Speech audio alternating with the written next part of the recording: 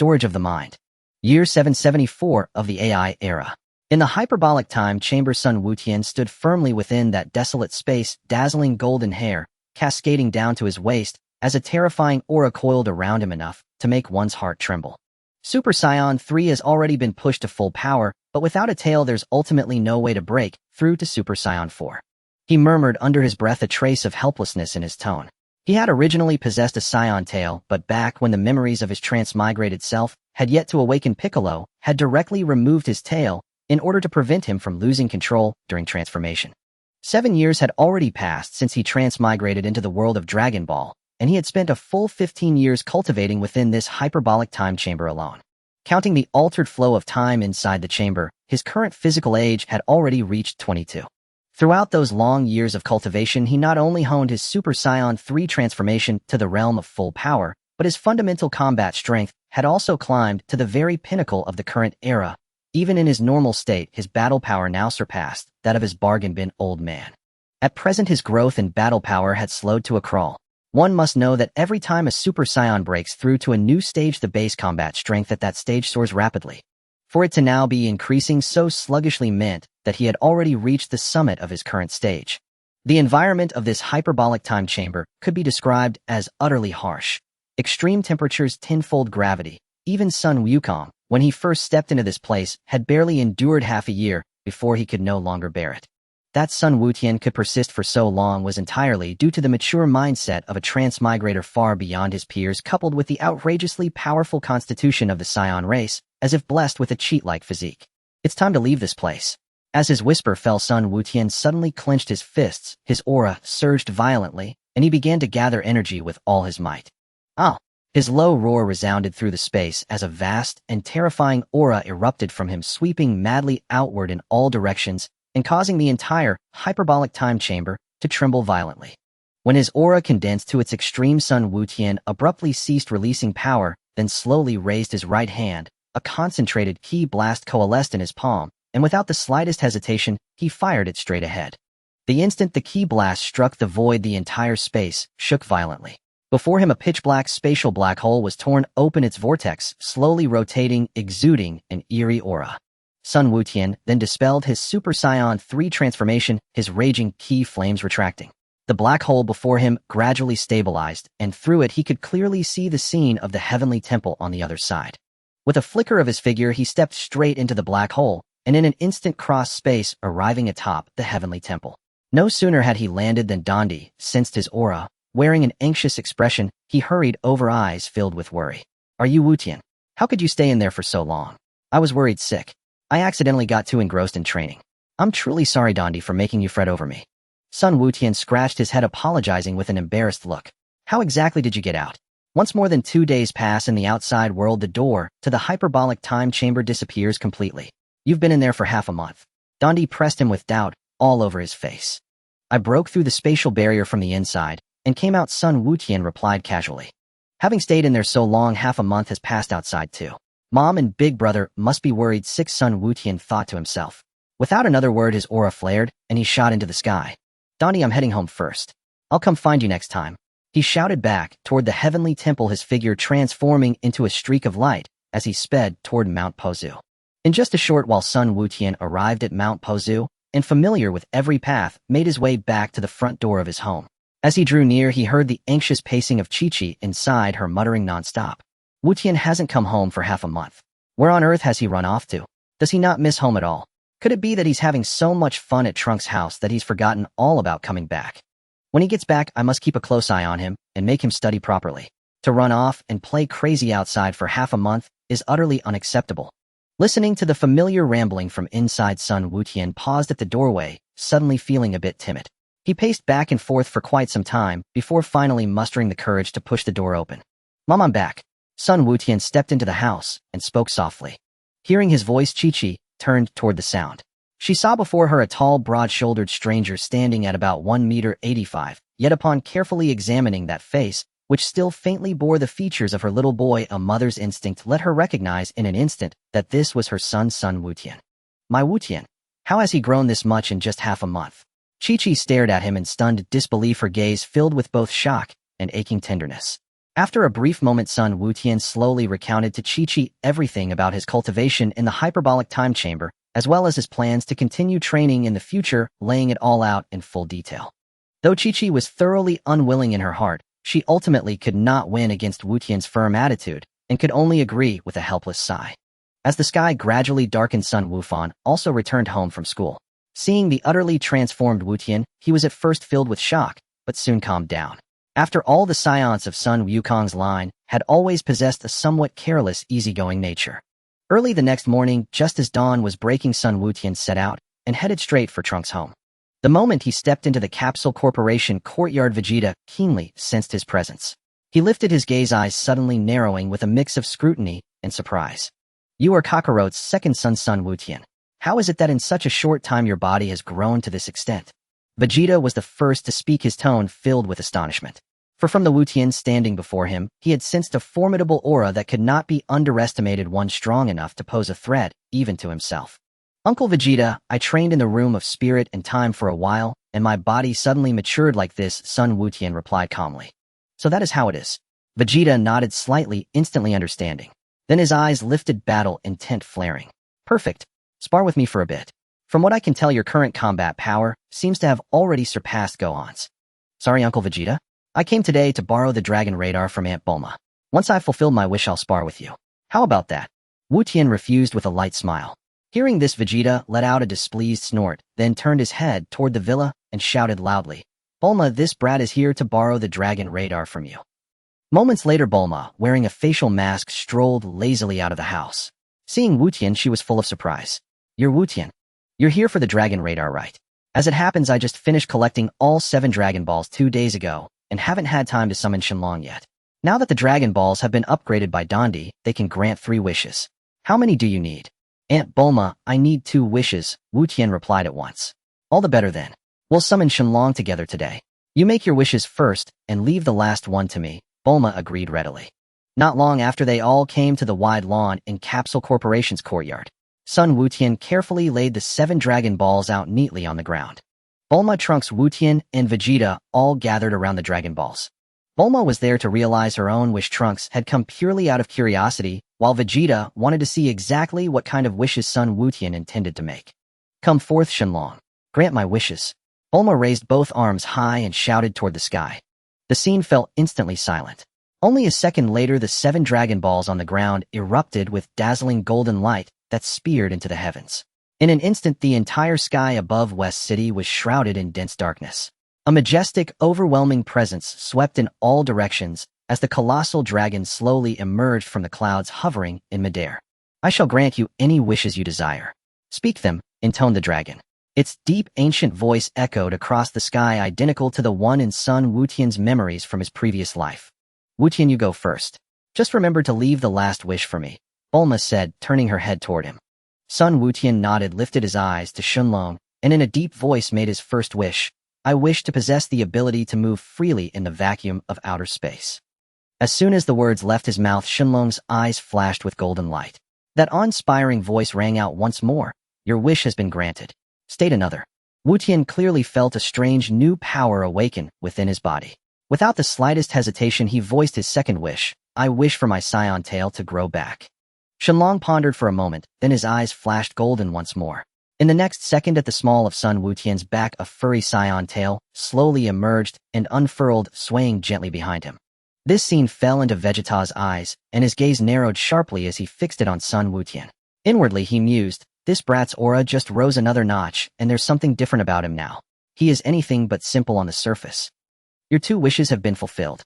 One last wish remains," Shenlong's voice resounded again. Seeing this, Bulma immediately stepped forward, about to make her wish, when Vegeta suddenly cut in and interrupted her. "Bulma, give the last wish to me. You can make yours next time," he said. Bulma instantly looked aggrieved, pouting in protest. "What are you talking about, Vegeta? I worked so hard to gather these Dragon Balls. I was going to ask Shenlong." Before she could finish, Vegeta's brows knit together, and his expression turning slightly fierce, he barked her name in a low, harsh voice. Seeing this, Bulma ultimately backed down. She curled her lips and said, Fine, I'll wait until next time." Vegeta said nothing more.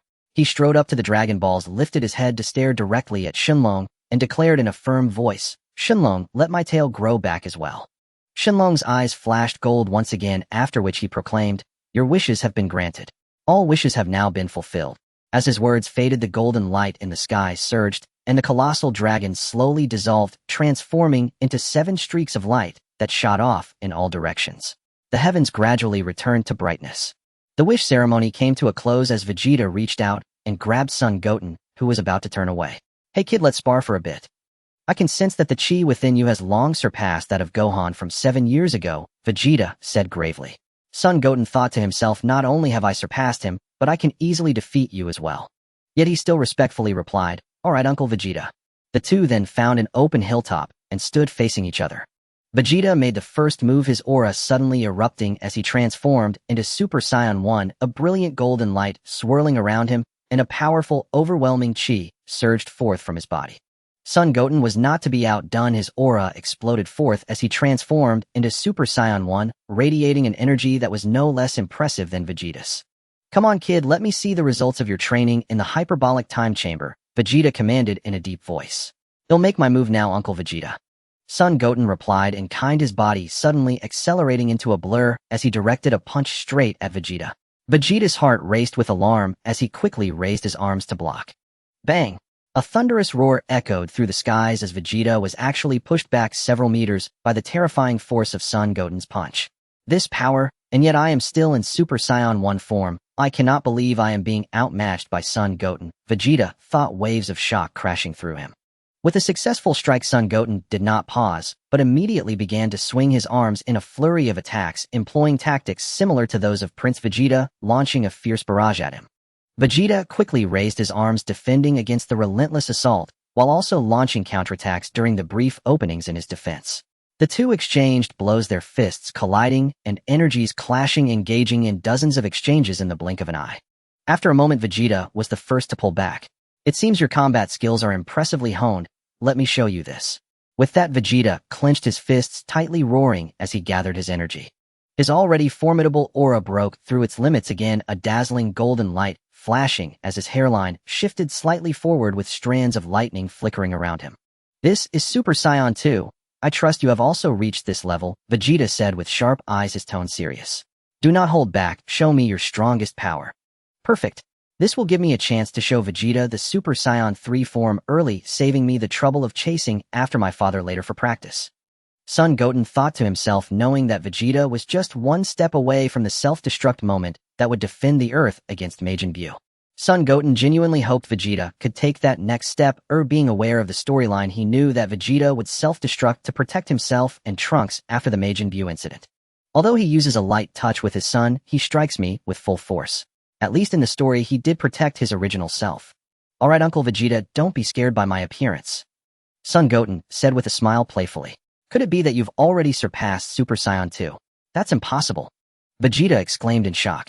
Son Goten said no more, mimicking Vegeta's earlier stance, fists clenched as he threw back his head and let out a thunderous roar. "Oh!" The tremendous aura exploded from him in an instant, its intensity surpassing Vegeta's, while continuing to climb. Under the pressure of this world-shattering aura, the entire Earth trembled violently, with various natural disasters, erupting worldwide earthquakes, and tsunamis following one after another. The other Z fighters in various locations were thoroughly shocked by this terrifying energy. The first to sense this aura was Piccolo, who had been meditating in the Supreme Kai's temple. Upon sensing Son Goten's energy, his face turned pale. "What an overwhelming aura! Is this really Goten's energy?" Piccolo focused for a moment, muttering to himself, then quickly took off in the direction of the energy's source. Who is Vegeta fighting against? Such a terrifying aura. Could a new powerful enemy have arrived? Krillin, Tien, and others were equally puzzled, their expressions turning serious as they took to the skies, racing towards the distant battlefield in the mountains, following the fluctuations of the energy. They did not possess Piccolo's ability to see the entire Earth situation, and having not gathered with Son Goten in 7 years, they could not recognize that this earth-shattering aura belonged to him. High above, the roar continued unabated as Son Goten's aura kept rising. The terrifying power of Super Saiyan 3 was about to manifest completely. As Son Wushan's aura continuously surged, the roar grew louder and more deafening. What originally surrounded him as delicate flickering lightning during the Super Saiyan second transformation suddenly became thick and violent, entwined tightly, with the soaring golden flames breaking through the heavens. That overwhelming power forcefully tore a massive hole through the thick clouds, and the blazing sunlight penetrated the gaps in the clouds, pouring down entirely onto him, making the swirling golden flames around him even more dazzling. After a moment, as the transformation approached its end, the surging golden light and violent lightning gradually receded, and his originally short golden hair grew longer, ultimately reaching his waist. With slightly protruding brow bones, the original eyebrows faded away, and his face revealed a fierce and menacing demeanor surrounded by a faint golden aura, exuding a powerful sense of oppression that made one's heart tremble. Is this the power that transcends Super Saiyan 2? Vegeta gazed at the scene before him in disbelief, his tone filled with incredulity. Indeed, I call it Super Saiyan 3, Sun Wutian calmly responded.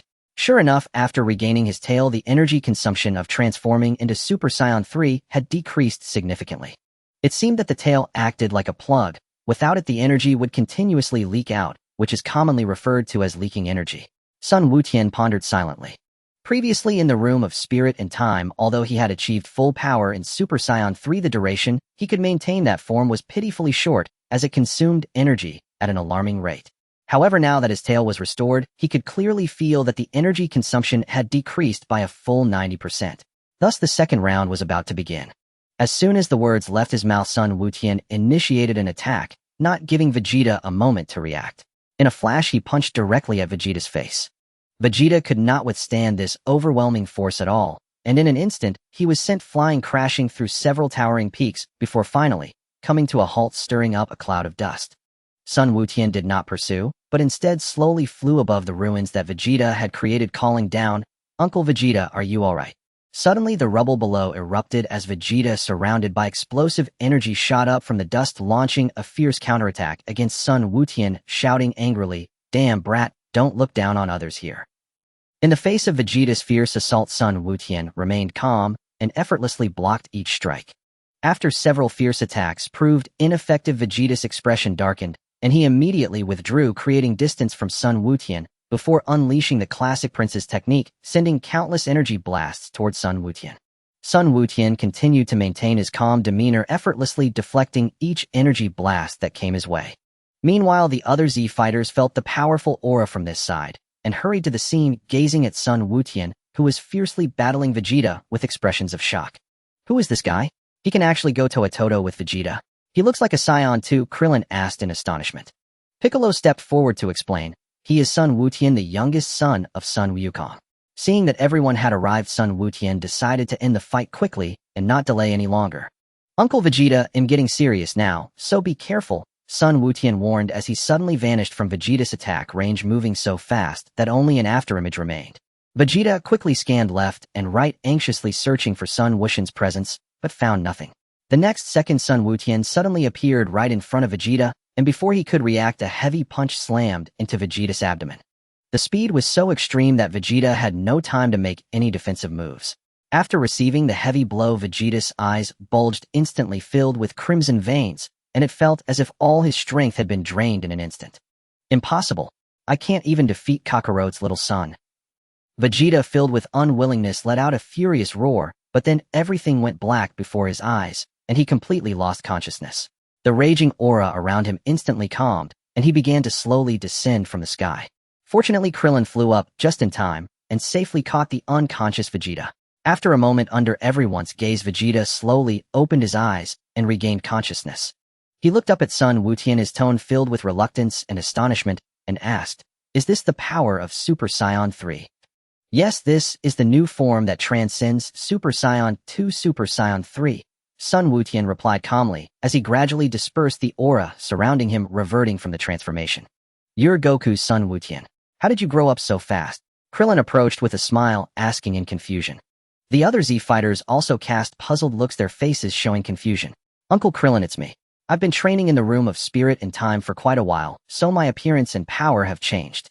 Sun Wutian smiled as he explained his training experience in the room of spirit and time in detail. After hearing the explanation, everyone finally understood and was filled with awe. "I never expected you to become this powerful, defeating Vegeta so easily," Krillin remarked, genuinely amazed.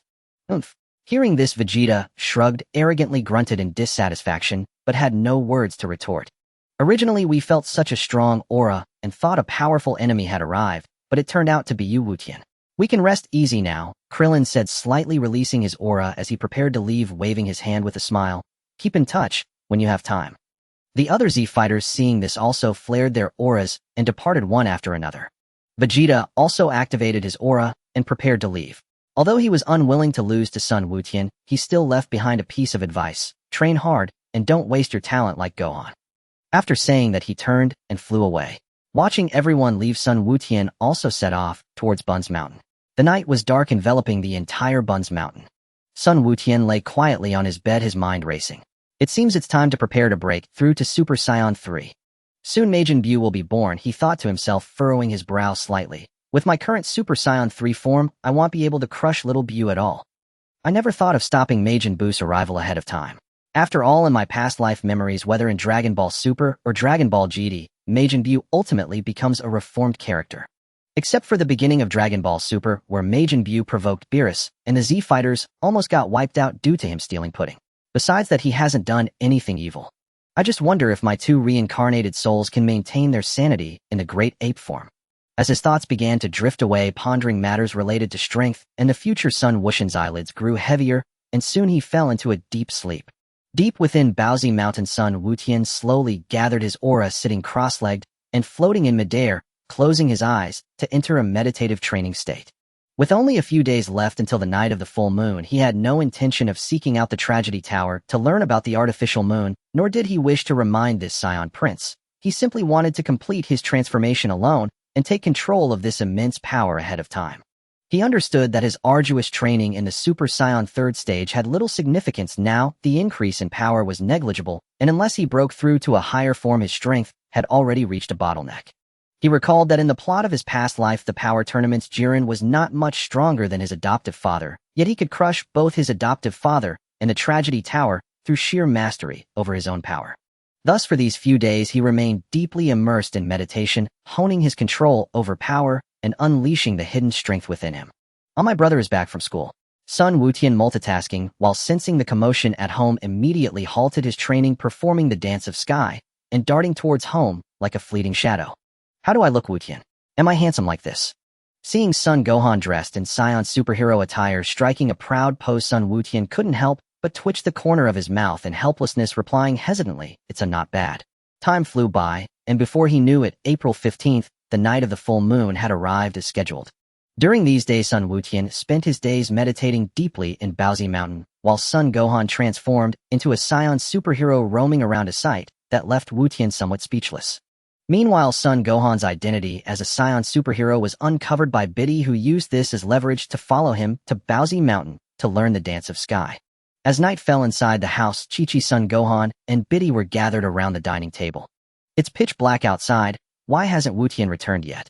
Chi-Chi looked out at the dark night, worry etched on her face. Son Gohan quickly reassured her softly, "It's fine, Mom. Wutian must be too engrossed in his training to notice the time. With his current strength, the beasts in the mountains can't harm him at all." Last time when Wutian sparred with Vegeta, he sensed Sun Wushan's powerful aura clearly. Since he was at school, he already knew it was Wutian, so he didn't go over. At this moment, deep within Baozi Mountain, Sun Wutian was gazing up at the full moon hanging in the night sky. His gaze gradually became fixed, and a familiar agitation surged within him. His Saiyan bloodline was fully awakened at this moment by the Frisia waves emitted from the full moon, causing his aura to surge uncontrollably. A primal and violent power erupted from the depths of his bones, rushing through his blood vessels to every part of his body, initially enveloped in a faint golden aura. Soon after, a series of crisp cracking sounds came from his bones as his muscles rapidly expanded and tightened, his form visibly growing taller at a frantic pace. His hair shot up rapidly, transforming into a dazzling golden hue, each strand standing on end like raging flames, his body becoming increasingly massive. In a matter of moments, he morphed into a giant ape, standing several zhang tall, with robust limbs planted firmly on the ground, every inch of muscle harboring terrifying destructive power. Crimson, beastly eyes replaced his originally clear gaze, radiating the primal wildness and ferocity of the Saiyan race, sharp fangs protruding from his lips, exuding a chilling pressure. A golden aura erupted explosively around him, soaring into the sky, the fierce winds swirling around him, raising dust and debris, and a thunderous roar shattered the night, resounding throughout the land. His golden fur shimmered under the moonlight, shining brilliantly, harmonizing with the surging golden aura, transforming him into a golden giant ape, a violent aura sweeping in all directions, even the surrounding air slightly distorted by this overwhelming power. In a short moment, Sun Wutian stabilized his mind, silently reflecting, indeed, with the fusion of my two live souls, I can fully control the rationality of the giant ape form. I will not lose myself. He focused on sensing his power, which had precisely amplified tenfold atop his Super Saiyan 3 form. At that moment, Sun Wutian concentrated deeply, forcibly compressing the surging golden aura around him. The previously rampant violent energy began to converge towards him continuously under his intent.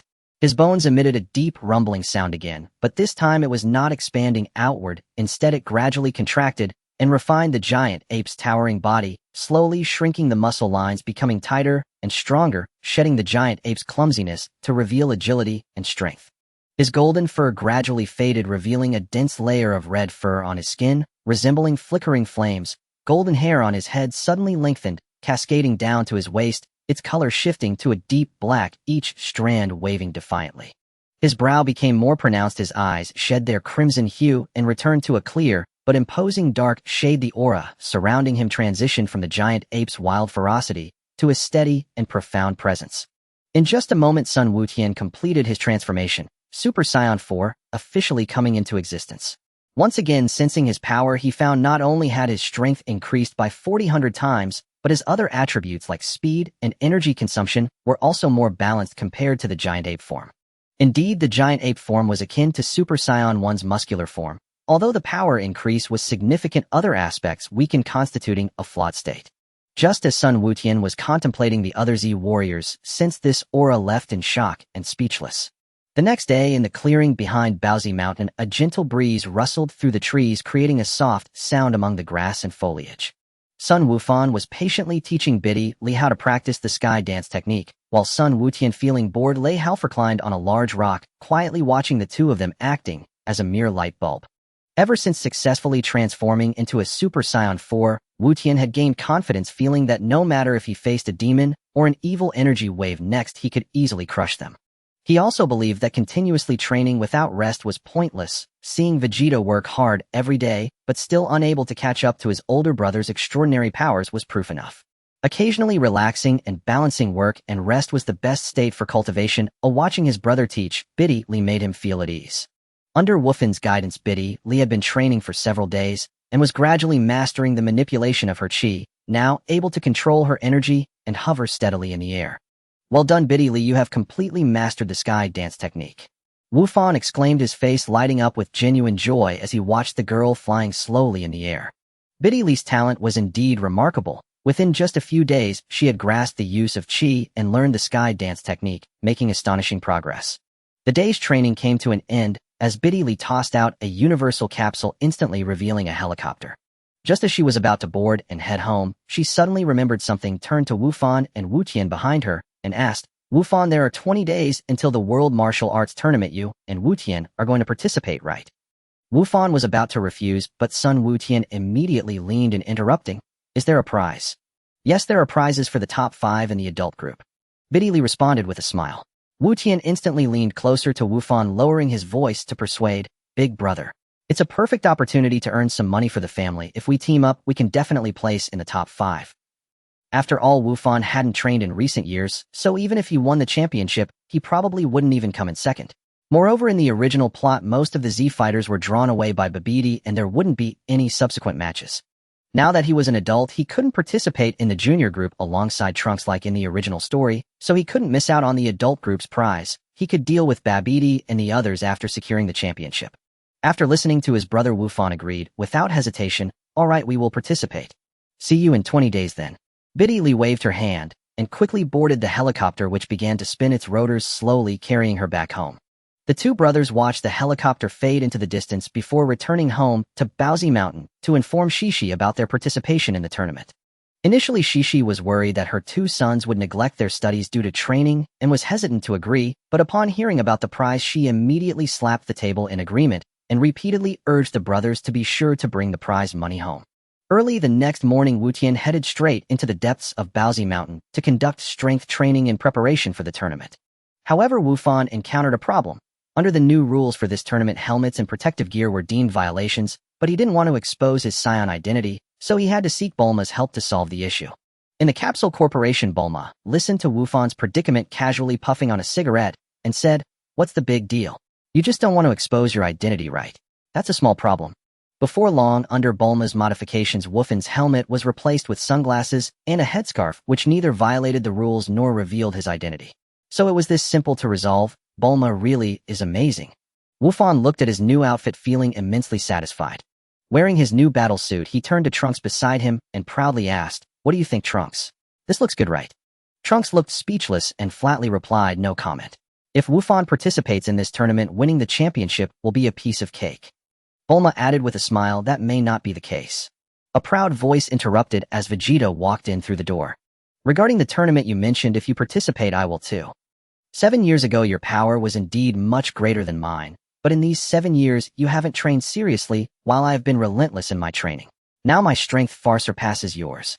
Vegeta's expression was serious, filled with an indomitable pride, his eyes gleaming with certainty of victory. Upon hearing his father was going to duel Wufan, Trunks jumped up in excitement, eagerly anticipating the match between the two. Bulma couldn't help but scoff at Vegeta, commenting on how he had done no work in recent years. Just then a familiar and cheerful voice suddenly echoed through the room. "I want to participate too. Dad." Wufan's body trembled in disbelief as he murmured, "Is that Dad's voice?" "Suinkuin." Bulma also showed a nostalgic expression, softly speaking. "Kakarot." Vegeta raised an eyebrow, a hint of surprise flashing across his face. The voice rang out again, warm and familiar. "Long time no see, everyone." Hearing that voice, Gohan clenched his fists in excitement, his voice trembling slightly. "Dad, how have you been recently?" Trunks, filled with confusion, tugged at Vegeta's arm and whispered, "Who is this person?" At that moment, on North Kai's planet, Sun Wukong had one hand on North Kai's back, using the Kai phone to relay his voice to the Capsule Corporation. "It's hard to say, after all, I have passed away," Wukong replied with a smile. "On the day of the World Martial Arts Tournament, I will ask the fortune teller to allow me to return to the living realm for one day, and I will use that day to participate in the competition. If Gohan and Vegeta are participating, I will join too." "Awesome. Hooray." Gohan could no longer contain his joy and cheered, as seeing his father at the tournament was a tremendous surprise for him. Trunks tugged at Vegeta's arm again, quietly asking, "Dad, who exactly is he?" Vegeta ignored his son and spoke aloud to the empty space ahead, saying, "I look forward to that day, Kakarot, but you better be careful. My power now is far greater than it was 7 years ago." So am I, Vegeta." "It's settled, then see you at the World Martial Arts Tournament." Wukong's voice came through, filled with joy. Vegeta's lips curled slightly, his gaze brimming with confidence, his tone firm. "Great. Kakarot, I finally have the chance to defeat you." Bulma quickly urged Gohan. "Gohan, hurry, and tell everyone that Wukong is coming back to participate." Gohan finally snapped back to reality, hurriedly bidding farewell to Vegeta's family before exiting the Capsule Corporation. He immediately used instant transmission to fly far away. He first arrived at Kame House, informing Master Roshi and Krillin about Wukong's return to participate in the tournament. Master Roshi lay in his recliner, sighing with emotion.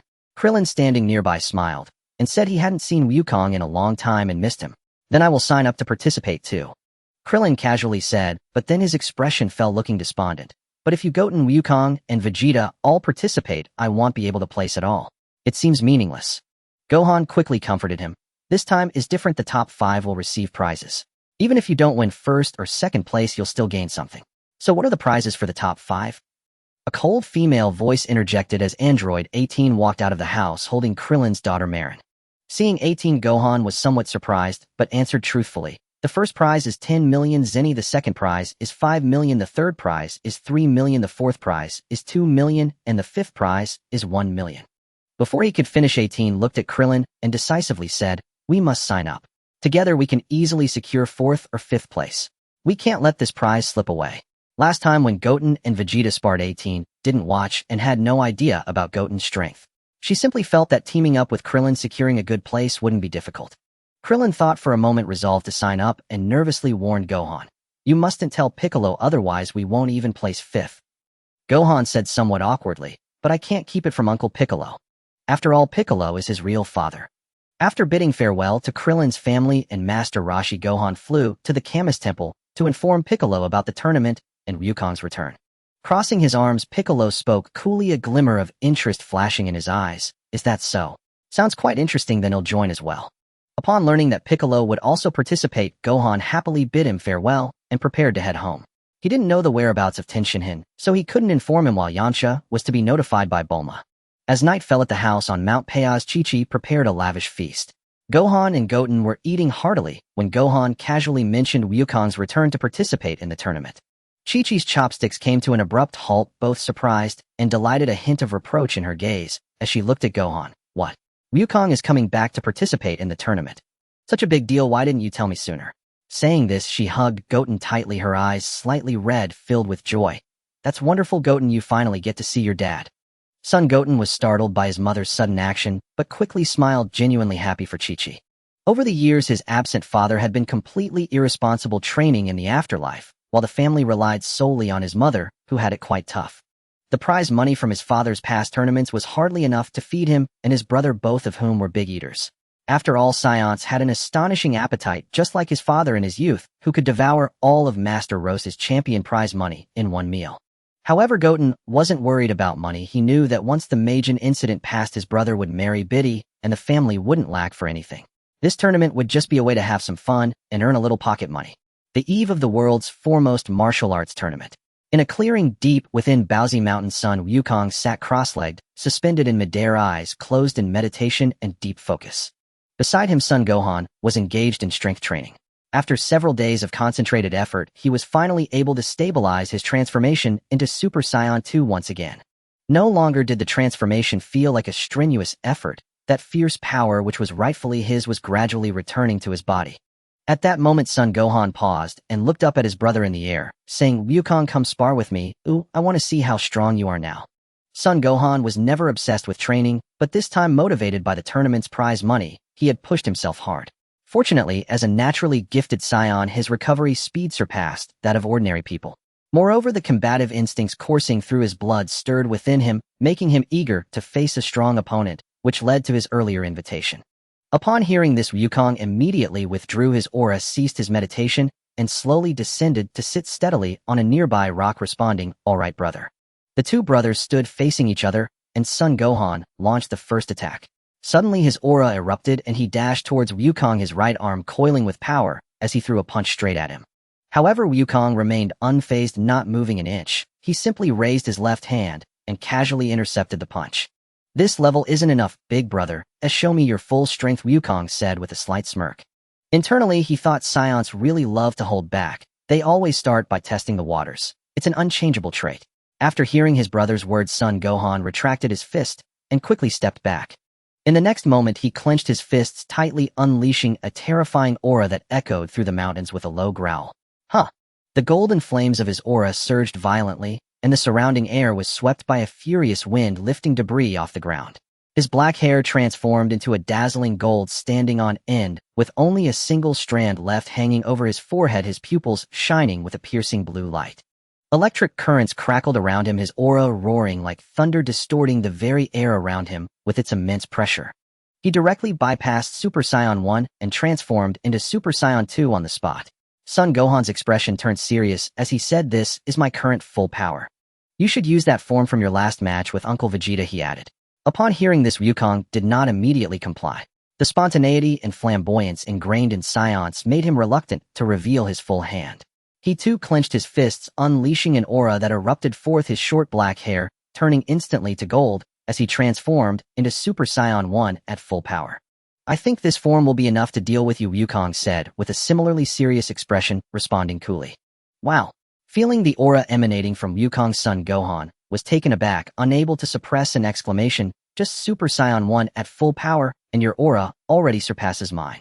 Wukong, you are truly impressing me more and more." With that, Son Gohan once again lunged forward. His arms swung like a fierce wind, fists raining down like shooting stars upon Wukong. Yet Wukong merely swayed his body, lightly evading all the attacks effortlessly, without even a corner of his clothing being touched. After all, with 7 years of training lost, even after these intense days of practice, his boda's strength and endurance could not compare to his peak. After an intense barrage, Son Gohan found himself gasping for breath, stepping back to lean on his knees. "I can't believe you've become this strong.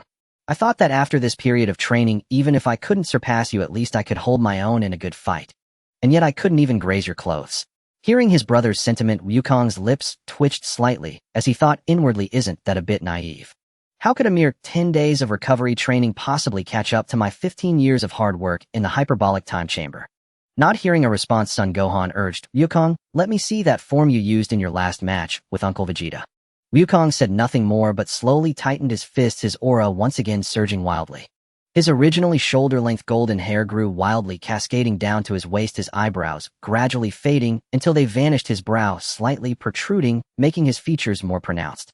His golden aura became even more robust, accompanied by thick bolts of lightning, as he completed his transformation into Super Saiyan 3. This is Super Saiyan 3, Wukong said coldly. As soon as he finished speaking, he gathered his energy, and his aura surged once more. His long golden hair deepened in color, gradually shifting towards orange, his already strong physique, slightly bulging muscles, taut veins visibly popping. The aura he emanated was even more unfathomable than before, instilling a sense of dread. This is Super Saiyan 3 at full power.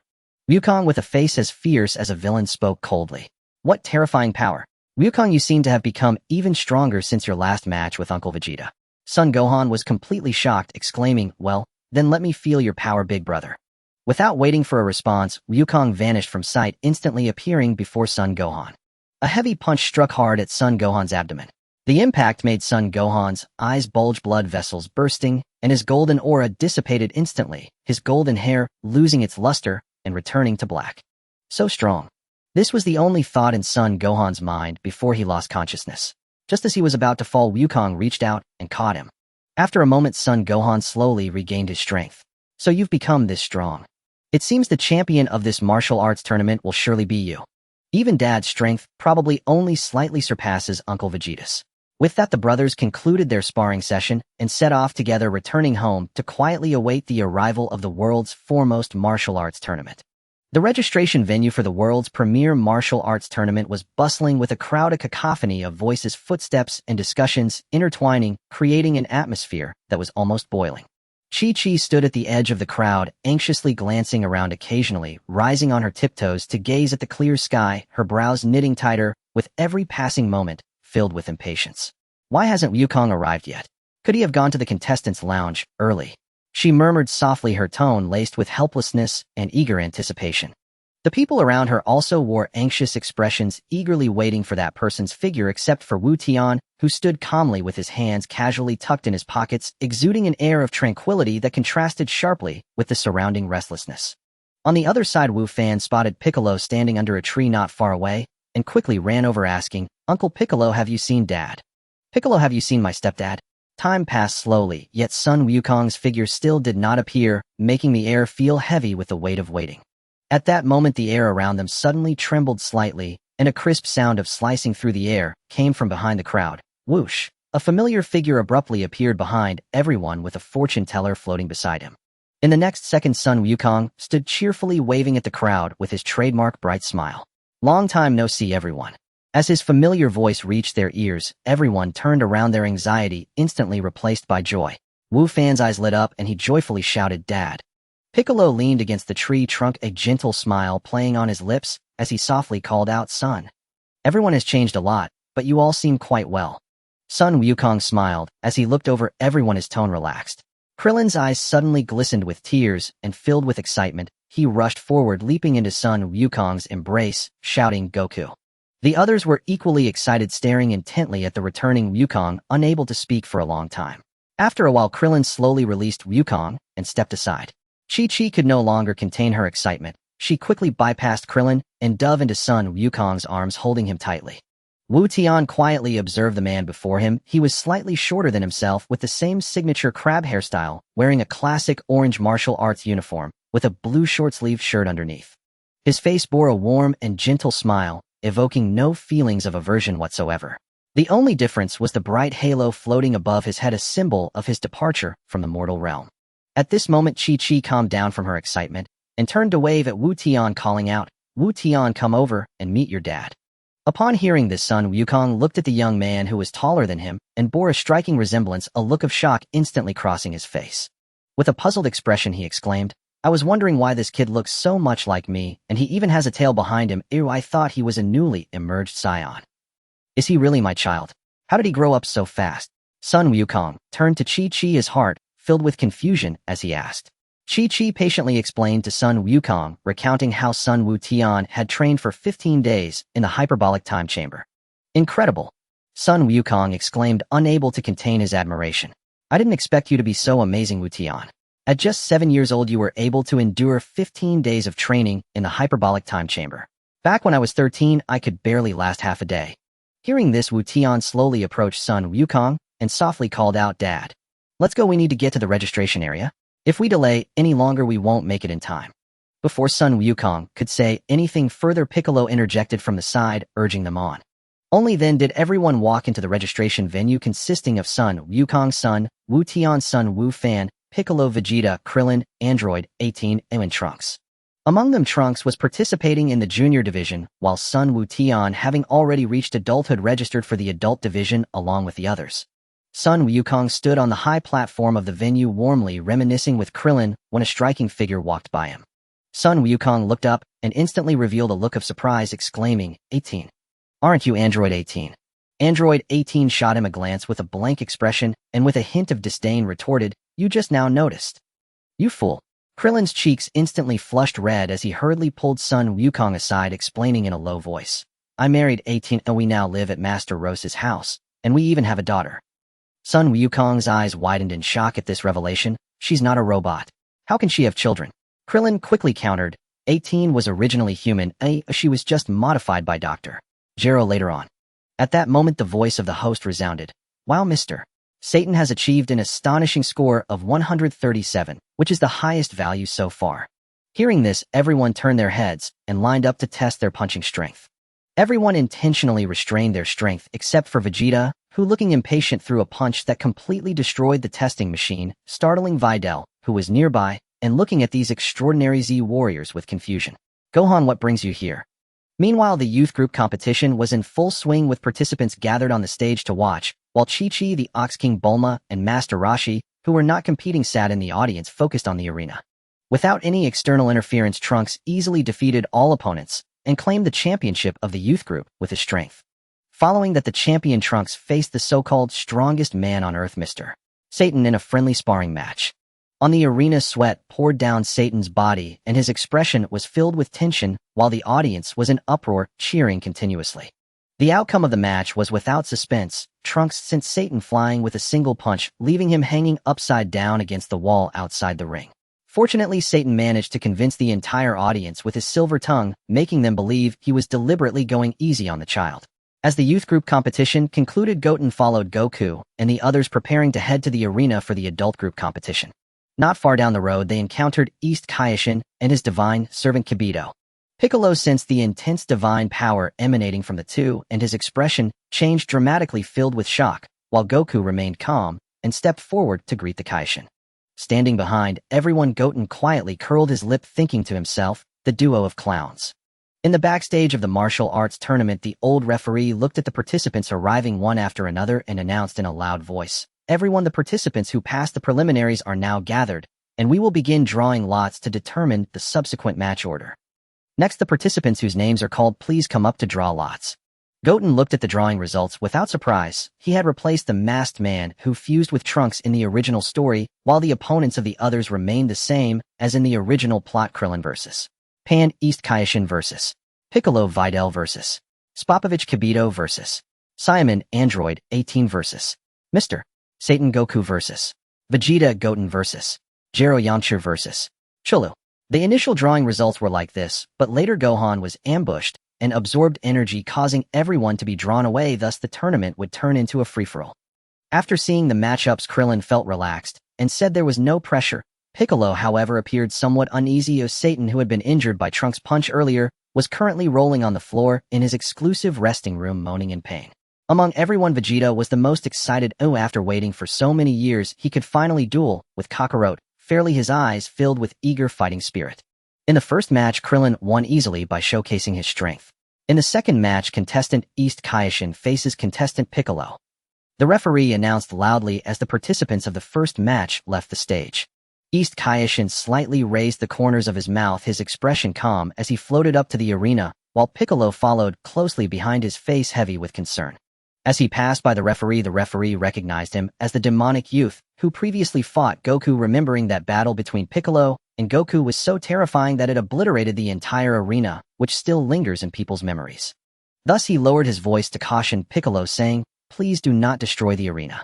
Vegeta watched the East Kaioshin on the arena closely, thinking to himself, finally, they'll find out just how strong this mysterious guy really is. Everyone's attention was firmly captured by this match, but Goten remained calm, leaning against the wall with a tranquil expression as he observed the arena. On the arena, Piccolo exerted all his senses to feel the divine power of the Kaioshin, with cold sweat covering his forehead and an increasingly terrified expression. In fact, at this moment the Kaioshin might not even be able to defeat Piccolo, it was just that the Kaioshin was set up as the supreme deity. Compared to the faint divine power inherited by Piccolo from the old god, the divine power of the Kaioshin was overwhelming, rendering Piccolo unable to unleash his own strength. "I forfeit." Piccolo could no longer bear the pressure, his voice trembling as he decisively spoke. "Contestant Piccolo forfeits. Contestant East Kaioshin wins by default." The referee immediately announced the result of the match loudly.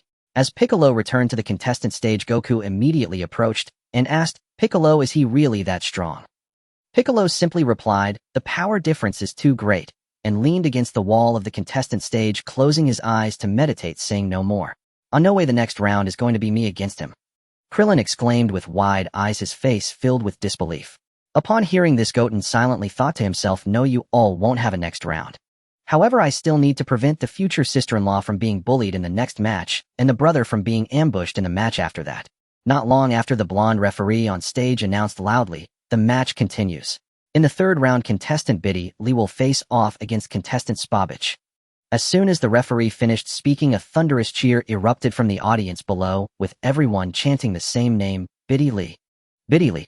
Biddy Lee." Seeing the audience's enthusiastic support, Sun Wufan pumped his fist to cheer for the Soontobe on stage, Biddy Lee, saying, "She's quite popular, isn't she? Go for it." Biddy Lee nodded earnestly at Wufan, replying, She then held her head high, full of confidence, following Spabich closely as they walked toward the arena. On the contestant bench, Sun Wutian also turned his gaze toward the two on stage. The blonde referee stood between Biddy Lee and Spabich, waved his hand, and announced loudly, "Then the third match officially begins." After finishing his words, he quickly retreated off the stage. As soon as the match began, Biddy Lee took the initiative, launching a swift attack like a gale, knocking Spabich down to the ground with a single punch in the blink of an eye. Klin watched the confrontation below with a smile, patting Wufan's shoulder and joking, "Wufan, your little girlfriend is quite impressive. Her skills are really good." Wufan's face turned beet red in an instant as he hurriedly waved his hands, flustered in his explanation. "Uncle Klin, that's not it. You misunderstand. Biddy Lee is not." Before he could finish, Klin raised an eyebrow, teasingly asking, "Not what?" Meanwhile, Piccolo, who had been meditating with his eyes closed, slowly opened them, and with a serious tone said to Wufan, "Wufan, if you don't want your girlfriend to suffer, you should quickly get her to forfeit." His eyes were fixed intently on the center of the arena, and a faint golden light flickered in his gaze, clearly sensing something amiss. Wufan looked at Piccolo in confusion, saying, "Uncle Piccolo, Biddy Lee is clearly on the offensive now. If she continues, she should be able to win." "Bro, it's not that simple." Sun Wutian immediately interjected, his eyes fixed on Spabich with a particularly serious expression. Sure enough, Spabich, who had just been knocked down by Biddy Lee's punch, instantly sprang back up with a fierce glint in his eyes, grinning maniacally as he fixed his gaze on Biddy Lee.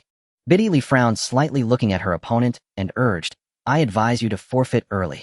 If you keep going, you will definitely get hurt."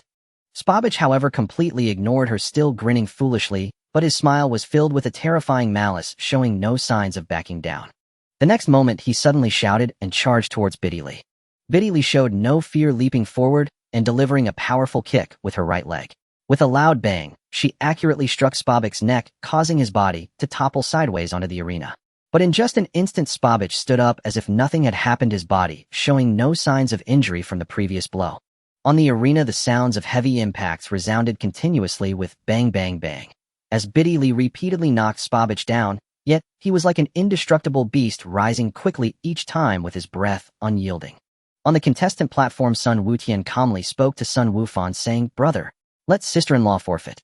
That guy hasn't weakened at all, but sister-in-law's energy is already in disarray, and she's exhausting her strength rapidly." "That's right, Wufan, quickly tell her to forfeit." Klin's eyes widened in alarm as he urged anxiously, "That guy is too strange. After taking so many heavy hits, he looks completely unhurt." If this continues, Biddy Lee won't be able to hold out. On the arena, Biddy Lee was panting heavily, her hands on her knees, sweat beading on her forehead.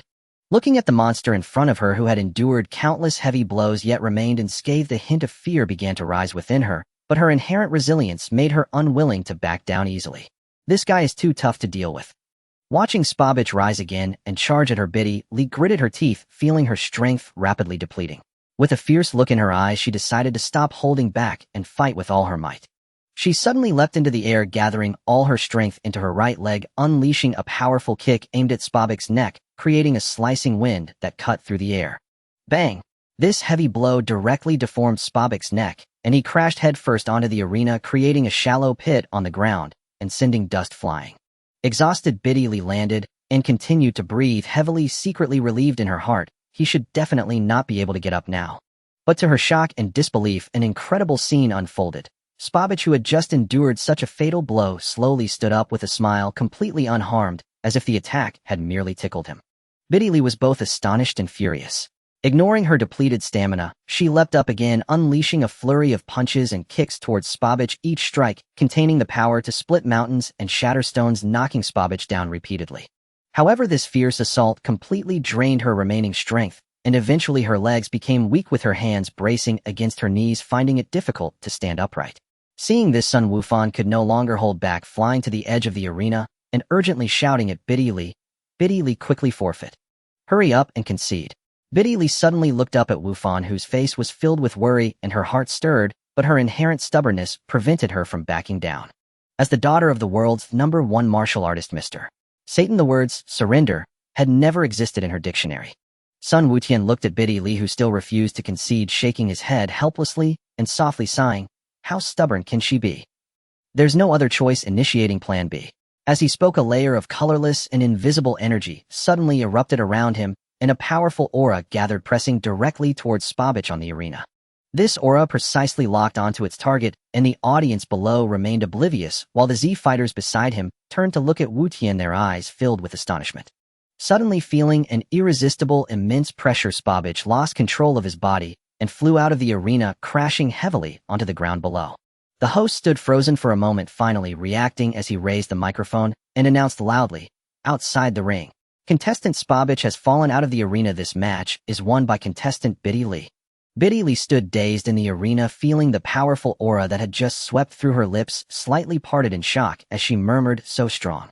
Sun Wufan, seeing this, immediately flew onto the stage and gently helped the nearly exhausted Biddy Lee, carefully bringing her back to the contestant bench. Sun Wukong watched this scene with a frown, expressing his disapproval to Wutian, saying, Wutian, you are helping someone cheat. Battles should be fair, and just winning by such means doesn't count as true skill. Wukong has always been inflexible, holding firmly to the idea of fair duels, completely unable to understand the need for flexibility. Vegeta merely snorted coldly, saying nothing more, but secretly calculated, once I defeat Kakarot, I must have a serious match with this kid to see just how strong he really is. Piccolo, Klin, and the others were all smiles, praising Sun Wutian for his formidable strength. In their hearts, Biddy Lee was Wufan's beloved, making her their own, and winning the match smoothly was what mattered most. Below the stage, the defeated Spabich completely went mad, roaring in fury to vent his anger. He had already hated Satan to the core, and this hatred also extended to Biddy Lee. He initially planned to take hits on purpose, slowly exhausting Biddy Lee's strength, forcing her into despair, and then tormenting her to vent his hatred. But just as he was about to succeed, he was unexpectedly blown away by an inexplicable powerful aura, losing the match in a daze. The more he thought about it, the angrier he became, and he intended to disregard the rules and charge onto the stage to attack Biddy Lee. His companion Yanshu, a tall and slender figure, saw this and immediately yelled sharply, Spabich. Spabich turned around in anger, only to see Yamcha staring at him intently, his gaze icy. Don't delay on the main issue, or I won't spare you.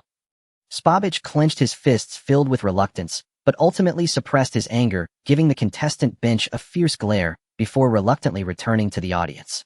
Sun Wufan supported Biddy Lee as they walked in front of the crowd, solemnly asking, Biddy Lee has exhausted too much energy. Does anyone have any sense of beans? Hearing this, Krillin helplessly shrugged, saying, I came here just to join in the fun. Who would prepare such things? He turned to Sun Wukong, speaking cheerfully, Goku, why don't you use instant transmission to fetch some? Sun Wukong nodded and was about to leave when Wufan quickly added, Thank you, Dad. Wufan, there's no need to be polite with me. Just wait a moment. As his voice faded, his figure vanished from everyone's sight.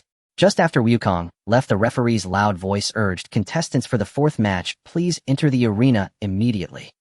Wufan turned back to Bidalai with an apologetic smile saying, sorry Bidalai, you rest here for a bit, I have to go up now. Still feeling uneasy, he looked at Goten, who was leaning against the wall, and said, Goten, could you please take care of Bidalai for me? Leave it to me, big brother. You just go on stage. Goten straightened up and moved to support Bidalai, assuring Wufan. Bidalai glanced at Goten and softly thanked him. Was it you who helped me just now? Thank you. Goten, holding Bidalai with one hand and scratching his head with the other, smiled back. No need to be polite, sister-in-law. Seeing this, Wufan finally felt relieved and once again reminded Bidalai. Bidalai, my dad will bring a magical bean shortly, and if you take it you'll recover your strength. Bidalai looked puzzled. Is there really such a magical thing in this world? But she soon smiled, her tone softening. However, since it's what Wafankin said, I will believe it. Saiyan contestants, please enter the arena quickly. Saiyan contestants, please enter the arena quickly. The fourth match is about to begin. The announcer's urging voice echoed throughout the arena once more. Wufan bid farewell to Bidalai and turned toward the arena. Watching his departing figure, Bidalai waved her hand energetically from behind, cheering, Wafankin, good luck. This affectionate scene made Krillin unable to suppress a chuckle, his expression filled with teasing. Piccolo stood nearby watching everything with a look of satisfaction. Just as Wufan left, Sun Wukong returned holding a bag. Wufan, I've got the sins of beans, he said while scanning the crowd for his son's figure. Krillin promptly explained, Wufan went to compete. I see now. Wukong suddenly realized, his gaze falling on Bidalai as he smiled and took out a Senzu bean from the bag, handing it to her. This is a Senzu bean, eat it, and you'll recover your energy. Looking at the green bean, Bidalai was filled with disbelief. But recalling Wufan's reminder, she took it and gently bit down. In an instant, she, who had been exhausted and needed support, was revitalized, full of energy. She excitedly moved her body and exclaimed, this is incredible. What on earth are you people? The crowd exchanged knowing smiles, their gazes all directed at the arena, watching Wufan's duel with Jebet. At that moment on the arena, Jebet was staring intently at Wufan, speaking in a low voice. Transform into a Super Saiyan. I want to see if your strength can truly help us. Hearing this, Sun Wufan was taken aback. How do you know about Super Saiyans? And what do you mean by helping you? You'll find out soon enough. Just transform, and let me see your strength. Jebet insisted. Just as Wufan was about to refuse, he suddenly heard Piccolo's voice in his mind, Wufan. Wufan turned to see Piccolo nodding at him, signaling him to transform. Meanwhile, the Kaioshin walked toward the crowd, seriously stating, this time we may need to utilize Wufan's power. He then changed his tone and sternly instructed, no matter what happens later, please do not go on stage to assist Wufan. As soon as this was said, everyone was in an uproar. Krillin and Wukong directly questioned, what does this mean? Vegeta leaned against the wall, his tone icy, pointing out, who would listen to the words of an unknown person? Who are you really? He is Lord Kaioshin, the ruler of all Kaioshins, including the Grand Kai. Piccolo stepped forward to explain to everyone. Upon hearing this, the crowd was taken aback. Only Sun Wukong seemed to be pondering, muttering, I remember hearing the Grand Kai mention Kaioshin. He then looked at Shin, confirming, could it be that you really are Kaioshin? At that moment on the arena, although Wufan was filled with confusion, he decided to comply with Piccolo's instructions. He clenched his fists tightly, his usually gentle face turning stern. A golden aura suddenly enveloped him, accompanied by crackling lightning as his black bangs fluttered wildly in the wind. Wufan slowly looked at Jebet, his tone carrying a hint of mischief. However, transforming into a Super Saiyan is rather dull. Instead, I'll transform directly into a Super Saiyan 2, transcending the Super Saiyan form. What? Transcending the Super Saiyan? Jebet repeated in confusion, slightly shocked. Wufan said nothing more, merely nodded slightly before letting out a mighty roar. Up! A terrifying wave of energy instantly swept across the entire arena. Sun Wufan's black pupils gradually transformed into a deep green as the golden aura once again surrounded him, with lightning crackling wildly. His originally short black hair stood on end, gently swaying as it transformed into dazzling gold. The powerful aura caused the arena's floor to tremble, lifting debris into the air. This scene caused the audience below to widen their eyes in shock, erupting in waves of astonished exclamations, filling the entire arena with excitement. Feeling this overwhelming presence, Jebet was so frightened that his face turned red. Standing frozen in place, he watched this unimaginable power. As the roar subsided, Sun Wufan's aura finally stabilized, and the floating debris fell back onto the arena. Vitalai on the contestants' platform stared intently at Wufan, who had completed his transformation frozen, in place her gaze vacant. The image of the golden-haired warrior who moved like the wind flashed through her mind, merging two memories, leaving her in a daze. The audience witnessing this shocking scene also recalled the golden-haired boy from 7 years ago during the Cell Games who had turned the tide. The crowd below erupted into a frenzy with discussions bubbling throughout the arena. In a corner of the arena, Yamu and Spopovich sensed the powerful aura sweeping over the crowd, their eyes fixed on the energy detector in their hands, which was wildly fluctuating. The needle of the detector was nearly escaping its scale. They exchanged determined glances, their eyes filled with conviction. This was the target they had been searching for. They immediately clenched their fists, secretly preparing to act. On the arena, Sun Wufan clenched his fists at his waist, the golden aura still flowing around him. He looked at Jebet, whose face was flushed with fear, and asked solemnly, "I have transformed into a Super Saiyan as you requested. Do you intend to fight me?" Jebet was intimidated by this unimaginable power, his legs trembling slightly as he muttered to himself, How can one possess such powerful strength? This kind of power doesn't seem like it could belong to someone from the lower realm." Vegeta, observing Wufan's aura from the contestants' area, curled his lips in disdain and snorted, "Humph, this kid's power was much stronger when he defeated Cell. It's all his fault for neglecting his training and wasting his talent." However, Kaioshin Shin shook his head, his expression grave as he retorted, "No, this power is far stronger than I anticipated. I am not even sure if I can stop it." Krillin and Sun Wukong looked on in confusion, asking in unison, "Stop it." Beside them, Piccolo, already terrified, had turned pale and remained silent, merely shaking his head, his expression grave. Yamu whispered to Spopovich beside him, "You go up later and hold this kid down tightly." Spopovich nodded firmly. The two no longer hesitated, suddenly taking off towards the arena, intending to forcefully rush up and control Sun Wufan. Even though Wufan had not engaged in serious training for a long time, the instinct for battle ingrained in his bones had not diminished. Sensing two malicious auras approaching him, he immediately tensed his body and shouted, "What are you trying to do?" Before he could finish speaking, he took a stance, preparing to counterattack. Seeing this, Kaioshin Shin immediately raised both hands, gathering psychic energy in his palms, intending to use mental techniques to bind Wufan on the arena and completely seal his movements. At this critical moment, Goten, standing nearby, suddenly unleashed a powerful aura, pressing down on Kaioshin Shin, sending him tumbling to the ground. Upon witnessing this scene, Piccolo immediately shouted sternly at Sun Wukong, "What on earth are you doing?"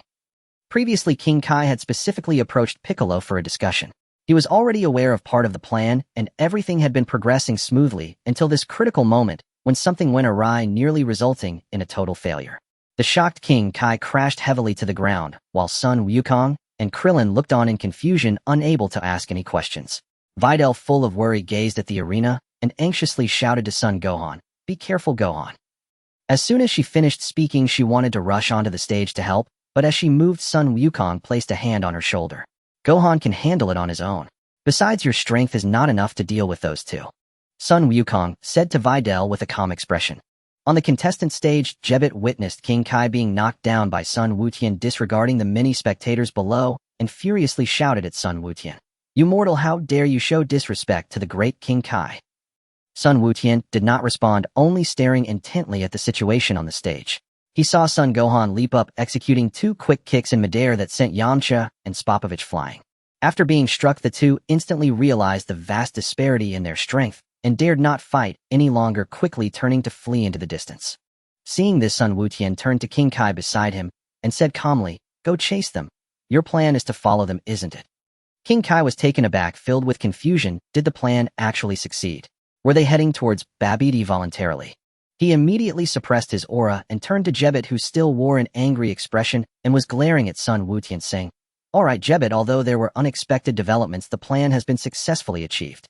This conversation left the Z warriors nearby puzzled. King Kai did not provide further explanations, simply stating to everyone, "Next, I need to follow those two.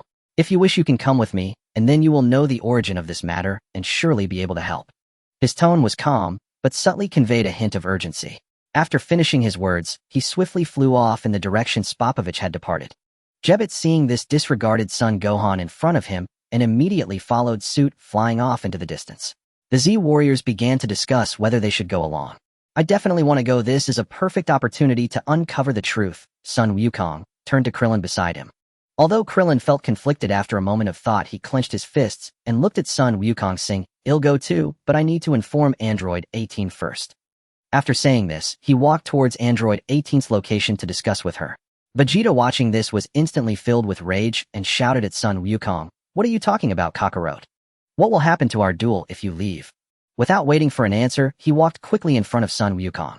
Sun Wukong, seeing this, awkwardly replied, "Vegeta, now is not the time to talk about duels." Yet Vegeta remained furious, grabbing Sun Wukong by his collar and glaring at him. "I don't care about King Kai or any stupid plans.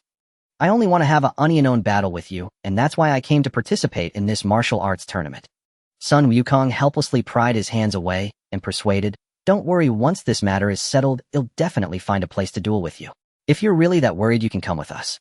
Piccolo, witnessing this scene, was too lazy to intervene with this pair of rivals and immediately stood up to leave first. Sun Wukong then turned to Sun Wutian and asked, "Wutian, do you want to come along?" Sun Wutian calmly leaned against the wall and slowly replied, "I'm not going, Dad. You and brother go. I want to win the match and collect the prize. Our family is tight on expenses and I need to help Mom out."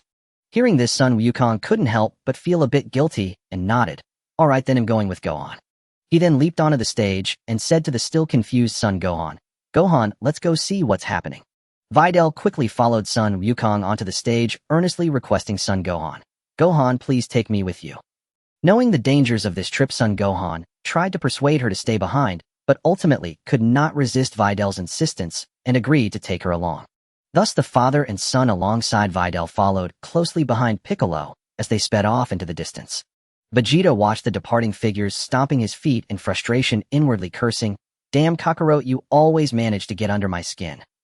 But in the end, he flew up and closely followed the group. With everything settled of the Z warriors aside from the newly joined Sun Wutian Trunks and Android 18, who remained on site, everyone else followed King Kai and left together. Upon seeing the contestants leave the arena one after another, the members of the judging panel quickly gathered together, their brows furrowed in worry as they discussed the subsequent schedule in haste. Although the qualifications of the withdrawing participants were immediately revoked, rearranging the matches for the remaining 5 contestants became a tricky problem. At this moment, behind the same door of the lounge, the remaining contestants were each lost in their thoughts. One could see the alluring figure of Satan with arms crossed over his chest, casting a disdainful glance at the competition stage. Before him, a mocking smirk, curving his lips. "Those who fled at the last moment are ultimately afraid of me, Satan." With that, he abruptly turned to look at Sun Wukong and No. 18, feigning admiration as he said, "I must say it is truly rare for you to have the courage to stay and continue competing." Hearing this, Sun Wukong and No. 18 exchanged disdainful glances and did not respond.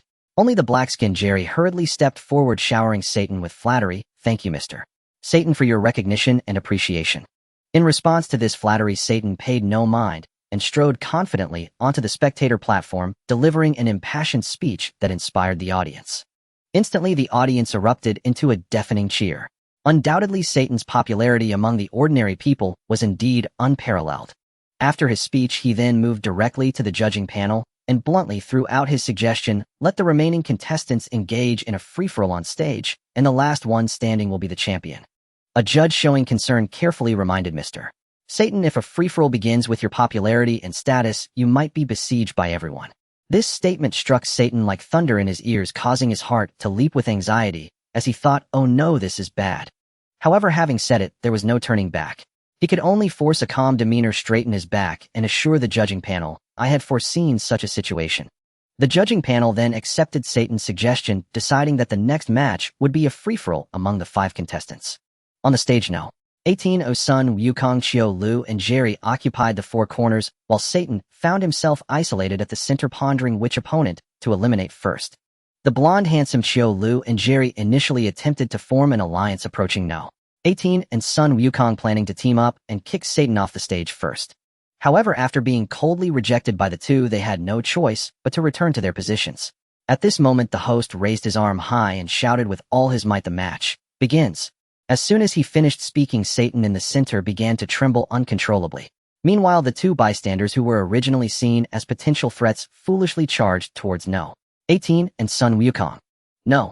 18 and Sun Wukong kept their gaze fixed on each other, their expressions calm, as if they had not noticed the 2 rushing towards them, casually lifting their feet and effortlessly kicking these 2 out of the ring. Seeing this, Satan secretly rejoiced, thinking he was incredibly lucky to eliminate 2 competitors right off the bat. He even began to imagine the glorious moment of lifting the champion's trophy, grinning foolishly in place. However, no. 18 and Sun Wukong had not paid any attention to Satan throughout. No. 18 stared intently at Wukong, her heart filled with apprehension. This little brat, I heard from Krillin that he has been training for 15 years in the hyperbolic time chamber. From the terrifying aura he exhibited when effortlessly knocking away that short guy once he transforms into a Super Saiyan, I fear I will have no chance of victory. Thinking of this, no. 18 took the initiative to step forward and whispered to Sun Wukong, Wukong, could you forfeit? I'll give you all the prize money, including my share. Sun Wukong raised an eyebrow at her words, a hint of mockery in his eyes, clearly having seen through her scheme at a glance. As a traveler, he understood no. 18's motives, intending to take advantage of his loss to extort Satan for rewards far exceeding the prize money. However, he did not want to miss this opportunity for extortion either, so he chose to remain silent and did not respond. From Wukong's playful gaze, no. 18 instantly realized her plan had been exposed. Since they could not come to an agreement, she decided to take action. No longer holding back, she unleashed her full power and charged towards Sun Wukong with a momentum like a raging storm, her arms swinging like the wind, striking fiercely at Wukong. This sudden assault forced Sun Wukong to retreat repeatedly. No. 18's strategy was clear: take advantage of Sun Wukong's unchanged form to push him out of the ring with her normal state, securing her victory. However, Sun Wukong had already reached the Super Saiyan 4 level. Even in his normal state, his combat power far exceeded no. 18's. The apparent disarray was merely due to his lack of battle experience, caught off guard by her sudden outburst. Just as he was forced to the edge of the ring, Sun Wukong suddenly shuddered, a massive wave of energy exploding forth, sending no. 18 flying back. The audience below was stunned into silence by the electric exchange between the two. In the stands, Chi-Chi, as a concerned mother, was even more excited, jumping up and down, shouting hoarsely, "Go Wukong! You must win! Wukong will prevail!" Bulma and the nearby Oolong naturally had a better relationship with the Sun family, and they cheered enthusiastically. Only the turtle hermit, watching intently, his eyes gleaming with unusual brilliance, secretly marveled. This kid hasn't transformed and can still handle Android 18's Fulin attack with ease. Indeed, hidden talents revealed. The battle continued. Android 18 realized she could not win in close combat, and suddenly retreated. Without hesitation, she changed her tactics, using the classic princess strategy, rapidly conjuring energy blasts from both hands, raining down on Son Goten like a torrential storm. Switching from close combat to ranged attacks without a moment's pause, she aimed to firmly suppress Goten, not giving him a chance to transform. She knew that once Son Goten transformed, her chances of winning would vanish. Now she relied solely on her boundless energy to endlessly drain Goten's chi, hoping to find a breakthrough from his inexperience. As she unleashed a flurry of energy blasts, Goten initially blocked them with both hands, but soon found it cumbersome. He suddenly halted his movements and exhaled a fierce aura. With his terrifying presence, he conjured an invisible energy wall in front of him, causing all the energy blasts to crash against it, as if sinking into the sea, not harming him in the slightest. Looking at Android 18, who was still frantically unleashing energy blasts, Son Goten calmly spoke. "Aunt 18, this battle should come to an end." Android 18's heart tightened, her gaze turning vigilant as she stared intently at Goten, preparing for his next assault. Son Goten remained motionless, suddenly glaring at her with fierce eyes and snorting puff. Android 18 felt as if she had been struck by a heavy blow to the chest, her body stiffening, her gaze blank, mouth slightly agape, her face filled with disbelief. What kind of move is this? Son Goten did not answer, for the attack had just begun. Countless barely perceptible energy strikes enveloped her, sending her body tumbling through the air. Finally, a heavy blow sent her crashing down from the stage. Android 18 eliminated. Meanwhile, Satan stood by, dumbfounded, watching everything unfold, seemingly recognizing these two as if they were part of the group from 7 years ago during the Cell Games. In the audience, the turtle hermit suddenly stood up, indignantly shouting, "This is outrageous. Son Goten, that kid doesn't understand how to cherish a lady." Before he finished speaking, she punched him on the back of the head, exasperated. "You old pervert." After eliminating Android 18, Son Goten walked over to the now stunned Satan. He leaned in closer and asked in a voice only they could hear, "Do you want to be the champion?" Without waiting for Satan's response, he dropped a bombshell. 30 million zeni, the championship is yours. Satan, coming to his senses, suddenly filled with anger. This is blatant extortion. Son Goten, however, smiled, looking at him with deep eyes. "Then think about it. If you lose, what will happen to your title as the champion of the World Martial Arts Tournament? This statement hit Satan's sore spot. Of visions of losing his glory flashed through his mind, and he broke out in a cold sweat. Still unwilling, he gritted his teeth and bargained. 30 million is too much. How about 10 million zenny? No bargaining, you have 3 seconds to decide. Son Goten's smile faded instantly, his tone leaving no room for argument as he began the countdown. 3. Satan, no longer daring to hesitate, hurriedly agreed. Deal. For him, while 30 million zenny stung, securing the champion title and glory would lead to greater earnings in the future. Thus, the World Martial Arts Tournament concluded successfully, and the host began distributing the prize money. Just as Son Goten and the others finished collecting their prize and were about to leave, several familiar figures suddenly appeared on the once empty stage, none other than the departing crowd. However, they were missing Piccolo and Krillin. The golden-haired referee rushed onto the stage, urgently telling Sun Wukong, "Son Wukong, you are late. The match has already ended." But Sun Wukong seemed oblivious, his gaze fixed intently on Vegeta, a hint of clear wariness flashing in his eyes. At the same time, Vegeta maintained his Super Saiyan 2 form, his expression stern, a striking black M mark engraved on his forehead.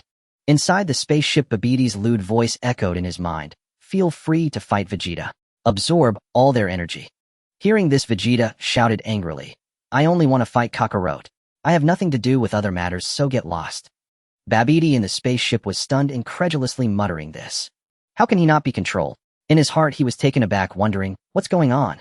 He should obey after falling under my magic. The next moment, Vegeta, breaking free from Babidi's magical control, wore a sinister grin. He slowly raised a hand towards Sun Wukong, and while everyone was puzzled, he spread his fingers to gather energy, and a yellow energy wave burst forth from his palm. Seeing this, Sun Wukong had no time to defend and could only cross his arms to block. However, facing this charged attack from Super Saiyan Vegeta, he could not withstand it, fully being forced to retreat step by step. Ultimately, he could only dodge to the side as the energy wave brushed past him and shot towards the audience. In a critical moment, Son Goten transformed into a Super Saiyan, darting forward like lightning and accurately blocked the attack, sending the energy wave flying far away. Boom! A deafening explosion erupted in the distance, and a massive mushroom cloud rose into the sky, smoke filling the air.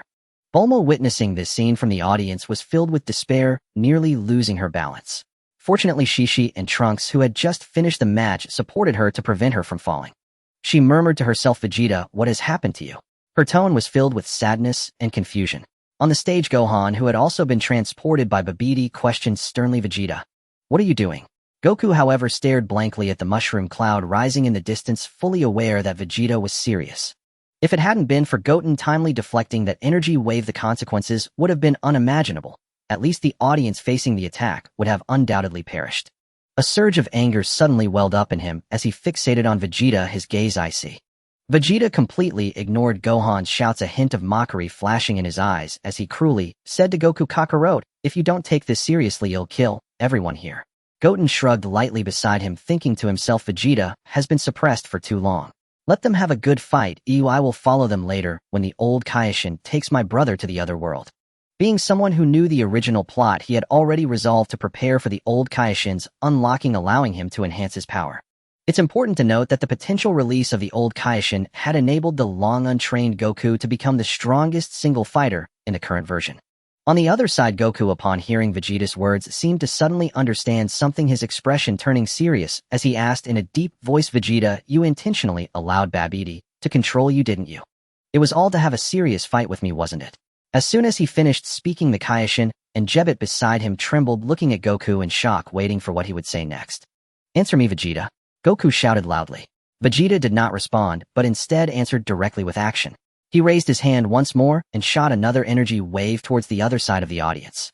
Before anyone could stop it, Goten, who already knew the plot, had dashed in front of the energy wave, raising his hand to deflect it again. Seeing this, Goku was filled with rage, his entire body trembling as his aura erupted, instantly transforming into a Super Saiyan, speaking with unwavering certainty, "Vegeta, you did this to force me to use all my strength to fight you, deliberately letting your guard down and falling for Babidi's magic, didn't you? If I didn't do this, I would have no way to fight you with all my strength. You can only stay in this world for a day, and yet there are so many annoying guys obstructing our duel." The Kaioshin immediately reprimanded sharply, "Ridiculous." Vegeta, thoroughly enraged, turned to the Kaioshin and shouted, "Ridiculous." As soon as he finished speaking, he unleashed all his energy and a terrifying wave of energy instantly sent the blonde referee flying. Fortunately, Gohan used his instant transmission technique to catch him in time. The Kaioshin and others were forced to retreat repeatedly by this aura, while only Goku, who had transformed into a Super Saiyan, and Goten remained unaffected. Fighting is everything to me. What does Majin Buu have to do with me? I am a noble prince of the Saiyans. Then he pointed his right hand towards Goku and continued, yet this low-level warrior continues to surpass me time and again. Even his two children can surpass me. Vegeta's tone was filled with years of suppressed anger and resentment. Listening to Vegeta's inner thoughts, Goku finally responded. As a comrade who had fought side by side for many years, he couldn't bear to see Vegeta fall like this, nor did he want him to make a regrettable decision out of momentary anger. In fact, Goku also enjoyed fighting, which was why he agreed to the duel. One could say that being a Saiyan is to have fighting ingrained in their bones. Thus he shouted into the sky, "Babidi, I agree to duel with Vegeta. Send us to an uninhabited place." Hearing Goku's words, Vegeta's cold expression finally softened, a slight smile forming at the corner of his mouth, filled with excitement and satisfaction. However, the Kaioshin was completely flustered, rushing to stand between the two arms outstretched to block Goku. "In that case, you must defeat me first." Without a word, Goku, like Vegeta before him, slowly raised his right hand palm, facing the Kaioshin, fingers spread wide, beginning to gather energy. This was the closest to death that the god of destruction Beerus had ever been. Gohan's pupils constricted as he gasped, "Dad." The Kaioshin was even more panicked inside. Seeing the terrifying energy accumulating in Goku's palm and the unwavering determination in his eyes, he understood that if he continued to block, he would truly be killed. He could only despondently lower his hands, slumping his shoulders in defeat as he stepped aside.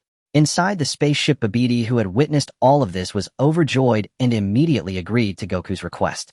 He immediately activated magic on the crystal ball, instantly teleporting Goku, Vegeta, and the others away, leaving only Goten and the blonde referee on the stage.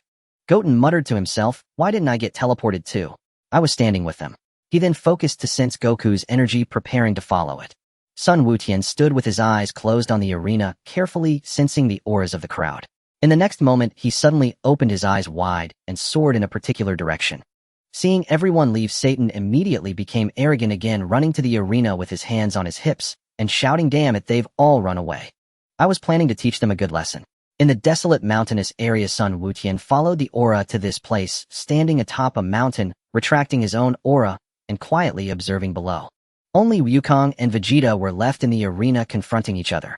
Nobis brother and the Kaioshin should have gone to deal with Babidi and Dabura to prevent Majin Buu from awakening, just as in the original story.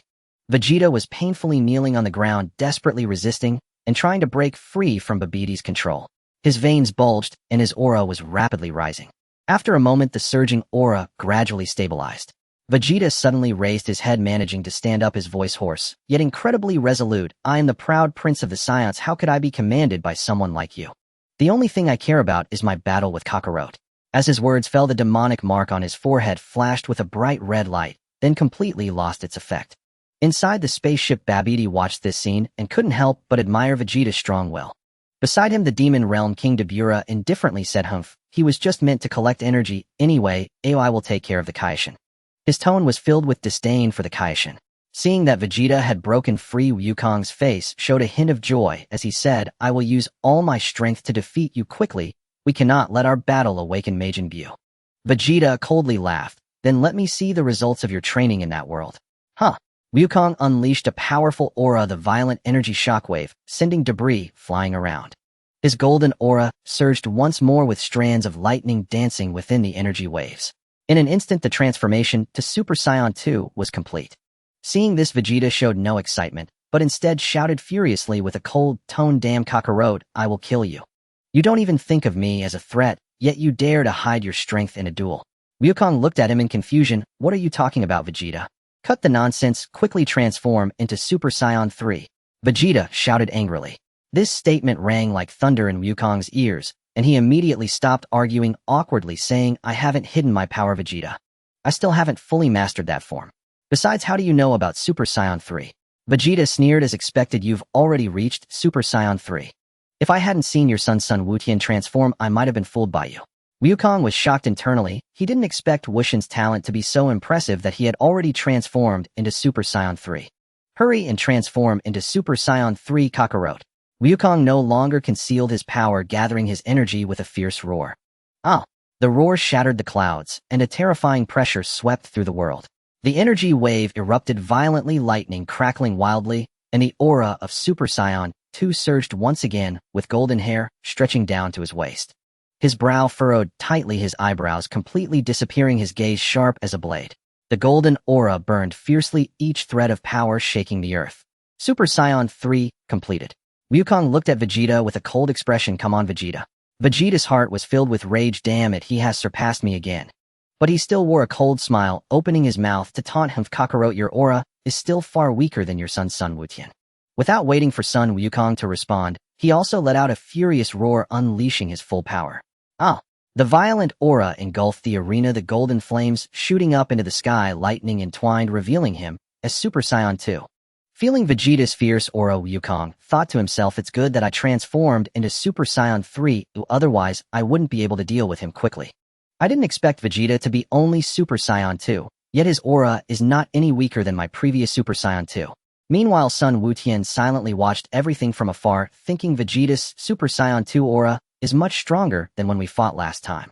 His power has indeed increased significantly after being controlled by Babidi. Vegeta looked at the Super Saiyan 3 form of Wukong, his fighting spirit boiling, as he took a stance and shouted, come on, damn Kakarot. This time I must defeat you. He then charged fiercely at Wukong. Vegeta suddenly raised his right leg, swinging it horizontally towards Wukong. Wukong remained calm, raising his left arm to steadily block the strike. Vegeta immediately retracted his leg and followed up with a punch aimed straight at Wukong's face. Wukong firmly caught the punch with one hand, then with the other hand, he struck fiercely at Vegeta. The two instantly became entangled in a fierce battle, exchanging blows and strikes in a flurry of action. In the midst of the fierce battle, both of them held each other's arms tightly, refusing to let go, and in the next moment, they simultaneously raised their knees to collide violently. In midair, the continuous roaring of their colliding energies echoed, shaking the surrounding air violently. Sun Wukong took the lead, lowering his shoulder and delivering a headbutt that struck Vegeta's forehead hard, leaving him dazed and disoriented. Vegeta's body was thrown back, his brow furrowing and his face contorted in pain as he momentarily struggled to regain his senses. Having landed the first hit, Wukong showed no mercy, not giving Vegeta a moment to react, as he lunged forward, launching a fierce assault on the still-dazed Vegeta. His fists rained down on Vegeta's abdomen like a torrential storm, completing a series of ruthless combos, and finally gathering all his strength, he delivered a powerful punch that sent Vegeta crashing into the mountainside, creating a perfect indentation in the hard rock. Seeing the impact, Wukong quickly retracted his fists and hurried forward, his tone filled with concern as he shouted, Vegeta. Embedded in the rock, Vegeta slowly raised his head, meeting Wukong's worried gaze, and instantly his fury ignited as he gritted his teeth and shouted, damn you, Kakarot. As soon as he finished speaking, an intense aura suddenly erupted around him, shattering the surrounding rocks, and he leaped into the air, launching an attack on Sun Wukong that was several times more ferocious than before. At this moment, Wukong had already transformed into Super Saiyan 3, his power far exceeding Vegeta's, creating an insurmountable gap between the two. Vegeta's reckless assault was hardly a match for Wukong, who effortlessly deflected all his attacks with a casual raise of his hand. Realizing his successive attacks were in vain, Vegeta abruptly stepped back, glaring at Wukong and begrudgingly stating, damn it, even after enhancing my power through transformation, I still can't compare to you. But I will never give up, Kakarot.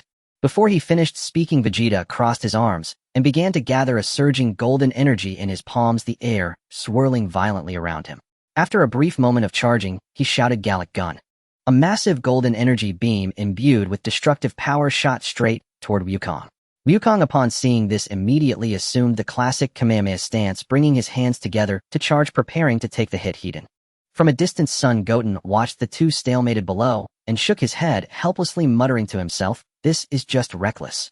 They know that Majin Buu can absorb energy and revive, yet they want to end this fight quickly with all their strength. After transforming into Super Saiyan 3, even though Vegeta had enhanced his power through transformation, the difference between them remained absurdly large. They could easily end the fight in an instant, yet they chose to drag it out. Sighing to himself, Son Goten had no intention of stepping in to stop them. After all, Majin Buu was nothing more than a roadside obstacle in front of his Super Saiyan 4 form. At that moment, he suddenly sensed an aura nearby that he had never felt before, one that was immensely powerful and tinged with a chilling malice. Wukong, who was facing off against Vegeta, clearly sensed this strange aura as well. He immediately restrained his own energy and shouted to the still channeling Vegeta, "Vegeta, stop. I think I can feel Majin Buu's energy." Upon hearing this, Vegeta immediately ceased his attack, dispersing the energy in his hands, as both of them halted, focusing intently on the powerful aura that was drawing closer. Vegeta scoffed disdainfully, laughing at Wukong. "Haha, Majin Buu. I thought he was someone formidable, but it turns out his combat power is only at this level." However, Wukong's expression grew serious. His level far exceeded Vegeta's, and he instantly sensed something unusual, stating gravely, "No, this energy is strange. It's completely different from what I sensed before." Vegeta, however, did not believe him, thinking Wukong was making excuses to avoid the fight. He retorted angrily, "Stop babbling, Kakarot. Before we decide who wins, you aren't going anywhere." With that, he charged at Wukong again. Wukong, with no choice, raised his hand to block the attack, and the two engaged in combat once more. Just as their battle intensified, the aura that belonged to Majin Buu suddenly surged wildly, its overwhelming pressure seemingly shaking the heavens and the earth. The two immediately stopped, their faces filled with shock as they sensed the terrifying power that was rapidly escalating. Wukong's face changed dramatically as he spoke, first panic and worry lacing his voice. "This energy has suddenly become so much stronger. I wonder if Gohan and the others are okay." Yet Vegeta remained stubborn, snorting coldly, "Humph, I don't care about Majin Buu. Right now, I just want to have a good fight with you to determine who is superior." He then attacked Wukong again, but this time his strikes lacked the previous ferocity and decisiveness, clearly distracted by the energy. Wukong deftly blocked his attacks, his expression anxious, as he urged, "This isn't the time for us to fight. Majin Buu will revive, and it's all because of our earlier battle. I don't care about that. I just want to defeat you and prove that I'm stronger." Vegeta's face was cold, showing no signs of being swayed. "If we keep this up, everyone will be killed by Majin Buu, including Bulma and Trunks," Wukong said urgently. Upon hearing Bulma and Trunks' names, a flicker of panic crossed Vegeta's eyes, but it was quickly overshadowed by rage as he attacked fiercely, shouting, "Shut up. I sold my soul to Babidi to sever my own weakness. The lives of others have nothing to do with me." Seeing Vegeta's stubbornness, Wukong finally decided to stop holding back. He summoned all his power as Super Saiyan 3, moving so fast that he left afterimages, and in an instant he delivered a heavy punch to Vegeta's face, knocking him to the ground. Then he said solemnly, "You're lying. You never truly sold your soul to Babidi." This punch seemed to awaken Vegeta. He struggled to rise, spitting out a mouthful of blood, staring at Wukong, and after a moment of silence he said, "I understand now. It's because of Majin Buu that you can't fight me with all your strength. Then let's go deal with that guy first, and come back to continue our fight. Give me a senzu bean. I exhausted too much energy in that fight, and can't keep up." With that, he slowly approached Sun Wukong. Upon hearing this, Wukong was overjoyed, a relieved smile breaking across his face as he turned around to search his body for senzu beans, happily muttering to himself, "Great. If we join forces, we can definitely defeat Majin Buu." He completely failed to notice that Vegeta's expression behind him was growing colder, his eyes filled with resolve. Without a moment's hesitation, Vegeta gathered all his strength and struck Wukong's neck with a heavy blow, knocking him unconscious. Wukong's aura instantly dissipated, and his Super Saiyan 3 form was lifted.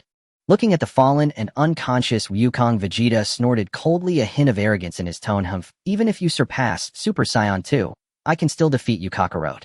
In the distance, Son Goten saw the battle below come to an end and immediately sprung into action, racing toward the source of the sinister aura. Only then did Vegeta notice Son Goten passing overhead, and he was startled. He quickly fished a senzu bean from Wukong's pocket and swallowed it. The power of the senzu bean immediately took effect, restoring all his injuries and energy. Not wanting to waste any time, Vegeta quickly got to his feet and leaped in the direction Son Goten had left, racing after him. The senzu beans in Dragon Ball are as great as the Hulk's pants. Even after all this damage, they remain intact. At this moment, Son Wukong, after 7 years without training, could only barely maintain the Super Saiyan 2 form, his aura far weaker than during his peak when he defeated Cell. A furious energy wave from Majin Buu surged forward with a destructive force, and Son Wukong was unable to defend against it, sent flying like a broken kite, his body pushed away by the energy wave. An anxious shout of "Brother!" pierced through the air.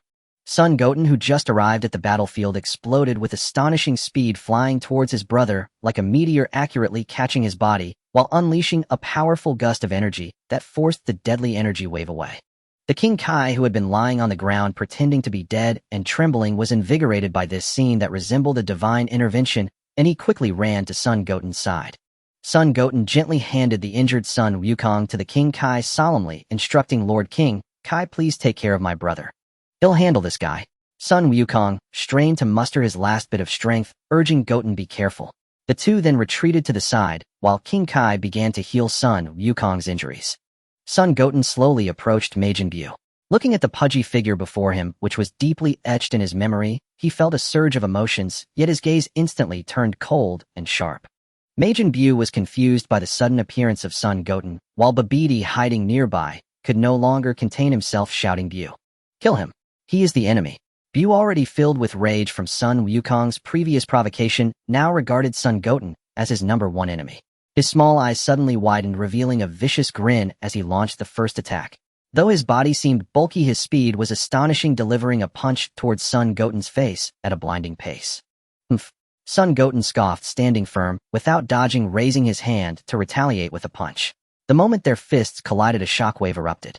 He steadily retreated, tightening his fists as his muscles trembled violently, an overwhelming aura bursting forth in an instant. His black hair rapidly transformed into golden locks, growing at a visible speed until it hung down to his waist. His eyebrows vanished, brow bones protruded, and his eyes gleamed like blades sharp enough to send shivers down one's spine. The golden aura enveloped him like a volcanic eruption, thick bolts of lightning swirling around him as his muscles slightly expanded, veins bulging, each inch radiating terrifying power. In an instant, Super Saiyan 3, full power, was achieved. Compared to the Super Saiyan 3 previously displayed by Sun Wukong, Sun Goten's aura was even more violent and domineering, radiating a golden flame that seemed capable of devouring everything. "Yes." King Kai excitedly waved his arms and exclaimed to Sun Wukong, "I didn't expect Goten to be this strong. His aura has completely surpassed Majin Buu's. He will definitely win." Sun Wukong had recovered his physical strength due to King Kai's healing, but he still felt a bit fatigued mentally. Thus he stood there, his expression serious, focused intently on the battlefield, nodding steadily. "Yes, Goten. We'll definitely defeat Buu. The battle is about to begin." Sun Goten struck first, charging his right leg and delivering a powerful kick directly to Majin Buu's face. Bang! The terrifying force sent Majin Buu flying, his cheek caving in and distorting his features from the impact. As the force dissipated, Majin Buu wobbled to a stop, clutching his sore face, and with a slight rub, he returned to normal, glaring fiercely at Sun Goten and roaring, "You hurt me. I will kill you." He quickly gathered energy in his yellow-gloved hands, launching a purple demon flash with the power to destroy everything towards Sun Goten. Sun Wukong watched in shock, stunned. This monster learned my father's technique after just one look. Piccolo is his biological father, while Sun Wukong is his adoptive father. Sun Goten's expression hardened. He did not dodge. His hands formed a flower bud shape at his waist, palms gathering an even more powerful aura than the demon flash. At the moment the energy wave was about to hit his face, a deafening roar erupted. Sun Goten forcefully thrust his hands forward, unleashing a blue Kamehameha that exploded like the blazing sun, forcefully pushing the purple demon flash back, barreling through and heading straight for Majin Buu. Babidi, hiding behind Buu, was already terrified, scrambling behind a rock, only daring to stick half his head out, dumbfounded as he watched the reversal unfold. He had always believed that Majin Buu was invincible, never imagining that someone could confront Buu's attack head-on. Seeing the situation turn against him, Majin Buu's face twisted with madness as he frantically poured out energy, trying to change the tide. But in the face of such an overwhelming disparity in strength, all efforts were futile. Sun Goten roared, his aura surging to its peak. Boom! The previously stalemated energy column suddenly tilted toward Majin Buu with the force of a thunderbolt. Caught off guard, Majin Buu was completely engulfed by this terrifying surge of energy, exploding into countless fragments under Sun Goten's Kamehameha, scattering into the air. "Wukong, thank you for saving this universe." The Supreme Kai of the West Shin rushed over, his face filled with joy. However, Sun Wukong merely glanced at Babidi, who was trembling behind a rock in the distance, and said calmly, "No, he is not dead yet."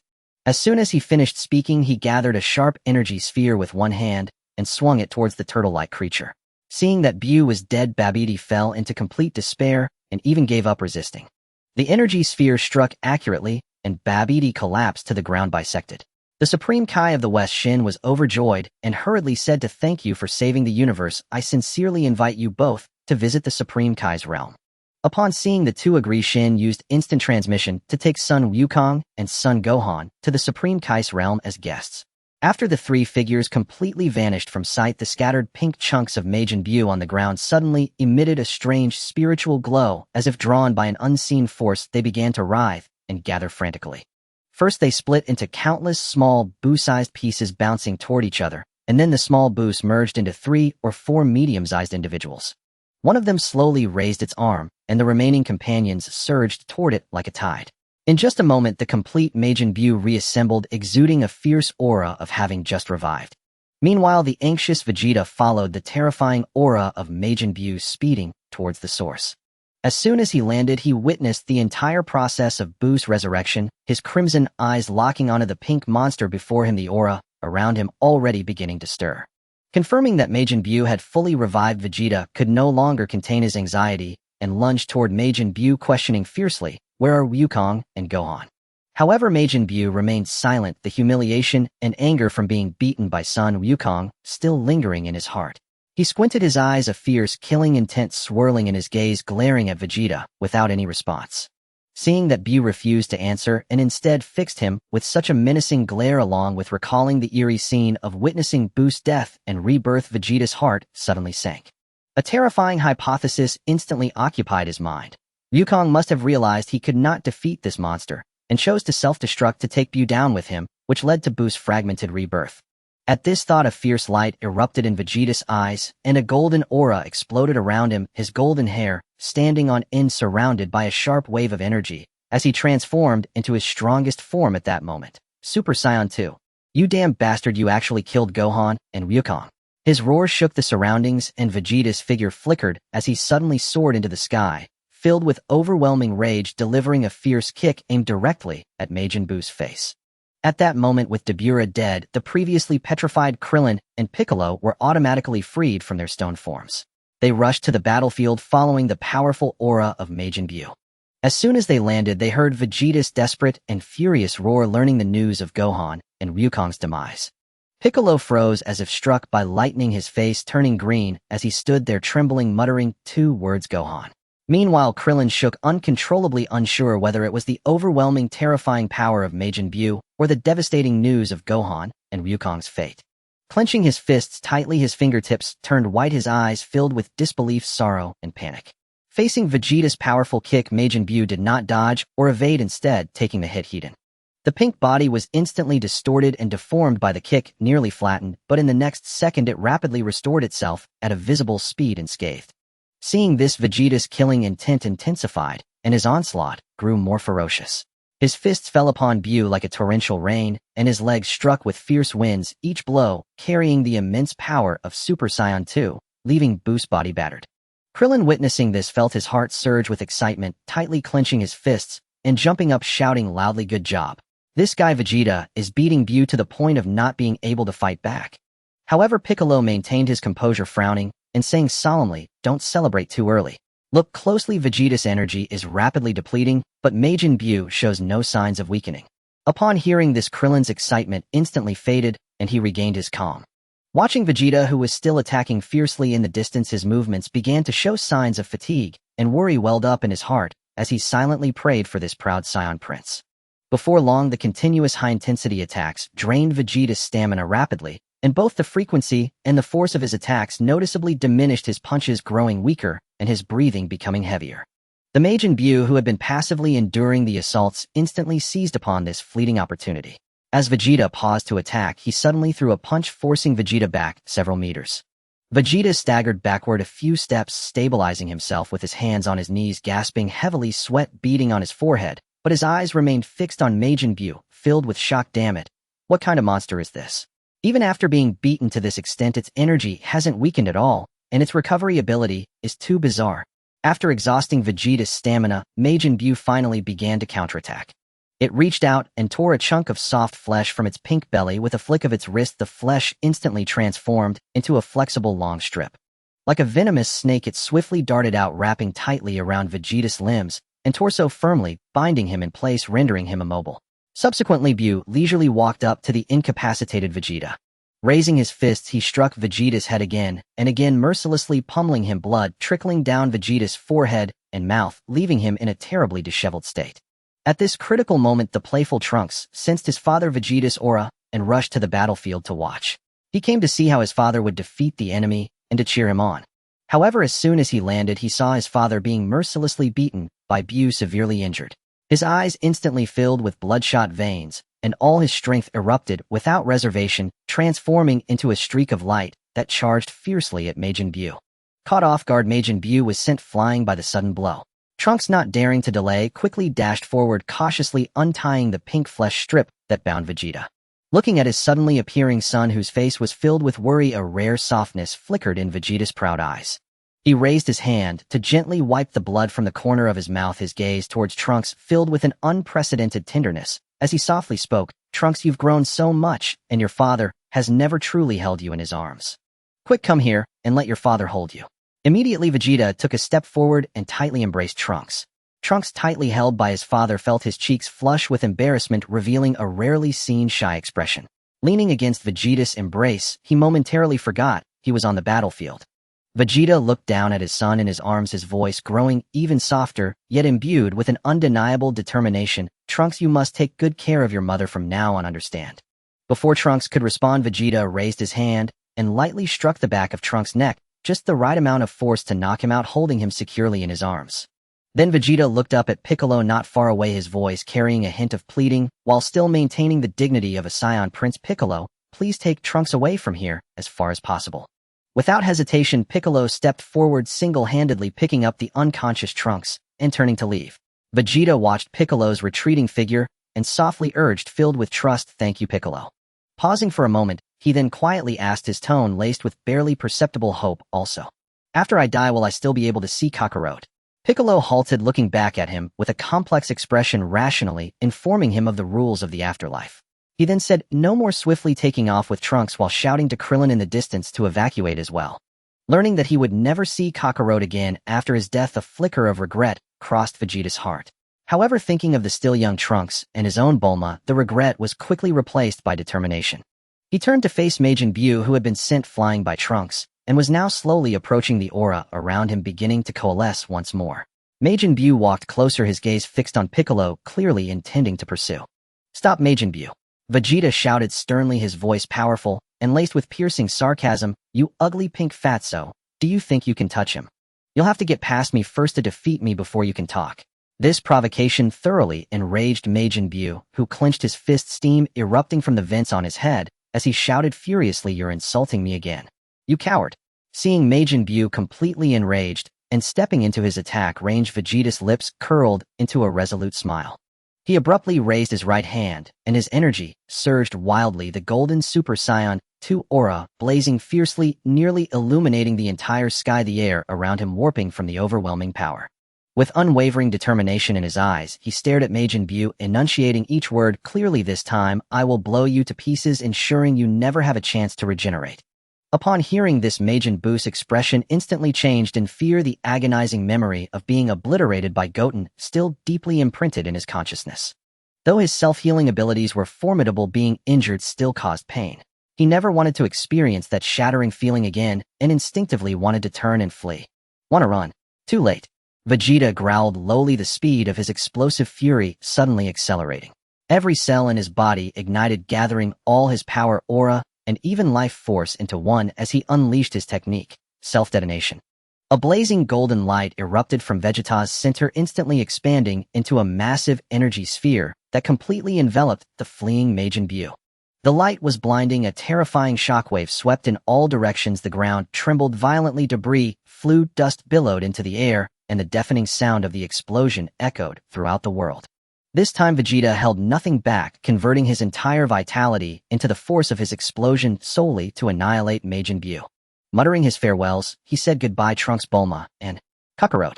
His proud silhouette gradually blurred in the light, yet his face bore no trace of fear, only the resolve to protect his family and the last dignity of a Saiyan prince. In the distance, Piccolo, who had already flown a fair distance away, felt the earth-shattering aura behind him and abruptly stopped, gazing gravely towards the direction of the explosion. "Krillin, you take Trunks and leave first. Go back and tell Bulma and Shishi about Gohan, Goten, and Vegeta." After giving his instructions, Piccolo disregarded the danger and resolutely turned around, flying towards the explosion. He wanted to confirm whether Majin Buu had indeed been completely destroyed by Vegeta's self-detonation, as it concerned the safety of the entire Earth.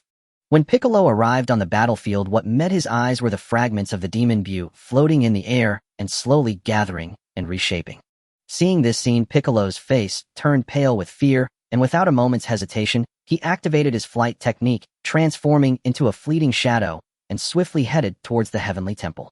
Meanwhile, within the Kaioshin realm, the old Kaioshin, just released from his seal, was wholeheartedly guiding Goten's son in mastering divine power, attempting to transform into a Super Saiyan god. As soon as Goten entered the Kaioshin realm, he took the initiative to lead the Kaioshin Shin to check out the legendary Z-Sword. The subsequent developments unfolded just like the original plot as Kaioshin Shin forged the top-grade Kachin Steel of Universe 7, and when Goten wielded the Z-Sword to clash, it was immediately broken, inadvertently releasing the old Kaioshin sealed within the sword by the destroyer Beerus. The old Kaioshin, grateful for Goten's unintentional assistance in breaking his seal, voluntarily offered to help him unlock his hidden potential. Goten, seizing the opportunity, requested the old Kaioshin to teach both him and Gohan the complete method of cultivating divine power. The old Kaioshin possessed the complete legacy of the Kaioshin far beyond the half-baked Shin. Under the old Kaioshin's careful guidance, Goten and Gohan's understanding of divine power progressed by leaps and bounds. Goten was the first to successfully transform into a red-haired Super Saiyan god, while Gohan struggled to grasp it, showing no progress. Perhaps his path to strength was meant to align with the direction of God Gohan and wild bursts of power. Looking at the red-haired Saiyan god Goten surrounded by a divine aura and completely concealing his battle power, Gohan gazed at him with envy and couldn't help but exclaim, "So impressive. Goten, I can no longer sense your power at all." Goten landed beside him, smiling as he patted his brother's shoulder to comfort him. "Don't worry, brother, I'll have the old Kaioshin help you unlock your potential, and your strength will definitely improve rapidly." With that, Goten pulled out an interesting magazine and enticed the old Kaioshin, successfully persuading him to help Gohan unlock his potential. At this moment on Earth, all the surviving warriors had gathered at the Heavenly Temple. After hearing the news of Gohan, Goten, and Vegeta's death, Shishi and Bulma were devastated and fainted on the spot, filling the Heavenly Temple with a heavy and sorrowful atmosphere. Piccolo and Goku stood at the edge of the Heavenly Temple, their expressions grave as iron, quietly discussing strategies to combat the Demon Bu.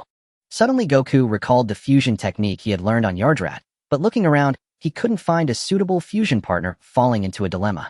At that moment, the North Kai suddenly contacted Goku through telepathy, urgently informing him the King of the Underworld has permitted Vegeta to temporarily return to the living realm to fight alongside him against the Demon Bu. Upon hearing this news, everyone was filled with hope, anxiously waiting in the Heavenly Temple for the fortune teller to bring Vegeta. However, not long after, Goku's expression changed drastically as he sensed clearly that the Demon Bu was rampaging across Earth, wantonly slaughtering innocent civilians, his violent aura spreading continuously. Goku immediately looked at everyone and proposed, "Once we take care of Bu, we can use the Dragon Balls to revive everyone who has died." Bulma, just waking up, urgently retorted, "No. The Dragon Radar is still at home in West City." With the situation critical, the two quickly devised a plan. Trunks would immediately return to West City to get the Dragon Radar, while Goku would set out first to intercept the Demon Bu, buying time for Trunks. With the plan set, Trunks wasted no time and activated his flight technique, turning into a blue light as he sped back towards his home in West City. Watching Trunks' figure disappear into the horizon, Goku slowly raised his right hand, placing his index finger on his forehead, concentrating to sense the location of the Demon Bu. In the next moment, his aura flickered and his figure instantly vanished from the Heavenly Temple, directly blocking the path between the Demon Bu and Babidi. Previously, after Babidi was bisected by Goten, he had been feigning death, secretly threatening Bu to use his special abilities to heal his injuries in exchange for resealing him. The sudden appearance of Goku caused Babidi's pupils to contract in surprise, and upon recognizing him as the Kaioshin's ally, a sinister grin spread across his face as he taunted Goku. "I thought you had already been killed by Vegeta. But speaking of which, I owe you a big thank you.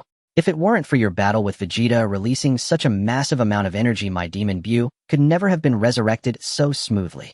Upon hearing this, Goku's mouth twitched involuntarily as he suppressed his anger, saying solemnly, "I hope you will stop immediately and wait for 3 days. After 3 days, we will face you openly in battle."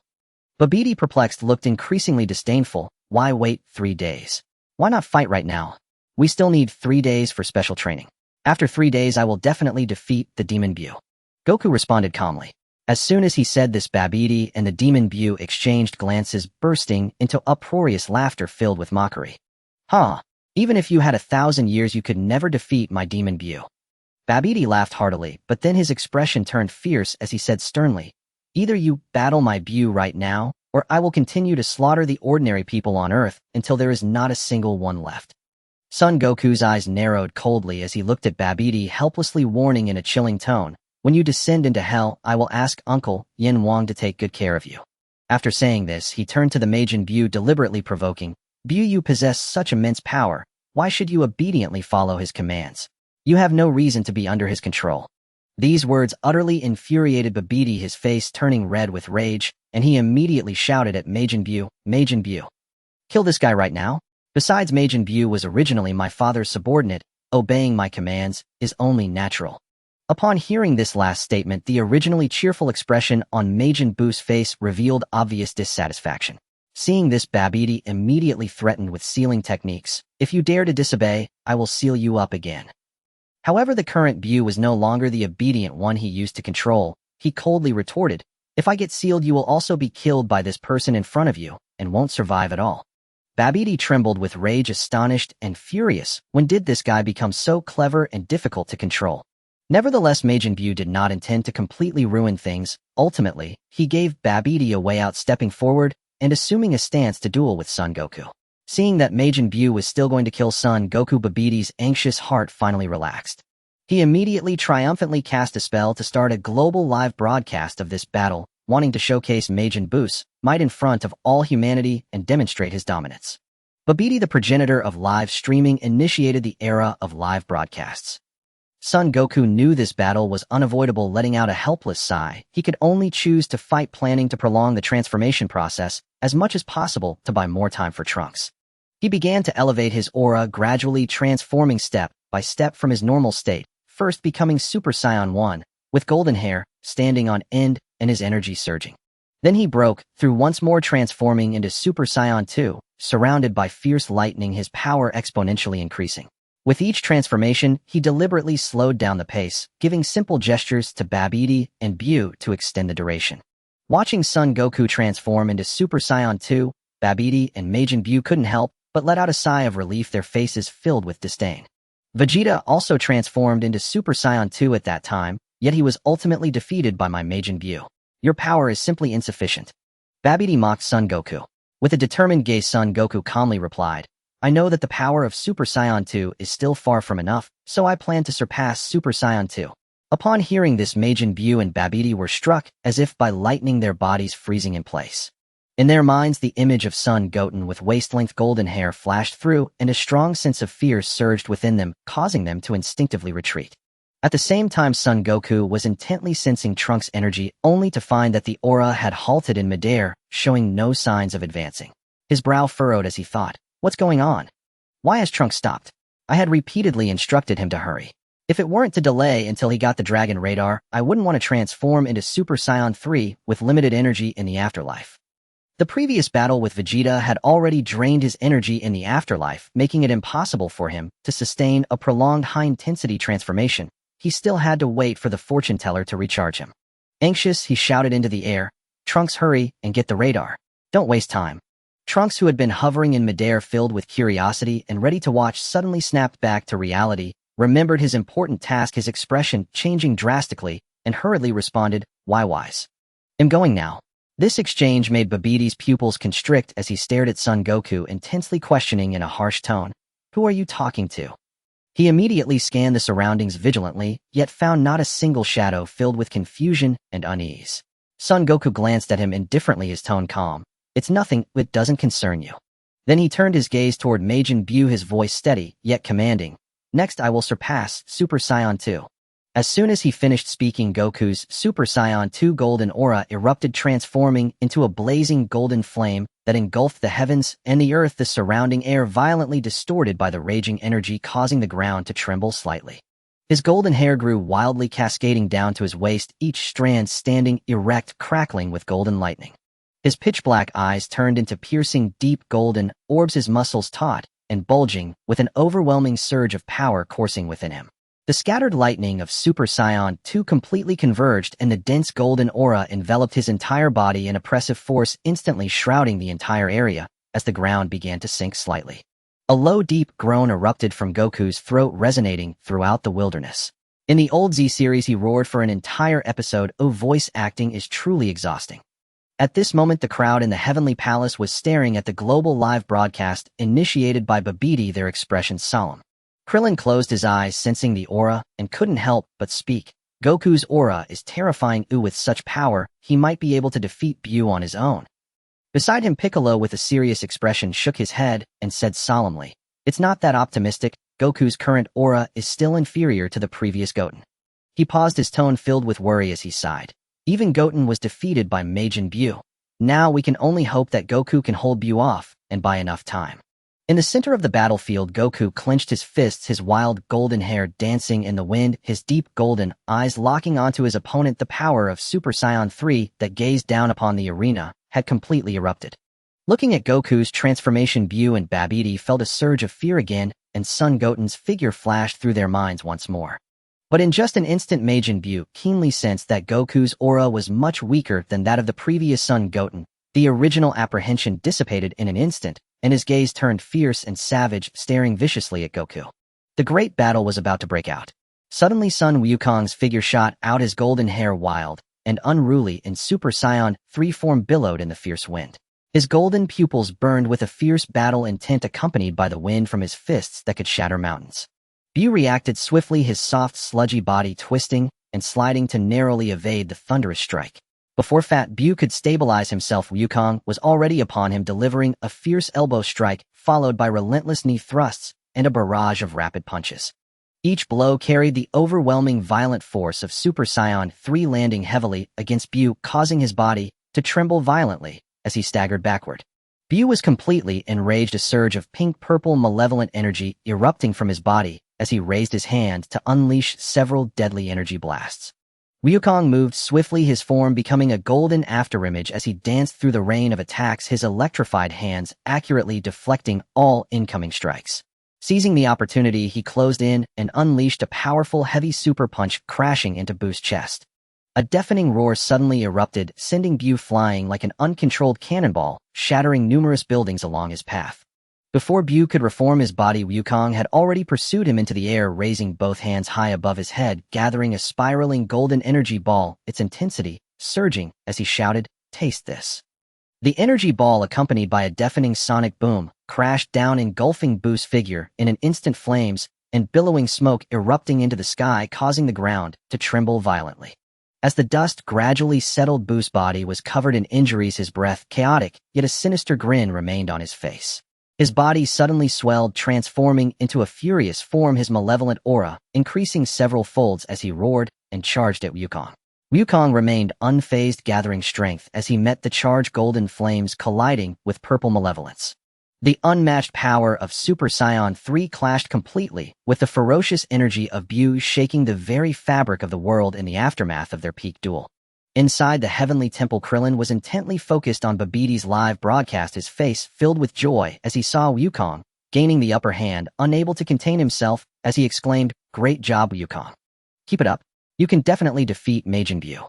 Beside him, Piccolo remained calm, his gaze sharp, as eyes solemnly reminding, "Don't celebrate too early. Majin Buu's energy hasn't decreased at all." Far away in the Kaioshin realm, Son Goten and his companions could also distinctly sense the overwhelming aura shaking the heavens and the earth. Kaioshin Xian looked on in astonishment, sincerely exclaiming, "Mr. Son Wukong is truly powerful. Even in the Kaioshin realm, we can feel his energy fluctuations." He turned to Son Goten, who was maintaining his Super Saiyan God form with his vibrant red hair, his tone filled with disbelief. "I didn't expect Majin Buu to be reduced to dust by you, Mr. Goten, only to still be able to reform." Pausing for a moment, he urgently suggested, "Mr.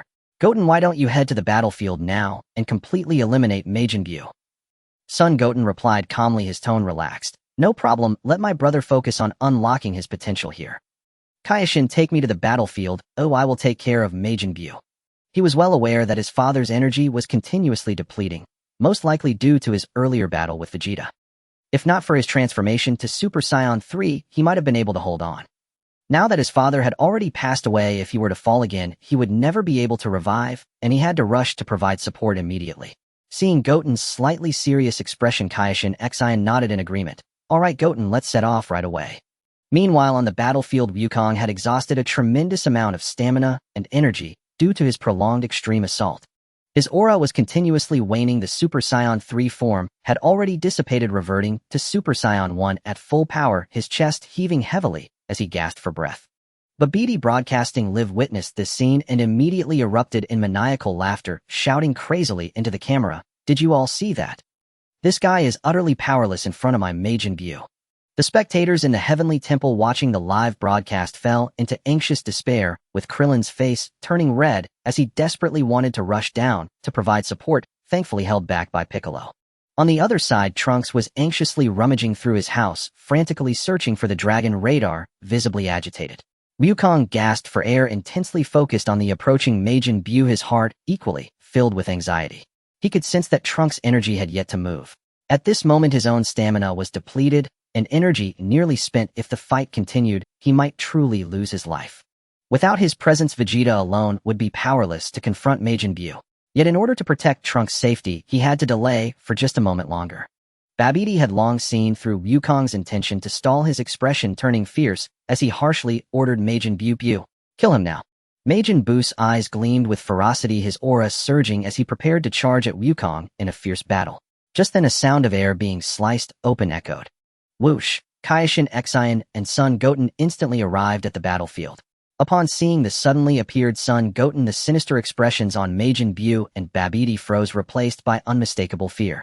Wukong, seeing this, instantly shook off his despair, his eyes bursting with joy as he exclaimed in surprise, "Goten, you're all right. I thought you had died too." He stared at Goten's bright red hair, completely puzzled, continuing to ask, "In this form of yours, what transformation is this? I can't sense your aura at all." The crowd in the Heavenly Temple erupted in cheers upon seeing Goten's appearance in the live broadcast, their previously anxious hearts finally easing.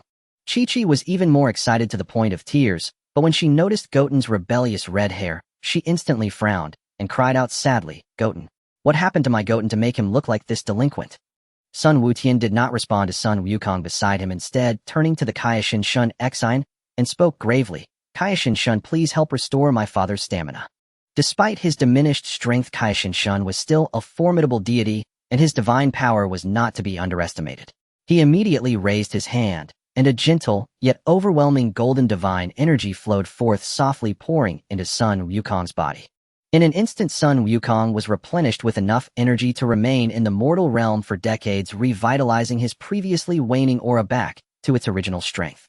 Watching as his father regained a powerful aura, Sun Wutian slowly withdrew his gaze. His sharp eyes locked onto the nearby Majin Buu and Babidi, a sly smile creeping onto his lips.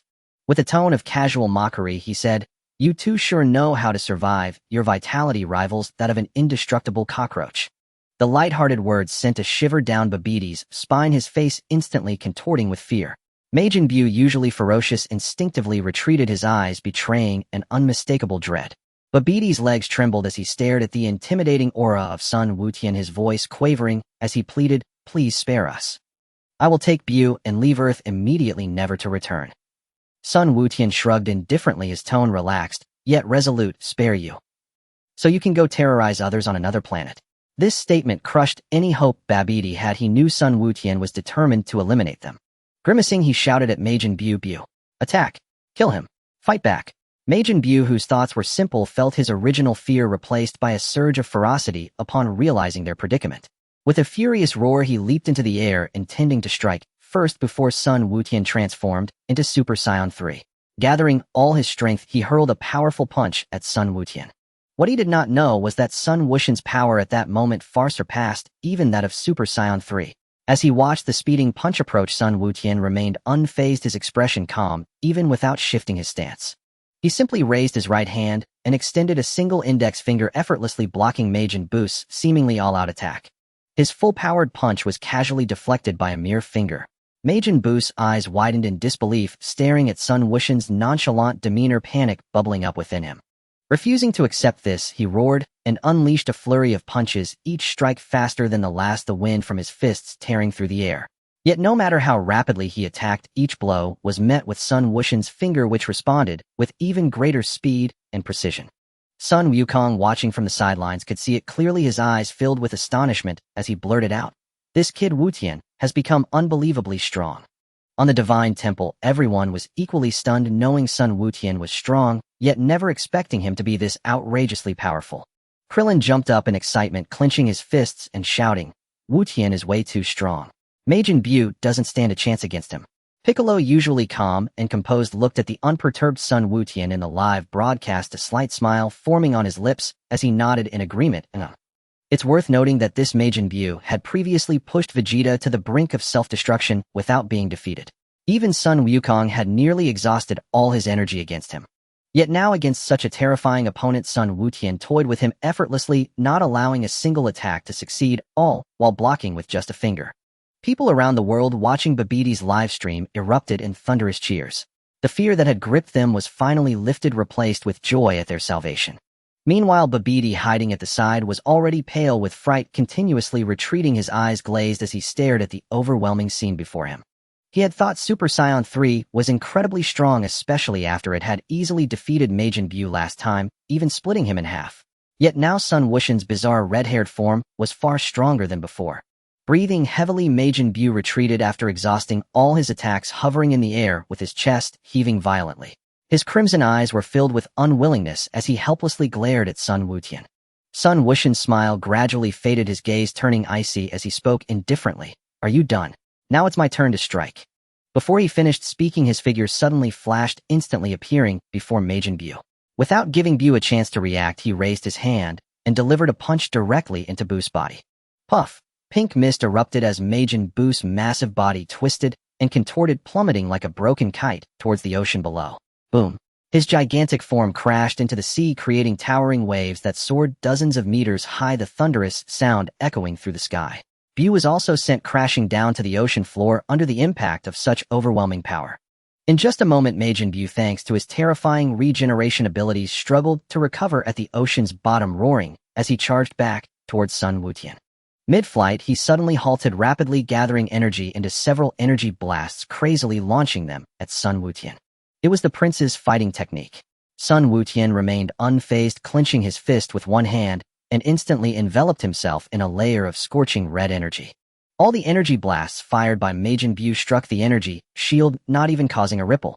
Then with a gentle wave of his hand, Sun Wutian redirected the blocked energy blasts back towards Majin Buu. With even greater speed and power than before, they hurtled back towards Majin Buu. He had no time to evade, instantly getting hit by his own energy blasts, his body becoming riddled with wounds, looking utterly pathetic. At the same time, Trunks had found the Dragon Ball radar hidden in the capsule helicopter and immediately took off towards the battlefield. In his view, Sun Wutian had already taken control of the entire battle. His intention was both to watch and to cheer on his friend. On the other side, Vegeta was also brought back to the mortal realm by the fortune teller Baba, arriving near the battlefield. Knowing Sun Wukong had already regained his stamina and did not require his energy, he offered a few words of caution before retreating back to the underworld. "Fortune teller Baba, I also watch live streams." Vegeta then headed towards the battlefield alone. While flying towards the battlefield, Trunks suddenly sensed a familiar and powerful energy, immediately changing direction to fly towards its source. The two quickly met at the outskirts of the battlefield, and Vegeta's usually stern face softened slightly upon seeing Trunks unharmed. However, upon hearing that Trunks wanted to head into battle, his expression darkened. In Vegeta's eyes, Trunks' strength was far from sufficient for such a high-level battlefield. Even the residual energy could injure him severely.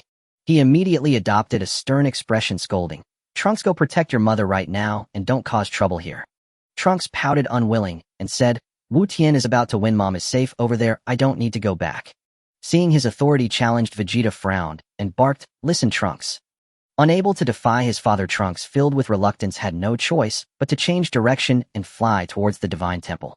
Watching his son depart, Vegeta finally relaxed his tense heart and wasted no time, quickly moving towards the nearby battlefield. Moments later, the proud Saiyan Prince Vegeta arrived at the battlefield.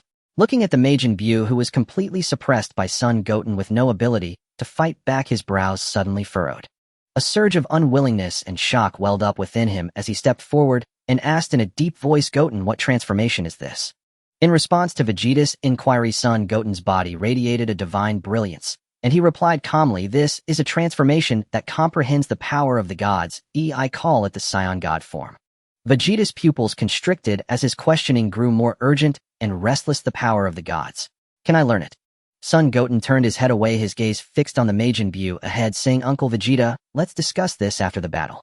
Vegeta, filled with reluctance, understood that this was not the time for entanglements, and had to suppress his emotions, retreating to stand beside Son Goku, closely watching the battle.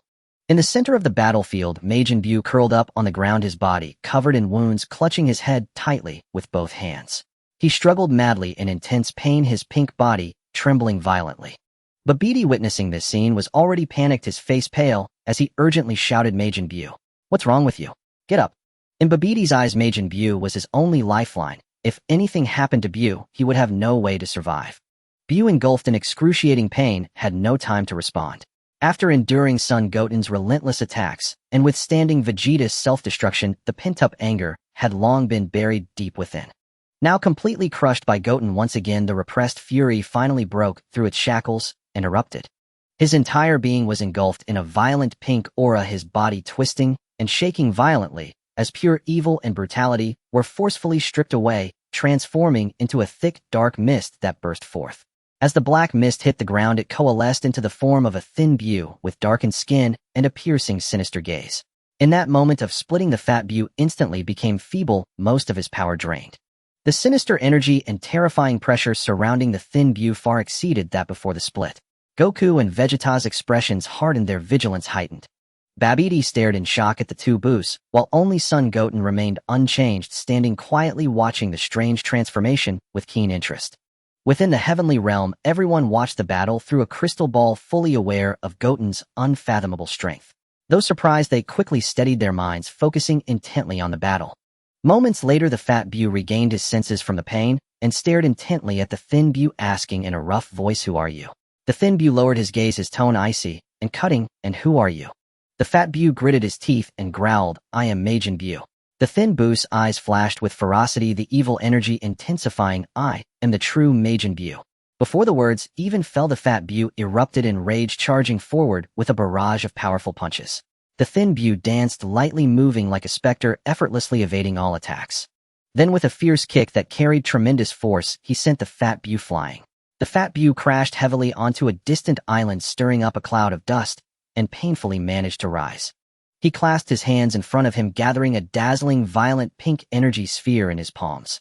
The thin Buu grinned wickedly at the sight, assuming a charging stance, releasing a terrifying energy from his palms. The two streams of destructive energy collided violently, stalling midair as shockwaves swept outward.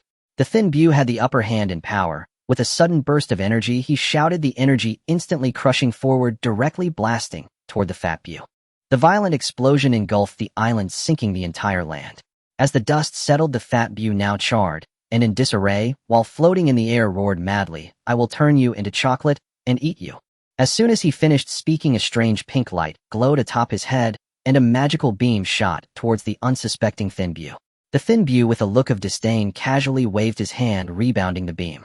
The pink light struck the fat Buu, instantly transforming him into a round chocolate. The thin Buu flashed and opened his mouth to swallow it.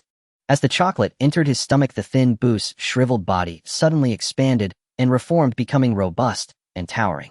His darkened skin turned into the fat Buu's signature pink, and his aura surged several times. Fat Buu had now come into existence. He raised his eyes to Son Goten, a flicker of wariness flashing within. With the memories of Fat Buu, he knew that the red-haired Son Goten before him possessed unfathomable power. His peripheral vision swept over Son Goku and King Kai, and he quickly calculated in his mind. He knew that if he attacked these three, Son Goten would undoubtedly intervene. Even with his current surge in power, he still felt no certainty of victory against Son Goten in this form. As his thoughts raced, a sinister calculation flickered in the eyes of Fat Buu. Without warning, a pink light suddenly shone from the antenna atop his head, shooting a magical beam directly at the unprepared Babidi. Babidi had no time to react and was instantly turned into chocolate. Fat Buu darted forward, swallowing Babidi, causing his aura to surge violently again, and his body began to transform. He retained the robust and tall physique of Fat Buu, while his skin shifted from pink-purple to smooth and tight.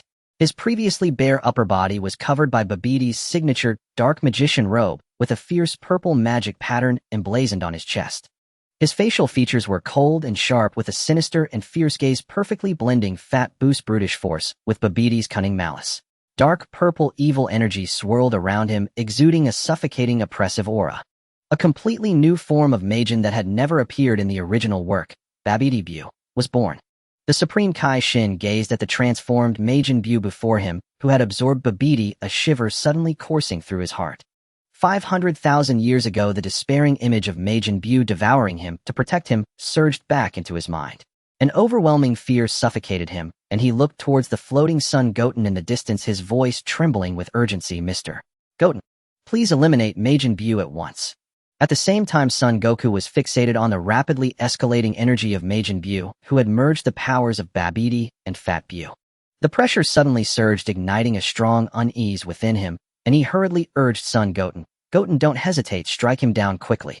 Vegeta listened to their continuous urgings, and then saw Son Goten remaining still in the air, watching coldly.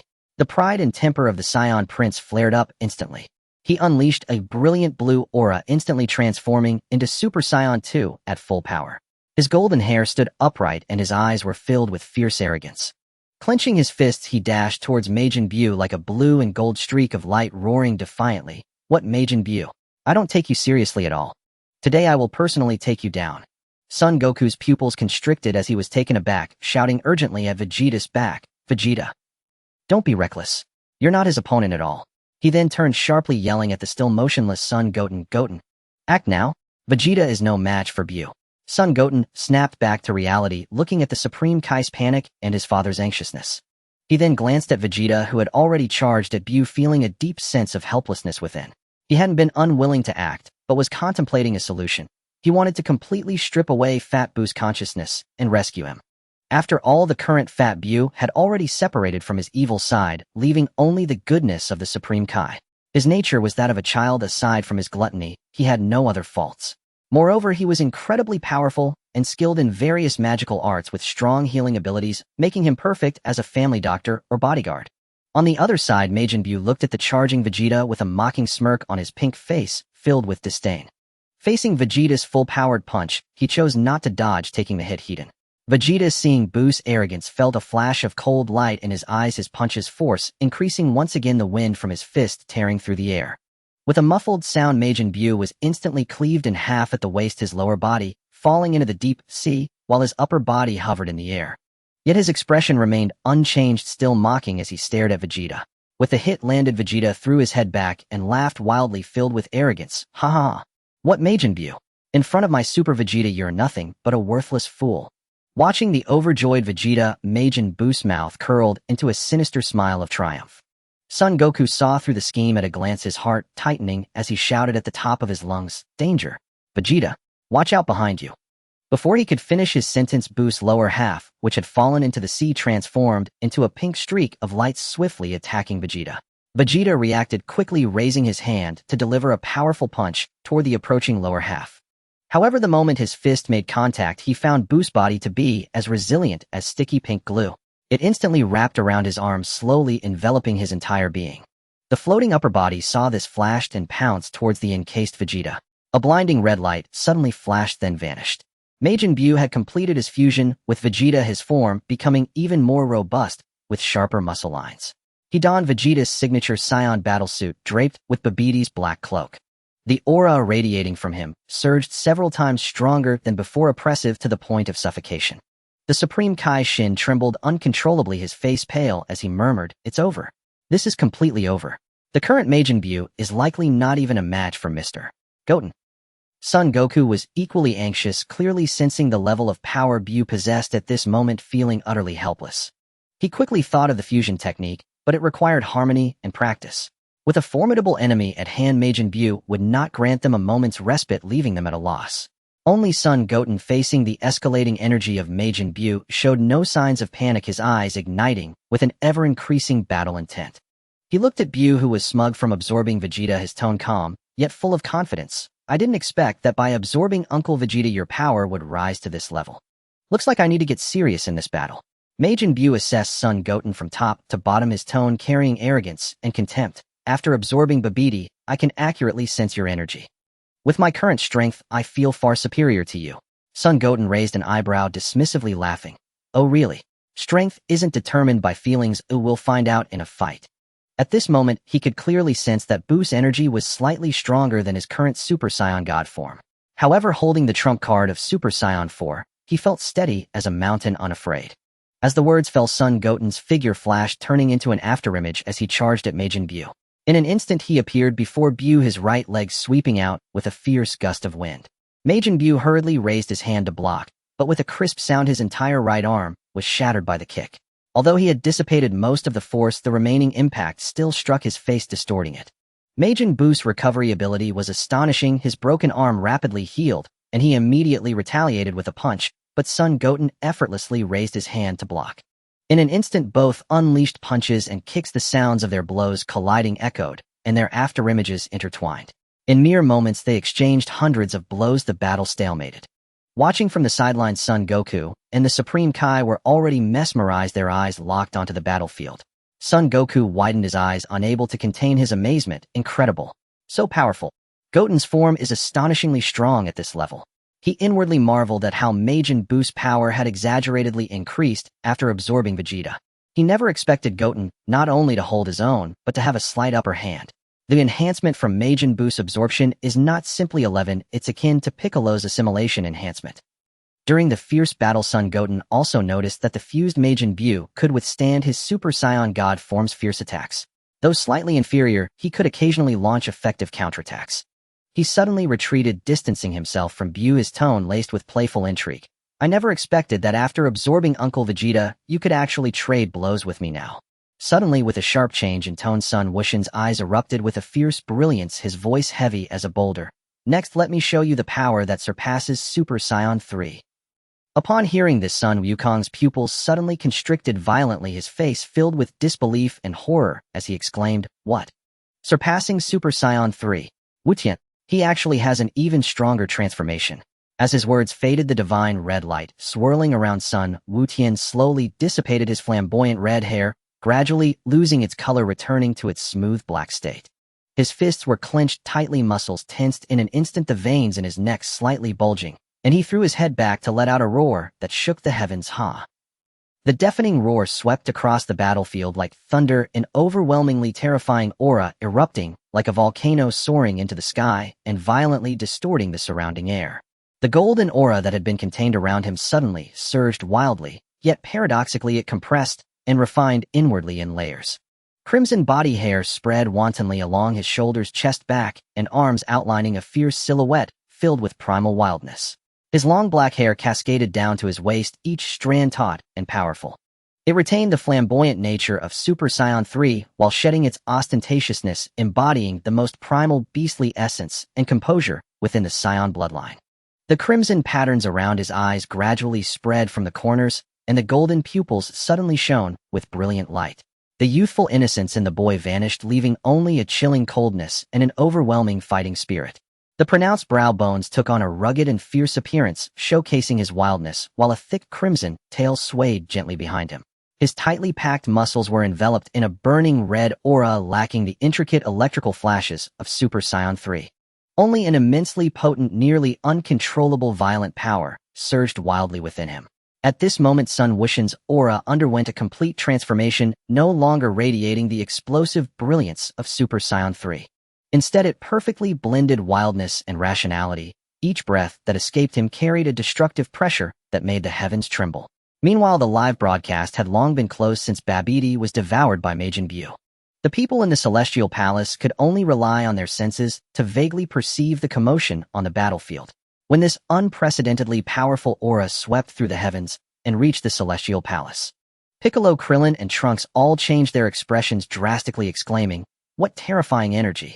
It's Wutian. He has actually become this strong." Son Wukong hovered in the air, staring blankly at Son Wutian, who had fully transformed. His eyes were filled with astonishment and disbelief as he murmured, "Wutian. This child has actually grown to such a level." After completing his transformation, Son Wutian looked down at Majin Buu, before him a hint of disdain flickering in his eyes, his tone calm and unwavering. "All right, round 2, let's begin." Before his words had even faded, his figure instantly vanished from the spot, moving so fast that only a blurry crimson afterimage was left behind. The next second, he had already appeared above Majin Buu, his right leg sweeping horizontally with overwhelming force. With a powerful kick, he struck Majin Buu directly, sending him flying. Immediately after, Son Wutian transformed into a streak of crimson light, rapidly catching up to the flying Majin Buu, unleashing a torrential storm of punches and kicks upon him. Majin Buu's eyes widened, yet he could not trace Sun Wuxian's movements, let alone counterattack. He couldn't even lift a hand to defend. He could only passively endure Sun Wuxian's relentless assaults, completely suppressed with no chance to fight back. Kaioshin, standing in the distance, watched as Majin Buu was utterly crushed, his voice trembling with excitement as he exclaimed loudly, "Mr. Wutian is simply too powerful. His speed is so fast that I can't even see his movements." After a series of exhilarating attacks, Sun Wutian's aura suddenly surged, condensing all his strength. He delivered an unstoppable heavy punch, striking Majin Buu's chest hard. Bang! With a deafening explosion, Majin Buu's body instantly shattered, turning into countless pink fragments that scattered in all directions. Sun Wutian floated calmly in midair, indifferent as he watched the fragments slowly wriggle and reassemble, his tone composed and serene. "Now do you still think you can defeat me?" Majin Buu's body had not yet fully restored, and upon hearing this, he was instantly consumed by raging fury, dark calculations brewing in his heart once again. He deliberately controlled a tentacle above him, keeping it from returning to his main body, letting it fall onto the rocks on the sea surface. Then, feigning a defeated yet unwilling demeanor, he shouted at Sun Wutian, "Damn! Your strength is indeed stronger than mine. I admit it." Sun Wutian observed all of his little maneuvers, but paid them no mind. In the face of absolute power disparity, any schemes or tricks were futile. He couldn't be bothered with such petty antics. Seeing that Sun Wuxian's attention was focused entirely on him, the pink tentacle on the rocks stealthily moved. Suddenly, it transformed into a streak of rapid light, shooting towards Sun Wuxian's back. "Mr. Wutian, watch out behind you." The god of the universe Shin was terrified, his face pale, as he shouted a warning. Just as the tentacle was about to touch Sun Wukong, its speed suddenly surged, leaving no time for Sun Wukong to react. The pink tentacle instantly transformed into a rope, tightly wrapping around his body and binding him, rendering him immobile.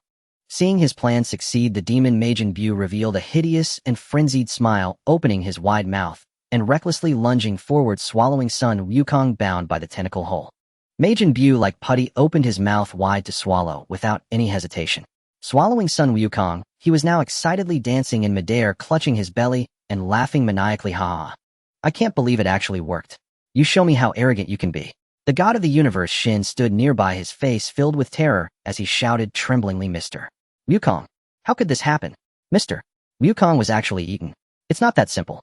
Sun Wukong, sensing something was amiss, spoke calmly to the god of the universe beside him. Because the aura of Majin Buu before him showed no signs of change. Previously, when he devoured the weaker Babidi, his aura had increased significantly, but now, having swallowed the transformed Super Saiyan for Sun Wukong, his aura remained stable, indicating that something was definitely wrong. Meanwhile, within the realm of the gods, Son Gohan had already completed the potential unlocking by the old Kai, and was sitting with the old Kai in front of a crystal ball, closely watching the battlefield.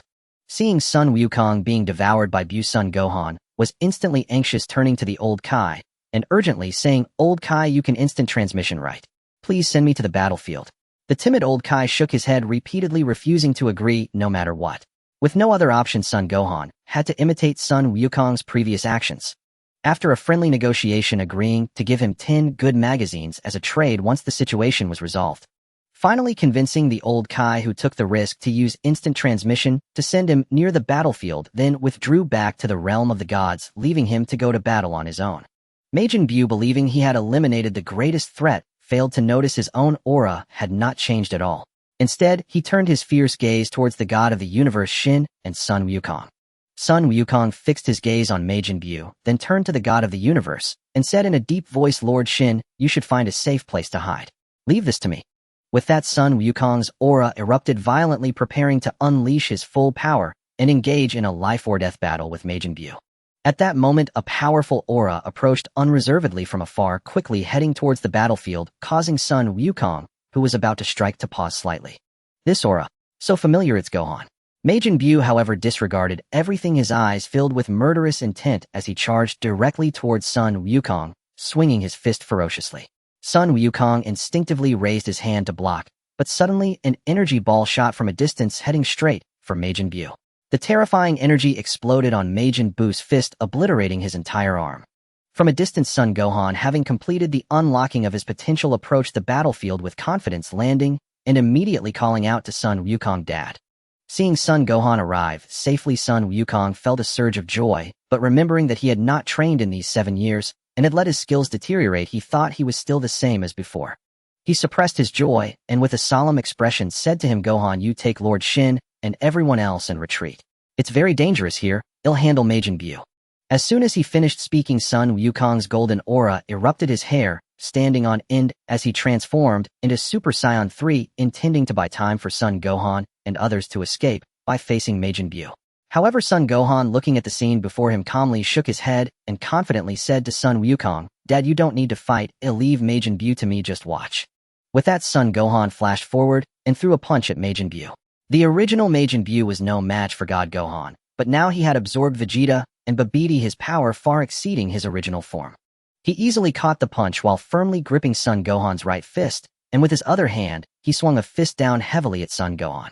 In the God Gohan state, Son Gohan was also incredibly powerful, reacting swiftly as he raised his hand to firmly catch the heavy punch. The two of them thus floated in midair, engaging in a contest of strength without any fancy moves, just a pure clash of power shaking the air with a series of sonic booms, the sound echoing across the battlefield. Seeing this scene, Sun Wukong was completely stunned, his face filled with shock. This is just Gohan's normal state. If he transforms into Super Saiyan, wouldn't he be able to easily overpower Majin Buu? The dog Wukong, is this really my son who wanted to become a scholar? On the battlefield, Majin Buu and the mysterious Gohan had their arms locked tightly together, two destructive auras violently clashing in the sky above Earth. Golden divine light intertwined with pink demonic energy, creating a tumultuous wave that ground the surrounding rocks into dust.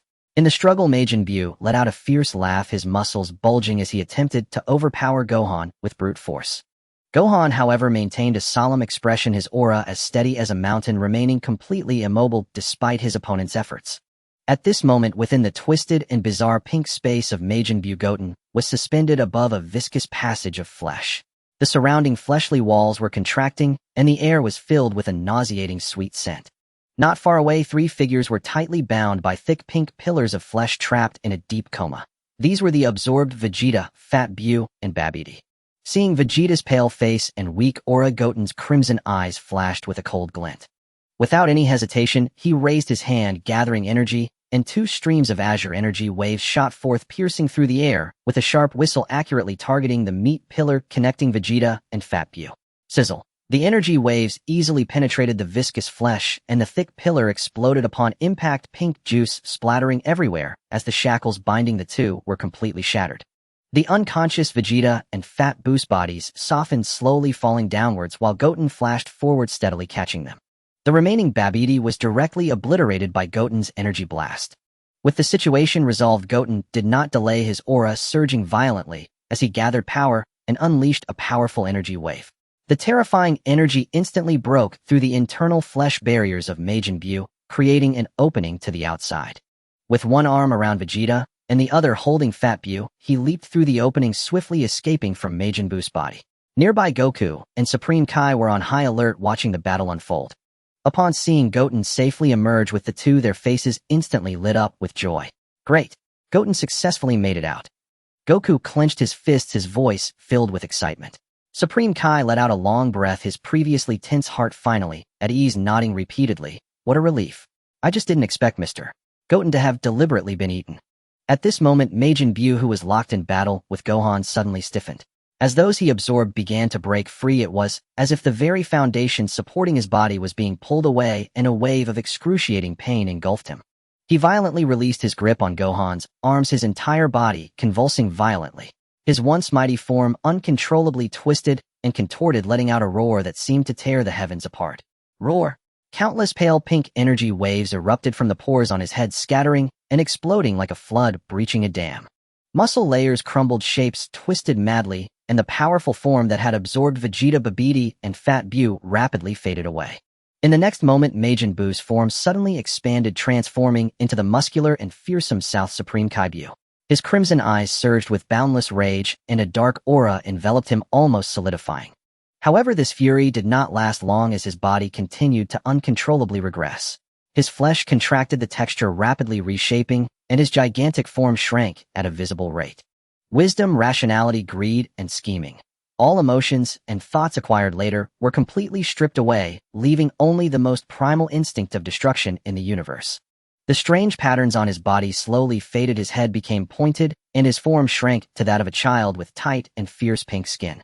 In his tiny crimson eyes there was no emotion, only an utterly pure desire for annihilation. His painful roars gradually transformed into frenzied shrieks as all restraints dissipated, and finally the small pink figure stood frozen before everyone. The original Majin Buu had fully awakened. Everyone present had their pupils constrict, staring blankly at the unfolding scene. Although the aura surrounding little Buu was not overwhelming, it was pure to the point of causing heart palpitations. The dark energy, becoming increasingly refined, and every fluctuation exuded a destructive ferocity. Supreme Kai, looking at this familiar figure, changed his expression drastically, exclaiming in shock, "He's returned to his original form. He's returned to how he was at the beginning." Unlike the fear and anxiety in the original work, there was only surprise this time, as Goten's presence beside him provided immense reassurance. Goku turned to Supreme Kai, scratching his head in confusion. Returned to his original form. What does that mean? As he spoke, he observed the petite form of little Buu letting out a sigh of relief and grinning, but it doesn't seem like a big deal. In this form I should be able to handle him easily. Gohan slowly retracted his aura from the clash, with Majin Buu, his white light, still shining brightly. He turned to Goten, who had just landed, a confident smile on his face, his tone steady and resolute. "Goten, leave the rest of Majin Buu to me. You just stay back and watch with Dad and Supreme Kai. Don't worry about anything." Goten looked at his brother in his God Gohan form, radiating confidence, nodded lightly, and replied softly, Gohan truly looked exceptionally confident in his God form. As his words faded, the blazing crimson aura of his Ultra Super Saiyan transformation gradually receded, and he reverted to his normal form. Clutching the unconscious Vegeta and Majin Buu, he approached Son Goku, and the Supreme Kai, his gaze locked intently upon the diminutive Buu, standing in the arena, awaiting the imminent clash. Glancing at Trunks beside him, Son Goku suddenly asked, "Trunks, was it to save Vegeta that you were swallowed by Majin Buu?" He then raised a finger toward Fat Buu and added, "But how did you manage to rescue him as well?" Trunks remained silent, his eyes fixed instead on the newly awakened little Buu in the arena. Seeing Trunks offer no reply, Son Goku did not press further, his own gaze too settled upon the battlefield. There the primordial little Buu had just stirred awake. Tilting his head slightly, his scarlet eyes locked with unblinking intensity upon Gohan before him. Without warning, he threw his mouth wide open and unleashed a shrill, grotesque roar. Sure 3. In that instant, an overwhelming torrent of malevolent energy erupted from his core. Pink aura surging violently skyward, tearing through Earth's heavens. Pink lightning bolts split the sky with deafening thunderclaps while the Earth trembled violently below. Mountains crumbled, boulders shattered, and colossal tidal waves surged across the oceans. The entire planet quaked beneath this terrifying miasma of evil, as if poised to shatter into dust at any moment. Watching little Buu rampage unchecked, unleashing cataclysmic devastation upon Earth, Gohan's expression hardened, his aura surging with divine power as he roared with commanding authority, "Majin Buu, cease at once." His thunderous voice, imbued with the sovereign pressure of his god-level state, pierced through Buu's frenzied malice, shattering his berserk trance outright. Little Buu froze mid-motion, his tiny frame stilling as those narrow blood-red eyes scanned Gohan's golden-lit figure. Then slowly his lips curled into a cruel, bloodthirsty grin. Without hesitation, pink aura flared wildly around him. He stomped hard upon empty space, launching himself forward like a cannonball, hurtling straight toward Gohan with murderous intent. Even before his fist arrived, a devastating shockwave hurled debris skyward, warping the very fabric of space with raw brute force. His assault was savage and unpredictable, devoid of technique or form, yet distilled to pure primal violence, aimed directly at Gohan's face in a bid to obliterate him in a single blow. Gohan, calm and unwavering in his godlike state, shifted his stance ever so slightly, evading the lethal strike with effortless grace. Before Buu could adjust his attack, Gohan countered with a swift, devastating punch that slammed squarely into Buu's shoulder. Boom! A deep, resonant impact echoed across the land. Buu's small body was sent flying like a broken puppet, slamming headlong into a distant mountain range, reducing the entire peak to rubble in a blinding eruption of dust and debris. Gohan's gaze remained icy and resolute. Denying his foe even a breath to recover, he tapped lightly upon the air and vanished instantly, pursuing Buu through the skies with mastery of the flying Nimbus technique.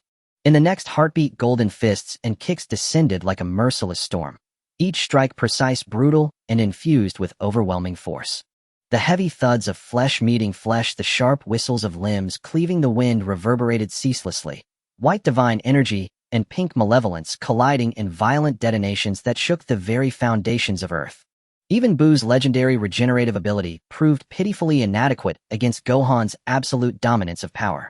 Gohan's speed far outstripped Buu's capacity to regenerate. His pink form repeatedly shattered, exploded, hastily reassembled, only to be obliterated anew in an unrelenting cycle. The once fearsome primordial Majin could now emit only ragged, agonized shrieks, utterly overwhelmed, defenseless, and unable to mount even the faintest resistance. Gohan stood immovable as a mountain, his movements decisive and flawless, every strike channeling the full might of divinity, pinning Buu relentlessly beneath an inescapable tide of supremacy. For the first time since his awakening, the primordial Majin who had sought only annihilation tasted the crushing despair of one-sided domination. His enraged cries grew increasingly desperate and shrill, yet he remained utterly ensnared within Gohan's unyielding onslaught. Supreme Kai Shin, observing from the sidelines, watched with rapt excitement, pumping his fists and leaping joyfully as he shouted, "Wonderful! Mr. Gohan is truly magnificent. This primordial Majin Buu stands no chance against him." Son Goku, equally electrified, folded his arms and grinned broadly. "Just like I knew. Gohan never lets me down. That power, it's absolutely incredible." Trunks stood quietly apart, watching the battered Buu with serene composure, his heart undisturbed. Having witnessed the original narrative, he fully understood the staggering might of Gohan's godlike state. Not even the primordial Buu, stripped of all absorption-enhanced power, could hope to contend with it. Even the fully absorbed Fat Buu from the original saga, had he not exploited a surprise assault and absorbed both Trunks and Gotenks, would have been utterly crushed beneath Gohan's divine might. At that moment, the relentlessly suppressed little Buu let loose a piercing, ear-splitting shriek, his pink aura violently contracting inward before exploding outward with renewed ferocity. Abandoning direct confrontation, he began darting frantically through the void, vanishing and reappearing with impossible speed, leaving behind shimmering pink afterimages as he sought a fleeting opening for counterattack. Yet Gohan's reflexes far exceeded Buu's expectations. No matter how erratically Buu teleported or evaded, Gohan anticipated each movement flawlessly, the crushing force of his blows tracking Buu with unerring precision, clinging to him like fate itself. Boom! Another devastating kick sent Buu hurtling backward, shattering boulders and cliffs in his wake. At this moment, due to the battle between Gohan and Kid Buu, the earth was already riddled with cracks.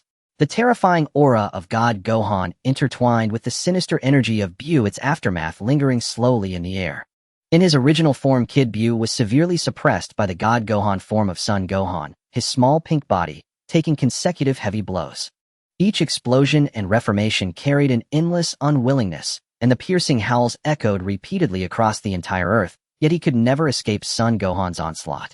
The Kaioshin, watching from the side, excitedly clenched his fists and bounced in place, his face filled with relief and joy, completely devoid of the previous fear he had towards Kid Buu.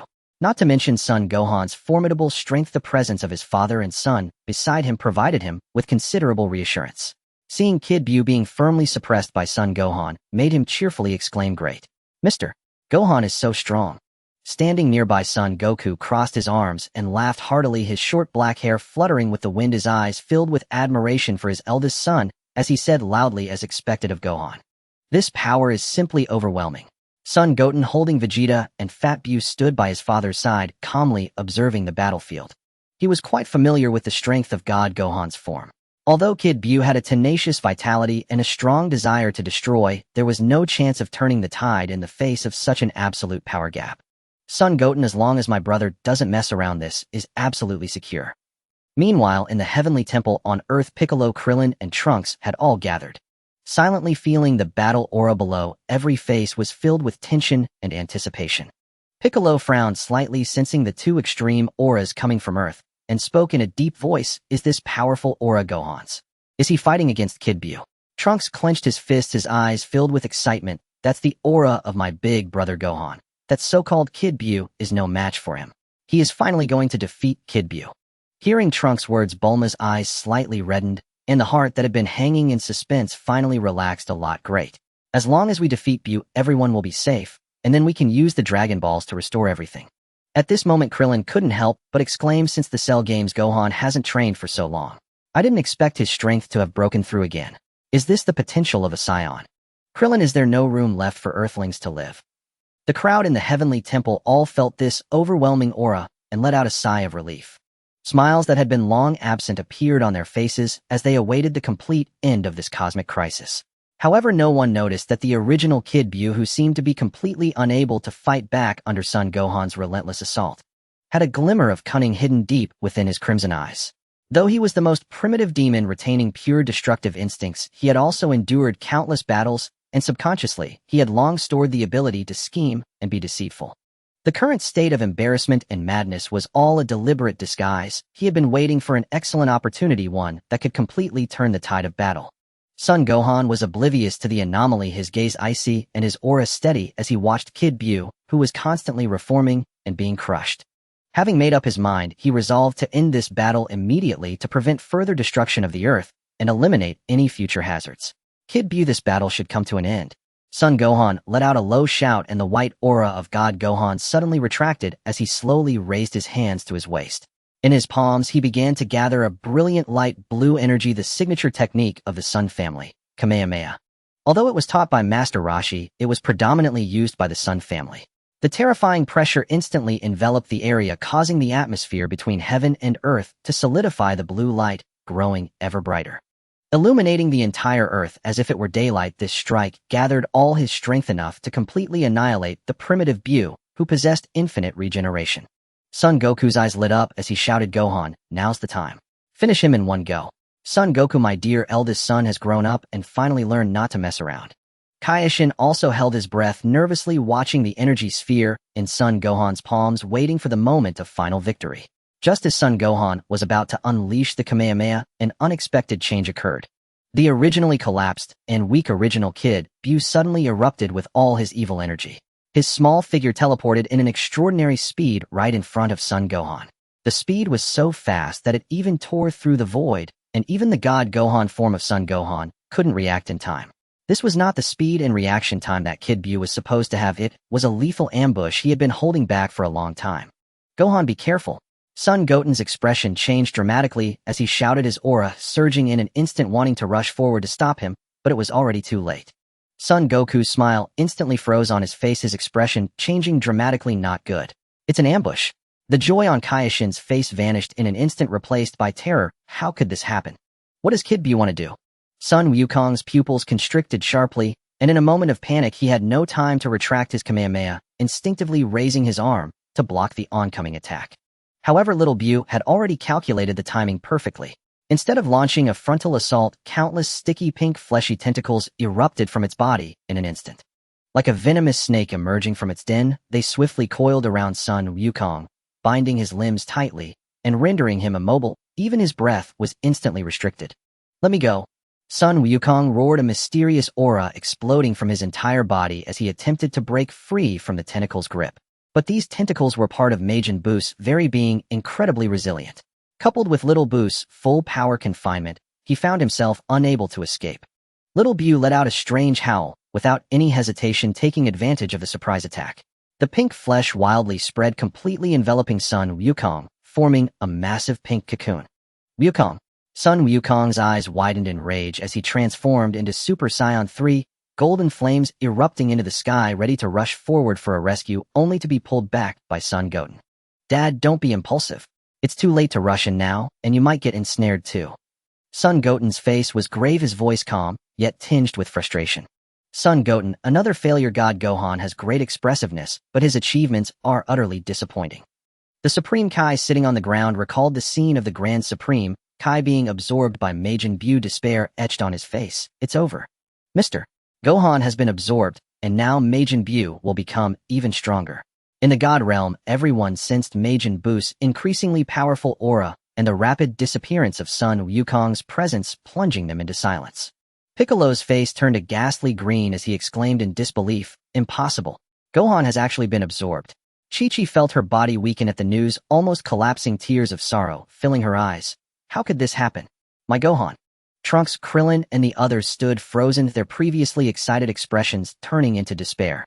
The hope that had just ignited was extinguished, and a suffocating atmosphere enveloped the entire God realm. At this moment on the battlefield, the pink cocoon slowly contracted, ultimately being completely absorbed by Little Buu. The next second, a terrifying aura far surpassing any previous forms erupted violently.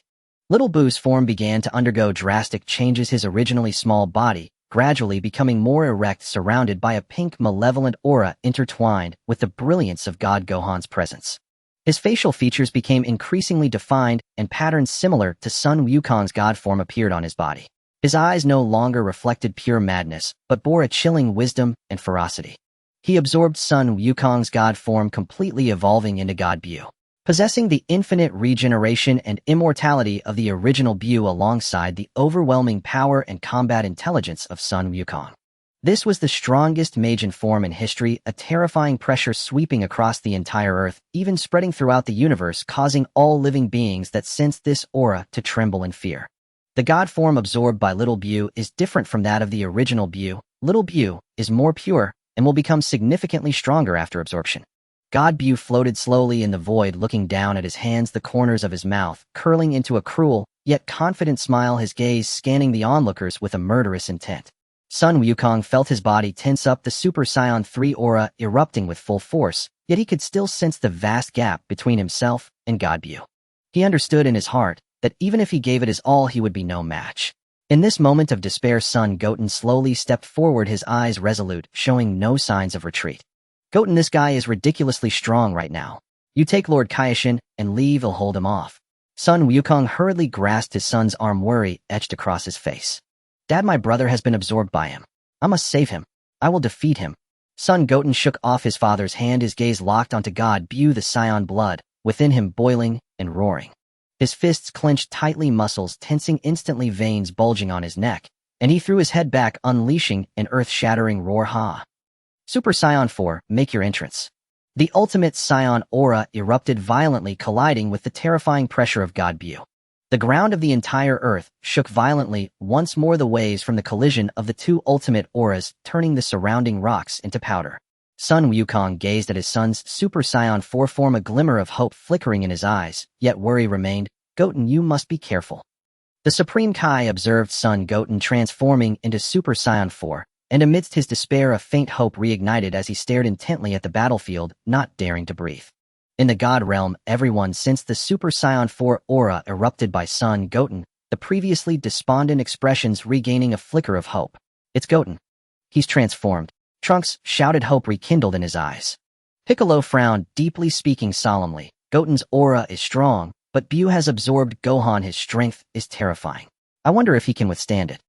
Everyone held their breath, silently sensing the aura below, awaiting the unfolding of this ultimate confrontation. On the battlefield, Sun Wutian and Shunfan Bu faced one another from afar, two dreadful auras pressing against each other, until the air itself cracked with explosive thunder. A flicker of surprise crossed Shunfan Bu's eyes before a cruel smile formed. It could sense the ferocity of Sun Wuxian's Super Saiyan 4 form, yet still believed itself superior.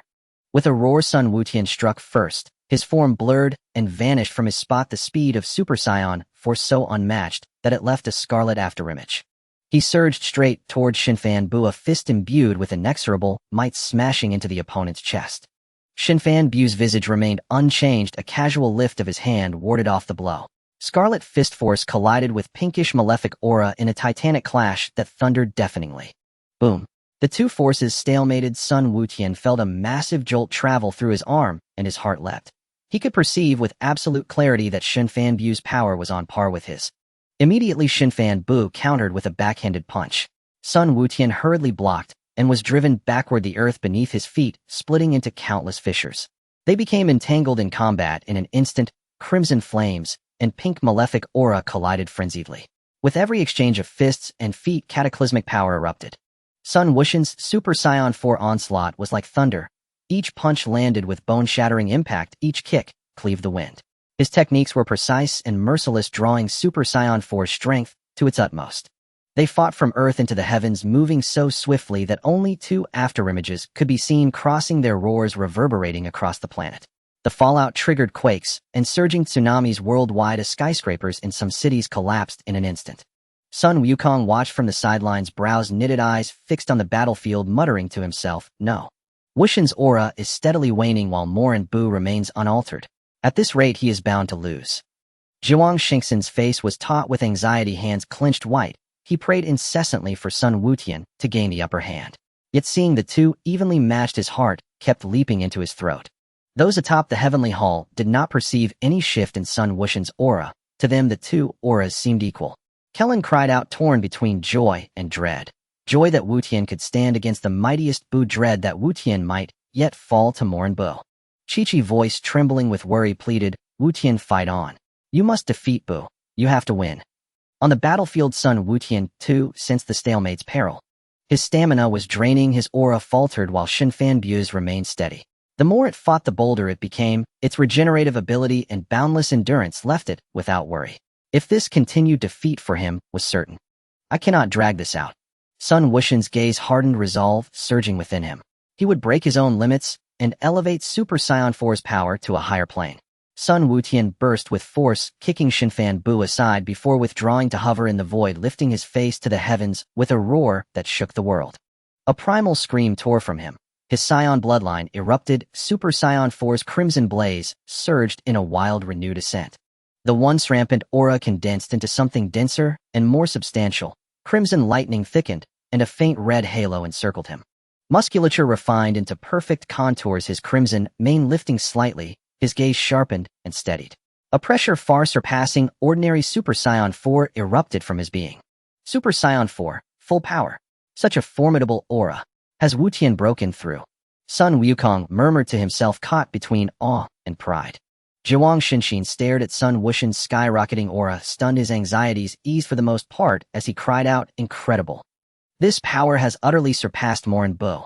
In the heavenly hall, those present felt Sun Wuxian surge and rose to their feet in excitement. He broke through. Wu Tian is so strong. Talangxi shouted excitedly, flushed with exhilaration. Bike's taut face at last softened into relief as he said in a low voice, "We've won. This power is enough to suppress Bu." On the battlefield, Xinfan Bu felt the terrifying aura of Sun Wuxian's Super Saiyan 4 full power. For the first time, gravity shadowed its face, and the earlier composure vanished. Sun Wuxian hovered in the void, the Super Saiyan 4 full power aura as steady as a mountain. His eyes cold and unblinking fixed on Xinfan Bu as he declared, "Morin Bu, now this must end." With those words he blurred forth. His speed multiplied manifold from before, and in an instant he stood before Xinfan Bu, delivering a fist infused with the ultimate force of Super Saiyan 4 full power. That punch bore no flourish, yet contained world-shattering potency. Xinfan Bu scrambled to block, but could not withstand the ultimate force. It was blasted away like a cannonball. It slammed into the ground, carving out an enormous, fathomless crater. Without waiting for Xinfan Bu to reorganize, Sun Wuxian arrived in an instant, his fists and feet pouring down like a torrential rain. Each strike was precise and ruthless, far surpassing his previous strength, completely suppressing Xinfan Bu's regeneration speed. Bang, bang, bang. The dull sounds of punches landing on flesh continued without pause as Xinfan Bu's pink body exploded and reorganized, only to be shattered once more. Its proud regenerative ability could not keep up with the repair speed against the overwhelming power of Sun Wuxian at full Super Saiyan 4. Sun Wuxian's assault showed no signs of hesitation, his aura remaining at its peak. Each blow was infused with all his strength, keeping Xinfan Bu firmly pinned in a deep pit, rendering it powerless to fight back. Xinfan Bu let out a shrill and unwilling roar, attempting to retaliate, but was utterly unable to escape Sun Wuxian's onslaught. Even after merging with the power of Xinfan, it could not fully unleash its strength under the pressure of full Super Saiyan 4, falling completely into a state of being crushed. Sun Wukong watched with blood boiling, shaking his fist and shouting, "Well done, Wu Tian. That's it. Completely crush it." The Kaioshin Shun was so excited he trembled all over, watching Xinfan Bu being mercilessly beaten, finally revealing a relieved smile. The anxiety that had been hanging over him was finally lifted. The ongoing cosmic crisis was about to come to an end. Sun Wuxian's gaze was cold as he looked at the struggling Xinfan Bu, knowing he must strike decisively to obliterate it. It's better for Yebi to wait for the Dragon Balls to revive him, as he had no confidence in entering Xinfan Bu's body to rescue it, as he did before. He slowly withdrew the crimson aura of full Super Saiyan 4, retreating completely, hands gradually raised to his waist. In his palms, he began to gather a concentrated red energy, intertwining with a blue halo, which was the Kamehameha wave fused with the power of full Super Saiyan 4. Majin Bu disappear completely. Sun Wuxian shouted softly, launching both hands forward as a massive energy wave, intertwining red and blue, erupted. Carrying the force to annihilate the world, it rushed directly towards the distant Xinfan Bu. The terrifying energy wave instantly engulfed Shun Fan Bu O, the red light sweeping across the heavens and earth, completely enveloping it. Shun Fan Bu O let out one last shrill roar, its body dissolving and disintegrating under the extreme energy impact. Its regenerative ability completely failed, unable to reorganize. Shun Fan Bu's body slowly shattered and dissipated under the impact of the energy wave until it completely disappeared. After a long while, the red light gradually faded and Shun Fan Bu's aura vanished from the world. There was no trace left. Majin Bu was finally completely defeated and annihilated. Sun Wutian panted heavily, watching the disappearance of Shun Fan Bu O, his heart finally settling down. Sun Wukong and Kaishin Shun immediately rushed over, looking at the slightly disordered but still upright Wutian, laughing heartily. Awesome. I didn't expect you to become so strong, Wutian. Kaishin Shun bowed deeply to Sun Wutian, gratitude written all over his face. Thank you, Mr. Sun Wutian. Thank you for saving the Earth and the entire universe. Meanwhile, far away in the heavenly temple on Earth, everyone felt the evil aura of Majin Bu completely disappear, and they all cheered, the excited shouts echoing throughout the temple. The gloom that had shrouded the universe for so long finally dissipated completely, and sunlight once again bathed the Earth, warm and peaceful. The Earth welcomed a brief period of stability and peace, with Fat Bu placed by Sun Wutian in Baozi Mountain, watching over with ease. As time quietly flowed by, it was already 11 months later. The cooling period for the Dragon Balls had just passed, and Sun Wutian quickly gathered all 7 Dragon Balls while holding the Dragon Radar.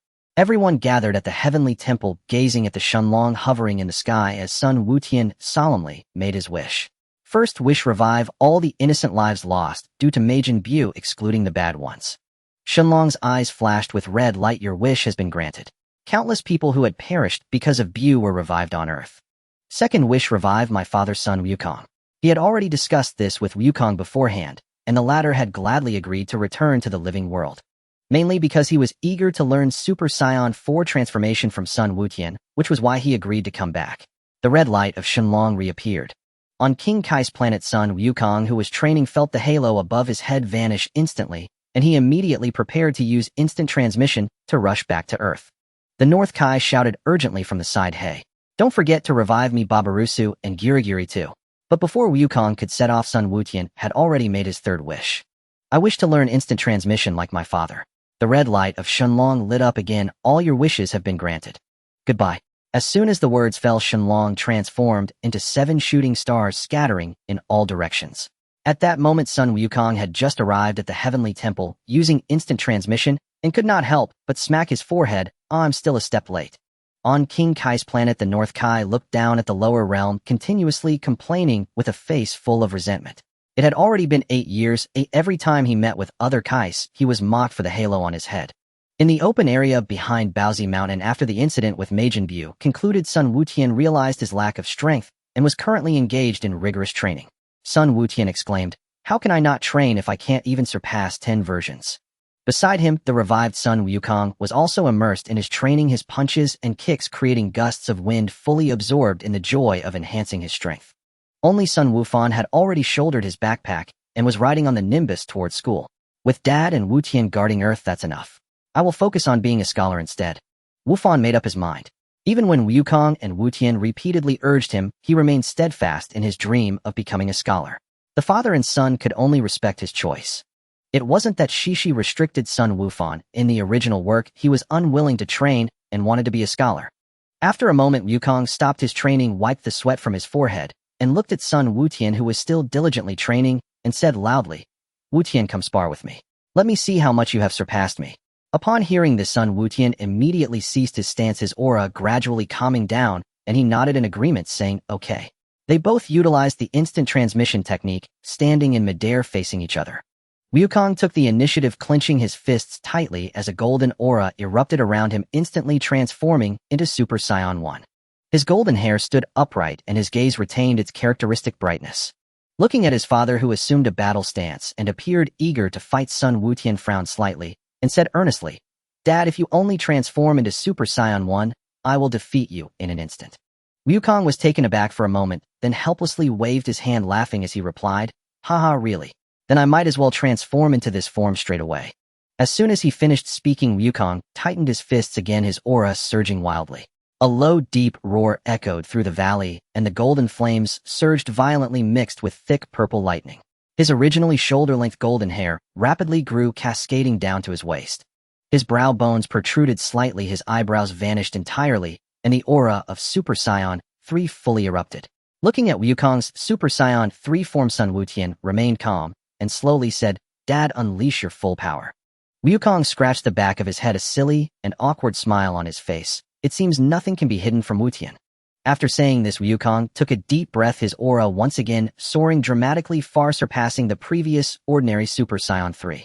His originally brilliant golden hair gradually darkened, transforming into a rich orange gold shade, his muscles slightly bulging, veins protruding. A terrifying wave of power spread out, causing the entire Earth to tremble slightly. In the Capsule Corporation's gravity chamber, Vegeta was enduring extreme gravity training. Upon sensing this sudden terrifying aura, his own aura abruptly halted. Furrowing his brows tightly, his eyes filled with unwillingness and anger, he growled, "Damn it! Kakarot has actually broken through again." Without a second thought, he shut off the gravity chamber, his aura exploding forth as he transformed into a blue-white streak of light, speeding towards Baozi Mountain. In the heavenly temple, Piccolo was meditating when this overwhelming aura abruptly interrupted his training. His expression turned grave as he used the divine power inherited from the old Kai to focus and sense the movements at Baozi Mountain, filled with shock. Meanwhile, in the center of the battlefield, Sun Wutian gazed at Wukong in his full power Super Saiyan 3 form, a glimmer of admiration flashing in his eyes. "No doubt about it, Dad. In just a year, you've mastered the full power form of Super Saiyan 3. Wukong laughed heartily, his voice brimming with excitement. "Wutian, quickly transform into the form you used to defeat Majin Buu. Let me see it." Without further ado, Sun Wutian clenched his fists tightly, a rich red aura exploding around him, his body covered in red fur. His eyes glowed crimson, and his golden irises were sharp as an eagle's as he transformed directly into Super Saiyan 4, his powerful aura far surpassing Wukong's Super Saiyan 3 full power. Wukong stared at Sun Wutian in his Super Saiyan 4 form, filled with envy and curiosity, eagerly asking, "Wutian, is this the form you used during your battle with Buu? By the way, you also have a red-haired form. What exactly is that form?"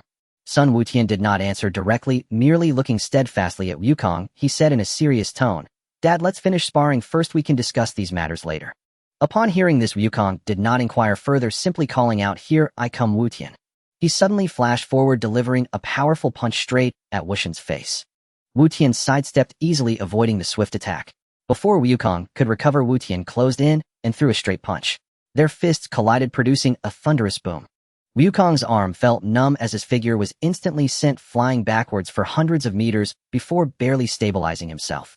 Wutian did not give him a chance to breathe, stepping onto empty air and chasing after him with a red afterimage, striking down towards Wukong's chest.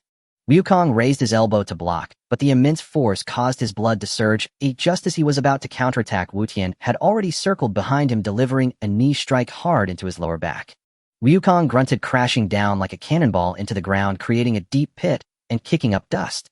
Wutian hovered above the pit, raised his hand to unleash a wave of energy, directly forcing the struggling Wukong back to the ground. Wukong activated Super Saiyan 3 to resist, but found himself unable to move. In the next moment, Wutian flashed forward, grabbing Wukong by the shoulder and lifting him up, then, with a powerful twist, hurled Wukong away. Wukong crashed into a distant mountain peak, shattering it, as debris fell, landing in a disheveled manner. His Super Saiyan 3 aura was in disarray, leaving him unable to retaliate. Wushin's aura gradually subsided as he landed on the ground. Wukong stood up from the rubble, his clothes tattered, yet he grinned widely, saying, "Is this the power of Super Saiyan 4? Meanwhile, Vegeta's speed had reached its peak, almost instantaneously arriving near Baozi Mountain. Upon seeing the two confronting in midair and sensing the dual auras of Wukong's Super Saiyan 3 full power and Sun Wushin's Super Saiyan 4, his pupils constricted sharply, his anger surging, and he gritted his teeth as he roared, "Kakarot's power has actually reached this level, and this kid Wutian's aura is even stronger than Kakarot's." He fixated on the red aura and red fur surrounding Sun Wutian, a glimmer of extreme desire and unwillingness flashing in his eyes. As the proud prince of the Saiyans, he could not allow himself to be inferior to this lower warrior Kakarot and his offspring Sun Wutian. On the heavenly temple, Bick closed his eyes and concentrated fully, sensing the aura surging from the direction of Baozi Mountain. His expression grew increasingly grave as he murmured to himself, Old Sun has broken through again, and Wu Tian has surprisingly become this powerful. At the seaside of Turtle Island, Clin was playing on the beach with his daughter Marin when two overwhelming auras suddenly swept in, making the air feel almost stagnant. His body instinctively bristled, and he suddenly straightened up, exclaiming in shock, "What a terrifying aura! It's Wukong and Wutian." In the open area of Baozi Mountain, the sparring session between the father and son had just concluded. Wukong stared intently at son Wutian, his tone urgent. "Wutian, your Super Saiyan 4 is incredibly strong, and what about that previous transformation with red hair? What exactly is that?" Son Wutian slowly calmed the raging aura around him, stabilizing his breath as he explained in a calm, yet clear tone. "The red hair is the god form of a Saiyan powered by divine energy, but I currently lack sufficient divine energy, so it can only manifest as a temporary transformation. As for Super Saiyan 4, it awakens the Saiyans' most primal power, first requiring the restoration of the tail. One must control their reason in the Super Saiyan Great Ape form, and then compress the raging power into shape." He looked up at Wukong and spoke frankly. "Dad, you are more suited to cultivate the god form, because once you transform into a great ape, you will completely lose control and be unable to manage the power of Super Saiyan 4. Upon hearing that he couldn't cultivate Super Saiyan 4, Wukong immediately drooped his head, his face filled with disappointment. However, upon hearing that he could learn the god form, his eyes instantly lit up, eagerly leaning forward. "Then teach me how to cultivate divine energy quickly. Calm your mind, let go of your obsession with victory and defeat, discard all distractions, and focus on sensing the flow of energy within your body. I will guide you." Sun Wutian slowly extended his hand, a gentle and pure strand of divine energy softly infused into Wukong's body. Wukong followed the advice, closing his eyes and focusing his mind. His thoughts were pure, filled only with a desire to grow stronger. Under Wushan's guidance, he quickly entered a meditative state. The original energy within him gradually became gentle and warm, with strands of red energy circulating through his meridians. Not far away under the clouds, Vegeta had already arrived, quietly listening intently to the duo's conversation. Watching the red light gradually enveloping Wukong, he clenched his fists tightly, his knuckles turning white as his deep-seated unwillingness and anger surged within him, gritting his teeth and growling, "The god form. That cockroach actually got ahead of me again." He did not step forward to interrupt, but coldly locked his gaze on Sun Wushan's Super Saiyan 4 form. Moments later, he turned and transformed into a blue-white streak of light racing towards the distant mountains. Sun Wutian had already sensed Vegeta's aura. The recent Super 4 transformation was meant for him to hear. In just a moment, Wukong's aura underwent a tremendous transformation. The violent golden aura of Super Saiyan 3 completely dissipated, and a sleek, vibrant head of red hair stood upright, surrounded by pure and clear red divine energy. His gaze was gentle, yet radiated a divine pressure far surpassing that of Super Saiyan 3. Saiyan God's red hair, transformation successful. Wukong opened his eyes, feeling the new strength as he couldn't help but laugh out loud. "This is the power of God. I feel an unprecedented surge of strength throughout my body." Sun Wutian reminded Wukong to familiarize himself with the control of divine energy, then sat cross-legged and floated, sinking back into rigorous training. Meanwhile, in the open area of the deep mountains, Vegeta's aura suddenly surged, and techniques he hadn't used in years were brought forth once more. "Huh!" A low shout echoed through the mountains as he raised his hand and threw the condensed artificial moon into the sky, where it hung above the clouds. Casting down a large expanse of cool moonlight, the thick blue light instantly enveloped his body. The Saiyan bloodline was completely activated, and Vegeta let out a furious roar, his body rapidly swelling, his clothes torn to shreds. He radiated brilliant golden light, transforming into a giant golden ape several meters high, with his crimson eyes revealing a fierce glare and a terrifying pressure sweeping across the entire mountain forest. The roar of the giant ape shattered the clouds above, and the violent aura made the earth tremble. As the Saiyan prince, he could perfectly control the great ape form, showing no signs of being consumed by instinct. However, the golden great ape form was more feral than the ordinary form, and Vegeta had to tightly hold onto his reason, crazily compressing and consolidating the surging power of the great ape within him. The body of the golden great ape trembled violently, its massive form continuously shrinking and refining, the dazzling golden light gradually fading. Thick, deep red fur covered his entire body, his eye sockets tinged with crimson, and a fervent aura of blue and red intertwined around him, his energy skyrocketing, surpassing Wukong's previous Super 3 form. As the smoke and dust slowly settled, Vegeta hovered steadily in midair, his red fur bristling, his gaze still cold and proud, with a steady and domineering aura exuding overwhelming power. Super Saiyan 4 fully completed. Vegeta slowly stretched his limbs, his fingers tightening slightly, as he felt the primal Saiyan power surging through his body, a proud and smug smile forming at the corner of his mouth. Vegeta, I have finally transformed back into Buyer No. 2 haha. On the peak of Baozi Mountain, as Wukong fully immersed himself in familiarizing with the Super Saiyan God power, he suddenly sensed an overwhelming aura. His body momentarily halted. He abruptly opened his eyes, igniting a fierce battle intent within him. He involuntarily stepped forward, his tone filled with surprise and disbelief. Is this Vegeta's aura? So strong. Son Goten, who had been meditating with his eyes closed, slowly opened his eyes, his expression calm and unperturbed. Dad, let's go take a look. He must be waiting for you. Son Goten's voice was flat as he rose and flew towards the source of the aura, his presence completely concealed, maintaining the demeanor of an observer. Wukong could no longer contain his desire for battle, nodding repeatedly, let's go. As soon as the words left his mouth, the father-son duo felt a surge of energy and transformed into two streaks of light racing into the deep mountains. Their speed reached its peak, leaving behind only fleeting traces of energy in the air. In just a few seconds, they arrived at the clearing where Vegeta was located. This world-shattering aura once again struck the senses of all the powerful beings on Earth, shaking each one to their core. On the heavenly god temple, Piccolo's previously relaxed body tensed up in an instant. He stood up abruptly, his energy unconsciously radiating outwards, fixating on the direction of the deep mountains, his expression changing drastically. This aura, it's Vegeta. He actually broke through to the same form as Goten. In the Capsule Corporation's courtyard, Trunks' eyes sparkled with admiration as he stared intently in the direction of Baozi Mountain, exclaiming, Mom, I can feel Dad's aura. So strong. At that moment in the wilderness, Wukong and son Goten landed steadily 100 meters opposite Vegeta. Wukong gazed at Vegeta, whose body was covered in deep red fur, eyes rimmed with crimson, and a raging red aura swirling around him. His eyes widened in awe as he exclaimed, Vegeta, you are incredible. You've actually mastered Super Saiyan 4. This aura is simply too powerful.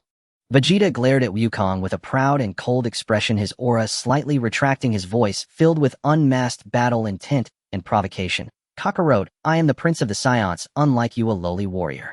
I won't lose my mind in my great ape form.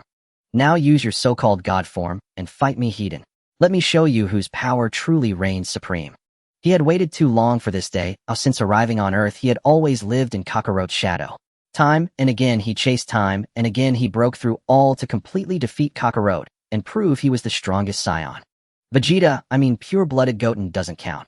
Wukong, being a battle fanatic, was instantly ignited by Vegeta's provocation, his red divine aura surging violently as he fully unleashed his Super Saiyan God form. His red hair stood on end, his eyes sharpened with focus, and a sacred aura radiated from him as he boldly replied, That suits me perfectly. I want to see whose strength is greater, mine in this state, or yours in Super Saiyan 4. Son Goten silently retreated 1,000 meters, hovering in the air, quietly watching the battle, focused entirely on the two fighters. His judgment grew clearer. Unless Dad can break through to Ultra Blue, triggering the passive Ultra Blue 50-50, he will surely lose. Stop dawdling, Kakarot. Vegeta called out sharply, launching the first attack. His crimson aura erupted violently, shattering the air beneath his feet as he vanished from sight like teleportation. His speed left behind afterimages. In the blink of an eye, he appeared before Wukong, his right fist packed with immense power crashing towards Wukong's chest. Wukong's eyes narrowed, not daring to be careless. He pushed the speed of Super Saiyan God to the limit, instinctively shifting his body to the left, effortlessly dodging the heavy punch. But Vegeta's attacks came in a relentless barrage. Missing one strike, his left hand instinctively swung across his elbow, charged with wild energy, slammed towards Wukong's side. With ferocity, the strikes sharp and unyielding. Wukong crossed his arms tightly in front of him, bracing for the impact. Bang! A dull thud resounded as he felt a violent numbness in his arms, an unstoppable force crashing down on him.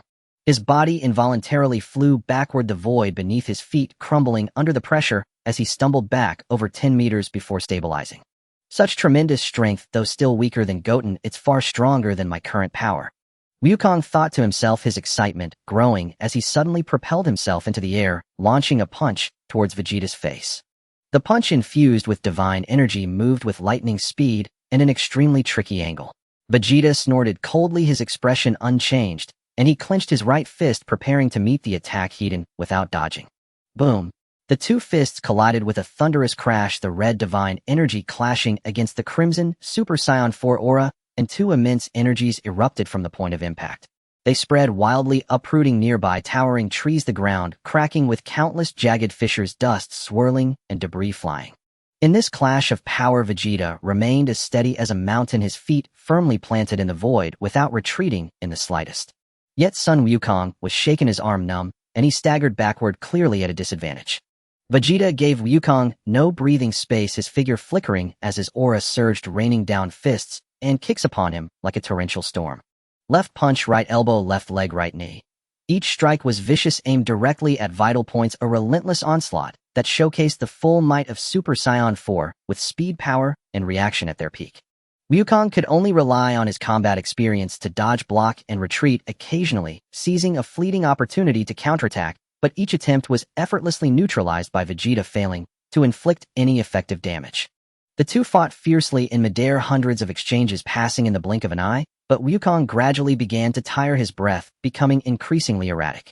In the heat of battle, Wukong seized a moment of vulnerability from Vegeta, rapidly gathering his divine power, his right fist clenched as all his strength converged at his fist, striking fiercely towards Vegeta. The red energy fist surged towards Vegeta with piercing speed.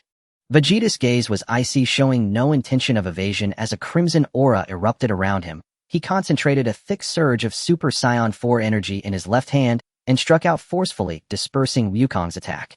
He then instantly lunged forward, gripping Wukong's arm tightly, and with a powerful twist of his wrist hurled Wukong violently towards the ground. Wukong crashed heavily onto the ground, creating a massive pit several dozen meters in diameter with dust and debris engulfing the area. As he struggled to rise, Vegeta descended from above, his right foot enveloped in a ferocious aura, crashing down onto Wukong's chest. Wukong hurriedly rolled to evade, but Vegeta's foot missed, causing the ground to collapse in a large area with debris flying everywhere. Seizing the opportunity, Wukong soared into the air, generating several red energy spheres around him. With a swift motion of his wrist, the spheres rained down upon Vegeta like a meteor shower. Vegeta displayed contempt, instantly erecting a red energy barrier around him. All the energy spheres struck the barrier, but failed to budge Vegeta even slightly, leaving no cracks on the surface.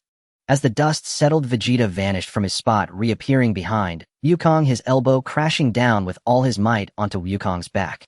Wukong let out a grunt, stumbling forward as his breath became completely disordered, the aura of Super Saiyan dimming slightly. He could clearly sense that while his divine power was exquisite, it was utterly suppressed by Vegeta's Super Saiyan 4 in terms of sheer power, endurance, and explosiveness. Each clash drained more of his energy. Seizing the fleeting opportunity, Vegeta gave Wukong no time to recover. Blue and red energy surged wildly around him, his hands pressed together above his head, channeling all his energy into his palms as he unleashed his signature move, shouting fiercely, "Gallic Gun!" A thick beam of energy erupted forth, illuminating the entire forest with a destructive radiance, hurtling straight towards Sun Wukong. Wukong's face changed drastically, not daring to hold back. His red divine aura erupted with full force as he thrust his hands forward, forming a thick red energy barrier in a desperate attempt to withstand the full brunt of the attack. "Break for me!" Vegeta roared, the power of the Gallic Gun surging even higher. The red barrier trembled under the overwhelming energy impact, cracks slowly appearing on its surface. In mere seconds it shattered. The residual energy of the Gallic Gun struck Wukong directly, leaving him no time to evade, sending him crashing like a kite, with its string cut against the distant mountainside. Boom! The entire mountain peak collapsed in an instant, massive boulders tumbling down, burying Sun Wukong completely within, with dust lingering in the air. Vegeta slowly withdrew his hands, his Super Saiyan 4 aura gradually calming, hovering in the air, looking down with pride at the collapsed mountain. Beside him, Son Goten nodded slightly. Everything unfolded exactly as he had anticipated. The power of Super Saiyan 4 was indeed a match for Super Saiyan Blue. Moments later, a stirring came from the rubble, and Sun Wukong emerged, clothes tattered, his hair had returned to black, clearly exhausted and unable to maintain his transformation. Yet there was no hint of disappointment on Wukong's face. Instead, he dusted himself off and gave Vegeta a thumbs up, laughing heartily. "Vegeta, you won."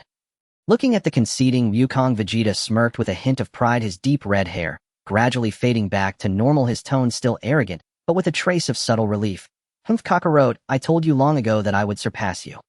Wukong walked over to Vegeta, patting him on the shoulder, still brimming with excitement. Vegeta, let's have another match in a while. Next time I won't lose. Vegeta scoffed, turning to fly towards Capsule Corporation, his tone firm.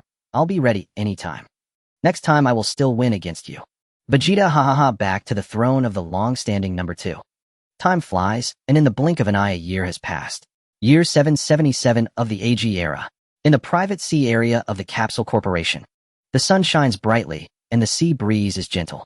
A luxurious giant cruise ship floats on the azure waters with melodious music flowing softly alongside the sound of the waves. Today marks Bulma's 38th birthday, and she has specially organized a grand birthday party at sea, inviting all her friends and family to gather. This is a rare moment of relaxation for everyone after years of hard work.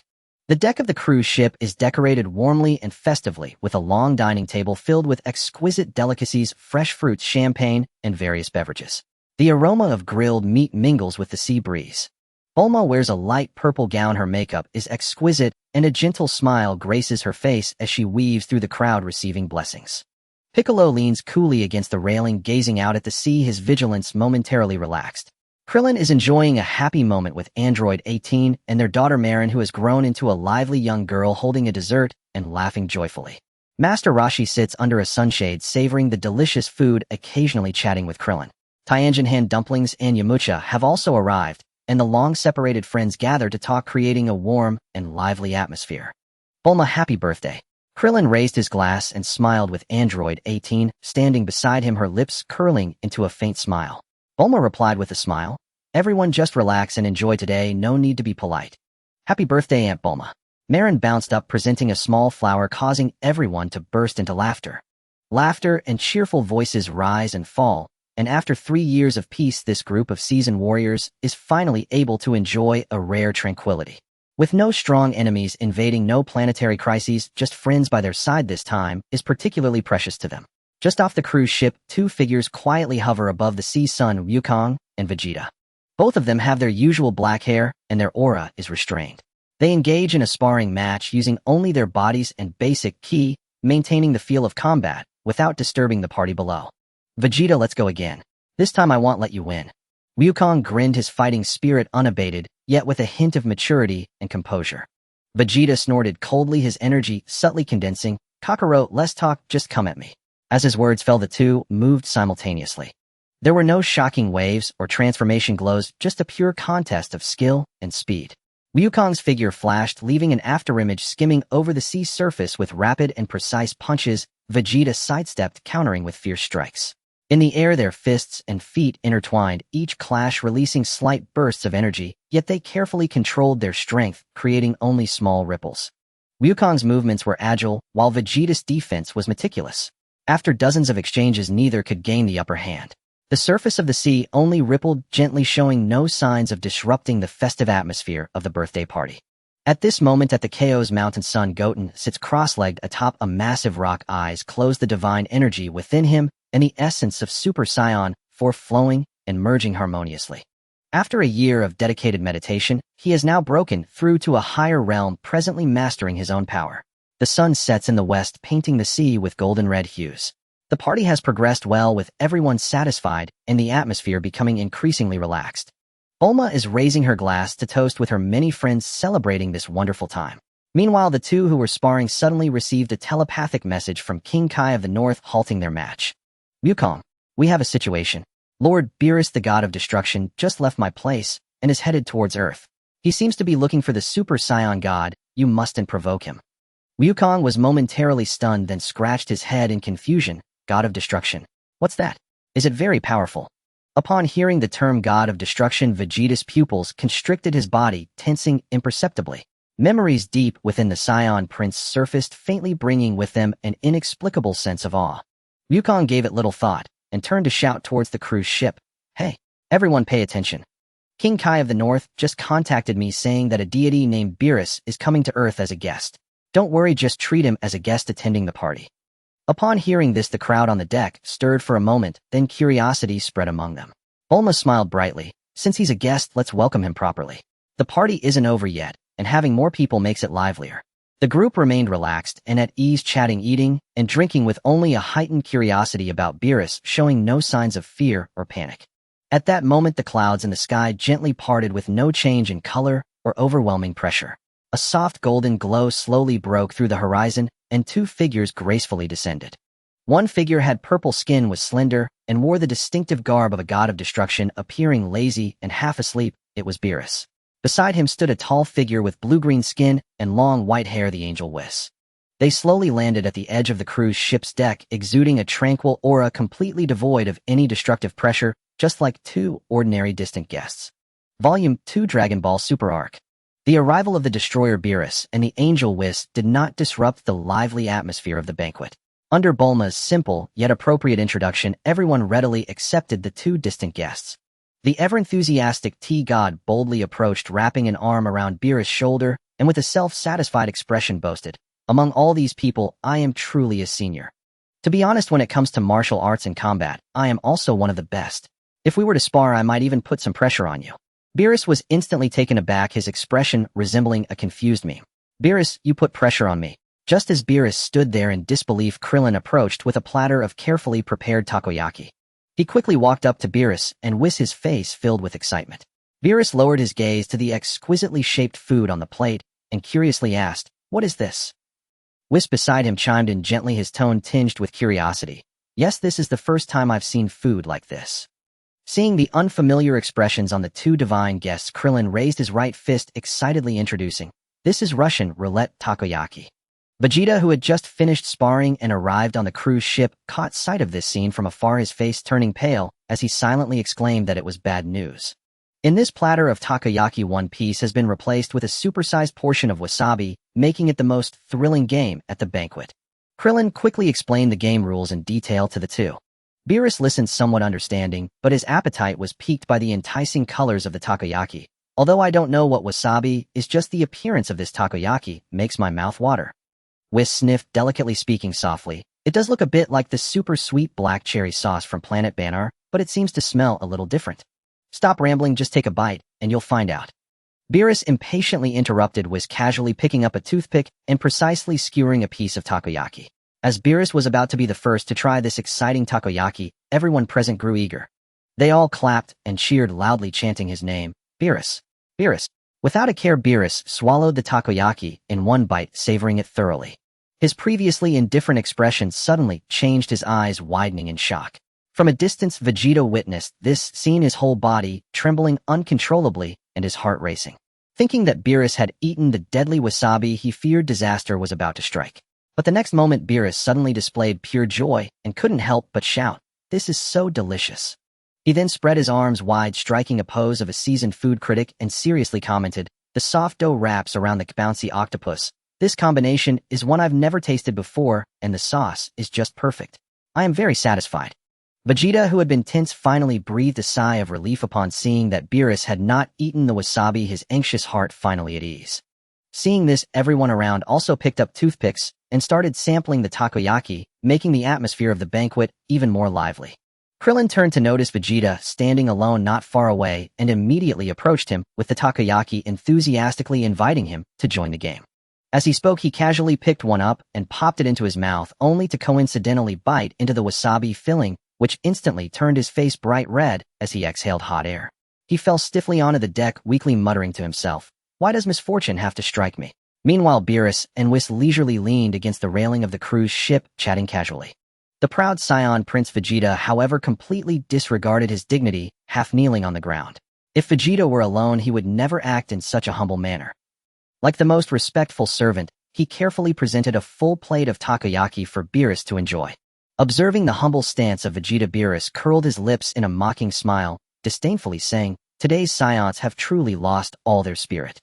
Just as he finished speaking, Trunks, who was playing chased and splashed water with a water gun, accidentally spraying a stream directly onto Beerus' face. The previously calm atmosphere suddenly froze and Beerus' expression darkened at a visibly alarming rate, the pressure around him dropping drastically. Whis beside him sensed the change and quietly asked, "Lord Beerus, are you angry?" Beerus replied flatly, his expression expressionless, "No, you are mistaken, I am not angry." The next second, he suddenly erupted with an ear-splitting roar, his purple-black destructive energy surging wildly. A powerful aura swept out, and he instantly soared into the air surrounded by a wrath capable of annihilating the world. I am furious. Vegeta looked in terror at Beerus soaring into the sky, feeling a chill run down his spine, and silently thought, this is bad.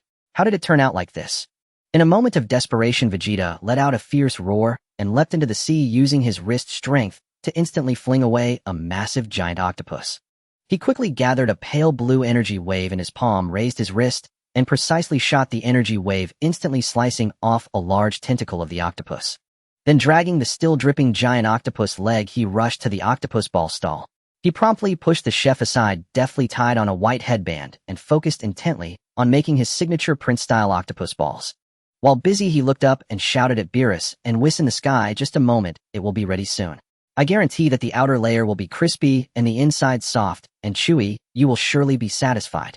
Who could have imagined that the proud Saiyan Vegeta would humble himself to this extent for his family?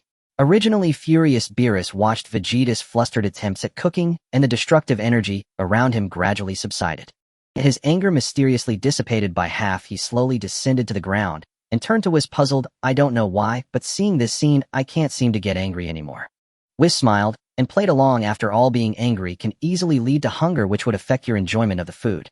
By the way, Lord Beerus, have you ever tried the soft and chewy pudding? Its taste is exceptional. Pudding. A glimmer of curiosity flashed in Beerus' eyes, instantly captivated by this new culinary name. The two immediately turned and walked towards the pudding stall, only to find that all the pudding had already been cleared away. The remaining pudding was taken by Fat Bew, who was now savoring it in front of him.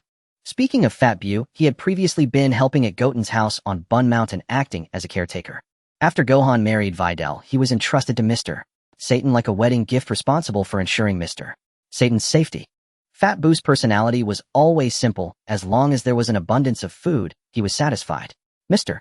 Satan, with his wealth, could always satisfy his appetite, and over time their relationship became very good. At this moment, Fat Bew was sitting to the side, happily devouring a pile of pudding, as joyful as a 300-pound child, completely immersed in the joy of food. Suddenly a shadow loomed over his head. Fat Bew looked up in confusion, and there was the gentle face of Angel Whis. Whis looked at the pile of pudding in front of Fat Bew and spoke in a warm tone. Hello, pardon the interruption. We come from a distant planet, and the stall owner said all the pudding has been sold out. Since you have so much here, could you share one with us? Mr. Satan, seeing this, hurriedly stepped forward to scold Fat Bew. I told you long ago not to eat too much or take up too much space. You need to learn to share. Turning back, he said kindly to Whis, don't be shy, take one each, that's no problem. But the possessive Fat Bew immediately hugged his plate tightly and shouted at Whis in anger, no way. These are all mine, no one is allowed to take them. Whis remained patient and explained to the simple-minded Fat Bew, we are truly sorry, we traveled a long way and missed out on the pudding this time. We don't know how long we'll have to wait to taste it again, so please. But Fat Bew didn't listen. Before Whis could finish, he suddenly stuck out his long tongue and licked all the pudding in the plate, claiming his ownership. Seeing this scene, Beerus' eyes widened, his face filled with shock and anger, and the aura around him became dangerous once more. Having done all this, Fat Bew turned to Mr. Satan and shouted defiantly, I am strong, so I deserve to eat more. Do you have a problem with that? Listening to Fat Bew's unreasonable remarks, Beerus' face darkened completely, and his gaze turned cold as he stared at Fat Bew, asking each word slowly. So, is this your justification for hogging the food? Not far away, Vegeta had just carefully prepared a full plate of octopus balls and was nervously bringing it over to present to Beerus. But upon seeing the tense scene before him, he froze in place, his hands loosening, and the freshly made octopus balls scattered all over the ground, with only one thought left in his mind, it's over, there's no saving this. Mr. Satan, seeing this, quickly stood up, trying to mediate. Wait. You two calm down for my sake, don't hold a grudge. But before he could finish, Beerus and Majin Buu both shouted in unison, get lost. Simultaneously, they extended a finger and lightly flicked it, sending an invisible force that instantly knocked Mr. Satan away. He crashed heavily against the railing of the cruise ship, instantly seeing stars and fainting. Mr. Satan, I really am the strongest in the world. I can withstand the joint attack of a god of destruction and Majin Buu without dying. After getting rid of the troublesome Mr. Satan, Beerus and Majin Buu stood face to face, their auras continually rising. A cataclysmic battle was about to erupt. Fat Bew took the initiative to attack, enveloped in a raging pink aura, his fists raining down like a barrage of cannon fire upon Beerus. Yet Beerus remained utterly motionless, not flinching or dodging, absorbing all the attacks without a hint of disturbance in his aura. Seeing that his relentless assault was entirely ineffective, Fat Boos' exhaust vents emitted white mist as he roared, "Watch me send you flying with one punch." His arms tensed, his aura surged violently, channeling all of his strength into a heavy punch aimed directly at Beerus' face.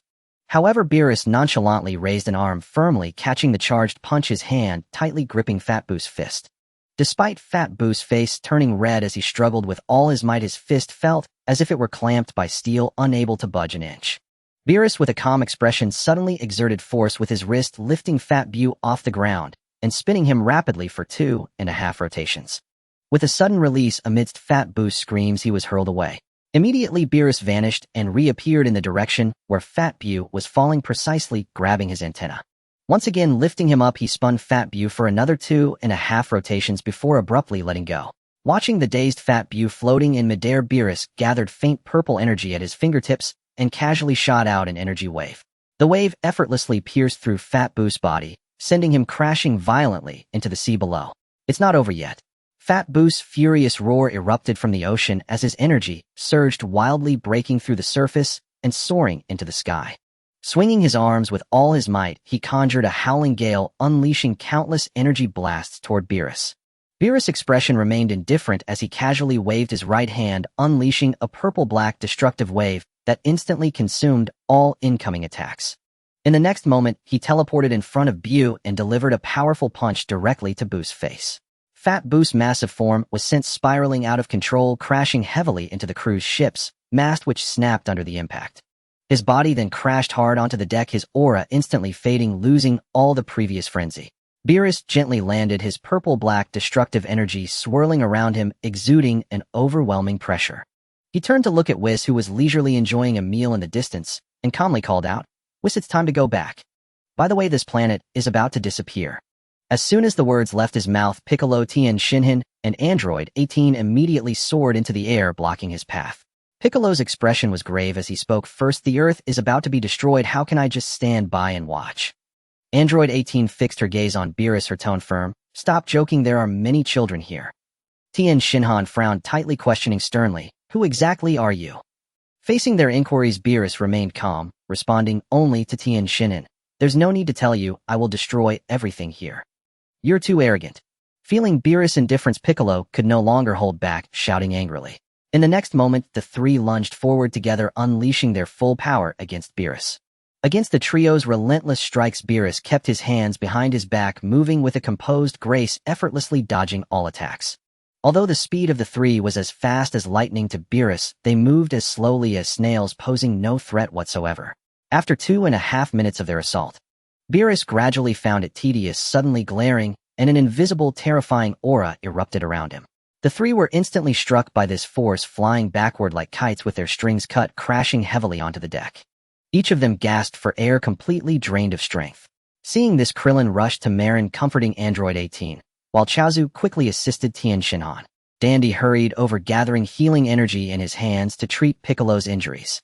Under Dandy's treatment, Piccolo slowly rose, looking at Beerus with horror as he muttered, "He didn't even touch us, yet he injured us all." Nearby, Vegeta watched this scene, silently cursing a bunch of fools. Satan, who had previously endured a hit from Majin Buu and Beerus, gradually regained consciousness with the support of Videl and Gohan. Videl, who was relatively weak, looked at the defeated group with confusion and asked Gohan, "Even Uncle Piccolo was defeated, is it because he's friends with Vegeta?" And everyone went easy on him. "No, they didn't hold back at all," Gohan replied, seriously shaking his head. With that, he slowly removed his scholar's glasses, his gaze becoming incredibly sharp. "Perhaps we are fighting against unfathomably powerful masters." In the next moment, a powerful aura erupted around Gohan, charging directly toward Beerus. In the distance, Piccolo's face went pale with fright as he shouted, "Gohan, don't go. I can no longer endure this." Son Gohan roared, clenching his fists and fiercely striking at Beerus. Beerus merely lifted a finger, effortlessly blocking the attack. Then he curled his finger and flicked Gohan on the forehead, a powerful force instantly, sending Gohan flying, crashing heavily onto the deck. Seeing Son Gohan easily defeated, Piccolo's face was filled with shock. He just flicked his finger lightly, and that defeated Gohan. Could this guy really be a god? Bulma hurried over, carefully helping Gohan up. Vegeta, watching everyone suffer defeat, couldn't help but ask himself, "What am I doing? As the proud prince of the Saiyans, when did I become so pathetic?" Immediately, Vegeta erupted in a golden aura, transforming into Super Saiyan, boosting himself with a shout. I'm going for it. He then flew directly in front of Beerus. Beerus looked at the suddenly powerful Vegeta and coldly questioned, "Aren't you embarrassed enough?" Vegeta said nothing, but with an angry shout he swung his fists and charged at Beerus. However, the terrifying memories from his childhood had long been etched in his bones. The god of destruction Beerus had always been an inner demon that Vegeta couldn't shake off, not easily subdued. Before he could reach Beerus, he was firmly pressed down by the invisible and terrifying pressure emanating from Beerus, unable to move. Seeing Vegeta's fearful expression, Beerus mocked, "Is this what they call the warrior race of Saiyans? To retreat at a critical moment is what I hate the most." Then Beerus gently pressed down with his finger, and the immense pressure caused Vegeta to crash onto the deck, his whole body lying on the ground, unable to rise. As Vegeta gasped for air, just about to get up, in the next moment Beerus stepped on his face, instantly nullifying his Saiyan transformation and turning his golden hair black again. Beerus looked down at him, his tone filled with mockery.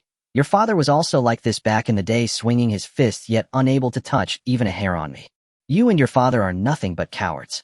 With that, Beerus lifted his foot off Vegeta and slowly stepped back. Vegeta struggled to rise from the ground, his eyes fixed intently on Beerus in the distance. At this moment, Beerus suddenly turned around, pointing at Vegeta coldly, and saying, "This planet called Earth, along with you all, has lost its meaning of existence." He then began to gather energy at his fingertips, a dazzling ball of destructive energy, slowly forming the oppressive aura sweeping across the area. Vegeta stared blankly at this scene, his tone filled with unwillingness. To die at the hands of the god of destruction may perhaps be a kind of honor. Upon hearing this, Beerus did not cease gathering energy, but the corners of his mouth lifted slightly as he replied nonchalantly, "Oh, I love to hear that." Hearing Beerus' response, Vegeta, as if resigned to his fate, slowly closed his eyes, yet his trembling body exposed his deep-seated unwillingness and anger. In this critical moment, a powerful noblewoman quickly stepped forward. Smack! A crisp slap resounded as it landed heavily on Beerus' face. Beerus was momentarily stunned, and in that moment of distraction the energy he had gathered at his fingertips abruptly ceased, dissipating entirely. Bulma, after slapping Beerus, stood with her hands on her hips and shouted, "Are you done causing trouble? You are not allowed to disrupt my birthday party. I'll leave this instant." Upon hearing the noise, Vegeta's eyes snapped open, and seeing this scene, he was instantly filled with worry, shouting, "Bulma!" Beerus' gaze turned icy as he stared at Bulma, the pressure around him dropping suddenly. Sensing Beerus' hostility, Bulma did not back down, but instead retorted defiantly, "What? Do you still have anything to say?"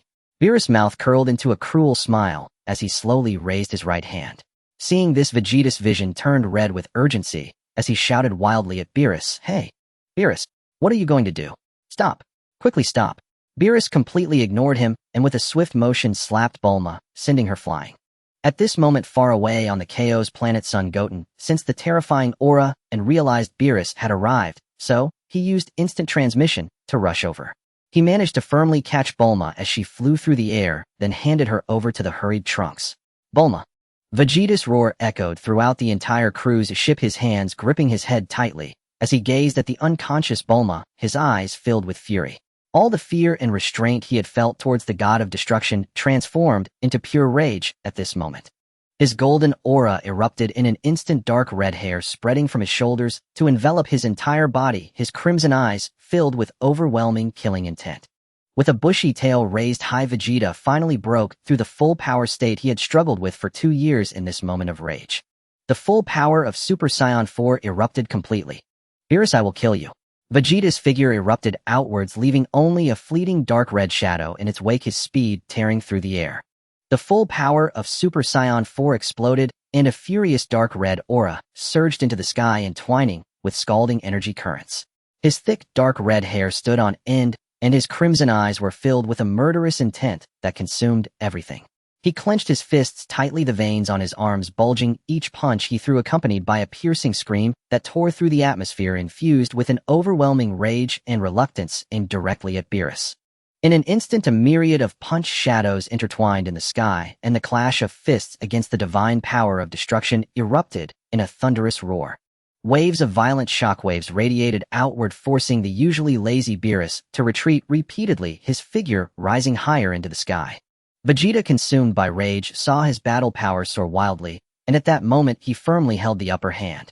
Feeling the surging aura of extreme anger emanating from Vegeta, a hint of amusement flickered in Beerus' eyes, and a disdainful smirk curved upon his lips. He deliberately restrained his own power, allowing Vegeta's heavy punches to land on him, even intentionally, slowing his evasive actions, letting him vent his pent-up fury. Seeing that he had thoroughly suppressed his opponent, Vegeta's aura surged once more, red energy coiling around his arms, making his attacks increasingly ferocious and relentless. He no longer limited himself to punches and kicks, suddenly spreading his arms wide, as the blazing, glaring red energy surged wildly from his palms, rapidly gathering. In an instant it coalesced into a massive energy sphere, and he poured all his strength into it, shouting as he unleashed. Ultimate Flash. The dazzling red light instantly engulfed the entire sky, completely shrouding Beerus, while a violent wave of energy accompanied the shockwave. It forcefully sent Beerus crashing down towards the ocean below, where the surface exploded into towering waves, sending sprays of water dozens of meters high. Vegeta leaned on his knee, gasping for breath as his aura gradually dissipated. He looked at the turbulent, empty sea and couldn't help but laugh maniacally. What a god of destruction. In the end, you still died at the hands of me, Vegeta. But in the next moment, the raging seawater suddenly parted to the sides, and a solitary figure slowly rose from the depths. Beerus stood unscathed upon the ocean's surface, his pale purple aura gently rippling his clothes neat as ever. It was as if Vegeta's all-out attack had never affected him in the slightest. He casually brushed off non-existent water stains and dust from his body, his crimson eyes glancing at Vegeta, his tone icy and filled with disdain. Saiyan, is your anger only this trivial? It's utterly boring. As he spoke, the amusement in Beerus' eyes completely vanished, and he finally ceased holding back. The purple-black power of destruction erupted violently, overwhelming the entire sea. A heavy sense of oppression instantly bore down, directly crushing Vegeta's raging aura of Super Saiyan, causing his energy to become wildly chaotic. Vegeta's expression changed drastically, his pupils constricting as he failed to react in time. Beerus had already instantaneously teleported in front of him, delivering a powerful punch to his abdomen. An excruciating pain surged through his entire body, causing Vegeta to curl up like a shrimp. Blood sprayed from his mouth, and even the aura of Super Saiyan 4 dimmed slightly. Before he could catch his breath, Beerus swiftly grasped his Saiyan tail with a firm grip accompanied by the sound of tearing air. He spun Vegeta around rapidly for 2.5 rotations, then suddenly exerted force, flinging him harshly into the sky. Immediately after, Beerus leaped into the air, the power of destruction enveloping his fists and feet, raining down blows with the intensity of a torrential storm. Each strike contained the absolute power of a god of destruction, each one crashing heavily onto Vegeta. Vegeta had no power to fight back, only able to endure the painful tumbles in the air, the dull sounds of heavy impacts resonating continuously. Echoing above the deck of the cruise ship, he tried with all his might to resist, but even raising his arms felt like an impossible task. Finally, Beerus clamped Vegeta's neck with one hand, using immense power to slam him down onto the cruise ship's deck. The hard deck instantly shattered and caved in debris and wood fragments flying in all directions, cracks spreading across the entire surface. Vegeta lay collapsed on the damaged deck, covered in injuries. The energy of Super Saiyan 4 was completely exhausted, gradually fading away, restoring him to his ordinary Saiyan form. Though utterly drained, he continued to glare at Beerus with unyielding eyes filled with resentment, fury, and defiance, never once showing a hint of submission despite being unable to move. Beerus slowly ascended into the sky, hovering high above, looking down at everyone on the deck. His aura of destruction grew even denser, his voice chilling to the bone, devoid of any emotion. Since no one can defeat me, then this planet and all of you have no need to exist. With that, he gathered a massive purple sphere of destructive energy at his fingertip, the sphere radiating an aura of annihilation as it slowly aimed at the earth below. He cast a glance towards Whis, who was still leisurely enjoying his meal in the distance, and coldly commanded, "Whis, let's go." The scene instantly fell into silence, the Z fighters struggling against their injuries, each trying to stand up. Gazing at Beerus in the sky, radiating an aura of destruction, their faces were filled with unmistakable despair. Piccolo clenched his fists, knowing well that the gap at this moment could no longer be bridged by mere desperation. Number 18 quickly shielded Marin behind her, her eyes filled with anxiety and helplessness, fixated on Beerus high above. Goten clenched his fists tightly, his aura surging as he prepared to fly towards Beerus, eager to test the results of his training over the past 2.5 years. Suddenly, a clear, resolute voice filled with fighting spirit rang out from afar. "Wait!" A familiar voice echoed across the deck, instantly drawing everyone's attention. Yet beneath the calm demeanor lay an undeniable and formidable strength, providing a sense of reassurance even before it was unleashed. The Z fighters on the deck saw his figure, and the momentary silence in their eyes was shattered by a glimmer of hope, as if they had grasped the last lifeline. With a powerful push, Wukong leaped into the air, descending like an arrow shot from a bow, landing firmly before everyone in an instant. Kakarot, Wukong, Piccolo, Krillin, and the others shouted excitedly, their faces filled with the joy of having survived a calamity. They firmly believed that as long as Son Wukong was present, he would surely resolve the crisis facing Earth. Only Vegeta looked at the appearing Wukong with a face full of confusion and disbelief. In his view, his strength was on par with Wukong's, yet even in his Super Saiyan 4 form, he had been utterly defeated by Beerus. He simply couldn't understand how Kakarot could possibly contend against this god of destruction. Wukong looked up at Beerus hovering high above and spoke with determination. Lord Beerus, you just said that if someone can defeat you, you want to destroy the Earth, right? Beerus glanced down at him, a playful smile curling at the corners of his mouth as he lazily responded, "Oh, do you really think you can defeat me?" Wukong scratched the back of his head and honestly replied, "Vegeta lost, and my strength is about the same as his." With a sudden shift in his gaze, he became resolute. "But I have a way, and I will definitely defeat you." "Oh." Beerus raised an eyebrow, a hint of curiosity flashing in his eyes as he decided to wait for Wukong's explanation. "As long as Vegeta and I fuse, we can surely win against you." "Fuse, eh?" Beerus frowned slightly, clearly unfamiliar with the term. "Exactly." Wukong nodded emphatically. "I learned this technique from the Metamorans in the afterlife. Two people can combine through dance, and their power will multiply exponentially. We will definitely be able to defeat you." Beerus stroked his chin, intrigued, and asked, "Is that so? How long will it take?" Wukong cracked his knuckles and grinned. "Very soon, just a little bit of time." "All right, I'll wait for you for a while." Beerus agreed with a nod, turning to land beside Whis on the deck, lazily reclining in a chair. While enjoying delicious food, he watched the crowd with great interest, eager to see what this so-called fusion could produce. After convincing Beerus, Wukong immediately turned to Vegeta, who sharply refused as soon as Wukong mentioned fusion. The proud Saiyan prince was absolutely unwilling to perform such a strange fusion with Wukong. It wasn't until Wukong solemnly reminded him that if they failed, Bulma and Trunks would also perish. Vegeta's expression changed drastically, his fists clenched as he gritted his teeth and reluctantly agreed. Wukong first relayed the key points and movements of the Metamoran fusion dance to Piccolo, who would then guide the two in their coordination.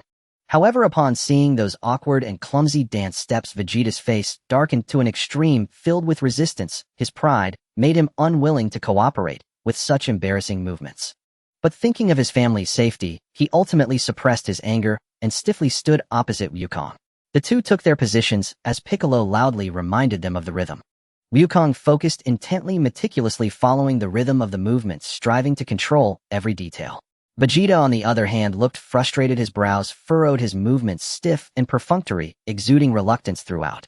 Just as their fingers were supposed to meet precisely in the final step, a slight misalignment occurred, and their rhythm was completely thrown off. Dazzling red and blue energy suddenly intertwined, but in a distorted manner it crazily converged, and as the light faded, a corpulent, rotund fusion warrior appeared. With a round belly, short and thick limbs, and a foolish, dazed expression on his face, his aura was chaotic. Forget about fighting, he could barely stand steadily. The first fusion had ended in failure. Beerus glanced at the overweight fusion warrior with disdain and impatience in his tone. "You expect to defeat me looking like that? Ridiculous." Fat Gogeta gasped for breath and quickly pleaded, "Lord Beerus, it was our coordination mistake. Please wait another 30 minutes, and we will definitely succeed in our fusion." This statement completely exhausted Beerus' patience. He turned to Whis beside him and coldly said, "Whis." Whis understood immediately, gently waving his angel staff, a soft white light descending upon Fat Gogeta. The two who had fused were instantly forcibly separated, the fusion effect dissipating. Wukong and Vegeta looked at Whis, who had easily undone their fusion, their faces filled with shock. Not daring to delay any longer, the two immediately assumed the fusion stance again. This time Vegeta suppressed his inner feelings of frustration and embarrassment and diligently adjusted his movements, trying to keep up with the rhythm. Wukong also reigned in his casualness, focusing entirely on ensuring that every movement was precise. Yet even so, the two still failed to achieve perfect synchronization. Their movements had slight deviations, and the moment their fingers touched, the energy light burst forth once more in distortion. This time the fusion warrior that appeared was entirely different from the previous one. Extremely thin and emaciated, all bones visible, it seemed as if a gust of wind could blow it over. With vacant eyes and unsteady steps, its aura was weak to the extreme, and it struggled to stand completely devoid of any combat capability. Beerus' patience was completely exhausted, his destructive power subtly surging as he looked coldly at the two. "I'll give you one last chance, but if you fail again, I will destroy you completely." After saying this, he looked at Whis again. Whis. A flash of white light passed again, and the two were forcibly separated once more. Having experienced two failures, Goku and Vegeta exchanged glances, both seeing determination in each other's eyes, daring not to be the slightest bit careless. This time the two set aside all distractions, and as their gazes met, they finally achieved an unprecedented synergy. They stepped in sync, raising their hands, turning, pausing. Every dance step and gesture was flawless, their auras perfectly aligned without a hint of disorder. At the moment their fingers precisely connected, a brilliant bluish light shot up into the sky, a raging energy storm swept around them, and the air twisted violently. As the light gradually faded, a towering and agile figure stood proudly at the center of the arena. The fusion warrior was perfectly formed, with a hairstyle that fused the features of Goku and Vegeta, and eyes sharp as blades. With a hint of arrogance and confidence, surrounded by a calm, yet terrifying aura embodying Goku's cheerfulness and Vegeta's aloofness. He raised his hand to lightly brush his clothes, speaking with a calm, yet commanding tone as he declared his name, Gogeta. "Who is stronger, Gogeta or Vegeta?" As the fusion of Vegeta was completed, he raised his eyes to gaze at Beerus, who was leisurely enjoying his meal in the distance, his expression incredibly serious, as he spoke in a deep voice. "Lord Beerus, we can begin now." Looking at the warrior born from the ultimate fusion of Saiyan, Beerus withdrew his usual laziness. Rarely showing a serious demeanor, he calmly uttered a single word, "Good." The Z fighters on the deck were all awed by the overwhelming aura radiating from Vegeta. Each of them displayed an excited expression, as if victory was already within their grasp. Only son Goten frowned intently, sensing the violent aura, secretly pondering. The power is absurdly strong, but can it truly defeat this unfathomable god of destruction?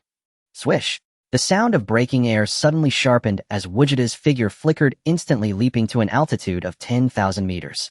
Beerus followed closely behind, his feet barely moving as he lightly supported himself with purple divine energy, appearing 100 meters away from Vegeta, the two standing in a distant standoff. Beerus spoke first, his tone laced with the unique pride of a god of destruction, yet also carrying a hint of respect for strong opponents. "The fusion technique is indeed quite interesting. Come, let me see just how capable you are." Without any unnecessary probing, the peak confrontation erupted instantly. Vegeta's feet trembled in the void as he surged forward at his normal speed, his right fist cutting through the air with a sharp crack, unhesitatingly aiming for Beerus' face. Beerus' gaze sharpened, not daring to underestimate the attack. He raised his hand to block steadily. Bang! The moment their fists clashed, a deafening and heavy boom resonated through the skies, an invisible shockwave crazily sweeping outwards from the two. As the two exchanged blows, their speed transformed into a flurry of afterimages, each fierce collision causing ripples to emerge in the surrounding void. Vegeta perfectly merged Son Wukong's agility and Vegeta's ruthless ferocity, every strike targeting vital points, maintaining a relentless offensive. Beerus, on the other hand, calmly blocked and accurately dodged, counterattacking with deadly precision. Dozens of exchanges passed in the blink of an eye, with neither side giving way, the battle evenly matched throughout, neither able to dominate the other. To think he can fight Lord Beerus like this in just his normal state. On the deck, the onlookers gazed at the two figures entangled in battle high above, whispering in astonishment. Sensing Beerus' restraint, "The strength in my normal state is still insufficient." Vegeta growled as golden flames erupted around him, his hair standing erect as he instantly transformed into Super Saiyan 1. His power surged instantly, his punch speed reaching new heights, a storm of golden fists raining down upon Beerus. Beerus' lips curled slightly as he activated his God of Destruction power, his hands becoming a blur as he forcefully received all the attacks. The stalemate in Super Saiyan 1 did not last long, as violent currents of energy surged around Vegeta, his aura becoming even more intense and fierce, his hair standing completely upright. Super Saiyan 2 makes its entrance. With lightning enveloping him, his speed and strength soared again, and Vegeta's figure flickered, instantly appearing behind Beerus, delivering a thunderous kick. Beerus swiftly dodged, gathering destructive energy in his hand to counterattack, but Vegeta expertly sidestepped the blow. The battlefield expanded from the sky to the ocean, colossal waves being shattered by their fierce energy surging skyward. Seeing that the outcome was still uncertain, Vegeta's aura surged wildly, his golden hair rapidly extending down to his waist. Super Saiyan 3. A terrifying aura enveloped the world, even the earth trembled slightly. Observing this, Whis lightly tapped his staff, bestowing a blessing upon the earth. At this moment, Vegeta clasped his hands together, condensing a massive golden energy sphere, and without hesitation hurled it violently toward Beerus. This time, Beerus no longer held back, gathering heavy destructive energy in his palm to clash heat-in with the incoming energy sphere. Boom! After a thunderous explosion, a violent shockwave radiated outward as the two stood resolutely in the void, their auras steady, still undecided. It's not over yet. Vegeta roared as the golden flames of Super Saiyan 3 instantly dissipated, replaced by a thick dark red, primordial Saiyan aura enveloping him. Thick dark red hair covered his entire body, his crimson eyes filled with battle intent, his aura wild and heavy. Super Saiyan 4. Once again launching a fierce attack against Beerus as their fists and feet collided, even the void trembled with tiny cracks. Beerus' expression grew increasingly serious as he fully unleashed his God of Destruction energy, forming a purple energy shield. Withstanding the furious onslaught of Super Saiyan 4 Vegeta, their clashes intensified, yet neither side could gain the upper hand. One step further, huh? Vegeta growled lowly as the dark red aura around him suddenly shrank, then violently surged, becoming increasingly dense and heavy, fully unlocking Super Saiyan 4's maximum power. His power, speed, and endurance were all comprehensively enhanced, each strike carrying the force to destroy worlds, and in close combat, he actually forced Beerus to retreat repeatedly. Beerus' expression grew grave as he fully activated his God of Destruction power, their duel entering a peak state, energy fluctuations sweeping across the entire starry sky, yet maintaining a balance of power. Suddenly Vegeta let out a thunderous roar, the dark red flames of Super Saiyan 4 transforming into a dazzling and radiant purpler flame, his energy spiraling out of control and surging wildly. Breaking through the limits of Super Saiyan 4, he descends. This is the divine power of Sun Wukong, perfectly fused with Vegeta's Super Saiyan 4, form a new state that even Whis in the distance found surprising. In an instant, Vegeta's fist, imbued with power beyond limits, pierced through Beerus' God of Destruction energy shield, landing solidly on Beerus' shoulder. Ugh! Beerus grunted, his body sent flying backward for dozens of meters from the impact, finally stabilizing himself, a trickle of blood slowly oozing from the corner of his mouth. Feeling Vegeta's fearsome power that broke through limits, even the usually indifferent God of Destruction revealed a genuine expression of shock. The power of breaking through limits ravaged the void as Vegeta's onslaught grew increasingly violent, each blow forcing Beerus to step back. The two continued exchanging powerful blows, locked in a stalemate, but after just a few dozen exchanges, Vegeta's blurred aura suddenly destabilized, his merged energy completely drained. Ugh! A groan escaped him as the light around Vegeta dissipated, his body instantly separating. Beerus watched the two disintegrate, the fighting spirit in his pupils fading, replaced by a sense of satisfaction, finally feeling content. Feigning a cold demeanor, he raised his hand to condense destructive energy, speaking in a deep voice. Since you lost, I will destroy the earth. However, as soon as the words left his mouth, Beerus abruptly closed his eyes, tilting his body as he pretended to fall asleep in midair. Even the surrounding God of Destruction energy completely dissipated. Whis chuckled helplessly, bidding farewell to the crowd, packed a bunch of delicacies, and waved his staff to whisk Beerus away from Earth. With the departure of the God of Destruction, Beerus' Earth returned to tranquility. Observing the fusion technique of Goku and Vegeta, son Goten felt his own inadequacy and turned to train in the Kaioshin realm. Meanwhile, as per the original plot, Cabe and Kaba, with Bulma's assistance, won over Whis with delicious food and headed to the God of Destruction realm for further training. In the Kaioshin realm? No way. Absolutely not. The old Kaioshin crossed his arms, shaking his head vigorously in refusal. Son Goten immediately asked him to assist in breaking through to Super Saiyan 5, which was out of the question. The last time he helped son Gohan tap into his potential, he stood for over 20 hours straight, nearly breaking his back. This time he had to refuse no matter what. Goten scratched his head, an idea flashing in his mind, and immediately crouched down to whisper in the old Kaioshin's ear, lowering his voice. Help me break through, and I'll help you beat Lord Beerus. The old Kaioshin perked up at this, his hunched back straightening slightly. What did you say? Lord Beerus. Back then you were sealed in the Kaioshin's sword because of him, right? The old Kaioshin's face twitched violently, recalling the humiliation he had endured for millions of years. Beat him? He glanced sideways at Goten. Do you think you can? Not yet, but after the breakthrough at the very least, it will be 50-50. Goten grinned, his face full of confidence. The old Kaioshin pondered for a moment, then chuckled heartily, releasing long-suppressed joy. Deal. He walked up to Goten, his frail hand resting on Goten's head. Sit still. No matter what happens, don't move or think. I will guide you. An ancient incantation began to chant softly, divine power flowing into Goten's body like a gentle stream. At this moment, Goten maintained his Super Saiyan 4 form, his crimson aura raging like a fierce blaze, the uncontrolled power rampaging like a wild beast. The old Kaioshin's divine power slowly permeated, neither suppressing nor restraining, peeling away the violent and furious emotions layer by layer, returning them to calm, transforming into pure emotional will. The power and emotions of a Saiyan coexist. Anger is the fuel, but if it goes out of control, it will only consume oneself. What he needed to do was to calm this power. Calm, and then condense. Suddenly, the crimson aura shrank, gripped tightly by an invisible hand. In the next moment, boom. The aura erupted violently, shaking the entire Kaioshin realm. The dense crimson long hair shone with a pearly white at its roots, as if bathed in moonlight. The surrounding aura faded from crimson, transforming into a cold and domineering silver. The ground cracked with Goten at its epicenter, countless fine fissures spreading out. His tightly closed eyes suddenly opened, his golden pupils sharp as blades, and his breath left scorching marks in the air. Super Saiyan 5 complete. This is the true white god, not to be confused with Zamasu being the white god. The steady and vast power surged out like a tide, pushing the old Kaioshin back several steps, yet he stroked his beard with satisfaction. Not bad. It wasn't in vain. He stepped forward and patted Goten on the shoulder. Don't be too proud. Your power has surpassed Beerus, but your mastery over it is still lacking. Sit down, I will help you unlock your potential so you can fully control this power. Goten reined in his aura and sat cross-legged once more. The old Kaioshin formed hand seals, activating the secret technique again. The immense divine power acted like a key, entering a lock, awakening the power hidden deep within his bloodline. Warm currents enveloped his limbs and bones, muscles, and cells, rejoicing as power surged continuously from deep within his bloodline, flowing into his limbs and bones.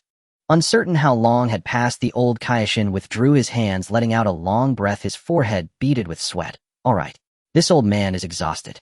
Goten stood up, his aura subdued and calm, no longer the sharp edge of his earlier breakthrough, but exuding a profound depth. He clenched his fist, clearly feeling the power stored within him. Not wild, but steady, a force that truly belonged to him. Just as he was about to express his gratitude, his brow suddenly furrowed. A wave of extreme evil brutality filled with desires for destruction and slaughter pierced through the cosmic space, directly invading his senses. Though he had never felt this aura before, it was not unfamiliar to him. It was the cosmic real estate tycoon, Frisia. Moreover, this aura was wreaking havoc on Earth. With no time to think further, Goten focused his mind, and using instant transmission followed the aura out of the Kaioshin realm. Earth. The ground cracked, mountains collapsed, and thick smoke billowed from the horizon. The air was filled with the smell of burning and char as magma surged from the fissures, painting half the sky red. In the center of the ruins, Son Gohan knelt on one knee, covered in wounds, his heavy breaths echoing with exhaustion. Before him, a purple figure loomed high above, looking down at him with a mocking yet cruel arc, flanked by thousands of Frisia Force members. This should be the butterfly effect. Cabe and Kaba had yet to notice that at this moment Bulma was holding a strawberry cake, calling out for Whis, but receiving no response. To make them sense him, Son Gohan exerted all his strength to unleash his aura, attempting to maintain the God Gohan state. However, due to prolonged inactivity, he could not sustain it for long, and as his aura dissipated, he fell back to his normal state. Seeing this, Frisia's lips curled into a cruel arc as he raised his hand, gathering an energy wave. A purple-black orb aimed directly at Gohan, intending to kill him in one strike. At this critical moment, silver-white aura ripped through the air. A figure appeared before Gohan, without warning. Raising a hand, he effortlessly deflected the energy wave. Son Gohan's pupils constricted as he looked at the familiar silhouette, whispering, "Goten." Son Goten turned his head, revealing a reassuring smile. "Take a break. From here on, leave it to me." Seeing that Sun Wufan was rescued, Krillin immediately flew over and carefully helped the exhausted Sun Wufan to his feet. He quickly took out a senzu bean and fed it to him to awaken him. Then Krillin turned to Sun Wutian in front of him and said solemnly, "Wutian, I'll leave Frisia to you. I will first take Piccolo to the Heavenly Temple for Dandy to treat him." Sun Wutian did not turn around, merely nodding slightly in agreement. Krillin said no more, picked up the unconscious Piccolo, and vanished from the smoke-filled battlefield. Once awakened, Sun Wufan also stepped back to the side of the other Z warriors, keeping a watchful eye on the battlefield. At this moment Bulma saw Sun Wutian approaching, and the stone weighing on her heart finally lifted. She immediately gained confidence and shouted at Frisia not far away. "Wutian, quickly deal with this shorty once and for all." Hearing this, Frisia's anger surged and his thirst for the Dragon Balls grew even more urgent. But he maintained his composure, casting a cold glance at Bulma, whose heart was instantly filled with fear at the chilling intent. Beside Frisia, Sorbet lowered his voice and asked, "Lord Frisia, is this the Saiyan who defeated you back in the day?" Frisia slowly shook his head, his tone laced with impatience. No, this should be the descendant of Sun Wukong." He then fixed a fierce gaze on Sun Wutian, gritting his teeth with resentment. "With a face and hairstyle identical to Sun Wukong's, just looking at him makes me feel disgusted." As soon as he finished speaking, Sorbet bowed and stepped away from Frisia, rushing off to gather the main forces of Frisia's army. Sun Wutian looked calmly at Frisia, who was maintaining his initial form and appeared small, and asked, "Frisia, you were resurrected using the Dragon Balls, weren't you?" Frisia did not respond, only staring intently at Sun Wutian's face, lost in thought. Meanwhile, Jinyu, who had just completed his body swap, could no longer contain himself and was eager to make a great contribution to gain Frisia's favor. He immediately bowed to Frisia, saying, "Since it's not Sun Wukong, let me Jinyu take care of this little brat for you." Frisia, who was already considering testing Sun Wuxian's strength, pondered for a moment before nodding in agreement. Jinyu then leaped down from the air, standing directly in front of Sun Wutian. But before he could provoke him, Sun Wuxian's figure suddenly flashed and appeared before him, delivering a non-charged energy blast that instantly killed him. Witnessing this scene, Frisia's heart sank, finally realizing the immense power hidden within Sun Wutian, and he could no longer maintain his calm. He slowly rose, floating in midair, his cold gaze fixated on Sun Wutian below, his tone feigning confidence. "Since Sun Wukong isn't here, I will kill you first, and then personally destroy this planet." Sun Wutian remained indifferent, speaking nonchalantly. "At your current state, you are not my opponent at all." The energy Sun Wutian had revealed earlier made Frisia dare not to underestimate him.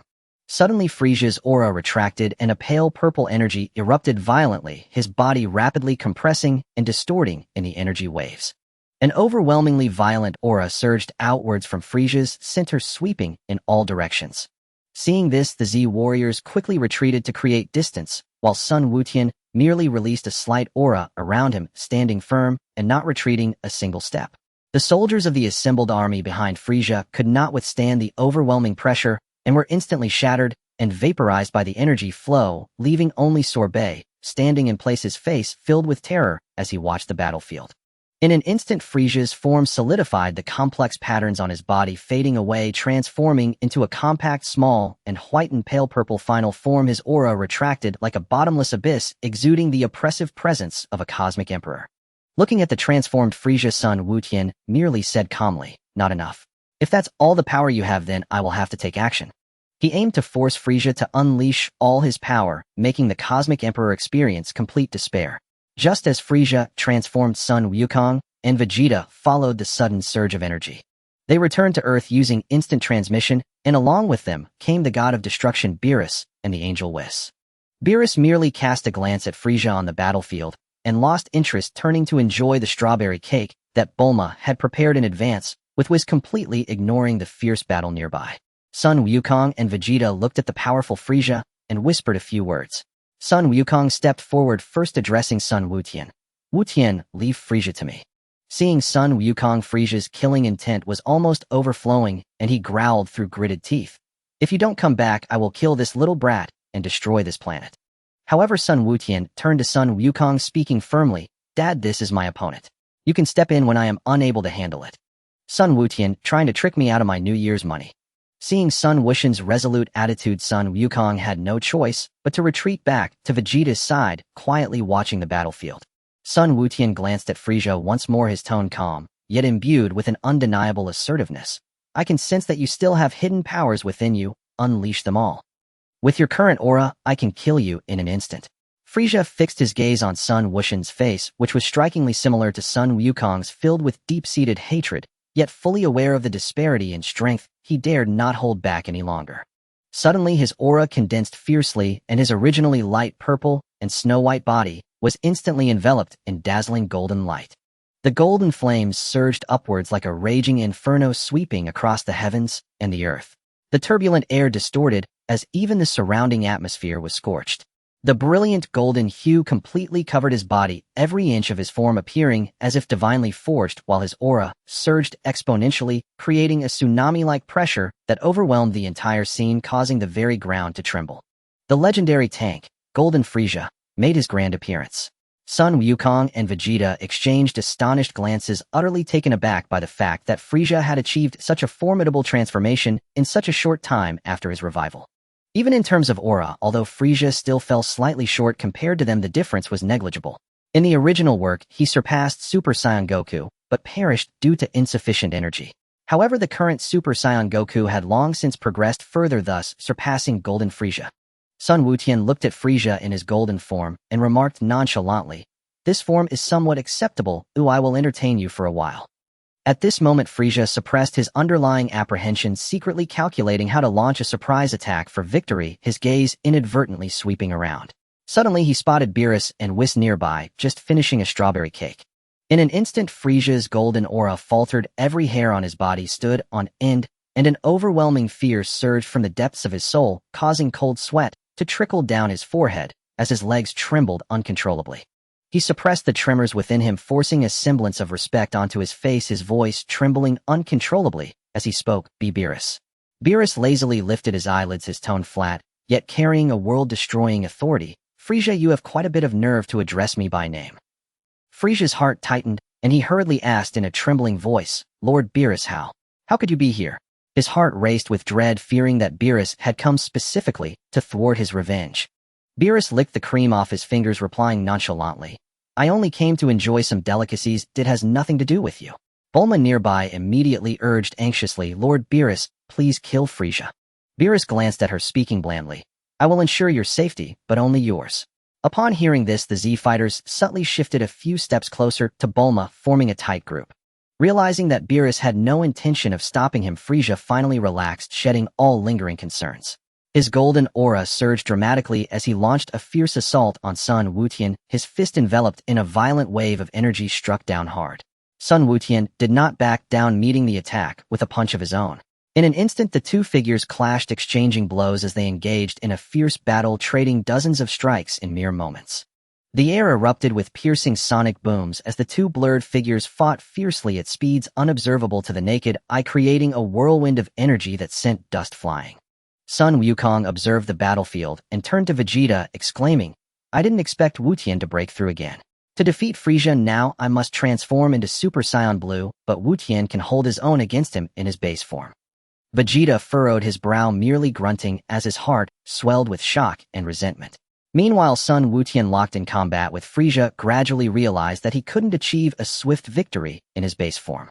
His aura suddenly erupted, the golden flames leaping skyward with fine sparks of lightning dancing within the flames as he transformed into Super Saiyan 2.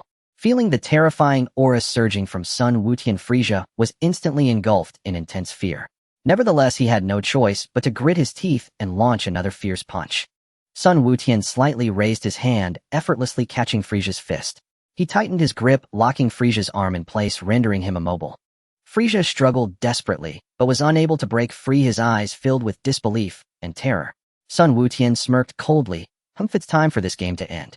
Before the words had fully left his mouth, he yanked Frieza towards him, and without giving him time to react, delivered a powerful knee strike directly to Frieza's chest and abdomen. Frieza felt as if his organs had been displaced, struck by a meteor.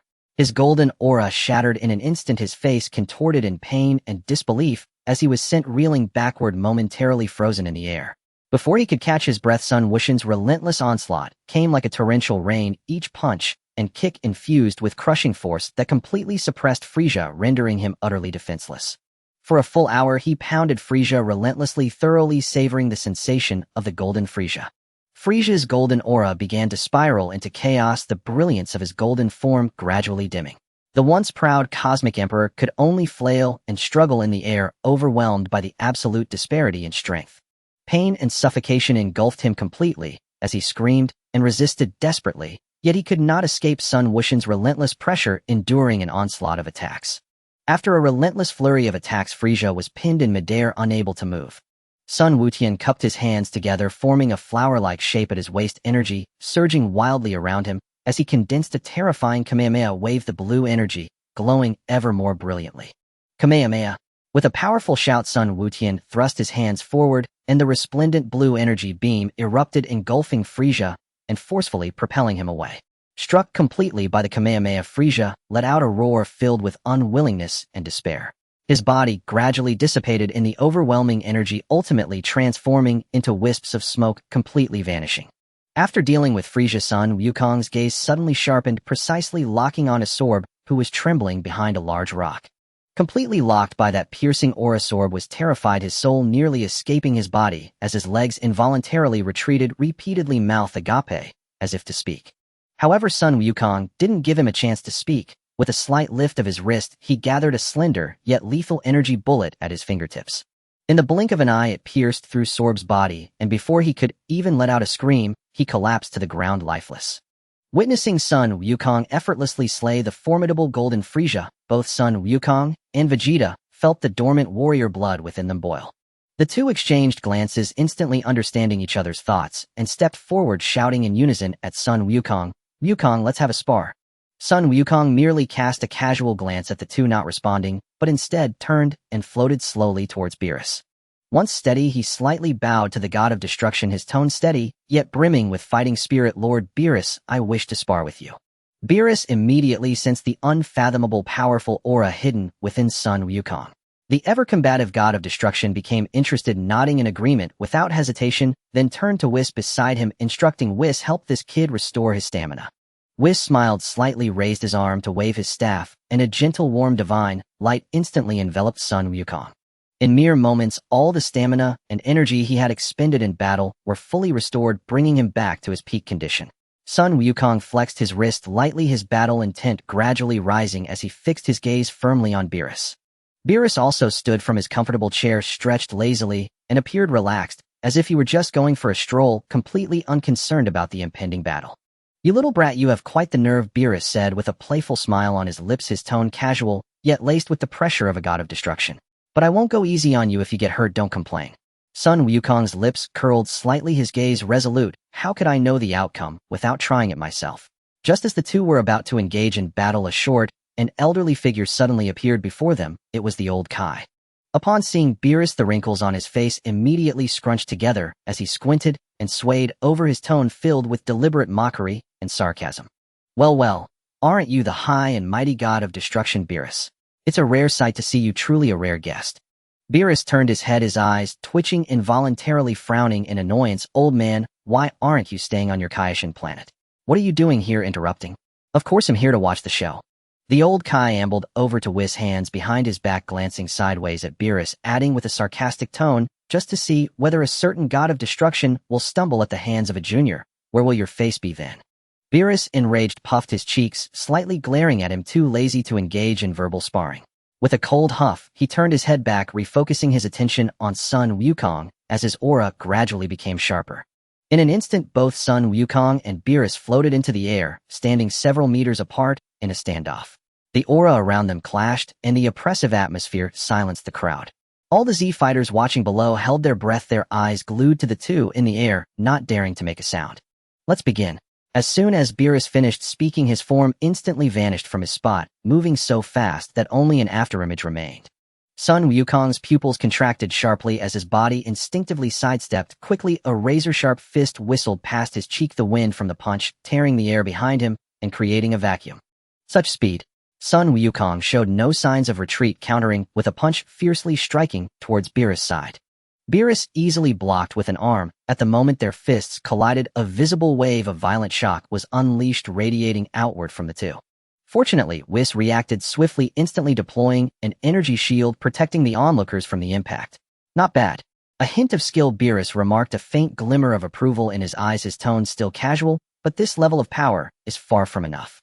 As his words fell, Beerus' figure became blurry again, a myriad of afterimages surrounding Sun Wukong. Attacks came from all directions, each strike carrying world-destroying power. Sun Wukong gritted his teeth, enduring several blows, his arms numbed from the impact, his body involuntarily flying backward several meters before he barely stabilized himself. Super Saiyan 2 is simply no match. Sun Wukong took a deep breath, his aura suddenly erupting, a powerful wave of energy spreading wildly from him. His red fur quickly covered his body, deep crimson hair cascading down his eyes, emitting a sharp light. Unlike the ordinary Super Saiyan 4, his fur now exhibited a magenta hue, his hair turned deep red with shadows, and his whole body blazed with a unique crimson flame distinct from the typical Super Saiyan 4. Super Saiyan 4 Full Power, Limit Break. The two observers below Kong Bei and his companion revealed expressions of shock as they witnessed Sun Wukong's transformation breaking through the Super Saiyan 4 limit. That was the peak form they could only briefly attain after merging together. Yet at this moment Sun Wukong managed to accomplish this incredible feat all on his own. Sun Wukong slowly moved his fingers, producing crisp cracking sounds between his joints. A confident smile curved on his lips as he declared, from here on, I'm going to get serious. Beerus raised an eyebrow, the laziness in his eyes completely vanishing, replaced by a fierce battle intent. He no longer held back, his body suddenly transforming into a streak of light, launching forward with a powerful flying kick that sliced through the air, aiming straight for Sun Wukong's face. Sun Wukong did not dodge or evade. He raised his hand and firmly caught this thunderous kick. He then countered with a fierce throw, utilizing his opponent's momentum along with his own explosive force to hurl Beerus away. Beerus skillfully flipped twice in midair before stabilizing himself. As he reassessed Sun Wukong, the casualness in his vertical pupils faded, replaced by an unprecedented seriousness and gravity. Interesting, he remarked. As the words left his mouth, both fighters surged forward simultaneously, their figures intertwining in the void. The moment their fists and feet collided, a deafening roar erupted, shaking the surrounding space. This time Sun Wukong held his ground without falling behind. His fists and feet poured down like a torrential storm, each strike accurately sealing off Beerus' attack routes. The two maintained equal speed and power, even their control over the rhythm of battle was perfectly balanced. However, Beerus was ultimately a deity wielding the power of destruction. What lay within him was the combat instinct honed through countless years of battle, far beyond that of ordinary warriors. Just as Sun Wukong's offensive displayed a momentary flaw, Beerus lunged forward with a heavy punch, breaking through the defense and landing squarely on his opponent's chest. Sun Wukong let out a muffled groan, his body flying backward like a kite, with its string cut crashing heavily against Whis' energy shield before slowly sliding down. Inside the shield, the old Kai was instantly alarmed. In anger, he pounded his thigh and shouted, Sun Wukong, quickly unleash the power I developed for you, and give Beerus a good lesson. Upon hearing the old Kai's words, Beerus' temple muscles twitched, and he cast a cold glare at the old Kai, snorting with irritation. Then, looking down at the slowly rising Sun Wukong, he spoke with indifference, yet his tone carried an undeniable arrogance of a deity. Your strength indeed exceeds my expectations. But to defeat me, you are still far from it. Sun Wukong wiped the blood from the corner of his mouth and slowly raised his head. The battle intent in his golden eyes burned like a raging flame, showing no sign of retreat. Is that so? A low shout erupted from Sun Wukong, and his aura suddenly surged. An unprecedented torrent of power gushed forth from his body. His purplured aura first inflated wildly, then quickly retracted, transforming into a silvery hue surrounded by dazzling energy bands resembling the aurora.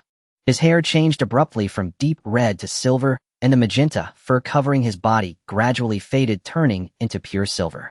This terrifying aura spread silently, causing the expressions of everyone present to change dramatically. Sun Wukong widened his eyes in disbelief, exclaiming, Wukong. He actually trained to this level. Vegeta furrowed his brow tightly, remaining silent, but his expression betrayed the shock and unwillingness within. The old Kai squinted his eyes, assessing Sun Wukong in the air, nodding in satisfaction. He then shouted, well done, Sun Wukong, give Beerus a good thrashing. Even Whis showed a hint of surprise in his eyes, which soon transformed into a deep sense of amusement curling at the corners of his mouth.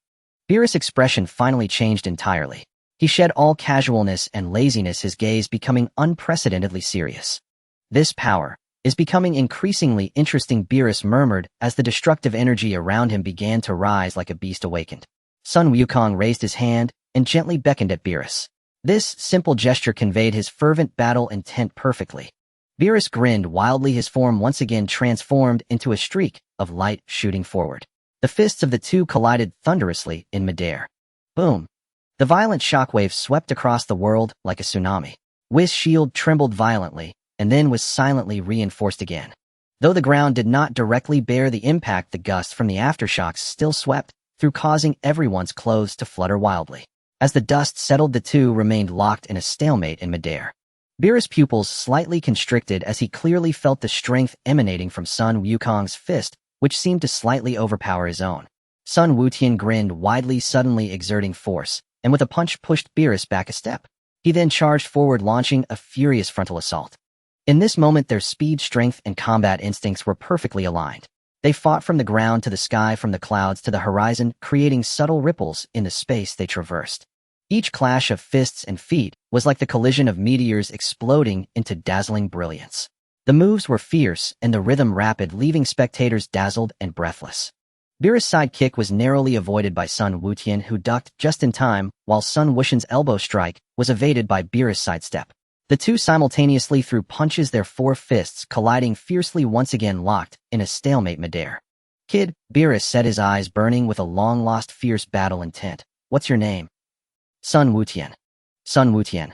Beerus repeated the name, his smile growing more pronounced. "I'll remember it." Sun Wutian retained his smile, his gaze as steadfast as iron. "Lord Beerus, this battle has only just begun." This fight raged from afternoon into dusk. The clouds in the sky had long been blown away by the shockwaves of their battle. The setting sun cast its afterglow down, dyeing the entire horizon a brilliant goldenrod, as if even heaven and earth were bearing witness to this fierce conflict.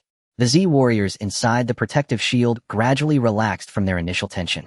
After all, their speed was so extreme that only Whis could see clearly. The others could only perceive two shadows colliding in the sky, with occasionally deafening booms echoing, unable to make out the specific techniques. Old Kai watched with great interest, munching on a drumstick while teasing Beerus. That punch had a tricky angle, well done." "Oh dear, Beerus almost got kicked in the backside, how embarrassing." "Tsk Tisk Wutian is even stronger than I anticipated." Bulma entered the protective shield holding a tray of freshly baked cookies, smiling as she called out, "Come on, everyone, eat while you watch, don't be shy." Sun Wukong grabbed a piece and stuffed it into his mouth, yet his eyes remained fixed on the sky, mumbling indistinctly, "Delicious." "Wuqian, keep it up." Vegeta crossed his arms, snorted coldly, his words filled with disdain, yet his hand was secretly reaching for the cookie tray. Krillin sat beside Sun Wufan, sighing with emotion. "I never expected. Wutian has become strong enough to fight evenly with a god of destruction." Sun Wufan nodded gently, a hint of uncontainable reluctance in his tone. Over the years, Wutian has been training hard without a moment's relaxation. Piccolo silently watched the horizon with arms crossed, then cast a frustrated glance at Sun Wufan. As the sky gradually darkened, the fierce battle finally approached its conclusion, with Sun Wutian and Beerus once again clashing their fists. A violent shockwave of energy pushed both fighters back several meters, leaving long trails in the void. Both were slightly out of breath, yet the battle intent in their eyes showed no signs of waning. Beerus looked down at his fist where a faint wound lay, a mark left by Sun Wuxian's energy discharge. He could no longer recall how long it had been since he had been injured. Sun Wutian also appeared somewhat disheveled, his martial arts uniform torn in several places, the fur on his tail in disarray. Yet he stood firm, his breathing steady, his gaze still bright and sharp, as if he could continue to fight for 300 more rounds. "Last strike, shall we determine the victor?" Sun Wutian asked in a deep voice. "Just what I wanted." Beerus grinned, the destructive energy around him swirling like a raging tide. Both gathered their strength. Sun Wutian brought his hands to his waist, the blue and white energy rapidly coalescing in his palms. Unlike the ordinary Kamehameha, this energy was entwined with dazzling silver light, emanating a terrifying power capable of shaking the stars. Beerus clenched his right fist, rich purple destructive energy swirling around it, the terrifying aura of annihilation, causing everyone present to involuntarily hold their breath. Whis' gaze sharpened slightly, and he subtly reinforced the protective shield. Haim ha. Destruction. The two world-destroying energies collided midair, resulting in no violent explosion or ear-splitting roar. The two extreme forces devoured and negated each other, coalescing at the intersection into a dazzling sphere of light that continually expanded. The sphere grew larger, its radiance intensifying, illuminating the entire world as if it were broad daylight. Whis gently pressed his hand, and the massive sphere of light slowly ascended, ultimately detonating silently at an altitude of tens of thousands of meters, transforming into a brilliantly radiant energy ring that gradually spread into the depths of the universe, as if concluding this unparalleled battle with a perfect period. Sun Wutian and Beerus landed simultaneously a few meters apart, gazing silently at each other. After a moment of silence, Beerus spoke first, his tone carrying a casual languor. "Kid, what was your name again?" Sun Wutian helplessly rubbed his forehead and repeated, "Sun Wutian." "Sun Wutian." Beerus nodded solemnly, a rare, genuine smile appearing on his face. I remember you, I was very satisfied with this fight. Old Kai immediately floated out, circling around Beerus, deliberately raising his voice to tease him, waiting to see him explode. I say Beerus has your strength as a god of destruction regressed. You couldn't even defeat a young Saiyan. If this gets out, the other gods of destruction from different universes will laugh at you. Beerus instantly exploded in anger, veins bulging on his forehead. He placed his hands on his hips, neck arched, and retorted loudly, "Old man, stop talking nonsense. How could this god of destruction lose? It was clearly a draw, a perfectly matched draw." A draw. Old Kai raised an eyebrow, pointing directly at Beerus' slightly trembling right hand with an expression of someone enjoying the spectacle. "Stop pretending. Your hand is shaking, and you still want to argue. Clearly you're slightly inferior." Beerus looked down, his expression instantly stiffening. He hurriedly hid his hand behind his back, his face turning beet red, yet he still stubbornly insisted This was just from exerting myself earlier, a brief muscle spasm. If you dare to speak recklessly, do you believe I will seal you up again? After the match against Beerus, Sun Wutian returned to Baozi Mountain, dedicating himself to training in the back mountain. Goku had already gone to the Destroyer's planet for rigorous training, while Sun Wufan, having experienced the Frieza incident, understood his own power was insufficient and actively sought guidance from Piccolo to train intensively, leaving only Sun Wutian at home. He immersed himself in training to enhance his strength, and during his spare time, he would meditate quietly, honing his power control, all to spend more time with his mother, who remained at home, fulfilling a sense of companionship. Being aware of the original storyline, Sun Wutian was acutely conscious that the powerful being in the Destroyer realm, Jiren, did not possess strength vastly superior to that of his father Goku and Vegeta. The core difference lay in the utilization of power. Much like two individuals, each possessing a base strength of 100, one could only exert 20, while the other could unleash 80. Back when the old Kaioshin unlocked his potential, he helped him excavate the dormant strength within and enhance his power control. Even after that breakthrough, he could still sense that he had vast room for advancement. Meanwhile, on the floating training ground of the Destroyer's planet, a fierce battle was underway. Surrounded by a deep blue aura, Goku unleashed a fierce energy, while Vegeta powered up to Super Saiyan 4. The two figures collided at high speed, throwing punches with raw intensity as turbulent energy swept around, causing the surrounding space to tremble slightly. Whis stood calmly to the side, his hands clasped behind his back, skillfully regulating the training pace of the two to prevent the offensive from spiraling out of control. Beerus lounged lazily in a chair, occasionally glancing at the battling duo, his mind consumed with thoughts of upcoming delicacies, creating an atmosphere that was both rigorous in training yet remarkably peaceful. Just as Goku and Vegeta blended their auras and unleashed their full power, the tranquil space suddenly shimmered with a gentle radiance as two figures slowly stepped out from the ripples of space. The rotund and proud destroyer of Universe 6, Kampa, stepped forward with an indomitable aura.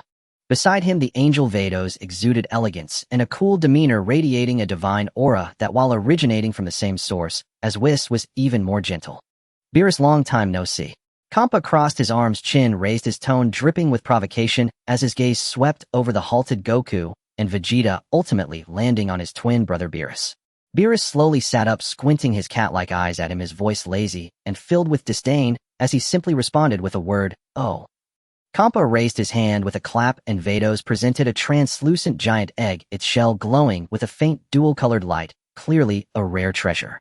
"This is the unique Dong bird egg from our Universe 6, a top-tier delicacy of the universe. You've definitely never tasted anything like it."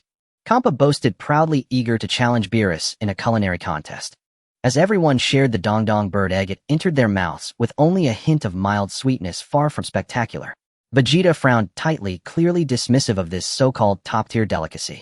Seeing Kampa's determination to win, Beerus scoffed, casually pulling out several boxes of long-preserved Earth instant noodles, which after a brief preparation released a rich and robust aroma that instantly overshadowed the egg's mild flavor across the entire training ground. Goku's eyes immediately lit up with excitement as he eagerly approached. Beerus savored the noodles leisurely, the delicious taste bringing a contented expression to his face. Kampa initially looked at the simple noodles with disdain, but ultimately could not resist the enticing aroma. After taking a bite, his eyes widened in surprise as he devoured it all, even drinking the broth at the bottom of the bowl, his face filled with disbelief. Reluctantly, Kampa quickly inquired about the origin of the noodles, and upon learning that this delicacy came from Earth in Universe 7, his expression changed abruptly, immediately instructing Vados to investigate Earth in Universe 6. Vados' fingertips glowed softly as she traversed the cosmic space for a moment, calmly responding, Lord Kampa Earth in Universe 6 has long been completely extinct with no life existing there.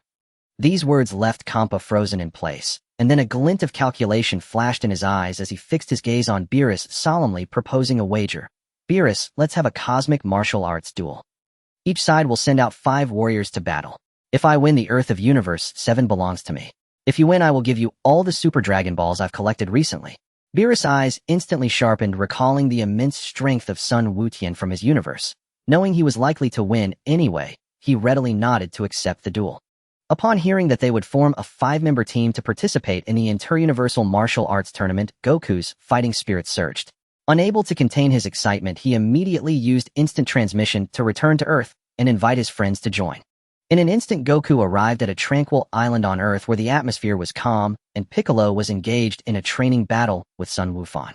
At this moment, Sun Wufan radiated a contained yet unprecedented determination, completely immersed in rigorous training. Piccolo. Goku landed with a smile, stabilizing his energy and interrupting their training. The god of destruction of the 6th universe, Xiangpa, initiated a cosmic martial arts tournament, and I specifically came to invite you to participate. Hearing the news of the martial arts tournament, Sun Wufan, who was nearby, also became very interested. He quickly walked up to Wukong, his gaze resolute and determined, and said loudly, "Dad, I want to join too." Feeling the determination in Wufan's heart, Wukong immediately smiled and agreed. After confirming with Piccolo and Sun Wufan, Wukong did not linger any longer and used instant transmission to head towards Baozi Mountain. Baozi Mountain was lush with greenery, yet the sound of air currents exploding could be heard continuously in the mountain. A powerful aura spread out as Sun Wutian was diligently cultivating alone. Wutian. Wukong landed and called out to the young man who was training with a smile. Seeing Wukong's return, Sun Wutian instantly guessed his intention. At this moment, it was undoubtedly about the competition between the 6th universe and the 7th universe. He was being invited to participate, assured of victory based on his own strength. However, he still pretended to be puzzled, raising his head to look at Wukong and asking, "Dad, what's up?" Wukong then revealed the details of the martial arts competition between the 2 universes and formally invited him to join the team. Sun Wutian thought for a moment and calmly proposed a condition. "I can participate, but I want the right to use the Super Dragon Balls." Wukong was taken aback, his face full of surprise. He never expected his son to make such a request. Yet he could not make the decision himself, and he nodded in response. "No problem, I will relay this to Lord Beerus." The next day, Wukong followed Whis to the god of destruction's realm and conveyed Sun Wushan's condition to Beerus. Beerus' face immediately showed anger. He did not expect a mere mortal from his universe would dare to negotiate conditions with him.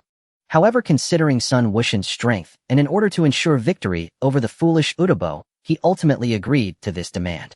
Thus, the participants from the 7th universe were officially confirmed. In the following days, everyone secluded themselves to adjust their conditions and prepare for the cosmic showdown. Time flew by, and soon it was the day of the competition. The backyard of Bulma's house was bustling with noise as everyone gathered there waiting to depart. Whis stood steadily on a purple square holding a microphone and speaking loudly. "Everyone please enter this square in order." As soon as he finished speaking, he jumped down to demonstrate.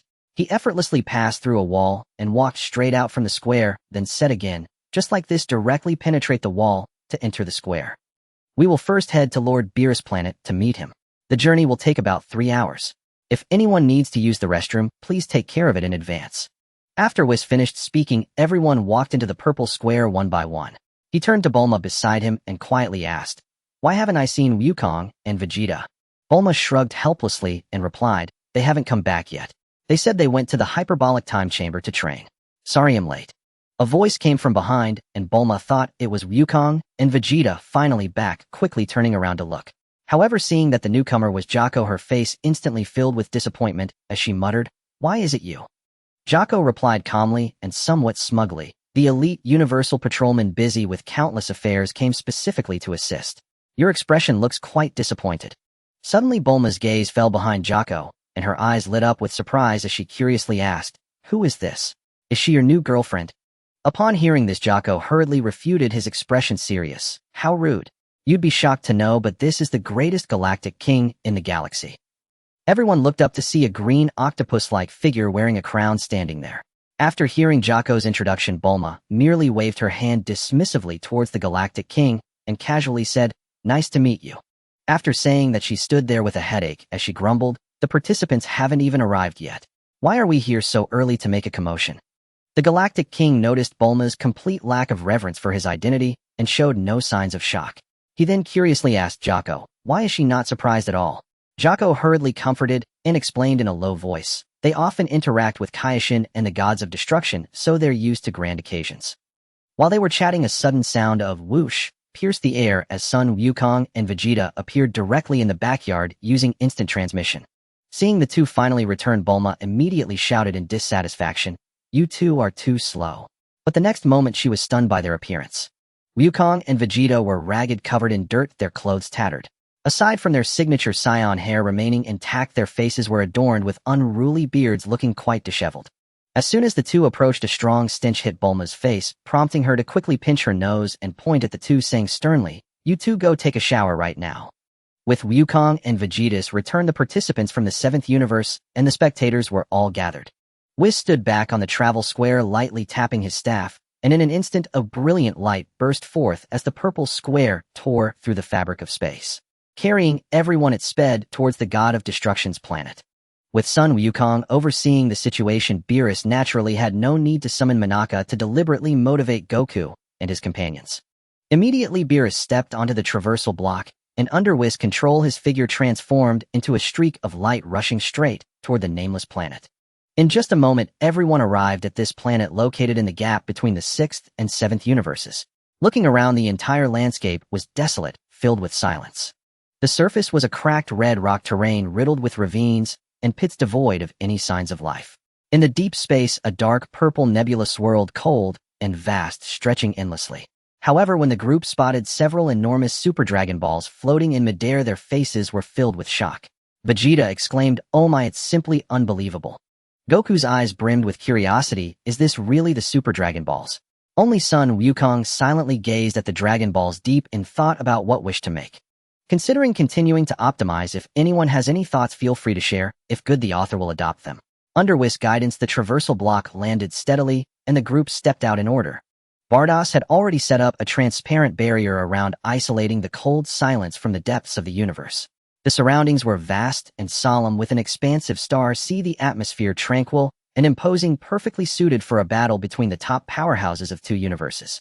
In the center of the planet stood a ring that resembled a martial arts tournament stage, where the participants and accompanying personnel from the 6th universe had been waiting for a long time. Seeing this, Goku was astonished and couldn't help but ask, did Lord Kampa create all of this himself? Beerus replied indifferently, a god of destruction would not personally craft items. Even if he did, they would be utterly mundane. I do not agree. A voice came from a distance as the 6th universe's god of destruction, Kampa, slowly flew over with his arms crossed, exuding a strong aura.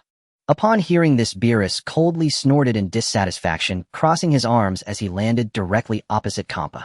Kampa looked at him and provocatively said, "I didn't expect you to actually show up. You weren't scared enough to run away." Calm and composed, Beerus replied lightly, "Of course.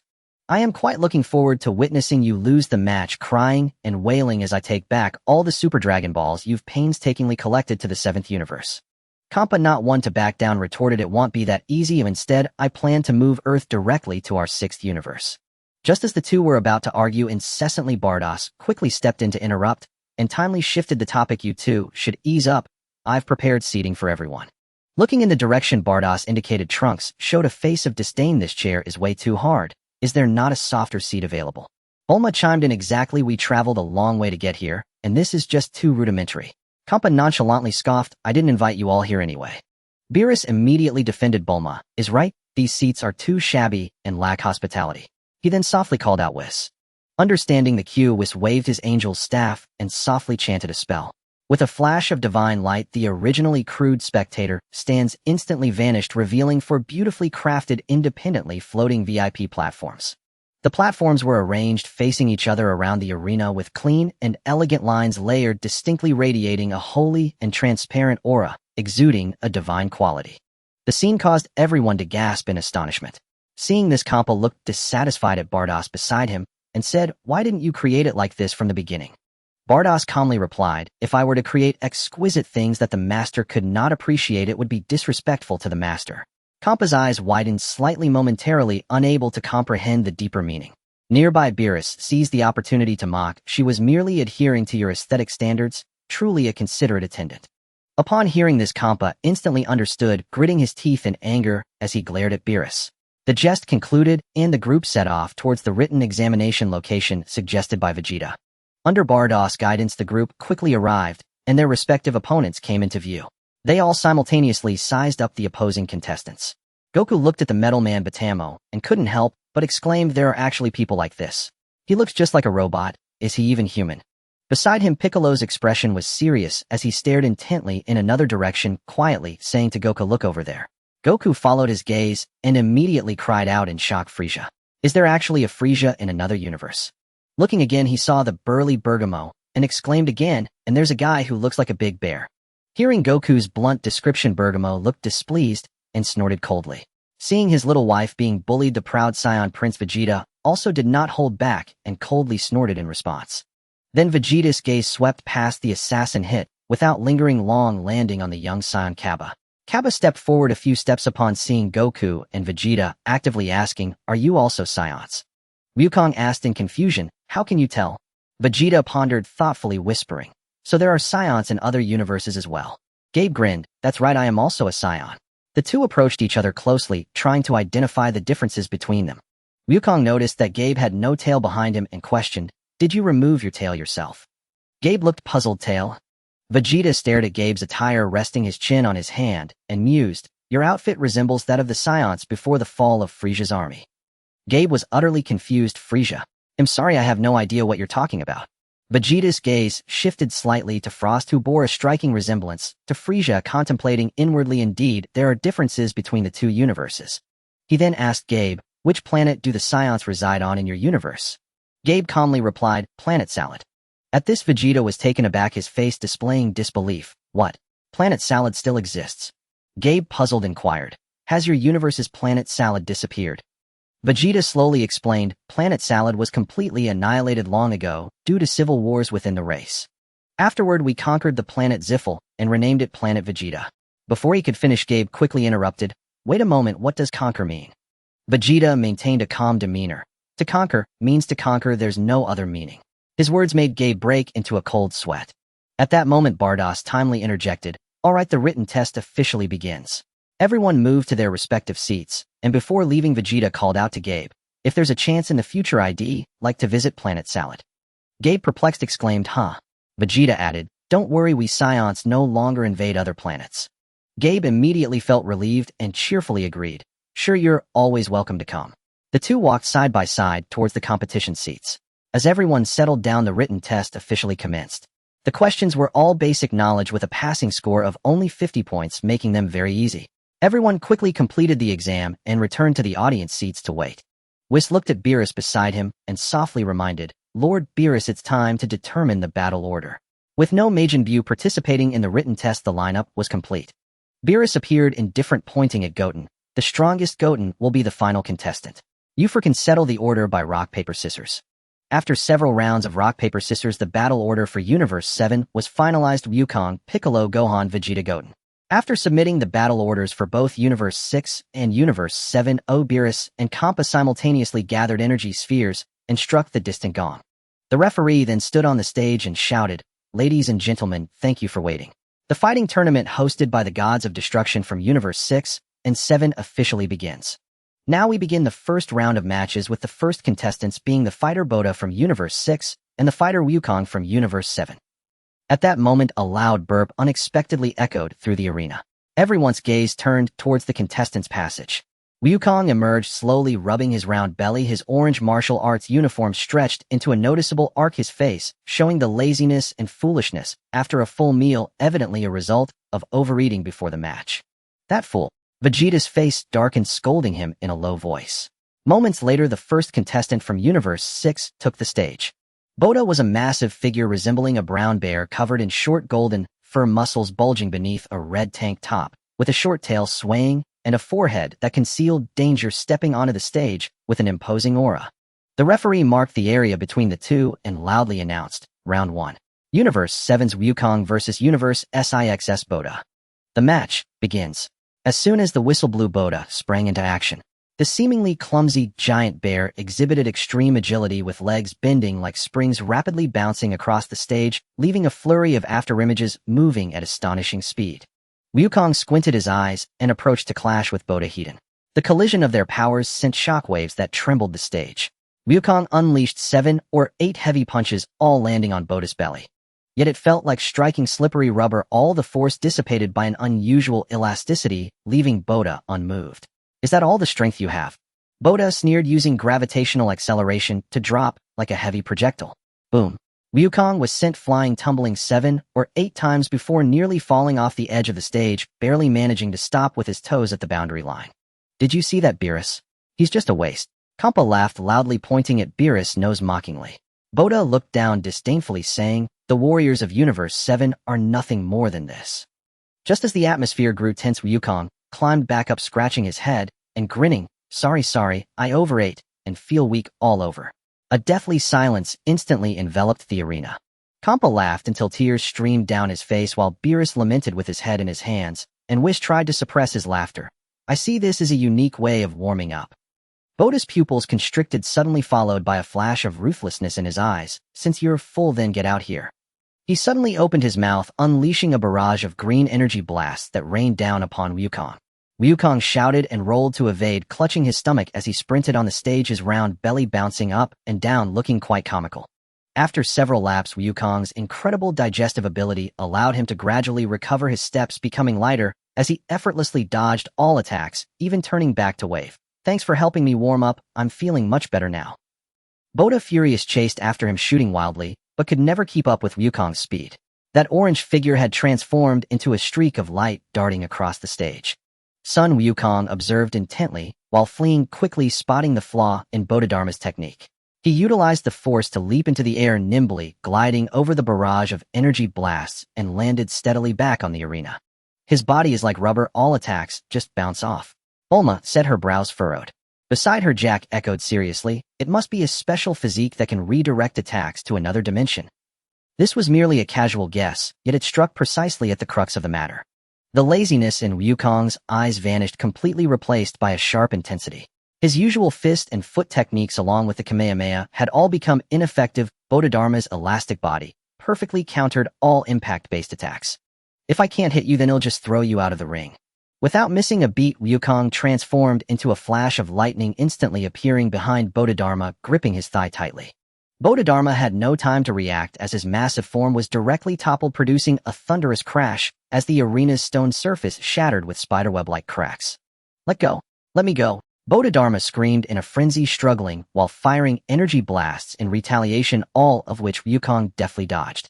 Wukong tightened his grip on Bodhidharma's ankle, dragging his heavy body towards the edge of the arena. "It's all over." Wukong reached the edge of the stage and suddenly halted, sinking his stance, channeling power from his waist and abdomen to execute a clean and decisive suplex, launching Bodhidharma out. Bodhidharma's heavy form traced a parabolic arc through the air, crashing down hard onto the void rock ground outside the arena, dust swirling into the air. The referee immediately raised his arm, his booming voice resonating throughout the arena. "Bodhidharma has fallen out of the ring. The winner of the first match, 7th Universe's Sun Wukong." Beerus instantly leaped from his seat, roaring with laughter, arrogantly taunting the opposing team. "Did you see that, Kampa? This is the strength of the 7th Universe. Your 6th Universe is utterly insignificant." Kampa's face turned a deep shade of crimson, trembling with rage, unable to utter a word.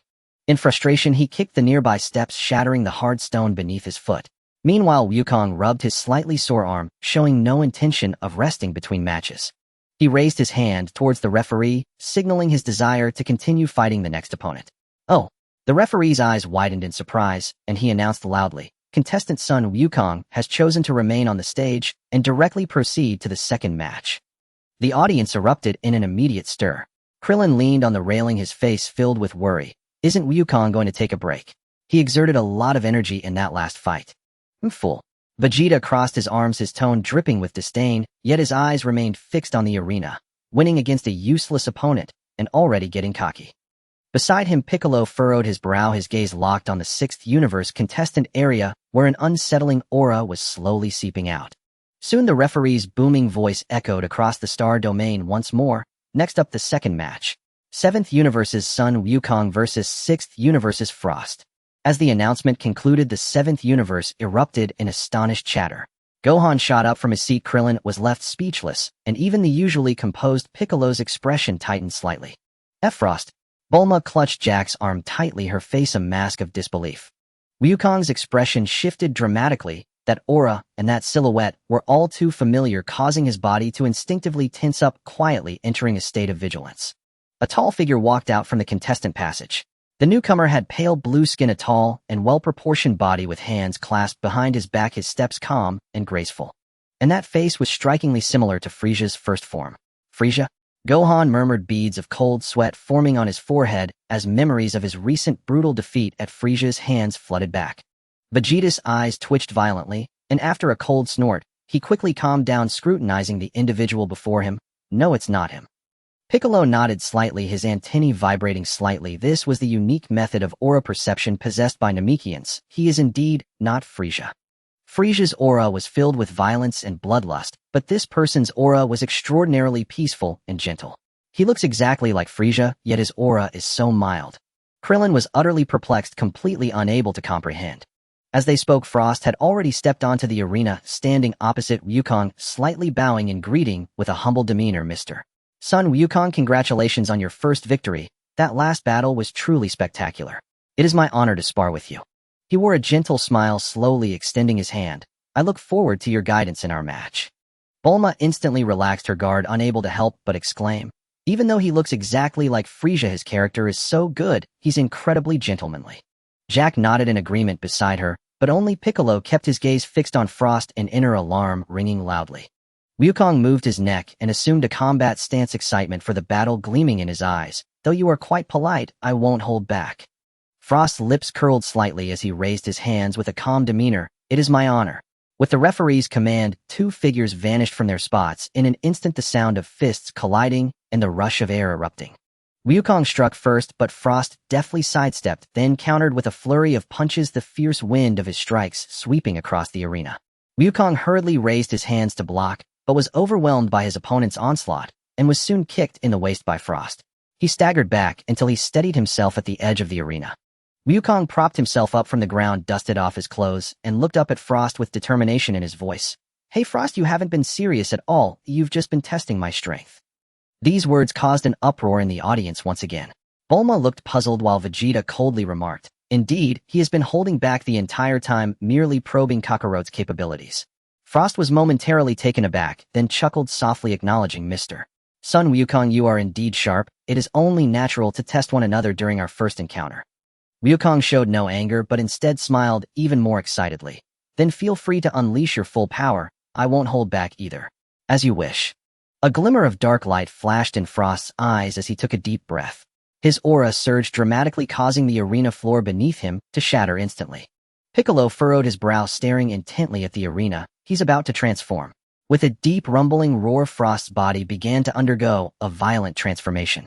His form rapidly expanded, limbs growing robust, and in a mere moment, he surpassed his second form, directly entering a terrifying third form. His massive physique obscured the arena's lights, and his exoskeleton resembled hard armor. With sharp angles and a fierce visage, he looked like a completely different person from his previously gentle appearance. Bulma covered her mouth in shock, her face filled with disbelief. How can he be so terrifying? Just a moment ago, he was so gentlemanly. Whis observed closely, softly commenting, this form can rapidly enhance strength and speed, quite fascinating. Beerus, however, looked disdainful. Even with this transformation, he cannot defeat Wukong. The imposing Frost gazed down at Wukong, his voice deep and heavy. Mr. Sun Wukong, this is my third form. My power and defense have greatly increased. I look forward to your guidance. Wukong looked up at him, showing no fear, but rather igniting a fierce battle spirit. Then I will get serious too. With a thunderous shout, golden flames erupted from Wukong's body, his black hair standing on end and transforming into a dazzling golden hue. His pupils turned into a clear, deep blue, and the aura of a Super Saiyan engulfed the entire arena. The roasted meat in Kampa's mouth fell to the ground as he slammed his hand against the back of his chair, shouting at the 6th Universe's Saiyan. Kaba, the Saiyans can actually transform. Kaba was utterly bewildered, beads of sweat forming on his forehead as he shook his head repeatedly. Impossible. The Saiyans of our 6th universe have never had such transformations. Frost, seeing the golden-haired Super Saiyan before him, could no longer contain himself and charged at Wukong with a roar. His massive claws swiped out, but only struck a golden afterimage as Wukong instantly circled to his side and delivered a heavy punch to his wrist. In terms of speed, Frost in his third form was no match for the Super Saiyan Wukong.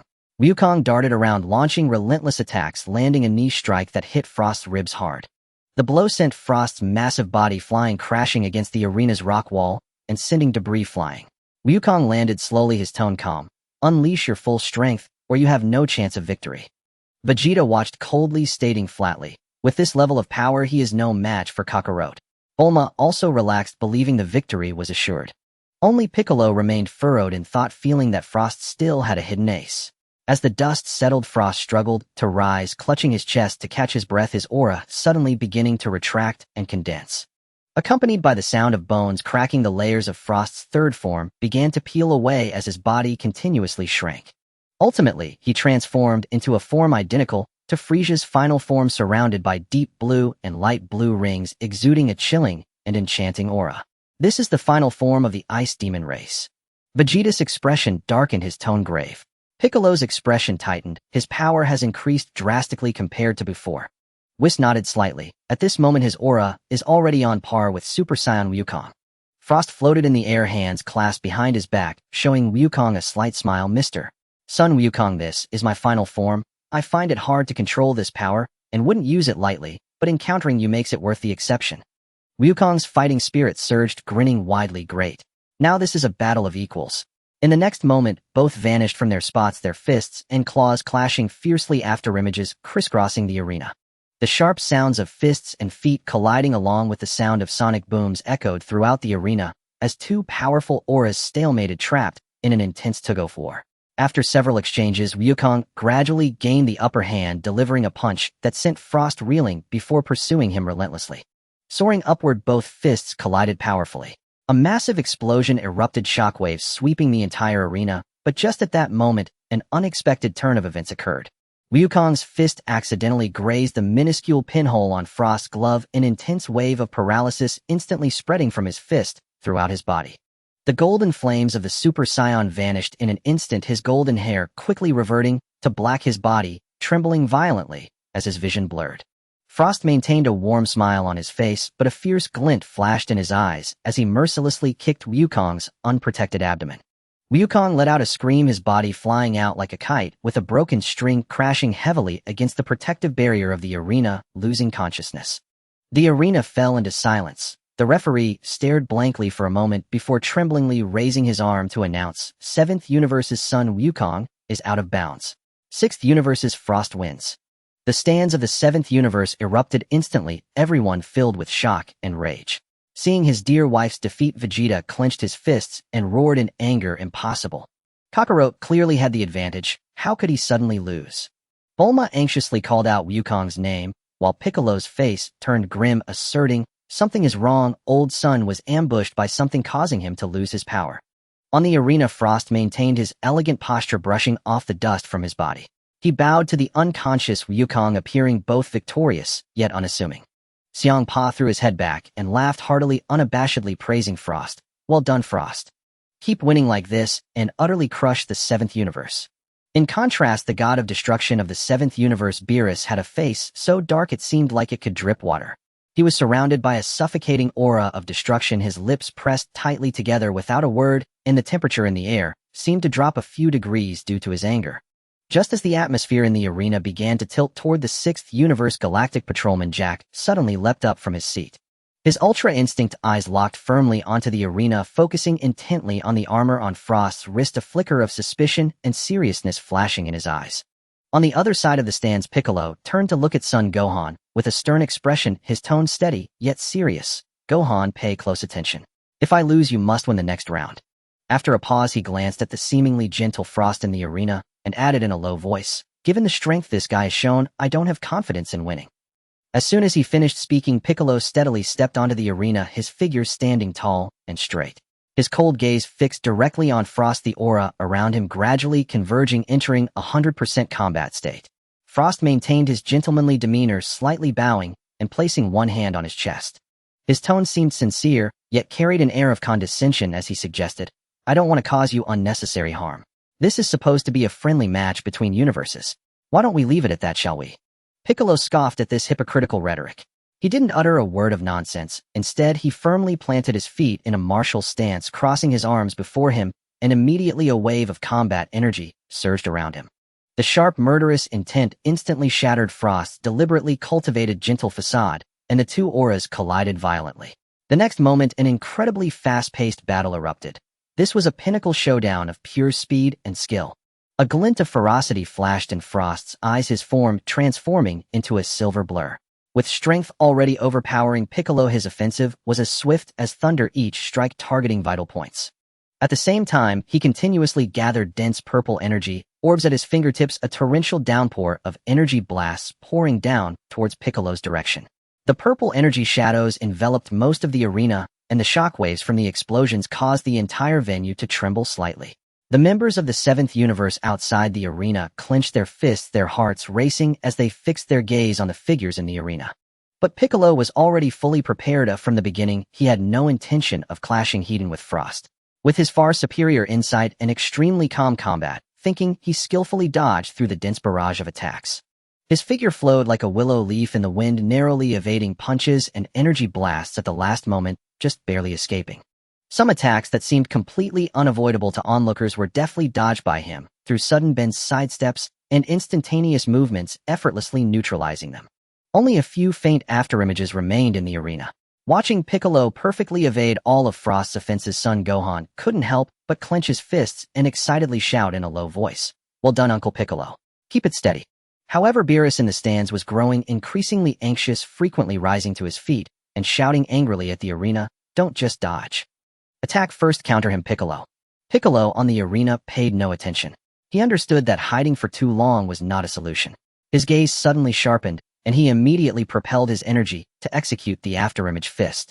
In an instant, dozens of green afterimages filled the entire arena, surrounding Frost from all directions. Each afterimage bore a realistic aura, instantly entangling Frost, making it difficult for him to distinguish between the real and the fake. Meanwhile, Piccolo's main body retreated to the back of the arena, his feet firmly planted on the ground, as his hands quickly gathered energy. The green aura around him surged violently as he aligned his fingers with his brow, slowly gathering a dazzling golden orb of light at his fingertips, which was his ultimate technique, the special beam cannon. The energy of the orb grew denser, the brilliant light illuminating half of the arena. Frost's eyes widened as he instantly saw through Piccolo's tactic. He no longer paid attention to the afterimages surrounding him, his figure exploding with extreme speed as he charged directly at Piccolo's main body, intending to interrupt this finishing move before it could be charged. Just as his palm was about to strike Piccolo's shoulder, unexpectedly, Piccolo had long anticipated this. His arm suddenly stretched like a flexible whip, wrapping around Frost's waist from behind, securely restraining him. "Finally got you." Piccolo's gaze was as sharp as a blade, and the light of the special beam cannon at his fingertips surged to its peak, the energy fluctuations becoming increasingly violent. Just as he was about to unleash a decisive blow, suddenly a wave of paralysis surged through his arm that was wrapped around Frost, spreading wildly. His originally taut and powerful arm immediately became weak and powerless, unable to restrain Frost any longer, slowly loosening its grip. "It's poison." As soon as Piccolo finished speaking, a glint of ruthlessness flashed in Frost's eyes. He turned around and delivered a heavy elbow strike, ruthlessly smashing into Piccolo's abdomen. The intense pain combined with the paralysis swept through Piccolo's entire body. He immediately collapsed to the ground, completely losing his ability to fight. The special beam cannon that had been charged at his fingertips went out of control, transforming into a golden beam, shooting into the sky, exploding into a dazzling light mist in the heavens. The referee quickly approached, bent down to check, and confirmed that Piccolo was completely unable to continue fighting, then raised his right hand and announced loudly, "Contestant Piccolo has lost the ability to fight. The winner of this match is 6th Universe Frost." As soon as the words left his mouth, the 6th Universe's camp erupted into deafening cheers. Xiang Pa stood up triumphantly, hands on his hips, directing mockery towards the 7th Universe. "Is this the so-called intellectual representative of the 7th Universe, the Namekian? It seems to be nothing more than that, easily defeated." At that moment, Jack could no longer contain himself. His ultra-instinct eyes had completely seen through Frost's tricks. He suddenly stood on his toes, using all his strength to shout at the arena, "The match must be suspended immediately. I raise a serious objection." Frost used prohibited poison needles during the match. Contestants Son Goku and Piccolo were both poisoned, causing them to become paralyzed and lose their fighting ability. He clearly reported the exact location of the poison needle concealed in Frost's wrist armor. The once noisy arena fell silent instantly, and the gentle smile on Frost's face froze on the spot, his complexion turning pale at a visible rate. The referee immediately ordered a full-body inspection of Frost with a serious expression. When the staff carefully opened the armor on his wrist, a thin, bluish glowing poison needle was exposed to everyone's view. The evidence was irrefutable. The entire venue erupted in an uproar with shouts of abuse and anger ringing out. This despicable, shameless fraud. How could he use such a lowly method? Bulma was enraged, her face flushed as she pointed at Frost and shouted angrily. The defeat of her father combined with Frost's despicable actions caused the fury within Son Gohan to reach its peak. His aura surged violently, a white flame faintly appearing as he walked silently towards the arena. The referee hurriedly stepped forward to intervene, but as he approached he was intimidated by the chilling fury in Sun Wukong's eyes, and instinctively took 2 steps back, no longer daring to advance.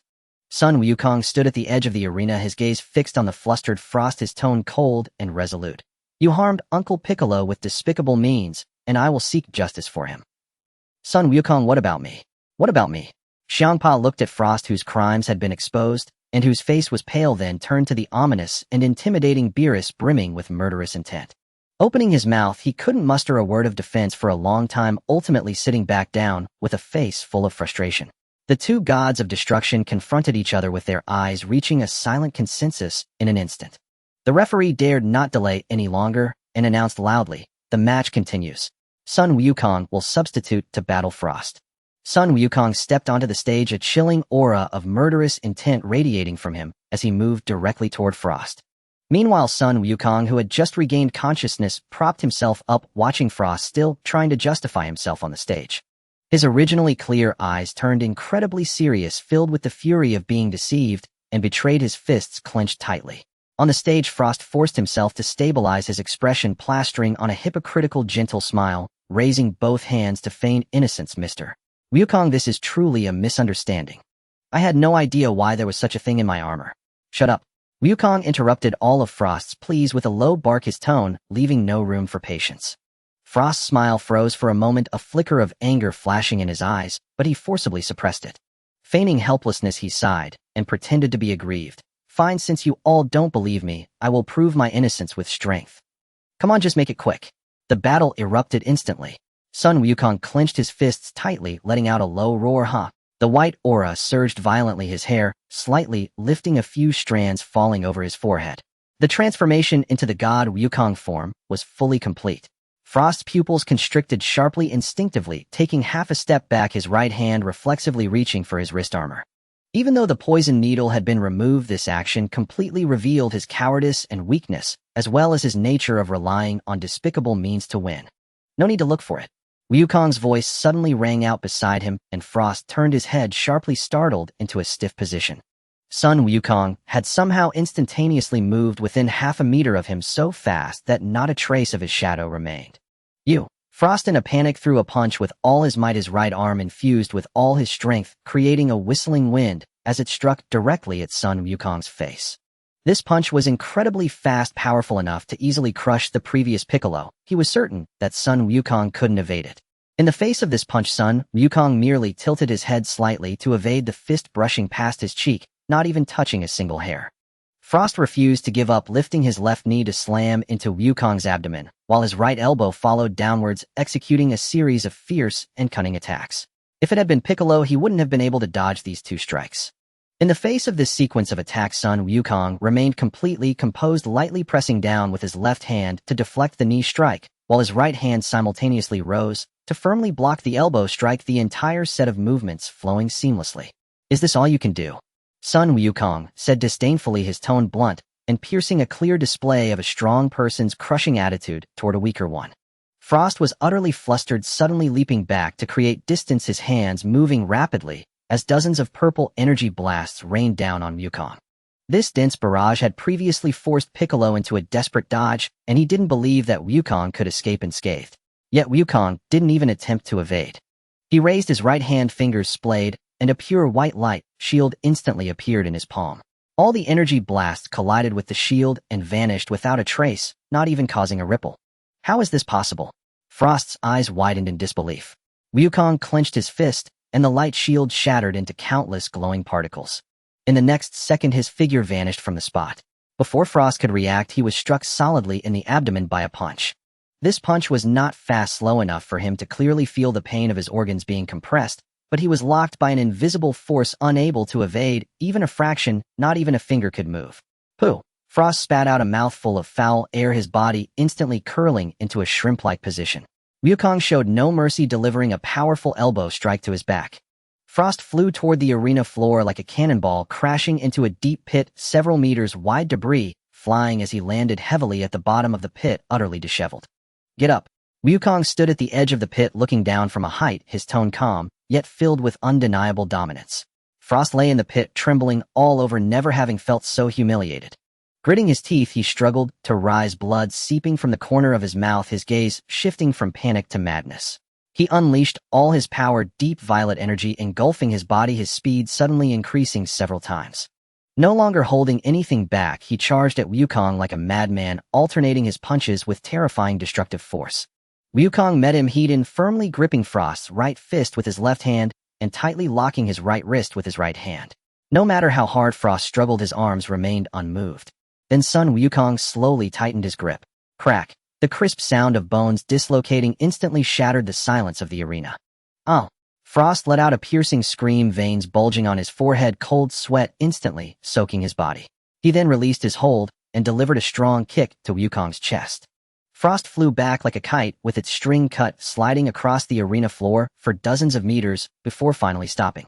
He lay on the ground, gasping for breath, the madness in his eyes completely gone, leaving only endless fear. Wukong approached him slowly, each step steady and powerful, instilling fear in Frost. You used poison needles to harm Uncle Piccolo, winning the match through such despicable means. Wukong looked down at Frost curled up on the ground, his tone icy. Frost trembled, unable to utter a single word. Wukong raised his right hand, bringing his index and middle fingers together slowly, gathering a white energy orb at his forehead. Though small, the terrifying energy within made the entire arena tremble slightly. This was the magic beam cannon empowered by the god Wukong form, its power far exceeding Piccolo's techniques. This strike is for Uncle Piccolo. Wukong's gaze sharpened as the white energy orb shot forth from his fingertips, forming a beam directed at Frost. He intentionally avoided Frost's vital points, yet the beam's impact was still formidable. It sent Frost flying, crashing heavily onto the ground outside the arena. After rolling several times, he lost consciousness completely, with a charred hole left in his right shoulder devoid of any breath. The entire arena instantly fell into silence. The referee was stunned for several seconds before regaining his senses, rushing forward to check Frost's condition, then shouting loudly, "Frost has lost his combat ability." The winner of this match is Universe 7 Sun Wukong. The Universe 7 camp erupted in thunderous cheers. The just-awakened Piccolo leaned against his seat, watching Wukong take revenge for him, a smile of relief spreading across his face. Sun Wukong stood in the center of the arena, slowly adjusting his breathing. The grudge against old Piccolo had been avenged as Frost had been severely beaten, but this martial arts tournament spanning 2 universes was far from over. In the stands of Universe 6, Campa's face was flushed as he shouted sternly at the competitors' area, clearly busily deploying subsequent strategies. Wukong's gaze shifted to the contestant passage, where a massive figure slowly stepped out, exuding a cold and heavy metallic aura. The giant was constructed of bronze and silver armor, towering over 3 meters tall, with a head as square as a solid iron anvil. Its eyes were 2 clusters of dark red light, and embedded in its chest was a pulsating core of scorching energy. With each beat, scalding white steam erupted, enveloping the arena. The metallic warrior of Universe 6, Vegeta? Sun Wukong's eyes widened, slightly devoid of fear, filled only with intense focus and calm scrutiny. Like a scholar studying an unknown subject, he carefully examined his opponent before him. The entire body is made of metal, and the core in its chest should be its source of energy. Wukong murmured to himself, shifting his stance into a battle-ready position, his voice calm. Come on. Vegeta remained silent, striding directly toward the center of the arena. With each step, the hard arena floor trembled slightly, leaving shallow dents. When he reached in front of Wukong, the core in his chest suddenly lit up, emitting a deep, thunderous roar, and the surrounding aura became increasingly oppressive. In the stands, Campa's triumphant laughter echoed throughout the venue. So you're Sun Wukong. Don't be too arrogant, you can't even breach this guy's defenses. The referee raised his hand and announced loudly the match begins. Before the words had finished, Sun Wukong launched the first attack, raising his hand toward Vegeta, a dazzling golden energy sphere instantly forming in his palm. Demonic flash. The golden beam, infused with immense force, surged straight toward Vegeta's chest, followed by a piercing sound of metal striking metal. The beam vanished in an instant, yet Vegeta's metallic shell remained unscathed, not even a scratch left behind. Indeed, its defensive power is extraordinarily strong. Sun Wukong's gaze sharpened, refusing to be careless. His form suddenly flickered and appeared at Vegeta's side, his right hand gathering energy once more. Demonic flash, rapid fire. 7 golden energy spheres shot from different angles, precisely targeting the weak joints of Vegeta's shoulders, knees, and neck. A series of explosions erupted, engulfing half the arena in thick smoke. When the smoke cleared, Vegeta still stood in place, completely unharmed, his solid metallic body having ignored the assault. Vegeta slowly turned his head, his mechanical arm sharply raised, his fist comparable to a siege hammer carrying immense weight, slammed down toward Wukong. Sun Wukong lightly tapped the ground with his toes, swiftly retreating just in time to avoid the blow. The giant fist crashed into the arena, sending debris flying, creating a shallow pit 2 meters in diameter. The violent shockwave spread across the ground, causing Wukong's martial arts uniform to ripple. The force is extremely heavy, I can't take it, Hedon. Wukong steadied himself, just about to launch a second round of attacks when the air around him suddenly thinned unnaturally. The core in Vegeta's chest grew increasingly bright, like a furnace ignited, stirring the surrounding air wildly. Emitting scorching heat waves, it gradually consumed the oxygen within the arena. Wukong's pupils suddenly contracted as he instantly deciphered his opponent's tactic. At that moment, Kampa raised his hand high. The referee glanced at the rule indicator board, hesitated for a moment, then reluctantly announced, according to the request of Lord Destroyer of Universe 6, a temporary rule has been added for this match. No flying abilities allowed. What? The Supreme Kai stood up abruptly, his face filled with anger. Altering the rules on the fly is truly outrageous. This is bad. Piccolo gripped the railing tightly, his expression grave. Without the ability to fly high for air, Wukong will be thoroughly trapped by the lack of oxygen.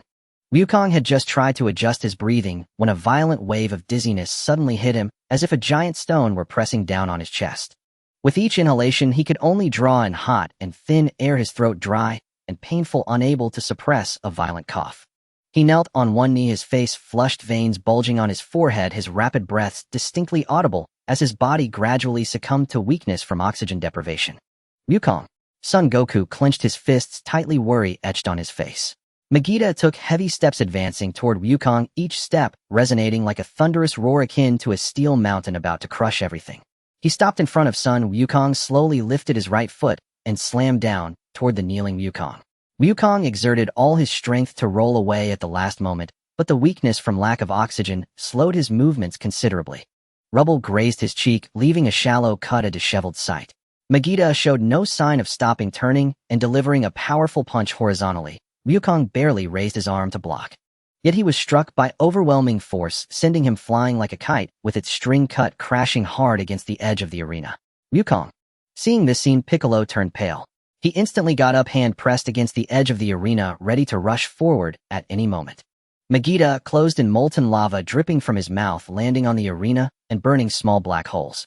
He raised both fists, intending to completely end the match, just as those iron fists were about to come crashing down. Enough. A steady voice rang out, and Vegeta's fists abruptly halted in midair as a hand enveloped in white energy steadied the powerful blow. Sun Wukong slowly stood up. His hair was still black, but his facial features had grown sharper, with a tuft of spiky bangs at his forehead radiating a surging silver aura. The god form awakened once more. Wukong released his grip on the giant fist, his figure flickering. In an instant, he closed in on Vegeta, launching a heavy punch that struck hard against Vegeta's abdomen. Bang! The heavy metallic body was actually pushed back half a step by this punch, dragging 2 deep grooves in the ground. Your defense is indeed formidable. Sun Wukong leaped back several meters, no longer hesitating, swiftly bringing his hands together at his waist, energy wildly gathering around him. Blue energy surged and roiled in his palms, the momentum constantly rising. In the stand, Son Goku's eyes lit up, exclaiming, "It's the Kamehameha." Haim, ha! A massively thick blue beam erupted explosively from Wukong's palm, surging toward Vegeta with a devastating force. The dazzling blue light instantly illuminated the entire arena, and the violent energy swept across the venue. The Kamehameha hit Vegeta squarely, sending the enormous metal giant flying backward with a surge of energy. The protective shield of the arena immediately cracked under the impact of this extreme force before shattering with a loud crash. The shockwave wreaked havoc across the arena, creating a massive pit in the ring as debris and air currents flew in all directions. As the residual energy gradually dissipated, though Vegeta had not fallen, he was already pushed to the edge of the arena. The metallic shell on his chest showed faint cracks, and the light of the energy core within dimmed significantly. Gohan gave no respite to his opponent, gathering his aura once more. With his index and middle fingers pressed together against his forehead, he began to gather energy. A golden spiral aura rapidly swirled and compressed at his fingertips, growing increasingly sharp and fierce. Final Kamehameha. A piercing, bone-chilling golden spiral beam shot directly toward Vegeta with the power to tear through anything. Caught off balance by the Kamehameha, the metal man was hit by the beam. His already cracked metal body could no longer maintain its balance and was directly knocked off the arena by the force of the attack, crashing heavily outside. The referee snapped back to reality and immediately announced loudly, "Vegeta of Universe 6 is out. The winner is Gohan from Universe 7. The arena erupted in thunderous cheers, a wave of shouts and applause sweeping across the entire competition hall. On the stage, Gohan's silvery aura gradually dissipated as he knelt on one knee on the damaged surface, breathing heavily.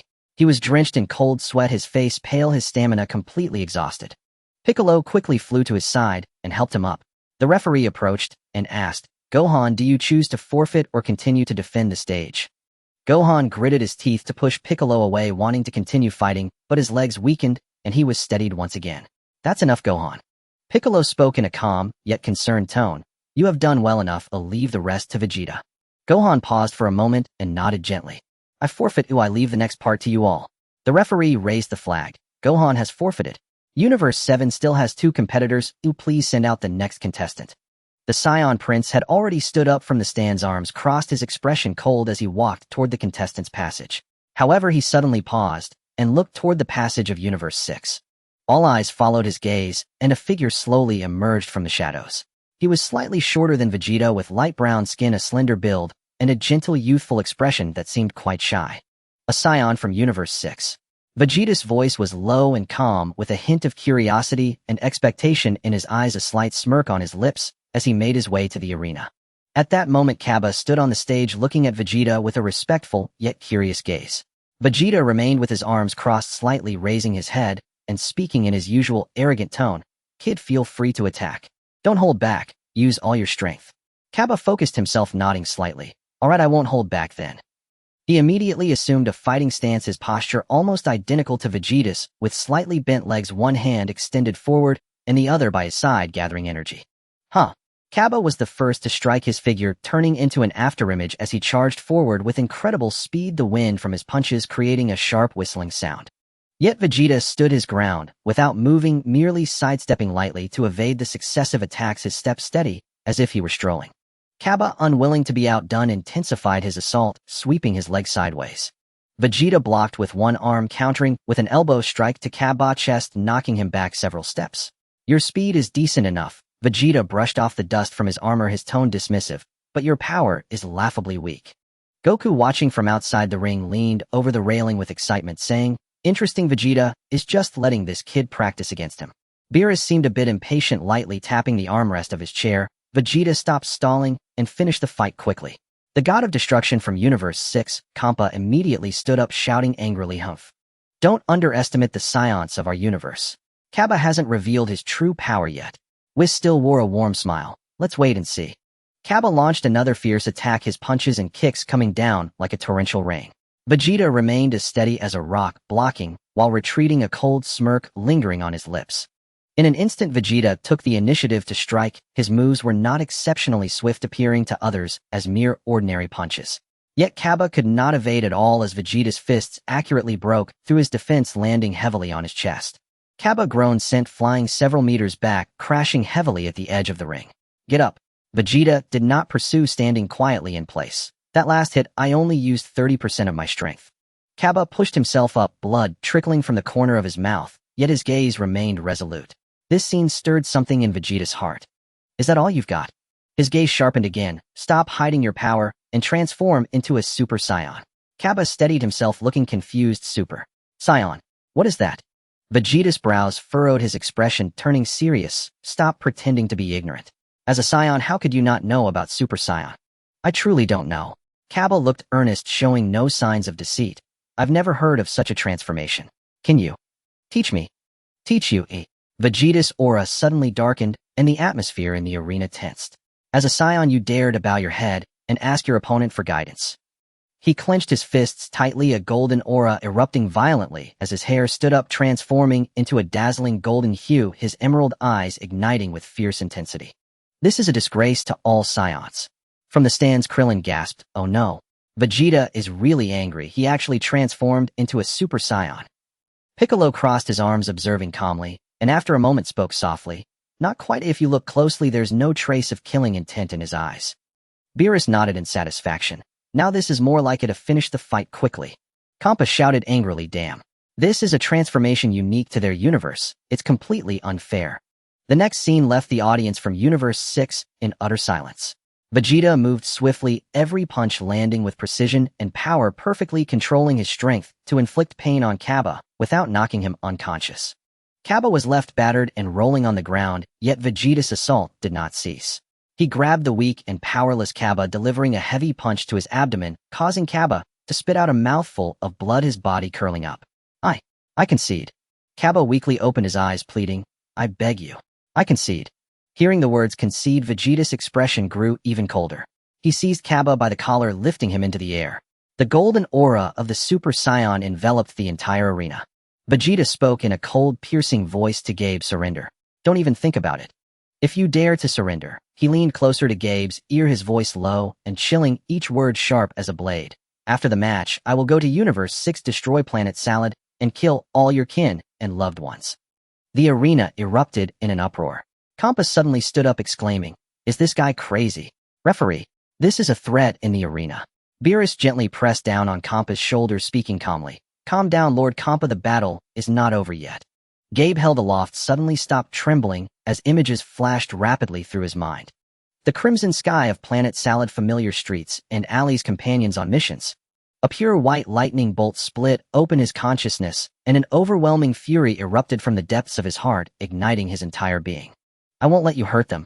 Gabe struggled to pry open Vegeta's hand, throwing his head back and roaring to the heavens, golden light bursting forth from within him, his aura surging wildly.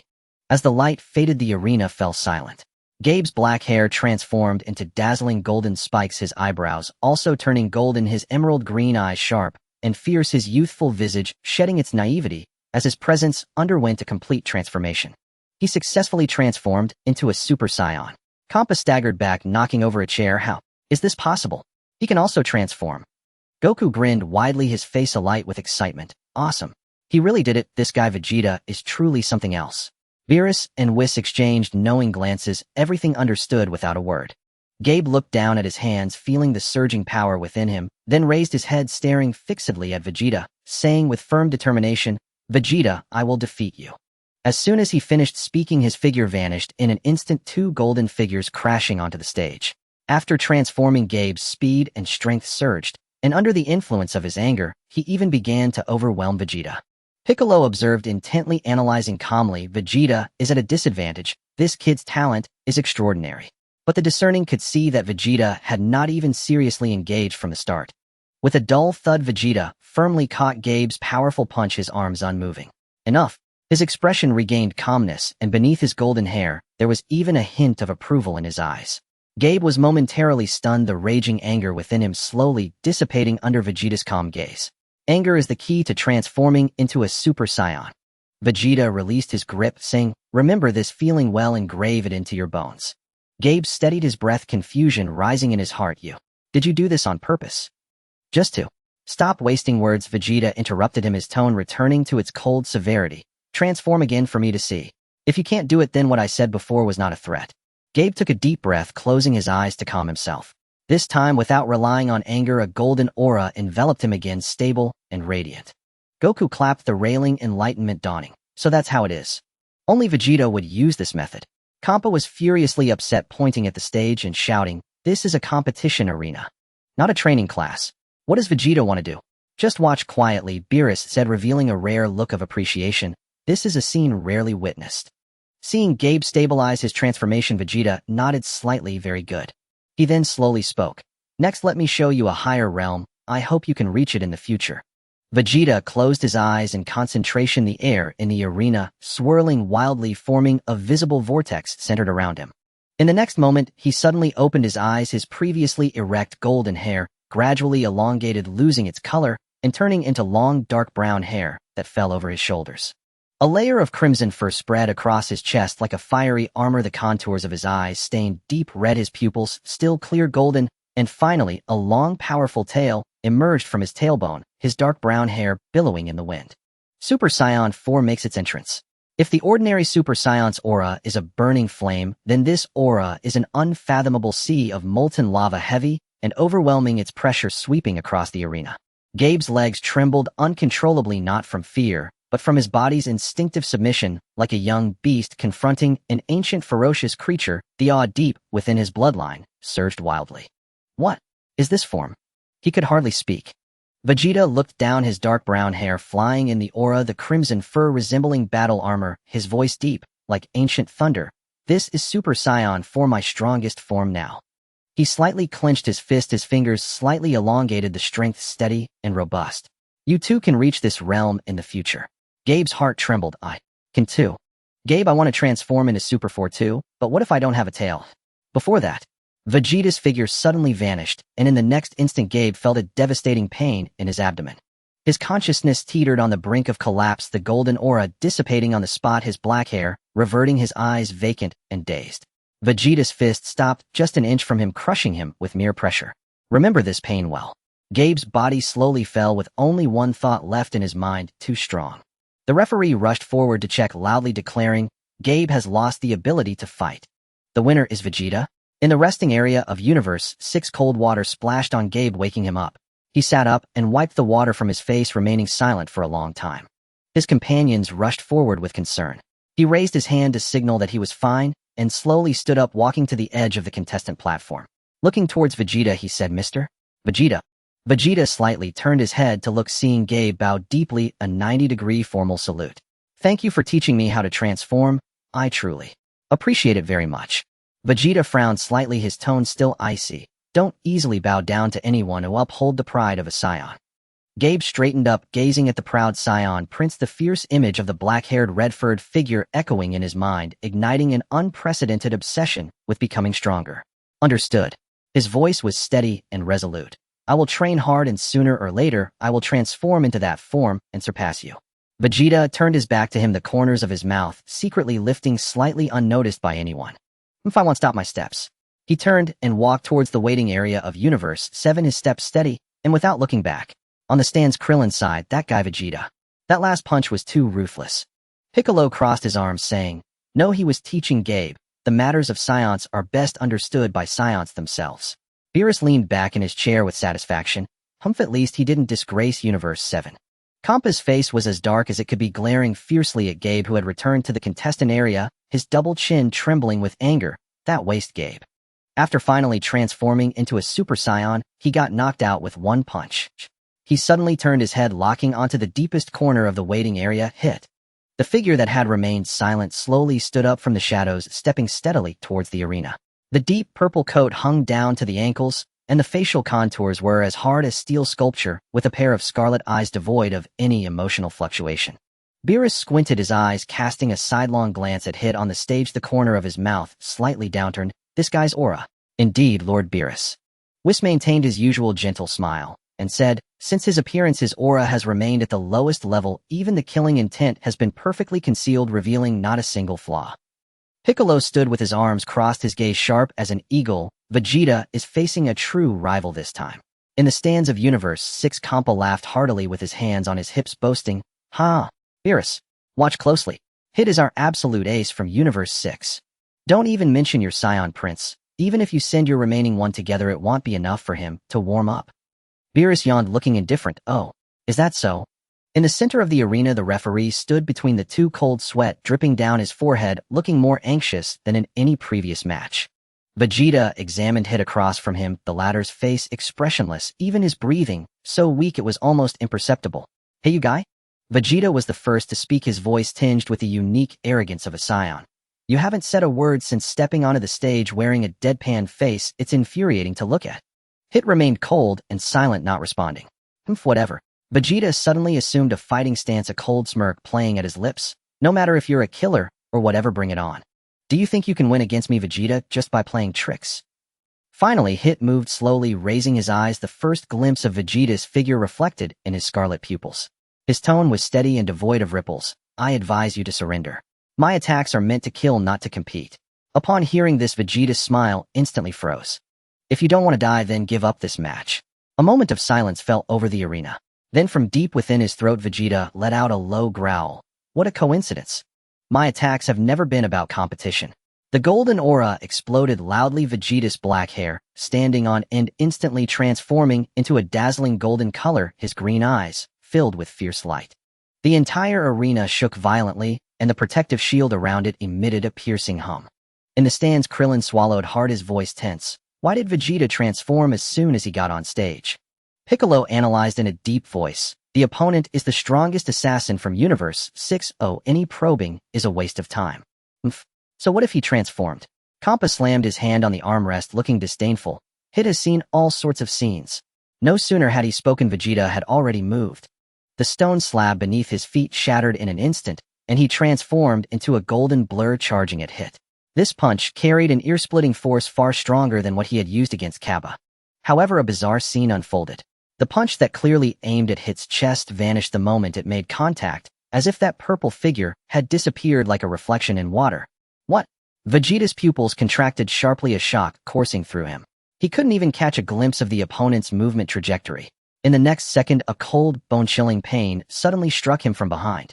Hit's knee collided solidly with his spine. Immediately following, a fierce elbow strike descended from his left side, landing squarely on his temple. The dull impact sounded like two red-hot iron pillars crashing together. Bang! Vegeta was violently smashed into the arena floor, the shattered stone slabs exploding outward like a spider web. The golden aura around him instantly dimmed. Silence engulfed the entire area. Jocko screamed, clutching his head. I can't see at all. My Ultra Instinct couldn't even capture a single frame of the action. Goku, who had been leaning on the railing, suddenly straightened up, his smile completely vanished.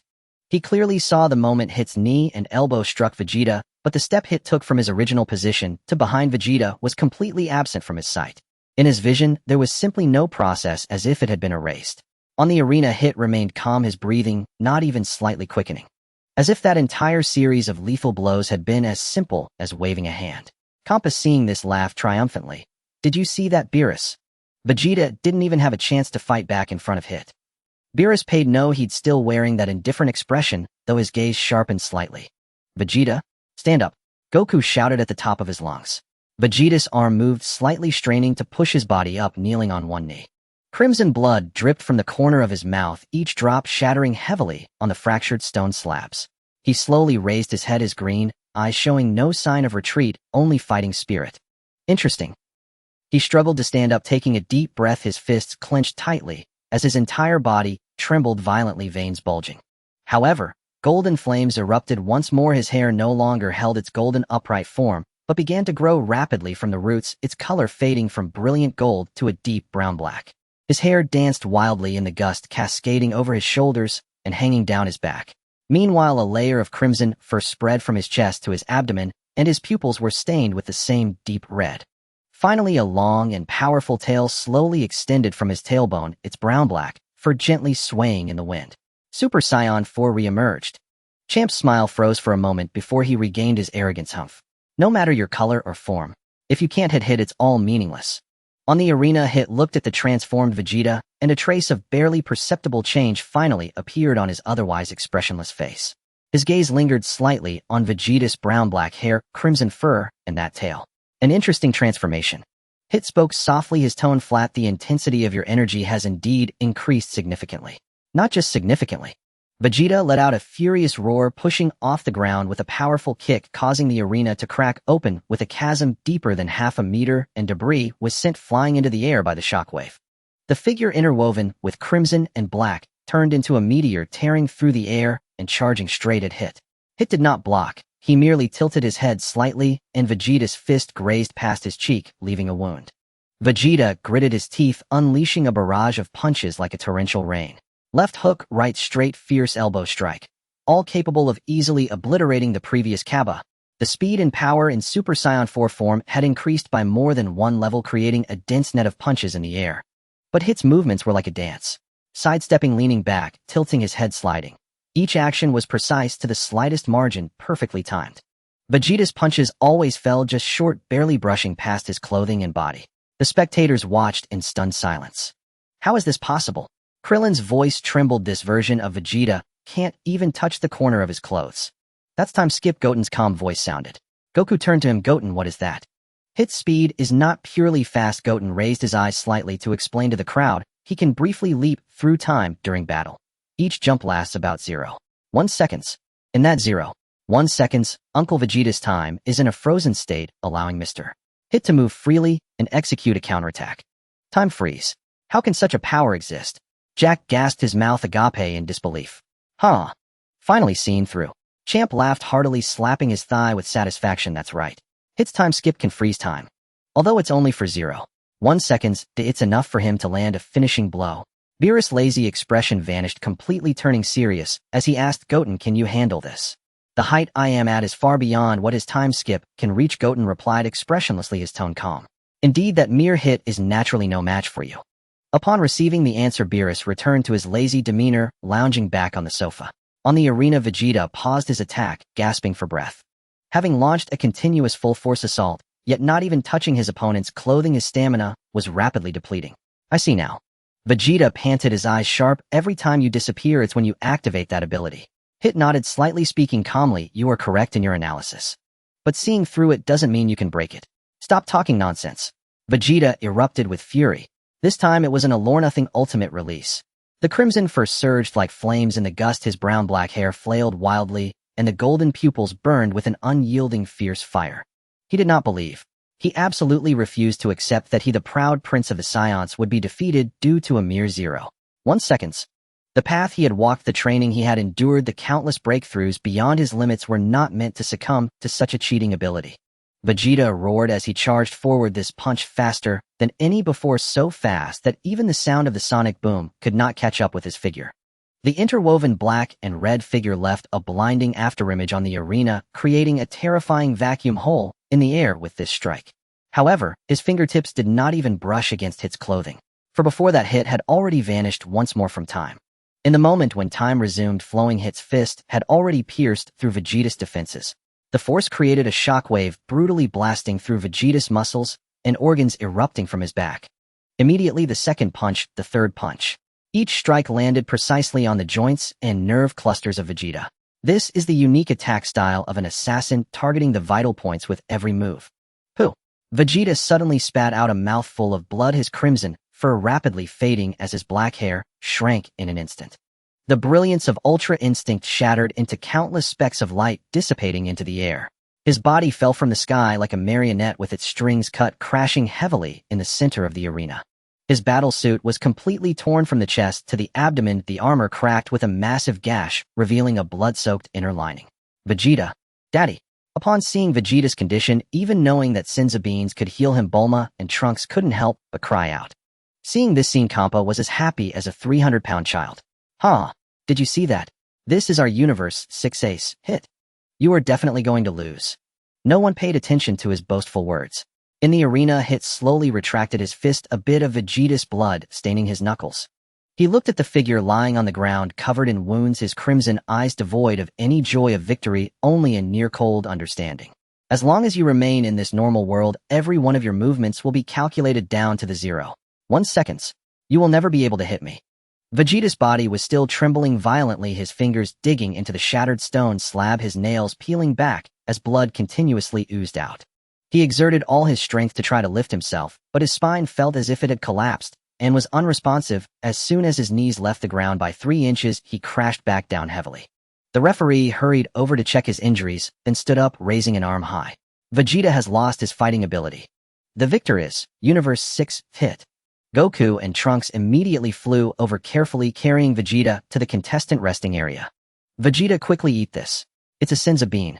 As the Senza bean entered his mouth, all of Vegeta's injuries healed instantly. Fully restored, Vegeta clenched his fists, his face filled with frustration and unwillingness. Damn. At that moment, Kampa was gleefully circling in the stands laughing, ha ha ha. You can't possibly defeat my hit. This match is definitely ours. That's not certain. A calm and steady voice rang out as Goten slowly stood up, confidently walking towards the 7th Universe's contestant passage, leaping gracefully onto the arena. Seeing that only Goten was left from Universe 7, Kampa's pride swelled even more, shouting loudly, hit. Take him out. The god of destruction Beerus from Universe 7 crossed his arms, his tone filled with arrogant intimidation. Goten. If you lose, I won't let you off. The two slowly walked to the center of the arena, standing a few meters apart, the atmosphere instantly tense. The referee, not daring to delay, quickly stepped between them and suddenly signaled, the match begins. Hit's instincts as an assassin made him instantly alert. The aura surrounding the young man before him was unfathomably deep, with a sense of pressure surpassing all previous opponents. He slowly drew his hands from his coat pockets, maintaining a calm, standing posture, adopting the starting stance of his signature technique. You are strong. Hit's voice was flat yet couldn't conceal the seriousness in his eyes, stronger than anyone I have ever seen. Goten stood calmly with not an ounce of fighting spirit emanating from him, yet naturally radiating an overwhelming presence. Before his words could finish, Hit's figure suddenly flickered, launching his signature technique, time skip, instantly jumping 0.1 seconds. He transformed into a ghostly afterimage, circling to Goten's blind spot, gathering all his strength to deliver a deadly blow, the wind from his punch sharply targeting the vital points. But at the moment the time skip effect dissipated, Hit's pupils constricted sharply. Goten stood still, not moving an inch, merely locking onto his time trajectory, with his gaze, his arm already firmly blocking the attack path. Bang! A dull impact resonated as Hit's fully powered time skip assault was effortlessly deflected by Goten, not even causing a ripple in impact. This scene instantly ignited the entire arena. In the stands of Universe 7, Gohan suddenly stood up, his eyes wide open in disbelief as he exclaimed, heavens! Hit's time skip was actually blocked. Goten is way too strong now. Piccolo raised an eyebrow, his tone filled with shock. Goten's power has far exceeded our expectations. Goku clenched his fists, his eyes brimming with excitement and surprise. I never expected Goten to become this strong. He can even easily neutralize time skip. On the side of Universe 6, Cabba's face turned pale, murmuring in disbelief, Mr. Hit's signature move was completely ineffective. Outside the arena, Kampa suddenly jumped up from his seat, his face of pride instantly turning to terror, his voice trembling. How is that possible? That's Hit. Beerus smirked, smugly glancing at the panicked Kampa, casually stating, Goten is my Universe 7 secret weapon. Kampa, frustrated and desperate, insisted, Hit hasn't taken it seriously yet. Bardoss lightly rested her chin, a hint of surprise flickering in her clear eyes as she slowly spoke. I didn't expect a mortal to reach such a realm, easily breaking through Hit's time skip with sheer strength. At the 7th Universe's spectator area, Vegeta wore a grave expression. Having personally experienced the inescapable difficulty of time skip, he was now utterly shocked to see Goten diffuse this deadly move so casually. Whis, with a warm smile, calmly observed the battle on the stage. On the platform, Hit was unable to accept the current situation. With a low growl, he unleashed his aura, fully activating time skip. His figure flickered rapidly around the arena, countless afterimages sweeping in from all directions, attacking from every conceivable angle. Hand strikes, knee blows, elbow jabs, and stomps targeted vital points, completely sealing off any escape routes. Yet Goten remained rooted in place, not moving an inch.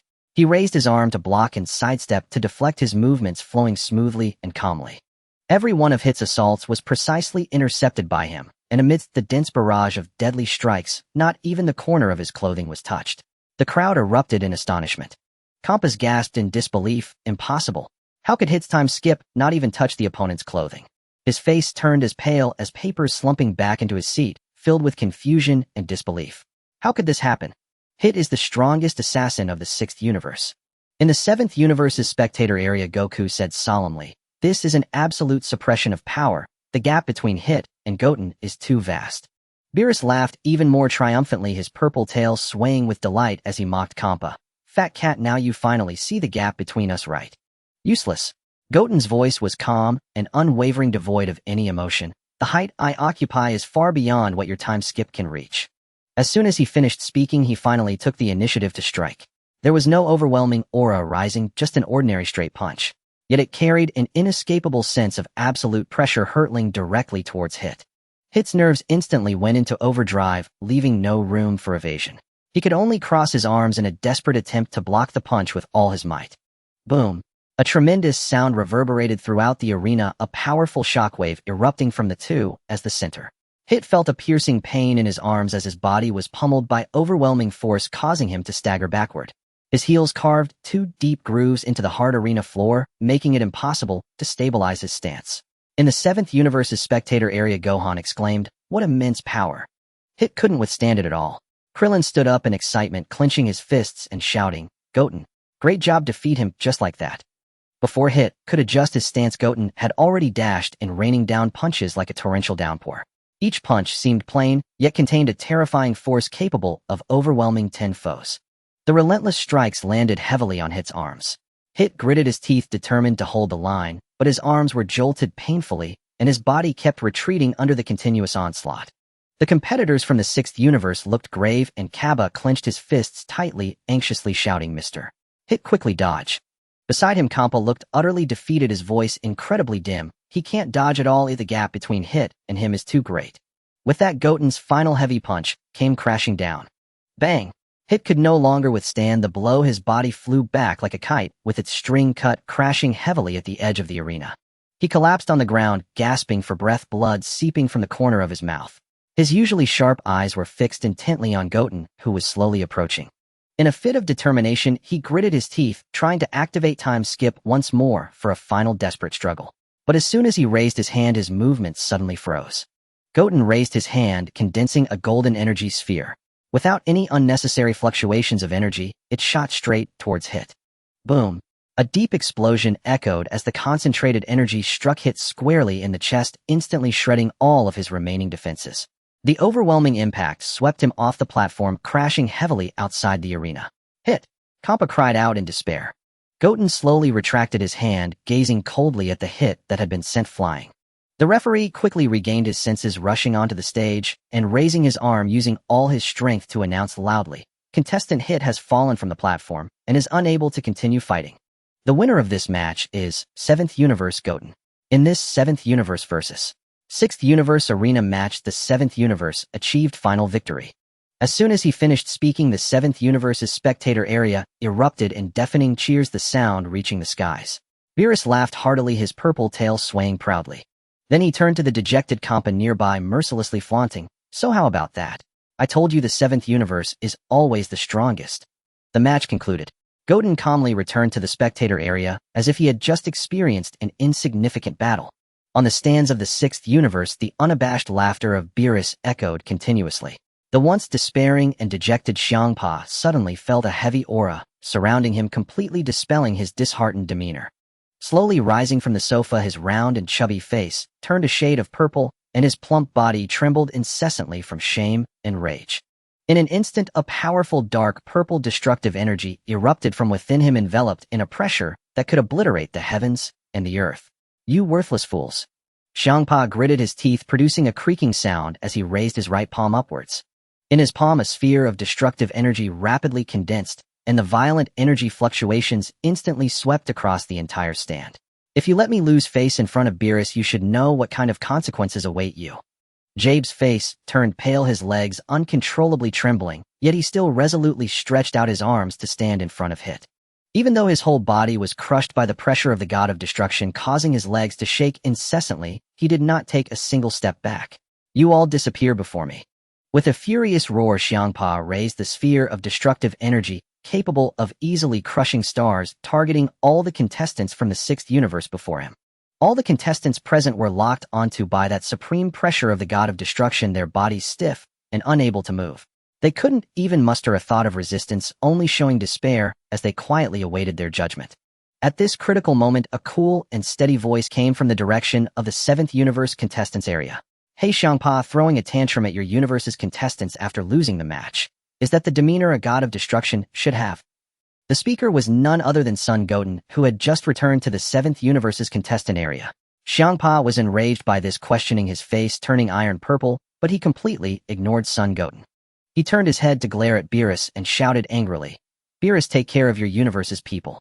Beerus, still lounging lazily in his seat, didn't even raise an eyelid. His tone was casual yet tinged with a hint of mockery as he replied, "Goten's strength is on par with mine, I can't control him." Pausing for a moment, he glanced at the furious Xiangpa and added disdainfully, "If you had that capability, I would allow you to help me manage it." "What a—" Xiangpa froze at this remark, the anger on his face instantly stiffening, and then he erupted in disbelief, pointing at Beerus and shouting furiously, "You cheated. This match doesn't count at all." After shouting, he suddenly seemed to think of something, bursting into laughter filled with mockery. "Huh? I didn't expect, Beerus, that you couldn't even defeat your own universe's mortal. It's truly laughable." At this moment, the seated Bato slowly stood up, her gaze landing on Son Goten above the ring, and she spoke in a calm tone. "I've long heard Whis mention that there is a mortal in the 7th universe who recently defeated Lord Beerus. It's you, isn't it?" As soon as these words were spoken, the previously leisurely Beerus immediately became agitated, revealing a trace of embarrassment and anger on his face. He turned to Whis and shouted, "Whis. It was clearly a tie. Why are you spreading rumors everywhere?" Whis, holding a scepter in one hand and covering his mouth with the other, chuckled lightly, his tone playful. "Ho ho ho, it was my mistake, Lord Beerus. You too had a tie." "Humph." Beerus' anger diminished slightly, still maintaining a stern expression as he coldly snorted, but he no longer said anything more. Seeing this, Xiangpa immediately seized the opportunity and shouted loudly at Beerus again, "Beerus, you cheated in this match. You lost, and Earth rightfully belongs to our 6th universe." Batos timely stepped forward, softly reminding, "Lord Xiangpa, Son Goten seems to live on Earth. If Earth were to be assigned to the 6th universe with his strength—" "Shut up. I'm much stronger than Beerus."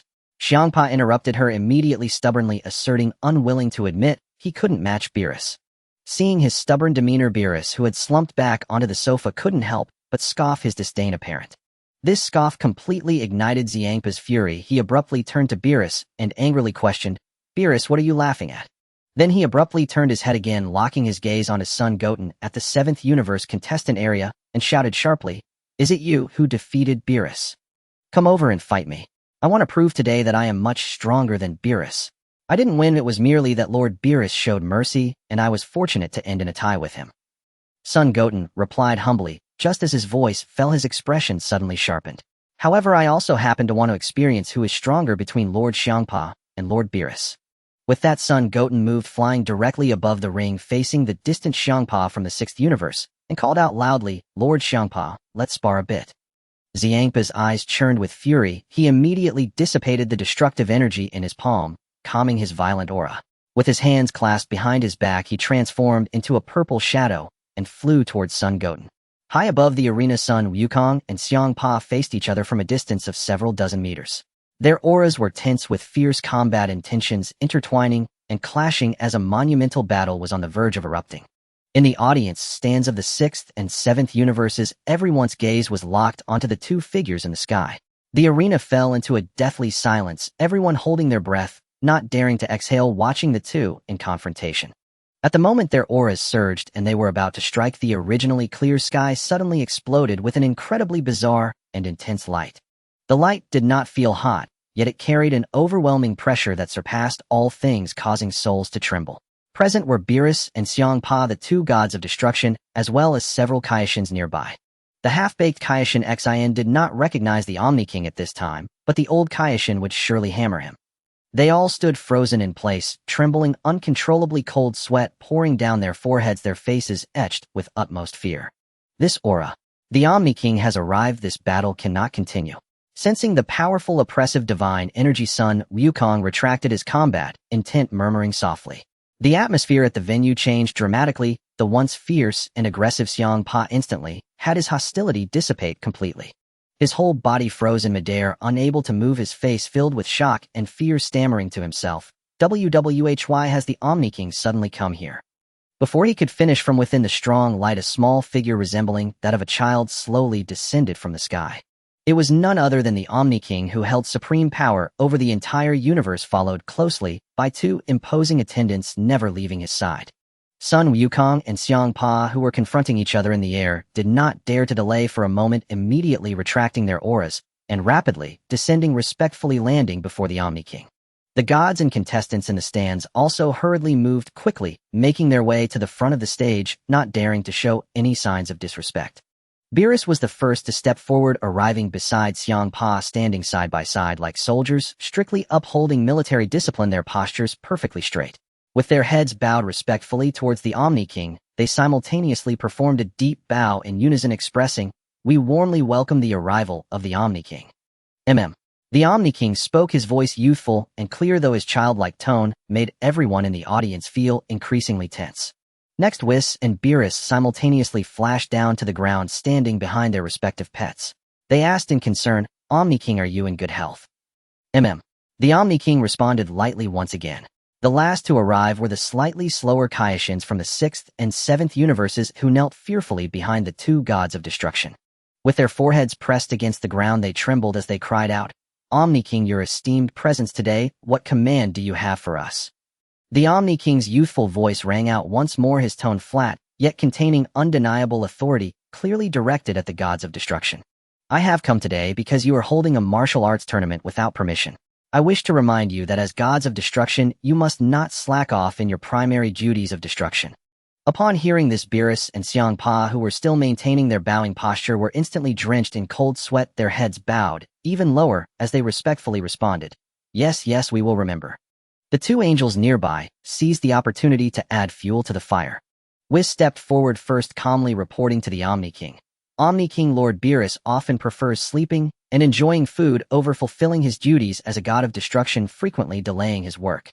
Hearing this, Beerus gritted his teeth in anger, his eyes filled with fury, yet in front of the Omni King, he could not muster even an ounce of courage to retort, only clenching his fists. Beerus' counterpart Xiang-Pa quickly followed suit, saying, "Lord Xiang-Pa has never cared for his health. His eating habits are completely unrestrained, and he has become round as a ball. I worried this would affect his work, so I specially prepared a nutritionally balanced weight loss meal for him, but he complained that the food is difficult to swallow." As soon as she finished speaking, Beerus raised her hands to cover her eyes, producing faint sobs, feigning a sense of grievance.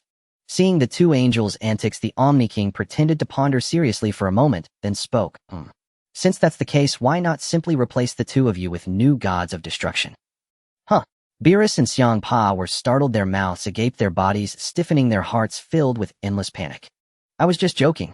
The Omni King instantly revealed a childlike smile, casually adding. Only then did the two of them sigh in relief, simultaneously exhaling, their tense nerves relaxing in an instant. The Omni King continued, "I originally came specifically to scold you. As gods of destruction, you should focus on your work, not hold unauthorized tournaments."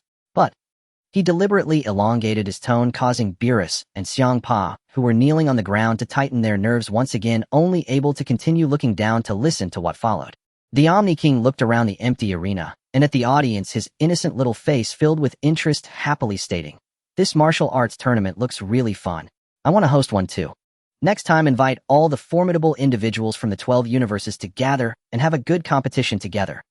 As soon as the words were spoken, Beerus instantly panicked, his expression changing drastically, filled with unease.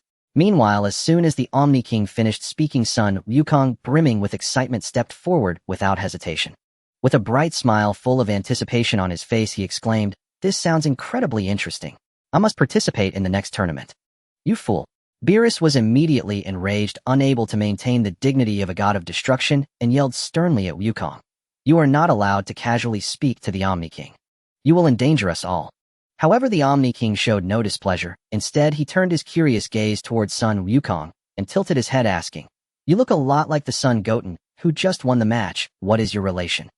Sun Wukong grinned widely, revealing his signature cheerful smile, and replied readily, "Goten is my son." "Oh, I see." The Omni King's eyes lit up with joy as he said, "He was incredibly powerful during the fight just now. As his father, you must be even stronger, right?" Upon hearing this, Sun Wukong merely scratched the back of his head, awkwardly not responding directly, but a hint of unspoken guilt was evident. Then, amidst the nearly breathless gazes of the assembled gods, Sun Wukong boldly extended his hand and firmly grasped the Omni King's small hand. At that moment, Beerus and Kampa felt their hearts stop abruptly, their faces turning as pale as paper. It must be noted that offending the Omni King is a grave sin. The entire 12 universes could be annihilated in an instant with a single misstep. Unexpectedly, the Omni King not only did not become angry, but appeared particularly happy, returning Wukong's handshake with enthusiasm and saying with a smile, "Okay. Then it's settled. You and Goten must come to participate in the tournament." After saying this, the Omni King turned to wave at everyone present, his youthful and clear voice echoing through the heavens goodbye. As soon as he finished speaking, he left with 2 guards transforming into a beam of light and vanishing into the horizon, leaving the crowd in stunned silence. After a moment, Beerus finally regained his composure, suddenly standing up and angrily pointing at Wukong, shouting, "Do you have any idea what you just did?" That was the Omni King, the Supreme Being ruling over all 12 universes. If he were even slightly displeased, all universes would turn to ashes in the blink of an eye. Yet Wukong looked utterly confused, scratching his head and saying, "But I think he seems very kind. He doesn't look like a bad person at all. Surely, he wouldn't do something so terrible." Beerus looked at the naive Wukong, feeling powerless to argue, and could only lower his head and sigh. Now all the excitement from winning the tournament has been ruined by you. Kampa, hearing this, still stubbornly refused to admit defeat and pouted at Beerus, saying, "Humph, only the tournament hosted by the Omni King counts as official. This one was merely a practice match. I wouldn't be upset, even if we lost." Beerus snorted coldly in response, full of disdain, "A loss is a loss. The Super Dragon Balls belong to me. That's a fact set in stone." Kampa was momentarily at a loss for words, reluctantly admitting, "A loss is a loss. The Super Dragon Balls go to you. But I want to see if you can find that last 7th one." After saying this, he turned to look at his companion Bardos and said in a deep voice, "Let's go." Then he walked over to the 6th universe contestants, sternly instructing, "You all must not miss the next tournament, and remember never to anger the Omni King. Do you understand?" Hearing this, the 6th universe contestants all breathed a sigh of relief, their hearts finally settling after being on edge, secretly thankful to have escaped a calamity. At this moment, Cabba ran excitedly to Vegeta, his eyes sparkling with excitement as he said, "Master, now I can finally take you to see Planet Salad." Vegeta frowned, still maintaining his cool and arrogant demeanor, and coldly replied, "Don't call me that. I'm not your master." However, Cabba didn't care at all. In fact, he was even happier because Vegeta had responded to him and immediately replied, "Yes, master." Vegeta looked at the stubborn Cabba, helplessly turning his head with a grunt, saying no more. Cabba then joyfully returned to his companions, preparing to embark back to the 6th universe with Hit and the others. "Hey, Hit." Just then Son Wukong's voice suddenly rang out, "I am the father of Son Goten." Hit had originally planned to ignore him and keep walking, but upon hearing the name Son Goten, he suddenly paused. Seeing Hit stop, Wukong quickly continued, his tone eager, "I am very interested in your time skip technique. We don't know when the Omni King's martial arts tournament will be held, so why don't we have a match beforehand? However, today you have fought too many battles and are too exhausted. How about 3 days from now?" Hit glanced at Wukong with indifference, offering no response, ignoring Wukong's invitation, and then turned to leave with the others from the 6th universe. On a nameless planet, Bulma was meticulously searching for the signal of the 7th Super Dragon Ball, using her newly upgraded Dragon Radar. The radar screen clearly flashed with the light points of 7 Dragon Balls, but as she looked around, only 6 Dragon Balls were surrounding the nameless planet, with no trace of the 7th. She wore a puzzled expression, muttering to herself, "It clearly shows that there are 7, so why are there only 6 here?" Goten, who was already familiar with the original story, stepped forward and pointed at the planet beneath their feet, reminding, "Aunt Bulma, could the one under our feet be the hidden 7th? Upon hearing this, Bulma suddenly froze, her face filled with a look of realization. Whis instantly understood the reason, his expression brightening as he exclaimed, "Everyone quickly get on the time cube." Everyone swiftly boarded the time cube, as Whis controlled it to slowly move away from the nameless planet. Then he lightly waved his staff, enveloping the nameless planet in an invisible divine power, and strange changes began to occur. The surface of the nameless planet suddenly cracked open, layers of rock slowly peeling away, revealing a completely golden core of a planet, which was surprisingly a 4-star Dragon Ball. The Kakarot family had a 4-star Dragon Ball, and the one found here was also a 4-star ball.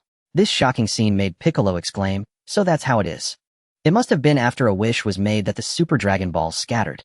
This Dragon Ball shattered an asteroid, and was gradually covered by dust, eventually taking on the appearance of a planet. Bulma nodded in agreement, her tone filled with amazement. No wonder it was always hard to find. It actually disguised itself as a planet and hid for so long. With this, all 7 Super Dragon Balls gathered, radiating a brilliant golden light in the vast expanse of the universe. To summon the Eternal Dragon, one must recite a specific incantation in the exclusive language of the gods. Bulma explained the incantation to everyone. "You have to shout, 'Come forth, Eternal Dragon. Grant my wish.'" Beerus personally recited the incantation in the language of the gods, repeating it several times, but each time he reached the last word, he inexplicably stuttered. Seeing this, Whis stepped forward, taking over from Beerus, and recited the summoning incantation completely in the ancient and pure language of the gods. The moment the incantation concluded, the universe trembled violently, as a golden dragon far larger than the entire galaxy slowly manifested. It was the eternal dragon, its golden light nearly enveloping the entire starry sky, with a deep roar echoing throughout the universe, causing all celestial bodies to tremble. In the presence of this cosmic dragon, the universe seemed as small as dust. The time cube shook violently, and everyone could hardly conceal their panic. Trunks was so scared that he screamed, "Oh, we're going to be eaten." In the next moment, the eternal dragon opened its massive mouth and swallowed the time cube along with everyone inside. When everyone regained consciousness in the strange space, they found themselves floating inside the eternal dragon. A smaller projection of the eternal dragon slowly emerged, using the penetrating language of the gods to transmit a deep inquiry into everyone's minds. "Speak your wishes." Beerus was the first to step forward, looking at Goten with a hint of request in his tone. "Goten, could you let me have this wish?" "Beerus, if it weren't for that foolish oolong, I wouldn't be begging anyone." Goten shook his head slightly, responding earnestly, "Lord Beerus, you can search for the Dragon Balls with Aunt Bulma's dragon radar next time to make your wish. This time I have my own wish I want the eternal dragon to fulfill." Seeing his firm attitude, Beerus could only nod in agreement. After all, it had been initially agreed upon who owned the wishes, and without Goten, he wouldn't have been able to win the match smoothly. He added, "You don't know the language of the gods, so tell Whis your wish, and let him relay it for you." He then stepped back to the side. Goten thought for a moment and leaned close to Whis' ear, quietly voicing his wish. After hearing Goten's wish, Whis' eyes flashed with surprise, but he did not say much, stepping forward to clearly shout Goten's wish in the language of the gods. "Please grant this, Goten, next to me the uncontrollable legendary Super Saiyan bloodline." The eternal dragon emitted a low hum that penetrated dimensions, and golden light instantly enveloped the entire interior. Whis smiled and announced to everyone, "The wish has been granted." Goten focused on sensing the changes in his body, feeling that the power within him was more vigorous than ever, with his transformation's strength significantly enhanced, steadily increasing every second. Bulma curiously asked, "Goten, what wish did you make?" Goten casually replied, "Oh, nothing much, just to become stronger." Upon hearing this, the two from the cave family hurriedly sensed Goten's aura. Their expressions suddenly turned grave as they clearly sensed that Goten's strength had undergone a qualitative leap compared to before. While facing him, they inexplicably felt a surge of fear originating from deep within their bloodlines. The martial arts tournament between the 6th universe and the 7th universe has concluded successfully, and everyone has shed the fatigue of battle, returning to their daily lives. This victory that spans 2 great universes is indeed rare. Bulma immediately decided to host a grand celebration banquet at the Capsule Corporation's private estate, where everyone could enjoy a sumptuous meal together. On the day of the banquet, the Capsule Corporation estate was decorated with great fanfare, with several long dining tables neatly arranged on the lush green lawn. A variety of exquisite dishes, chilled beverages, and aromatic delicacies filled the tables, permeating the atmosphere with joy. The Son Goku family arrived first, and Son Goten, who usually immersed himself in training, also took a rare break to join his family for the feast. Before long, the Krillin family, along with Tenshinhan and Chaozu, arrived in succession. Master Roshi, wearing his signature sunglasses, lounged leisurely in a corner seat, sipping juice with a relaxed demeanor. Vegeta, on the other hand, maintained his usual aloof demeanor, leaning against a column in the entrance, arms crossed, observing with a cold gaze. A closer look would reveal that his eyes occasionally flicked towards the enticing barbecue. Soon a flash of light appeared in the sky as Beerus and Whis descended slowly, instantly capturing everyone's attention. Beerus wore an expression that conveyed this destroyer god did not intend to come, but your warm invitation is hard to refuse, exuding a subtle aura of pressure. Whis, however, remained elegant and composed, greeting everyone with a smile, and then quietly inquiring if his favorite pudding was prepared among today's dishes. Bulma, hands on her hips, spoke without hesitation, "The pudding has long been chilled in the refrigerator, but you two must sit down and have a proper meal first. No one is allowed to sneak a taste of the dessert right away." Beerus let out a light hum in acknowledgement and found a spot to sit, marking the official start of the banquet. The meats on the grill sizzled and oozed with oil, quickly piling up into a small mountain. Son Goku and Krillin sat side by side, indulging in the feast while chatting. The Saiyans' extraordinary appetite had long ceased to astonish everyone around them. Meanwhile, Tenshinhan quietly took out the pan-fried dumplings he had made and shared them with his friends, laughter echoing in the estate, creating a warm and friendly atmosphere. After the meal, Son Goku casually set down the skewer of meat in his hand, his eyes suddenly igniting with fighting spirit. He turned to Son Goten and eagerly suggested, "Goten, since we have some free time, how about we spar a bit?" Everyone present sighed in resignation, having long since grown accustomed to Son Goku's nature. Only Vegeta's eyes sparkled with eagerness, clearly having wanted to challenge Son Goten again. Son Goten remained calm. He had been quite annoyed by Son Goku at home in recent days. Now was a good opportunity to settle things once and for all. Moreover, after gaining the super bloodline, he had not fought yet, and wanted to take this chance to familiarize himself with his own power while testing Gogeta's strength. "A match is fine, but I want you and Uncle Vegeta to fuse before fighting me." Upon hearing Son Goten's words, Vegeta immediately rejected firmly, his tone leaving no room for negotiation. "Impossible. I will never fuse with him." Anticipating Vegeta's resistance, Son Goten immediately threw in a bait. "As long as you fuse to fight me afterwards, I will teach you how to break through to Super Saiyan 4 limits." At this, Vegeta fell into a dilemma, crossing his arms and frowning as he paced back and forth, wrestling with his inner conflict. "Don't hesitate, Vegeta, what a great opportunity." Seeing this, Son Goku quickly approached, shaking Vegeta's arm in a bid to persuade him. Irritated Vegeta shrugged him off, pondering for a moment before looking up at Son Goten. "I can agree to fuse, but you must first spar with me, unknown." Son Goten smiled slightly, his tone calm. "No need to trouble yourself, you two can fight me together, otherwise it wouldn't be interesting for me." As soon as he finished speaking, the three of them transformed into 3 beams of light, flying towards the desolate mountains in the distance. The others also got up, following closely to watch the battle. In the desolate mountains, Son Goku and Vegeta stood side by side, facing Son Goten from afar. "Don't test each other. Transform directly into your strongest forms, or this match will be meaningless." Son Goten stood still, his expression calm and composed, showing no regard for the 2 powerful fighters before him. "Huh." The 2 exchanged glances simultaneously, shouting, and blue light along with crimson flames enveloped them, instantly transforming in the blink of an eye. Super Saiyan Blue Son Goku and Super Saiyan 4 Full Power Vegeta. As he watched the 2 complete their transformation, Son Goten thought to himself, "Dad is hiding his strength again. He should have mastered the usage of the Kaioken under the Super Saiyan Blue form by this timeline, and likely has a deeper understanding of it, yet he hasn't revealed it." Once the transformation was completed, Son Goku and Vegeta looked at Son Goten, who remained in his normal state, without even releasing his aura, and asked in unison, "Goten, aren't you going to transform?" Son Goten nodded slightly, his tone calm. "No need, I'll practice with you in my normal state for now." The proud Vegeta was thoroughly enraged by Son Goten's disdain, unable to hold back as he charged forward. Goten sidestepped, retreating as Vegeta's relentless attacks continued, with a second, third, and fourth punch following in quick succession. In his Super Saiyan 4 state, each of Vegeta's punches was terrifyingly powerful, a torrential assault raining down from all directions.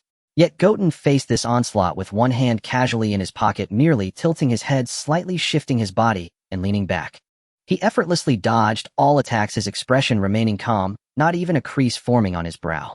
Only when Vegeta's uppercut showed a slight opening did Goten slowly extend a hand, gently pressing it against Vegeta's chest.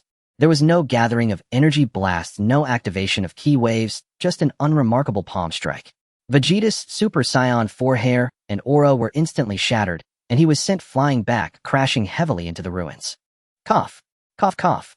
Vegeta struggled to rise from the rubble, his arms trembling uncontrollably, a look of disbelief on his face. Seeing Vegeta easily defeated, Goku also no longer hesitated, instantly teleporting behind Son Goten. His right leg enveloped in a devastating blue flame, he executed a sweeping kick, the air tearing apart with a sharp sonic boom. Goten didn't even turn his head, merely lifting a finger to gently block the kick. Goku's pupils constricted. The kick he had unleashed with all his might was firmly halted by a single finger, unable to advance even a fraction. Then, with a flick of Goten's fingertip, Goku was sent flying, crashing into a distant mountain. Vegeta, recovering first, could not accept being so easily overwhelmed, roaring as he unleashed his full energy. In that moment of explosive energy, he was enveloped in a layer of intense red aura, his overall battle power more terrifying than before as he entered a full-power Super Saiyan 4 state. Goku shattered the boulders around him and immediately flew to Vegeta's side, calling out in a deep voice, "Vegeta, less chatter, Kakarot." After Vegeta's burst of energy, he still wouldn't swallow his pride to propose teamwork. Just then Son Goten appeared before them, without warning, having been far away just moments before. The closer he got, the more they could feel his unfathomable strength, despite not emanating any chaotic aura. It weighed heavily on both Goku and Vegeta. Seeing this, Goku no longer held back, gathering his godly energy with great effort as he shouted, Kaioken. The condensed ultra-blue god flame around him suddenly shrank, followed by a violent burst of glaring scarlet energy erupting from within, layering and enveloping the blue flame. 10 times. The clear azure of the divine collided violently with the explosive red of the Kaioken, and with the full force of the tenfold ultra-blue Kaioken activated, his aura surged, causing the surrounding air to tremble violently. Vegeta, stunned, turned his head, feeling Goku's overwhelming aura, gritting his teeth in unwillingness as he growled, Kakarot. Damn it. Goku clenched his fist, his tone resolute. Let's team up. Vegeta said nothing, but his aura surged once more, responding with action. In the next moment, the two figures transformed into streaks of light, charging towards Son Goten from both sides for a pincer attack. Goten looked at the two rushing at full power and grinned. Then let's play in this form. Huh. A grass-green aura exploded from his body, his muscles rapidly swelling. His height increased, resembling a muscular version of the Super Saiyan transformation gone wrong. The legendary Super Saiyan transformation. Once transformed, Goku began to teleport rapidly, unleashing energy blasts from 8 directions simultaneously, creating a dense net of attacks. Vegeta seized the moment when Goten blocked an energy blast, gathering the power of the final flash in his right fist, striking fiercely towards Goten's back. Goten merely waved his arm lightly, and the powerful aura swept away all the energy blasts.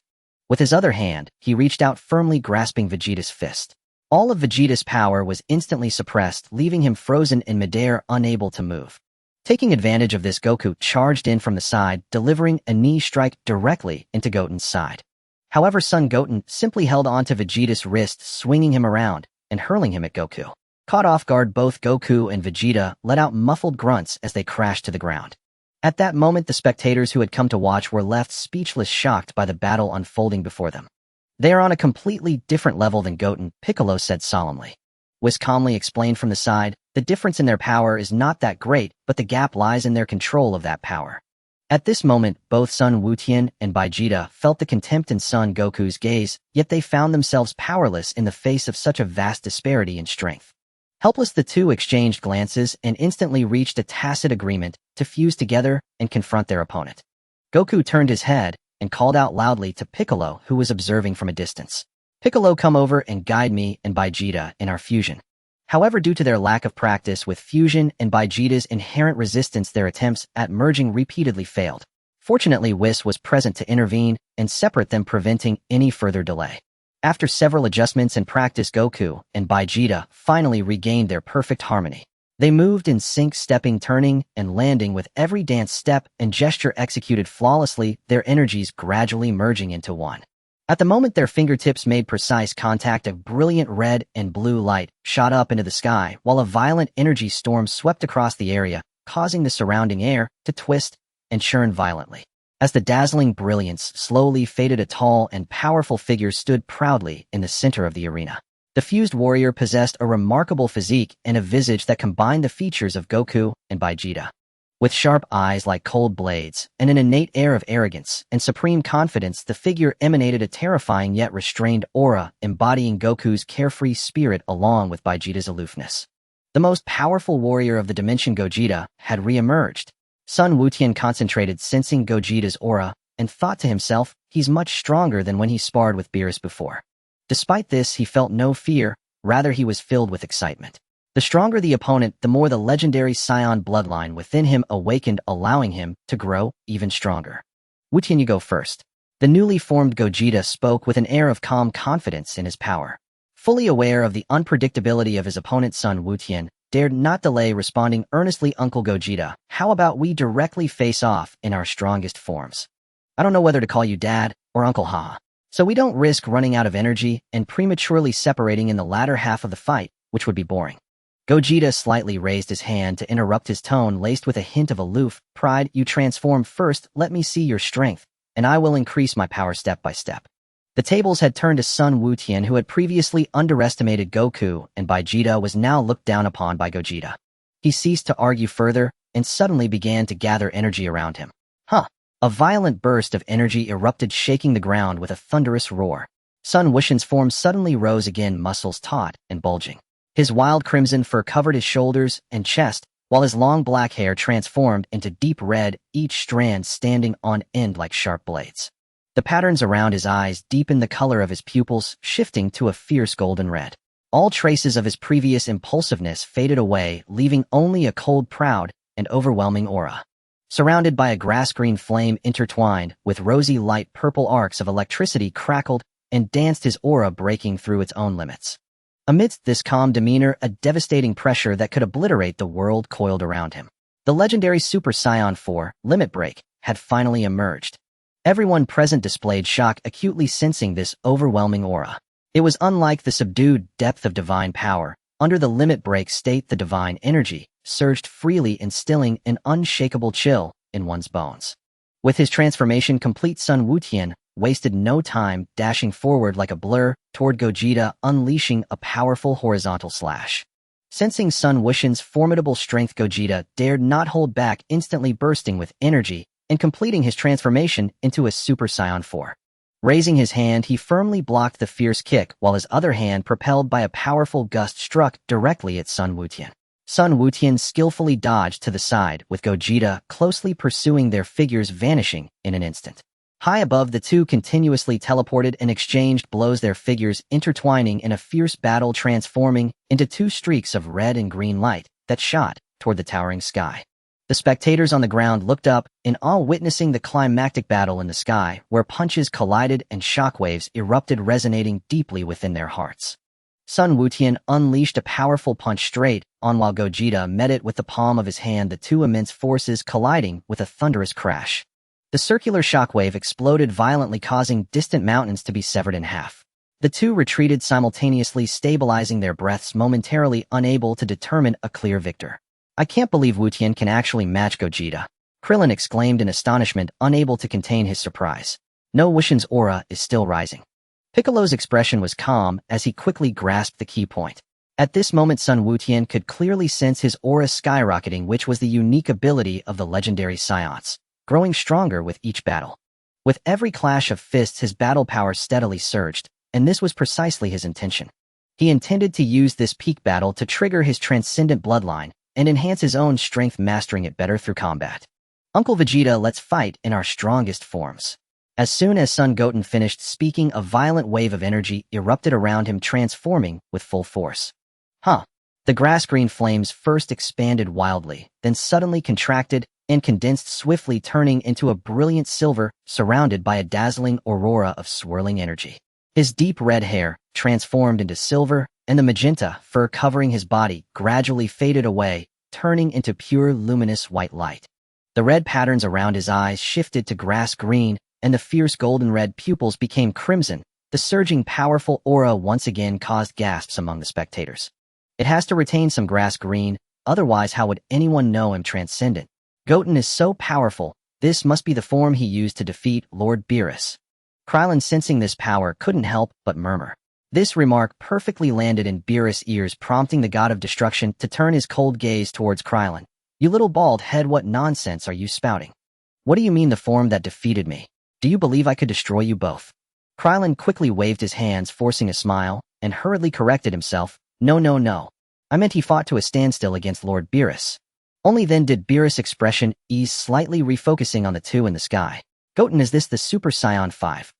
Vegeta gazed at his newly transformed shape, a look of awe passing through his eyes. What a terrifying aura, no wonder he could defeat Lord Beerus.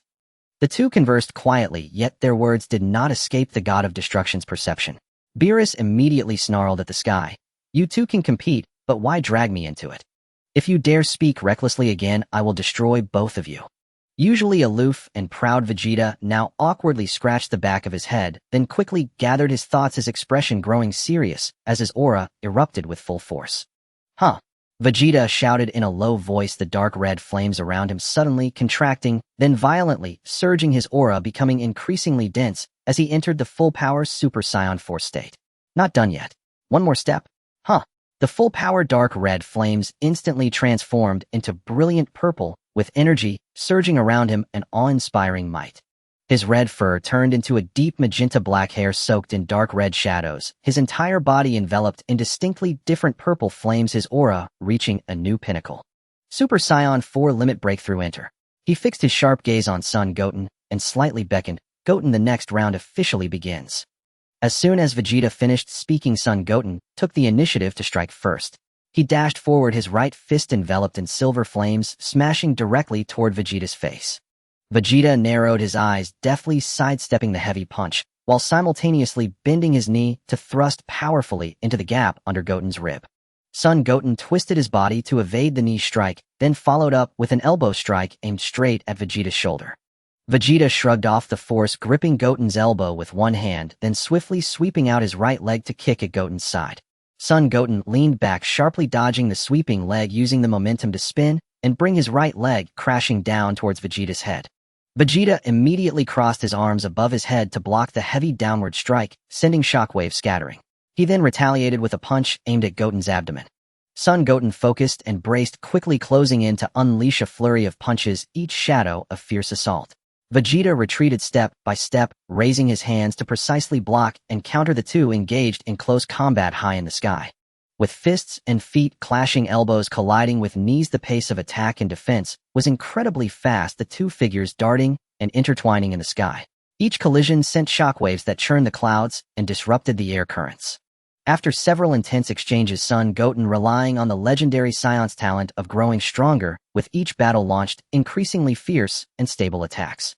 In contrast, Vegeta was experiencing immense energy depletion from the fusion, the purple flames around him flickering, and his movements began to show signs of sluggishness. With a powerful punch, the two collided, using the force to push themselves apart, maintaining a distance, while staring fiercely at each other, their fighting spirit still soaring. Son Goten spoke softly. "No need for further entanglement, let's determine the outcome with a single blow." Vegeta replied in a deep voice, "That suits me perfectly." As soon as the words were out, both focused their energy. Son Goten's silver-white aurora energy completely converged into his palm.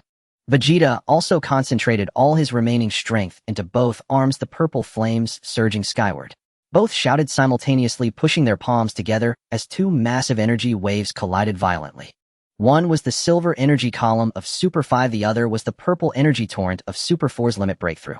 In midair, they stood locked in a fierce confrontation, shockwaves sweeping outward, the immense power causing mountains to crumble, shaking the entire Earth.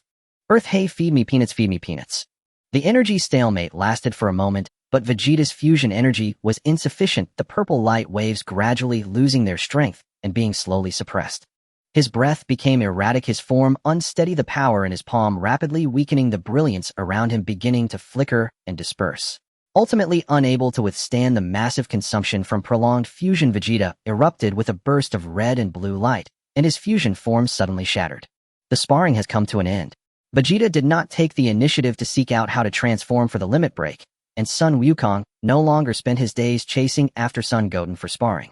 After their fusion, both of them felt the transformation of Vegeta, and they had completely clarified the direction for their own power breakthrough. Unlike the confusion they experienced during their battle with Beerus, after a long period of dedicated training under Whis, both Wukong and Vegeta had significantly advanced their strength and broadened their horizons. Both of them were well aware that with their current strength it was nearly impossible to touch the breakthrough to limit break, so they followed Whis to the Destroyer's planet to continue their arduous training. Without any interruptions, Son Goten felt very at ease. After that peak battle, his base power had skyrocketed to a terrifying level, and his foundations had become incredibly solid. He was not in a hurry to break through the Saiyan realm again, but chose to meditate quietly, continuously honing his strength and deepening his precise control over his aura and energy, practicing steadily day after day. One day, while Son Goten was deeply focused on training at Baozi Mountain, he suddenly caught a keen sense of a strong and chaotic battle wave coming from afar. It's Dad and Vegeta's aura. And Trunks too. After a moment of thought, Goten quickly understood it should be the superhuman water. He initially contemplated whether to go and take a look to join in the excitement, but the next instant Son Wukong's aura suddenly weakened drastically, becoming extremely unstable. Worried that the butterfly effect might cause unforeseen changes, Goten no longer hesitated and immediately utilized instant transmission to arrive at the battlefield. Goten.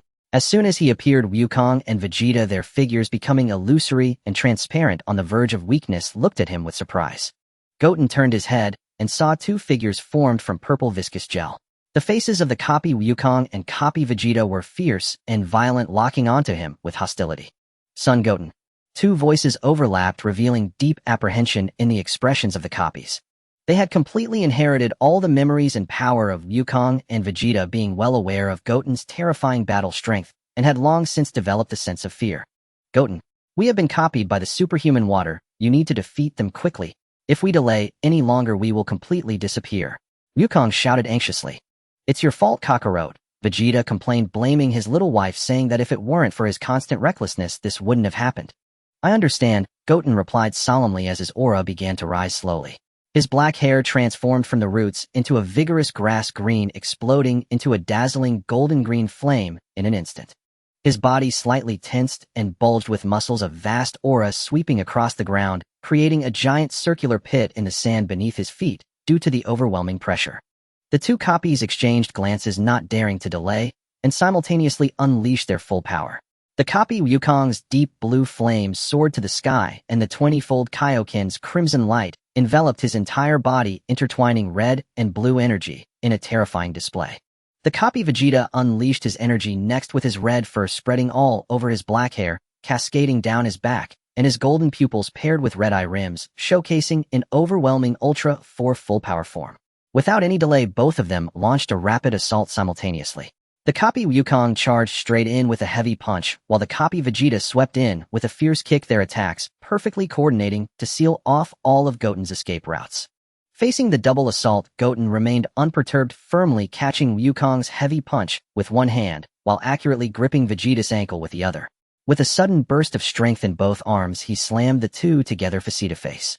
At the moment of collision, the red and blue flames clashed with the Ultra 4 red energy, instantly scattering and shattering. Before the two could fall to the ground, Goten took advantage of the momentum to swing around and smash the copy Wukong towards the other copy. The two figures collided and were sent flying backward, crashing through small hills and causing the mountains to collapse, with dust soaring dozens of feet high. As the dust had yet to settle, Goten stood quietly in front of the ruins. The two copies were deeply trapped in the rubble, struggling to rise, their arms trembling with their powerful auras having completely dissipated, leaving them without the strength to fight. Looking at the powerless copies lying on the ground, Goten's golden-green aura surged wildly around him. He slowly raised his palm, and a terrifying energy like destruction rapidly compressed and gathered in his hand, transforming into a brilliant, blinding, massive energy sphere. With a sudden thrust of his arm forward, the immense energy carrying boundless pressure shot straight towards the copies. The horrifying shockwave swept across the battlefield, and the two copies let out a chilling scream, instantly being completely obliterated by the violent energy. In the distance, the weakened Wukong and Vegeta felt their auras stabilize rapidly, with the demise of the copies gradually returning to their normal state. However, Goten's expression tightened as he keenly sensed the residual purple superhuman water quietly rushing towards the unsuspecting Trunks. Seeing the strange viscous liquid with a massive purple mouth rushing at him, Trunks exclaimed in terror. Trunks! Vegeta's face changed drastically, unleashing all his power, without hesitation flying forward desperately to shield his son. At that moment, Son Goten instantaneously moved and appeared beside Trunks. He accurately located the core of the superhuman water, stomping down hard, accompanied by a sound as crisp as shattering glass. The purple viscous core instantly shattered and dispersed, turning into countless tiny purple-gray fragments that vanished without a trace. Afterwards, everyone joined forces to properly reseal the remaining superhuman water using a kettle. All disturbances were completely quelled, and everyone went their separate ways as the universe once again welcomed a brief and stable period of peace. The sky was stained a dead crimson, thick smoke billowing from the burning ruins of the city. Once vibrant streets now lay in ruins and debris. Scorched steel rebar jutted menacingly from the collapsed buildings, pointing toward the grayish horizon, while the air was thick with an inescapable stench of burning and the scent of death. Trunks sat slumped among the rubble, his body covered in wounds. His light purple hair was matted to his forehead with blood and sweat, and the armor on his torn battlesuit had completely shattered, revealing bruised skin beneath. His chest heaved violently, each breath tugging at his ribs, sending sharp pains coursing through him. The long sword that had accompanied him through countless battles was now broken in two, with one half embedded in the rubble nearby, its jagged edge reflecting the distant flickering flames. Little Wu clung tightly to his arm, desperately trying to pull him from the debris. Her face was smudged with soot, her eyes red and teary, yet she bit her lip, refusing to let out a single sound of anguish. Behind her, the few remaining Earthlings huddled in the shelter, trembling uncontrollably. A shadow suddenly descended from the sky, a man clad in black martial arts attire, slowly landing atop a broken pillar before Trunks. Moonlight outlined his form with a head of spiky black hair, and a visage identical to that of son Goten. According to the storyline, Goten, after taking over another timeline a year later, should still be just a 10-year-old child, but here he was depicted as an adult. Looking at Trunks, his gaze was filled with a chilling, condescending scrutiny. Is this the result of your human resistance? Black Goten's tone dripped with unabashed mockery as his indifferent eyes scanned the ravaged ground. With limited abilities, your struggles are likewise limited. This is the extent of humanity. Do not resist futilely any longer. Trunks clenched his jaw tightly, struggling to rise with the broken sword. Just as his knee straightened halfway, he collapsed heavily onto the rubble due to exhaustion. Yet he did not give up. He grasped the broken sword once more, forcing himself to stand tall, his legs trembling as every muscle screamed in pain, but he still straightened his back. I will never let you act with impunity. Little Wu immediately rushed in front of him, arms outstretched to shield him, her voice trembling slightly, yet her stance unwavering. Do not come any closer. Black Goten cast a fleeting glance at her, a cruel smile tugging at his lips as he slowly raised a finger, condensing a dark purple energy sphere at its tip. The energy sphere shot through the air with a piercing shriek. Trunks' pupils dilated, and a surge of brute strength erupted within him. He lunged forward, tightly embracing Little Wu in his arms, closing his eyes in anticipation of the impending pain, yet the expected harm did not come. He abruptly opened his eyes to see a blue figure standing in front of him. Bulma stood firm, a toolbox dangling from her arm with a wrench protruding from it, her hair disheveled by the wind, yet her stance was as steady as a rock, showing no signs of wavering. Trunks, listen. She did not turn back, her voice steady and heart-wrenching. You cannot die here. Immediately activate the time machine and return to the past to bring Goku and Vegeta back. Do you understand? Black Goten tilted his head, looking at Bulma with the gaze of someone observing a foolish insect trying to stop a car. Bulma, do you think an old broken time machine can change all of this? Bulma completely ignored him, turning to Trunks, her eyes devoid of fear, filled only with a mother's unwavering determination. Do not look back. As she finished speaking, she turned to face Black Goten, clutching only a wrench in her hand. Black Goten expressionlessly raised his palm, the energy sphere glowing ominously. Trunks did not look back, nor could he. He lifted Little Wu in his arms, expending the last of his strength to sprint toward the time machine hidden deep within the ruins. An explosion erupted behind him, the scorching shockwave pounding against his back as the flames stretched the shadow on the ground long and thin. He bit down so hard his gums bled, his mouth filled with a metallic taste, but he dared not pause. He plunged into the time machine's cockpit, securing Little Wu in the passenger seat, his fingers wildly pounding the start button. The transparent canopy slowly closed, and just as it was about to shut completely, he glimpsed through the flames the silhouette of his mother collapsing, entirely engulfed by the explosion's blinding light. Mom! As the canopy sealed shut, the time machine trembled violently, soaring into the sky amidst the aftermath of the explosion, breaking through the thick smoke and shooting skyward. Inside the cockpit, Trunks gripped the control stick tightly, his nails digging into his palms, blood trickling down the stick as his entire body trembled uncontrollably. Little Wu leaned against his shoulder, her frail body akin to a leaf in the wind, trembling incessantly. Auntie, saved us. Trunks slowly closed his eyes, and after a long while he rasped a voice that was nearly broken. I must go back, bring Dad here, and rewrite all of this. In the main timeline, West City on Earth. The warm afternoon sun bathed Bulma's yard in a golden light, covering every inch of grass with warmth. The automatic sprinkler rotated leisurely, the droplets refracting sunlight, creating a delicate rainbow in the air. In front of the garage, a few flashy sports cars stood parked. From the distance of the gravity chamber, the muted sounds of Vegeta and his wife's son Goku clashing energy during training reverberated.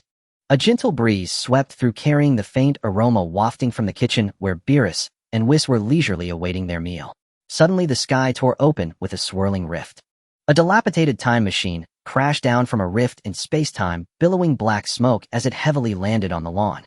The massive impact instantly lifted large patches of grass, sending dirt flying, while a nearby sprinkler was knocked askew, spraying water haphazardly into the air.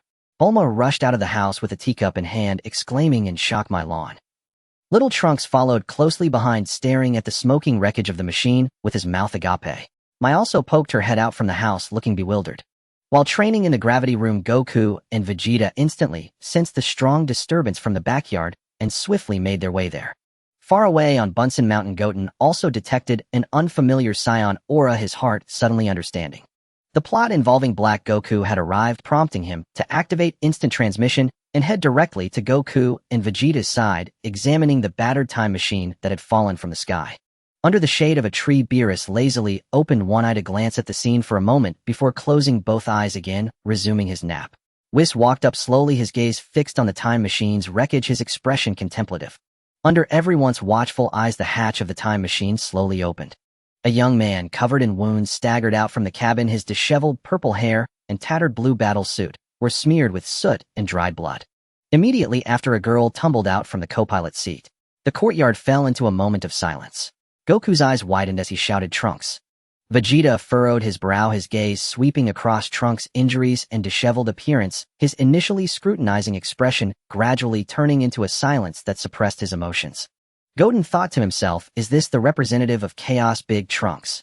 Big Trunks slowly lifted his head, the bright sunlight and lush grass revealing vibrant figures before him. The sight of the unharmed Bulma along with the still-living Vegeta and Goku left him momentarily stunned. But when his gaze fell on Goten, his brows furrowed sharply. His body reacted before his mind could comprehend. The face that resembled the demon that had destroyed his world ignited a surge of intense rage and fear within him. In a flash, his emotions overwhelmed his reason, and he let out a low growl, charging towards Goten with his bare fists. "You bastard!" His fists swung with bone-cutting hatred. Though his moves were chaotic, they were filled with desperate malice. Goten understood the source of Big Trunks' hatred and knew this was not his true intent, so he did not retaliate.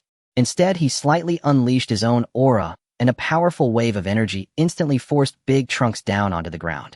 Trunks struggled desperately, trying to rise and attack again, his eyes clouded and shattered as he was completely consumed by the traumas of the future. "Trunks!" Bulma immediately rushed forward, grabbing his collar and shaking him vigorously, saying sternly, "Look closely. This is the past. He is your Uncle Goku's second son, Goten." She held Trunks' shoulders, making him face Goten. "Look closely. Goten is kind-hearted. How could he be the bastard you speak of?" Trunks stared blankly at Goten. Although the face was identical to that of the dark figure, there was not a trace of coldness or brutality in his eyes, only pure kindness and innocence. The crimson hue in his eyes began to fade gradually. At that moment, Whis' voice rang out slowly from behind the crowd, "I must remind everyone that humans tampering with time is a grave offense. No matter the reason, one must not violate the laws of time and space." Trunks lowered his head, his throat tightening, as he finally spoke in a hoarse and nearly broken voice, "My world is being destroyed. It was done by someone who looks exactly like Uncle Goku's second son. He calls himself Black Goten. Exactly like me." Goten pointed at his own face, filled with confusion, thinking to himself, "No, it should be Black Dad. Instead, why has the plot changed completely?" "That's right." Trunks' voice became slightly steadier. "He looks just like you, but his eyes are cold and piercing, devoid of any warmth. I fought him several times. Initially, I could gain the upper hand, but he always managed to escape by a stroke of luck. When he appeared again, I was no longer his match. He has destroyed most cities in my world. And my mother." His words trailed off, his hands clenched tightly, his eyes filled with sorrow. Everyone present understood the unspoken words, their gazes turning towards Goten. "He actually looks just like me." Goten felt a bit at a loss, as the direction of the plot had completely diverged from his understanding. After a moment of contemplation, Goten boldly declared, "I'll accompany you to the future. Let's eliminate this Black Goten." Trunks, hearing this, looked incredulous and quickly refused. "No way. Even I can't defeat him. You have trained for a shorter time and are simply no match for him. Wutian, let me go this time."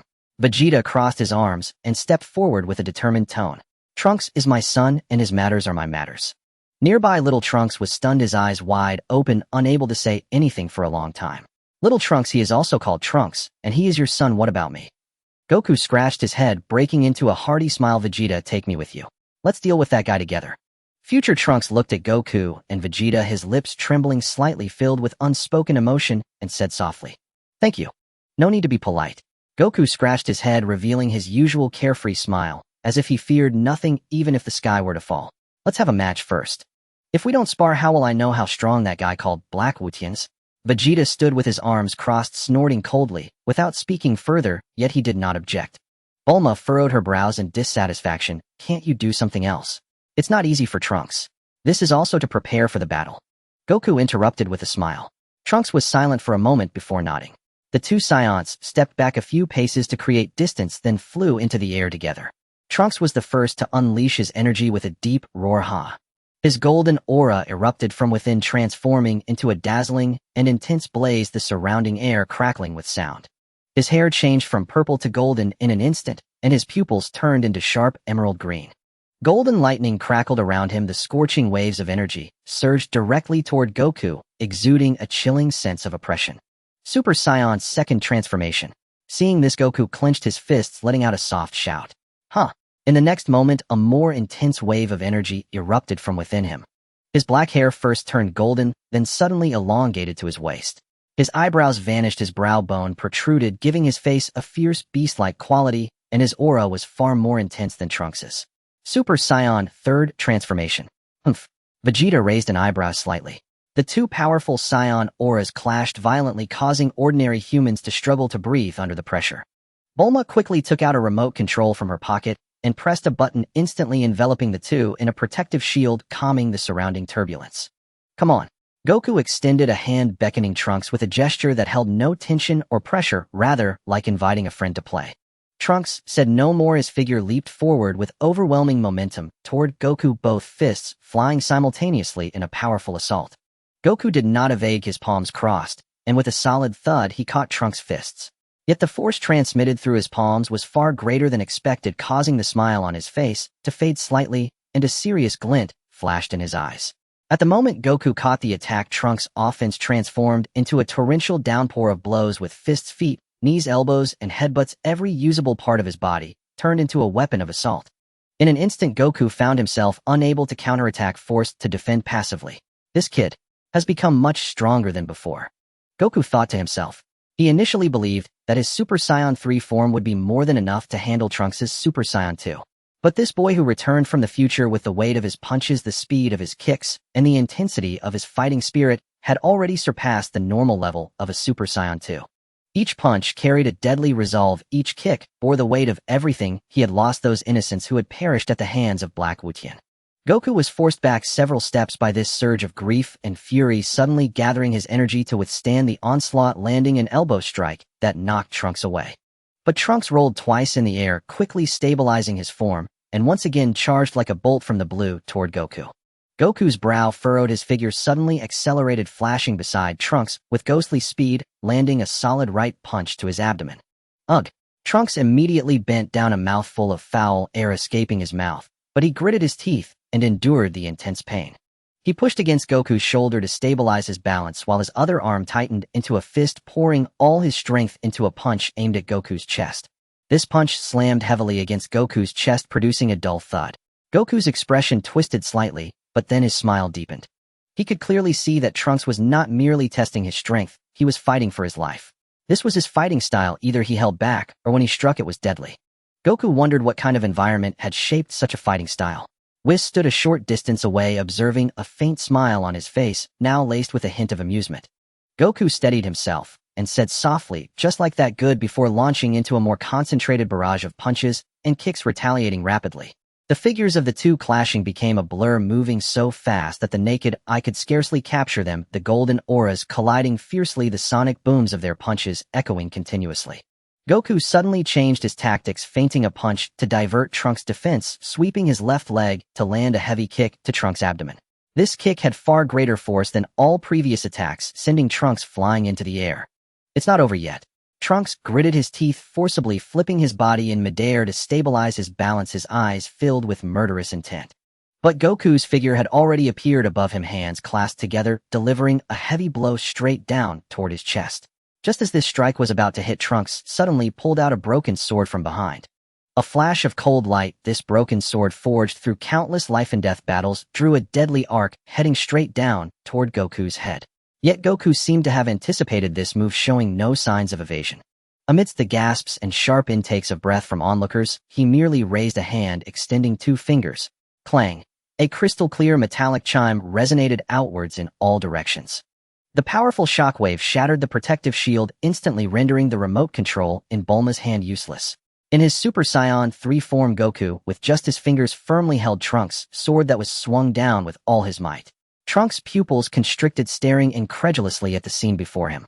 This sword, even against Black Wutian, had never been brushed aside so casually, while the Goku before him clearly hadn't even exerted his full strength. Goku smiled faintly at him, then suddenly spun around, delivering a clean and precise knife hand strike to Trunks' neck. Trunks' gaze dimmed in an instant, his breath fading, and once he returned to normal, he fell heavily to the ground from midair. The golden aura surrounding Sun Wukong gradually dissipated, returning him to his normal state as he firmly landed on the edge of the deep pit created by Trunks. He walked slowly towards the boy lying on the ground, extending his hand with genuine admiration in his tone. "How did you manage to reach this level all on your own?" Trunks pushed himself up from the ground, rubbing the neck that had just been struck. Looking up at Sun Wukong, he began, "Thank you for the compliment, but..." Before he could finish, Sun Wukong understood and interrupted. "The Dark One is even stronger, isn't he?" "Not quite." Trunks' voice became somber, bitterness bubbling in his eyes as he faced despair. "In fact, that guy's power is even greater." "So he's that strong?" Sun Wukong instinctively responded, then broke into his characteristic hearty smile, his tone light.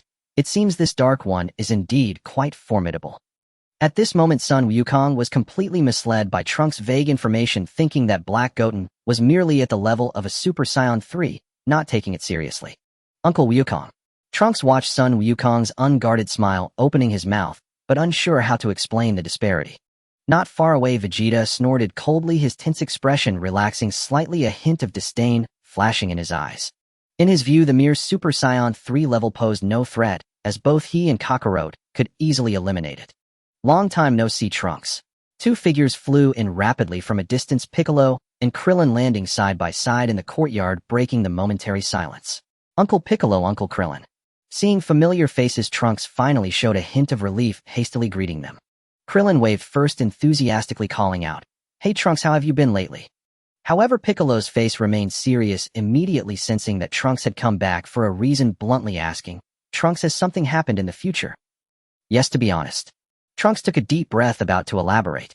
Suddenly, a piercing sound of space tearing came from the still open time rift in the sky, cutting off his words. A strange dark purple light began to seep from the edge of the rift, and then it expanded at a visible rate. An icy, bone-chilling, terrifying pressure that did not belong to this time and space surged out from the rift, causing everyone to catch their breath. Everyone looked up in unison, staring intently at the sky. A solitary figure stepped out slowly from the time rift. Dressed in a black martial arts uniform, his hair stood upright and his face was strikingly similar to Son Goten.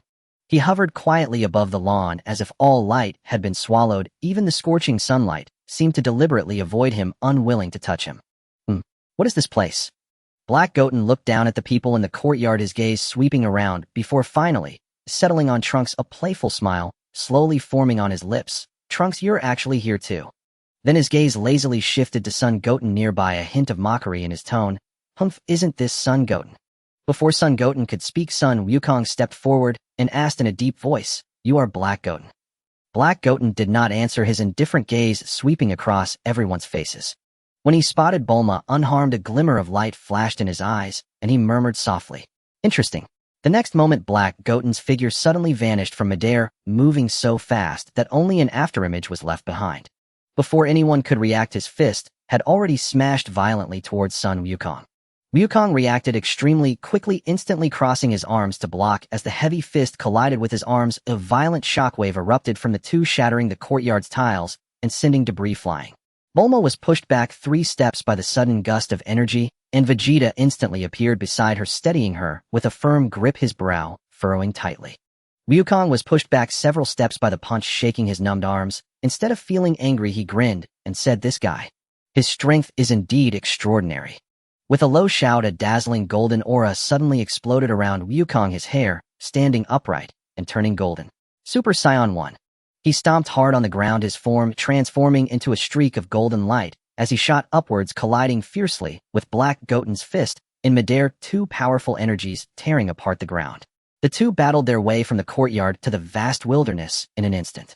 However, Black Goten had not gone all out from the beginning. Each encounter was met with calm observation, and he subtly adjusted his rhythm with every blow. As Sun Wukong accelerated, he easily kept up. When Wukong increased his power, he calmly adapted. The golden and dark purple auras collided and rebounded in the air, the remnants of their battle sweeping across the entire wilderness. On the ground, Son Goten refrained from rushing, and his gaze locked on the aerial struggle, quietly searching for an opening in the opponent's defenses. "Son Goten, you ambushed my dad, so I'll ambush you, fair enough."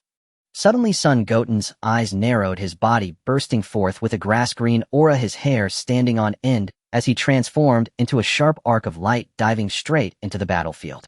Attacking from the side, he landed a heavy punch on Black Goten's side. Caught off guard, Black Goten was sent flying, his body skidding rapidly across the sandy ground, leaving a deep trench as dust billowed into the air.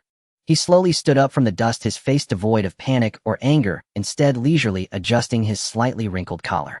The silver time ring on his finger reflected a blinding cold light under the sun. It's almost time. As he spoke, a large time rift opened again in the sky behind him, an invisible gravitational force transforming into a giant hand forcibly dragging his body towards the rift, his figure gradually becoming blurred and transparent. Next time we meet, Black Goten fixed his gaze on Son Goten, the smile at the corner of his mouth unfading, his tone carrying a strong provocation. I will show you something even more interesting. After his words fell, he was completely absorbed by the time rift, the originally gaping rift slowly closing until it was entirely sealed. The sky returned to tranquility as if everything that had just happened had never occurred. In the wilderness, only Son Goten and Son Wukong remained standing, the residual auras around them still flickering. Son Wukong gazed in the direction where Black Goten had vanished for a long time, and the residual golden aura around him slowly dissipated, returning to his normal state. He turned to look at Son Goten beside him, his expression unexpectedly serious, as he spoke deliberately. He wasn't even using his full strength just now. Son Goten, I wasn't using my full strength either, just avenging you.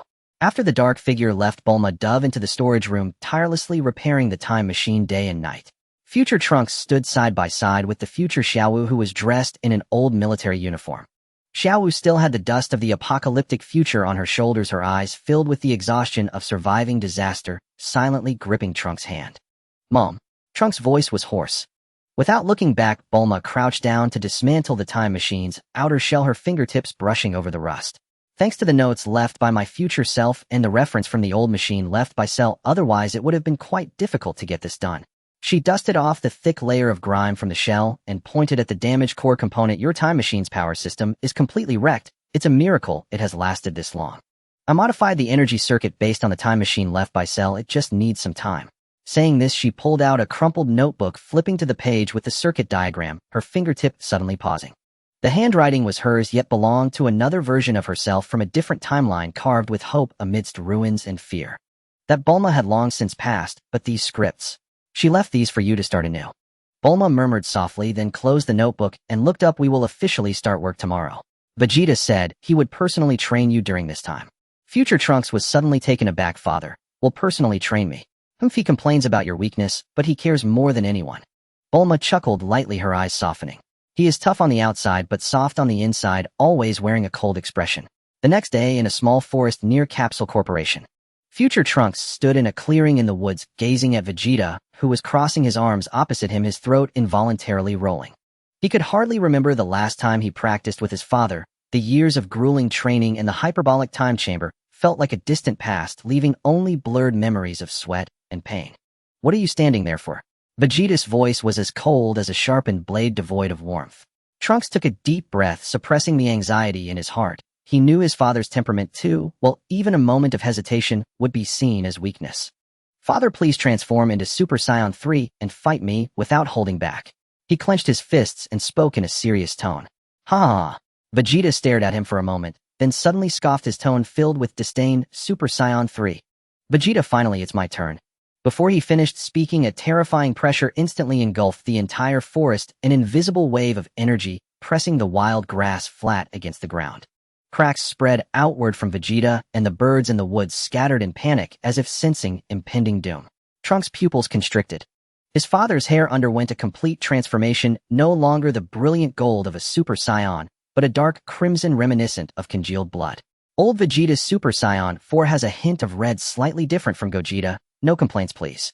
Black hair was entirely consumed by the red, long strands wildly cascading down his back like a dark red waterfall. Crimson fur covered his chest and arms, resembling a scarlet armor. A long red tail swung out from his lower back, slicing through the air with a sound as sharp as a whip. And those eyes, even more chilling, locked onto him like a predator at the top of the food chain, cold and dominant. This is... Trunks' words stuck in his throat. Super Saiyan 4. Vegeta's voice became deep and resonant, each word grinding out from his chest, carrying a non-human authority and power. Have you seen enough? This was not a question, but a proclamation of the battle's commencement. Let me see what you have cultivated over the years. Trunks bit his lip hard, the taste of blood exploding on his tongue, the sharp pain instantly dispelling the fear that engulfed him. He stomped his feet hard against the ground, suddenly launching himself several meters into the air, arms spread wide. Fiery impact. Golden energy blasts poured down like a torrential rain, blotting out the sun, the successive explosions raising thick smoke that instantly engulfed Vegeta's figure. Trunks hung in midair, gasping for breath, sweat rolling down his forehead, yet he stared intently at the direction of the smoke, not daring to blink. As the smoke gradually dissipated, Vegeta still stood in place, not moving an inch. He hadn't even raised a hand. All the energy blasts were blocked by an invisible field of energy, shattering into light points and disappearing. Only the hem of his training outfit left a faint scorch mark. Vegeta lightly flicked the scorch mark, casually uttering 2 words, interesting. In the next moment, his figure directly vanished from the spot. Trunks' instincts screamed in alarm, but his body could not react in time, and he felt an overwhelming pain in his abdomen. His entire being was slammed into the ground, creating a deep pit over 10 meters wide with dirt and stones flying, wild grass uprooted. He coughed up a mouthful of blood, and as his vision blurred, he instinctively rolled away to dodge. Almost simultaneously, Vegeta stepped onto the spot where he had just been. The ground collapsed into a circular dent, a pure force of pressure rather than mere shattering. Not bad for a reaction. Vegeta's voice fell from above, and before he finished speaking, the red tail swept in like an iron whip. Trunks saw the trajectory clearly but could not match the speed. The long tail struck heavily against his chest, causing sharp pain in his ribs. He was sent flying, crashing through 3 large trees before barely coming to a stop. Get up. Vegeta's voice was icy and piercing, devoid of any compassion. Trunks lay on the ground, his arms trembling as he supported himself, every breath pulling at the excruciating pain. Yet he gritted his teeth and spat out bloody saliva, forcing his body to straighten. Vegeta looked down at him, his golden eyes devoid of emotion. Only a cruel examination remained. Are you afraid? Trunks' throat was dry and hoarse as he struggled to squeeze out a voice. I am afraid, to the point of trembling. He clenched his fists, his nails digging deep into his palms, blood seeping out. But I am the descendant of a Saiyan prince. Even if I am afraid, I must fight. Vegeta felt a surge of joy within. He can speak. Trunks' aura surged violently, his muscles rapidly bulging. Transforming into the Super Saiyan 3rd stage, he used to combat Cell, sacrificing speed for a flawed accumulation of power. Is this your full strength? Vegeta's cold voice came from above, a mere expansion of muscles, sacrificing speed for power, a form long abandoned. Trunks fell silent, his bulging muscles instantly contracting, gathering energy throughout his body. He lowered his stance, sliding closer, while continuously adjusting angles to find a flaw, his right fist swinging straight out. Vegeta tilted his head to evade the wind from Trunks' punch brushing past his hair. Immediately, Trunks followed with an uppercut from his left fist, but Vegeta caught it steadily with one hand, instantly dissipating the force. He turned with the momentum, his right leg cleaving towards Vegeta's neck. Bang! Vegeta raised a hand to block the kick, his feet carving 2 deep grooves into the ground. This was Trunks' first time truly shaking his father's center of gravity. He dared not delay, using the force to leap back, both hands gathering golden energy. Burning attack, continuous blast. Several energy blasts shot out in irregular trajectories, sealing off all of Vegeta's escape routes, each shot made with precise prediction. Yet Vegeta showed no inclination to dodge, directly clenching his fist, and then opening it, a circular shockwave exploding forth, detonating all the energy blasts. The shockwave overturned meters of soil, sending Trunks staggering backward. Without waiting for the residual wave to settle, Trunks charged again, completely abandoning long-range attacks, engaging in close combat. His punches, elbows, and knees struck with full force, leaving no room for retreat, tightly entangling Vegeta, denying him any chance to counterattack leisurely. Vegeta's defense was impenetrable, using only the simplest motions to block. Even sporadic counterattacks were enough to disrupt Trunks' rhythm, yet he never fully knocked him down. He merely watched coldly as Trunks was knocked down again and again, yet rose each time, as if waiting for a moment. Meanwhile, at the Capsule Corporation warehouse, Bulma had just organized her repair tools when she suddenly heard the sound of chi flowing nearby. In the next moment, a figure abruptly appeared. Goten had used instant transmission to arrive. Aunt Bulma, stop working and come with me. Goten spoke urgently, not waiting for Bulma to react as he pulled her arm. Uncle Vegeta is training with the great Trunks. The commotion is too great. We should go take a look. In a flash of white light, the two vanished from the warehouse, reappearing on a high slope beside a small grove, just in time to overlook the battlefield below. As soon as Bulma steadied herself, she saw Trunks, covered in injuries, barely kneeling on the ground. Her expression changed, instantly ready to rush down, but Goten stopped her with a hand. Aunt Bulma, don't be anxious, let's watch a bit longer. Goten's gaze fell on the center of the battlefield, his tone calm. This is Uncle Vegeta's training for great Trunks. Going down now would only be in vain. On the battlefield, Trunks finally exhausted all his strength, forcibly reverting from his Super Saiyan form. His purple hair soaked with sweat and blood, he knelt on one knee on the shattered ground, his chest heaving violently, unable to stand again, yet still refusing to fall. Vegeta approached him, the setting sun dyeing his crimson hair a deep red, looking down at him. Is this all you can do? Trunks lowered his head, his shoulders trembling slightly, suddenly forcing out a weary, yet relieved smile. Father, you are so strong. Black Goten is no longer a threat. I can finally stop fighting. Before he could finish, Vegeta seized his collar and yanked him harshly closer. There was no disdain, only repressed anger and disappointment. What did you just say? You got stronger just to defeat Black Goten. Only picking up weapons when the enemy appears and putting down your fists when the enemy disappears, that is not a Saiyan, that is a coward. Vegeta tightened his grip on Trunks' collar, his golden eyes blazing with fury, each word ringing out. You carry the blood of a Saiyan. You are my son, Vegeta. A Saiyan never gives up, strength has no limits, and will never concede the position of the strongest. Whether it's me, Kakarot, or Goten, you must surpass us. With that, Vegeta released his grip. If you can't defeat me today, then continue training hard, transform into Super Saiyan 4, and then surpass me. Trunks stumbled to the ground, his body swaying, yet he still straightened his back.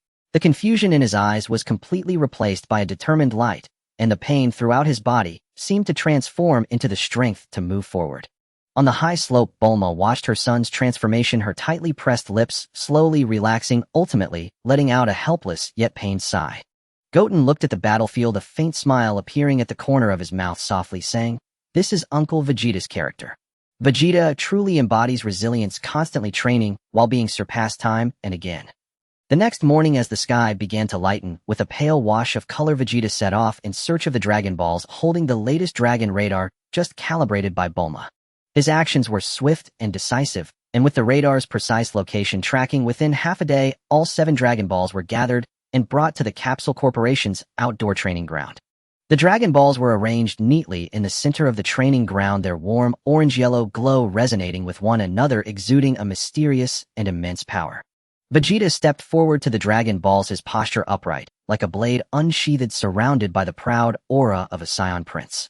Typically arrogant and proud, he seldom resorted to external forces like the Dragon Balls, but this time for his son, he was willing to go all out. Taking a deep breath, Vegeta raised his eyes and spoke in a low voice, his tone firm and resonant. Come forth, Shenron. As his words fell, the heavens changed dramatically. Brilliant golden light surged into the sky, and the clear blue sky was instantly shrouded in heavy dark clouds. Thunder rumbled fiercely across the horizon as Shenron unfurled his body from the golden light, his authoritative voice echoing across the land. State your wish, any desire, I can grant it for you. Trunks stood beside Bulma, his face filled with shock as he stared at Vegeta, momentarily frozen in place. Bulma was equally astonished, but soon her eyes softened with understanding. She recognized the paternal love hidden beneath her husband's pride.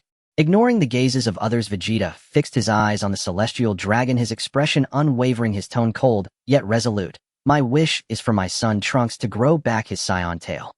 In an instant, the golden light coalesced into a beam precisely enveloping Trunks.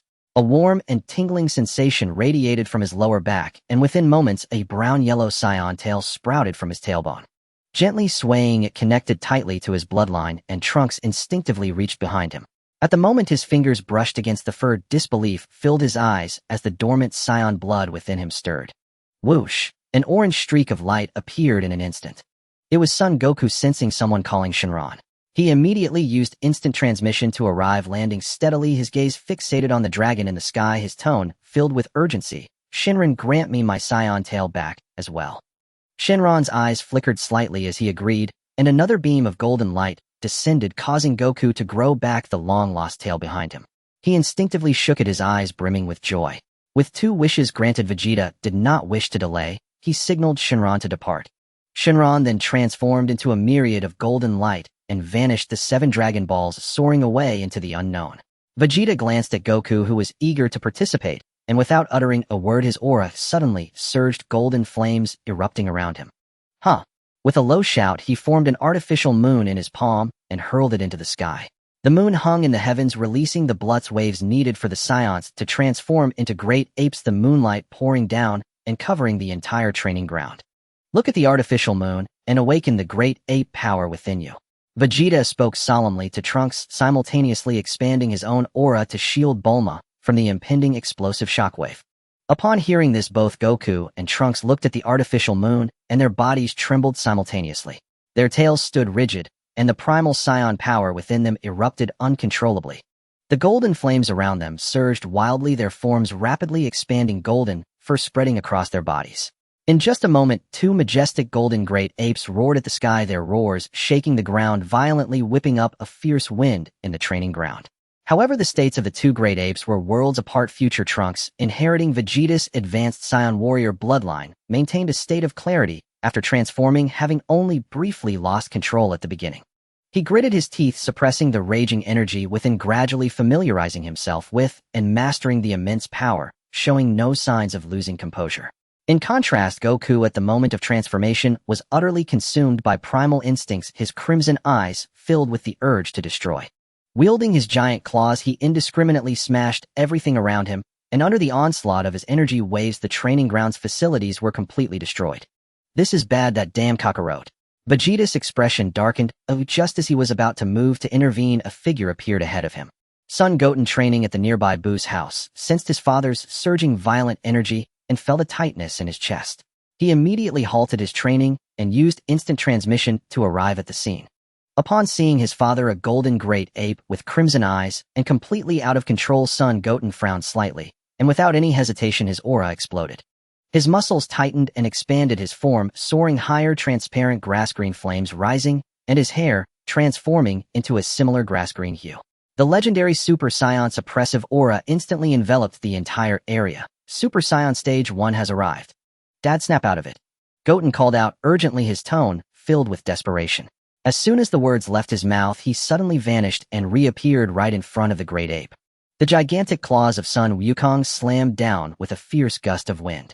In the face of this strike, Sun Wutian did not dodge or evade. A powerful aura enveloped him, forming an invisible barrier to withstand the blow. After a dull thud, the giant claw was repelled, the tremendous recoil causing its massive body to stagger backward, its footing unsteady. Sun Wukong howled in pain, his crimson eyes locking onto Sun Wutian, completely enraged. Charging forward with heavy simian steps, his fists fell like meteors. Each punch shattered the air, shockwaves sweeping in all directions, leaving deep craters in the ground. Sun Wutian moved with grace, deftly dodging among the flurry of punches, his steps precise and well-timed. He stayed close to the gaps in Wukong's attacks, all the while shouting, "Dad, it's me, Wutian. Don't let the wildness control you." Yet in his current giant ape form, Sun Wukong could not hear him, his onslaught growing more frenzied. With sweeping claws and relentless punches, each strike was fierce and devoid of reason. Seizing the moment when Wukong's punch missed, Sun Wutian leaped up, his right leg infused with immense power, delivering a hard kick to Wukong's jaw. Sun Wukong was thrown back by the kick, letting out a painful roar, his massive form reeling backward, interrupting his assault. Sun Wutian then instantaneously appeared behind Wukong, bringing both fists down heavily on the back of his head, aiming to knock him out. Perhaps the force was lacking. Instead of being knocked out, Sun Wukong stood up violently, his giant tail sweeping through the air with devastating power. Sun Wuxian's eyes narrowed, and he reached up to firmly grasp the giant tail, his palms tightening as his overwhelming strength erupted. He forcibly lifted Wukong's massive body off the ground and slammed it down hard. With a thunderous crash, the ground caved in, dust and debris flying everywhere. Sun Wukong struggled wildly at the bottom of the pit, his sharp claws flailing, his wildness undiminished, his struggles growing more intense. "Dad, you need to control your power, not be controlled by it. Wake up." Sun Wutian leaned over the edge of the pit, shouting loudly, his green aura surging once more. Yet he still held back his strength, genuinely afraid of accidentally killing him. He jumped into the pit, his fists raining down densely, each punch landing precisely on the thick flesh of Sun Wukong's giant ape form. The wind from his punches howled, the force penetrating layer by layer. Gradually, Sun Wukong's roars weakened, his frenzied clawing slowing down. The rage in his crimson eyes began to waver and dissipate, occasionally flickering with a hint of clarity. But it was quickly overshadowed by wildness, and his struggles lessened slightly. Seizing the opportunity, Wutian leaped up, gathering all his strength into his right fist, striking directly at Wukong's brow. This blow was like a sudden enlightenment breaking through the wildness in Wukong's mind. Wukong trembled violently, letting out a long roar, his voice devoid of any rage, filled only with clarity and relief. The golden giant ape surrounding him fluctuated intensely, his massive form rapidly shrinking and transforming. The golden fur shed away, and his figure returned to normal long black hair, cascading down to his shoulders. Covered in dark red fur, his tail transformed to match. The transformation into Super Saiyan 4 was complete. Sun Wukong stood firm, panting heavily, beads of sweat dotting his forehead, his eyes fully restored to clarity. His aura was steady, perfectly mastering the fused powers of the giant ape, and Super Saiyan, no longer exhibiting any trace of wildness. Meanwhile, Trunks also successfully completed his transformation, his dark red hair flowing, his aura calm and domineering. With the Super Saiyan 4 form secured, he clenched his fists, feeling a powerful strength within him that he had never experienced before. Seeing this, Sun Wutian slowly dissipated his aura, reverting from his transformed state to normal. His expression was calm, as if the fierce suppression from earlier was merely an ordinary matter. At this moment, Sun Wukong regained his composure, rubbing his aching shoulders, and quickly walked up to Wutian, slapping his hand heavily on his shoulder. His eyes were filled with shock and pride, a smile creeping onto his lips, as he said, "Wutian, just how strong have you become? Even in my giant ape form, you easily subdued me." "Dad, try not to be so reckless next time," Wutian replied, turning to look at Sun Wukong, his tone carrying a mix of helpless reproach and more than a hint of exasperation. "You know you might lose control, yet you recklessly transformed. What if such immense power destroyed Earth?" Sun Wukong scratched the back of his head, awkwardly chuckling at his son's straightforward reprimand. Trunks, feeling the surging power within him, turned to look at Vegeta. Although Vegeta still wore a cold expression, he could not hide the approval in his eyes. Feeling warmth in his heart, Trunks bowed sincerely, his tone earnest. "Thank you, Dad." Vegeta instinctively turned his head away, not wanting to show emotion, yet a faint fleeting smile graced his lips. Yet still maintaining the pride of a Saiyan prince, Vegeta coldly rebuked, "Is this level of power satisfying? You are far from it. Starting today, double your training." Bulma stood by, watching her son grow through transformation, observing her stubborn yet soft-hearted husband. Watching the warm interaction between Wukong and his son, she couldn't help but chuckle, her eyes filled with tenderness. After Sun Wukong and future Trunks successfully mastered the transformation into Super Saiyan 4, they immediately took the Great Trunks to the God of Destruction's planet to focus on training. The crisis of the future timeline has yet to be resolved, and the repairs to the time machine are still underway.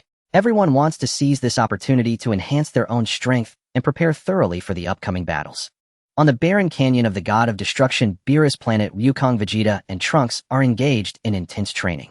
At the moment their fists and feet collide, a violent wave of energy erupts, and the shockwave sweeps through, leaving the surrounding ground pockmarked and rocks flying everywhere. Beerus lazily reclines on a sun chair nearby, his legs casually crossed, one hand holding snacks as he munches slowly. Half closing his eyes, he glances at the three in fierce combat, his face full of impatience. "Hey, you guys, keep it down. You're making it impossible for me to take a decent nap." He barely lifts his eyelids, his tone filled with annoyance at being disturbed. Whis stands quietly to the side, lightly holding his staff, a gentle smile always on his lips. But the next moment his expression slightly falters, and he softly murmurs, "Oh dear." Beerus immediately opens one eye and lazily asks, "What's the matter?" "My Lord Father just contacted me." Whis turns around, his gaze landing on Sun Wukong and the others, his tone becoming more serious. "The Omni King wishes to summon one of you Saiyans." "What?" Beerus instantly jumps up from the sun chair, snacks scattering to the ground, his previously relaxed demeanor replaced with shock. Wukong immediately stops training, wiping the sweat from his forehead with the back of his hand, scratching his head in bewilderment. "Huh? Is it me they want?" Whis gently shakes his head, still smiling. "Not you, Wukong. This time the Omni King specifically wants to see Son Goten." "Son Goten." Beerus pauses for a moment, then breathes a sigh of relief, his previously tense heart finally at ease. Fortunately, it's Goten. Though young, he is composed and reserved, far from the reckless nature of Goku, so he should not act disrespectfully towards the Omni King. Wukong is also momentarily stunned, then bursts into a wide grin, his tone filled with pride. "Oh, so they want to see Goten. All right. Stop dawdling." Beerus regains his composure and sternly orders, Whis go to Earth immediately and bring Goten here." "Understood, Lord Beerus."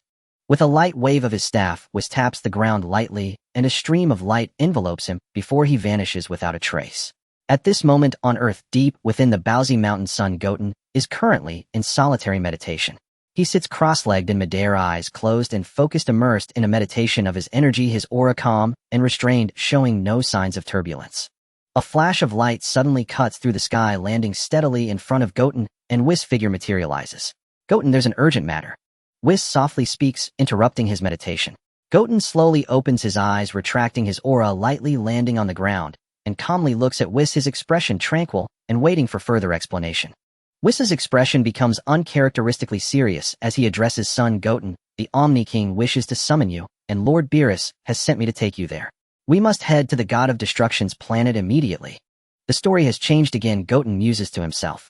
He feels little turmoil at the summons from the Omni King. He only wants to resolve the issue with Black Goten as soon as possible. With the time machine nearing completion, it is rather unexpected to be summoned by the Omni King at this critical moment. Though he feels surprised, he does not refuse. He slightly nods, saying little, and immediately sets off with Whis. Whis takes Goten on a swift flight, and in no time they arrive at the God of Destruction's planet. This is Goten's first time here, yet he maintains a calm demeanor, showing no curiosity or surprise at the unfamiliar sights of this divine realm. Lord Beerus' son Goten has arrived. Whis steps forward to address Beerus. Goten approaches slowly, arms naturally falling at his sides, and slightly nods to Goku, Vegeta, and the others as a greeting. Beerus immediately steps forward, repeatedly reminding Goten, his tone very serious. When you meet the Omni King, be sure to be respectful, speak less, and act more, and absolutely, must not be disrespectful, understand? Goten looks up at Beerus, his expression unchanged, and simply nods lightly. Very well. Seeing this, Beerus secretly breathes a sigh of relief and can't help but comment, you're quite composed, much easier to deal with than your unreliable father. Hey Lord Beerus, I'm not unreliable at all. Wukong grumbles discontentedly from the side. Shut up. Beerus interrupts him without hesitation, then turns back to Goten, emphasizing your father almost caused trouble for the entire universe last time by carelessly offending the Omni King. Fortunately, the Omni King is magnanimous and did not hold it against him. You must not learn from him. Ha ha, Lord Beerus, don't worry. Wukong laughs, stepping forward and throwing an arm around Goten's shoulders proudly, saying my Goten may be quiet, but he's very stable and much more reliable than I am. Goten allowed his father to embrace him, remaining silent with no change in his expression. Stop dawdling and hurry up. Beerus waved his hand, impatiently urging Whis. Whis, take him to the Grand Palace. Once again setting off, it took only a moment. Whis brought Goten to the entrance of the Grand Palace. This temple floated atop the universe, surrounded by an eerie silence. Only a distant halo slowly flowed through the endless darkness, emanating a solemn and austere aura. Goten stood beside Whis, his gaze sweeping around with no excess emotion or words. At the entrance of the palace, two guards stood straight, their expressions stiff, intense cold sweat trickling down their foreheads, gazing at Goten with profound reverence. One of them stammered, You are Mr. Son Goten, the guest of Lord Grand Zeno. The other hastily continued, his voice trembling further, Please enter. But please be extremely cautious with your words and actions. Before they could finish, the high priest had already appeared at the entrance. Welcome, Mr. Son Goten. His expression was calm, a gentle smile at the corner of his mouth, arms outstretched as he courteously welcomed Goten. Your outstanding performance at the 6th Universe Martial Arts Tournament has piqued Lord Grand Zenos' interest in you. Goten looked up at the high priest, who shared a similar complexion and attire with Whis and Beerus. The only difference was the light blue halo floating behind his head and a belt inscribed with the character Great around his waist. Goten slightly bowed and respectfully greeted the high priest. Seeing Goten's proper etiquette, the high priest's smile deepened as he gestured invitingly. This way, Lord Grand Zeno is already waiting inside. Meanwhile, back on Earth, Bulma had completely repaired the time machine. She immediately instructed Trunks to rev up the engines in the backyard, unleashing his full energy in an attempt to bring Goku and the others back to Earth. Whoosh! A sound of breaking air echoed as Goku used instant transmission, bringing Vegeta and future Trunks back to Earth, landing in Bulma's yard. Gazing at the two time machines lined up side by side in the yard, Goku's eyes lit up, smiling as he praised, Bulma, you are amazing, you thought of everything. With me, Vegeta, Trunks, and we can't fit in just one time machine, we need the extra one. Goku said to himself. Bulma couldn't help but roll her eyes helplessly, saying, What are you thinking? The extra one is prepared for Goten. He is powerful, and this time going to the future, I really can't rest easy without him accompanying us. Hearing this, Goku awkwardly scratched the back of his head, chuckling, and said no more. Oomph. Vegeta, upon hearing Bulma praise Goten so highly, snorted coldly with an unhappy expression, looking at Goku. Kakarot, you stay here and wait for Goten. I'll take Trunks and Mai to the future first. By the time you arrive, that dark figure might have already been dealt with by me. With that, Vegeta immediately took future Trunks and Mai, stepping onto the time machine. Wait for me, Vegeta. I'm going with you. Goku hurriedly shouted, and before he finished speaking, he followed and stepped into the time machine. Fortunately, when Bulma repaired the time machine, she specially expanded the cockpit space, otherwise it wouldn't fit so many people. Watching Vegeta show his arrogant demeanor again, Bulma shook her head helplessly but did not stop him. She understood Vegeta's personality too well. Saying more was futile. She could only wait quietly for Goten to return and then let him hurry to the future. The time machine broke through layer upon layer of time barriers, the deafening roar of the engine gradually subsiding, landing steadily on the ravaged future Earth. The hatch slowly opened, and the acrid smell of gunpowder mixed with swirling dust rushed in. What greeted the eye was the toppled skyscrapers and the earth covered with spiderweb-like cracks. The gray sky pressed low on the horizon, even the passing wind carried a chilling silence. The once bustling city had long since turned into a desolate ruin devoid of any trace of life. Goku, Vegeta, Trunks, and I stepped out of the time machine in turn. Goku looked around this devastated world, unable to hold back his exclamation, "Everything has been destroyed. Is this the future world?" Trunks and I said nothing, immediately running off into the distance. Trunks. Vegeta, seeing this, immediately followed, stopping only when he reached the spot where Trunks had paused. Vegeta asked in a deep voice, "What's wrong?" Trunks stared blankly at the familiar land before him, his voice hoarse. "After Mom fell, she should have been lying here." Vegeta looked at his son's sorrowful expression, feeling a heavy weight in his heart, unable to utter a single word for a long time. Meanwhile, Goku was surveying the abandoned battlefield alone when he was suddenly ambushed by several rebels. "Bastard! I'm going to avenge my comrades." A rebel shouted angrily, raising his gun and shooting straight at Goku. Hearing the gunshot, Trunks immediately rushed back, drawing the broken sword at his waist in an instant and accurately deflecting all the bullets that came flying. The rebels, seeing that it was Trunks, were suddenly filled with joy and hurriedly came forward to thank him. "Trunks, thank you so much. If it weren't for you last time." After Trunks patiently explained, everyone finally resolved this misunderstanding. Under the repeated scrutiny of the rebels, Goku could only awkwardly scratch the back of his head. "I'm really sorry for being mistaken for someone else. It's just that you look too much like that dark figure," one of the rebels quickly explained. Another rebel chimed in, "And your companion looks rather fierce, which led us to the misunderstanding." "It's all your eye-catching looks' fault." Goku turned to Vegeta and casually shifted the blame. "Your looks are the problem." Vegeta, suddenly accused by his little wife, was instantly filled with rage. "That's not right. It's not my face that's the issue, but it's all that dark figure's fault." Goku hurriedly defended himself in a low voice. "Stop for a moment, don't argue." Trunks, seeing the two about to quarrel, quickly interrupted. Then he formally introduced Goku and Vegeta to the rebels present. "Since they are companions of Trunks, they must be our own people." The rebels, trusting Trunks as their spiritual leader, immediately lowered all their defenses. Then, under the guidance of the rebels, they headed to their secret base. The rebels' base was hidden underground in a half-collapsed old building, with ventilation pipes continuously humming. The environment was simple yet concealed. As several people followed the rebels, pushing open the heavy base door, they immediately saw a woman in a white lab coat sitting at the workbench. "Mom." Trunks' voice suddenly caught in his throat, as if gripped tightly by an invisible hand. His pupils constricted violently, his lips repeatedly parted, yet no further sounds emerged, his eyes reddening in an instant. "Trunks." A familiar voice echoed, causing Bulma to immediately put down her work and instinctively turn her head. She saw that behind Trunks were Sun Wukong, Vegeta, and Xiao Wu.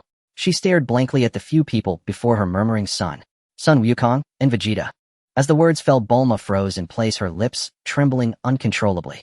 Trunks quickly walked towards his mother, and Bulma instinctively opened her arms.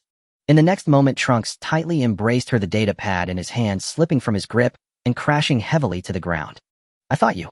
Trunks buried his face in his mother's shoulder, his voice hoarse and trembling with suppressed emotion. "I just went to the previous place and didn't see you. I thought you." The rest of his words choked in his throat, unable to be spoken. Bulma was nearly breathless from her son's embrace, but showed no intention of pushing him away. She slowly raised her hand, gently patting the back of his head, tenderly stroking his hair. "That bastard deliberately held back. After I was hit by his energy blast, he just left." Bulma chuckled lightly, her tone deliberately casual, as she tried to soothe her son's emotions. "Later, I was found and rescued by the comrades of the resistance." After a brief exchange of mother and son, Bulma turned her gaze to the distance. Her eyes met Vegeta's, who had been staring at her intently. She paused slightly and softly said, "Vegeta, it's been a long time." Looking at the Bulma before him, who bore the marks of hardship and was utterly different from his memories, Vegeta's throat tightened, emotions choking him as he found himself at a loss for words. Bulma, it's so good that you're all right." Sun Wukong was the first to step forward, his tone still boisterous and straightforward, instantly breaking the emotional tension Vegeta had been building. Humph. Vegeta turned his head away, unable to bear looking at the Bulma who had endured so much, choosing instead to face aside. Then, led by the future Bulma, the group passed through a hidden narrow passage beneath the ruins and successfully entered the base. The base was a deep underground shelter dimly lit with the air filled with a damp, musty odor. On the walls hung several rough maps, crudely drawn, densely marked with the activities of Black Wukong. In the corner were piles of makeshift supply boxes and several heavily injured members of the resistance sitting on tattered blankets, their wounds wrapped in blood-soaked bandages.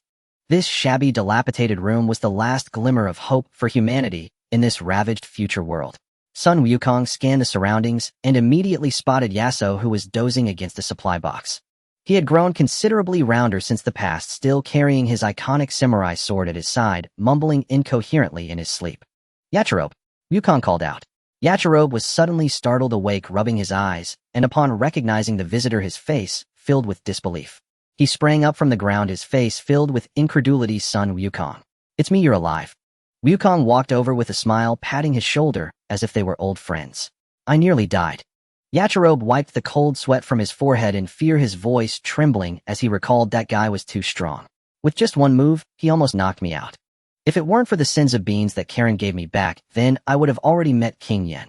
Meanwhile, Vegeta silently surveyed the surrounding survivors, each one ragged, almost all injured, their eyes filled with despair and exhaustion. After a moment of silence, Vegeta raised his hand and pulled out a small universal capsule from the inner pocket of his battle suit. He flicked it with his thumb, and the capsule fell to the ground. A burst of white smoke erupted, and a large supply box appeared before everyone's eyes, clearly marked with the logo of the Universal Capsule Company. Vegeta still wore a stoic expression, simply lifting his foot to gently kick open the box lid. Inside was filled to the brim with supplies: fresh fruits and vegetables, sealed meats, rice, canned goods, and drinking water. There were even cookies and chocolate bars that children loved. These were all carefully prepared by the Bulma of the past. "This is what Bulma asked me to bring." Vegeta spoke in a flat tone without a hint of emotion. The resistance members all widened their eyes. Fresh fruits and vegetables had long become an unattainable luxury for them. Yachirobe was the first to rush forward, picking up an apple and taking a big bite without even bothering to wipe it clean.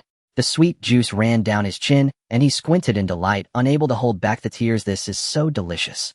The other members of the resistance hesitated at first, but after Bulma nodded in encouragement, they cautiously reached out to take the food, their movements gentle as if cradling treasure. An older resistance member knelt on the ground, holding a bag of flour and weeping uncontrollably. A young soldier received a can from Xiao Wu, his hands trembling, deeply moved as he chewed. Trunks watched this scene, and a glimmer of light finally shone in his dim eyes. Wukong looked on with gentle eyes, quietly observing everything before him, devoid of his usual playful demeanor.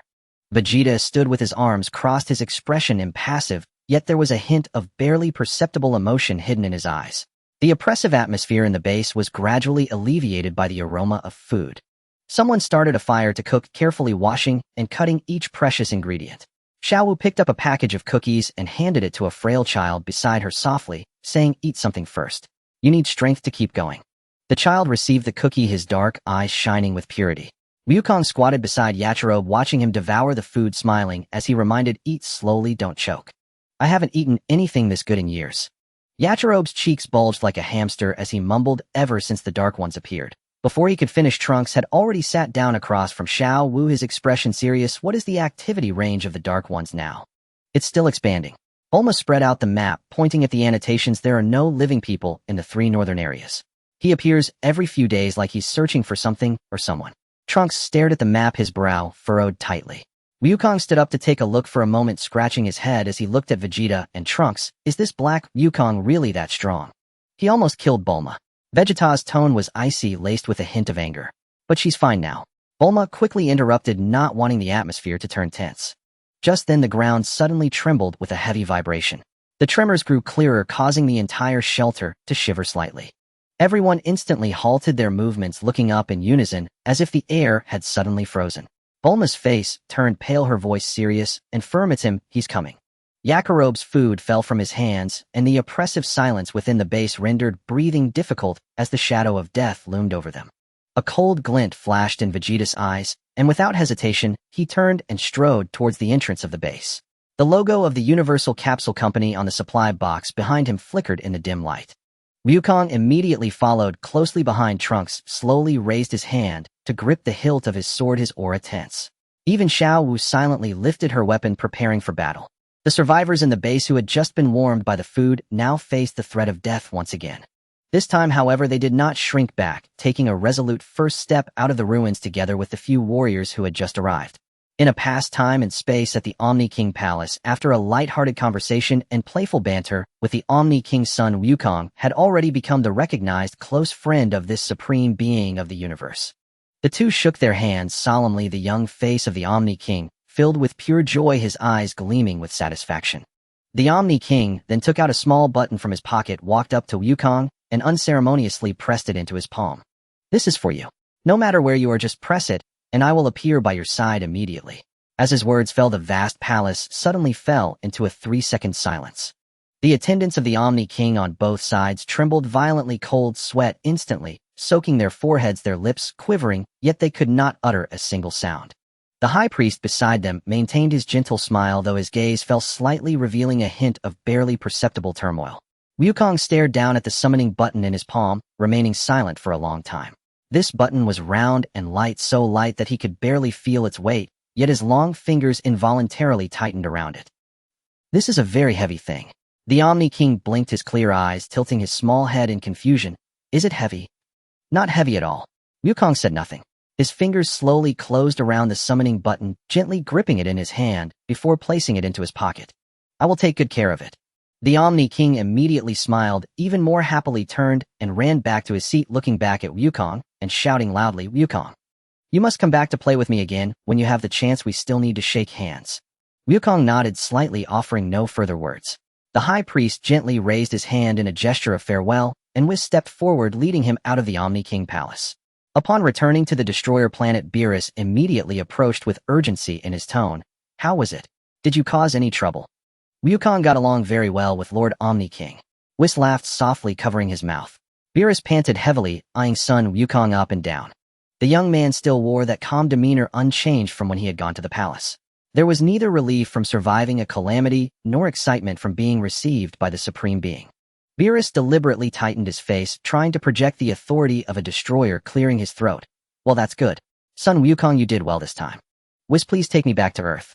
With matters settled, son Wukong did not wish to linger, speaking in a calm tone. A moment later on Earth at Capsule Corporation, Bulma was anxiously pacing back and forth in the courtyard, and as soon as she saw son Wukong's figure, she immediately rushed over. "Wukong, you're finally back. Vegeta and Goku have already gone to the future." Her speech was more than twice as fast as usual, her expression filled with urgency. "Black Wukong's strength is far beyond what we anticipated. Vegeta and the others have been gone for so long, and there's still no news." She grabbed Wukong's wrist and forcefully pulled him toward the other side of the yard. There another time machine was parked, its paint worn, but its overall structure still intact. "This is the time machine left by Cell." Bulma patted the cold machine shell, turning to look at Wukong with determination in her eyes. "You need to take this time machine to the future to assist them. With your strength, you will definitely be of great help." Son Wukong looked at Bulma's anxious expression and made no attempt to refuse, swiftly climbing into the time machine's cockpit. He paused for a moment, leaning half his body out of the door, his tone still calm. "Aunt Bulma, I don't know how to operate the time machine." "Huh?" Bulma was stunned for half a second, then helplessly slapped her forehead, quickly scrambling into the driver's seat. All right, I'll drive. Just hold on tight." The cockpit door slowly closed, the engine emitted a low rumble, and the time machine slowly ascended. In the blink of an eye, it transformed into a brilliant streak of light, breaking through the sky and disappearing. In the future world, the sky was a dead gray, not the hazy gloom of a cloudy day, but a gray stained by long-standing smoke and debris that could never be washed clean. The fierce wind swept across the ground, lifting tiny fragments of buildings that struck painfully against the face. The time machine landed steadily on a relatively flat area of ruins, and the door opened as son Wukong stepped out first. What met his eyes was nothing like the bustling and lively West City from his memories. Skyscrapers were brutally snapped, and half-exposed steel rods resembling broken bones jutted out from the shattered concrete. The once bustling streets were completely covered with shards of glass and debris. Burned car wrecks lay scattered by the roadside, some reduced to nothing but twisted metal frames. As far as the eye could see, there were no intact buildings and no lights, shining only devastation. The surroundings were eerily silent, quiet enough to send chills down one's spine, a unique desolation following the slaughter of all living things. Sun Wukong stood quietly among the ruins for a moment, then closed his eyes, concentrating as he released his aura to sense. His formless perception spread out like a vast net, quickly unfurling over this silent land. In the distance, several familiar auras were fluctuating violently, two of which were rapidly diminishing at a terrifying speed. He suddenly opened his eyes, turning to look at Bulma, who had just exited the cockpit, speaking in a steady tone. "Aunt Bulma, you should go back first. The future is too dangerous. I've sensed Uncle Vegeta and Dad's auras. They are weakening continuously." "What?" Bulma's face turned pale instantly, and then she grit her teeth, turning around to quickly climb back into the time machine. "Wukong, you must go save them. Don't worry about me, I'll return immediately." From panic to determination, she took only 3 seconds. Just as the door was about to close, she poked her head out again, shouting at Wukong, "You must eliminate the dark beings and bring them back safely." The time machine ascended again, turning into a streak of light that vanished into the gray sky. Sun Wukong withdrew his gaze, closing his eyes once more, firmly locking his perception onto the two rapidly weakening auras in the distance. Vegeta's aura fluctuated violently, and Goku's aura continued to weaken, the situation perilous. He raised his right hand, bringing his index and middle fingers together, gently touching his forehead. Whoosh! Sun Wukong's figure had already vanished without a trace. On the ruins of the battlefield, broken walls lay collapsed on the ground, charred steel bars piercing through the gray sky. The ground was riddled with cracks and deep pits, smoke mingling with the scent of blood permeating the still air. The injured future Trunks was entangled in a fierce struggle with the fused Zamasu.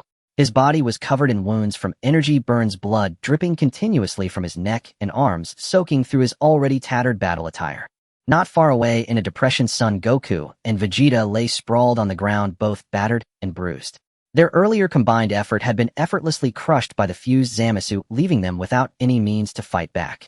At this moment, they could only muster their last remaining strength to activate the Metamoran fusion technique for one final stand. Trunks clenched his fists tightly, his gaze fixed fiercely on the fused Zamasu, his heart consumed by a singular obsession. Even if it cost him his life, he had to hold him off, and he absolutely could not allow him to disturb his father and the others. The fused Zamasu hovered in midair, the swirling purple-black energy of divinity emanating around him. Looking down at Trunks with a contemptuous and violent tone, he declared, "Since you are so eager to seek death, I shall grant your wish first." Before he finished speaking, Zamasu suddenly flashed forward, gathering divine energy into a ball at his fingertip, unleashing it like a torrential rain upon Trunks. Trunks gritted his teeth and leapt into the air, relying on his combat instincts to awkwardly evade. The energy blasts exploded behind him one after another, the violent shockwaves causing him to stagger as shards of rock cut into his skin, leaving trails of blood. He dared not simply evade. With a sudden stomp, he shattered the ground beneath him and charged directly towards Zamasu. Gathering all his remaining strength in both hands, he unleashed a dazzling energy blast, hoping to force his opponent back. Zamasu disdainfully raised a hand, effortlessly blocking the energy blast with a single hand, as the attack dissipated instantly in his palm. Following this, he retaliated with a dark slash, its blade cutting through the air straight towards Trunks. Trunks hurriedly crossed his arms to block, but the slash struck fiercely against his arm, a sharp pain flooding through his entire body. He was sent flying like a kite, with a severed string crashing heavily into a broken wall, blood spewing from his mouth. "With such insignificant power, do you think you can stop me? Once I've dealt with you, I'll go and kill those two worthless fools." Zamasu advanced relentlessly, the divine energy around him surging violently as he prepared to launch a fatal strike. Trunks leaned against the broken wall, struggling to rise, his legs trembling uncontrollably. He glanced back at the two still completing their fusion, knowing there was not enough time. "I cannot fall. Absolutely not." Anger, unwillingness, the obsession to protect his home, and the determination to trust his comrades erupted within him, breaking through his physical limits and shattering the shackles of his Saiyan bloodline. In a roar that shook the battlefield, a violent flame of crimson and dark gold erupted, engulfing the entire ruins. Trunks' bones cracked as his long black hair whipped wildly to his waist, his body cloaked in a layer of fiery red Saiyan fur, his eye sockets completely stained crimson. Super Saiyan 4 forcibly transforming. The power of Super Saiyan 4 surged within him, despite the excruciating pain from his wounds. Trunks' fighting spirit soared to its peak. He became a crimson blur, instantly closing in on Zamasu, his fists infused with destructive power, raining down blows on his opponent's vital points. The force of his punches tore through the air, each strike breaking the sound barrier, colliding with the divine body, producing deafening booms. Zamasu was forced to retreat repeatedly by this sudden outburst of violent power. Astonished, he had never expected that this dying Saiyan could unleash such formidable strength.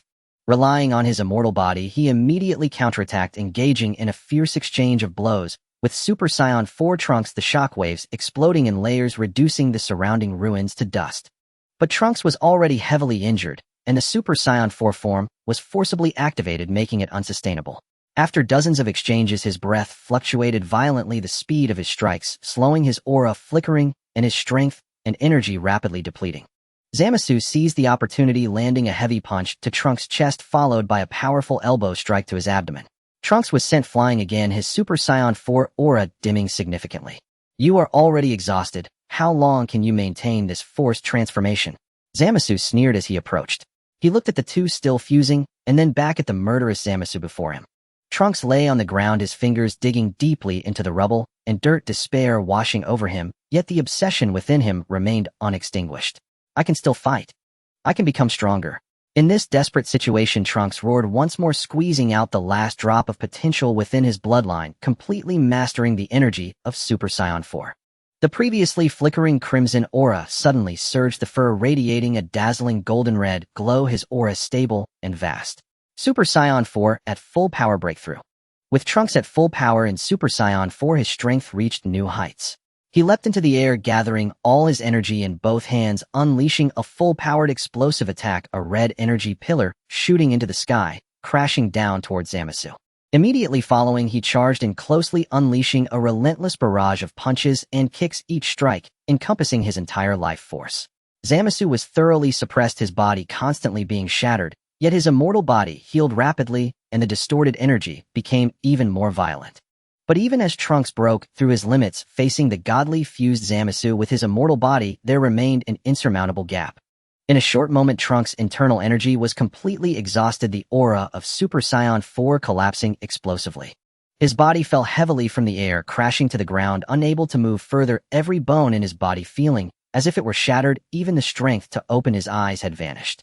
Zamasu raised his right hand, gathering dark energy, capable of instantly obliterating Trunks in his palm, his gaze cold and ruthless. "Your struggles end here, go die." A deadly wave of energy shot out, the shadow of death instantly enveloping Trunks. In a critical moment, whoosh! With a sound of breaking air, Son Goten suddenly appeared, using instant transmission, firmly standing before Trunks. He merely grasped casually, and Zamasu's deadly energy was utterly rendered to nothingness, not even a ripple remaining. Goten looked down at the barely conscious Trunks, a hint of seriousness crossing his eyes. He then slowly raised his gaze, looking coldly at the fused Zamasu. At that moment, a brilliant light erupted in the distance, signaling the completion of the fusion between Son Goku and Vegeta. As the light gradually faded, a tall and robust figure appeared in the scene, embodying traits of both Goku and Vegeta. His eyes were sharp as cold blades, his brows exuding an innate arrogance and extreme confidence, surrounded by a terrifyingly immense aura. "The strongest in the dimension, Vegeta has returned. Oh, Goten has arrived." Vegeta glanced at the suddenly appearing Son Goten, his tone carrying the pride and certainty of their fusion. "Goten, take Trunks to the side. This guy, I'll deal with myself." As soon as the words fell, Vegeta's figure instantly vanished from the spot. The next second, he appeared before the fused Zamasu without any warning. He maintained an ordinary demeanor throughout, without any aura emanating from him, merely relying on his absolute speed to flash directly in front of Zamasu. The fused Zamasu is the Pod-era fusion form of the Kaioshin Zamasu and Son Goten's body. It possesses the divine power of the Kaioshin, the formidable physique of a Saiyan, and the immortality granted by the wish made to the Super Dragon. Surrounded by twisted purple-black divine flames, the essence of divinity intertwined with a sinister malevolence, exuding an oppressive aura. Looking at the seemingly non-threatening Vegeta, Zamasu was taken aback for a moment, then his face twisted with rage and contempt as he shouted, "Despicable Saiyan, you think a temporary fusion's power can match my perfect divinity?" Vegeta's expression blended Goku's nonchalance with Vegeta's pride, his eyes indifferent, as if regarding an ant.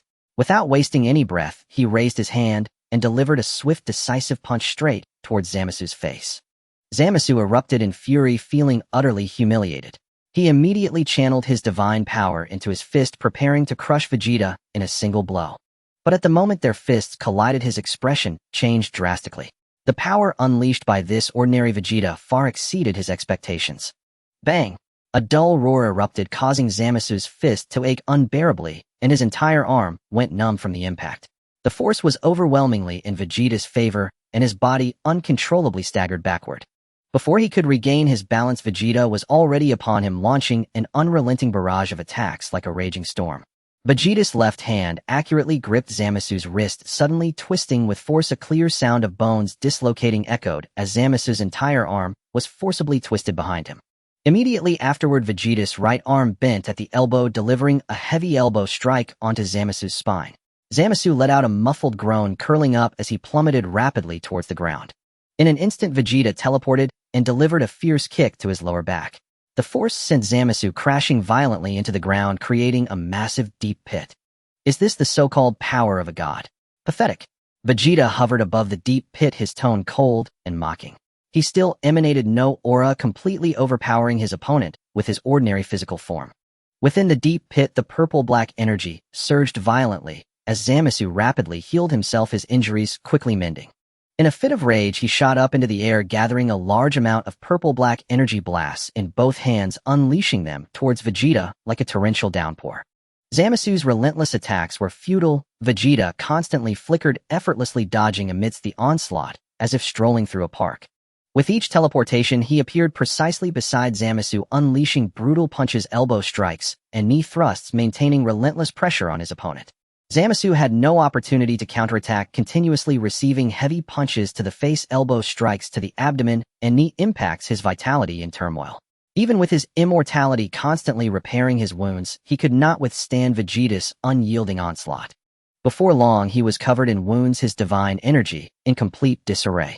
The once proud visage of a god was now twisted and contorted, revealing only desperation, anger, and helplessness. Enough! You wretched Saiyan monkey, I am a god. Zamasu roared, unleashing all of his divine energy, his purple-black aura swelling. Breaking free from his constraints, he charged up a tremendously powerful dark Kamehameha. Noting Zamasu's full counterattack, Vegeta's gaze turned icy as his aura surged dramatically. This one-sided crushing should come to an end. In an instant, a violet-red aura exploded, enveloping his entire body in magenta fur. His black hair transformed into deep red, a fearsome and overwhelming aura sweeping across the battlefield. The Super Saiyan 4 limit breaker had arrived. The moment his transformation was complete, Vegeta vanished again, reappearing before Zamasu. He effortlessly caught the incoming dark Kamehameha wave with one hand, crushing it as he dismantled this lethal attack. Before Zamasu could react, Vegeta seized his neck and forcefully slammed him down onto the ground. Following closely, he dove down, his fists imbued with the terrifying power of the Super Saiyan 4 limit breaker, delivering punch after punch in a frenzied assault on Zamasu. Bang! Bang! Bang! The punches were immensely heavy, pinning Zamasu to the ground, unable to move.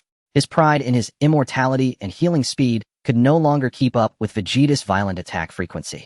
The divine energy within him was shattered layer by layer, only allowing desperate and furious roars to escape.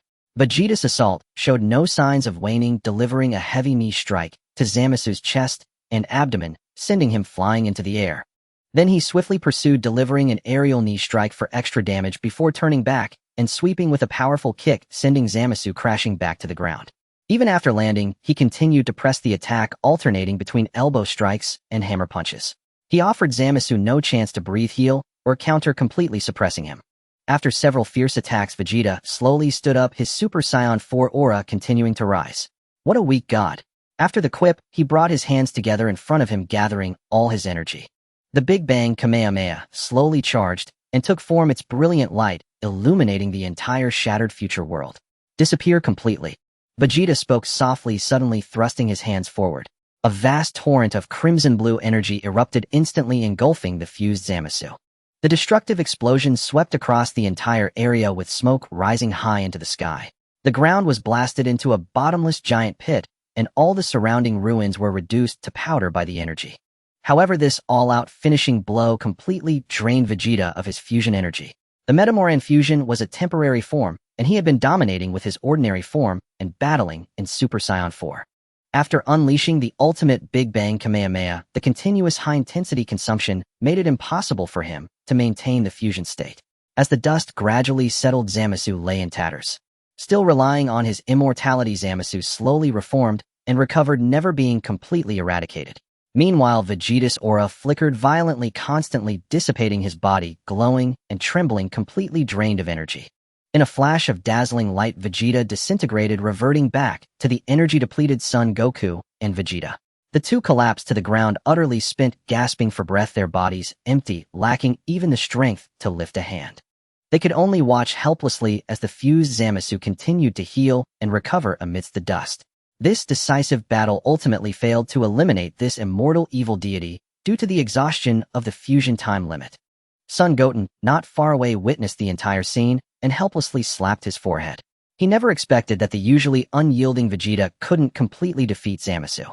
Moments later, the shattered Zamasu, destroyed by Gogeta, quickly reassembled using his immortal body. The broken limbs were enveloped in a faint purple divine light, stitching themselves back together. In an instant, he restored his complete form, floating in midair. Ha ha ha, despicable mortals, what does fusion matter? He looked down at the exhausted Goku and Vegeta, who had collapsed to the ground. The fused Zamasu, believing victory was assured, mocked them from above, his tone dripping with disdain for mortals. Pathetic mortals, do you think you can slay a god just by fusing? As his words faded, he suddenly raised his hand, gathering energy in his palm. A pure purplured energy began to coalesce in his palm, its brilliance intensifying as a violent divine aura spread outwards. In the next moment, he showed a fierce expression and shouted, "Die!" The purplured energy beam shot forth with a destructive force. It surged straight towards the defenseless Goku and Vegeta, a deadly sense of crisis enveloping the battlefield. At the critical moment, Goten darted in, firmly positioning himself in front of them. A burst of energy erupted from his body, completing his transformation in an instant. A dazzling golden aura exploded forth, creating a powerful wave that swept away the surrounding dust. His height suddenly increased significantly, and his muscles tensed and expanded instantly. His black hair grew rapidly, cascading down to his waist, the color turning completely to a grass green. His brow bones bulged, and his eyebrows disappeared entirely. Dense golden lightning crackled around his body, the electricity distorting the air violently. The legendary Super Saiyan 3 has officially made his appearance. The moment his transformation was complete, Goten raised his hand and deftly blocked the energy beam. With a casual swing, he sent the deadly attack flying away. The purplured energy cannon collided with a distant ruined building, instantly erupting into a massive blaze. "Hey, it seems like you've forgotten about me." Goten fixed his gaze on the fused Zamasu, his tone calm, yet filled with overwhelming pressure. He turned to Goku and Vegeta behind him, his voice steady and powerful. "Dad, Uncle Vegeta, you both take a break. Oh, leave Zamasu to me." As he turned back, a cold light flickered in his eyes, locking onto the fused Zamasu. "I will not let go of the one who took over my body and used it for evil, not even if it's in a parallel universe." A roar echoed across the battlefield as the ground beneath Goten's feet cracked like a spider's web. He shot forward like an arrow, unleashing a powerful punch infused with the full strength of Super Saiyan 3 directly at Zamasu's chest. The fused Zamasu hastily raised his hand to block, attempting to withstand the blow. However, in the face of Goten's absolute power, his defense proved ineffectual, and he was sent flying. He crashed heavily against the remnants of a building, debris falling all around him, and dust engulfed his figure. "Damn it, you despicable mortal. How dare you strike a god?" Zamasu clumsily stood up from the ruins, wiping the blood from the corner of his mouth. His expression twisted with rage, disbelief filling his eyes as he roared skyward. "Oh!" The purplured divine aura around him surged wildly, even without a change in form. But his energy rapidly climbed as he attempted to unleash his full power to turn the tide. However, Goten showed no mercy, denying him the chance to gather strength. In a flash, he vanished from his original position, appearing beside Zamasu before the latter could fully power up. He delivered a sharp kick that landed harshly under Zamasu's ribs. "Ugh!" Zamasu cried out in pain, arching his body as he was sent flying, leaving a long trail of destruction on the ground. "Impossible! I am the supreme god. How could I be defeated by a mere mortal?" Goten relentlessly pursued him, moving like a phantom, delivering a flurry of punches and kicks. Each strike was fierce and aimed at his vital points. The relentless assault left Zamasu completely on the defensive. He could only awkwardly parry, being forced to retreat without even a moment to counterattack. "Stop! You despicable mortal! I will never lose to you!" Zamasu screamed in struggle, but every counterattack was easily thwarted by Goten. The attacks only grew fiercer, causing Zamasu's body to shatter repeatedly. At that moment, Goku pushed himself up from the ground, observing Goten suppress Zamasu, his face filled with admiration. "Well done, Goten. Vegeta also slowly stood up, calming his chaotic energy. The usually stern corners of his mouth unconsciously lifted a hint of approval, flashing in his eyes. Goten, he's amazing. Trunks, who had just regained his strength, arrived beside Goku and Vegeta, staring in awe at the scene. Even with his immortality, Zamasu's energy for recovery dwindled after being shattered and reformed. The time required for recovery grew longer with each defeat. As Zamasu once again completed his bodily reconstruction and noticed his recovery slowing down, Sun Wuxian's gaze suddenly sharpened as his aura instantly broke through its existing limits. The energy surrounding him began to rapidly transform into a higher, more terrifying form. In the Super Saiyan 3 state, his grass-green hair and golden flames surged violently, first churning and then expanding wildly. In the next moment, the golden lightning that enveloped him suddenly thickened and became ferocious. The thunderous crackling sound pierced through the heavens and earth, shaking the surrounding air. The turbulent currents of energy spiraled around him, coalescing into a massive wave that swept outward. The ground beneath his feet cracked inch by inch, countless fragments being lifted into the air by the force. In an instant, the blue and white flames of Super Saiyan 5 erupted explosively.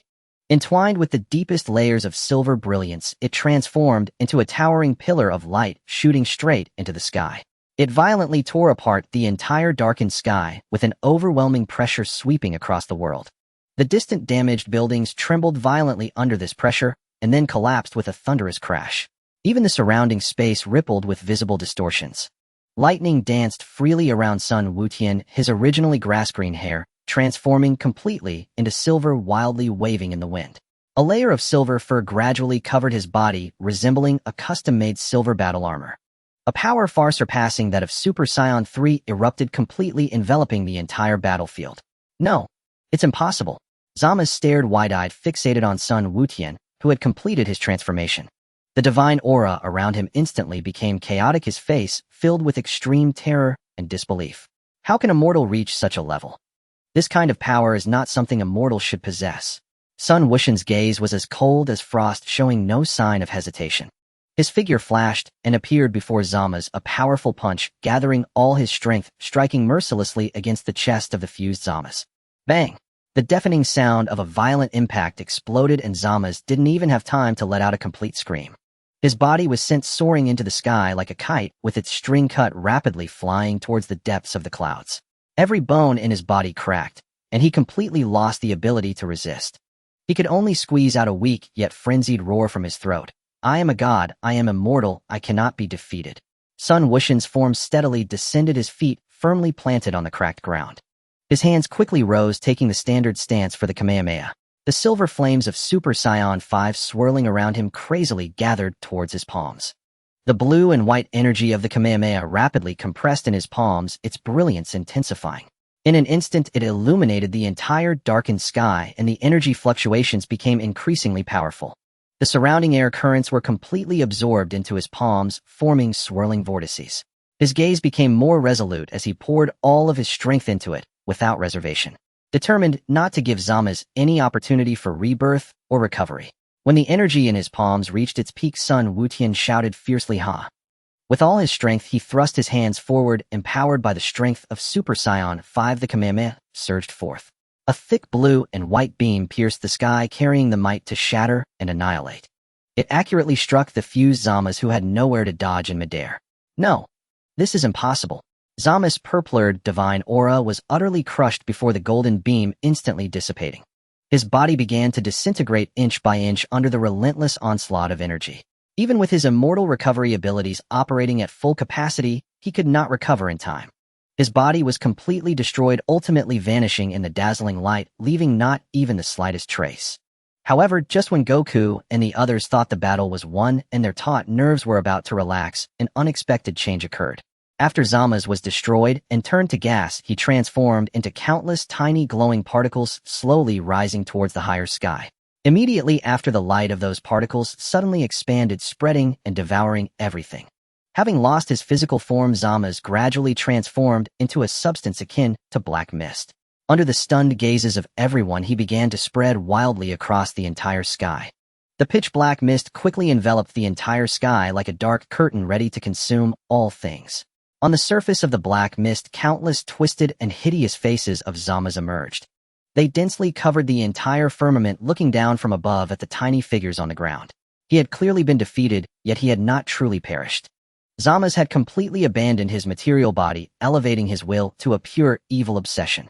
Attempting to merge with the entire universe, he aimed to become the order of the universe, a self-righteous, so-called justice hovering over all beings.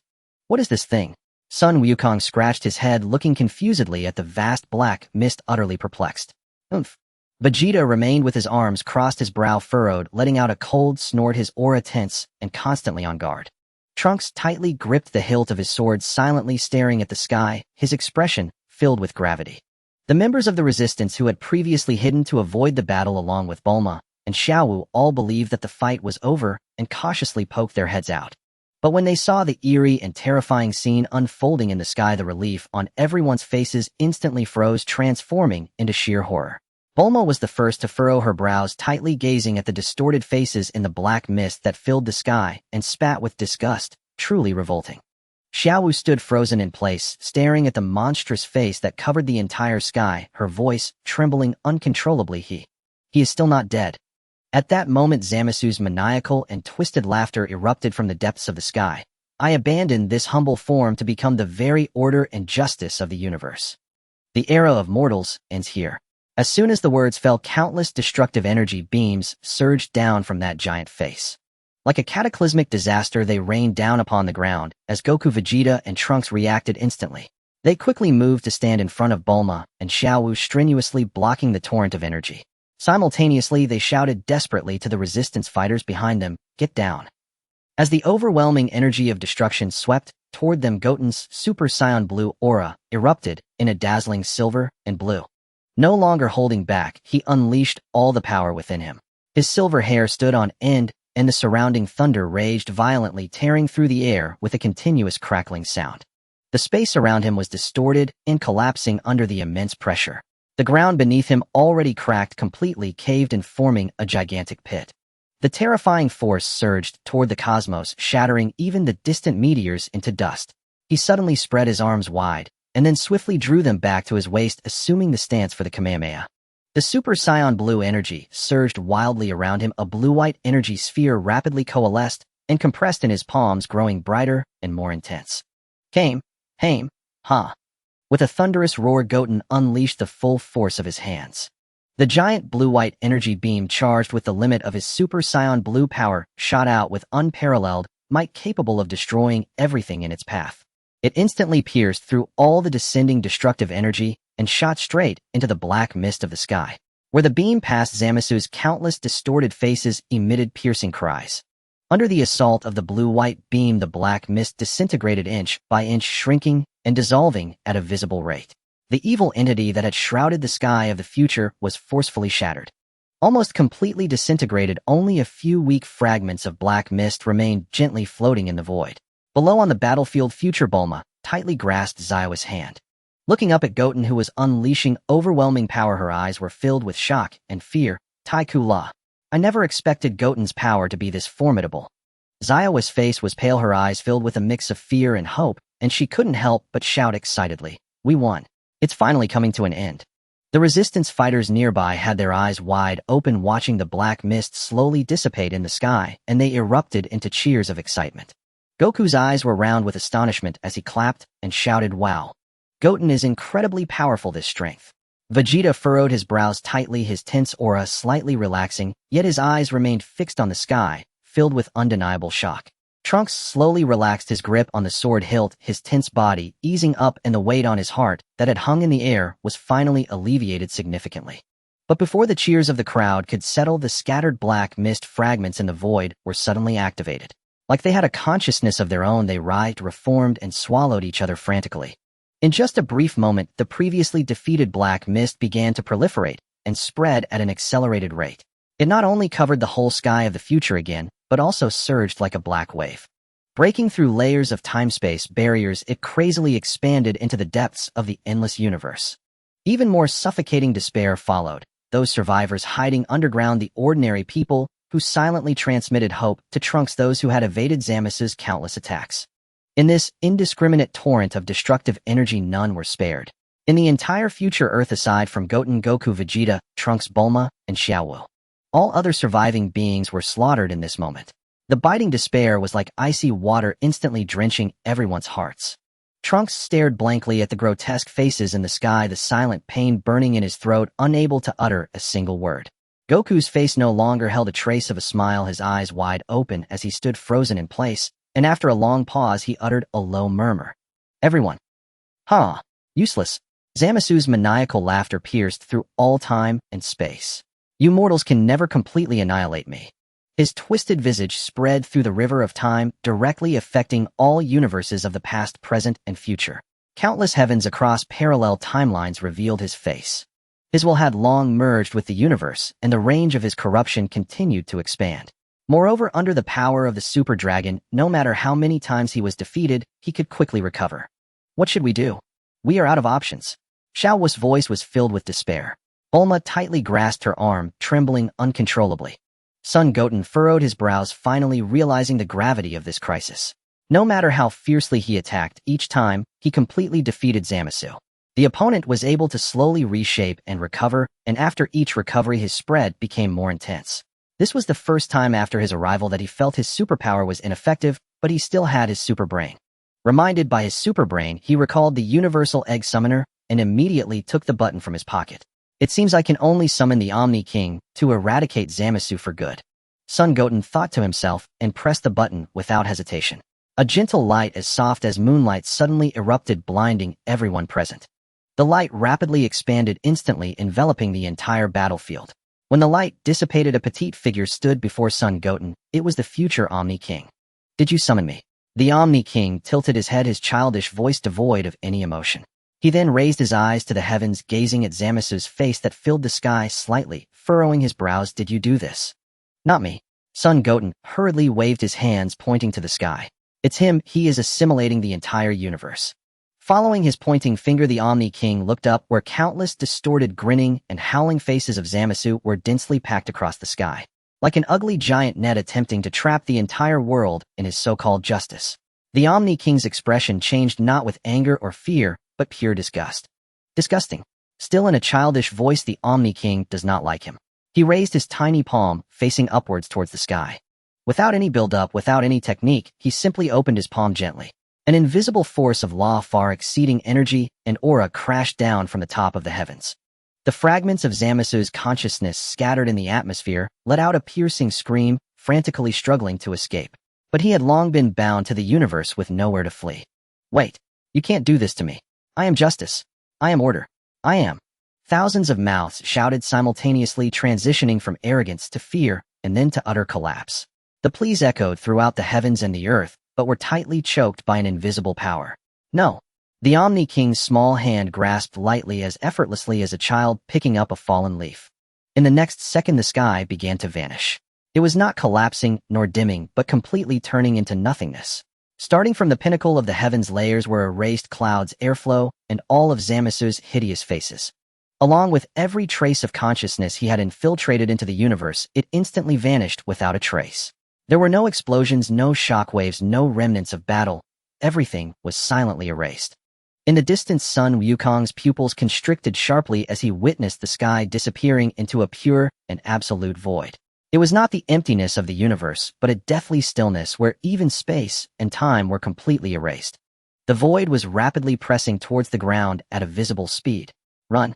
Sun Wukong shouted, breaking the silence. The Omni King intends to erase not just Zamasu, but the entire space-time and universe. Vegeta's face changed dramatically as he clearly saw the ground beneath his feet being devoured bit by the void. It was as if it were being erased by an eraser, leaving no trace. The ground beneath Trunks suddenly disappeared, and his body fell instantly, about to plunge into the void. Sun Wukong quickly reached out to grab his arm, the force nearly crushing his bones. Where's the time machine? Wukong asked him urgently. Over there. Trunks pointed not far away. The time machine, modified by Bulma, was still resting on the cracked ground with the surrounding space temporarily intact. But the void was crazily closing in from all sides like a giant mouth about to snap shut. Everyone hurried to the time machine. Vegeta unleashed his remaining power, instantly rushing to Xiaowu and future Bulma, grabbing them both and racing towards the time machine. Son Goten dashed in first, jumping into the cabin. Trunks was the last to leap into the machine, catching a glimpse behind him. The ground had completely vanished, and the sky had turned into a dead silence of nothingness along with all things in the 12 universes. All had been transformed into a chaotic void with no up or down, no time or space, no existence. Seeing everyone gathered, Trunks pressed the start button fiercely. Time machine activate.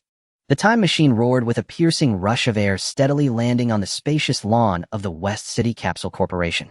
The blinding light from the future had been erased by the full king lingering in the eyes of the crowd.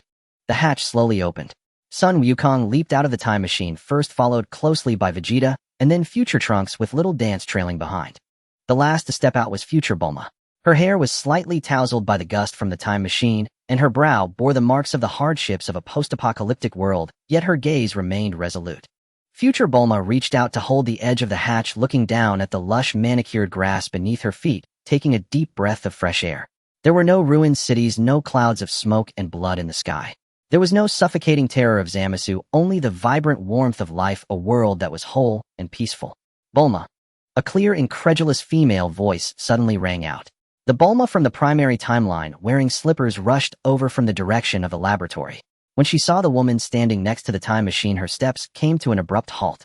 She froze in place, her round eyes widened in disbelief, staring at the two identical Bulmas, yet with strikingly different auras. They stood facing each other, and the surroundings fell into a moment of silence. Future Bulma gazed at her younger self, full of vigor, who had never experienced the calamities of a post-apocalyptic world. A smile of relief slowly curled at the corner of her lips as she spoke first. Her voice carried a slight rasp from the trials endured, yet it remained clear and straightforward. Hello, past me. Why you are? The future me. The Bulma from the primary timeline pointed at her, still trying to process what she was seeing. She instinctively circled around future Bulma, inspecting her closely, yet the words caught in her throat. She had already learned from future Trunks about the devastating calamities that plagued the future world. Looking at the evident fatigue and scars in her own eyes, she ultimately refrained from asking more.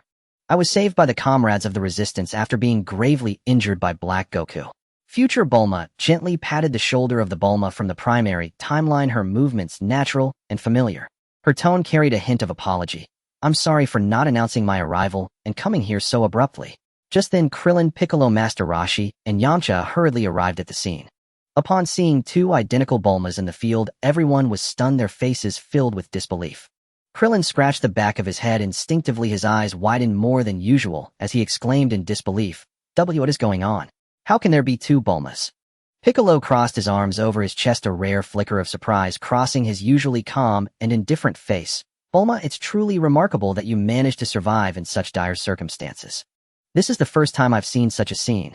Yamcha exclaimed, waving his hands in astonishment. Master Roshi quickly adjusted his sunglasses, squinting as he leaned in for a closer look, his mouth making sounds of admiration. Interesting, one is lively and vibrant, the other mature and graceful.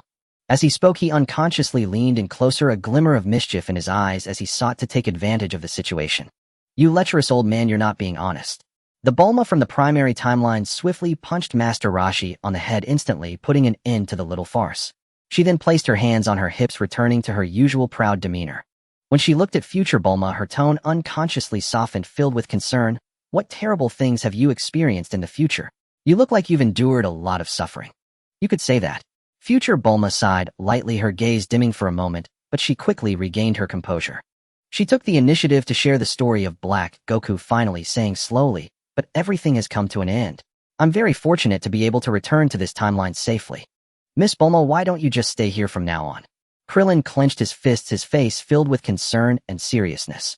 Future Trunks stood to the side, watching the two mothers before him, his eyes slightly reddening, as he stepped forward and softly said, Mom, the future world no longer exists. Let's stay here. At that moment, young Trunks rushed out of the house. He had come to find his mom, but was immediately struck by the sight of future Bulma by the time machine.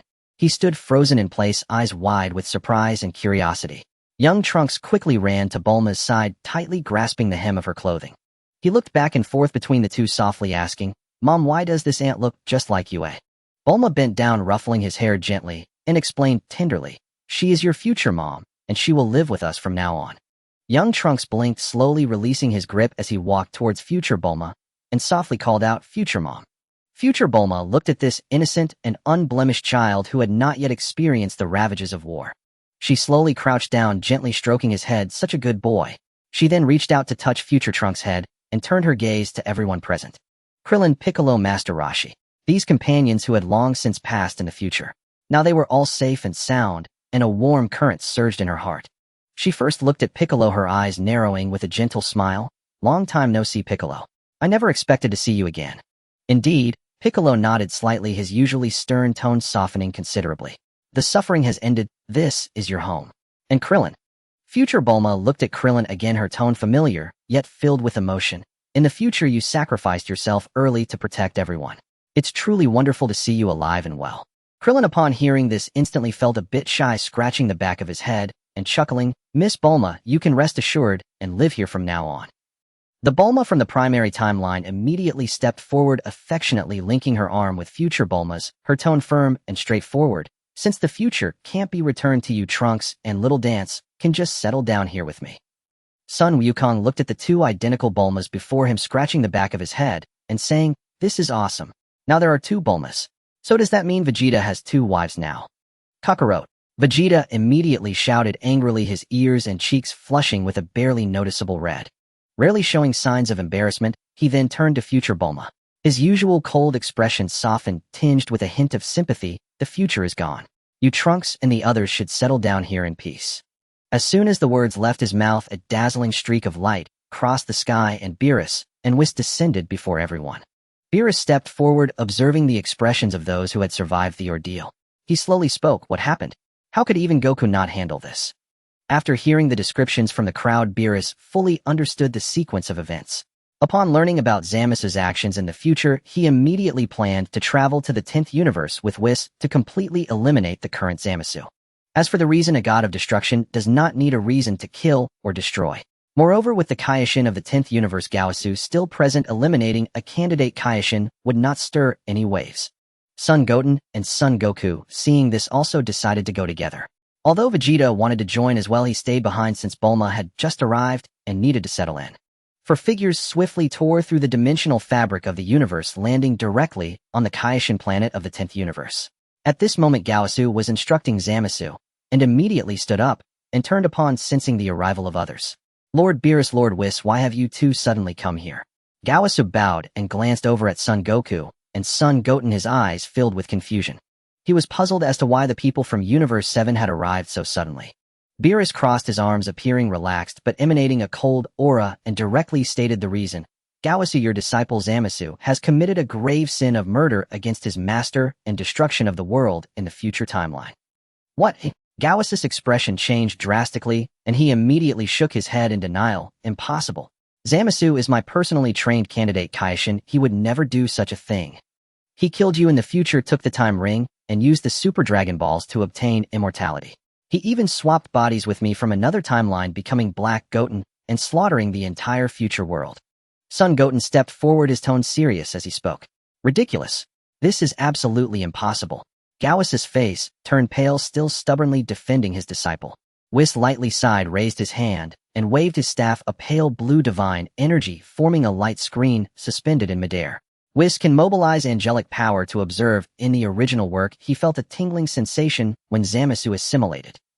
Scenes of Zamasu's future betrayal, taking the ring, causing chaos, destroying planets, slaughtering mortals, and assimilating the universe were clearly presented before everyone. With undeniable evidence before him, Gaosu's legs weakened, staggering back, unable to refute any longer. Damn! Seeing his thoughts exposed, Zamasu's expression drastically changed, and he immediately attempted to escape using instant transmission. Trying to run. Have you asked me? Son Goten's gaze turned icy, his aura suddenly swelling as he transformed into Super Saiyan 1. The raging golden flames enveloped him, with his grass-green hair standing on end. He hurled a powerful punch towards Zamasu. Zamasu's face twisted in rage, exerting all his strength to block the blow. You lowly human, get away. With a thunderous clash, their fists collided, sending Zamasu flying instantly. His arm throbbed with pain as he lay on the ground wailing. Son Goten followed up with a relentless assault, venting all the frustrations he had endured in the future onto Zamasu.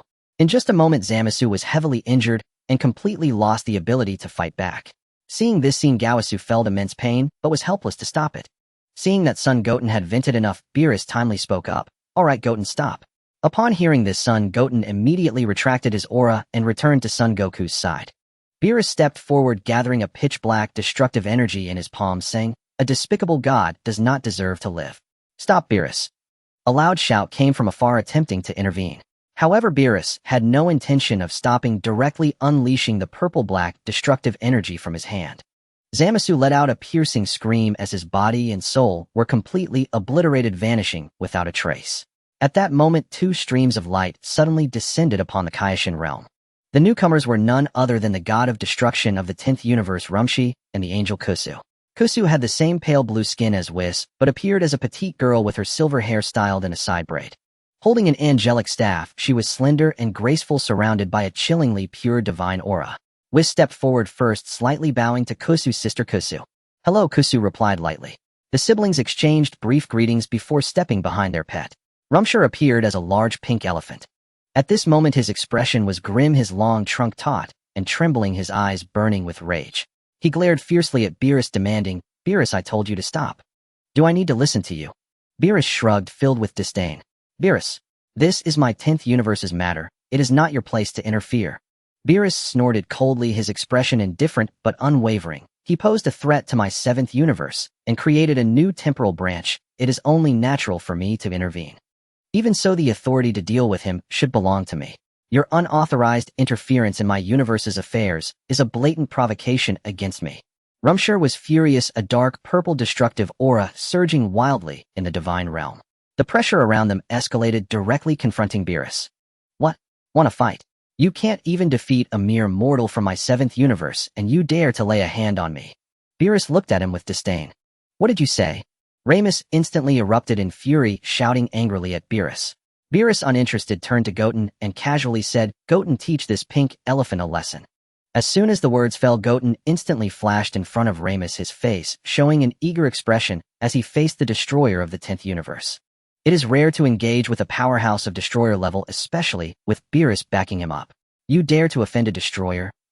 Ramus was furious, his pink elephant face twisting in rage.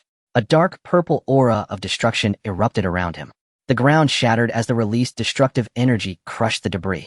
A terrifying pressure spread out, distorting the surrounding air. Goten's gaze suddenly sharpened, his aura exploding as he transformed into the legendary Super Saiyan 4. Golden flames soared into the sky as his muscles rapidly swelled and tightened, followed by visible veins popping up, his figure instantly towering. His black hair wildly grew, messily draping over his shoulders, while deep crimson patterns emerged around his eyes. His body was covered in thick, glossy crimson fur, and a robust red tail swung wildly behind him.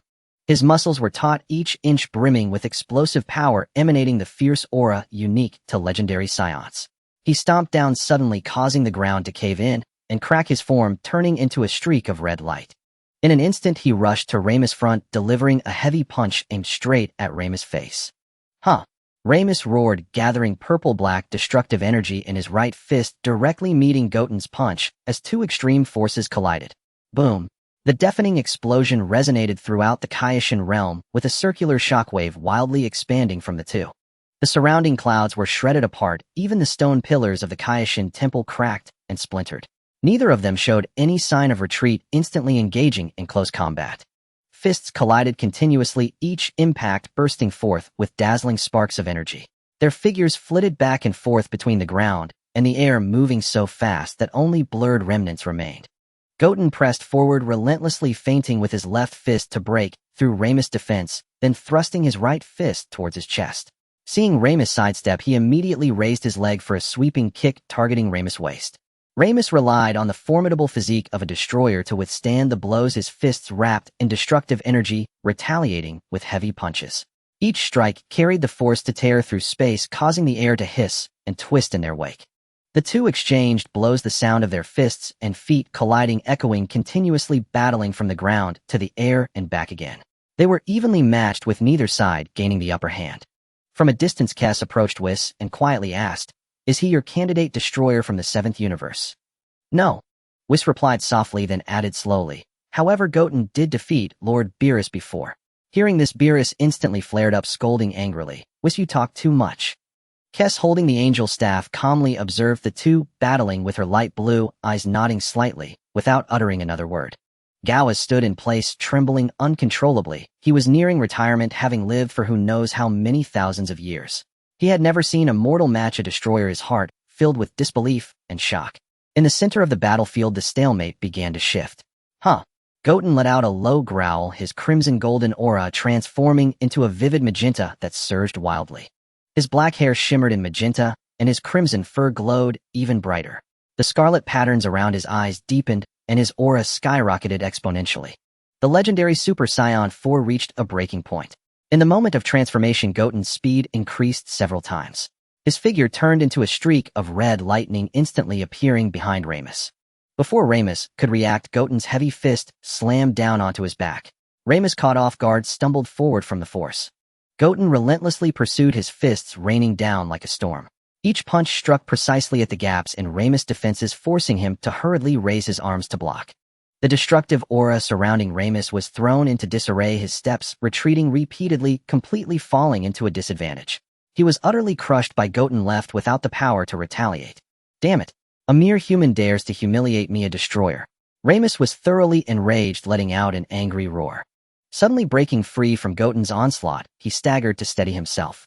He spread his arms wide, fully channeling the power of his destroyer essence. Dark purple destructive energy surged wildly from his body, dense enough to become nearly pitch black, deep purple. Like a tsunami, it swept around him, causing the surrounding space to begin to collapse, the pressure of destruction reaching its peak. At this moment, Ramus had completely unleashed his destructive energy. After the eruption, Ramux's speed and strength surged dramatically, his figure instantly tearing through the air, transforming into a purple afterimage.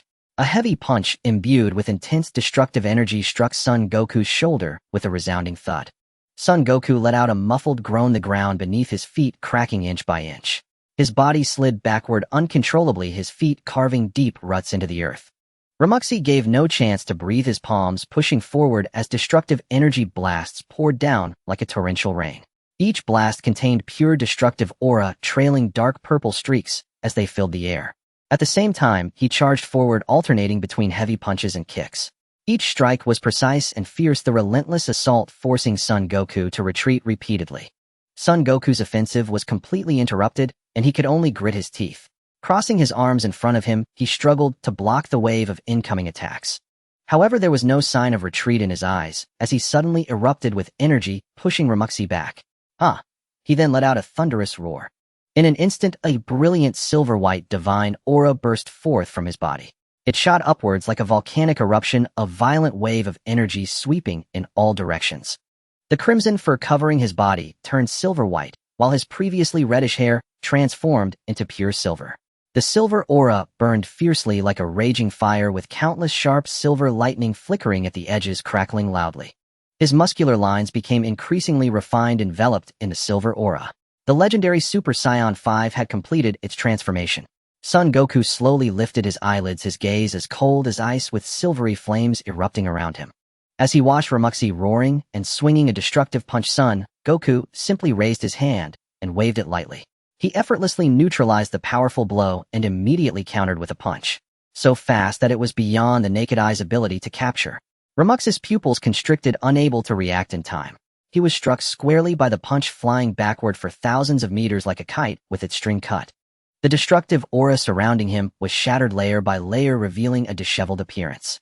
Ramuxi gritted his teeth to steady himself, but before he could catch his breath, Son Goku had already instantaneously appeared before him, moving as if he had never shifted.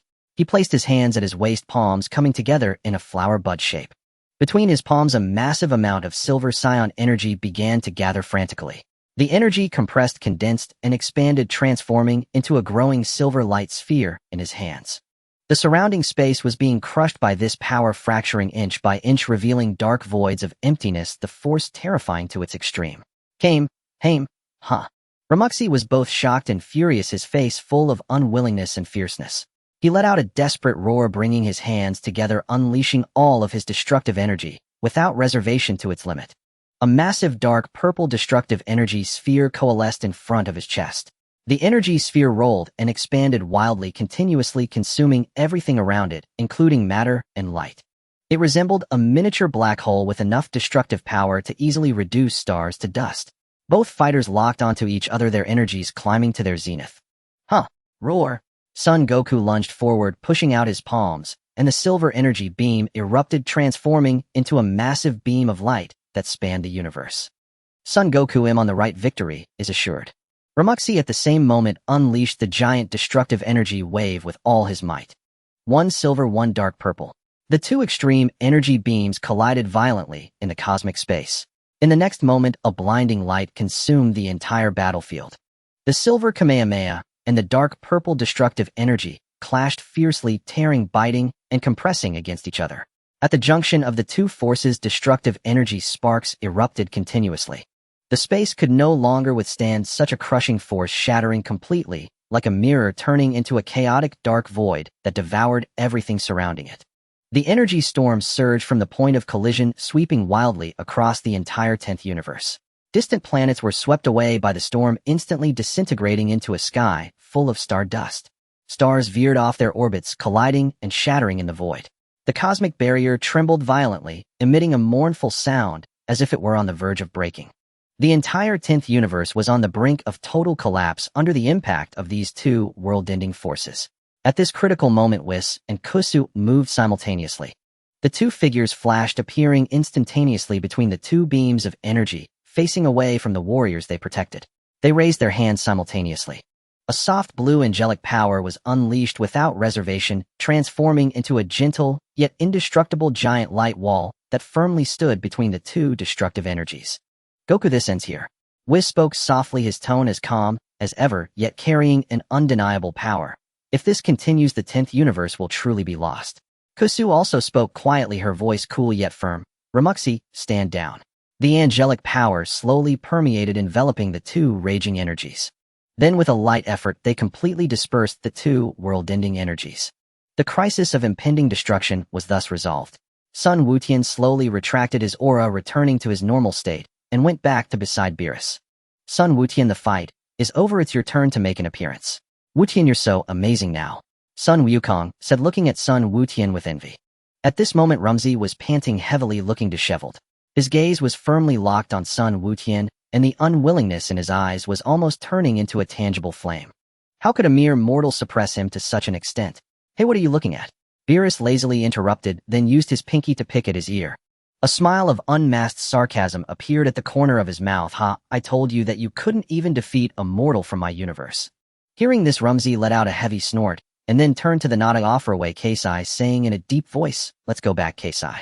As soon as the words fell, the two transformed into a streak of light and left the Kaioshin realm directly. Jivas watched the direction in which Rumsey departed, letting out a long sigh. He then took out a golden square box intricately engraved with sacred runes and slowly opened it. A faint light gently floated within, and a brand new silvery temporal ring was slowly coalescing. The halo was soft yet firmly connected to a newly born temporal vein. What is this? Sun Wukong approached curiously and asked. This is a temporal branch that emerged after Zamasu altered time. The anomalous timeline has stabilized, and this ring was born as a result. It is of no use remaining in my 10th universe, so I shall leave it to Lord Whis to handle. After saying this, he held the square box with both hands and presented the temporal ring to Whis. Whis slightly bowed and calmly accepted the ring. Thank you, Lord Jivas. I will handle it properly. With everything settled, Beerus, already disinterested, yawned and said, Whis, let's go back. All right. Whis responded, and a divine aura enveloped Beerus, Sun Wukong, and Sun Wutian. They transformed into a streak of light, breaking through the cosmic barriers and directly returning to the Earth of the 7th universe. Once they landed, Whis took out the newly born temporal ring before everyone.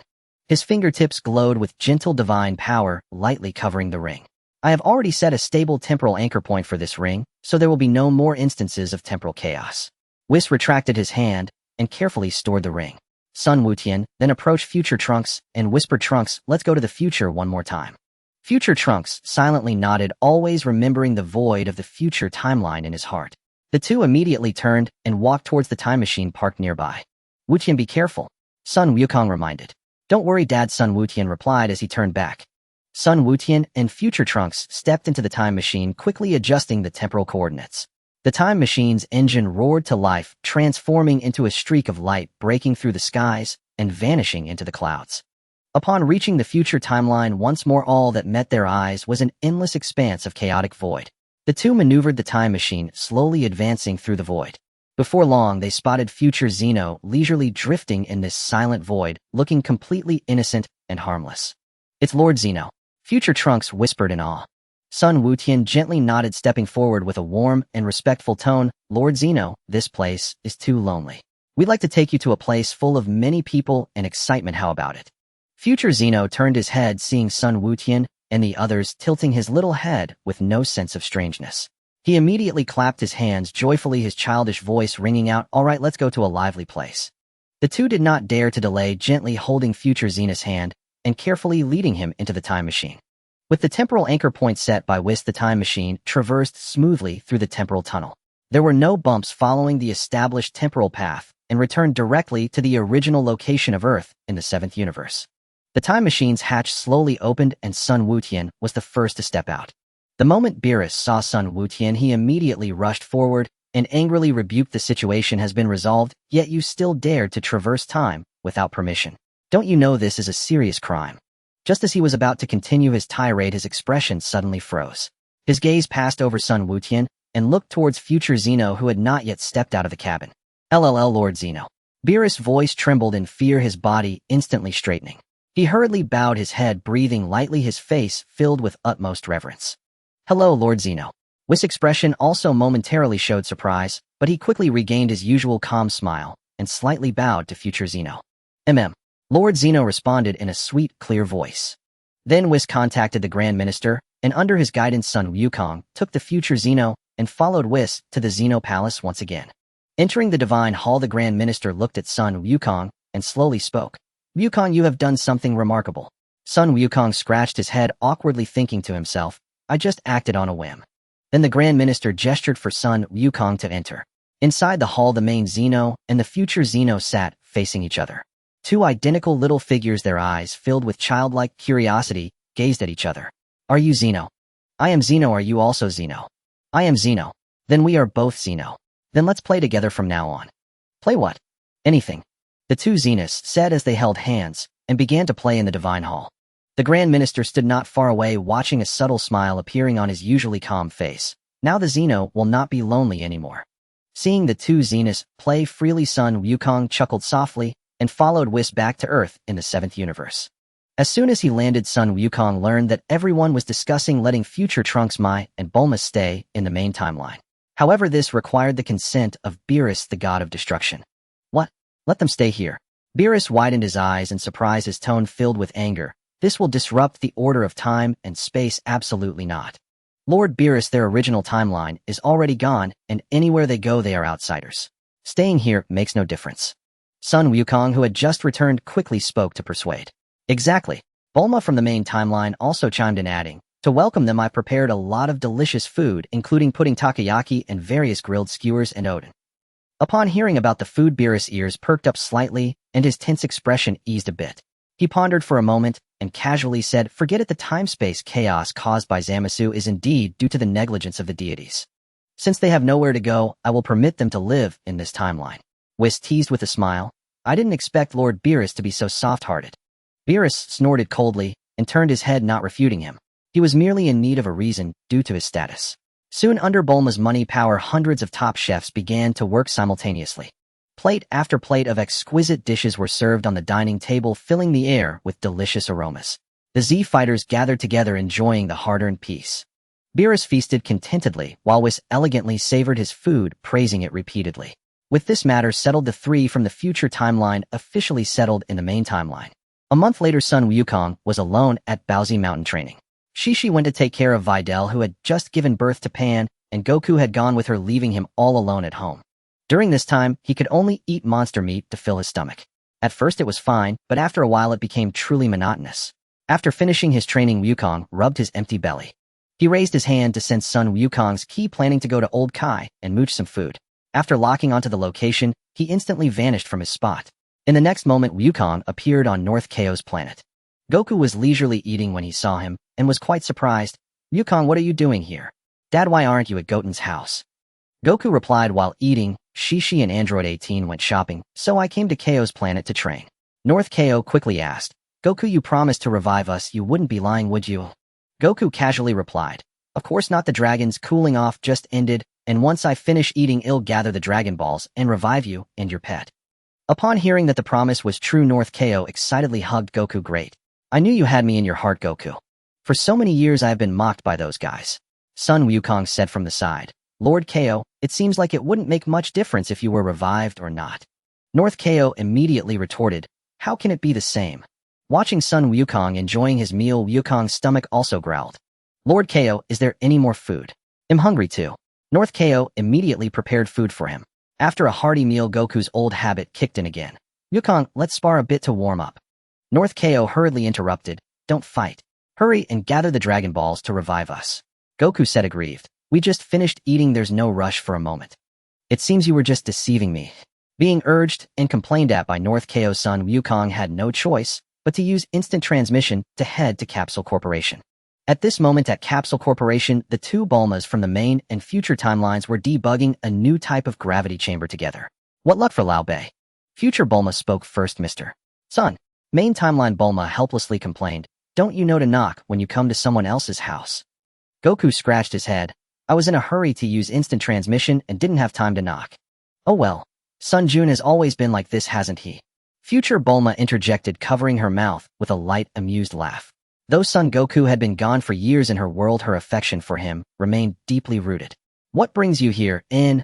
"I've come to borrow the Dragon Radar, to revive North Kaishin." Not in possession of the radar, Son Goku swiftly gathered all 7 Dragon Balls. He selected a vast open plain and carefully arranged the 7 Dragon Balls in perfect alignment. Raising his arms high toward the heavens, he cried out with resonant authority, "Appear, Shinran. Grant my wish." And no sooner had the words left his lips than the sky transformed violently. The heavy clouds churned furiously, golden lightning crackling wildly through their depths. All 7 Dragon Balls simultaneously erupted in blinding pillars of light, piercing the heavens. Amid the roiling mist, a colossal emerald dragon coiled into view, its serpentine body stretching endlessly across the sky. "Speak your wish. Any desire, no matter how grand or humble, shall be fulfilled."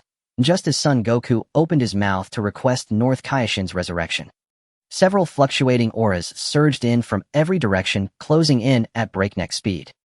Wait." Na crisp voice rang out sharply, and a slender figure descended gracefully onto the field. Android 18. Arms crossed, her cool gaze swept over the celestial dragon before turning to Goku. "Goku, I have a wish." "In what?" Goku blinked in surprise, the words already forming on his tongue instantly swallowed back. Before he could utter another syllable, Master Roshi burst forward with astonishing agility, utterly defying his age. He bellowed, "Hold on. I want to make a wish too. I demand an endless parade of beautiful women." Hot on his heels, Oolong scrambled up, gasping for breath. "Madame too. I wish for beautiful ladies' panties." And no sooner had Oolong finished speaking than a small aircraft trailing thick black smoke plummeted urgently beside them. Emperor Pilaf poked his head out of the cockpit, shouting arrogantly, "Step aside, all of you. Every wish belongs to me alone. With the power of the Dragon Balls, I shall conquer the entire world." In an instant, Shinran stood encircled by a clamoring crowd, each vying desperately for the right to speak first, voices rising in chaotic, overlapping cries. No one yielded. The scene devolved into utter pandemonium. Trapped in the throng, Goku tried repeatedly to speak, but each time his voice vanished beneath the roar. He could only stand helplessly in place, utterly bewildered. As chaos threatened to spiral beyond control, a frantic figure descended from the sky. Son Gohan clutched a swaddled infant tightly, his expression torn between panic and urgency. Inside the bundle, little Pan's face burned crimson, her faint, weak cries betraying a raging fever and profound discomfort. "Dad? Everyone." His voice trembled with desperate entreaty. "Pan's fever won't break. Doctors have exhausted every remedy, yet nothing works. It's her Saiyan genetics. Ordinary medicine simply fails against it. Please, let me wish first. Please heal Pan." And the cacophony died instantly. All eyes fell upon the suffering infant in Gohan's arms. And without a word, every heart softened, every competitive impulse dissolved. As one, they yielded the first wish to Pan. Shinran's eyes flared crimson once more, and his commanding voice reverberated anew. "Your wish is granted." Within moments, Pan's flushed cheeks cooled to a healthy hue, her knotted brow eased, the fever receding entirely. She settled peacefully into Gohan's arms, breathing softly in deep, tranquil sleep. His suspended breath finally released. He bowed repeatedly in heartfelt gratitude, then hurried away, cradling her close. But the moment Gohan vanished from sight, the lull shattered. Disputes reignited fiercely, as everyone rushed once more to claim the next wish. My turn now, and no, I go first, and I want beautiful women, hundreds of them, and I want pretty panties, and the crowd erupted anew, shouting over one another without restraint. At that very moment, Goten arrived via instant transmission. In, let me repay your kindness, Lord North Kaishin. Just one meal's worth of gratitude. He thought inwardly, then stepped forward, his aura unfolding slowly yet unmistakably. With the barest exertion, a profound, overwhelming pressure surged outward, blanketing the entire field. Oolong and Emperor Pilaf, both pathetically weak, were hurled backward, instantly tumbling head over heels. Even Master Roshi staggered, collapsing to the ground, unable to rise. Android 18, though formidable, gritted her teeth, straining silently under the sheer weight of his presence, utterly speechless. Only Goku stood unshaken, smiling warmly. Ah, Goten, you're here. Yes, I've come to revive Lord Kaishin. Goten nodded solemnly, gazing upward at Shinran, and declared with quiet authority, Shinran, revive North Kaishin along with his pet Babidi the gorilla and Greg Rig the grasshopper. Far away on the Kaishin star, North Kaishin had watched Earth's events unfold with silent vigilance. Seeing Goten's selfless wish on his behalf, joy flooded his heart, and he murmured, half-laughing, You truly are something, Goten. I'm glad I invited you to dinner. Shinran's eyes glowed crimson once more as he intoned, Your wish is fulfilled. One final wish remains. Shall it be granted? Hearing there was still one wish left, Master Roshi panicked instantly. Summoning every ounce of strength, he activated his max form, muscles swelling dramatically across his frame. Driven by the allure of beauty, he somehow forced himself upright against Goten's crushing aura and shouted at Shinran, Shinran, I wish for beautiful women. I wish for countless breathtaking beauties. And at his command, Shinran's eyes flashed crimson again, and from the heavens descended a radiant host of elegant women, landing gently around Master Roshi. All wishes fulfilled. Farewell. And with those final words, Shinran's form blazed with incandescent gold light, then dissolved into shimmering motes of radiance. The light fractured into 7 brilliant beams, streaking across the globe toward distant lands. With every wish granted, Goten calmly retracted his aura, the oppressive force vanishing as swiftly as it had appeared. Master Roshi beamed, chuckling delightedly as he strolled off with his newfound companions. Oolong scrambled to his feet and scampered after him, eager no doubt to pilfer a few panties. Android 18 exhaled slowly, the tension in her limbs finally ebbing. She fixed her gaze on Goten, her voice edged with quiet irritation, Goten, just now. Auntie-Ain, I sincerely apologize for my earlier rudeness. Goten spoke calmly, stepping forward. You may state your wish. I'll grant it myself. And she studied him for a long moment, then fell silent, before quietly beginning to share what weighed upon her heart. For years, Krillin had devoted himself to her, thoughtfully selecting gifts, anticipating her needs. Now she longed to prepare a surprise of her own, a gesture that would fill him with genuine happiness. Goten, I really want to punch Krillin. In beside them, Son Goku scratched his head, utterly baffled, completely at a loss for how to respond. After a thoughtful pause, Goten spoke earnestly, Uncle Krillin's greatest wish is simply to live happily, with you and Marin. And, I believe, as long as you and Marin are joyful and at peace, Uncle Krillin will be too. Android 18 paused, stunned. Then a soft, dawning realization softened her features. She whispered almost to herself, so, that's how it is. In the Destroyer God Stars training ground, Vegeta and future Trunks clashed fiercely. 2 golden figures moved so swiftly they blurred into afterimages, their Super Saiyan auras colliding with thunderous force. Shockwaves erupted in all directions, pulverizing every levitating stone suspended midair into dust. Both fighters gave their absolute all, no restraint, no mercy. This unknown grueling training had lasted half a day. Vegeta burned with inner fire, his mind consumed by a single obsession, surpassing Son Goku. Future Trunks sought only to grow stronger, to protect this very universe. Whis stood calmly beside Beerus, observing their battle with serene detachment, offering occasional guidance. Beerus the Destroyer God reclined lazily on a lounge chair, savoring strawberry pudding with unhurried delight. After a moment, he turned his gaze toward Whis. Whis the Grand Priest mentioned the Tournament of Power, but its commencement remains uncertain. We must prepare well in advance. And how is Goku's special training progressing? Whis offered a faint, knowing smile. It has already begun. I've heard rumors. There exist beings across other universes whose power exceeds even that of a Destroyer God. Beerus set down his pudding cup, his tone darkening. Relying solely on Gotenks unsettles me. Take Vegeta and the others. You must spar with those beings, gauge their true strength. Understood. Whis nodded gently, then added, shall we include Gotenks? Should the sparring go poorly, you risk ridicule from the other destroyers. Their voices were low, yet every word carried clearly into the training arena. A sharp crack. Vegeta's fist froze midair, his golden aura instantly receded. He whirled toward Beerus, and Whis' heart churning with disbelief. Goku undergoing special training. Being stronger than a destroyer god. Future Trunks halted instantly, stepping beside his father, his expression equally grave.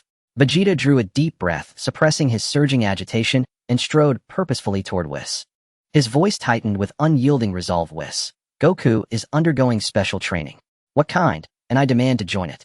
For years he had lived in Goku's shadow. Again and again he shattered his limits, yet never closed the gap. This time he would not be left behind. Whis regarded Vegeta's fervor with quiet composure and shook his head. I'm sorry, Mr. Vegeta, you have not yet met the threshold.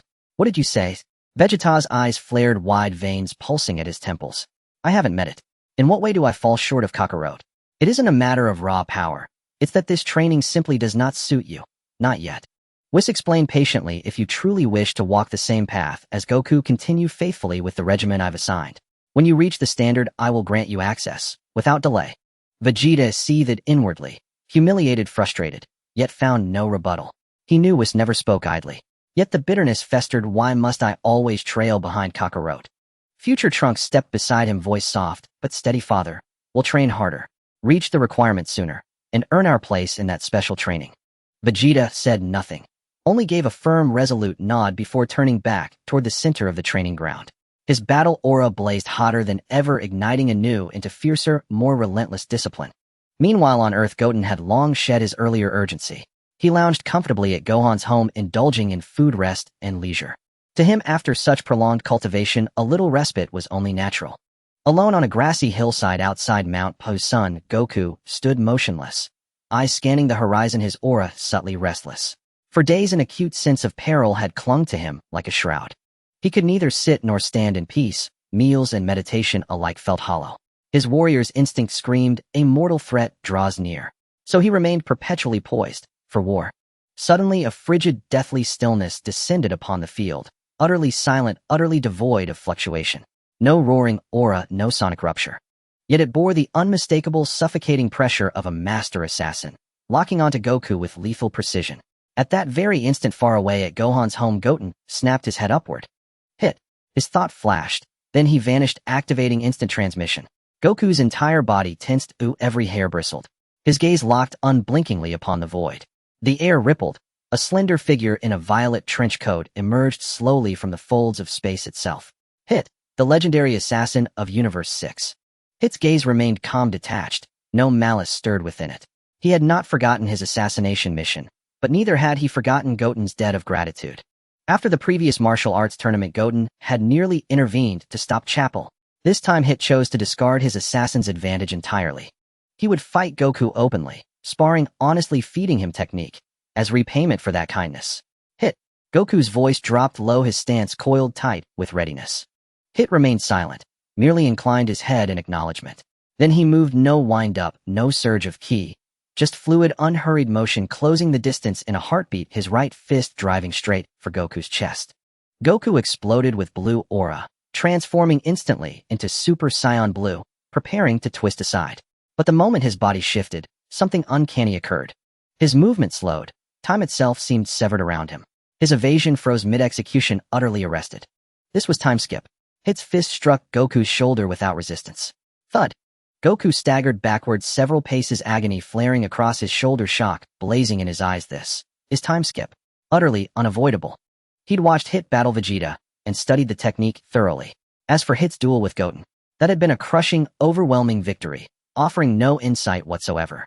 Only now, facing Hit himself, did Goku grasp why Vegeta had fallen so decisively. Every attack, every defense, every dodge, he was perpetually one beat behind. Hit pressed no advantage. He advanced steadily, strikes flowing in measured succession, each blow quietly laced with time skip, rendering Goku's blocks and evasions futile. Fists, knife hands, knee strikes, all precise, all deliberately aimed away from vital points. His control was absolute suppression, not slaughter. Goku reeled under relentless assault. Even with Super Saiyan Blue at full power, he couldn't graze Hit's sleeve. He refrained from using Ultra Instinct, mastered, knowing it would obscure learning. He strained every fiber of focus, hunting Hit's motion, seeking the flaw in time skip. Yet no matter how hard he tried, he could not synchronize with that fractured rhythm, trapped in passive endurance. Damn it, can't dodge at all. A snarl rose in Goku's chest, but his eyes burned brighter, fiercer. He absorbed each impact with his indomitable physique, while etching Hit's cadence, his subtle pre-activation cues into memory. Once, twice, 3 times. Before each activation of time skip, Hit emitted the faintest ripple of energy, masked by temporal distortion, yet undeniable to Goku's battle sense. He refused surrender. Even beneath domination, he observed, analyzed, memorized Hit's patterns. Gradually, cognition yielded to instinct. No longer relying on thought to command his body, he responded through muscle memory, syncing with Hit's rhythm until reaction became reflex. And when Hit activated time skip again, launching his fist, Goku didn't think, he moved. Arching sharply backward, he slipped beneath the strike by a hair's breadth. I dodged it. Triumphant fire ignited in Goku's eyes. He had seized Hit's weakness, deciphered the logic of time skip. Before Hit could adjust, Goku counterattacked, his blue aura surging violently, his form blurring into cerulean lightning. His fist wreathed in razor-sharp, ki surged forward, not at Hit, but at the precise instant before time skip engaged. A flicker of genuine surprise crossed Hit's face. He hadn't expected Goku to unravel time skip so swiftly. Meeting the assault, Hit unleashed his full power. Boom. Their fists collided. Shockwaves detonated outward, spiraling violently from their point of impact. At last, Goku stood toe-to-toe with Hit, no longer overwhelmed, but truly matched. Hit steadied himself, calm as ever, yet his gaze held new respect, truly worthy of being Goten's father.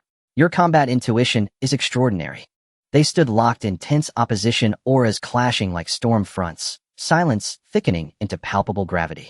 Goku gasped ragged breaths, pain throbbing in his chest and shoulder, yet dismissed it all. A fierce, exhilarated grin spread across his face as he locked eyes with Hit. Hold nothing back. I requested this myself. Give me your absolute limit, even if it kills me. He understood perfectly. Hit had held back from the start. Such restrained sparring would never push him beyond his edge. Hit gazed into Goku's blazing, unwavering spirit and paused. Then his presence shifted, cold, lethal, sharpened to a killing edge. The serene assassin vanished, replaced by the apex predator, every ounce of his lethal intent laid bare. He was utterly serious now. In the next instant, Hit vanished. Hit completely vanished into the time rift, disappearing from the real world. I can feel no presence whatsoever. Sun Wutian thought, his vigilance heightened more than before. His whole body tensed, and the blue aura of the Super Saiyan surged to its peak. At that moment, an invisible force of a punch suddenly appeared in the void, directly smashing into Sun Wukong's back. It's coming. Sun Wukong roared inwardly, suddenly twisting his body to evade, but he was still a moment too slow, and the punch struck hard against his back. He was knocked forward as if hit by a meteor, crashing heavily to the ground, a trickle of blood immediately escaping from the corner of his mouth. Cough, cough. So strong. Is this Hit's true power? Sun Wukong struggled to rise, the pain in his back causing his brow to furrow, yet the fighting spirit in his eyes grew ever more frenzied. Before he could steady himself, several invisible assassination punches reappeared in the void, continuously bombarding from all directions, completely sealing off any space for Sun Wukong to dodge. Each punch condensed all of Hit's power, targeting vital areas such as the heart and head without holding back. Sun Wukong's pupils constricted, not daring to be careless as his aura surged wildly. He stomped the ground hard, swiftly dodging and blocking his hands, becoming trails of afterimages as they resisted Hit's lethal attacks. Bang, bang, bang. The dull sounds of impact echoed continuously as Wukong's arms, chest, back, and legs were successively struck by the invisible punches. Sun Wukong's aura grew increasingly chaotic, his wounds multiplying, and the blue flames around him flickered unpredictably. He desperately relied on the signs of Hit's previous technique to predict the trajectory of the attacks. However, as Hit utilized a higher-level technique, Sun Wukong found himself entirely on the defensive. Damn it. At this rate, I really will be killed.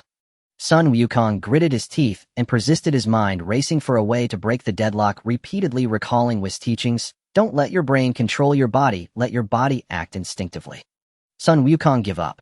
At that moment, Hit's figure suddenly appeared before Sun Wukong, speaking in a deep tone.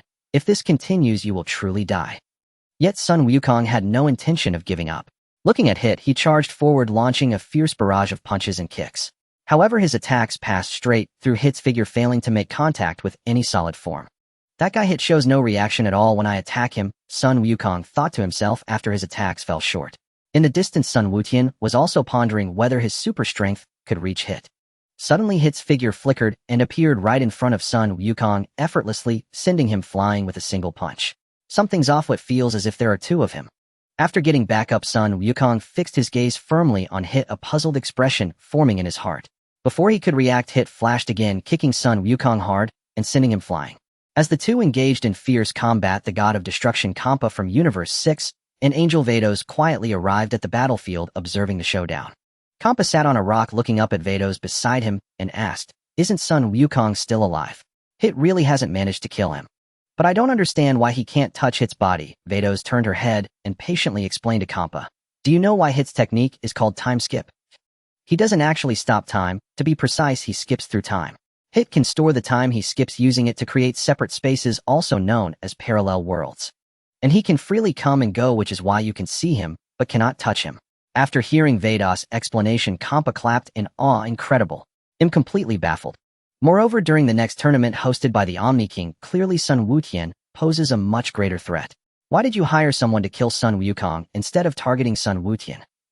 Upon hearing his name mentioned, Sun Wutian immediately turned to look at Kampa from a distance. The two exchanged glances and Kampa grit his teeth, scoffing as he looked away. In midair, light flickered as Whis appeared with Beerus and Vegeta hovering in the distance. Glancing at the two battling below, he said slowly, "It seems I've arrived just in time." Kampa shot him a glance impatiently, saying, "Whis, what are you doing here? Whis, is this the 6th universe? Is it your home?" Whis slightly leaned forward, responding calmly, "I just sensed a significant energy fluctuation here and came to take a look. Also, Lord Kampa, venturing into another universe without permission is against the rules." Vados chimed in with a light laugh. "Whis is right, a Lord Kampa should be more restrained." The group then turned their attention back to the center of the battlefield. Sun Wukong wiped the blood from the corner of his mouth, his gaze becoming sharper as he locked onto Hit, speaking in a deep voice.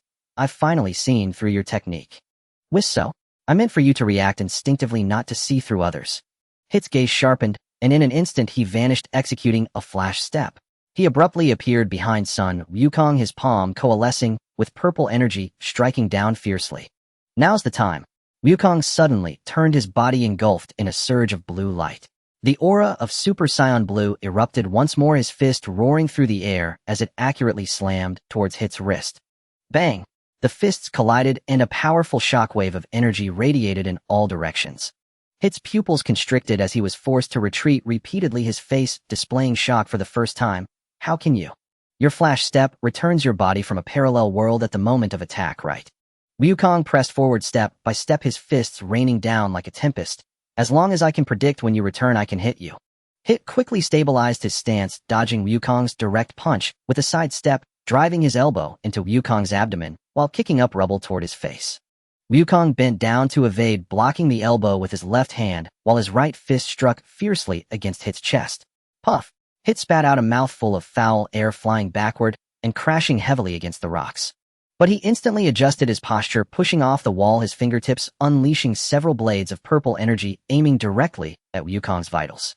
Wukong's aura formed a barrier, firmly blocking the energy blades. Then he leaped into the air, his hands pressed together. Kamehameha.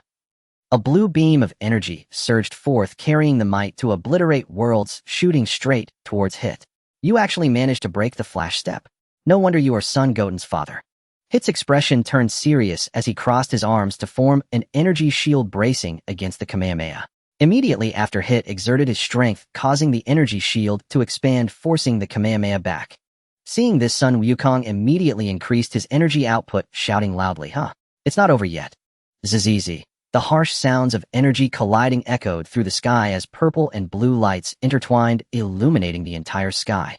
Soon after, the smoke gradually dissipated and the dust slowly settled. Wukong lay on the ground, panting heavily, completely drained of energy, yet his face wore a blissful smile. "What a thrill. This is the most exhilarating battle I've ever fought. Hit, next time we get the chance, let's have another match." Hit slowly propped himself up, his breath gradually stabilizing. His gaze towards Wukong had lost its previous coldness, now containing a hint of mutual respect between warriors. With the battle concluded, everyone gathered at the center of the battlefield.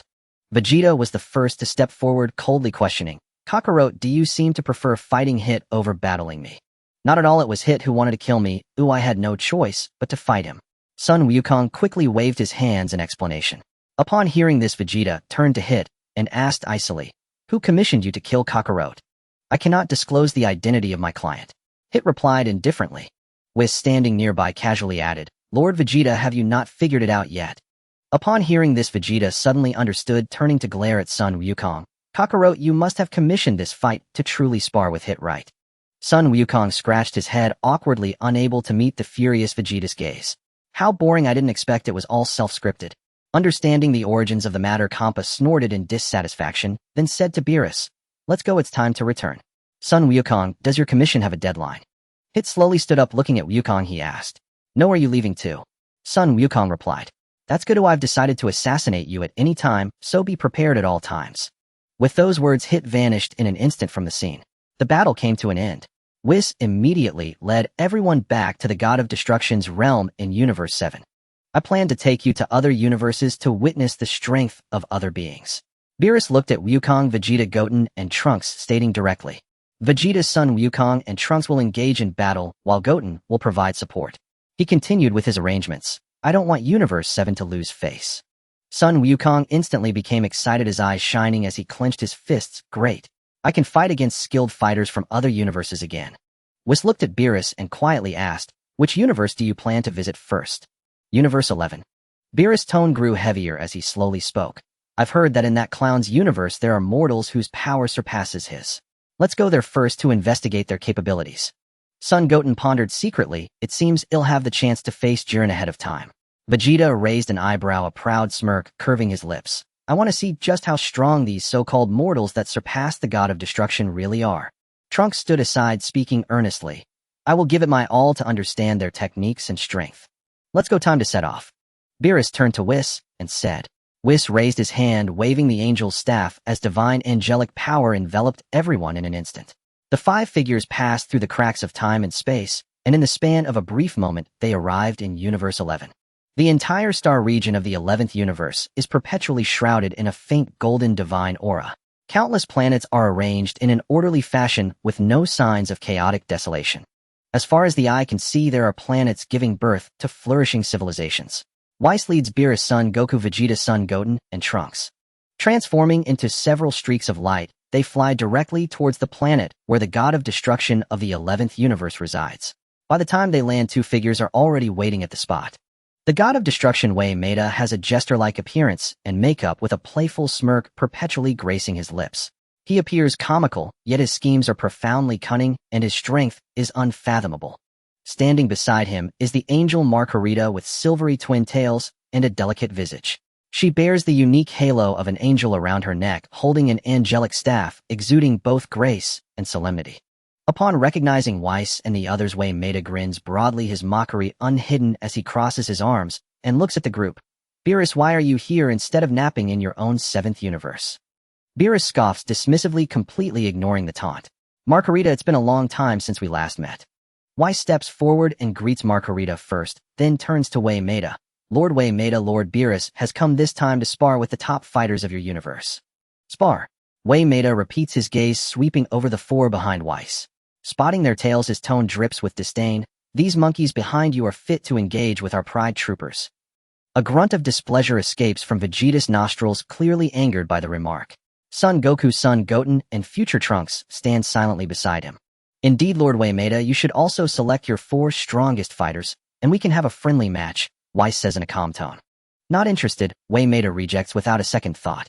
Seeing Wei Meta's refusal, Whis quickly adds, "Lord Beerus has prepared a specialty from the 7th universe as a prize for the victorious side." Wei Meta sneers, a look of disdain on his face. "What can a universe ranked second to last offer that is worth anything?" "Super Dragon Balls." Whis slowly utters 4 words, then adds, "To collect them, Lord Beerus has been staying awake for quite a while." Super Dragon Balls. Wei Meta's expression shows confusion, clearly unaware of what that is. Margarita beside him immediately explains softly, "Those are the wish orbs created by the dragon god Zalama in the year 40, one of the divine calendar deer. There are 7 in total, each the size of an ordinary planet, scattered across the 6th and 7th universes. Once all 7 are gathered, they can summon the Super Shinran to fulfill any wish, dear." After speaking, she looks at Whis and asks, "How many have you gathered so far, dear?" "Lord Beerus has collected 4. The remaining 3 have yet to be found in the 7th universe, and should be in Lord Kampa's 6th universe." Weiss responds with a smile. Only 4. What use is that? Waymeda instantly finds it uninteresting and loses interest. Seeing that Waymeda is about to refuse again, Beerus steps forward, his tone urgent.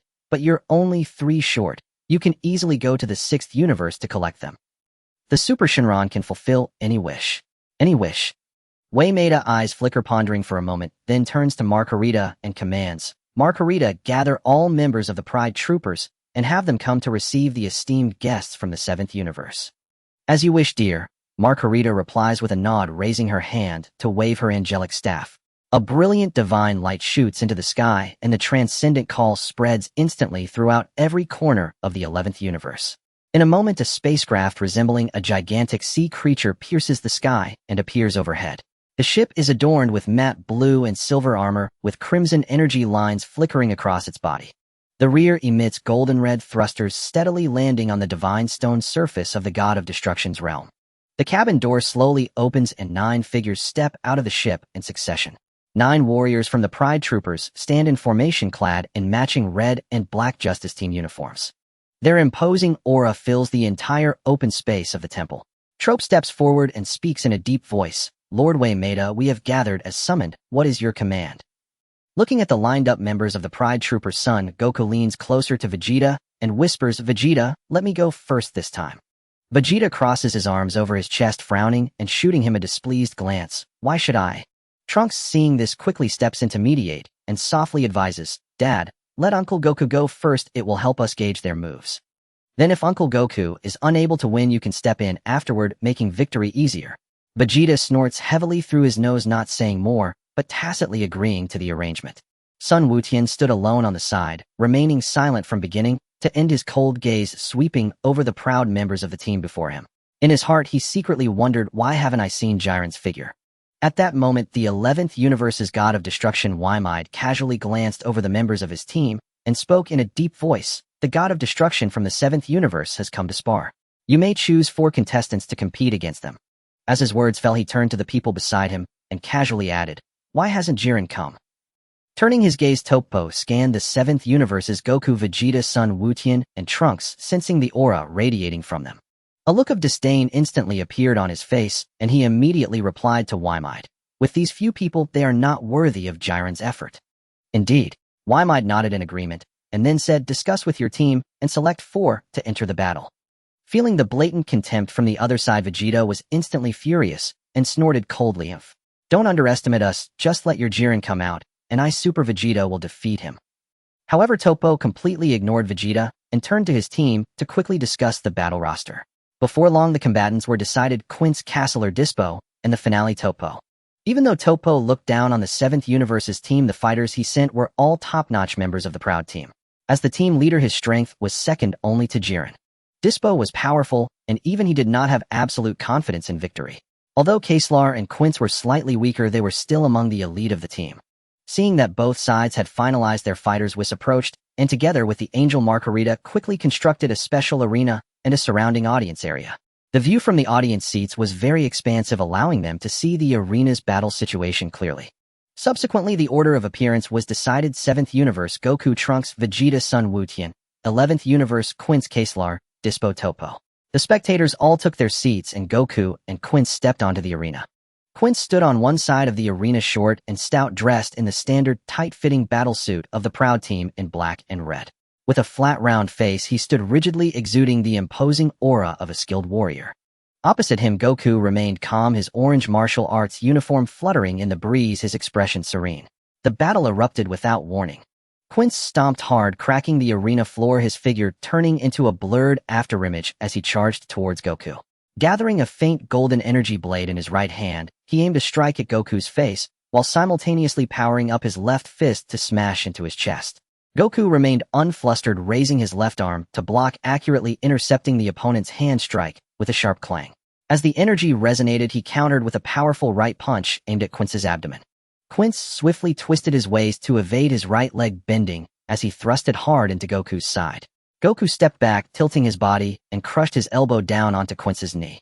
The two instantly engaged in close-quarters combat, exchanging punches, elbows, and kicks in rapid succession, their movements reaching an extreme speed. Each contact erupted with a piercing sound of energy, quickly covering the arena's surface with a web of cracks. In the audience, Sun Wutian fixed his gaze on the arena, watching his father fight in a calm manner, his lips slightly twitching, but ultimately, he remained silent. Vegeta, on the other hand, gritted his teeth and snorted, clearly displeased with Goku's approach of holding back against his opponents. On the proud team's side, Dispo clenched his fists and said in a deep voice, "Quince has already subdued this Saiyan. Once he releases his energy threads, the opponent won't be able to evade." However, Topo's expression was serious as he shook his head and reminded, "Don't underestimate him. He's just probing and hasn't shown his true strength." On the arena, the two engaged in close combat for several dozen exchanges. Quince was unable to achieve a quick victory, his golden aura suddenly surging as he abruptly retreated. His hands began to move rapidly, unleashing countless fine, hair-thin golden energy threads from his palms. The threads were as tough as steel, moving like living creatures, wrapping around Goku's limbs, attempting to bind him completely. Goku nimbly dodged, continually striking to sever the incoming threads. However, the number of threads increased rapidly, soon covering the entire arena. The tips of the threads were also gathering small energy orbs, continuously shooting towards him. Quince controlled the threads to launch an all-out assault while using their pulling force for close-range attacks. His punches and kicks seamlessly coordinated with the threads, pressing Goku relentlessly. Goku maintained his calm demeanor, dodging, blocking, and counterattacking continuously, his fists and the energy threads clashing repeatedly. Quince pushed the binding, attacking, and explosive capabilities of the energy threads to the limit. The seamless combination of offense and defense left no openings, and for a moment Goku was completely suppressed in his normal state. Wymide lightly tapped the armrest of his seat and said softly, "Quince's control over the threads has become increasingly sophisticated. This monkey is about to reach his limits." Margarita softly replied, "Quince's combat skills are indeed exquisite, but the opponent's aura remains steady. He hasn't used his full power yet, dear." Beerus yawned, his face full of disdain. "This level of attack is just to pass the time. Once Goku gets serious, he won't be able to take a single hit." Whis smiled in agreement. "Lord Beerus is right. Goku is merely enjoying the fight and figuring out the opponent's techniques." As Kungsi struggled to gain the upper hand, his gaze grew increasingly fierce, and he clasped his hands together. He condensed countless threads into a thick golden energy beam, launching it directly at Sun Wukong. At the same time, he advanced again, using the pressure from the beam to augment his attack with fists enveloped in golden flames, initiating a final assault. Sun Wukong crossed his arms in front of him, bracing himself to withstand the energy beam. The two then engaged in close combat once more, their fists colliding with a thunderous impact, sending shockwaves into the sky. Kungsi exerted all his strength to defend with the threads, but he could no longer break through Wukong's defenses. After dozens of exchanges, Sun Wukong had grasped all of Kungsi's moves, a broad smile spreading across his face. "Your techniques are quite impressive, and now I shall get serious." As soon as the words left his mouth, Sun Wukong's aura surged explosively. The dazzling golden flames erupted into the sky, his black hair instantly standing upright, transforming into gold, while his pupils turned a light green. Super Saiyan transformation, first level, instantaneously activated. Kungsi's face changed drastically, disbelief etched all over it. He never imagined that his opponent could significantly enhance his combat power through transformation. He exerted every bit of strength to control all the threads and launched a final counterattack. Yet those once resilient golden threads shattered into countless golden specks under the overwhelming aura of the Super Saiyan. In the next moment, Sun Wukong's figure flashed, completely disappearing from his original spot, only to reappear right in front of Kungsi. Without any flashy moves, he threw a straightforward punch that landed heavily on Kungsi's chest. "Pooh!" Kungsi let out a muffled grunt, his body instantly curling up like a shrimp, flying backward like a kite with a severed string. He crashed heavily beneath the arena, his aura completely dissipated, unable to rise again. From transformation to the end of the battle, it was but a fleeting moment. Super Saiyan Wukong effortlessly defeated the fully unleashed Kungsi with a single punch. The faces of the proud team members turned pale in an instant, and Tiz broke into a shocked exclamation. How is this possible? With just one transformation, the power gap is so vast. Torpo clenched his fists tightly, his expression gravely serious, his heart filled with shock. Wei Meida's eyes narrowed slightly, her aura fluctuating slightly. What kind of transformation is this? His combat power increased by several dozen times in an instant. Makalita explained calmly. This should be the Saiyan transformation known as Super Saiyan, with a power increase of 50 times, my dear. Beerus snorted derisively, a smug expression on his face. I already said that this kind of minor character is not worth Wukong's serious effort. Weiss chuckled lightly. This battle is quite spectacular, but ultimately the power levels of both sides have an insurmountable gap. Sun Wukong dispelled his Super Saiyan form, returning to normal, and jumped off the arena to help Kungsi up. He said cheerfully, "You're strong, and your combat skills are impressive." Kungsi, however, was filled with defeat, hanging his head and remaining silent for a long time. At that moment, the god of destruction of Universe 11 Wei Meta suddenly spoke in a sharp tone. Universe 7's Sun Wukong concedes. Sun Wukong looked bewildered, turning to Wei Meta with a confused expression. "When did I concede?" Wei Meta's demeanor was haughty, using Sun Wukong's act of stepping down as an excuse, ruling arbitrarily. "The match was not officially declared over. You left the arena without permission, which is considered a voluntary forfeit, so I declare you the loser." It was clearly a shameless act. Beerus immediately exploded with rage, his purple destructive aura erupting. He pointed at Wei Meta, angrily rebuking, "Wei Meta, as a god of destruction, how can you use such despicable means to distort the truth?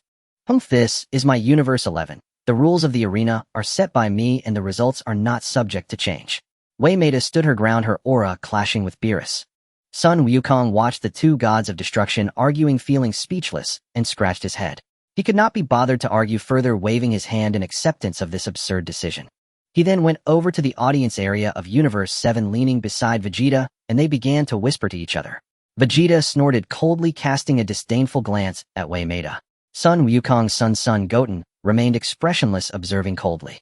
In his eyes, the proud team was nothing but garbage except for Jiren. The farce concluded, and the competition continued in order. Now it was the turn of future Trunks from Universe 7 to battle Kasiril from Universe 11. Kasiril leaped onto the stage, his robust figure and dark complexion accentuated by a red beret. One of his eyes was a crimson mechanical prosthetic exuding a military-like sharpness, and his aura was stable and heavy. Before Trunks could find his footing, Kasiril took the initiative and lunged forward. With both hands, he formed narrow energy swords, slashing at Trunks' neck with fierce and relentless strikes, each move aimed at his vital points. Trunks sidestepped and tilted his head to dodge, swinging his left arm to block the harsh sounds of metal grinding echoing.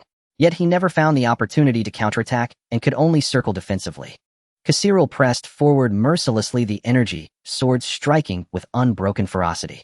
He alternated between fierce assaults from above and below, occasionally retracting to unleash a barrage of arc-shaped energy blasts. He sealed off Trunks' retreat, then gathered his hands together. He prepared a golden justice bomber shockwave, engulfing half the arena, attempting to completely suppress Trunks. After several exchanges, Trunks found an opening, and his aura surged explosively.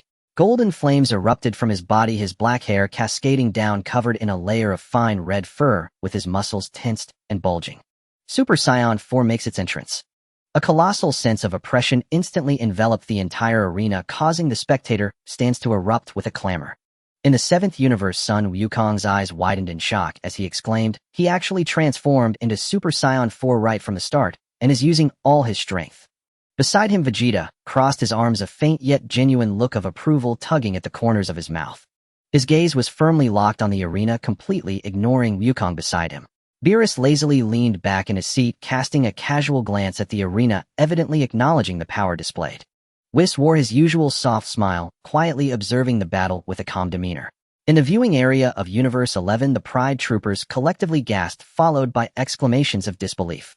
Only Topo remained unusually calm, lowering his voice to solemnly advise the Sunto appeared dispo. "In a direct confrontation, you absolutely cannot win against him. With a transformation of this intensity, the energy consumption will be immense. You shouldn't clash Eden, just rely on your speed to evade and gradually wear him down. If you can exhaust his stamina, victory will be yours." Dispo furrowed his brows, tightly nodding seriously as he committed this strategy to memory. On the arena, the situation had already tilted heavily in one direction. Feeling the terrifying aura of Super Saiyan 4, Trunks' Kaba energy sword trembled violently in his grasp. His offensive stance suddenly froze, his face turning as pale as paper, with even the strength to lift his arms significantly diminished. Trunks stomped down hard, and in an instant his figure vanished from the spot. Without any flashy techniques, he charged directly at Kaba with sheer speed. Kaba barely saw a blur before he hurriedly swung his sword to block, but it was completely off target. In the next moment, a heavy punch struck him hard in the lower back. The force penetrated deep, causing his blood to surge as he stumbled forward. Before he could regain his balance, Trunks had already appeared before him, sweeping his right leg to kick at his waist. Kaba bent down hastily to dodge, but Trunks swiftly elbowed down onto his back. Cabba let out a muffled groan from the pain, collapsing heavily onto the ground. Just as he tried to push himself up, Trunks lifted his foot. He firmly stepped down on Cabba's forearm, applying pressure that shattered his last line of defense. Filled with shock and anger, Cabba desperately gathered his remaining energy, summoning his energy sword to stab back at Trunks. Trunks easily sidestepped, gripping Cabba's wrist with his right hand and twisting it with force. The energy sword instantly dissipated into motes of light, followed by a heavy punch that slammed into his chest. Throughout the entire confrontation, Trunks maintained relentless pressure, landing punch after punch, kick after kick, giving Cabba absolutely no chance to breathe. Cabba's previously fierce military assault completely crumbled, leaving him to cower defensively, unable to retaliate. In just a few seconds, Trunks' expression turned cold as he gathered a sphere of energy in his right hand. Despite lacking a finishing move, the ferocious momentum exuded an overwhelming force that pushed straight toward Cabba's chest. Boom! A muffled thud echoed as Cabba was struck as if by a high-speed train, uncontrollably flying backward. He flew directly out of the arena, crashing heavily onto the ground outside, completely losing his ability to fight. Trunks stood in the center of the arena, his aura gradually receding. His expression remained calm and collected, even his breathing unruffled, as if the crushing battle moments ago had been nothing more than a trivial effort. Before the spectators could recover from this one-sided battle, a figure leaped onto the stage, firmly standing opposite Trunks. The newcomer was Dispo. He was tall and slender, his body lines taut and sharp, with facial features bearing some resemblance to Beerus. With fierce red eyes radiating aggression, he was already surrounded by arcs of electricity from high-speed movement. Without a moment's hesitation, Dispo triggered a burst of thousands of times the speed of light, turning his figure into a whirlwind of overlapping afterimages that filled the arena.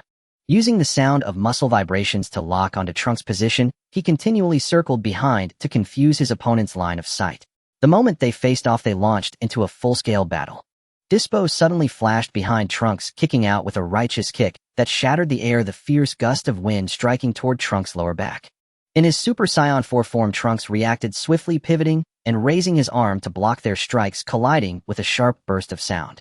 Without waiting for the attack to settle, Dispo continuously moved in an instant, his hands rapidly shooting out a barrage of blue energy spheres that sealed off all escape routes.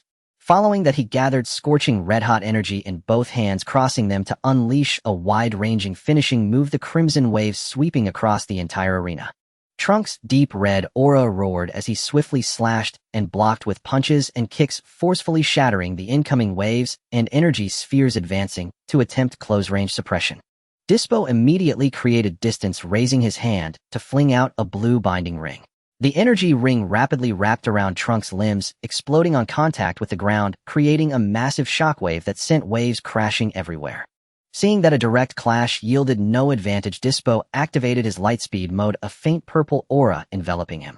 His speed surged to levels beyond light, leaving behind only a series of overlapping afterimages on the arena, impossible for the naked eye to capture. In the audience of the 7th universe, Sun Wukong's face was filled with tension as he stared intently at the myriad of residual shadows. It's too fast. Trunks can't even catch his real form. Son Goten's expression was grim, silent as he closely observed every movement on the arena, quietly assessing the situation. Vegeta's face grew increasingly serious, having realized that Dispo was deliberately stalling and exhausting them, feeling anxious within. On the other side, in the 11th universe, Tobo's expression was calm as he nodded subtly. Casserole gasped for breath, whispering in awe, "Tisbo's maximum speed form is indeed terrifying." Other members of the Proud Warriors team whispered among themselves, all optimistic about this exhausting tactic. Wymide sat upright with an air of composure. Beside him, the Angel Makalita held a staff, calmly watching the continuously shifting battle situation. On the arena, Dispo completely abandoned direct confrontation, strictly adhering to Tobo's strategy. Using elusive shadow tricks, flanking ambushes, striking, and then vanishing, never taking a direct hit. High-speed aerial kicks, surprise elbow strikes, and a continuous barrage of energy blasts. By relying on his unfathomable speed to repeatedly tug at Trunks' stamina, Dispo continually drained his energy. Trunks' strength was overwhelmingly superior, yet he could never grasp the elusive form. His heavy fists frequently missed, and his wide-range energy attacks could not contain an opponent moving at light speed. Long periods of high-speed pursuit, evasion, and counterattacks drained his Super Saiyan 4 form significantly. Trunks' breathing grew increasingly labored, the golden aura flickering his form, becoming unsteady as his stamina rapidly declined. The aura of Super Saiyan 4 is indeed golden, You can check it out if you don't believe it. After hundreds of rounds of extreme tugging, Boss super speed operation reached its limit. His speed significantly decreased, the residual shadows gradually dissipated, and his vulnerabilities were completely exposed. Seizing the fleeting opportunity, Trunks flashed close. A powerful fist struck fiercely against Boss' chest, causing his blood to surge. Immediately following with a knee strike and a sweeping kick, he suppressed Tispo, not giving him a chance to accelerate or evade again. The final explosive punch sent Tispo flying crashing down from the arena. Tispo was completely defeated. Meanwhile, Trunks, having fought fiercely, was already utterly exhausted, his body swaying violently. Gasping heavily, the Super Saiyan 4 aura was on the verge of collapsing, and it was extremely difficult for him to even stand steadily. Vegeta, observing everything from the spectators' seats, called out sternly to Trunks on the arena. Trunks stepped down and rest. It's my turn next. Father, I can still fight. Trunks turned back, his tone filled with stubbornness. Your stamina is completely exhausted. There's no need to force yourself any longer. Vegeta's tone was firm, leaving no room for negotiation. Trunks felt his body weak and staggering as he ultimately could not resist Vegeta's authority. Slowly dissipating the last of his Super Saiyan 4 aura, he dragged his fatigued body down from the arena. A new round of peak confrontation was about to ignite. Soon Tobo, the leader of the Proud Warriors team, appeared serious as he stepped onto the arena. Vegeta, with a cold expression, leaped onto the stage, maintaining his normal aura, his gaze fixed firmly on Tobo.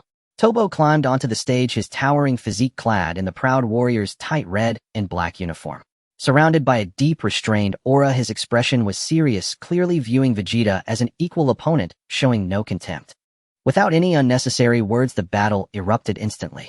Vegeta was the first to charge, and stepping hard enough to shatter the arena's crystal stones, his fist striking with the force of a breaking wind, aimed directly at Tobo's face. His punches and kicks were quick, precise, and fierce, with elbow strikes and leg sweeps flowing into each other, targeting the vital points. Tobo calmly blocked, crossing his arms to protect his body, taking Vegeta's assault hidden. He then retaliated with a Justice Fist, each blow imbued with overwhelming force. In his normal state, Vegeta found himself increasingly on the defensive as Tobo's defense was impeccable and his strength far surpassed Vegeta's. The offensive was soon completely dismantled, leaving Vegeta to dodge awkwardly and block in a hurry. Tobo seized the opening, extending his hands as a barrage of Justice energy blasts filled the sky, sealing off all of Vegeta's escape routes. He then advanced, using a Justice choke to tightly lock Vegeta's neck. With a surge of power, he unleashed a Justice tornado, sending Vegeta flying several meters, a trickle of blood escaping from the corner of his mouth. Vegeta staggered, regaining his footing, his eyes filled with rage. Realizing he could not win in his normal state, he decided to stop holding back. The golden aura erupted explosively, then began to condense and retract, no longer leaking out. Super Saiyan 4, full power.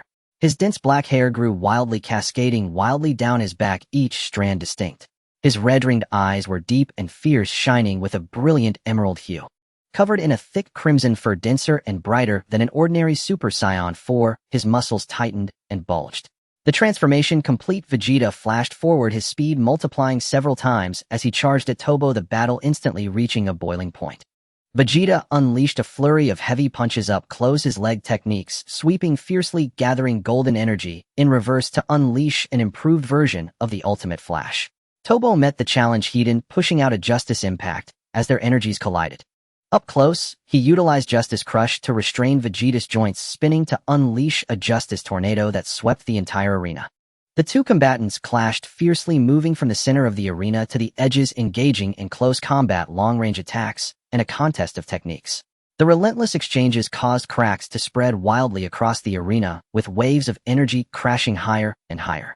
After hundreds of rounds of intense battle, both sides were completely exhausted. In a final heavy punch collision, they were both forcefully pushed back by each other's power. Staggering back a few steps, they leaned on their knees, gasping for breath. Vegeta, at full power in his Super Saiyan form, flickered with energy drenched in sweat and could no longer maintain his transformation, slowly reverting to his normal state. With his righteous energy completely dissipated, his legs trembled uncontrollably and his arms fell limp, unable to gather even a hint of energy. Both fighters were utterly spent, ending the match in a draw. Seeing that his side had lost, the god of destruction from Universe 11 Vermoud subtly turned his head.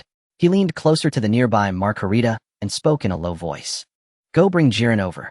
Margarita nodded slightly and silently disappeared from the viewing area to retrieve Jiren. Suddenly Vermoud stood up abruptly, his destructive energy erupting, and he loudly declared, "The previous match is null and void. Our strongest warrior from the Pride Troopers has yet to make an appearance. This duel does not count." Beerus instantly flew into a rage, his purple destructive aura surging violently as he slammed his hand down on the table, pointing at Vermoud and scolding, "Vermoud, you are utterly shameless. Your warriors have already lost, and you still resort to this trickery. Besides, Son Goku never admitted defeat before, so I will bring him back into the ring." Beerus appeared to be furious, his purple destructive aura churning incessantly, pointing at Vermoud with a fierce reprimand. However, only Whis beside him understood that Beerus did not genuinely want to refuse. This match was never truly about winning or losing. What they really wanted to witness was the strongest warrior from Universe 11. Vermoud's blatant trickery to nullify the match played right into their hands. It was merely that Beerus disliked Vermoud's underhanded tactics, feigning anger and engaging in a heated argument with him. Whis stood with a calm smile, watching the verbal exchanges between the two. He had seen through all their thoughts, remaining silent throughout. After several rounds of confrontation, Beerus snorted coldly, retracting his aura, his face filled with impatience and disdain. In the end, both parties agreed Son Goku would return to the arena and Universe 11 would send out their final strong warrior to battle. Seeing this, Vermoud's expression relaxed as he sat back down in his seat, filled with confident assurance of victory. Before long, a streak of light flashed, and the angel Margarita arrived on the scene with Jiren. In the next moment, a heavy, silent, and terrifying pressure suddenly spread out like a mountain. The noisy viewing area fell into instant silence, all eyes focused intently on the entrance. Jiren stepped out, towering and imposing, his muscular physique clad in the black and red uniform of the Pride Troopers. His expression was cold and indifferent, his aura restrained and profound, emanating an unfathomable sense of oppression. In the viewing area of Universe 7, Son Goku felt his fighting spirit surge upon seeing Jiren. Unable to hold back, he turned to the exhausted and energy-drained Vegeta on the arena and shouted, "Vegeta, you have no energy left. Come up quickly. Leave this person to me. Mind your own business, Kakarot." Vegeta snapped back, turning his head sharply and glaring at Goku. Then with confidence he declared, "This Jiren is mine to take down." Ignoring Goku further, he resumed his fighting stance. Meanwhile, upon seeing Jiren's appearance, the morale of Universe 11's team instantly soared. Everyone's eyes were filled with fervor, confidence brimming each heart, believing that victory was certain. Vermoud looked at Jiren, feeling greatly relieved, and slowly spoke. "Jiren, show no mercy, completely crush them, and defeat all the warriors from Universe 7. Jiren nodded, slightly remaining silent, and walked slowly to the center of the arena. He cast a detached glance at Vegeta, showing no hesitation before launching his attack. His steps were light with no aura released, yet his speed was at its peak. In an instant, he teleported in front of Vegeta, throwing a simple punch imbued with the power to shatter everything aimed directly at Vegeta's chest. Vegeta hastily raised his hand to block, but the difference in their powers was like a chasm. Jiren's punch shattered his defense with ease. Following this, he raised his hand to strike down on Vegeta's shoulder, then executed a powerful kick sweeping at his waist. Throughout the entire encounter, there were no flashy moves. Jiren easily crushed Vegeta, relying solely on extreme speed and pure strength. Vegeta had no chance to counterattack, his energy completely dissipating. Like a kite with its string cut, he flew backward, crashing heavily against the edge of the arena, struggling several times, but unable to rise. He was directly defeated. Beerus immediately addressed Son Goku, saying, "Goku, you're up next, hold nothing back." Goku leaped onto the stage, standing opposite Jiren. His expression was serious, yet his fighting spirit was overwhelming as his aura suddenly surged. A golden aura erupted explosively, his black hair instantly standing on end, transforming into dazzling golden locks. His energy burst forth, and he transformed into a Super Saiyan.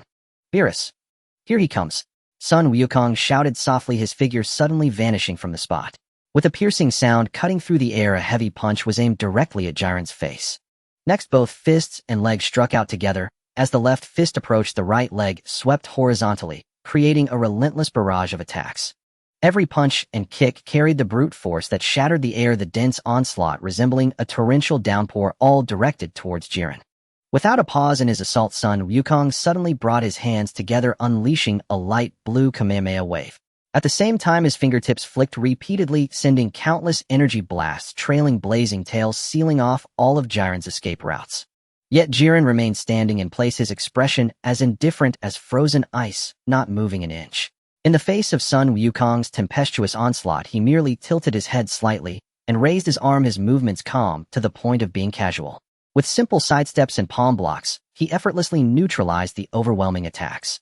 Sun Wukong's fist grazed his clothing, energy blasts erupted beside him, and the Kamehameha wave was casually deflected by a light lift of Jiren's hand. The raging energy swept across the entire arena, yet not even brushing against his clothing. Below the stage, the crowd erupted in chaos. In the 7th universe's camp, Vegeta's brows furrowed, deeply, clearly dissatisfied with the recent battle's outcome. Damn it. Beerus sat in place, his usual lazy demeanor replaced by a hint of seriousness. Meanwhile, the god of destruction from Universe 11, with a smug smile, crossed his arms and chuckled. The proud team members like Topo Dispo and Kale looked on with arrogance, their eyes showing no sign of worry for Jiren. The angel Margarita observed the arena calmly, her expression unwavering. On the arena, Sun Wukong's attacks grew fiercer, yet he still couldn't break through Jiren's defenses, his breath gradually becoming erratic. Jiren's gaze turned icy, and he finally stopped holding back. With a flash, he moved so quickly that only a faint white afterimage remained, effortlessly dodging Sun Wukong's full-force punch. Your attacks are too sluggish. As the indifferent words fell before Sun Wukong could react, Jiren raised his right arm slightly, throwing a direct punch to Sun Wukong's chest without any flashy moves. It was pure, overwhelming power. Boom! A dull, deafening sound echoed as Sun Wukong felt a sharp pain in his chest, as if all his strength had been instantly drained. The golden aura surrounding him was violently shattered by that punch. His body flew back like a kite, with a broken string crashing heavily onto the arena floor, the hard surface fracturing instantly in a spiderweb pattern. He grunted, trying to push himself up from the ground, but his entire body felt weak and limp, his internal energy in disarray. No matter how hard he urged the energy within him, he couldn't gather even a fraction of strength, forced to awkwardly kneel on the ground, gasping for breath. Jiren walked slowly to him, looking down from his elevated position, his voice cold and steady. Is this all your strength? You disappoint me. Sun Wukong gritted his teeth and looked up at Jiren. The fighting spirit in his eyes was not crushed, instead it burned even more fiercely. He suddenly threw his head back and let out a roar that shook the arena. Ha! The remaining golden aura around him quickly faded, and a dazzling blue light shot into the sky. Super Saiyan Blue fully unleashed. Jiren, get ready. Sun Wukong shouted, his aura surging once more as he lunged towards Jiren again. This time his punches were fiercer, his speed faster, each strike carrying the force to shatter the air, clashing heat-in with Jiren's fists. Bang! Bang! Bang! The sounds of fists and feet colliding were incessant, the shockwaves from their clashes rippling outward in circles. Sun Wukong poured all his strength into his attacks, each strike landing with brutal force. Yet even in Super Saiyan Blue form, he was still completely suppressed by Jiren. Every block and counter from Jiren was powerful and steady, firmly locking down all of Sun Wukong's assaults. The deep blue aura was continuously shattered. Sun Wukong's movements gradually slowed, his breath growing more ragged, a hint of blood already seeping from the corner of his mouth. After just a few exchanges, he was once again hit on the shoulder by Jiren's punch, staggering back several steps. The energy within him churned violently, unable to maintain a stable offense. Jiren's gaze darkened as he strode towards Sun Wukong, raising his hand to gather immense power. Clearly he intended to knock Sun Wukong off the stage with one blow, ending this tedious battle. It's not over yet. Sun Wukong roared once more, a fierce light erupting in his eyes. The divine blue aura around him expanded wildly, a violent red energy entwining with the blue light. 20-fold Kaioken Super Blue fully unleashed. The ultimate power surged beyond limits. Sun Wukong's veins bulged, his skin taking on a faint crimson hue. His energy became so violent it ripped the air apart, and the arena floor beneath him was directly crushed, leaving 2 deep footprints. This scene caused everyone present to change color instantly. Whis raised an eyebrow, his tone more moved. Goku has already surpassed his own limits. Vegeta shuddered, his eyes filled with unwillingness and shock, muttering fiercely, damn cockroach. On the platform of the 11th universe, Wei Mai's face radiated with a proud smile as she disdainfully remarked, useless. At this level he is not even a match for Jiren. The members of the Pride team remained unfazed, with Tofu and Dispo exhibiting an almost blind confidence in Jiren. Oh. Sun Wukong let out a fierce roar, his body enveloped in a violent red and blue aura of 20 times the Kaioken, charging towards Jiren without hesitation. Each punch was delivered with all his remaining strength, the force shattering the air, creating shockwaves that swept across the entire arena, his assault more ferocious than ever before. Yet even so, facing the all-out attack of Sun Wukong, Jiren remained indifferent. He simply raised his hand to casually block. No matter how frenzied Sun Wukong's offensive was effortlessly deflected. Jiren's power was like an unfathomable abyss, who no matter how fiercely Sun Wukong attacked, he could not shake him in the slightest. Useless. No matter how much power you stack, you cannot bridge the gap between us. Jiren spoke in a deep voice, and as soon as he finished, he countered with a punch that struck Sun Wukong squarely in the abdomen. The overwhelming force instantly shattered the red and blue aura surrounding Sun Wukong. He felt excruciating pain wash over him, and his energy completely dissipated, leaving him unable to hold on any longer. He crashed heavily onto the arena, convulsed a few times, and then completely lost the strength to resist, lying motionless on the ground. Future Trunks stared at the center of the arena in shock, his voice thick with disbelief. Jiren's strength is terrifying to this extent. Beside him, son Goten had not spoken a word from the beginning, only watching Jiren in the center of the arena with a serious gaze. Deep within his eyes, a spark of intense battle intent slowly ignited. Vegeta's face turned pale, veins bulging on his forehead. He shot a fierce glance at the composed Jiren and growled through gritted teeth. Damn it, just how strong is this guy? In the 11th universe camp, the atmosphere grew even more charged. The members of the Pride team stood tall, their faces filled with confident arrogance. Tofu crossed his arms, a calm smile playing on his lips, his eyes filled with unwavering trust in Jiren. Dispo let out a sneer, shaking his ears with a face full of disdain. Cassiler, Quincy, and others nodded in agreement, looking towards the 7th universe, as if observing a group of doomed losers. The god of destruction, Wei Mei, laughed heartily, arms crossed, her gaze towards the 7th universe, filled with contempt. Beerus, do you see this? This is our strongest Jiren from the 11th universe. The piercing provocation made Beerus' expression turn completely cold, and then he turned his head to focus on son Goten. Goten, you must defeat Jiren.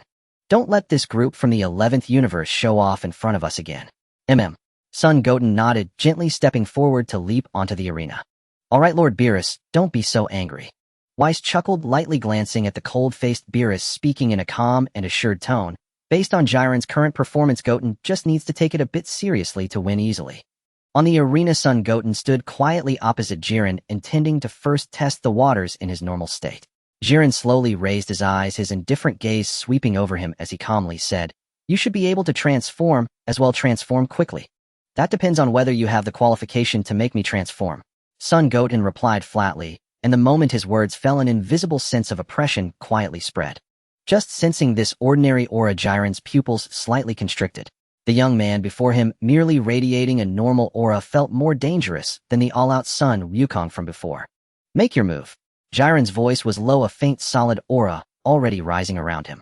Son Goten no longer said much. He suddenly pushed off the ground, dashing forward. In his normal state, there was no outwardly displayed aura, yet his speed and force were at their maximum. His straight punch shot through the air with tremendous penetrating power, directly targeting Jiren's face. Jiren raised his hand to block. A muffled thud erupted, and both were momentarily jolted back. Just from a single punch, a hint of surprise flickered in Jiren's eyes. In the next moment, the close-quarters brawl erupted. There was no build-up, no unnecessary shouting. The muffled sounds of fists and feet colliding continued, shockwaves radiating outward, sending debris flying from the arena.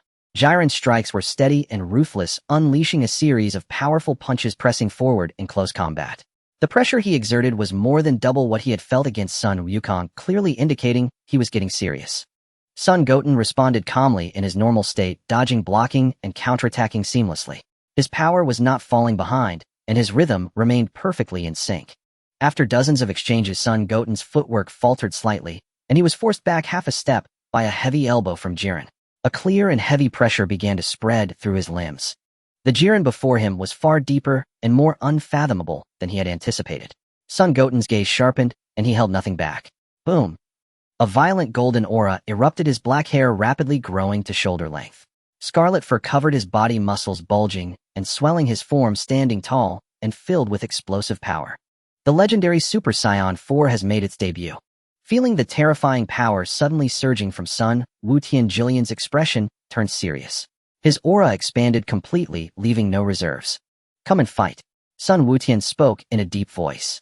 Jillian took the initiative to attack, condensing a red energy sphere from his right arm, launching a powerful strike directly at Sun Wutian's chest. Before the energy sphere could approach, it was accompanied by a sharp sound that tore through the air, and once closed, it would suddenly expand and explode.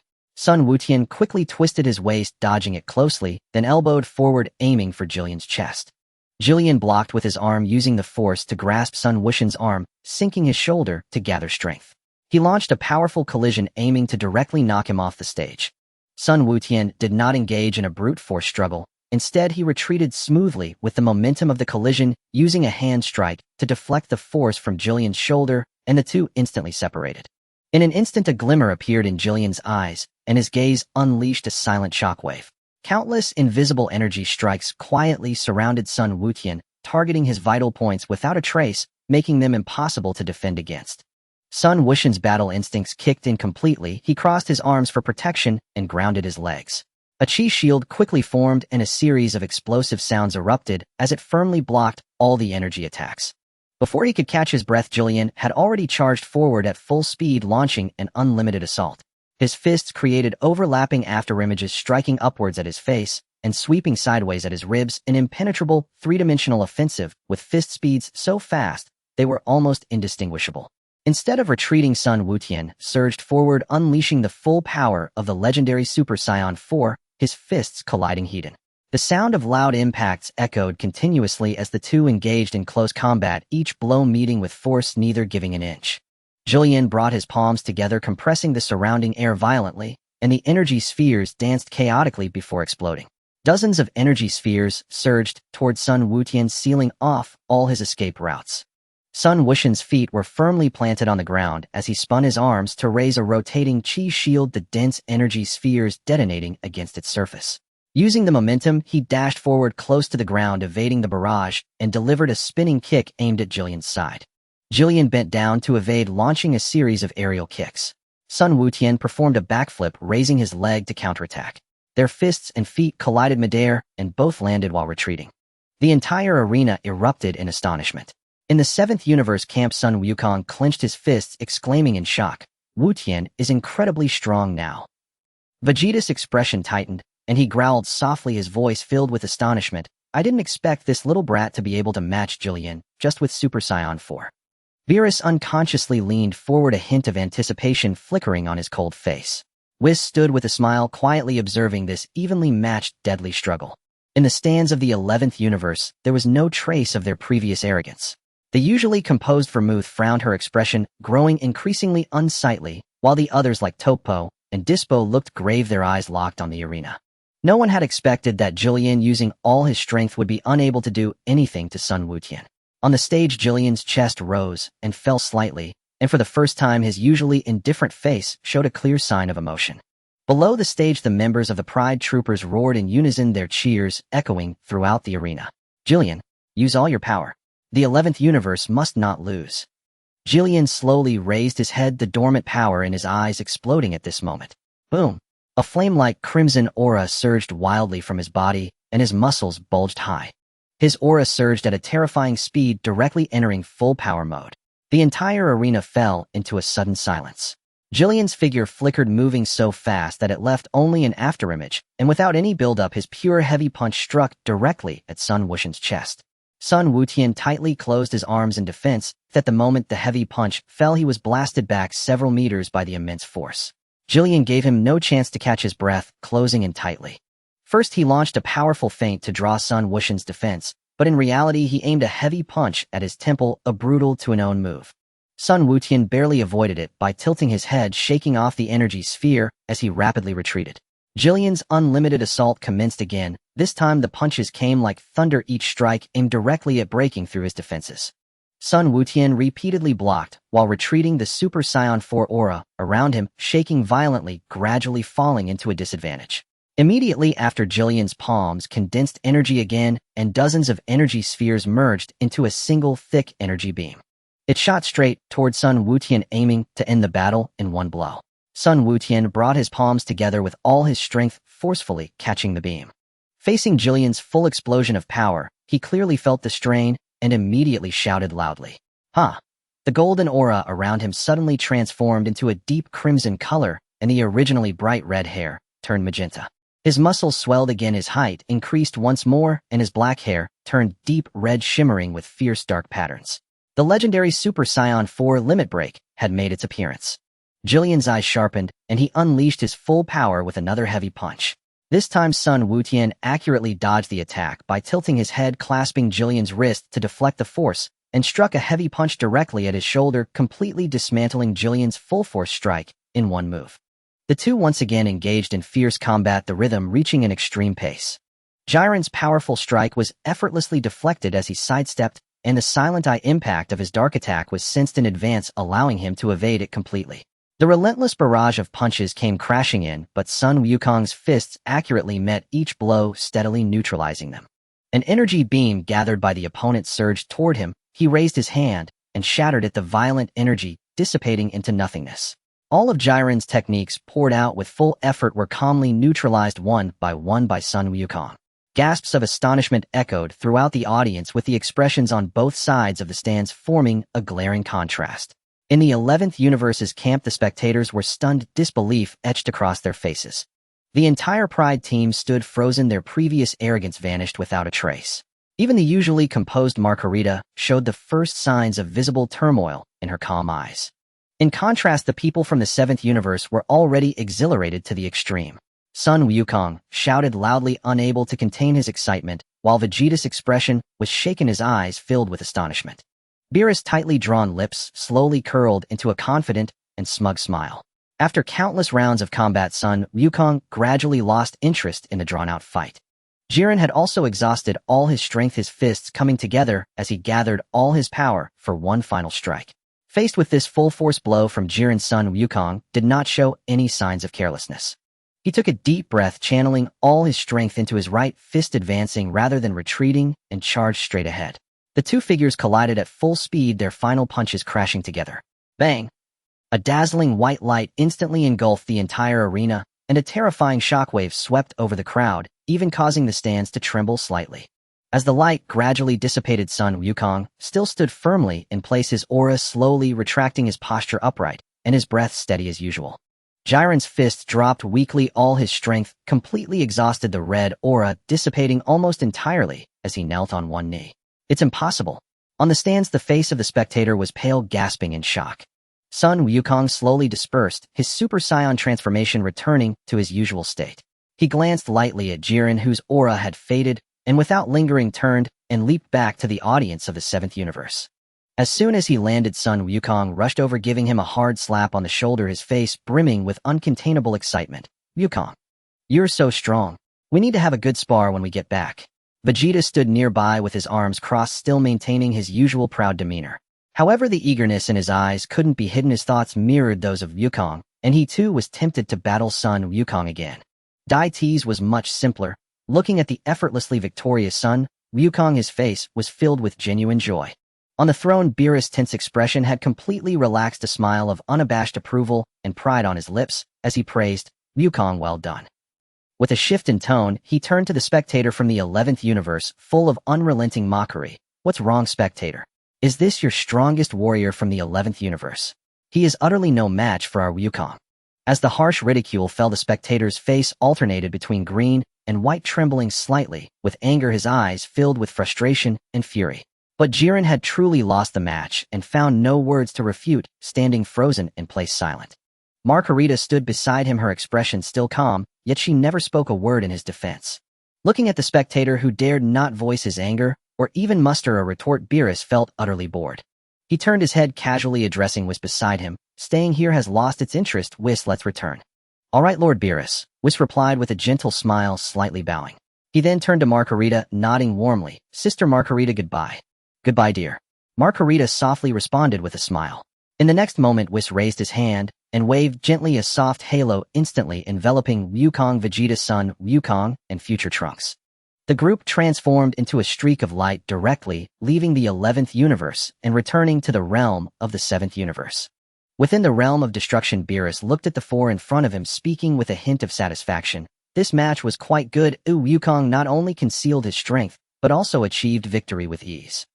Now that we've completely grasped the details of the 11th universe, even so their overall strength ranks only 5th among the 12 universes.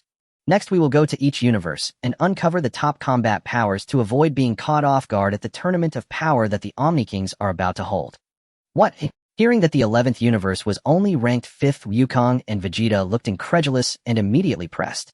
Then how does the 7th universe rank? Faced with this question, Beerus' mouth twitched violently, and he took a long time to respond.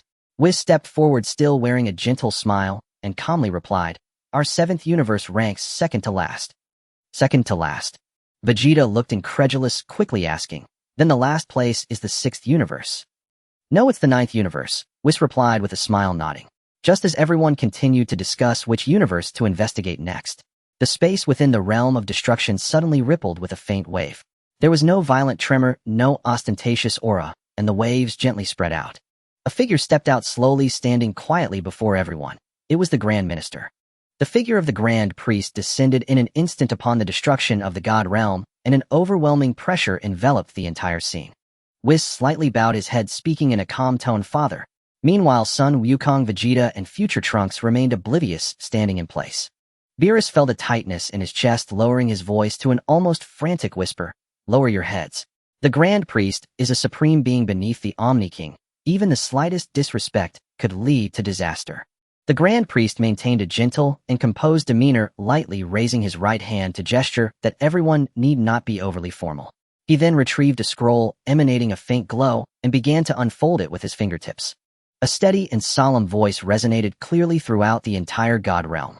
In the 31st era, 350603 years from the point of 157, 10 contestants will be selected from each universe to hold a power conference. Upon hearing this, cold sweat instantly formed on Beerus' forehead, and his breath momentarily stuttered as he muttered softly, 10 contestants. Power conference. Son Wukong, however, immediately lit up with excitement, stepping forward. "So where will this power conference be held?" The Grand Priest looked on with kindness and slowly replied, "The venue is called the Void Realm." The Void Realm. Except for Son Goten, who remained calm, Son Wukong, Vegeta, and future Trunks were all left in confusion. They exchanged glances, having never heard of this place. Beerus narrowed his eyes and spoke in a low voice to explain, "It's a realm where time and space do not exist, a completely void domain." The Grand Priest seamlessly took over the conversation, speaking with an even tone, "The Void Realm is aptly named, completely devoid of anything. There you can engage in battles without any reservations." Suddenly, he shifted the topic to announce the rewards of the conference. The champion of this gathering will receive the same prize as before, the Super Dragon Balls, which can grant any wish. Pausing for a moment, he casually added, "This time the Super Dragon Balls have been contributed by Beerus and Kampa with 4 and 3 respectively." Hearing this, Beerus' mouth twitched violently, his teeth clenched tightly as he thought, "That bastard is secretly collecting the Super Dragon Balls as well." At that moment, Son Goten stepped forward and calmly asked the Grand Priest, "So will the winning universe receive any additional rewards?" "No." The Grand Priest simply stated 2 words with tranquility. "Oh, is there any honor in it?" Beerus raised an eyebrow, questioning with confusion. "No, the prize for winning is nothing at all." The Grand Priest's tone remained calm as he sighed lightly, speaking with a hint of helplessness. "There's really no way this matter was not yet meant to be announced. However, since Goten is a friend of the Omni King, I will inform you in advance." Son Goten looked up quietly at the Grand Priest, waiting for his next words. "The losing universe will be directly eliminated by the Omni King." The Grand Priest spoke flatly, yet the cruel words he uttered were enough to shake all the universes. What did you just say?" Beerus exclaimed, standing up in shock, his face pale, as he hurriedly pressed for clarification. "So the universe that loses in the power conference will be completely eliminated, oi?" The Grand Priest repeated calmly without missing a word. "Eliminated?" Son Wukong, Vegeta, and future Trunks' expressions changed drastically as they gasped in disbelief. The lightness and anticipation on their faces vanished in an instant, leaving only sheer astonishment. The Grand Priest completely disregarded the horrified expressions of those present and continued calmly, "Since the future Omni King has not witnessed the previous match between Universes 6 and 7, he does not yet understand the significance of the power conference. Therefore, before the official conference begins, there will be a preliminary overview tournament as a test match." "Overview tournament?" Beerus repeated softly, his expression gravely serious. "Great. Who will I be fighting?"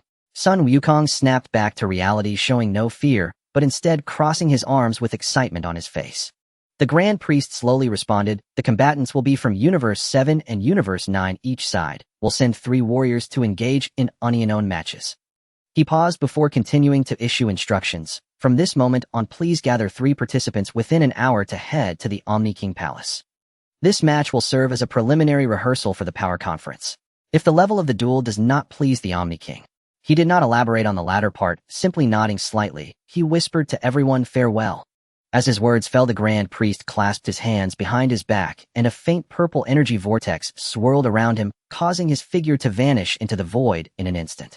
But each person present clearly understood the consequences of the unspoken second half of the sentence. If they failed to satisfy the Omni King, the seventh universe would face immediate elimination. The figure of the Great Priest just dissipated from the Divine Hall, and beads of cold sweat had already formed on Beerus' back. His tense expression relaxed slightly as he turned to the four beside him and spoke in a low voice. Let's set aside the matter of exploring the combat powers of other universes for now. Immediately head to the Omni King's palace to overview the candidates for the tournament. With Goten as the baseline, you three should select two more among yourselves and come to an agreement. Excuse me, Lord Beerus, if I may interject. Son Goten stepped forward at the right moment, his tone calm, yet coherent. What the Omni King wishes to see are thrilling and intense battles. If I take action, the outcome will be decided too quickly, thus losing its entertainment value. This tournament has no rewards or punishments. Even if we lose, it doesn't matter. Instead, let my father, Uncle Vegeta, and Trunks take the stage. Beerus lowered his gaze and pondered for a moment. After some thought, he nodded in agreement. Let it be as you say. He turned to call out to Whis, who was not far away. Whis. Coming, Whis replied, understanding immediately. With a gentle twist of his staff, a soft yet irresistible angelic power enveloped everyone, and the group sped towards the Omni King's palace. As they stepped into the Omni King's palace, a solemn and oppressive aura greeted them. The group advanced along the smooth corridor of the palace, and soon they spotted the gods and warriors of Universe 9 who had been waiting there. It seems our opponents are them. Sun Wukong's gaze swept across to the opposite side, finally landing on three figures radiating a fierce aura. These were the three brothers from Universe 9, Bergamo, Lavenda, and Basil. Upon noticing Sun Wukong's scrutiny, the three simultaneously revealed cruel smiles. Is everyone here? As soon as the words fell, the figure of the Great Priest appeared out of thin air, wearing his usual calm smile. Everyone immediately straightened their expressions and bowed respectfully, responding in unison, yes. In that case, let us emulate the martial arts tournaments of Earth. I will construct the arena and audience seats. As the Great Priest's words faded, he raised his right hand, and a faint holy light emanated from his palm. In the vast and boundless center of the Divine Hall, a wide and flat fighting arena suddenly took shape. 12 dedicated spectator seats were arranged around it, solemn and distinct. The crowd shifted slightly, each taking their seats in their respective universes section. The Great Priest stepped onto the floating platform in midair, slowly extending both arms, his voice resonating throughout every corner of the hall. All gods descend. As the light flickered, the remaining 10 spectator seats were filled. Beside the seat of Universe 7, the Supreme Kai Shin, his attendant Jebet, and the long-unseen Old Kai also appeared. Sun Wukong and future Trunks were too astonished to exchange pleasantries, both wide-eyed, as they examined the unfamiliar gods from other universes. Vegeta and Son Goten, however, remained calm, arms crossed over their chests, quietly observing the movements of the entire arena. All 12 universes, all Supreme Kais gods of destruction, and their attending angels are gathered here. Whis spoke softly, briefly explaining to those beside him. Beerus remained silent, his gaze heavily sweeping over all the gods, his expression growing increasingly serious. Hey Lord Kampa, long time no see. Sun Wukong suddenly called out cheerfully towards Universe 6, breaking the silence in the Divine Hall. The Great Priest glanced slightly, his gaze calmly settling on him, his tone not heavy, yet carrying undeniable authority. Goku-san, please maintain silence. Sun Wukong immediately shrank his neck and obediently closed his mouth. Once the hall returned to silence, the Great Priest raised his hand again, facing the gods, and loudly announcing the rules. Today's contest is called the Omni Preview Tournament, a preview exhibition match before the Power Tournament commences. Since the future Omni King has never witnessed martial arts duels, this is specially arranged. Universe 7 and Universe 9 will each send 3 contestants to compete in an unknown format. There is no time limit for the matches. If one side concedes or loses combat ability, victory will be declared immediately. He paused for a moment, his tone flat, yet causing tension among all the gods. This match carries no rewards or punishments. However, one thing must be remembered. This exhibition match offers no extra rewards. Should the battles lack excitement and fail to please the Omni King. As his words fell, a deathly silence enveloped the Divine Hall, the gods' expressions changing drastically as an involuntary chill coursed through them. The Great Priest turned around, slightly bowing towards the depths of the void. I respectfully invite the Omni King. Blinding golden light swept through the hall, and two thrones slowly appeared with the two Omni Kings seated side by side, flanked by their personal guards. For the first match, please have the contestants from both sides step forward. The Great Priest waved his arm formally, announcing the start of the match, and then retreated to the side. Hearing the command from Universe 9, Basil, who closely resembled a red wolf, stepped forward first. All right, for the first match, he'll take the lead. Before he finished speaking, he had already dashed out gracefully, spinning in the air and landing steadily in the center of the arena. Basil, make sure to showcase the strength of our Universe 9 before the Omni King. The Supreme Kai of Universe 9 urged in a low voice. Don't worry, Supreme Kai. Basil responded, looking back with a rebellious glint in his eyes. Below the arena, Sun Wukong glanced at Basil on the opposite side, feeling that the opponent's strength was unremarkable. Lacking the motivation to spar, he turned to Trunks beside him. Trunks, you go first. Understood. Trunks nodded in response, gathering strength in his legs, leaping up to stand firmly opposite Basil. The two contestants stood off against each other, and the Great Priest's voice echoed, once more clearly resonating throughout the entire Divine Hall. The first match begins. The atmosphere on the arena suddenly tensed as Basil's fierce aura erupted his feet, firmly pushing against the ground to gather strength. He intended to strike first, using his most proficient and swift leg techniques, aiming to catch his opponent off guard. However, before he could make a move, Trunks had already unleashed his own aura. A golden flame erupted into the sky, his hair instantly turning black and growing down to his shoulders, while a layer of crimson fur appeared on his body. Without any unnecessary build-up, he transformed directly into Super Saiyan 4. What a terrifying aura! What kind of transformation is this? The seventh universe actually harbors such power. This strength is so profound that it is completely unfathomable. The spreading aura left the gods present astonished, their gasps echoing throughout the temple. Vegeta crossed his arms over his chest, a faint yet genuine smile of approval curling at the corners of his mouth, his eyes betraying an unmistakable recognition. This kid's fighting style is steady and decisive, with each strike hitting its mark, devoid of any flaws. On the arena, Basil sensed this aura filled with both shock and anger, and he roared as he charged forward. With his legs propelling all of his energy, he unleashed a flurry of powerful kicks, combining ferocious wolf-like charges with a barrage of energy blasts, each strike aimed directly at vital points with relentless and rapid ferocity. Yet in the face of Trunks' overwhelming strength, all of Basil's desperate attacks felt as trivial as a child's play. Trunks remained perfectly still, casually blocking with one hand, effortlessly neutralizing every assault. Then, with a simple twist of his wrist, he delivered a straightforward punch that landed solidly on Basil's chest. The sound of the impact echoed as Basil was sent flying, blood gushing from his mouth. He crashed heavily onto the arena floor, his aura plummeting to its lowest point. After struggling several times, he could not rise. The crowd of gods erupted in astonishment. No one expected the disparity in strength to be so vast. Seeing this scene, the Kaioshin of the ninth universe changed color and exclaimed, "Basil, I won't allow you to lose just like this." "Enough talk, hand me that thing," Basil said, lying on the ground, his aura weak, yet his voice still resolute. "If you will bear the consequences yourself." The Kaioshin of the ninth universe snorted coldly, then accurately tossed a life-burning enhancement potion into Basil's mouth. Basil gritted his teeth and swallowed the pill. In an instant, a chaotic surge of dark red and black flames erupted. His muscles bulged violently, veins standing out as he exuded a ferocious aura fueled by drained vitality, completely entering the state of drug-induced rampage and enhancement.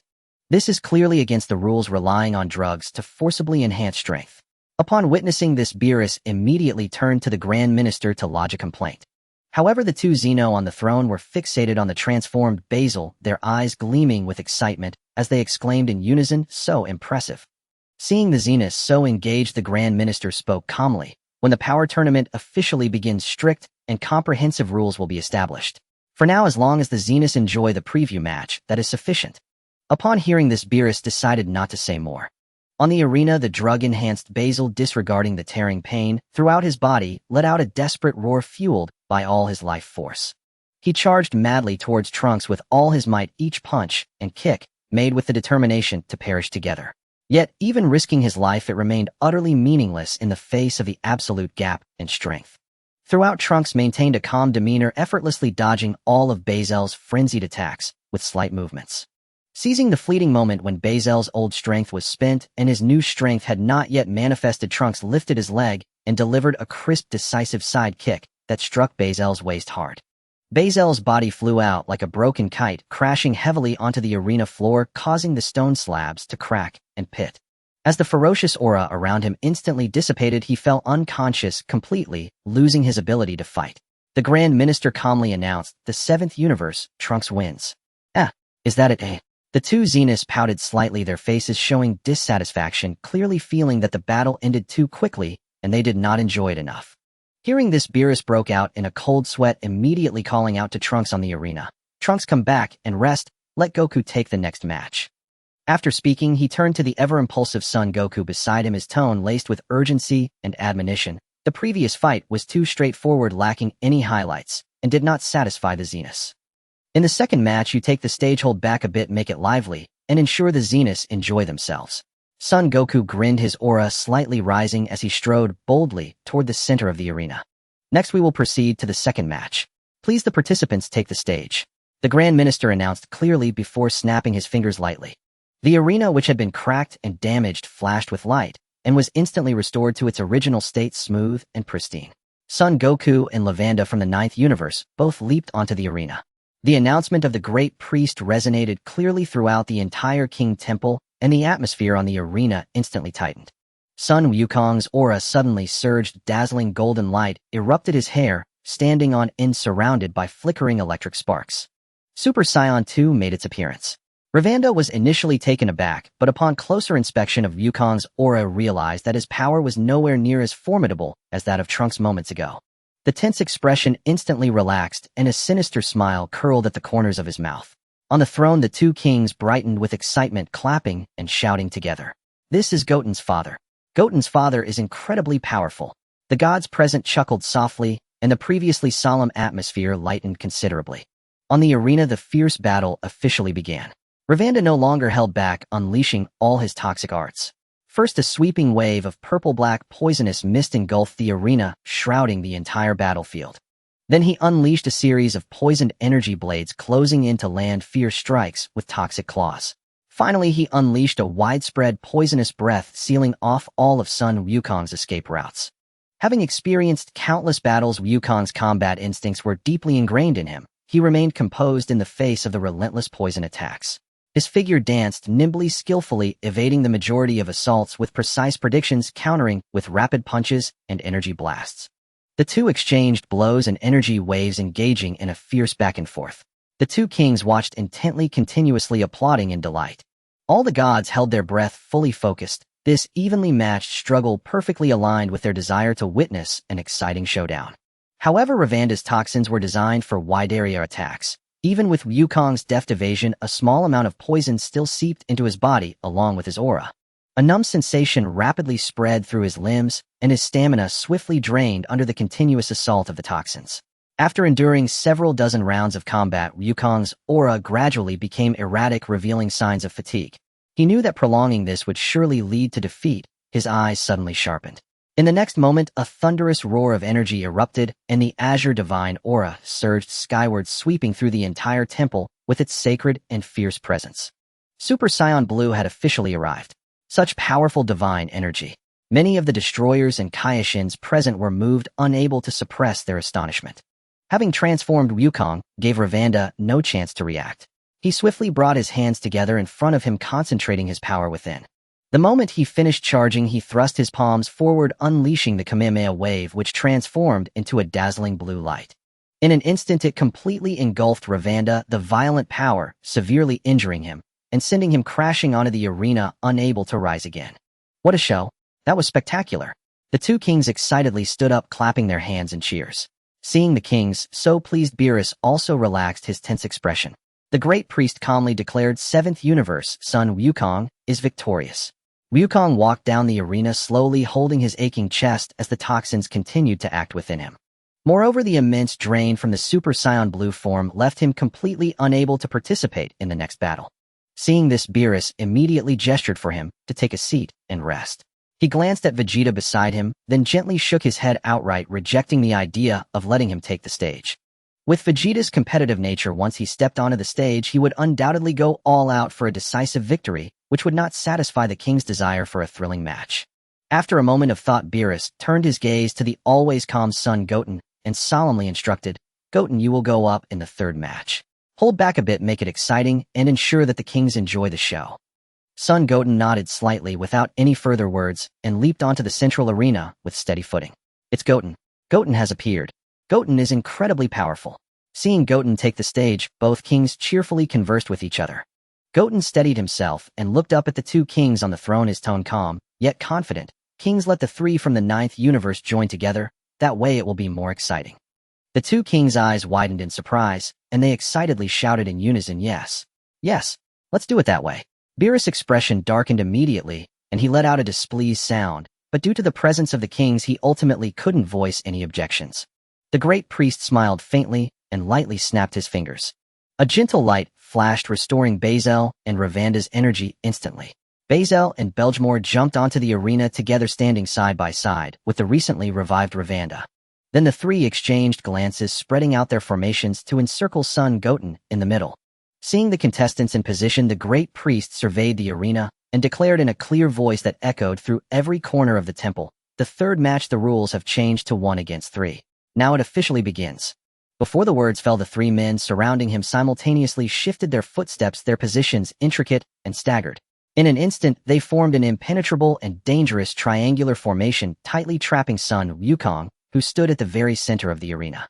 The cooperation of these three brothers had long been ingrained in their bones, complementing each other's positions and seamlessly connecting their offensive and defensive rhythms. Bayer Gamo anchored at the heart of the formation, a deep blue aura surging violently as he charged his arms to the utmost. A devastating technique, the evil wolf penetration, was unleashed, heated with a heavy and violent shockwave rushing forward, sealing off all avenues for Sun Wukong to evade. Lafanda quickly followed, unleashing a deadly toxic wind as the colorless and formless lethal miasma instantly enveloped the entire arena. The series of poisoned punches and sharp poison blades pressed in closely, their techniques insidious and fierce, gradually eroding the opponent's strength. Bazel leaped into the air, transforming into a red blur that moved with blinding speed above. Wolf's hurricane kicks rained down relentlessly, the flashing shockwaves from his feet merging with the evil wolf's pressure in an unending barrage, forming an impenetrable aerial suppression. The brothers' techniques were seamlessly interconnected, with frontal assaults locking him down, the toxic mist restraining him, and aerial firepower harvesting his strength. The triangular formation cycled repeatedly, and the ferocious waves of energy swept across the entire arena. Even the gods in the spectator seats involuntarily held their breath, the atmosphere in the arena taut to the extreme. Good job. Defeat the wild monkeys from Universe 7 like this. The god of destruction of Universe 9, Allure, could no longer contain himself, loudly cheering them on. Facing the torrential and impenetrable assault from the three, Sun Wukong maintained his composure throughout. Only a slight surge of energy surrounded him, the grass-green aura spreading gently, and with this pure presence alone, he firmly withstood Bayer Gamo's evil wolf penetration, not allowing Lafanda's toxic miasma to approach him at all. As Bazel's hurricane kick approached, Wukong simply raised a hand to easily block it. With his other hand clenched into a fist, he swung it, sending Bazel flying violently. Regardless of how hard the three brothers exerted themselves, their cooperation reaching perfection, all their fierce attacks fell like stones into the sea, failing to even graze the corners of Sun Wukong's clothing. After a fierce exchange of dozens of rounds, the brothers' energy was already disordered, their techniques gradually losing their form. Sun Wukong's gaze shifted slightly, and his figure suddenly vanished from his original position, moving faster than the flow of air could capture. Before Bazel's leg could land, Sun Wukong was already upon him. A steady elbow strike landed heavily on Bazel's abdomen, and the red wolf-like aura instantly dissipated, causing him to drop uncontrollably towards the ground. Lafanda turned in anger, unleashing a series of countering toxic blades, but Wukong merely sidestepped with ease, gripping Lafanda's wrist and twisting fiercely, sending him crashing away. Bayer Gamo's eyes widened in rage as he gathered the last of his strength, launching a more powerful version of the evil wolf penetration. Sun Wukong lightly raised his right hand, condensing a refined energy wave, and effortlessly sent the ultimate technique back unchanged. In just a moment, the once impregnable triangular formation completely shattered. The three brothers fell in succession to the edge of the arena, their energy completely spent, collapsing to the ground, without any strength left to rise and fight. With just his absolute power in a normal state, Sun Wukong completely crushed the three. That was amazing. So spectacular. Wukong is truly incredible. The two Omni Kings jumped up from their thrones, their small hands clapping red with excitement, their cheers echoing throughout the entire Omni King palace. The crowd from Universe 7 erupted in thunderous applause after a moment of holding their breath. Sun Wukong's eyes were filled with shock and satisfaction, while Vegeta's lips curled up, slightly unable to hide his approval. Beerus leaned lazily against his throne, his expression completely relaxed. In his heart, as long as the Omni King was entertained, that was enough. I won't allow you to lose. Get up. The god of destruction of Universe 9 shouted, his face as pale as paper, commanding the three to rise with a tone filled with frantic desperation. Stop with the nonsense. Drop that thing.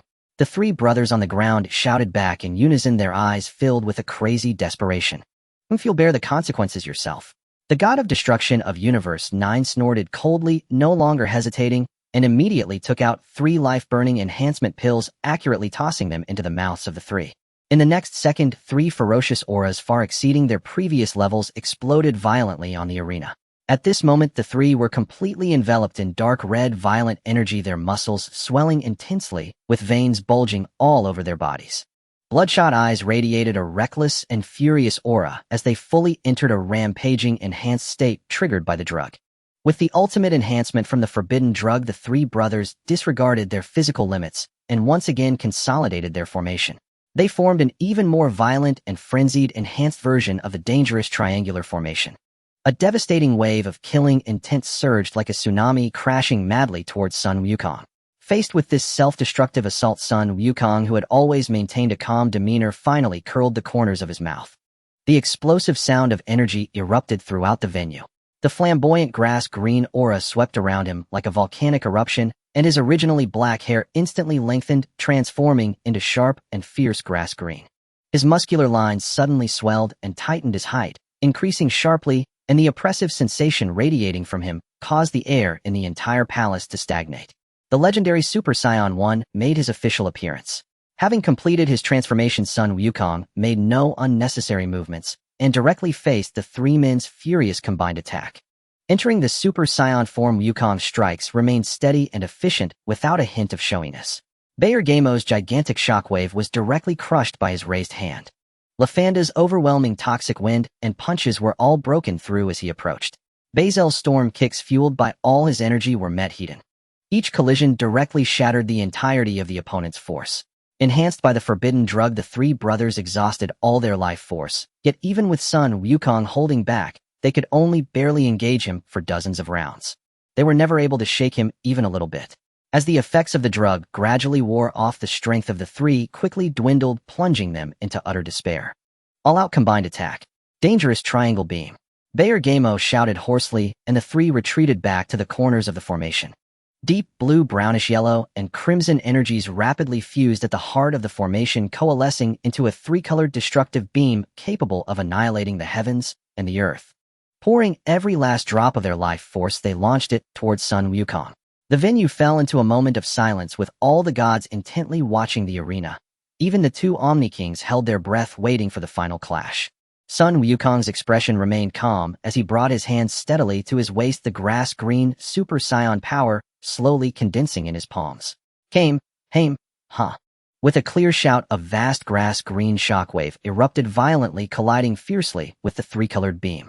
There was no stalemate, no tug-of-war. The absolute difference in power surged forward like a torrent, crushing stones. The three-colored beam was instantly engulfed by the green light, its momentum unabated, and it slammed heavily into the three brothers. They were entirely consumed by the blinding green light, their bodies uncontrollably hurled away, crashing heavily onto the arena. The effects of the forbidden drug completely dissipated, and all three were severely injured, losing their combat capabilities. Sun Wukong slowly retracted his aura, his grass-green hair returning to black, reverting to his normal state. Standing quietly in the center of the arena, his expression calm as usual, it was as if the crushing battle that had just occurred had never happened. I win. That was amazing. Wukong is really incredible. The cheers of the two Omni Kings once again echoed through the palace, and the spectators erupted in a frenzy of applause. The calm and steady voice of the Grand Priest clearly spread to every corner. All three contestants from Universe 9 have lost their combat ability. The third match goes to Sun Wukong from Universe 7. The overview conference concluded successfully with the competitions and discussions. This was merely a warm-up exchange before the competition, so although the ninth universe was defeated, it would not face any penalties. The voice of the High Priest resonated calmly, echoing throughout the divine realm. The ultimate competition, which truly concerns the life and death of all universes, will officially commence at 1:57 p.m. on the 3135563 RD day of the King's calendar. As these words fell, the crowd of deities erupted into an uproar. The previously relaxed atmosphere suddenly turned extremely tense. The high priest maintained his composure and slowly began to announce the cruel and strict competition rules in an orderly fashion. Due to the first, 5th, 8th, and 12th universes meeting the civilization standards, they are exempt from participation. The remaining 8 universes must each select 10 warriors to participate in the battles, while destroyer gods, king gods, angels, and other divine beings are prohibited from competing. In total, 80 contestants will gather on the same massive arena to engage in unrestricted chaotic combat. Upon hearing this, the destroyer gods and king gods of the 4 exempt universes secretly breathed a sigh of relief, their tense minds slightly easing. The match duration will be 100 attacks, with the timing pillar at the center of the arena continuously sinking as time passes. Once the stone pillar completely falls, the competition will instantly terminate. Sun Wukong looked puzzled and stepped forward to ask, 100 attacks, how long is that in Earth time? The high priest smiled gently and replied, it is approximately equivalent to 48 minutes in the 7th universe's Earth time. After a brief pause, he continued to announce the remaining rules. Only those who are knocked off the arena will be directly eliminated. Even if they lose their combat ability or fall unconscious, as long as they remain on the arena, they are not considered out. Eliminated warriors will be automatically transported back to their respective universe viewing seats. The naturally curious Dog Kong couldn't help but ask, what if time runs out and there are still many people on the arena? How will a winner be decided? Once the time limit is reached, the universe with the most remaining contestants on the arena will be declared the winner. If only one universe's warriors survive midway, that universe will claim victory directly. The high priest patiently explained and then stated several absolute prohibitions. During the battles, killing opponents is strictly forbidden. The use of any external weapons is prohibited. Only one's own strength and techniques may be used in combat. Assistance from hovering flight is not allowed except for warriors born with wings. All healing items such as senza beans and healing potions are prohibited. The king god of the 3rd universe cautiously approached and respectfully inquired, High priest, what kind of reward will the victorious universe receive? The high priest replied indifferently, the universe itself does not grant any additional rewards. The best gift is simply to exist peacefully without being obliterated. Moreover, the strongest warrior from that universe will be allowed to make a wish for 1 Super Dragon Ball, granting any desire they may have. Immediately following, a cruel decree sufficient to intimidate all deities echoed throughout the venue. In contrast, all defeated universes will be personally erased by Lord Zeno. All living beings and deities within the universe will be completely obliterated. Only angels will not perish along with the universe. Upon hearing this, Dog Kong's heart jolted, and he hurriedly asked, when will this competition officially begin? The high priest's gaze gently fell upon Wukong. Once I finish constructing the competition arena, it should begin in about 5 kicks. 5 kicks? How long is that? Sun Wukong still did not understand. Converted to your Earth time, it's roughly around 40 hours. 40 hours? That's so soon. Sun Wukong was shocked, and the assembled deities were equally astonished, whispering to each other, their minds tense. Such a hurried timeline. Just 40 hours. Then we shall meet again in 40 hours. The high priest slowly opened his arms and softly declared, dismissed. Brilliant divine light enveloped the entire venue, causing all figures to disappear. As the light dissipated, the group from the 7th universe returned to the realm of the destroyer gods. The high priest's words about the obliteration of the defeated universes still weighed heavily on everyone's hearts, suffocating them. Even the usually carefree Beerus had completely shed his laziness, his brows furrowed with seriousness. He scanned the 4 individuals before him, quickly calculating in his mind. Including the 4 present, they still needed 6 more participants to meet the requirement of 10 contestants for the power tournament. After a moment, Beerus snapped back to reality and spoke in a deep voice, stop, dawdling, you all heard the rules clearly. We must gather 10 warriors to qualify for the competition. Fortunately, the 4 strongest universes are exempt from participation, and we have Goten to hold the fort. But we still need 6 more participants, and we must fill those slots quickly. With that Beerus' gaze fixed directly on Son Goten, his tone leaving no room for argument, Goten, you will decide the remaining participants. Whis and the Kaioshin stood by silently, patiently, awaiting Goten's decision. Son Goku scratched the back of his head, looking eagerly at his young son. Vegeta crossed his arms over his chest, casting a cold glance at Goten, yet he did not voice any objections.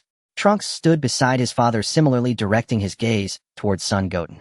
Under everyone's focused gaze, Son Goten slightly lowered his eyes, pondering in silence for a moment before slowly announcing his choice. First, it's Gohan. He spoke steadily. His potential is already top-notch. With only 40 hours left, letting him enter the room of spirit and time for urgent training, even if he cannot reach the next level, he can still restore his strength. Then it's Uncle Piccolo. Son Goten continued. His combat experience is the most seasoned and his tactical thinking is meticulous. Having him train alongside Gohan will help Gohan regain strength and refine his techniques. At this point, Son Goten paused briefly before adding the androids No. 17 and No. 18 from years ago still possess top-tier strength, second only to us. These two spots are also settled. Finally, he raised his eyes to scan the crowd, his tone calm, yet resolute. For the last two spots, I choose Majin Buu and Frieza. With this statement, the entire God of Destruction realm fell into silence. Vegeta's expression darkened instantly, his tone laced with undisguised disdain and wariness. Frieza is indeed very strong, but that guy is completely uncontrollable. If he's brought to the tournament of power, I can guarantee he will strike against our own from behind. Son Goku was also taken aback, scratching his head and opening his mouth, yet he understood that Vegeta's concerns were far from unnecessary. Frieza, known for his malevolence and cunning nature, was already a risky choice to bring into the team. In response to Vegeta's doubts, Son Goten made no further arguments, merely casting a calm glance at Beerus. Receiving Goten's gaze, Beerus softly repeated, Frieza, his fingers gently stroking his chin. He seemed to recall the power of Golden Frieza, indeed the strongest among the mortals of Universe 7, aside from the four present. After a moment, Beerus slowly lifted his gaze, a faint aura of destruction emanating from him, and spoke indifferently. It's fine. Frieza's strength is enough to fill this gap. He coldly smiled, an unspoken pressure sweeping across the entire God of Destruction realm. As for controllability, while I'm here, he won't stir up any waves. Beerus, do I need to remind you that Frieza was originally my subordinate? Your home was destroyed under my orders as well. When Beerus' words were spoken, everyone's concerns vanished in an instant. Vegeta's expression remained grim, yet he sealed his lips and no longer voiced objections. It's settled then. Beerus decisively concluded, turning to look at Son Goku, who was eager to get started. Goku, the rest is up to you. Find Gohan, Piccolo, androids No. 17 and No. 18A and Majin Buu based on Goten's choices. Finally, head to the other world to temporarily bring Frieza back to the living realm for a day to gather a total of 10 people. Next, we all go to Bulma's house, enjoying delicious food while finalizing the subsequent tactics. Understood. Son Goku instantly perked up, flashing his trademark bright smile and nodding vigorously. Don't worry, Lord Beerus, I will definitely gather everyone as quickly as possible. Son Goten looked at his father, slightly nodded, and clearly reminded him, Dad, let's follow the order. First, find my brother and Uncle Piccolo and send them directly into the room of spirit and time for training. Then go find No. 18 and No. 17, and finally have a talk with Frieza. Got it, Goten. Goku readily agreed. The Kaioshin immediately activated instant transmission, bringing everyone to Bulma's villa. They temporarily waited in the villa, preparing to enjoy a feast. Son Goku did not dare to delay, activating instant transmission, once more heading straight to Gohan's residence. As soon as he landed, Son Gohan sensed his father's energy and immediately came to greet him. Goku wasted no time with pleasantries. He got straight to the point, informing Gohan of the results of the Tournament of Power, the strict rules of the upcoming tournament, and the stakes concerning the survival of the entire universe. At first, Gohan was taken aback, but after hearing everything, his expression quickly turned grave. He thought of the safety of Earth, remembered Bai Di and Xiao Fong, and without a shred of hesitation, he nodded firmly. I understand, Dad. I will go with you. Even if it costs my life, I will protect our universe. With the choices confirmed, Goku immediately took Gohan to the God Temple. Piccolo had long been waiting there, and after hearing their explanation, understood the seriousness of the entire situation. He readily agreed, accompanying Son Gohan into the room of spirit and time to quickly enhance their strength. This straightforward and decisive approach was Piccolo's consistent style. After securing Gohan and Piccolo, Goku hastily set off for Kame House to find android No. 18. At this moment, number 18 was playing in the courtyard with her daughter Marin when she noticed son Wukong suddenly appear, raising an eyebrow slightly. Wukong explained in detail the events surrounding the King of All's Power tournament, stating that no lives were to be lost. Being knocked off the stage would count as elimination. If the seventh universe were to lose, the entire universe would perish. He spoke earnestly, hoping that number 18 could lend her assistance. Initially, number 18 directly refused to, as she only wanted to protect her family and live a peaceful life, not wanting to get involved in meaningless battles. However, when Sun Wukong used Bulma's funding capability indicating that Bulma was willing to pay a substantial reward once the battle was over, along with the fact that this matter concerned the safety of everyone on Earth, she pondered for a moment and ultimately agreed to participate. As the two conversed, Krillin happened to return home and heard everything without missing a word. He immediately stepped forward, his tone firm. "Wukong, count me in, I want to join the fight." Wukong looked somewhat troubled. "Krillin, the team roster has already been finalized. Boo's temperament is like that of a child. What if he loses interest and stops fighting halfway through?" Krillin spoke pointedly. "Moreover, the arena battles emphasize positioning and teamwork. In this regard, I am far more reliable than him." After several rounds of persuasion, Wukong no longer hesitated. "Then come with me, and let's see what everyone thinks." Originally, he had only planned to invite number 18. Unexpectedly, with Krillin's voluntary addition, Wukong felt much more at ease. He turned to number 18. "Do you know where number 17 is? I want to ask him to join us as well." Number 18 gently shook her head. "I'm not sure of his exact location. We rarely contact each other. I only know that he is on an uninhabited island to the south guarding the wildlife." The androids have no aura, so Wukong had no way to teleport directly to find him. With no other choice, the three of them went to the Heavenly Temple to ask Dandy for help in locating him. Dandy had already sensed Wukong's presence and was waiting nearby. After hearing the whole story, he closed his eyes and used his divine power to scan the globe, quickly locating number 17's position. "A lonely island in the southern hemisphere. I'll send you the coordinates." Wukong felt a surge of joy and immediately transported the two of them to the lush island. Upon seeing number 17, he wasted no time with pleasantries and directly explained the cosmic crisis.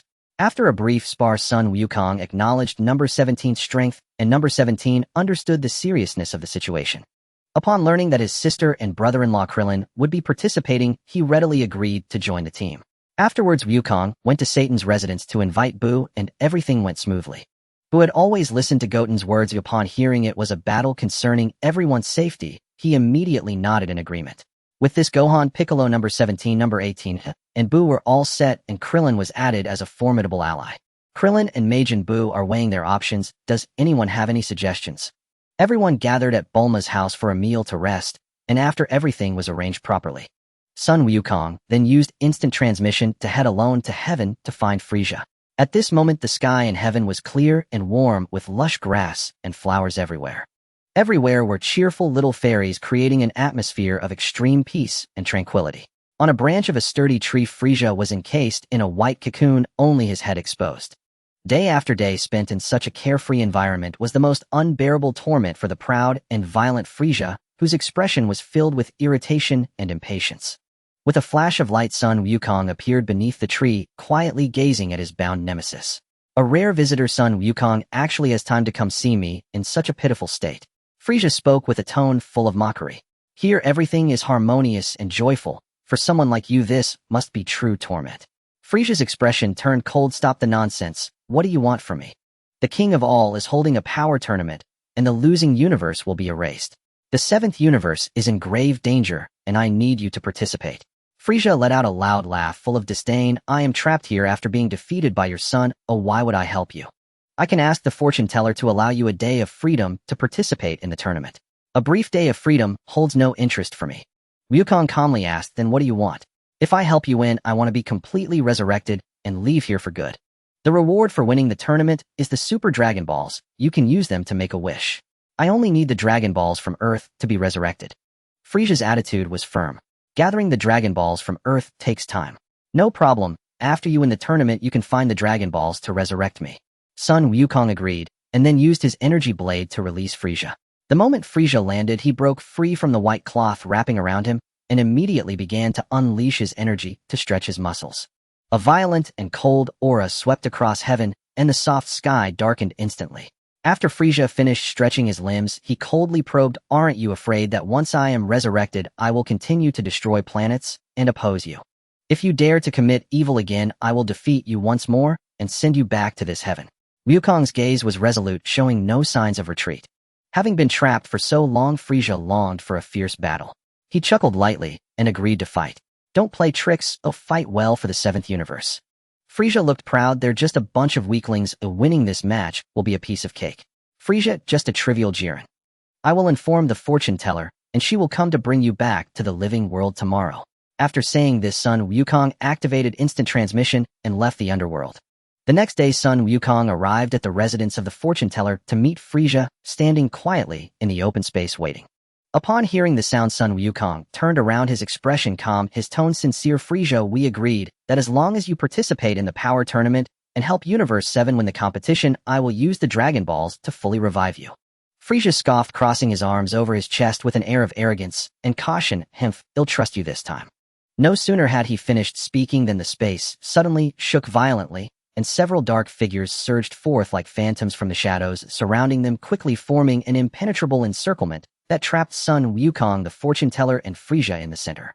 These assassins were all dressed in black, tight-fitting outfits, their masks covering most of their faces, revealing only pairs of cold, emotionless eyes. The energy weapons they held in their hands glimmered with a chilling light, revealing their murderous intent. Seeing this, Sun Wukong's brows furrowed suddenly, and he immediately assumed a combat stance, asking in a stern voice, "Who are you?"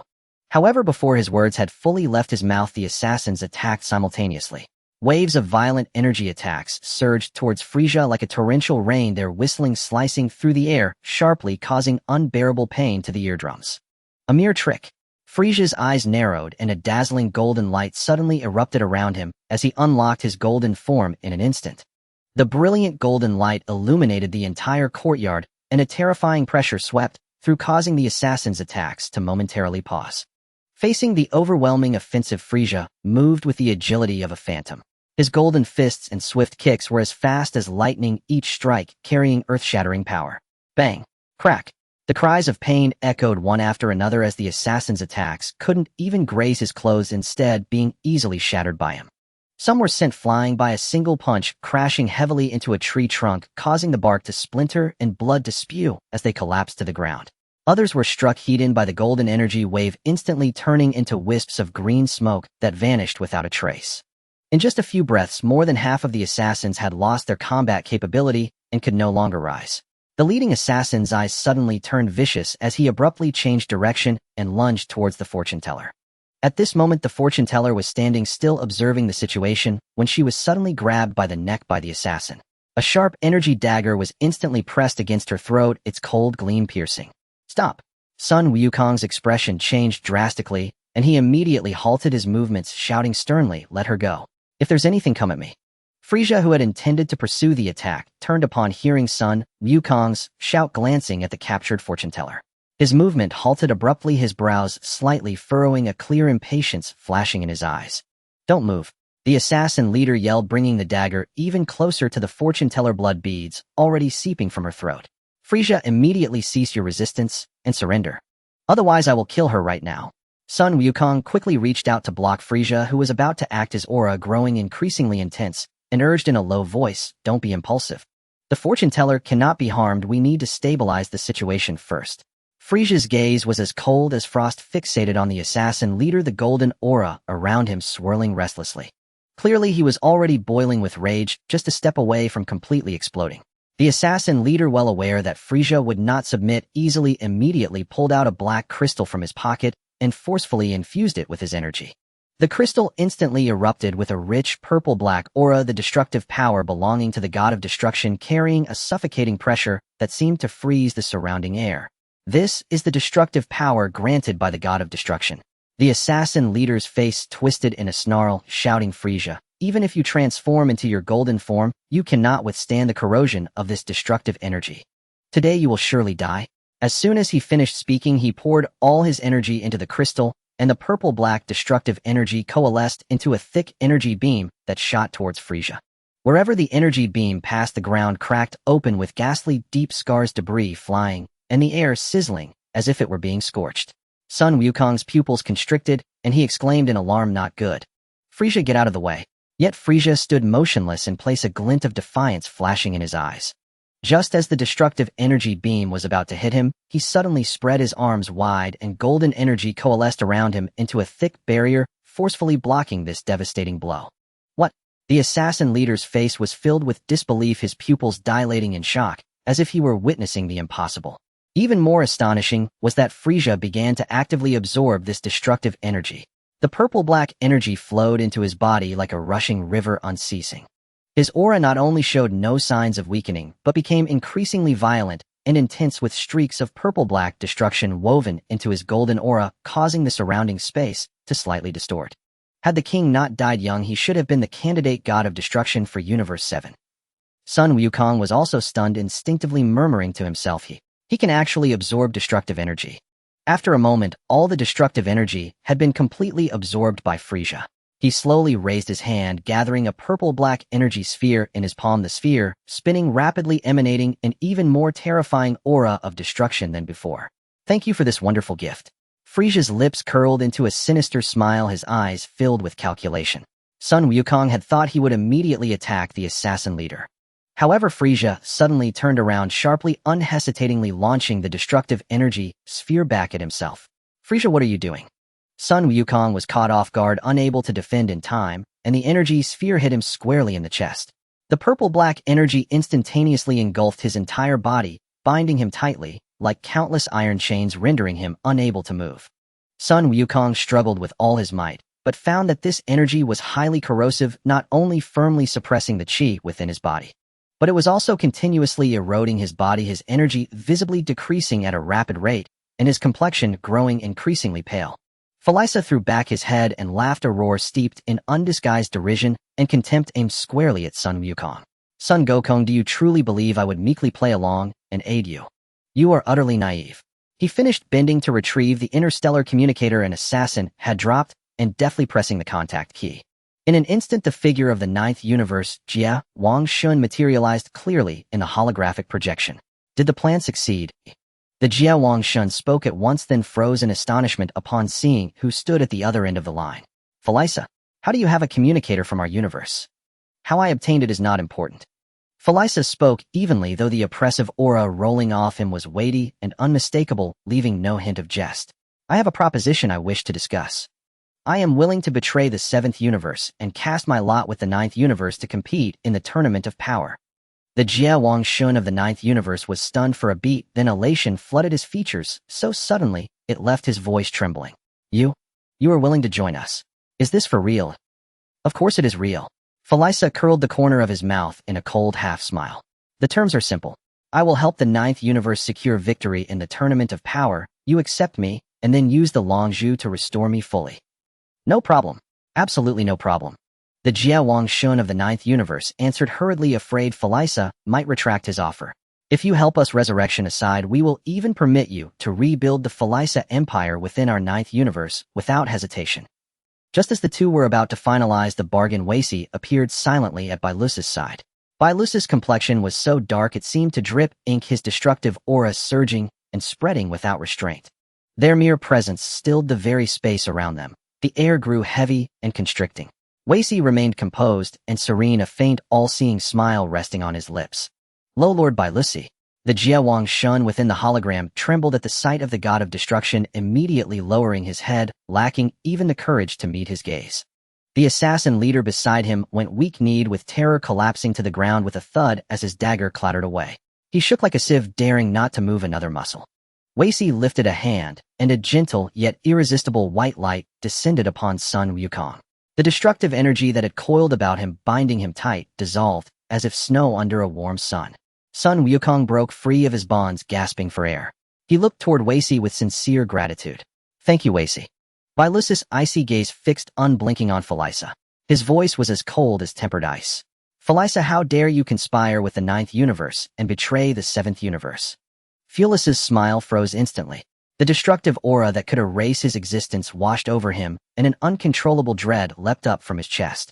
Yet his pride would not yield. Gritting his teeth, he said, Beerus, I seek only the most advantageous path to survive.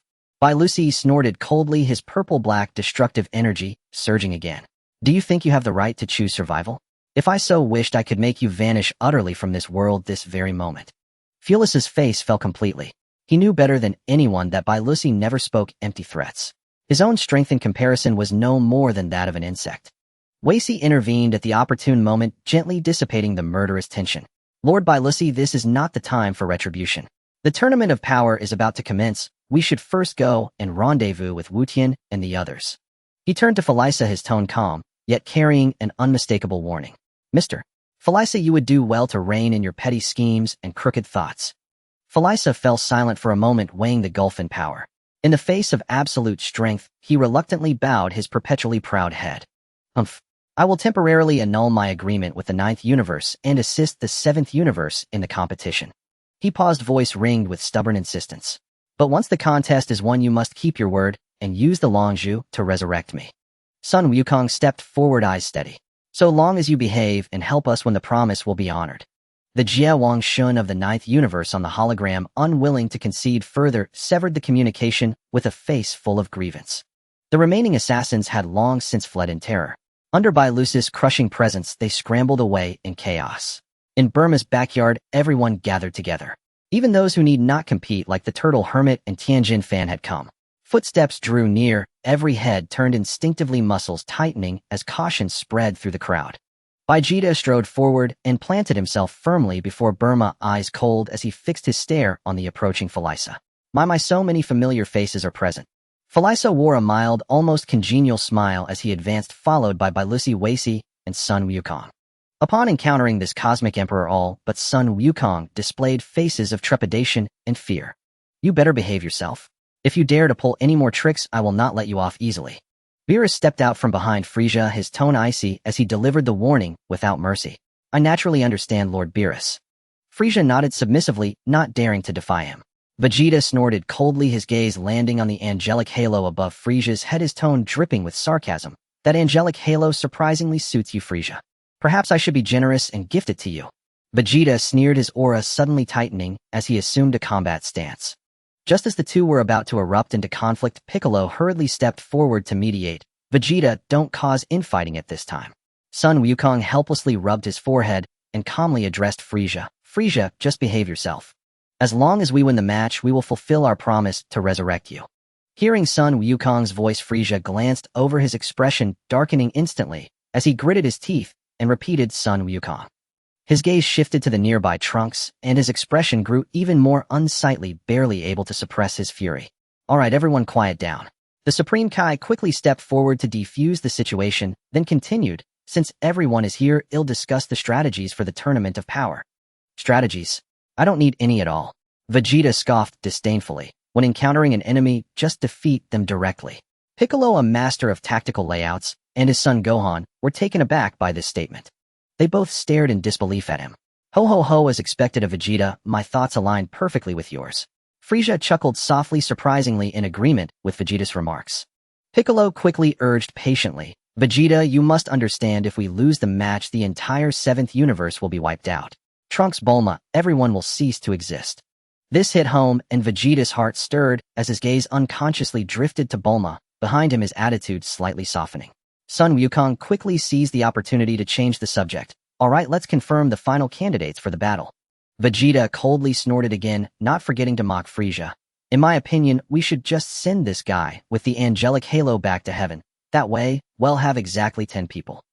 Frieza shot an angry glare at Vegeta, his fury boiling, yet nowhere to vent. Uncle Vegeta. Sun Wukong hurriedly stepped in to interrupt their dispute, stating, Frieza is very strong. The candidate should be decided between Majin Buu and Krillin. Hearing this, Sun Wukong was the first to speak up in favor of Krillin. Majin Buu is undeniably powerful, but his temperament is unstable. Krillin may not have top-tier battle power, but he is battle-hardened and knows how to cooperate, making him more suitable for teamwork. Whis lightly nodded, gently agreeing. The Tournament of Power concerns the survival of the entire universe. There is no second chance. In comparison to a momentary burst of power, having teammates who understand cooperation is far more important. Gohan also responded earnestly, Mr. Buu fights solely on instinct and cannot control the situation. Uncle Krillin is experienced and can cooperate well with all of us, undoubtedly making him the more suitable choice. Piccolo crossed his arms, his gaze sharp and calm. Buu's unpredictability is too great. If he acts recklessly on the platform, the entire 7th universe will suffer as a result. In contrast, Krillin is steady and reliable and won't make careless mistakes. Android 18's tone was plain yet very certain. Compared to Majin Buu, I trust Krillin more. Everyone was carefully discussing the candidates when suddenly a loud, prolonged, snoring sound echoed from the corner. Everyone turned to look in unison. Majin Buu was sprawled on the ground, soundly asleep, with his belly rising and falling. He even drooled, completely oblivious to the discussions happening around him. Sun Wukong frowned slightly. and quickly walked over to gently pat Bu's belly. Bu, wake up. We are discussing the matters regarding the Tournament of Power. Bu merely smacked his lips and turned over to continue sleeping, his snoring growing even louder, showing no signs of waking up. Krillin also stepped forward to gently shake his shoulder, raising his voice to call out, Mr. Bu, the tournament is about to start, wake up. Yet Majin Bu remained unresponsive, sleeping soundly, as if everything around him was unrelated. Sun Wukong repeatedly called out and shook him. No matter how he tried, Majin Bu remained in deep slumber, not even twitching an eyelid. Seeing this, everyone helplessly rubbed their foreheads, looking both amused and exasperated. Beerus' temple throbbed, clearly displeased, as he coldly snorted, sleeping like a dead pig at a critical moment. I fear he'll just end up sleeping on the arena as soon as we get there. Whis shook his head with a wry smile. It seems Mr. Bu won't be able to join this battle after all. The situation was clear, and there was no longer any dispute. Sun Wukong decisively concluded, then the last spot will go to Uncle Krillin. Krillin took a deep breath, straightened his body, and nodded firmly, his eyes filled with determination. Don't worry, I will not drag everyone down. Thus, the 10 competitors from the 7th universe were fully determined: Sun Wukong, Vegeta, Gohan, Sun Wutian, Trunks, Piccolo, Krillin, Android 17, Android 18, and the temporarily compliant Frieza. At this moment, Whis gently reminded everyone, time is almost up, please hold hands, and form a circle. Seeing that no one was willing to approach, Frieza, Sun Wutian took the initiative to hold his hand and signaled to Vegeta. Soon, everyone connected hands in sequence. Whis looked up at the void. Lord Grand Priest, the warriors of the 7th universe have gathered. I am aware. A vague, majestic voice echoed from the heavens. A dazzling light suddenly enveloped everyone, and the group slowly ascended into the air. Vegeta looked back at Bulma on the ground. Bulma waved her hand vigorously, shouting loudly to the group in the air, everyone make sure to come back safely. The light grew even more brilliant and quickly vanished. The figures of everyone also disappeared into the sky. The divine power of the Grand Priest acted like an invisible pull, enveloping everyone from the 7th universe as they passed through the layers of cosmic barriers. They traversed the boundless chaos of the void, precisely landing at the final arena of the Tournament of Power, the Void Realm. The moment their feet firmly touched the ground, everyone's gaze was captivated by the sight before them. A colossal arena floated in absolute nothingness, stretching across the darkness. Expansive and limitless, the surface of the arena was forged from a special material far harder than cosmic alloy. Smooth and sleek, it concealed a powerful gravitational binding force, firmly suppressing the warriors' released auras and completely sealing off the possibility of flight. There were no railings around the arena. Beyond its edge lay an unfathomable abyss of darkness. As soon as anyone stepped outside the boundaries of the arena, they would be immediately disqualified. Sun Wukong immediately stretched his muscles and surveyed the vast arena, excitement lighting up his eyes. Wow. Is this the arena for the tournament? It's so grand. Vegeta crossed his arms, his sharp gaze sweeping across the entire arena as he spoke solemnly. Kakarot, don't be careless. Anyone who stands here is no weakling. Son Gohan stood beside his father Piccolo, his martial arts uniform neat, and pressed his aura restrained and steady. There was not a trace of restlessness about him, yet he exuded a sense of impending pressure that hinted at hidden strength.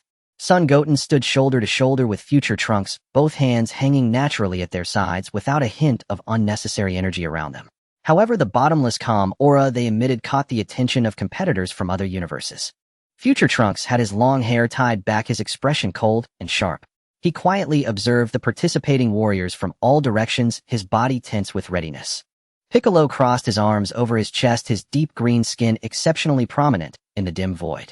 His demeanor was proud and aloof, watching the entire scene in silence. Krillin stood in the middle of the group, his expression tense, keeping a vigilant eye on the edge of the arena, ingraining the rule of falling out means disqualification into his mind. Android 17 had his hands in his pockets, appearing nonchalant, his expression as flat as if he were merely there to watch. Android 18 stood beside him, her demeanor cold, yet her eyes concealed an undeniable confidence. Only Frieza floated alone outside the group, a smirk playing at the corner of his mouth as if amused. His crimson eyes swirled with a sinister amusement as he surveyed the participants from other universes as if appraising a group of prey waiting to be slaughtered. Hey, it seems like everyone is almost here, Sun Wukong said with a smile. As soon as he finished speaking, a familiar aura emanated from the opposite side of the arena, and the contestants from Universe 6 landed simultaneously. At the forefront was Hit, still clad in a dark, tight-fitting battle suit. His expression was indifferent and mysterious, radiating an unfathomable aura. Beside him stood Kaba, along with two female Saiyans, Kale and Caulifla. There was also Frost, who bore a striking resemblance to Frieza except with blue-tinted skin, wearing a hypocritical cold smile. Wukong spotted Hit at a glance, immediately waving with excitement. Hit. Long time no see. Hit slightly raised his eyes, nodding subtly, his voice calm and impassive. Son Wukong. At the same time, a young warrior in an old-style Saiyan battlesuit quickly approached Vegeta. It was Kaba. He reached Vegeta and respectfully bowed, his eyes filled with respect and eagerness. Master Vegeta. Vegeta was taken aback, then furrowed his brow, his tone carrying a familiar pride. Don't call me master, I haven't taken you as a disciple. Thanks to your guidance, I was able to successfully transform into a Super Saiyan. Kaba looked up, his eyes sincere. In my heart, you are my master. Vegeta snorted lightly, turning his face away awkwardly. Though his tone was harsh, it concealed a hint of barely perceptible acknowledgement. It was merely a casual pointer, there's no need to take it to heart. Caulifla crossed her arms, casting a glance at Son Wukong and Vegeta. A smirk appeared on her lips, filled with competitive arrogance. The Saiyans from Universe 7 don't seem that impressive. Kale stood timidly behind her, though her gaze often drifted towards Son Goten. It seemed she was captivated by the Saiyan aura emanating from him. On the other side, Frieza's gaze locked onto Frost in the distance. The two exchanged knowing smirks simultaneously. With similar cold ambitions and cunning intentions, they understood each other's thoughts without the need for words. It seems this time there are quite a few more toys. Frieza muttered to himself, his tone laced with mocking malice. At that moment, an overwhelming and suffocating pressure heavy enough to crush the air suddenly swept in from the other side of the arena. The entire venue fell into a hush as all eyes instinctively turned toward the source of the pressure. The contestants from Universe 11 stood quietly. At the forefront stood Topo, his imposing figure radiating a solemn aura filled with righteousness and strength. Beside him stood a remarkably tall, muscular, gray-skinned warrior. Expressionless, with eyes as cold as an abyss, merely standing there caused the surrounding air to nearly freeze. It was Jiren. Wukong's eyes lit up and he excitedly called out, "Hey, Jiren Topo, let's have a good spar later." Vegeta's expression suddenly turned serious, his gaze locked onto Jiren as he spoke in a low, grave tone. "This guy's aura is even more unfathomable than the last time we met." Son Goten's gaze also fell upon Jiren, his brow furrowing slightly. He could clearly sense that within a short time Jiren's power had undergone a breakthrough. Hearing Wukong's voice, Jiren slowly lifted his eyes, scanning Wukong and Vegeta. There was no hint of emotional fluctuation, as if he were looking at two insignificant ants. Yet in the next moment his gaze shifted directly to Son Goten, and the coldness in his eyes finally stirred with intense fighting spirit. He clearly harbored a determination to wash away the shame of his previous defeat. "Pretentious fool," Vegeta sneered, his tone filled with disdain. "This time I will definitely defeat you, Topo." Just as the atmosphere grew increasingly tense, the clear and authoritative voice of the Grand Priest suddenly echoed through the sky. It resonated throughout the Void Realm, every word clearly reaching everyone's ears. "Contestants from all universes, welcome to the Tournament of Power Arena. I will reiterate the rules of the tournament. The use of weapons is prohibited, and killing is forbidden. If a contestant is knocked out of the arena, they will be considered disqualified. The universe that remains on the arena in the end will be the victor. The defeated universes will be completely erased by Lord Zeno himself." As the Grand Priest's words fell, the venue plunged into a deathly silence. The expressions of contestants from various universes grew solemn. Everyone understood. This was not a mere martial arts competition, but a life-and-death gamble concerning the survival of entire universes. Then the Grand Priest slowly raised a hand and declared the final directive. "Now, contestants from all universes, please take your places on the arena." The Tournament of Power officially commenced. 80 dazzling beams of light shot out simultaneously from the waiting platforms of each universe, precisely landing in various positions on the arena. The 10 members of Universe 7 landed steadily in a relatively open area, all entering a state of readiness. On the arena, all the universe teams deliberately maintained their distance. No one wanted to be eliminated by a sneak attack right at the start of the tournament. Universe 8 formed a formation on the left, while Universe 3 tightly arranged themselves at a distance, supporting each other. Jiren from Universe 11 remained with his eyes closed, quietly standing in place. However, the unfathomable pressure surrounding him created a no-go zone that forced others to keep their distance. Contestants from several surrounding universes instinctively retreated, unwilling to step closer. As the members of Universe 4 steadied themselves, 2 warriors instantly vanished from sight. The god of destruction of Universe 4 revealed a chilling smile. Frieza stood alone at the edge of the Universe 7 team, coldly scanning the entire arena. He then turned to Son Goten, his tone leisurely and calculating. "Mr. Son Goten, I have an idea. Instantly, all eyes focused on him. At the start, it will undoubtedly be a chaotic battle. Fighting alone makes it easy to be eliminated one by one. Why don't we? Son Goten raised his eyes to look at him, intending to see what scheme he was plotting. Mr. Sun Wutian, with 80 people in chaotic battle, the best strategy is to band together to clear the field. Frieza narrowed his crimson eyes, scanning the chaotic arena of the nothingness realm, his voice laced with a sinister calculation. Let us first eliminate the small fry together, narrowing the arena's scope, and then focus on dealing with those tougher opponents. As he spoke, his gaze intentionally slanted towards the team from Universe 11. What kind of joke are you making? Before Frieza finished speaking, Vegeta coldly interrupted, his tone direct and without a hint of compromise. I, Vegeta, will never team up with scum like you, and I disdain relying on a group assault against small fry to achieve results. With that, Vegeta did not spare another glance at the others. His aura surged as he turned and swiftly dashed towards the camp of Universe 9, confronting their entire team alone. Seeing his father move, Future Trunks first nodded slightly to Sun Wutian as a signal. He then stepped forward and hurriedly followed, calling softly, "Dad, wait for me." Goku watched Vegeta's departing figure, unable to suppress the excitement in his eyes any longer. His gaze locked onto the still-standing Jiren in the distance, and he laughed heartily, just in time. I'll also go seek out a strong opponent. Before his words fell, his figure had already leaped out, disappearing into the battlefield. Gohan, let's go. Piccolo spoke in a low voice, his eyes toward Frieza, filled with seasoned vigilance and distrust. He turned to Sun Wutian and warned, Frieza is unpredictable and utterly untrustworthy. Son Gohan nodded steadily. He had already seen through Frieza's cunning intentions and immediately followed Piccolo. He focused his energy inward and steadily approached the team from Universe 3 on the other side of the arena. Wutian, I've decided to team up with Android 18 and Android 17. Krillin clenched his fists, his expression resolute as he looked at Sun Wutian. Frieza is unreliable. You should conserve your strength. It's safer for the three of us to band together and clear our opponents while supporting each other. Sun Wutian nodded lightly in agreement. Krillin let out a sigh of relief and then turned to the two beside him. Android 17 kept his hands in his pockets, appearing relaxed, yet he nodded decisively. Cooperating with Frieza will only create unnecessary chaos. Android 18's demeanor was indifferent, her aura calm and steady, only giving a slight nod in agreement. The three immediately formed a small team, their steps steady as they advanced towards the group of contestants from Universe 10. In just a moment, the originally orderly team of 10 from Universe 7 scattered, completely leaving without a trace. On the spectators' platform, Beerus watched his fighters engage in battle independently, completely disregarding his commands, his temples twitching in anger as he let out a muffled grunt. Beside him, Kampa burst into loud laughter, proudly proclaiming, "Haha, Beerus, it seems your team is nothing but a disarray. Soon I will have someone team up to eliminate your son Wutian first, and then take down the others one by one." Humph. Beerus scoffed, his face full of disdain. In the face of absolute power, numbers are meaningless. Just those few under your command tied together wouldn't withstand even one blow from Wutian. In the arena, the open center area was left with only Sun Wutian and Frieza. Surrounding them, the air crackled with energy, explosions roared, and the shouts of the fighters echoed.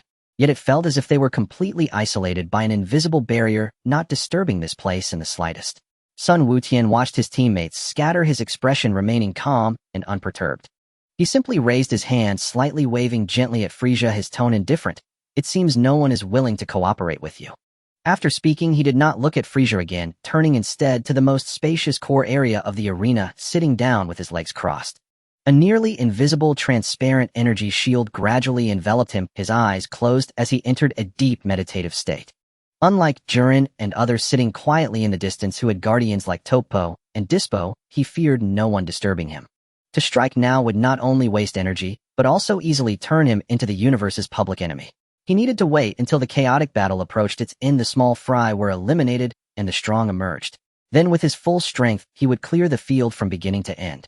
Frieza stood frozen in place, watching the scattered fighters from Universe 7, and then looking at the completely unbothered Sun Wutian, who was lost in meditation. A glint of malice and irritation flickered in Frieza's triangular eyes as he let out a heavy cold snort, deciding not to make a fool of himself any longer. His gaze suddenly shifted, precisely locking onto Frost, who was in the camp of Universe 6, resembling him closely with a cold blue skin tone. The two locked eyes across the distance, almost simultaneously sharing a knowing, cunning smirk. Frieza flickered and headed straight towards Frost.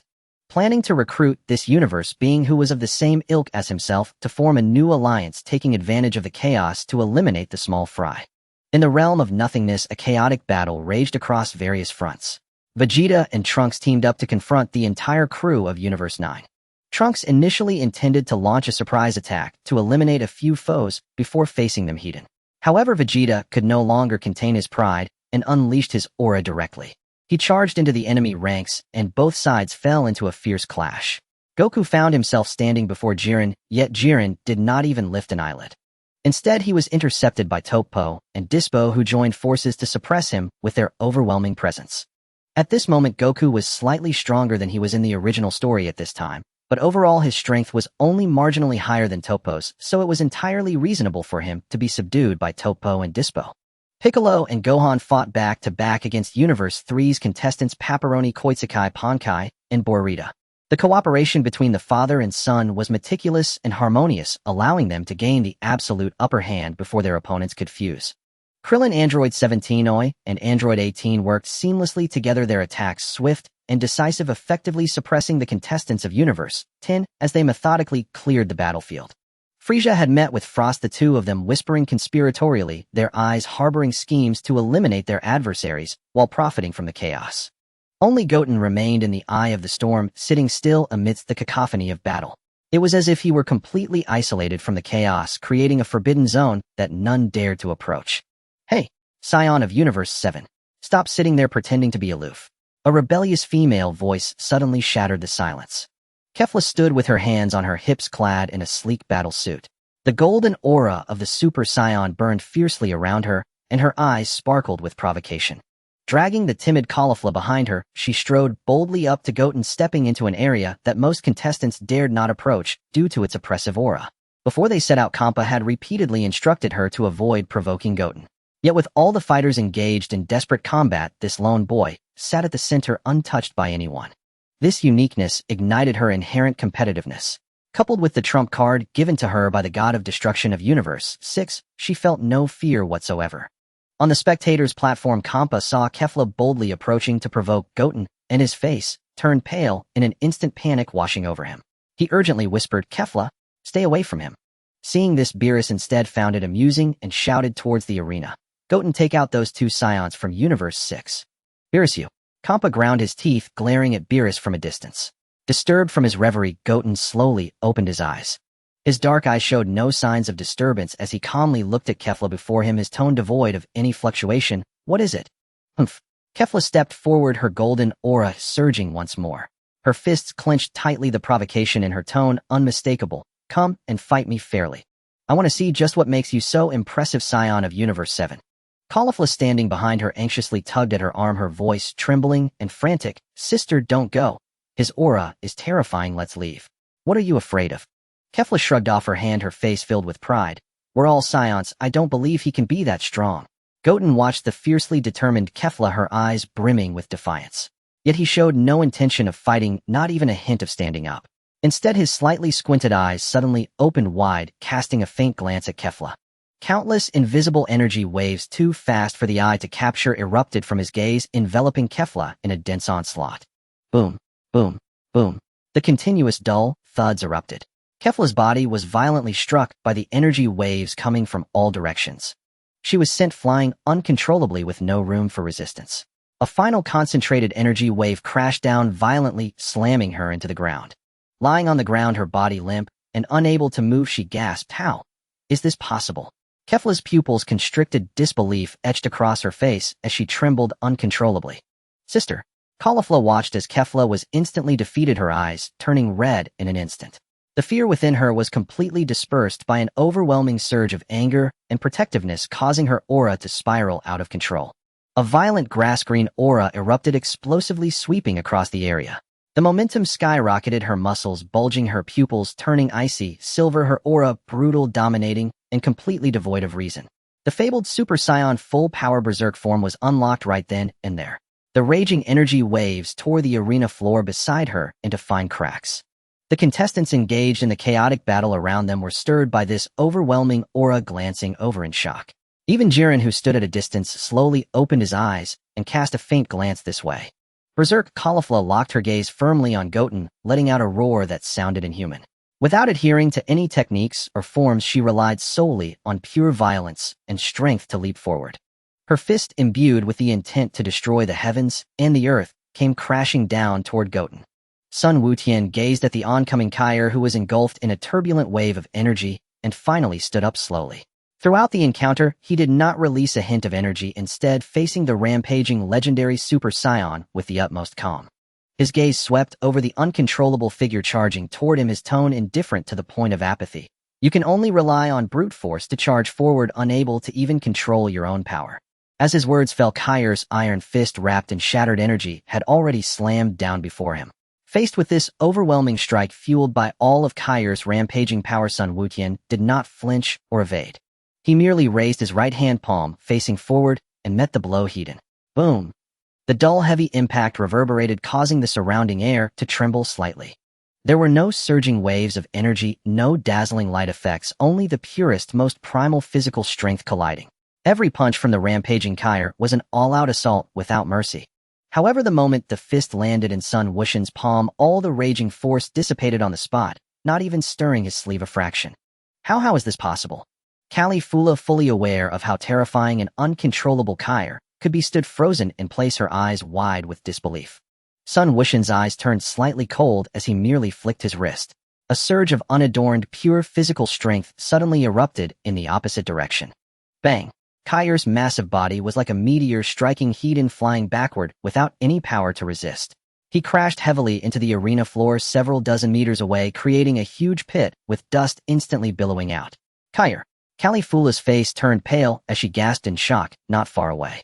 Yet Kair, in his rampaging state, remained oblivious to pain and knew nothing of retreat. In the pit, the green energy surged violently as she roared, bursting out from the dust. Her legs pushed off the ground, forcefully charging forward again with even greater speed and ferocity. Her iron fist still came crashing toward Sun Wutian without any semblance of strategy. Sun Wutian remained standing in place, not retreating a single step. As Kair charged up to him, he once again raised his hand to receive the blow directly. Another deafening boom echoed as Kair was once more sent flying by pure brute force. Once, twice, 3 times. Kair charged wildly, pouring all his strength into each assault. Each time, he was sent flying by Sun Wuxian's casual punch, without any techniques to evade, no energy exchanges, and no flashy moves. Only the most straightforward and brutal level of power crushed down. Sun Wuxian's expression remained unchanged, as if he were simply swatting away a tireless insect. Using only his standard state without releasing energy, he firmly held the legendary Super Saiyan down, exerting unilateral pressure. All the contestants watching around were frozen, even their breathing became lighter as they subconsciously stepped back, creating a clear space for the two, their eyes filled with uncontainable apprehension. In the distance, Jillian slowly opened his eyes, the dark pupils brimming with grave concern. On the spectator's seat, Beerus suddenly slammed his armrest, laughing uproariously with excitement. Good. That's it. Wutian knocked them down. Beside him, Compa's face was ashen, his fists clenched tightly, angrily shouting, Kai, counterattack. Give me a counterattack. At the edge of the arena, Caulifla, watching Kair being mercilessly sent flying, time and again felt her eyes turn red instantly. You two stop fighting. She shouted hoarsely, her voice straining to penetrate the roaring, explosive sounds directly drilling into Kair's mind. Kair, wake up. Don't let the power control you. Look at me. As Kair was about to charge again, her body suddenly trembled. The chaos in her silver-white pupils rapidly dissipated, the raging energy gradually receding, and the uncontrollable power was forcibly stabilized. She still maintained the form of the legendary Super Saiyan, yet had completely broken free from the shackles of rampage. Her eyes were bright, her mind clear, her power steady and restrained, far more refined than during her rage. Kair slowly turned around, standing protectively in front of Caulifla, her voice slightly breathless, yet resolute. Sister, I'm fine now. That's great. Caulifla beamed with joy, her golden Super Saiyan aura erupting explosively. Let's go together, we can definitely defeat him. They exchanged a glance, their intentions instantly synchronized. In the next second, the awakened Kair gathered her strength, her fists heavy like a mountain. Super Saiyan Caulifla flashed her speed at maximum, her blows sharp as the wind. The two moved in tandem, one on the left and one on the right, one with power and the other with speed, sealing off all of Sun Wuxian's escape routes, their combined attack roaring toward him. This time it was no longer a mindless clash of brute force, but a coordinated killing move executed by two Saiyans who had fought side by side for years relying on their exquisite synergy. Sun Wutian raised his eyes, sensing the dual pressure and constraints coming his way. A hint of amusement flickered in his gaze. After all, since there was still time, he might as well play along with them. Sun Wutian, don't say, I didn't give you a chance, you can transform now. Califula took her stance and shouted sternly. Sun Wuxian's expression remained calm, his tone flat. I don't need to transform to deal with you. Califula, thoroughly insulted, was burning with rage and immediately shouted in a deep voice, Kyer, go. Kyer charged forward with a thunderous punch. Califra closely followed, launching a rapid side attack. This time Sun Wukong chose not to take it heed. He spun lightly, his fingertip precisely striking the gap in Kyer's elbow joint. The strength of Kyer's entire arm instantly dissipated and his punch went wildly off target. At the same time, Califra rushed in, delivering a flurry of kicks aimed at his side. Sun Wukong shifted his feet, leaving behind only a flickering afterimage to evade the attack. With a deft push of his hand, he expertly sent her off balance. Califra staggered, nearly crashing into Kyer. What began as a two-known struggle rapidly transformed into a demonstration of overwhelming skill. Kyer's unmatched power and formidable defense faced off against Califra's unparalleled speed and relentless attacks. The two fought in perfect harmony, alternating between offense and defense, each move carefully calculated. Yet despite their combined efforts, they couldn't even graze the hem of Sun Wukong's clothing. Using finesse to overcome brute strength and speed to outpace speed, he seized upon every gap in their coordination with precision. He dismantled their encirclement, exposing their flaws, and maintained a composed control over the battle. The surrounding competitors from various universes watched in silence, their breaths caught in awe as waves of suppressed gasps rose and fell. What lightning-fast reactions! He isn't even using his full strength, he's merely toying with them. This is terrifying. Under normal circumstances, he can suppress two Super Saiyans without them having a chance to fight back. Is this the true power of that boy from Universe 7? Nearby in the camp of Universe 6, Gabe watched as his two companions were completely overpowered. A golden aura ignited around him instinctively, and he felt compelled to leap into the fray. Califra, here, I'm coming to help you. Just as he took a step forward, Hit slowly lifted his gaze and spoke calmly. Don't go. If you intervene, you'll just be taken down as well. Gabe halted, fists clenched, anxiety eating at him, yet feeling utterly powerless. He could only watch the battlefield intently, his eyes filled with urgency and helplessness. Damn it. Don't think you can keep dodging. Califra grew increasingly frantic, yelling as she accelerated her attacks. Sister, let's combine our strength. Kyer urged in a deep voice, his golden aura surging once more as he advanced in sync with Califra. Sun Wukong's expression softened slightly after dozens of exchanges. Both of them were already out of breath, with more and more openings appearing. He stopped dancing around and suddenly accelerated, his silhouette flashing past them. Bang, bang. The sound of two dull thuds echoed simultaneously. Sun Wukong pressed both hands lightly on their shoulders, his immense strength instantly penetrating their bodies. Kyer and Califra simultaneously groaned, their bodies uncontrollably flying backward and crashing heavily onto the ground. At this point, both of their energies were nearly exhausted, and after several attempts to struggle, they could no longer rise. The audience erupted in astonishment, cries of disbelief ringing throughout the void. He took down both of them with a single move? They didn't even have a chance to fight back. This gap is just too absurd. Beerus laughed loudly from the spectator seats, a triumphant expression on his face. Did you see that, Compa? Those two, even when teaming up, are still utterly powerless against our Wukong. Compa's face darkened like the bottom of a pot, and he snorted heavily before shouting angrily at the stage, Califra, here, use that thing, now. On the stage, Sun Wukong stepped forward calmly, his tone resolute and undeniable. The farce ends here. If you have no other means, be prepared to be eliminated. A faint layer of white aura finally enveloped him as he slightly heightened his energy. He raised his right hand palm, facing forward as a soft blue energy began to coalesce. The nascent form of the Kamehameha wave had already taken shape, its pressure slowly spreading, locking onto the two, who had no strength to resist. Califra's face turned pale, yet she gritted her teeth, reaching out to grasp Kyr's arm. With her other hand, she hurriedly pulled out two shimmering patera earrings, her voice urgent, yet determined. Kyer, use this. Kyer looked at the advancing Sun Wukong, and then at the earrings in Califra's hand. Without a hint of hesitation, he nodded firmly. All right, sister. Just as they struggled to raise their hands to where the earrings, Sun Wukong's palm, charged with the Kamehameha, was ready to be unleashed. In the moment before the blast was released, a purple figure appeared suddenly before them. Hit. Upon seeing Hit's arrival, Sun Wukong raised an eyebrow, slightly surprised. But he did not hold back, unleashing the charged Kamehameha directly forward. The light blue energy beam shot out with a whoosh, its power restrained, yet sufficient to knock the two off the stage in an instant. Hit narrowed his eyes, a purple aura enveloping him. He gathered all his energy in his right hand and struck out fiercely against the energy beam. Boom! The deafening sound of the explosion erupted, sending shockwaves radiating outward. Hit let out a muffled grunt, staggering backward a few steps as his arm tingled. However, he managed to deflect the energy wave successfully. The wave crashed into the distant ground, creating a massive crater. Hit! Gabe exclaimed in both surprise and joy. Kampa in the spectator seats instantly perked up, leaping to his feet and shaking his fists, shouting, "Nice! Hit, well done!" Seizing this fleeting moment, Caulifla and Kier dared not delay. They gritted their teeth against the pain throughout their bodies and shakily donned the Patera earrings on their respective ears. In the next instant, dazzling golden and green lights exploded into a brilliant intertwine.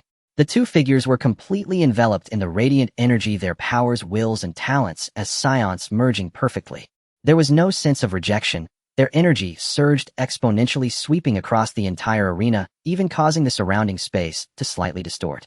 As the blinding lights slowly faded, a tall, imposing warrior with an arrogant aura and piercing gaze stood firmly before Sun Wukong. Caulifla and Kier had completed their fusion. Kefla had officially made her entrance. Blocking the two before him, Hit sensed the terrifying pressure that threatened to breach the realm of destruction. His indifferent pupils subtly narrowed. He chose not to engage in a pincer attack with Kaifura and swiftly shifted his form. A faint lavender afterimage swept through the air, silently retreating into the shadows at the edge of the battlefield. However, his gaze remained locked onto the center of the battle, maintaining a state of readiness. He understood that Kaifura was the last hope of the sixth universe, and he must protect it until the very end. Not far away, Gabe's heart, suspended in midair, finally settled as the turbulent flames around him slowly calmed. He fixed his stare on the two figures in the center of the arena, not daring to even breathe. Sun Wutian stopped in his tracks, looking up at Kaifura, whose aura was wildly surging. The indifference and laziness in his pitch-black eyes finally faded.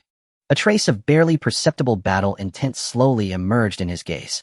After merging, the aura has finally become a bit interesting, he murmured to himself as the previously stagnant energy of battle began to churn slowly. On the other side of the arena, the battle had already reached its final moments. Under the combined force of Vegeta and his son, the fighting strength of the ninth universe was completely cleared. Only the final trump card remained, the dangerous trio. Basil, Lavanda, and Belgemore began to encircle, trapping the father and son in a perilous triangular formation.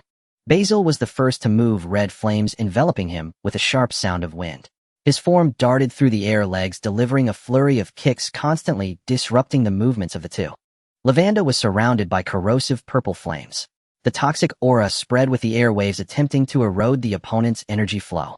In the center, Belgemore's muscles tensed, and a deep blue aura surged skyward. With arms wide open, he firmly channeled all of his brother's strength.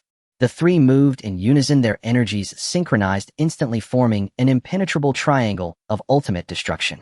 This was their ultimate combined attack, a perfect fusion of speed, poison, and brute force. The intensity of their energy surged exponentially. It was the final strike of the three brothers, pouring all their might into it. For the glory of the ninth universe. Belgemore roared skyward as Basil and Lavanda simultaneously channeled all their energy into his arms. The tricolored flames tightly intertwined, transforming into a formidable triangular beam of ultimate energy. The beam tore through the air, carrying the decisive momentum of mutual destruction, racing toward Vegeta and his son. Vegeta coldly raised his gaze, his golden pupils showing no hint of fear, only a disdainful superiority. Desperate struggles of insignificant fish are not worthy of glory. As his words settled, his aura erupted violently. The energy surged skyward, dense red fur covering his body. His long black hair stood upright, cascading down his shoulders, every muscle in his body taut. Super Saiyan 4. Trunks beside him showed no hesitation. Their auras erupted simultaneously, both stepping into the realm of Super Saiyan 4. The combined pressure of father and son instantly swept across the battlefield. Facing the incoming ultimate attack, Vegeta and Trunks stepped forward in unison, their arms firmly closing together at their chests. Vegeta gathered the ultimate Kamehameha in his palm.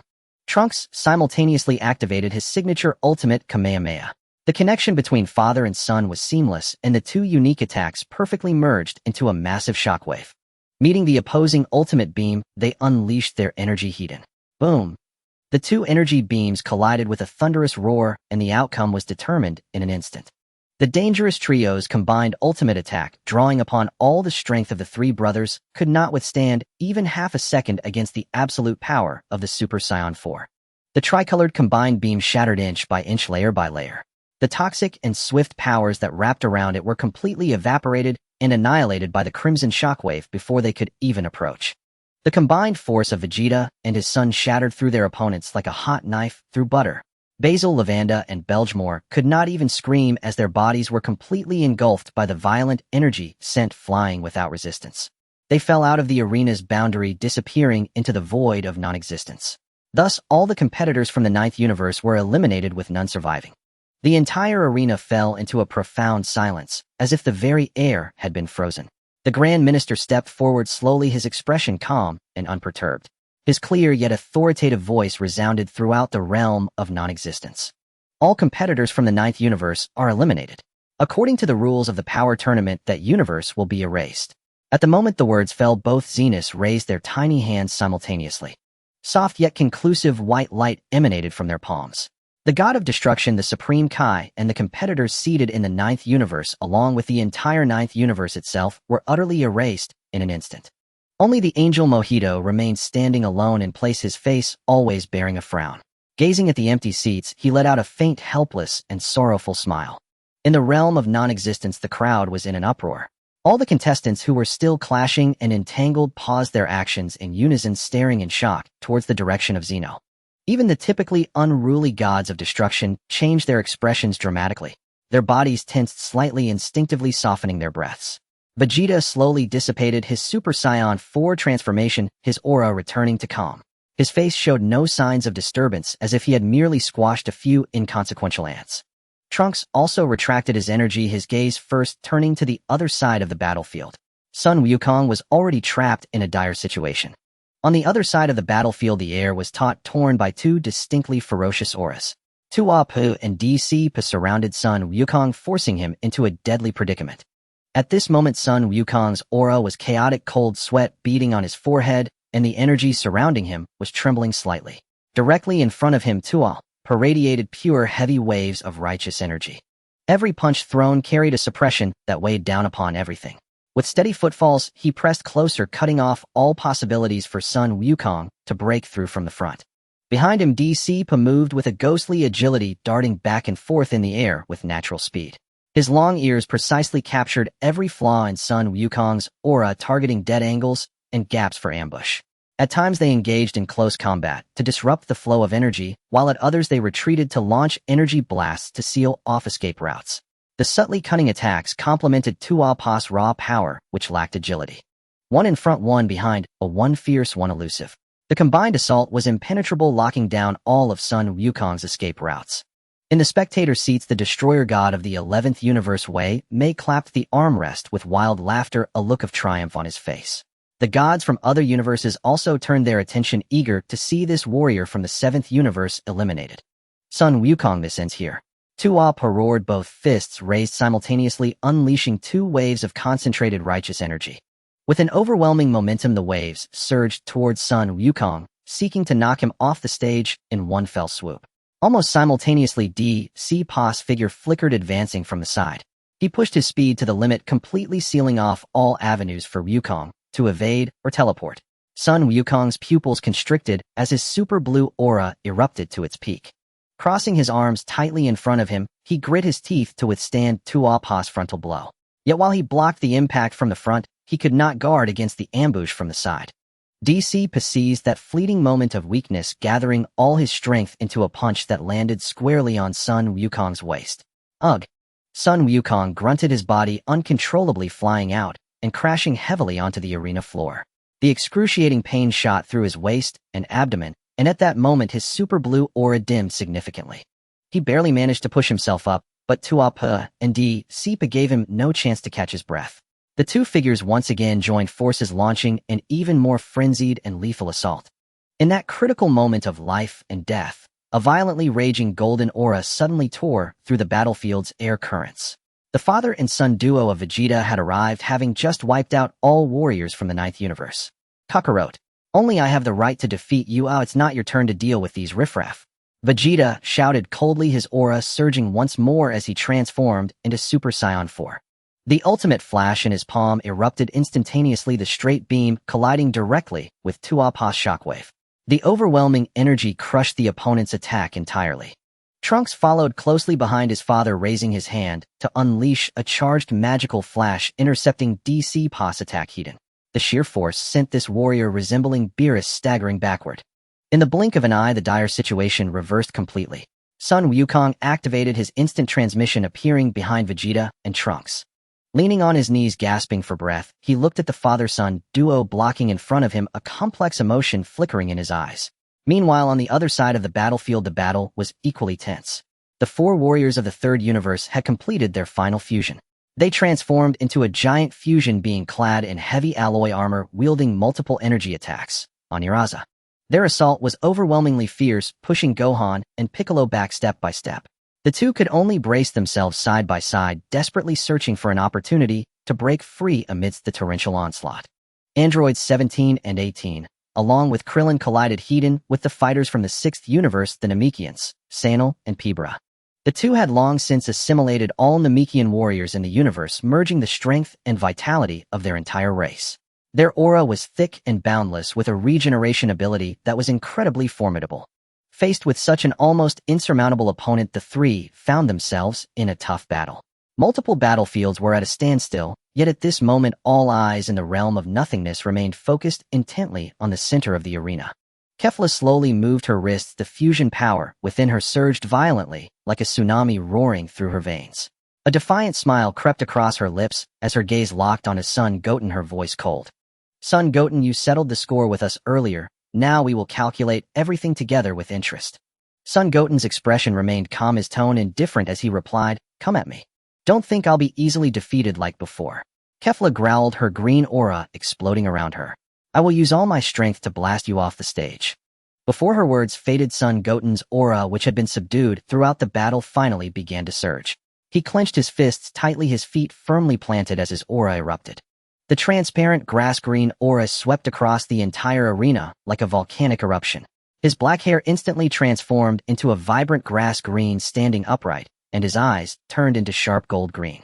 His muscles swelled, veins bulging, and his stature increased dramatically. Beneath his smooth lines lay an overwhelming explosive power. The legendary Super Saiyan 1 had arrived. This formidable and unparalleled aura instantly suppressed the combined aura of Kaifula, overshadowing the energy fluctuations of all battlefields within the realm of nothingness. The entire arena fell silent in an instant as all the combatants engaged in fierce battles involuntarily turned their gazes. The green aura, just like Kair's transformation, it can actually maintain rationality. Kaifula's arrogant expression froze in place, her pupils constricting as she gasped in disbelief. Surprised, Sun Wutian spoke in a calm tone, his overwhelming pressure slowly enveloping her, firmly locking her in place. I am not the kind of useless person who can't even control my own power. Sun Wutian, my ability to control my own power relies solely on my unwavering will, having nothing to do with the super divine dragon. Don't get too pleased with yourself. Kaifula's fury and combat spirit were completely ignited as she unleashed her full combined power, transforming into the legendary Super Saiyan form. The green aura surged violently around her as she shattered the arena floor beneath her feet, her figure turning into a green flash charging forward. Her right arm's energy channels tightened, concentrating all her strength into her fist, launching a punch aimed directly at Sun Wushan's face. The speed was so great that it caused the air to rupture, creating layers of afterimages behind her. Sun Wushan's gaze turned slightly cold. He did not evade or dodge, raising his right arm to meet her fist head-on. Bang! Their fists collided with a heavy thud, a dull sound reverberating through the layers of air. A circular shockwave erupted from their center, rapidly expanding as the arena floor cracked under the force. Kaifula's mighty strike, fueled by her combined power, was firmly caught by Sun Wutian, who did not take a single step back. Before she could change her attack, Sun Wushan's wrist twisted slightly. A purer and more domineering brute force seeped into his punch. Kaifula felt her arm go numb, the strength within her suddenly diminished by more than half. Her body stumbled uncontrollably backward for 3 steps. Just as she steadied herself, her left hand flipped over, gathering a high-density green energy sphere in her palm. Her wrist trembled continuously as a barrage of energy spheres erupted forth. Dozens of energy spheres sealed off all of Sun Wuxian's escape routes like a torrential downpour. Upon landing, they detonated, creating a series of explosive gusts that left no breathing space. Sun Wuxian remained steadfast, his energy subtly vibrating as a thin layer of light green energy wall instantly spread out.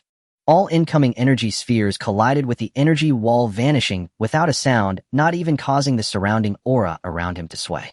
Kefula's eyes narrowed as she pressed forward once more. Her left leg swept to cut off his retreat, while her right arm bent, channeling her strength. The massive swing descended with force, aiming to smash down upon Sun Wuxian's shoulder, seeking to make him kneel on the ground.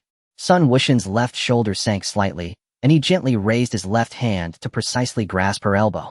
Following the direction of her force, he lightly pulled, using softness to neutralize her power, redirecting her heavy blow.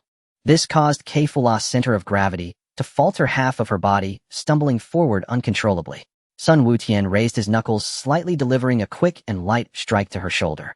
Kefula felt a numbness in one side of her arm as the energy within her body suddenly stagnated.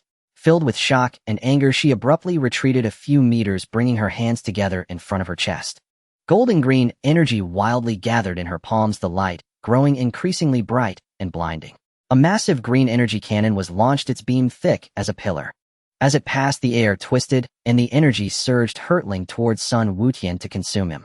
Yet he did not evade. Instead, he extended a hand, gently pressing forward with his palm. There was no frenzied clash, nor was there a violent explosion. The light green energy flowing from his palm spread out smoothly, like waves, firmly resisting the colossal energy cannon coming at him. The energy beam disintegrated inch by inch before his palm, dissipating without leaving even the slightest residual wave to approach him.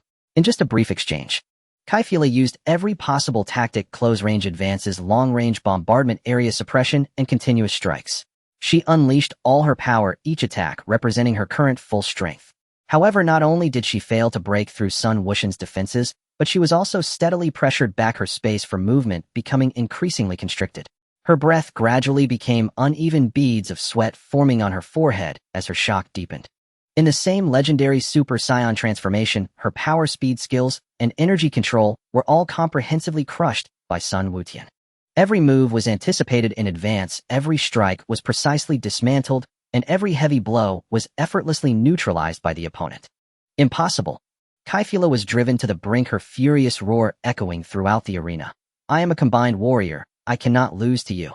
She held nothing back, her green aura erupting into a jet-like stream. Fragments of dense lightning swirled around her, her muscles tensing and bulging once again as her energy surged geometrically. The legendary Super Saiyan 2 transformation was complete.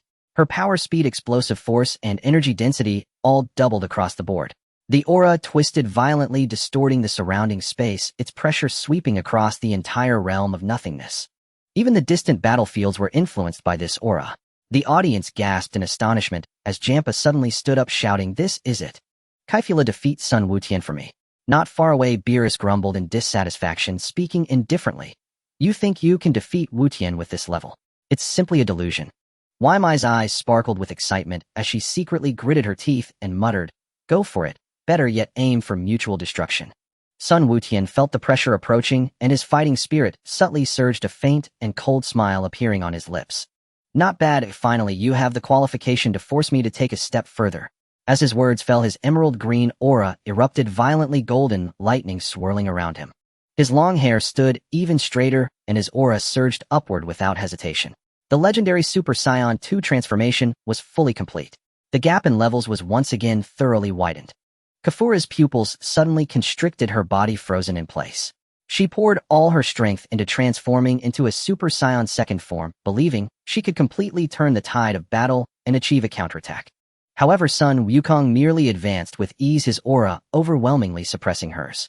The overwhelming pressure seeped into her bones, causing her fighting spirit to crumble. Even the courage to strike first was rapidly dissipating. Impossible.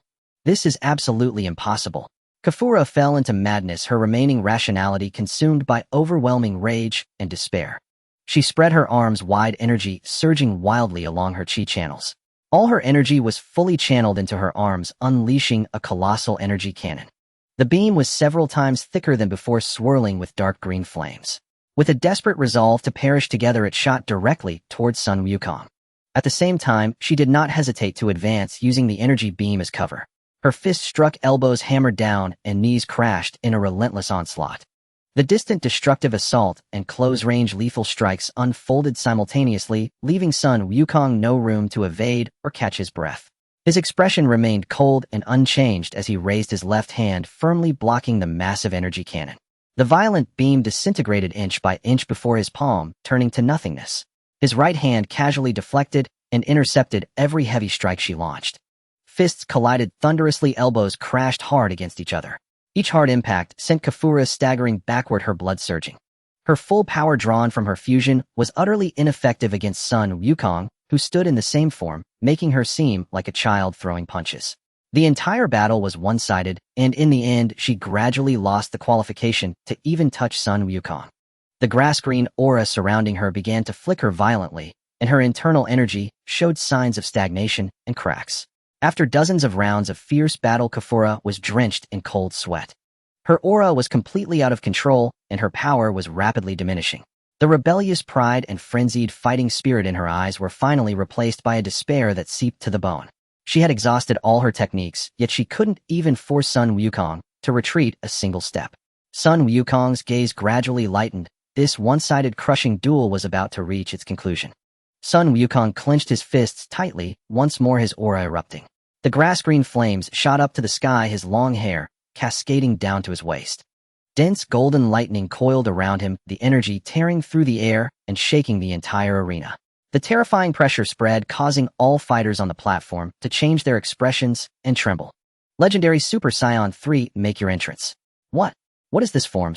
Kafura fell into ultimate madness as the last shred of rationality was completely consumed by despair and unwillingness. She threw her head back and let out a roar that resonated throughout the void, her dark green flames surging wildly. Her eyes locked onto Sun Wukong, tracing the power contours of his legendary Super Saiyan 3 form. The legendary Saiyan bloodline within her was completely ignited, breaking through its limits once again.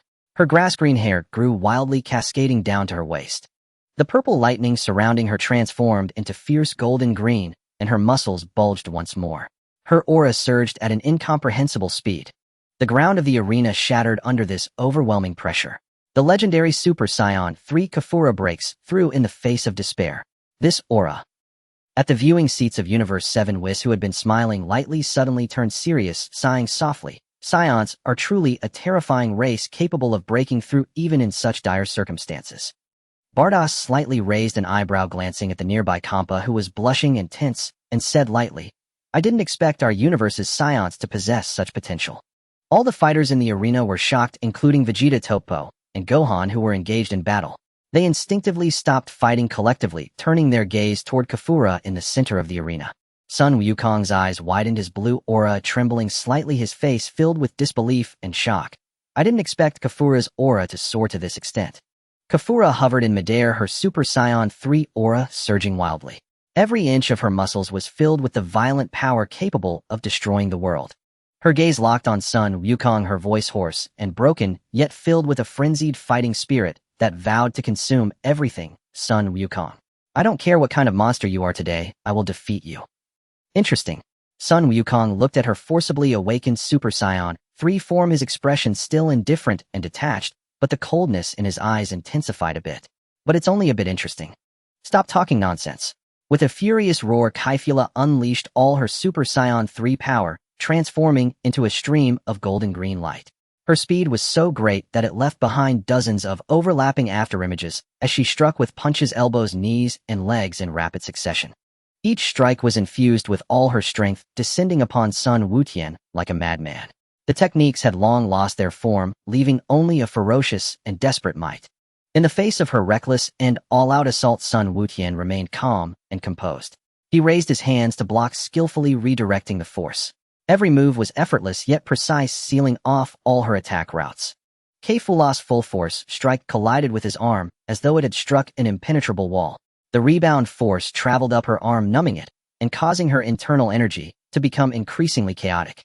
After dozens of exchanges, she had exhausted all her strength, yet could not budge Sun Wukong even an inch. Instead, she was forced to retreat repeatedly from his casual counterattacks. The aura of Super Saiyan 3 around her began to flicker violently, clearly having reached its limit. This ends here. Sun Wuxian's eyes darkened and his aura erupted explosively. The legendary pressure of Super Saiyan 3 was fully unleashed with a grass-green aura soaring into the sky, its overwhelming might far surpassing that of Kaifula when she had just broken through to Super Saiyan 3. It locked her in place, leaving her completely unable to move. Under the weight of this absolute pressure, the last shred of hope in Kaifula's heart shattered completely. She let out a heart-wrenching roar, releasing all the remaining energy within her without reservation. Her aura surged to a blinding level, the intense light nearly overwhelming the entire arena. This wildly explosive energy wave even made Whis change his expression, softly murmuring, "This energy." As Jampa slumped in the spectator's seat, his eyes reddened, and he screamed hoarsely, "Kaifula, win. You must win." He secretly thought coldly, "It would be best if you both perish together." In the center of the arena, Kaifula pressed her palms together in front of her chest, gathering all her strength frantically into her palms as her Super Saiyan 3 limit energy cannon rapidly took shape. A thick beam of light enveloped half the arena, the pure green glow consuming everything around it. With the overwhelming force of mutual destruction, it shot straight towards Sun Wuxian. "Sun Wuxian, take this attack." Sun Wuxian's expression turned severe as he raised one hand, gathering energy to meet the lethal beam heat-in. The two extreme energies collided with a thunderous roar, and the violent shockwave swept across the entire realm of nothingness. All the contestants were forced to raise their hands to block, and large sections of the arena floor crumbled and collapsed.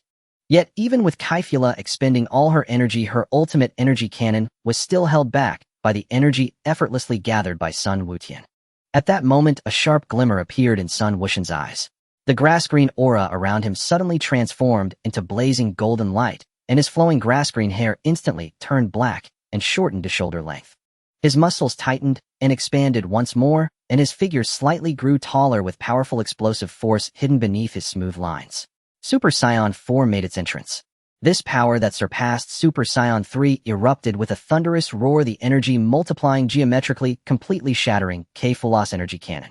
The residual force carrying unmatched might slammed solidly into her. Ugh! Kaifula let out a cry of agony as the Patera earring on her left ear shattered under the immense impact. The combined light burst apart with a resounding crash, the aura around her completely dissipating as Kaifula and Kale disintegrated on the spot. In the shadows, Hit's expression sharpened, and he activated his time leap with all his might, a purple afterimage flashing as he rushed forward to rescue the two. Sun Wuxian did not look back as an invisible aura emanated from him, instantly locking onto Hit. Hit's body stiffened abruptly, his face turning pale as he clearly sensed the chilling, killing intent within that aura. He knew that if he dared to move another step, he would be blasted off the stage by Sun Wuxian. Ultimately, Hit grudgingly suppressed his aura, his figure swaying as he turned to leave the battlefield. The disintegrated Kaifula and Kale fell into unconsciousness. Swept away by the residual waves of Super Saiyan 4, they flew out of the arena like kites with severed strings. With a flash, she landed back in the spectator section of Universe 6. Moments later, Kaifula struggled to rise from the ground, supporting herself against the railing of the spectator's platform. At this moment, she was covered in injuries, her hair disheveled, yet she still glared with bloodshot eyes. She screamed hysterically at Sun Wuxian on the stage, "Sun Wuxian, you bastard. You wait. Next time I will definitely defeat you." Kale weakly pulled at her arm, unable to stop her from being consumed by frustration and anger. She could only look despondently at the center of the arena, at the tall figure of the boy. Sun Wuxian, who had dealt with Kaifula, had not glanced at the uproarious crowd of gods and contestants below even once. He slowly retreated to the open platform on the west side of the arena, sat down cross-legged, and slowly closed his eyes. All his aura was withdrawn, completely isolating himself from the external clamor, entering into deep meditation once more. At the moment Wuxian entered his meditative state at the edge of the arena, Frisia's crimson eyes surveyed Frost not far away, a false yet playful smile curving at the corners of his mouth. "Lord Frost." Frisia briskly stepped forward with a smile, calling out Frost's name in an exaggeratedly warm and familiar tone. "We are both of the Frost demon race. Surely it is only natural we join forces and eliminate all other fighters on the stage." At once Frost reined in his aura, his stride halting abruptly. He eyed Frisia up and down warily, his voice laced with suspicion and distrust. "How exactly do you propose we cooperate? I hardly believe you'd form a genuine alliance with me." "Oh ho ho ho!" Excessive suspicion is hardly a virtue. Frieza raised a hand in a gentle, placating gesture, his expression serene, but beneath that tranquil smile his eyes gleamed with icy malice. The current situation is crystal clear. Son Goten from our universe and Jiren from Universe 11 pose the gravest shared threat to us both. Let us temporarily unite. First crush them decisively, then settle our own rivalry and claim the Super Dragon Balls. Frost's guarded gaze softened ever so slightly before the seductive promise of Frieza's grand design. He let out a cold chuckle still laced with hesitation. What you say holds merit, but how precisely shall we cooperate? And why on earth should I trust you? Rest assured, I am above all a man of my word. Frieza extended a hand outward, feigning camaraderie, as if preparing to stand shoulder to shoulder with him. Yet without a whisper of sound, golden aura coalesced around him. And the moment Frost lowered his guard and took a cautious step forward, Frieza's benevolent smile vanished entirely. His golden aura erupted in a blinding flash, the transformation into Golden Frieza completed in an instant. A tightly compressed golden energy sphere formed in his palm, and without warning he hurled it with devastating force straight at Frost, who stood utterly defenseless. Frost's pupils contracted violently. His defensive aura failed to rise in time. Agony surged through his body, shattering his internal energy flow and leaving him no chance to resist. He was blasted high into the air, screaming as he plummeted off the arena, eliminated outright. Frieza calmly reverted from his golden form and idly brushed dust from his palms. Gazing toward the direction where Frost had vanished, he sneered with undisguised contempt. A naive fool. How utterly shameful for our Frost demon lineage. Frieza, you. From the spectator stands, Frost snapped back to awareness, trembling with fury, and lunged toward the arena railing, ready to storm back onto the stage. But before he could cross the boundary, Zeno lifted a hand with effortless grace and erased him completely.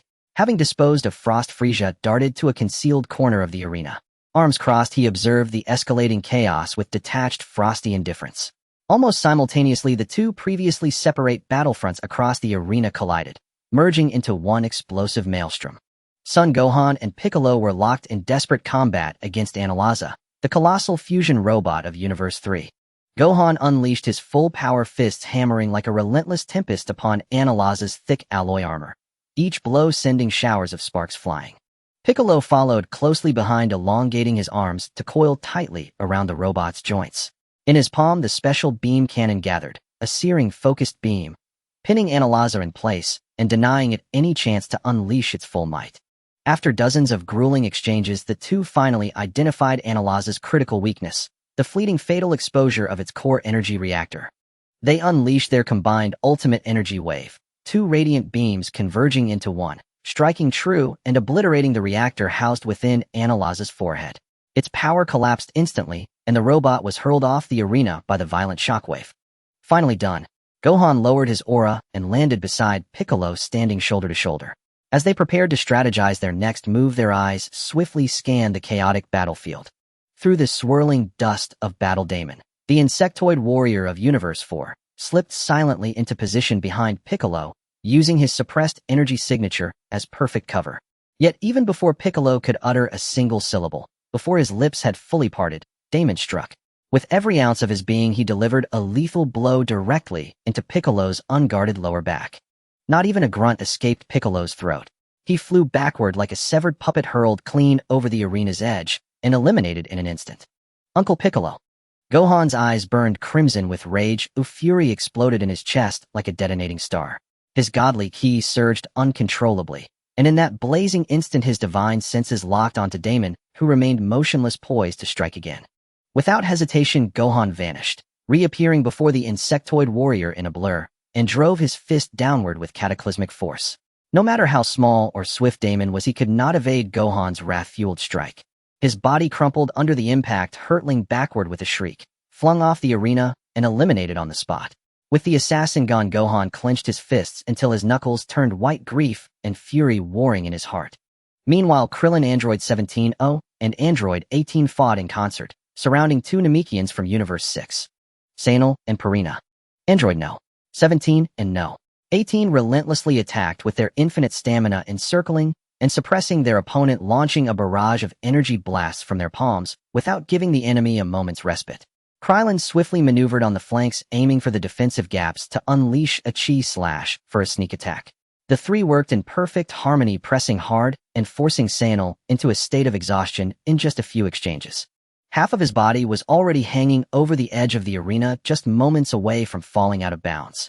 On the viewing platform of the 6th universe, Kampa suddenly slammed his armrest, exclaiming in shock, Saiyan, "Hold on. Don't just fall down like that."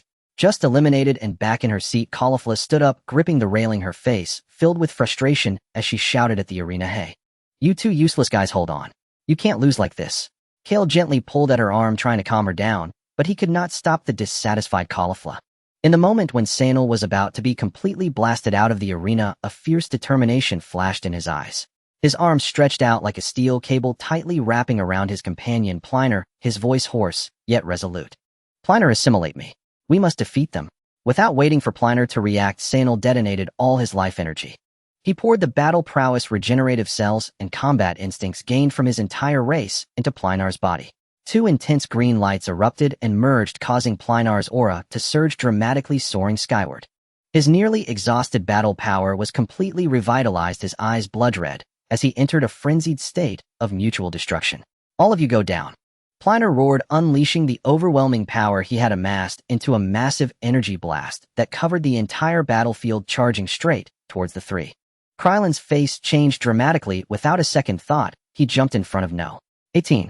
He spread his arms and unleashed all his energy to erect an energy shield, hoping to withstand the devastating blow. However, the energy shield shattered instantly, the violent impact sending him flying uncontrollably, tumbling out of the arena. No. 18 was also struck by the expanding shockwave and fell alongside Krylen, both eliminated. In the blink of an eye, Krylen and No. 18 were eliminated in succession. Only android No. 17 remained on the arena, facing the enraged and power-surged Plinar alone. Relying on his doubled regenerative ability and brute force, Plinar pressed forward relentlessly, each move a life or death strike. His arms extended to wrap around and deliver heavy punches in close range. From time to time, he would fire energy blasts that swept along the ground, cutting off all evasion routes for No. 17. No. 17 could only grit his teeth and endure, retreating and blocking with his infinite stamina. In just a few exchanges, No. 17 was forced into a corner of the arena. Plinar grinned, extending his arms to bind No. 17's limbs tightly, gathering a powerful golden light in his mouth. The full-powered energy blast was charged to the limit, just half an inch away from crashing directly into No. 17's chest. In that critical moment, when No. 17 was about to be eliminated, Son Gohan darted into the battlefield, delivering a heavy punch towards Plinar. It struck precisely at the joint of Plinar's arm, forcibly shattering the extended limb. He swiftly pulled No. 17 from the brink. "Are you okay, No. 17? "I'm fine, thank you." After No. 17's solemn gratitude, the two exchanged no further words, standing shoulder to shoulder. Simultaneously, they maximized their energy, surrounding Plinar from the left and right, facing the enraged opponent Hedon. "What does it matter if both of you come at me? You both will be eliminated today." Plinar roared, initiating the attack. He unleashed a tracking energy blast from his mouth, while simultaneously extending his arms to sweep from side to side, aiming to ensnare both fighters. Son Gohan leaped into the air, rapidly closing the distance to unleash a series of energy punches, landing heavy strikes on Plinar's face. No. 17, on the flank, advanced, simultaneously gathering a high-speed, penetrating energy blast in his palm. Targeting Plinar's slower regenerating neck and abdomen, they continuously drained his stamina. Plinar howled in pain as his regeneration abilities kicked into overdrive, his wounds healing immediately. Then he charged forward, attempting to use brute force to knock both fighters out of the arena. Son Gohan immediately changed tactics, pressing both hands to the ground to unleash a Kamehameha that countered the charge, forcefully halting Plinar's momentum. No. 17 seized the opportunity, circling behind Plinar to continuously fire energy blasts, disrupting his rhythm of power. The two fighters coordinated perfectly, one attacking and the other restraining. They completely countered Plinar's frenzied, yet singular life-or-death tactics. Though the strength from assimilation was formidable, it simply couldn't withstand the continuous encirclement of the two. After dozens of exchanges, Plinar's aura became highly unstable and his movements began to slow. Son Gohan and No. 17 exchanged glances, nodding in unison to channel their energy. Son Gohan brought his hands together at his chest, unleashing a golden aura at full power, gathering a Kamehameha. No. 17 pushed his arms forward, gathering infinite energy into his palms to unleash a massive energy wave. The two energy beams were launched in unison, perfectly intertwining in the air to form an astonishingly powerful combined energy column. With the might to crush everything, it slammed directly into Plynar's chest. Ugh! Plynar couldn't even muster a final resistance as his frenzied aura dissipated in an instant. His body was completely engulfed by the combined energy column, sending him hurtling away. He fell straight down from the arena, completely eliminated. Thus, within the Sixth Universe's arena, only the trembling Gaber remained curled up in the corner along with Hit, who lurked in the shadows, with his aura entirely restrained. Kampa on the viewing platform felt weak all over, collapsing into his seat, with a face full of despair. At the same time, the battlefield on the other side of the arena was already locked in a fierce struggle. Tuapa faced off against Vegeta and Trunks. Tuapa unleashed a series of powerful punches, clashing directly with Vegeta. Vegeta showed no fear, his Super Saiyan 4 form radiating a wild golden aura as their fists collided. On the other side, Tizpa activated his lightspeed mode, moving so fast that he left only a faint purple afterimage. He showed no hesitation, going all out from the start.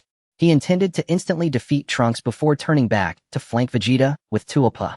The high-speed afterimage locked onto every possible movement of Trunks. Elbow strikes, kicks, and energy blasts came from all directions, sealing off all avenues for evasion. You think you can win against me with speed? You're far from it. Trunks let out a low growl and transformed into Super Saiyan 4. He used high-speed teleportation to evade Tizpa's deadly assault, countering with a burning impact that sent a scorching wave towards Tizpa's face.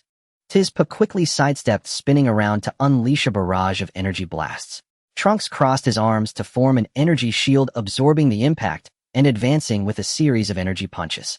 The punches created winds so fast they overlapped, forcing Tizpa to continually retreat. The two were instantly caught in a high-speed offensive and defensive battle. Tizpa relied on his proud speed to launch surprise attacks from behind. Trunks first pushed back with a punch from the front, then teleported behind for a precise kick.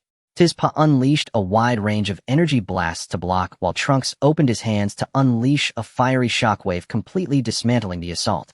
After dozens of rounds of high-speed combat, Tizpa not only failed to suppress Trunks, but was instead gradually deciphered by his opponent, his breath becoming increasingly erratic.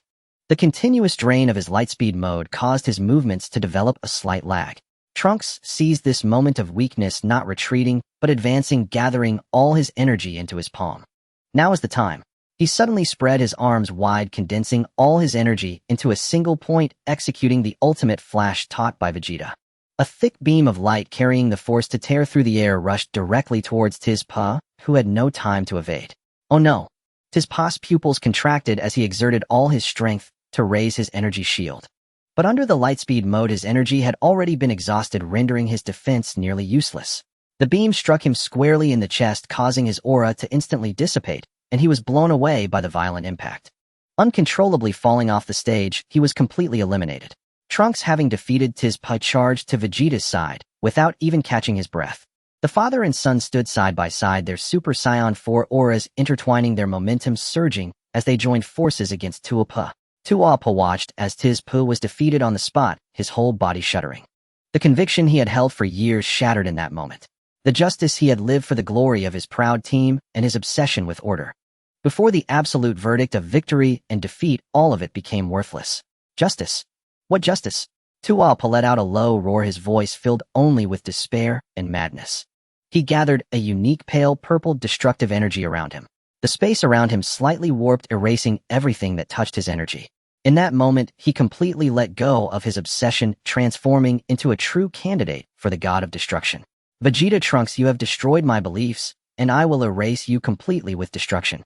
Tuapa's eyes turned red as he raised his hand, unleashing a destructive energy beam straight towards the father and son. Vegeta and Trunks raised their hands in unison to block. The clash of Super Saiyan 4 aura and destructive energy sent both of them staggering back a few steps, their arms slightly numb. Tuapa, now wielding the power of destruction, was no longer the same Tuapa as before. The three were instantly entangled in a fierce battle. Tuapa fought against both of them without losing ground, continuously firing destructive energy blasts. Each strike carried the power to erase everything, alternating between close-range assaults and long-range coverage. Vegeta engaged directly to restrain, while Trunks flanked from the side to launch surprise attacks. The two coordinated seamlessly, taking turns unleashing the ultimate flash and burning impact in a combined strike. But every attack that approached Tuapa's vicinity would be forcibly dispelled by the destructive energy.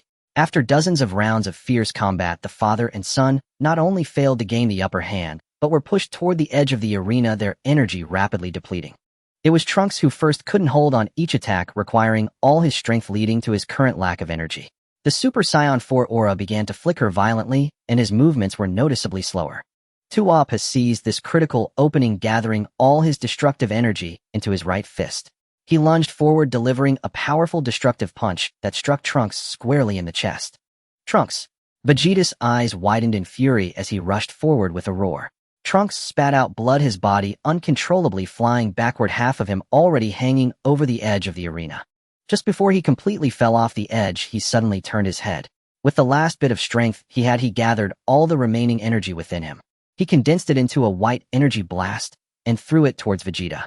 "Dad, I'm sorry for not being able to stay with you until the end. Catch my energy, you must win." With those words, Trunks closed his eyes and plummeted off the stage. Vegeta, having received the residual aura of Trunks, stood rigidly on the arena, his entire body trembling uncontrollably.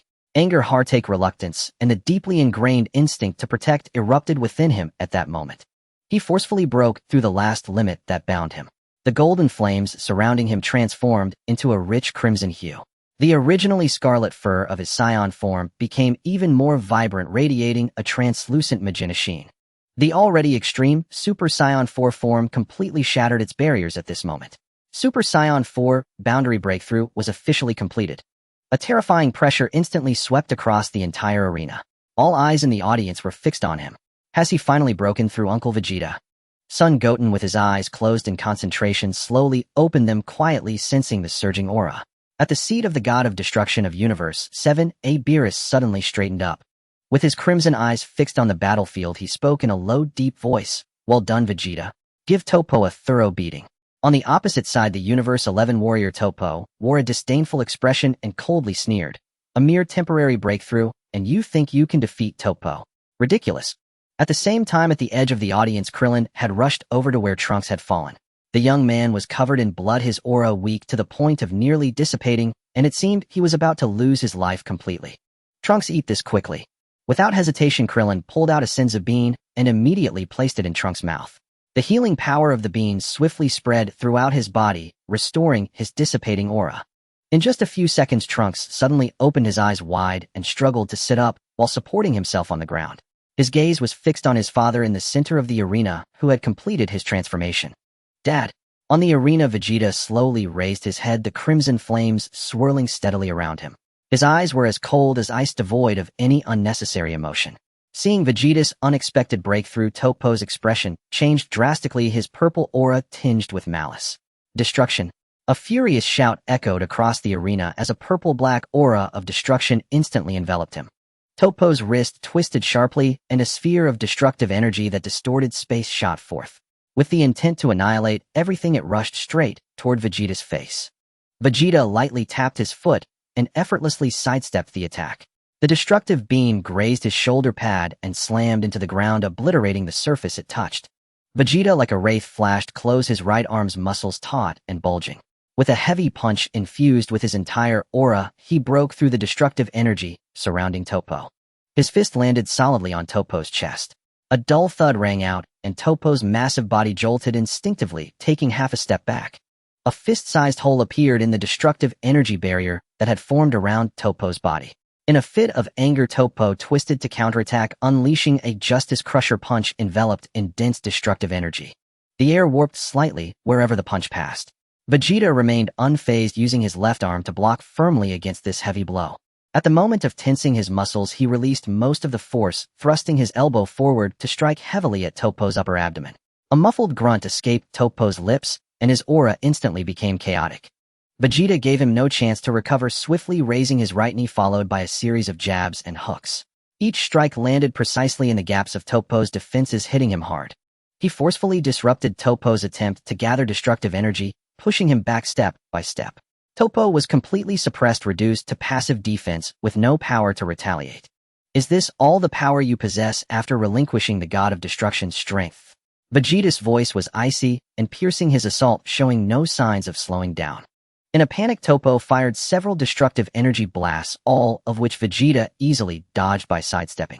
His right palm quickly gathered condensed energy, delivering a piercing thrust straight ahead. Once again, he shattered the destructive energy surrounding Toppo, landing a heavy blow on Toppo's shoulder. The intense impact left one side of Toppo's body numb, and his destructive energy completely fell into disarray. Driven to the edge of the arena with nowhere left to retreat, Toppo descended into madness. He gathered the remaining destructive energy in his palm with fervor. The purple-black light continuously expanded, eventually coalescing into a massive sphere of destruction capable of devouring everything around it.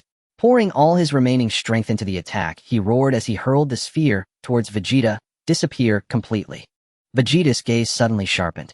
All the power from his boundary-breaking transformation was gathered and compressed at this moment. Not a single ounce leaked out, it was all channeled into his right palm. A purplured glow slowly illuminated his palm, without a scream of rage or any superfluous motion. The entire arena seemed to fall into a moment of silent tension. In the next second, a thick and intense purplured energy beam erupted, explosively crashing Hedon into Toppo's destruction sphere. The beam surged forward, tearing through the annihilation-based destructive energy layer by layer. Without any hindrance, it pierced straight through the core of the sphere, landing solidly on Toppo. Ugh! A piercing roar erupted as the form of Toppo shattered in an instant. His massive body was violently hurled away by a torrent of chaotic energy, uncontrollably hurtling towards the edge of the arena. Vegeta's footwork was instantaneous, his figure flashing as he pursued into the air. His right leg was tensed to its utmost, showing no mercy. A powerful and fierce kick landed precisely in the center of Toppo's chest and abdomen. This kick sent him completely off the stage. Toppo fell like a kite, with its string cut, plummeting off the arena only to reappear on the spectator platform of Universe 11. Officially eliminated. The audience of Universe 11 fell into a sudden silence. Vegeta's expression darkened to an extreme shade of iron, and he stood up abruptly, unable to utter a single word for a long time.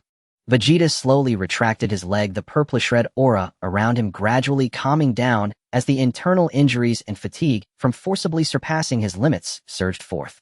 His figure swayed slightly, yet he kept his back straight, firmly upholding the pride and dignity of the Saiyan Prince. He then raised his gaze towards the audience, locking eyes with his son Trunks, who had just regained consciousness. The taut line of his jaw softened imperceptibly for a moment, and the corners of his mouth lifted slightly. In the next second, he vanished, not pausing in the slightest. He rushed straight towards the battlefield, where Son Goku and Jiren were locked in fierce combat. At this moment, their confrontation had already reached a boiling point. As Vegeta and his son responded to Toppo and Dispo, a recharged Son Goku reignited his pure azure aura once more. Golden blue light patterns flowed across his body, forcefully suppressing the fatigue left from the previous battle. He lifted his gaze, his focus locked onto Jiren charging forward without a hint of hesitation. Son Goku fall back. Jiren is Wushin's challenge, you go deal with the small fry. Witnessing Son Goku rushing towards Jiren, Beerus was furious, nearly jumping. Jiren, eliminate this guy from Universe 7 for me. The corner of Vegeta's mouth curled into a determined, cold smile, confident in Jiren's victory. Son Goku. Seeing Son Goku charge over Jiren, inquired, still expressionless. I lost last time, and this time I want to have another spar with you. Son Goku replied frankly. As soon as he finished speaking, without waiting for Jiren's refusal, Son Goku took the initiative to attack. Raising his hand, he unleashed a Kamehameha, a brilliant blue energy beam, soaring towards Jiren's face. In the face of this strike, Jiren couldn't be bothered to raise a hand. An invisible barrier formed solely from his emitted aura. He directly blocked the blow, the beam crashing against the barrier and scattering without even causing a ripple. Such overwhelming pressure. Son Goku exclaimed, then began to switch forms in rapid succession to test him. The assaults of Super Saiyan and Super Saiyan 2 came crashing down one after another. His fists and feet landed on Jiren as though tickling him, yet the latter remained utterly unmoved. He immediately transformed into a Super Saiyan god, his red-haired aura surging as he unleashed a flurry of heavy punches.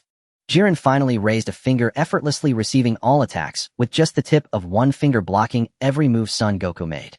With just this level of power, you can't win against me.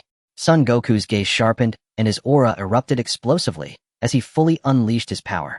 With the Super Saiyan blue form fully activated, the arena beneath his feet shattered. He teleported close, unleashing a barrage of high-speed punches, side kicks, and heavy elbows, the wind from his fists tearing through the air. Yet Jiren remained composed, blocking with a raised hand, sidestepping and retaliating with a massive punch that struck Son Goku square in the chest.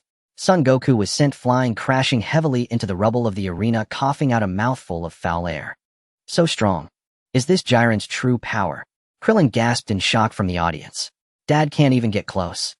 In the distance, Son Gohan clenched his fists, filled with anxiety. Goku gritted his teeth, pushing himself up as his blue aura surged once more, a crimson glow enveloping him as the 20-fold Kaioken was instantly activated. The intertwining red and azure aura swept forth. His speed and power surged several times over as he charged towards Jiren again. A flurry of heavy punches rained down, finally forcing Jiren to respond earnestly. The two engaged in a high-speed exchange on the arena, their fists intertwining, waves of energy exploding one after another. Yet even so, Son Goku could only barely keep up, and it wasn't long before his stamina ran low. Seizing upon a flaw, Jiren landed a heavy blow to Son Goku's abdomen, sending him flying once more. The backlash from the 20-fold Kaioken struck him, and he knelt half-heartedly on the ground. Breathing heavily, his entire body trembled with fatigue. Jiren's black eyes were devoid of emotion, his tone calm and unchanging. Your strength is interesting, but it's still not enough. Jillian, I admit it. You are truly formidable. Wukong panted, the super blue aura flickering like a wavering flame, yet the fighting light in his eyes remained undiminished. But I have one final move left, my secret trump card kept for last. I need a moment to prepare. Very well, take your time. Jillian lifted his gaze slightly, his tone steeped in absolute, overriding confidence. No matter what technique you unleash, I will meet it with absolute force and crush you, heathen. Wukong drew a deep breath and slowly withdrew from his super blue form, returning to normal. He sprang into the air, hands raised high above his head, and called out loudly to everyone, everyone. Lend me a little of your strength. As his voice fell, he began to condense an energy sphere.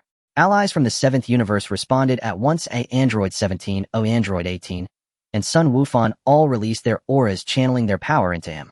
Even the usually aloof Fuelisai, with an impatient expression, dispensed a sliver of energy into the floating light sphere. Vegeta, having just defeated Topo, stood nearby watching with a cold eye. Though none of them stepped forward to directly aid him, none interrupted Wukong's charging either. Only Sun Wutian never raised a hand to transmit his aura. He understood clearly this was his father's unavoidable path, the crucial opportunity for Wukong's own breakthrough. He did not wish his interference to trigger some butterfly effect. So he merely cast a faint glance at the orb suspended in midair, then closed his eyes again to resume his meditation.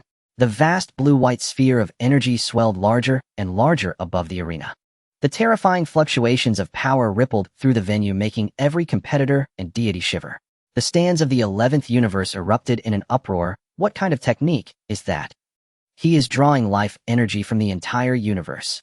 Jillian raised his eyes to the gigantic orb hovering overhead, his expression remaining utterly composed.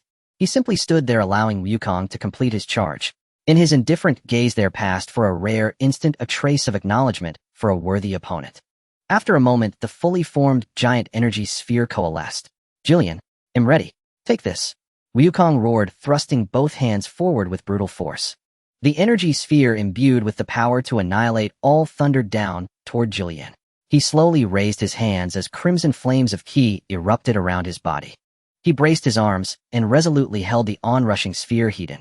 The two cataclysmic energies collided with an earth-shaking impact, shockwaves sweeping the ring as rubble and dust filled the air. No matter how Wukong exerted himself, Jillian's strength remained overwhelmingly dominant. The enormous energy sphere was astonishingly pushed backward by him, bit by steady bit. Wukong's expression shifted as he instantaneously returned to his super blue form. Summoning the last reserves of his being, he clung to the sphere, desperately striving to steady the situation. Wukong, keep it up, Kellen shouted hoarsely from the stands. Weishi watched the battlefield and murmured, Wukong has already reached his limit, but Jillian has yet to reveal his true strength. Veins bulged on Wukong's brow as his energy was drained to the utmost, yet he still could not stop the sphere's retreat. Jillian's eyes darkened slightly. With a sudden surge, he drove his arms forward, pushing with full force. Wukong poured every last scrap of strength into resisting, but the gulf between them had become an unbridgeable chasm. In the next instant, the now unstable energy sphere irreversibly slammed into him. A deafening boom. The vast energy sphere suddenly contracted, enveloping Sun Wukong completely. The violent power swallowed him in an instant. Dazzling blue-white halos detonated as the center of the ring was blasted into a huge crater. In that moment, Wukong's presence vanished entirely. Silence blanketed the arena. After a brief pause, the stands of the 11th universe erupted into thunderous cheers. Someone threw back their head and laughed with gloating triumph. We won. Sun Wukong was consumed by his own technique. As the dust slowly settled, Jillian stood alone at the edge of the empty crater. Everyone from the 7th universe turned pale and froze, unable to accept what they saw. Old Sun, Bieka on the spectator platform cried out, his voice trembling. Wukong. Kellen's eyes red howled toward the spot in the ring where Sun Wukong had been. Sun Wushan's figure flashed silently. He appeared at the rim of the crater and quietly sensed the residual aura within.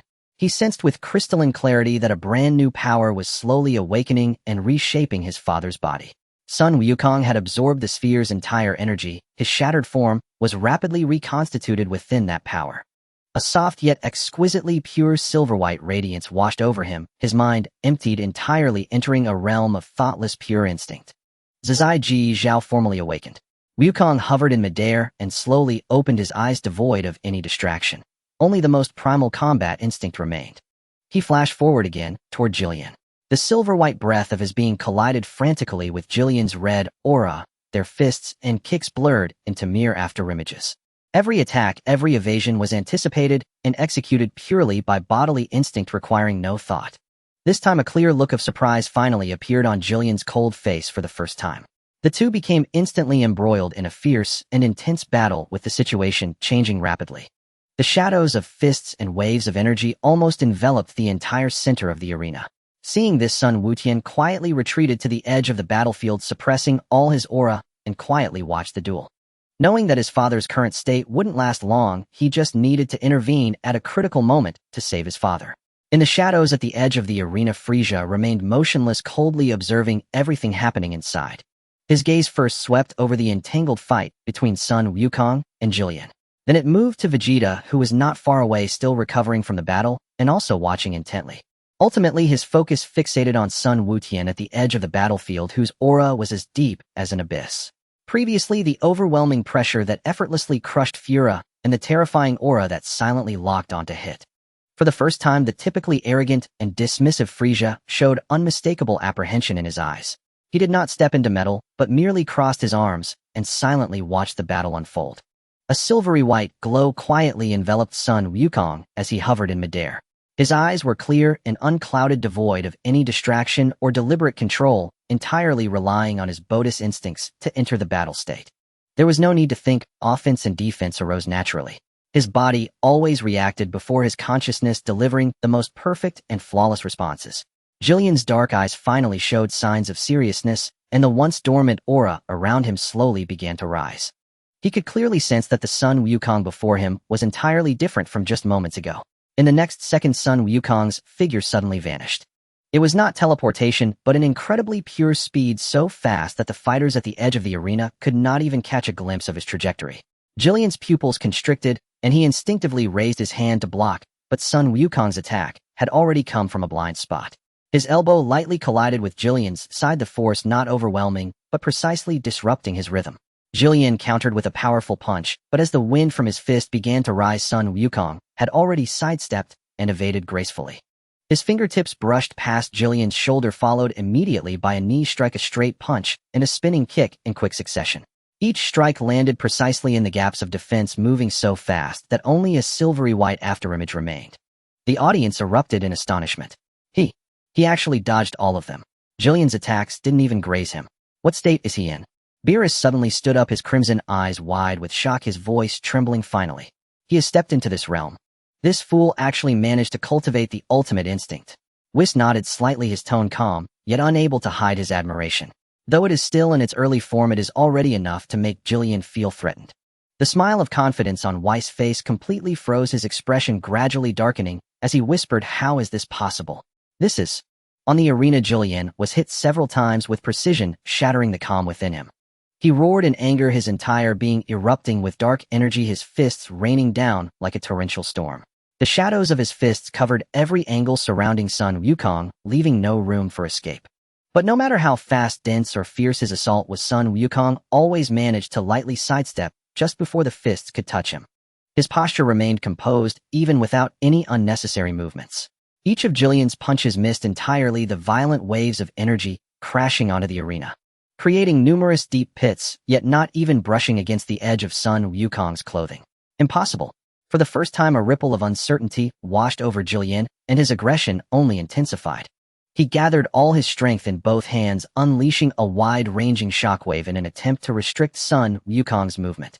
Sun Wukong's figure flickered, actively closing the distance, his fists colliding head-on with Jillian. Bang!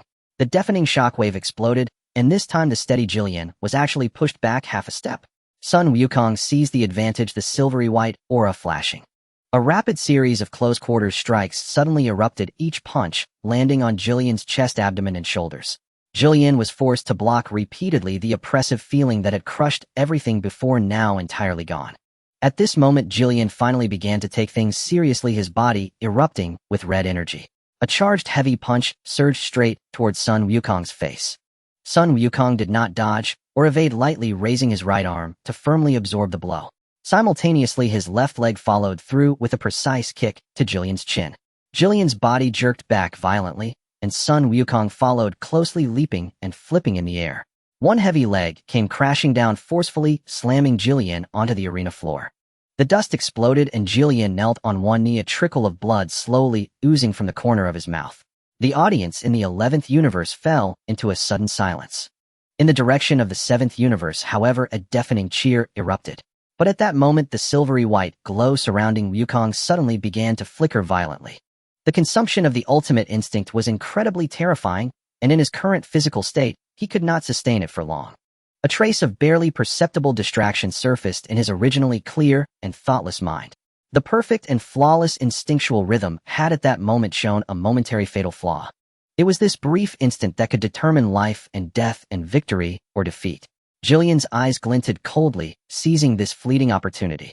He gathered all his strength into his right fist, holding nothing back, and unleashed a full-force punch. Carrying the power to crush everything, it surged directly towards Sun Wukong's heart. "This is bad," Beerus shouted in alarm. Sun Wukong's expression changed slightly as he attempted to dodge, but his bogus instinctive reaction was ultimately a fraction too slow. This heavy punch landed solidly on his chest, the violent force instantly traversing through his entire body. The silvery white aura collapsed on the spot, forcibly breaking his state of ultimate instinct. Wukong flew back like a kite, with its string cut crashing hard into the edge of the arena. A sharp pain shot through his chest, and all his energy was instantly drained, leaving him with no strength even to stand. Jillian stepped forward slowly, his red aura still raging, his gaze cold and merciless. He slowly raised his right hand, gathering energy into a ball. "Wukong!" In the audience, Piccolo and Krillin cried out in unison, their voices trembling. Just as the energy ball was about to be fired, a figure suddenly flashed in like lightning. Sun Wutian raised his hand and easily blocked Jillian's energy attack. The shockwave crashed against his projected energy barrier, instantly dissipating without a trace, not even creating a ripple. "Sun Wutian." Jillian stared at him, a strong fighting spirit flashing in his large eyes. The feeling of humiliation from being defeated by Sun Wutian surged back. The previously silent, violent aura slowly began to rise again. "This time I will definitely defeat you." Before Sun Wutian could respond, a wave of energy imbued with the utmost pride and fury of the Saiyan Prince rushed towards Jiren. Watching Sun Wukong's defeat, Vegeta could hardly contain himself, still bearing the aftermath of his unresolved injuries. He dashed a few steps between Sun Wutian and Jiren, his crimson eyes locked firmly onto Jiren. Turning to Sun Wutian, he spoke with a hint of pleading in his tone. "Wutian, let me take Jiren. This time I must defeat him." Sun Wutian raised an eyebrow, showing no resistance, and simply nodded in agreement. He then lifted Sun Wukong and swiftly left the battlefield. Jiren's gaze fell upon Vegeta, his indifferent face displaying no extra emotion as his deep, heavy voice slowly echoed.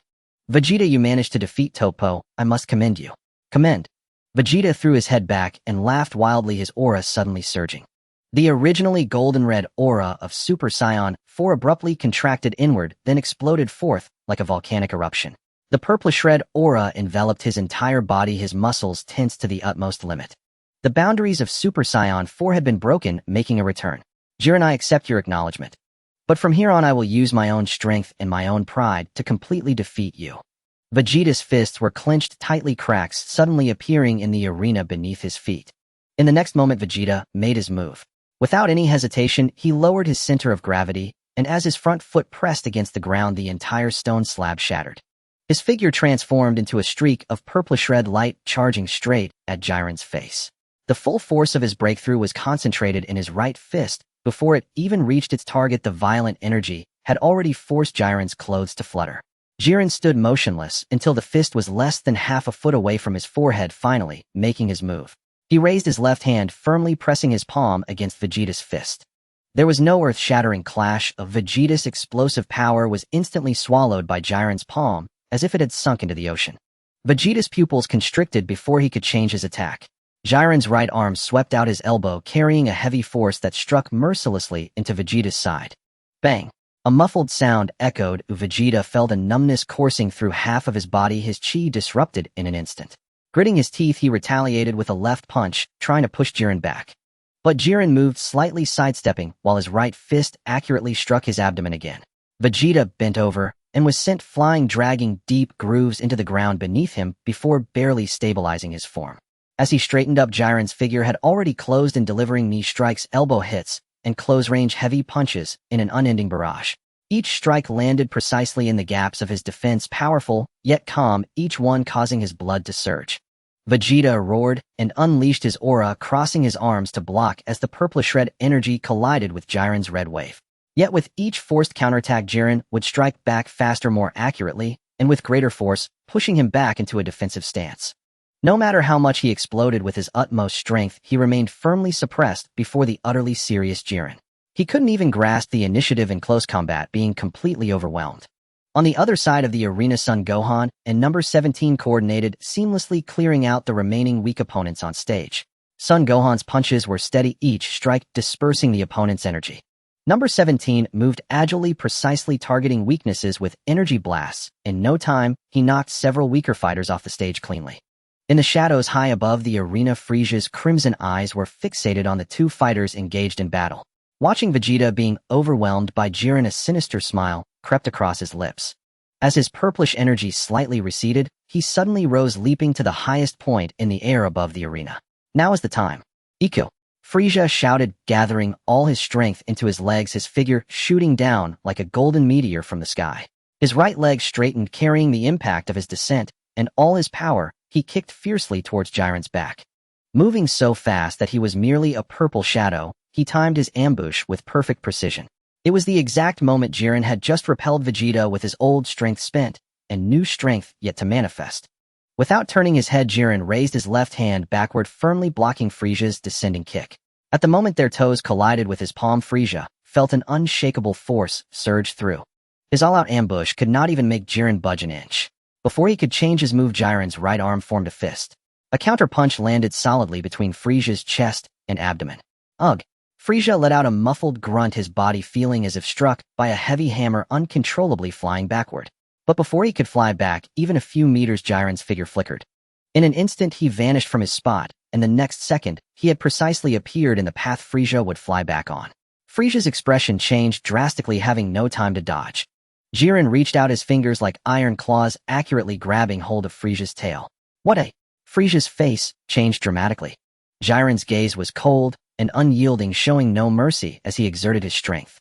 He lifted Frieza's entire body and slammed him down towards the arena floor. Bang! A loud sound erupted as the stone slab shattered, dust flying everywhere. Let me go, you scum! Frieza's eyes were bloodshot as his furious roar erupted in the arena, and the raging purple-black aura around him exploded, trying to break free from his restraints. Yet the hand gripping him appeared calm, exerting a force heavier than mountains, rendering him unable to move an inch despite his attempts to channel his energy. Before Frieza could retaliate, Jiren suddenly exerted his strength. He continued to grip Frieza's long tail, alternating sides, violently slamming his body against the arena floor repeatedly. The thunderous crashes were relentless. Swinging left and right, Frieza's body was like a tattered puppet, repeatedly smashing into the hard stone surfaces of the arena. Each violent collision trembled the entire arena, debris and shattered stones mixed with the violent energy splattering in all directions. Frieza's sharp cries gradually shattered, turning into muffled groans. His entire being felt as if it had been dislocated and shattered by this extreme force, his aura waning as his energy plummeted. After a series of vicious slams, Jiren abruptly lifted his arm back to gather strength, then unleashed all his power in a fierce throw. Bang! Frisia's body fell like a kite with its string cut crashing down in a ragged arc dozens of meters away. He rolled several times on the debris-laden ground before barely coming to a halt. He struggled to rise from the shattered arena covered in dust and in a pitiful state. The elegant and noble demeanor he once had was completely gone, replaced only by the raging fury in his eyes. Damn it! Damn it! The scarlet pupils swirled with near-mad, killing intent as the humiliation deep within Frisia shattered all boundaries. He had never faced such a humiliating trampling. The fate of the universe and the outcome of the battle were cast aside. Only one thought remained in his mind: tear apart the cold man before him who crushed him. He wanted to stomp Jiren beneath his feet, washing away today's immense humiliation. Amidst the swirling dust, a tall figure suddenly surged forth. It was Vegeta. The blazing aura of his Super Saiyan form still burned fiercely. Despite his body being covered in wounds and his energy significantly depleted, the Saiyan Prince's proud spirit remained unbroken. Seeing Frisia rise and charge towards Jiren, he immediately barked a stern warning, his tone laden with arrogance and impatience. Frisia, don't interfere. This is my battle with Jiren, you have no right to interfere. Frisia, already filled with resentment, let out a mocking sneer in response. Ha! Vegeta, you were just beaten like a stray dog. If it weren't for my timely intervention to restrain him, you would have been knocked off the arena long ago. And now you actually have the nerve to claim this battle as your own. What did you say? Vegeta's anger surged, his crimson eyes fixed on Frisia with rising hostility. I don't need your underhanded assistance. If we are to fight, it should be fair and square. Fair and square. Frisia laughed coldly, his purple-black aura rising again, sharp and imposing. In my world, only victory is the absolute truth. You cling to your pride while I obsess over my victories and defeats. Since our goals align, stop wasting time here. The two exchanged sharp retorts, yet their bodies moved in sync. Vegeta launched a fierce frontal assault, each punch a gale of power, every move infused with the Saiyan Prince's unwillingness to accept defeat, pushing forward relentlessly. Frisia, on the other hand, moved like a ghost, sidestepping and weaving, focusing on Jiren's vulnerabilities and blind spots. His attacks were cunning and fierce, each aimed at critical points, filled with the resolve to crush his opponent. In a moment, the former enemies, the Cosmic Emperor and the Saiyan Prince, formed a tacit alliance to besiege Jiren from both sides.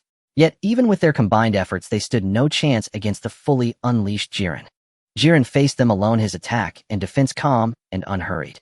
In his large, cold eyes, there was not a hint of emotion, remaining indifferent throughout. As Vegeta's desperate heavy punch approached, he raised his hand effortlessly to block it. Following up with a precise counterattack, the overwhelming force sent Vegeta staggering back repeatedly. Frisia stealthily launched an attack from behind, but Jiren easily sidestepped with a relaxed movement. A concentrated burst of energy erupted from his hand, forcing Frisia to hastily evade, unwilling to take it heed. The combined assaults of the two great warriors, encircling and attacking in turns, appeared like child's play in Jiren's eyes. All their fierce attacks were easily dismantled, and every close-range suppression was violently repelled. The entire encounter was a one-sided crushing. The two gave their all, yet could not find a single breakthrough against Jiren's defenses, remaining utterly suppressed. On the other side of the arena, the battle had subsided into tranquility. Son Goten was supporting the exhausted Son Goku, steadily retreating to a safe area. He raised his hand to condense his energy, sending a warm and rich aura towards Son Goku. In just a moment, Son Goku's pale and weary complexion regained some color. He struggled to sit up, breathing heavily, yet his gaze remained locked on the three figures engaged in combat in the distance. His fingertips trembled slightly as he instinctively regulated the chaotic energy around him, showing no signs of relaxation. Son Goten stood quietly beside him, calmly observing the central battlefield. He kept a close eye on the battle's developments, waiting for the moment when the two would find themselves in peril before springing into action to assist. Sun Wukong turned his head to look at Wu Tian beside him, his eyes carrying a hint of fatigue and melancholy. Wu Tian, your realm and strength far surpass mine. Wu Tian withdrew his gaze from the battlefield, looking down at him with a calm and indifferent expression. Just now I clearly entered the state of ultimate freedom that Weiss spoke of, where my body instinctively executed the most perfect offense and defense without the need for my mind's command. Yet I still couldn't maintain it. You were too fixated on stabilizing it. Wu Tian said, his voice calm and steady, slowly reaching Wukong's ears. The essence of ultimate freedom is to let go of all distractions and the obsession with victory or defeat, allowing your body to fight purely on instinct. While you were instinctively dodging attacks, you were simultaneously preoccupied with defeating Jiren, which naturally led to openings appearing. Sun Wukong lowered his hands, his fingers tightening slightly, as he recalled the moment when the silvery white aura enveloped him. In that instant, there was no need for thought or prediction. His body instinctively evaded all attacks, flowing seamlessly between offense and defense. Then how can I truly master this realm? He lifted his gaze to Wu Tian, his dim pupils reigniting with fervent fighting spirit and anticipation. Wu Tian looked towards the center of the arena where Vegeta was being relentlessly suppressed by Jiren, a faint smile of understanding gracing his lips. Everyone's path in martial arts is different. Uncle Vegeta's strength comes from pride and obsession. An obsession is his foundation, making it difficult for him to step into the threshold of ultimate freedom. He turned to Sun Wukong, his tone firm and clear, and you don't think about mastering ultimate freedom. It has never been about you controlling the realm. Rather, it is about becoming one with it, achieving unity of body and mind. Sun Wukong seemed to grasp this, nodding earnestly as he closed his eyes. He no longer focused on the bloody battlefield, casting aside thoughts of victory or the survival of the universe. He calmed his mind and breathed deeply, repeatedly recalling the state of being without self. His chaotic aura gradually settled and stabilized, becoming long-lasting and clear.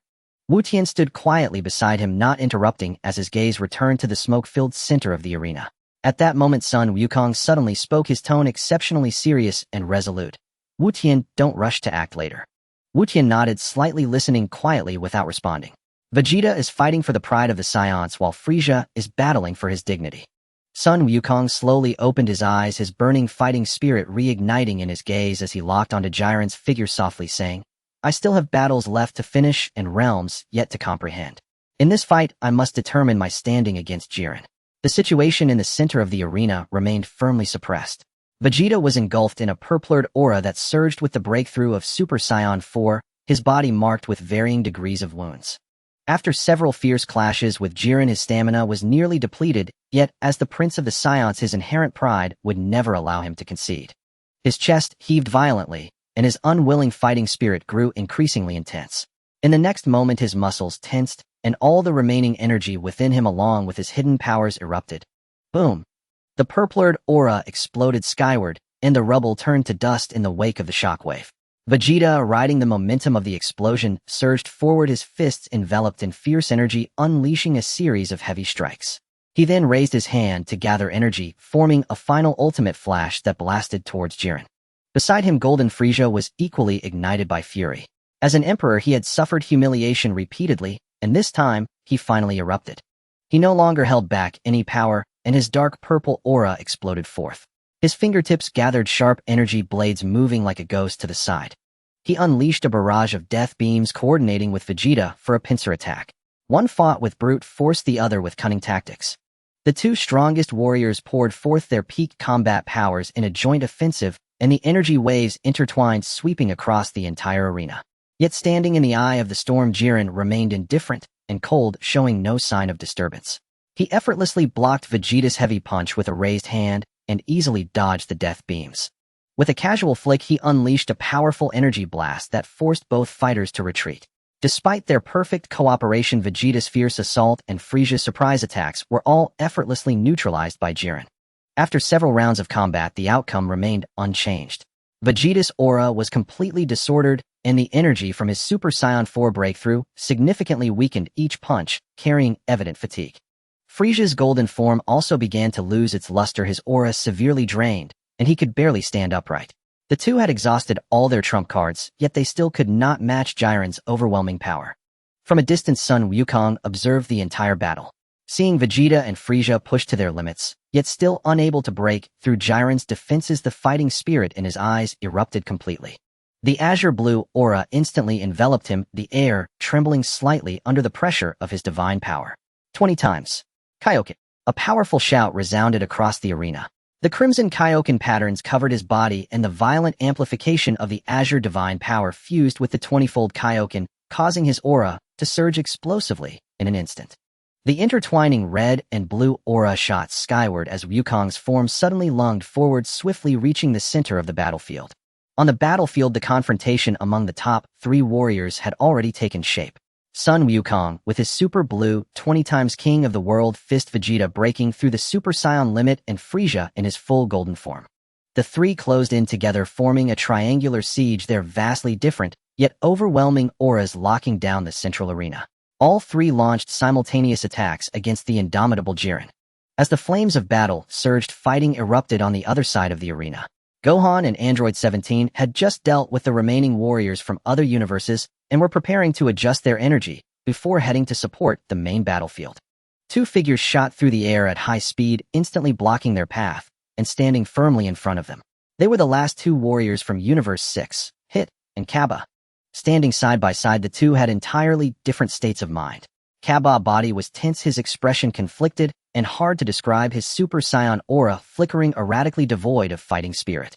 Since he was guided by Vegeta to break through to Super Saiyan and enter a new realm of martial arts, he had long regarded this Saiyan prince as his mentor, deeply grateful for the kindness of the people from Universe 7. Emotionally and rationally, he did not want to confront his friends. His footsteps instinctively retreated slightly, and Kaba remained hesitant, his posture full of unmasked resistance and helplessness. Hit, on the other hand, was not burdened by any personal feelings. In his eyes, the tournament of power was solely about the survival of the universe, devoid of any trivial personal grievances. To carve out a sliver of hope for Universe 6, all strong foes in their path must be eliminated. Before the emotionally distracted Kaba could readjust himself, Hit's eyes glimmered with a fierce determination. His aura quietly settled. The invisible power of time manipulation lay in wait, ready to unleash deadly intent at any moment. On the viewing platform of Universe 6, Kampa saw his two warriors successfully intercept their opponents and was instantly filled with excitement, crossing his arms and shouting loudly, "Hit Kaba! Eliminate the warriors from Universe 7.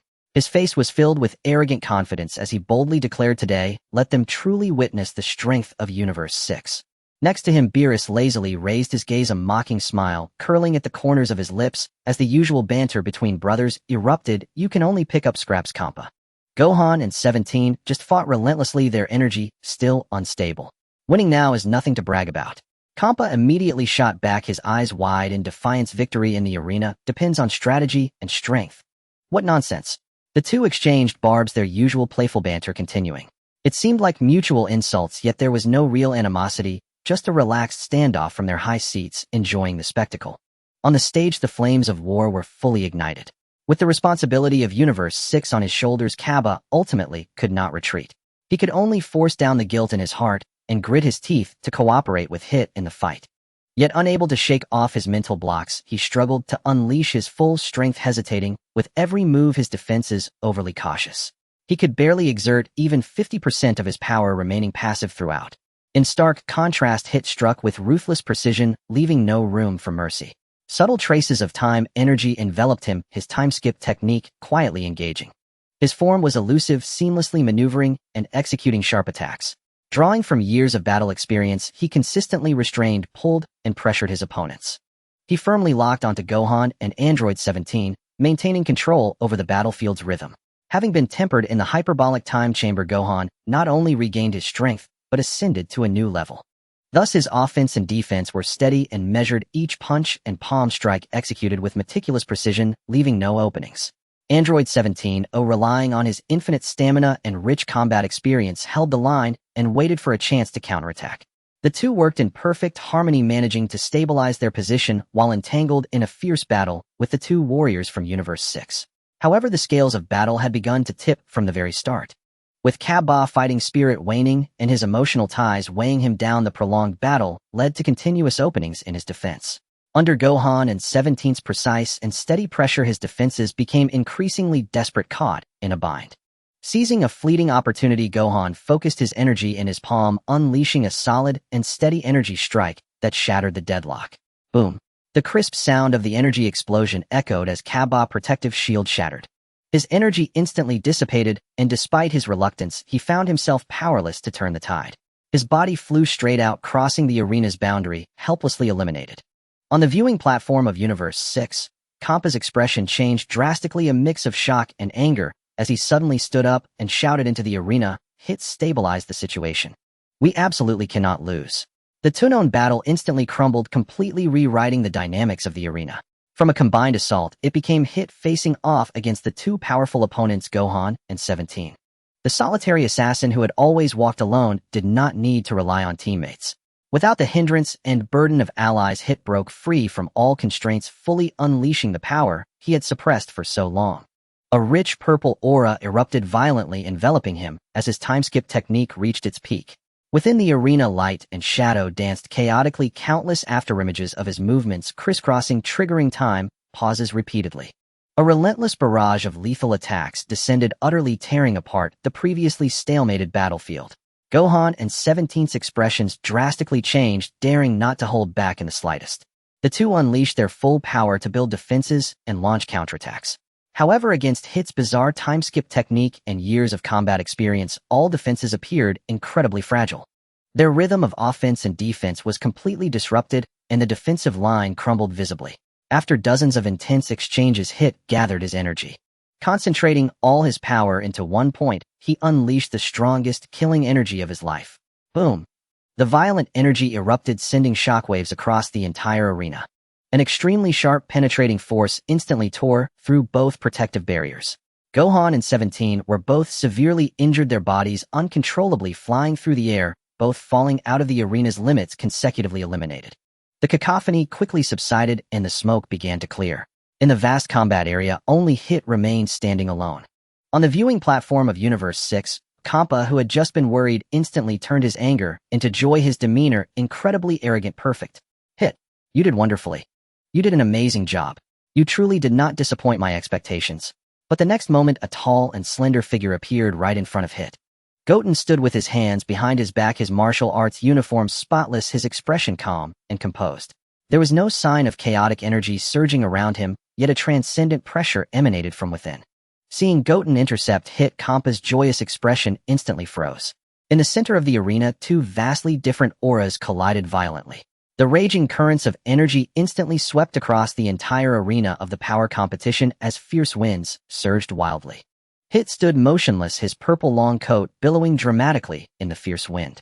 A faint purple glow surrounded him, with fragmented glimmers of time flickering in and out of visibility. His expression was grave, having heightened his vigilance to the utmost. He had previously been defeated by Sun Wutian once. In this battle, he was fully prepared, determined to turn the tide.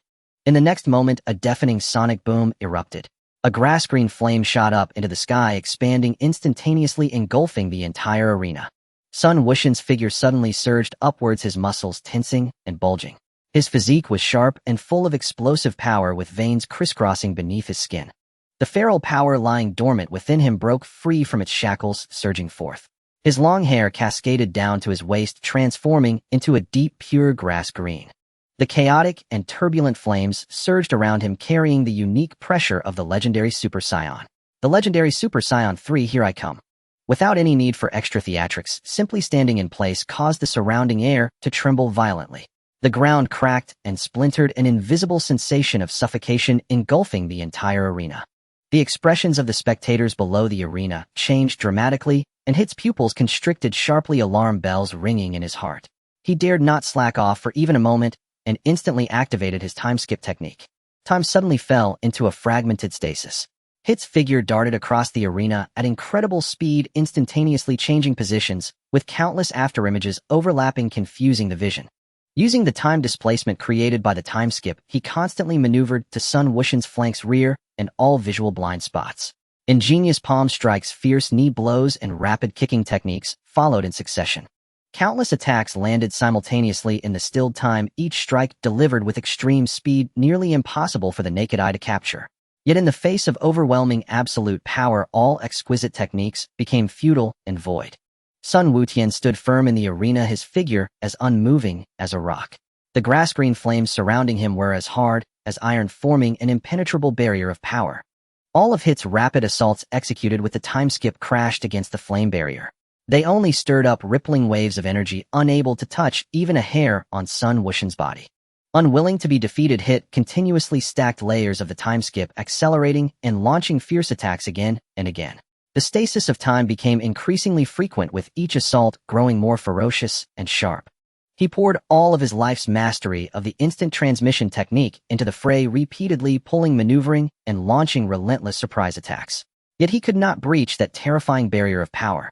With every close-range impact, the overwhelming force rebounding upon him caused his arms to tingle, his blood to surge, and his internal organs to tremble faintly.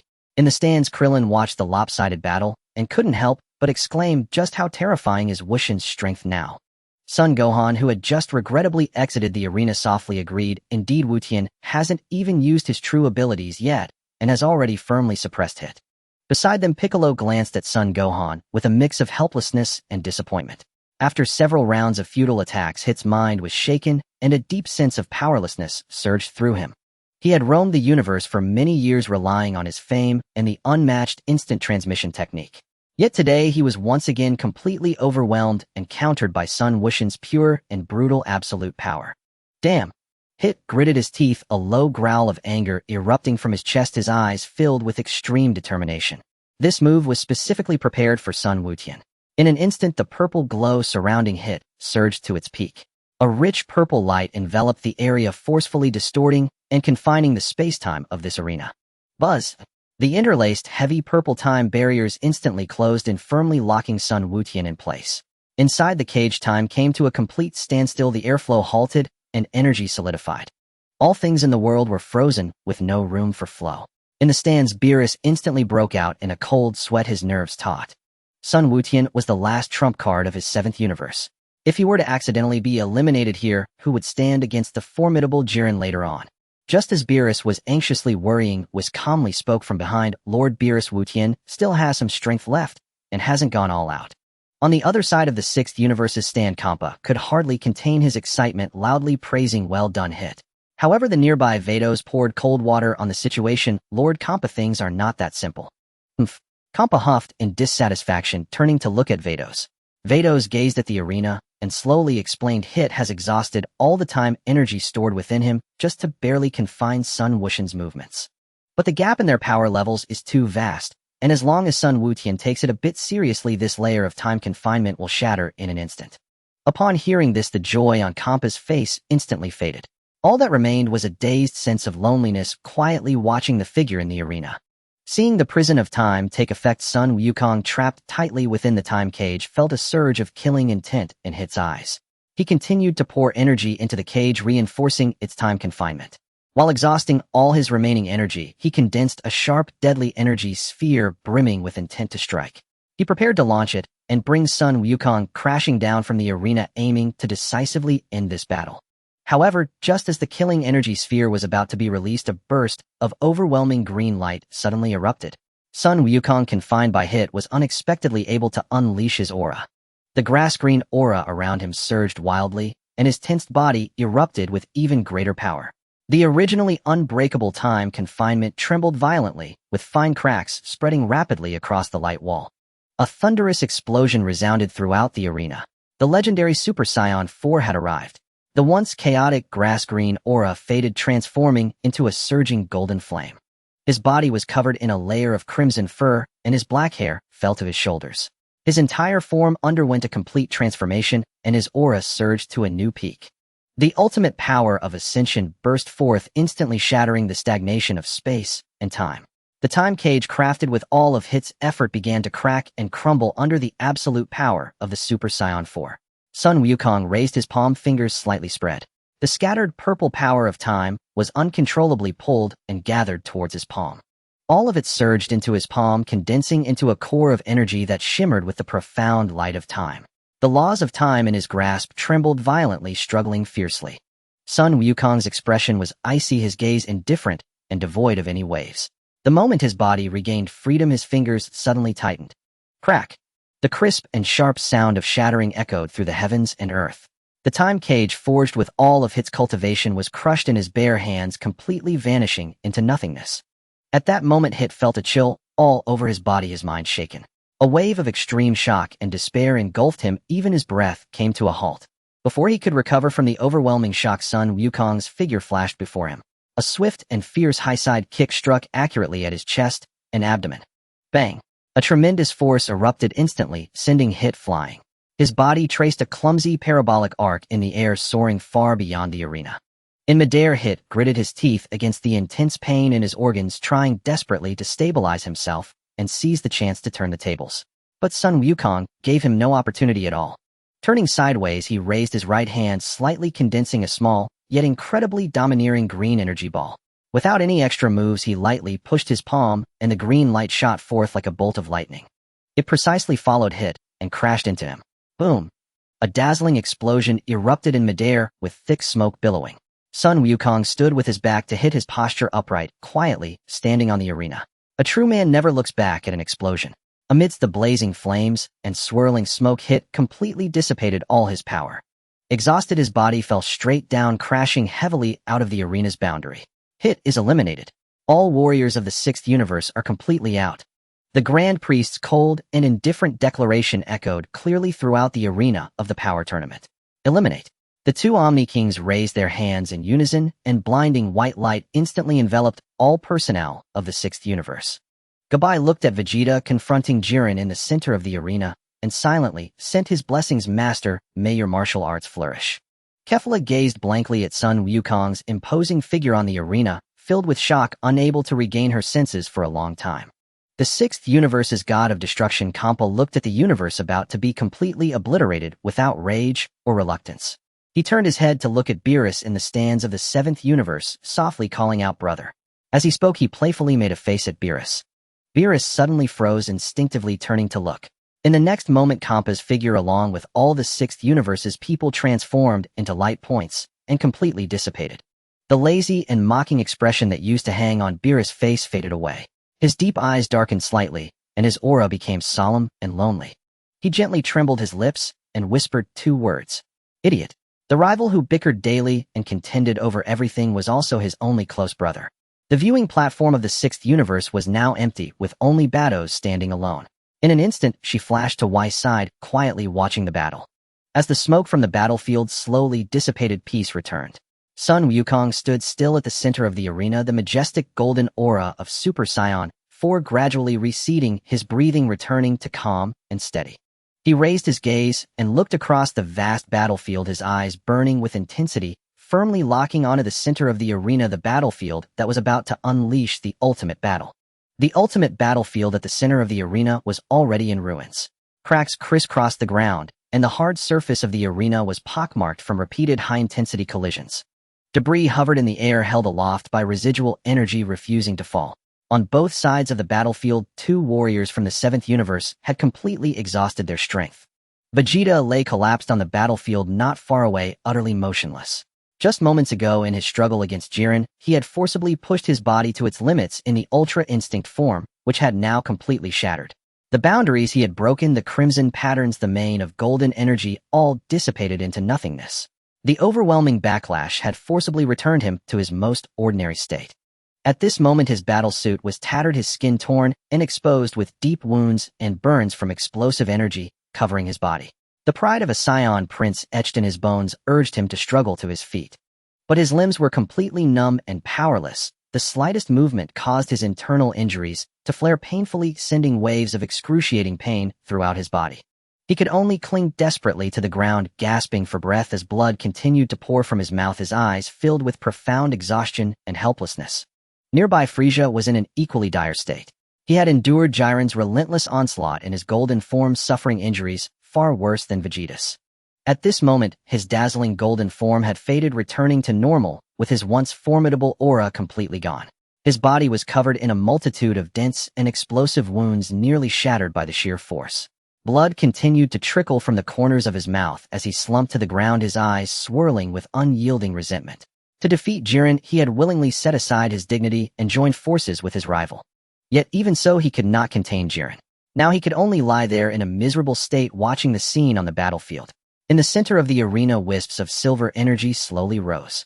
Sun Wukong's eyes were clear and pure, surrounded by a thin, yet intensely condensed layer of white energy. The second manifestation of Ultra Instinct was steadily taking shape, his dark hair swaying gently with the surrounding winds, wrapped in a silver aura. His body had completely detached from conscious control. Dodging, shifting, and releasing force, all his movements were driven by instinct. His movement had reached the pinnacle of martial arts, impeccable and flawless.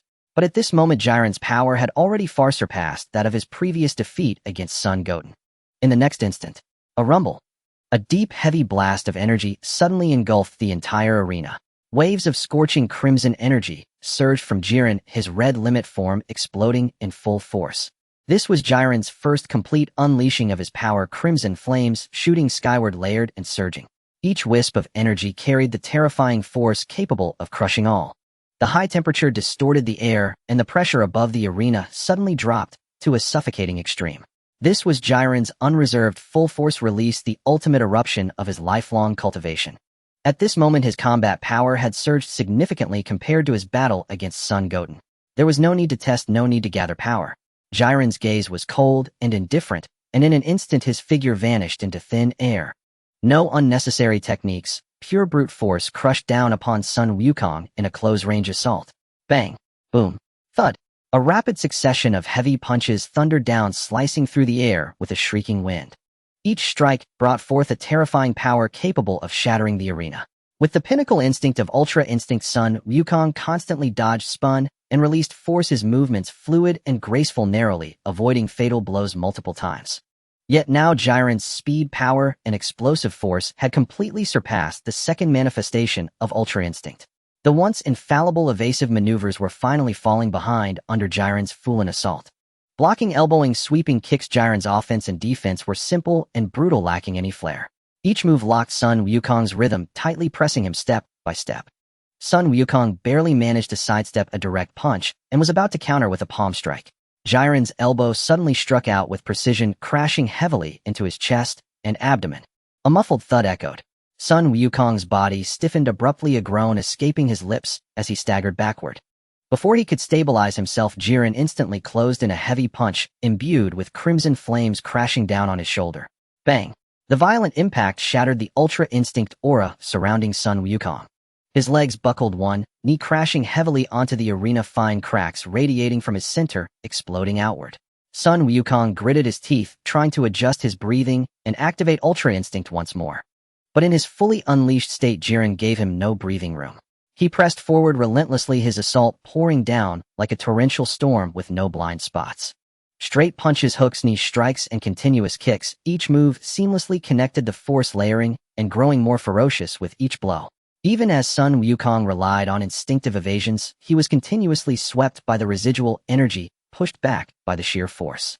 The silvery aura surrounding him flickered chaotically, growing increasingly turbulent, on the verge of collapse.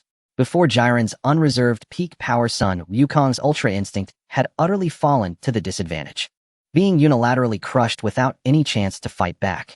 After several extreme withstands, Sun Wukong was covered in serious injuries, his breath completely disordered. His body, pushed to the limits, could no longer sustain the Ultra Instinct form. Ultimately, Jiren soared into the air, all his crimson energy coalescing into his fists. With the force of 1,000 tons, he dove down, delivering a heavy punch that struck the arena. Boom! The overwhelming tidal wave of energy erupted, engulfing the arena in dust and debris, obscuring all vision. On the arena, the smoke slowly settled. Sun Wukong was completely exhausted, collapsing in the center of the stage, utterly devoid of strength.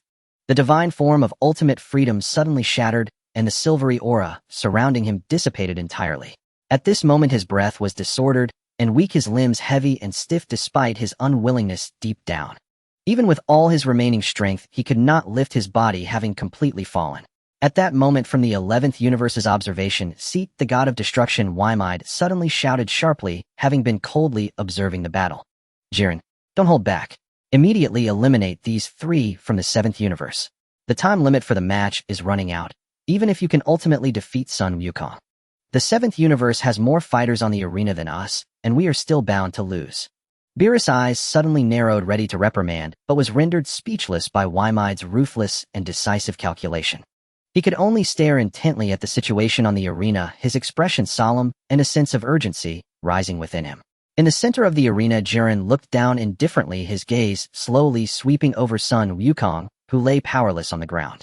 His gaze then passed over the heavily injured and immobile Vegeta and Frieza.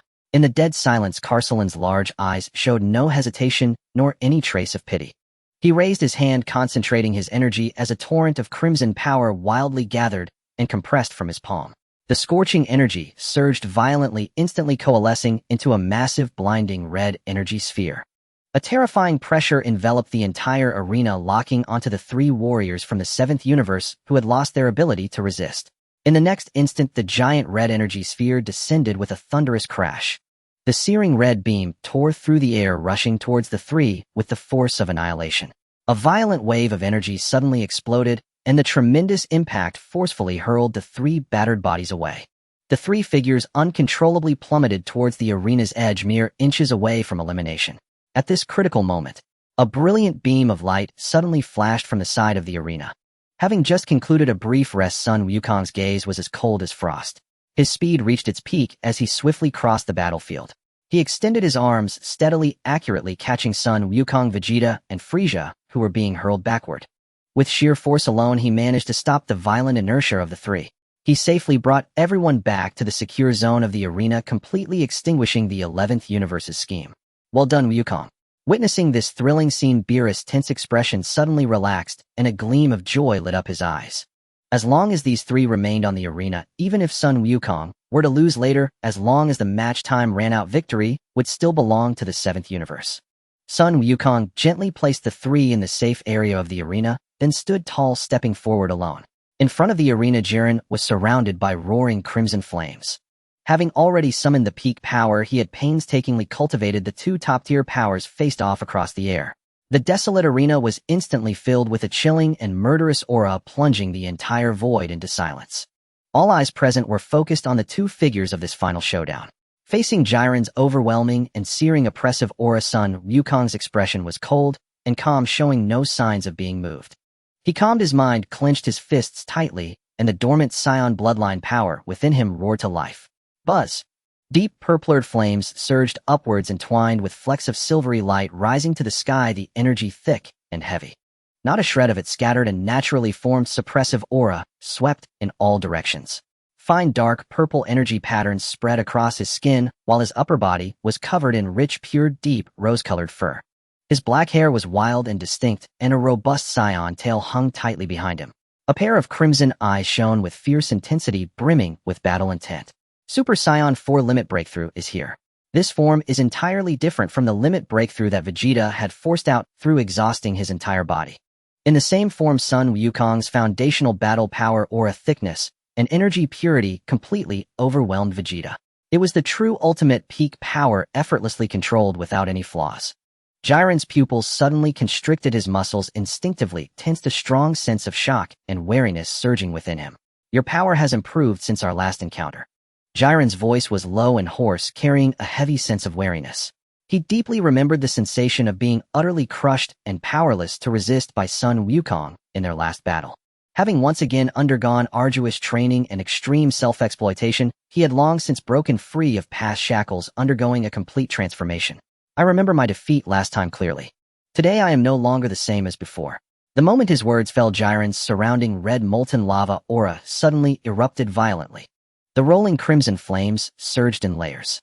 The extreme temperature distorted the surrounding air, and the arena's fragments were violently blasted into the air.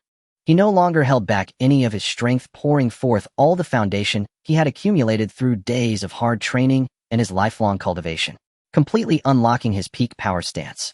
In the next instant, the two top-tier powerhouses simultaneously shattered the arena, their figures flashing forward. No probing, no prelude. An instantaneous clash of two peak powerhouses ignites the battle. The sound of their fists colliding reverberates through the entire realm of nothingness as a swirling vortex of violent energy engulfs the surroundings. The hard surface of the arena instantly cracks, leaving a web of deep scars. Jillian's fighting style is fierce and domineering, his raw power crushing everything in its path. Powerful straight punches that break the wind, close range, and tricky elbow strikes, debilitating knee strikes, and sweeping leg techniques. Each move is accompanied by an invisible force that layers and suppresses every strike, is vicious and fierce. Targeting the vital points, there is no room for flamboyance, only the intent to severely injure his opponent. Yet even as he unleashes his full force and his power surges, he can barely maintain his ground in the standoff. The initiative of the entire battle remains firmly in the hands of Sun Wukong. His movements are steady and agile with precise predictions, each dodge and block perfectly timed. As Jillian's heavy elbow strikes down, he sidesteps and lowers his shoulder, perfectly dissipating the immense force. When his opponent's sweeping leg attack comes, he rises on his toes, nimbly avoiding the assault. Seizing the fleeting opening between Jillian's movements, Sun Wukong condenses the purplish red energy into his fist. A heavy punch crashes directly onto the crossed arms of his opponent. Bang! The overwhelming force pierces through. Jillian's robust body trembles violently. His legs carve out two deep furrows in the hard surface of the arena. He stumbles back several steps, barely stabilizing his center of gravity, his arms numb and his blood and chi raging within. The notion of being evenly matched is merely an illusion created by Jillian's forced endurance. Throughout the entire confrontation, Sun Wutian maintains steady pressure, relentlessly pushing forward. With absolute power and speed, he precisely exploits Jillian's flaws, continuously applying pressure. His attacks leave Jillian struggling to defend himself, caught in a dilemma with no chance to counterattack. Jillian had already fought several rounds before this battle. He had previously withstood the onslaught of regular Wukong, free-spirited Wukong, Super Saiyan Blue Vegeta, and Golden Frieza, and his stamina is far from peak condition. At this moment, he is engaged in a brutal clash with the nearly peak state Super Saiyan Blue Wutian. Defeating two minor opponents shouldn't consume too much stamina, right? The remaining stamina rapidly dwindles, becoming increasingly difficult to sustain.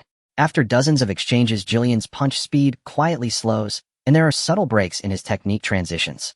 The once vibrant red energy begins to dim and waver, and his breathing grows more rapid and chaotic. Another heavy punch meets its counterpart. Two immense forces collide explosively, with Jillian's arms bearing the brunt of the impact. A subtle crack echoes through his bones, and he stumbles back over 10 meters, awkwardly stopping at the edge of the arena. He slightly bends forward, hands resting on his knees, his chest heaving violently. His forehead is beaded with fine cold sweat, and his entire body feels stiff and sore. A burning pain courses through his organs, and a profound sense of exhaustion overwhelms him. At this moment, his stamina is on the brink of depletion, just a step away from total defeat. The audience from the 11th universe falls into a dead silence. The prideful team members' faces are filled with anxiety. They stare intently at the arena, their eyes filled with unwillingness and panic. Just as Jillian's fighting spirit nears collapse and his resolve begins to crumble, the shouts of the entire 11th universe erupt, piercing through the chaotic battlefield and clearly ringing in his ears. Jillian, don't give up. You are the strongest warrior of our 11th universe. We firmly believe you won't fall here. At the same time, the God of Destruction's roar follows closely behind. It strikes at the chains of obsession buried deep within Jillian's heart, shattering the shackles of his decades-long mental struggles. Jillian, do you want to remain trapped in the shadows of the past forever? The betrayal of former companions, the fall of your mentor, the loneliness of having no one to rely on. These have never been shackles that bind you. Your rigorous training and relentless efforts to grow stronger are not meant to drown in solitude, but to protect all those who believe in you. At this moment, all of us stand behind you. This bond is enough to help you break through all limits and rise again. The heartfelt shouts reach deep into Jillian's core, shaking the obsessions he has carried for so many years. The despair of a childhood home destroyed, the tragic death of parents, the sacrifice of his mentor, and the betrayal of companions in times of crisis. Years of solitary wandering and a belief that strength is everything. All the buried pain and obsessions in his heart. Under the bonds of companionship and the awakening from the divine, they are completely dissolved. He had been obsessed with absolute power all his life, deliberately discarding human connections. Yet he never dared to admit that deep within his heart, he always longed for the support and companionship of his peers. With the breaking of his mental barriers, the shackles are completely removed. Buzz, a surge of ultimate power that crushes all past states, erupts explosively from within Jillian. The piercing sound of tearing fabric suddenly fills the air as Jillian's red and black battle uniform shreds to pieces, completely bursting apart. His immensely bulging muscles are fully exposed, with veins prominently rising and intertwining across his body. Deep, heavy gray energy patterns crawl over his rugged skin. The once scalding fiery red lava-like energy completely fades away. In its place is a dark, deep purplish-red energy that is solid and heavy as iron. Layer upon layer, it envelopes his entire body, with the edges of the energy intertwined with fine, sharp, gray-black lightning. A chilling and domineering, terrifying pressure instantly locks down the entire arena, causing the air to stagnate. His eyes lose all color, transforming into a void of pure gray. Void of pupils and light, only the violent power that breaks through the shackles and a deadly intent remain. The burst of energy, ultimate gray Jillian, fully awakens. A violent surge of violet red energy erupted violently, sending shockwaves rippling through the entire arena. The surrounding space warped faintly, and shattered stones were hurled outward in all directions. Excellent, Jiren. Vamad shot to his feet, his face contorted with manic elation as he roared aloud. This is your true power, transcending all limits. Upon the arena stood Jiren, now fully transformed. His speed, strength, explosive output, and defense had all doubled, surpassing every prior peak form he had ever achieved. Shum. An afterimage blurred across the sky as Jiren crossed vast distances, in an instant closing in for a relentless close-range assault. He raised his hand, condensing invisible gray aura that sealed off every possible evasion path for Son Goku. Without pause, he drove his shoulder and elbow forward in a devastating thrust toward Goku's torso, immediately followed by a final lightning-charged punch, unstoppable in its momentum, crashing down with earth-shattering force. Goku's gaze sharpened slightly. He crossed his arms swiftly to deflect and dissipate the impact. Boom! A thunderous detonation shook the arena. For the first time in the match, Goku was forced backward by sheer frontal force. His boots scraped shallow furrows across the arena floor, his body trembled faintly. Before he could fully regain his balance, Jiren's unrelenting barrage descended upon him, dense, seamless, and inescapable. Rapid wind-cutting punches pressed relentlessly, sharp, unpredictable elbow strikes struck from point-blank range, crushing knee impacts pinned him at close quarters, long-range energy blasts sealed every avenue of retreat. Attack and defense flowed without seam, tempo shifted between blinding speed and deliberate slowness with masterful precision, leaving Goku no room to evade or counterattack. In mere heartbeats, the tide of battle had irrevocably turned.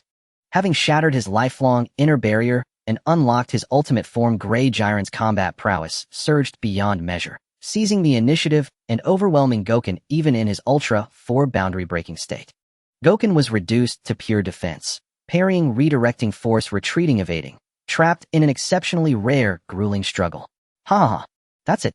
Vamide laughed wildly, screaming hoarsely, Jiren, shatter him completely. In the 7th universe, claim victory in this match once and for all. The entire 11th universe erupted in deafening cheers, their roar echoing across the boundless void. Meanwhile, the 7th universe's observation stands fell into suffocating silence. Every spectator tense, fists clenched, hearts heavy with dread. Only Beerus stood with arms crossed, expression cool and dismissive, his icy scoff ringing clearly across the stands, shallow and ignorant. Jiren has exhausted his absolute limit, but our Goku has yet to reveal his true strength. At those words, Vamide's ecstatic grin froze instantly on his face, replaced by a sudden chilling wave of unease. At the center of the arena, faced with Jiren's tempestuous onslaught, Goku's violet-red aura gradually receded and stilled. Indeed, Gray Jiren, liberated from his deepest mental shackles, was overwhelmingly powerful, capable of crushing nearly all top-tier warriors in existence. Yet even so, he remained no match for Goku. Slowly, Goku straightened his spine. Within his clear, calm eyes, an incandescent flame of battle ignited, fierce, unwavering, absolute. VVVV. A sacred, boundless power erupted, a torrential wave that flooded the boundless void, effortlessly suppressing every trace of Jiren's energy. His deep maroon body hair, transformed entirely, reforged into cold, translucent metallic silver, tightly sheathing his upper torso and long tail. His black hair exploded outward, far surpassing the length of Super Saiyan 3, wild and untamed across the heavens. His entire form gleamed with radiant crystalline silver. Delicate violet luminescence shimmered along each strand of hair. His crimson eyes burned with fathomless intensity, ringed by faint gray divine sigils, his presence exuding sovereign, awe-inspiring majesty. A brilliant silvery white aura blazed around him, crackling with fine threads of pale violet lightning that spiraled upward, piercing the heavens, its authority commanding all realms. Super Saiyan 5 has arrived. Absolute silence descended upon the arena. Every warrior of the 11th universe stood frozen in disbelief, pupils dilated wide, eyes filled only with staggering incredulity and profound dread. What is this form? Jiren's aura. It's being utterly crushed.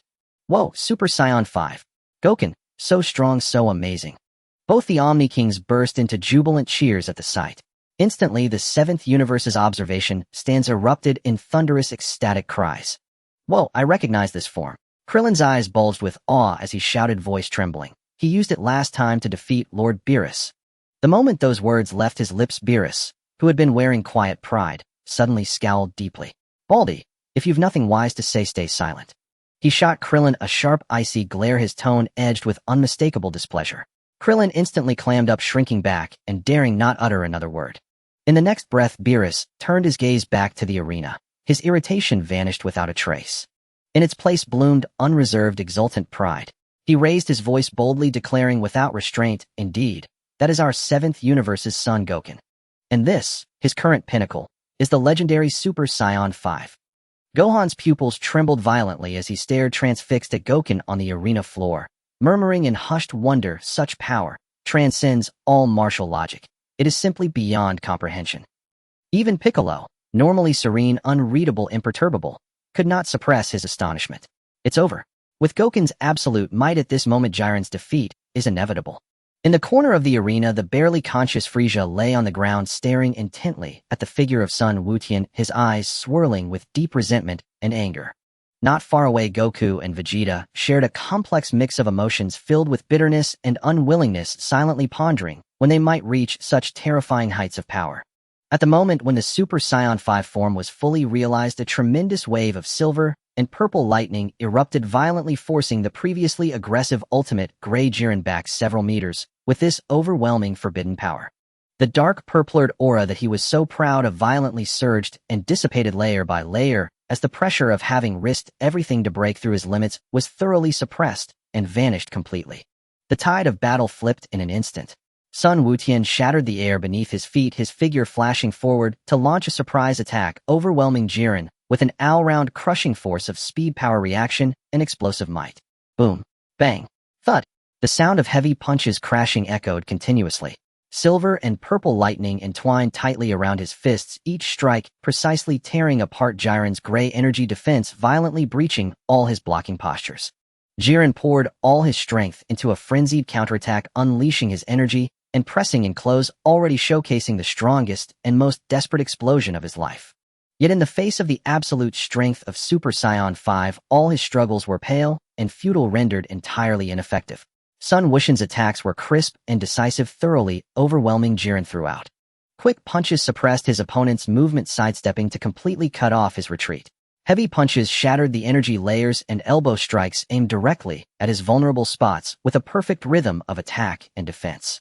Every move was a precise suppression, every strike packed with power. Jiren was beaten down step by step, blood surging wildly, his body racked with pain, utterly unable to defend himself. Having shed his lifelong mental shackles, the Grey Jiren was thoroughly and one-sidedly dominated. The viewing platform of Universe 11 fell into complete despair and silence. The arrogant expression on his face had completely vanished, leaving only extreme anxiety and fear. He clenched his fists tightly, hoarsely shouting, "Jiren, hold on. Use all your strength. You absolutely cannot lose." Yet no matter how much he shouted and urged, he could not shake the established course of the battle. The silver-white aura rampaged across the arena while Jiren's gray energy flickered and collapsed. Jiren unlocked his ultimate form, breaking free from the shackles of his lifelong obsessions. In the face of Sun Wuxian's absolute power as a Super Saiyan 5, Jiren ultimately found himself powerless to turn the tide. He could only passively endure the onslaught like a storm. Under the absolute disparity of strength, he moved step by step towards complete defeat. On the high viewing platform, Whis remained furrowed in thought. His gaze was fixed on Sun Wutian in his Super Saiyan form, filled with gravity and understanding. At this moment, he finally comprehended why Sun Wutian rarely employed this transformation. Behind this invincibility lay a terrible cost that ordinary people could not bear. The burden of Super Saiyan 5 is immense as per the AF fanfic setting. Let's adhere to the established rules. On the arena, Sun Wutian in the form of Super Saiyan 5 stood quietly at the center of the stage, surrounded by a silver-white aura swirling with delicate purple lightning. A sacred and domineering pressure silenced the entire void. Opposite him, the exhausted ultimate Grey Jiren was already at the end of his strength. Having unshackled his lifelong mental burdens and exhausted all potential, he could no longer sustain the high-intensity battle. His gray skin was covered with bruises of varying shades. The gray energy patterns on his body flickered erratically and violently. The originally heavy and silent dark gray aura became unstable and on the verge of collapse. After several hard hits from the Super Saiyan 5's onslaught, his arms were already numb and aching. His bones bore the pressure and were damaged while his chest continued to surge with blood. Every breath brought with it a tearing pain. But Jiren still did not retreat. Years of hard training forsaking ties, believing solely in the power of his conviction. And at this moment, the hopes of all his Universe 11 comrades rested upon him. Even as his body neared collapse, he gritted his teeth and stood firm. "It's not over yet." Jiren's deep, hoarse voice came with a hint of broken breath as he suddenly crouched down to gather strength. All the remaining energy instantly focused into his fists, and the electric glow on his body erupted. The dense gray energy was compressed to the extreme, forming a pitch-black energy fist. With the overwhelming power of destruction, it surged directly towards Sun Wutian. This was the ultimate strike he could deliver in his life, pouring out everything with no room left to spare. The air in the arena suddenly erupted chaotically, and the entire void trembled slightly. Everyone in the viewing platform of Universe 7 instantly clenched their fists, their eyes locked on this final strike. Yet in the face of Jiren's allure-nothing power, Sun Wutian remained calm and indifferent, not showing the slightest ripple.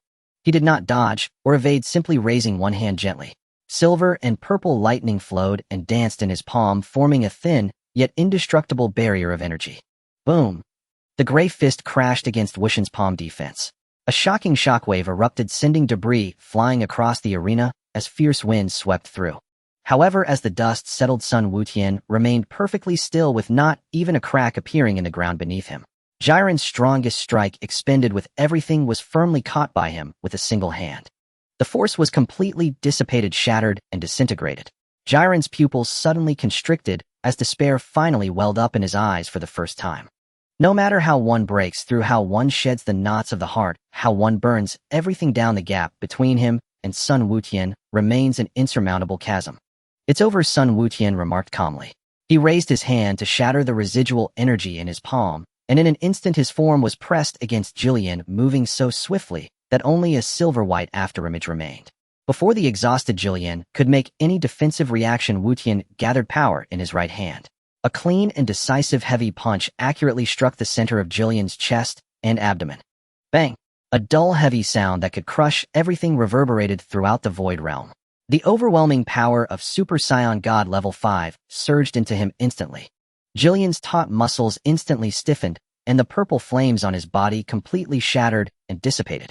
In a moment, all strength was entirely drained from him, as his bones, energy meridians, and potential were all crushed by this punch.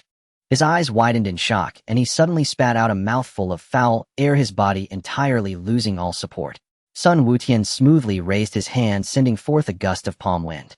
The powerful energy pushed Jillian's sturdy and heavy body, sending him flying straight out of the ring. Jillian's massive form traced a heavy arc as he completely exited the boundary of the ring. Immediately, the gentle yet authoritative voice of the great priest resonated throughout the entire void. "Jillian from Universe 11 is eliminated. The tournament of power has concluded. The ultimate victor of this tournament is Universe 7. Following this, the two Omni-Kings raised their tiny hands simultaneously, their clear eyes devoid of any emotion, softly declaring, "Erasure." In an instant, blinding, pure white light flooded every observation area of Universe 11. The expression of the god of destruction from Universe 11 was frozen in fear and despair. In a flash, all beings in Universe 11 were obliterated inch by inch in the pure white light, returning to nothingness. Only the angel Makalita from Universe 11 stood alone in the void. "We won! We won!" The next moment, the viewing area of Universe 7 erupted. Krillin, filled with excitement, jumped up, waving his hands and shouting loudly. Everyone wore expressions of delight, their bodies that had been tense for so long finally relaxed. Future Trunks felt a slight redness in his eyes. Piccolo let out a long breath, his stern expression gradually easing, revealing a hint of relief. Son Gohan looked at the figure of Sun Wutian in the center of the ring, genuinely smiling. On the stage, Sun Wukong slumped on the ground and, heavily injured, let out a long sigh, a long-lost relaxed smile appearing on his weary face. Vegeta leaned against the edge of the stage, his gaze slightly lowered. No matter how proud he was, he had to admit that he was far inferior in strength to Sun Wutian. Not far away, the restored Frieza quietly knelt on the ground. His eyes narrowed slightly as he looked at the noisy and celebratory crowd, his emotions complex and difficult to discern. There was unwillingness, wariness, surprise, yet also a hint of unperceived relief. In the entire void realm, only the cheers and clamor of Universe 7 remained. The agitated atmosphere in the arena gradually calmed down as the great priest lightly floated down in front of Sun Wutian on the stage. According to the rules of the tournament, the champion of this event is entitled to one wish on the Super Dragon Balls. In an instant, all eyes focused on the young man in the center of the stage. Sun Wutian gradually retracted the overwhelming aura surrounding him. The silver-white hair of his Super Saiyan form receded, and his waist-length hair quickly shrank. The overwhelming power that had exceeded limits layered upon itself, returning to within his body. The great priest raised his hand and waved. The void trembled. 7 enormous Super Dragon Balls instantly appeared, quietly hovering around the stage, shining brightly. Then he called out to the dragon in the ancient language of the gods. "Come forth, dragon of God.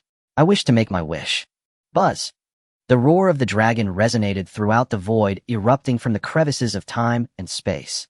Golden light gathered furiously, revealing a massive dragon that spanned heaven and earth, slowly stretching its body, proudly appearing.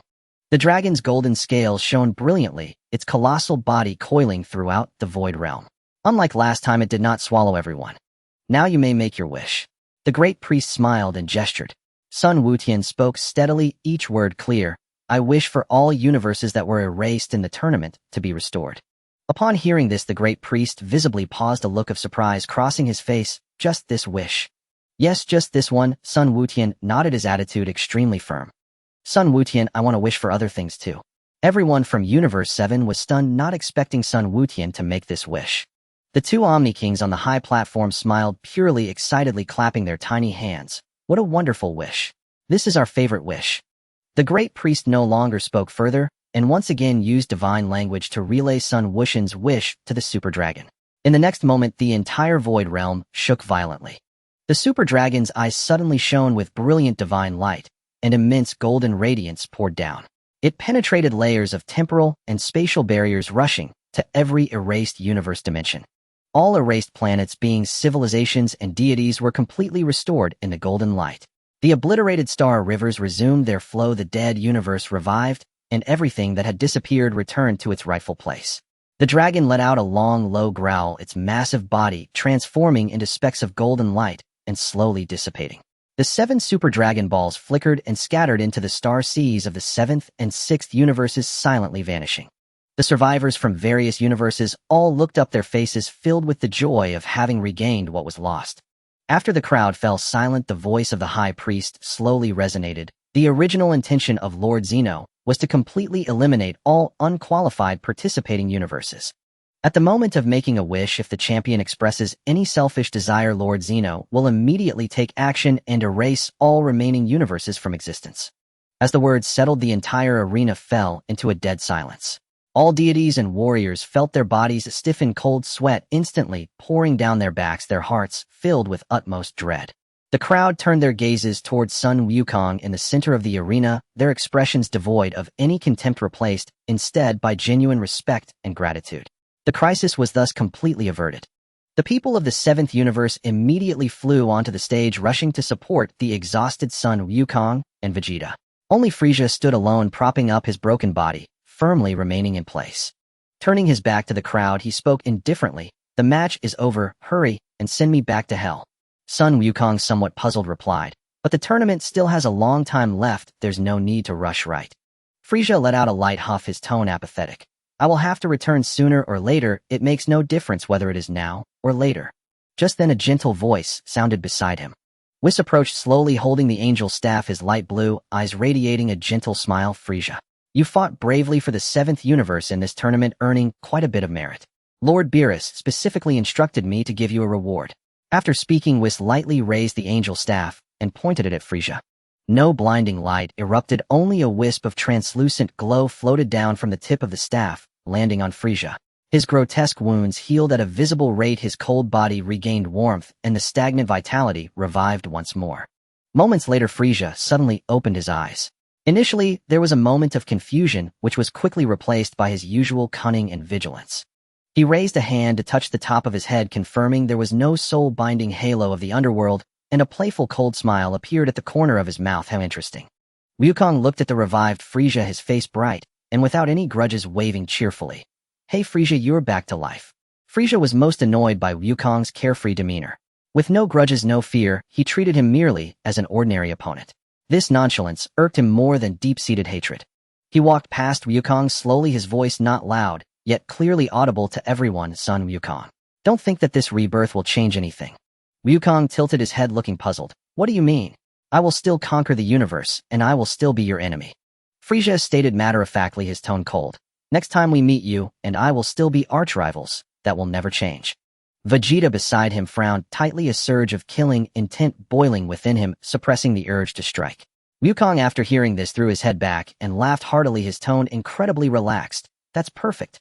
No matter how many times you come, I will defeat you time and again." Frieza turned his back to the crowd, and no one could see his expression, only a slight sneer escaping his nostrils. After the tournament concluded, a brief peace followed. On this day in the extreme north of Earth, the icy winds howled. Two shadowy figures clashed rapidly in the snowy expanse, their speed too fast for the naked eye to capture. It was Son Wukong and Vegeta engaged in their usual sparring in this open icy land. In midair, Son Wukong dove down, his azure energy enveloping his right fist, striking directly at Vegeta's face. Vegeta snorted coldly, effortlessly sidestepping the heavy punch. His left hand shot out like lightning, grabbing Son Wukong's collar. Son Wukong twisted his body midair, his legs flipping like the wind. A series of rapid kicks pressed down relentlessly, each strike powerful enough to fracture the Earth's layers. Vegeta crossed his arms firmly to block the immense force of their colliding fists and feet, pressing down layer upon layer. The thick ice beneath their feet instantly shattered, fine cracks crazily spreading across the entire icy expanse. Both retreated simultaneously, the swirling snowflakes and ice debris being lifted by the shockwave, flying everywhere. Wukong panted slightly, yet a bright smile remained on his face. Vegeta, you've been secretly training hard lately, haven't you? Your progress is astonishing. Vegeta's breath was also labored, yet his expression still bore that ingrained arrogance. For someone as lazy as you, there's no need to train specially. As Wukong was about to respond, his gaze suddenly froze, looking toward the distant horizon. A massive spaceship was slowly descending, its enormous size blocking out half the sunlight. The pitch-black hull was particularly glaring against the backdrop of the white snow. The familiar emblem on the ship made Vegeta's pupils suddenly contract. That emblem? Wukong blinked, his tone astonished. Is that Frisia's army's spaceship? Vegeta fell silent, his expression instantly darkening. The massive engines roared, shaking the earth as the spaceship landed steadily on the icy ground. The hatch slowly opened and 4 figures stepped out in sequence. Leading them was Frisia, as graceful and composed as ever, a faint smile gracing his lips. Following him were 2 Saiyan figures. One was Paragus with gray hair and a scarred single eye, his face etched with frost and bitterness. The other was a towering youth, Broly. Although Broly's appearance is fierce and robust, his gaze is unusually hollow and gentle, contrasting sharply with his imposing physique. He wears a battle uniform of the Frisia army with a rough beast hide wrapped around his waist. A striking silver metal collar adorns his neck as he stands silently in place, neither making a sound nor moving. Vegeta's son Goku, it's been a long time. Frisia's tone is elegant and calm, echoing across the vast icy plains. The weather is nice today, just perfect to settle some old scores. Paragus' remaining eye is fixed firmly on Vegeta, decades of suppressed hatred surging up in an instant. Vegeta, the son of King Vegeta.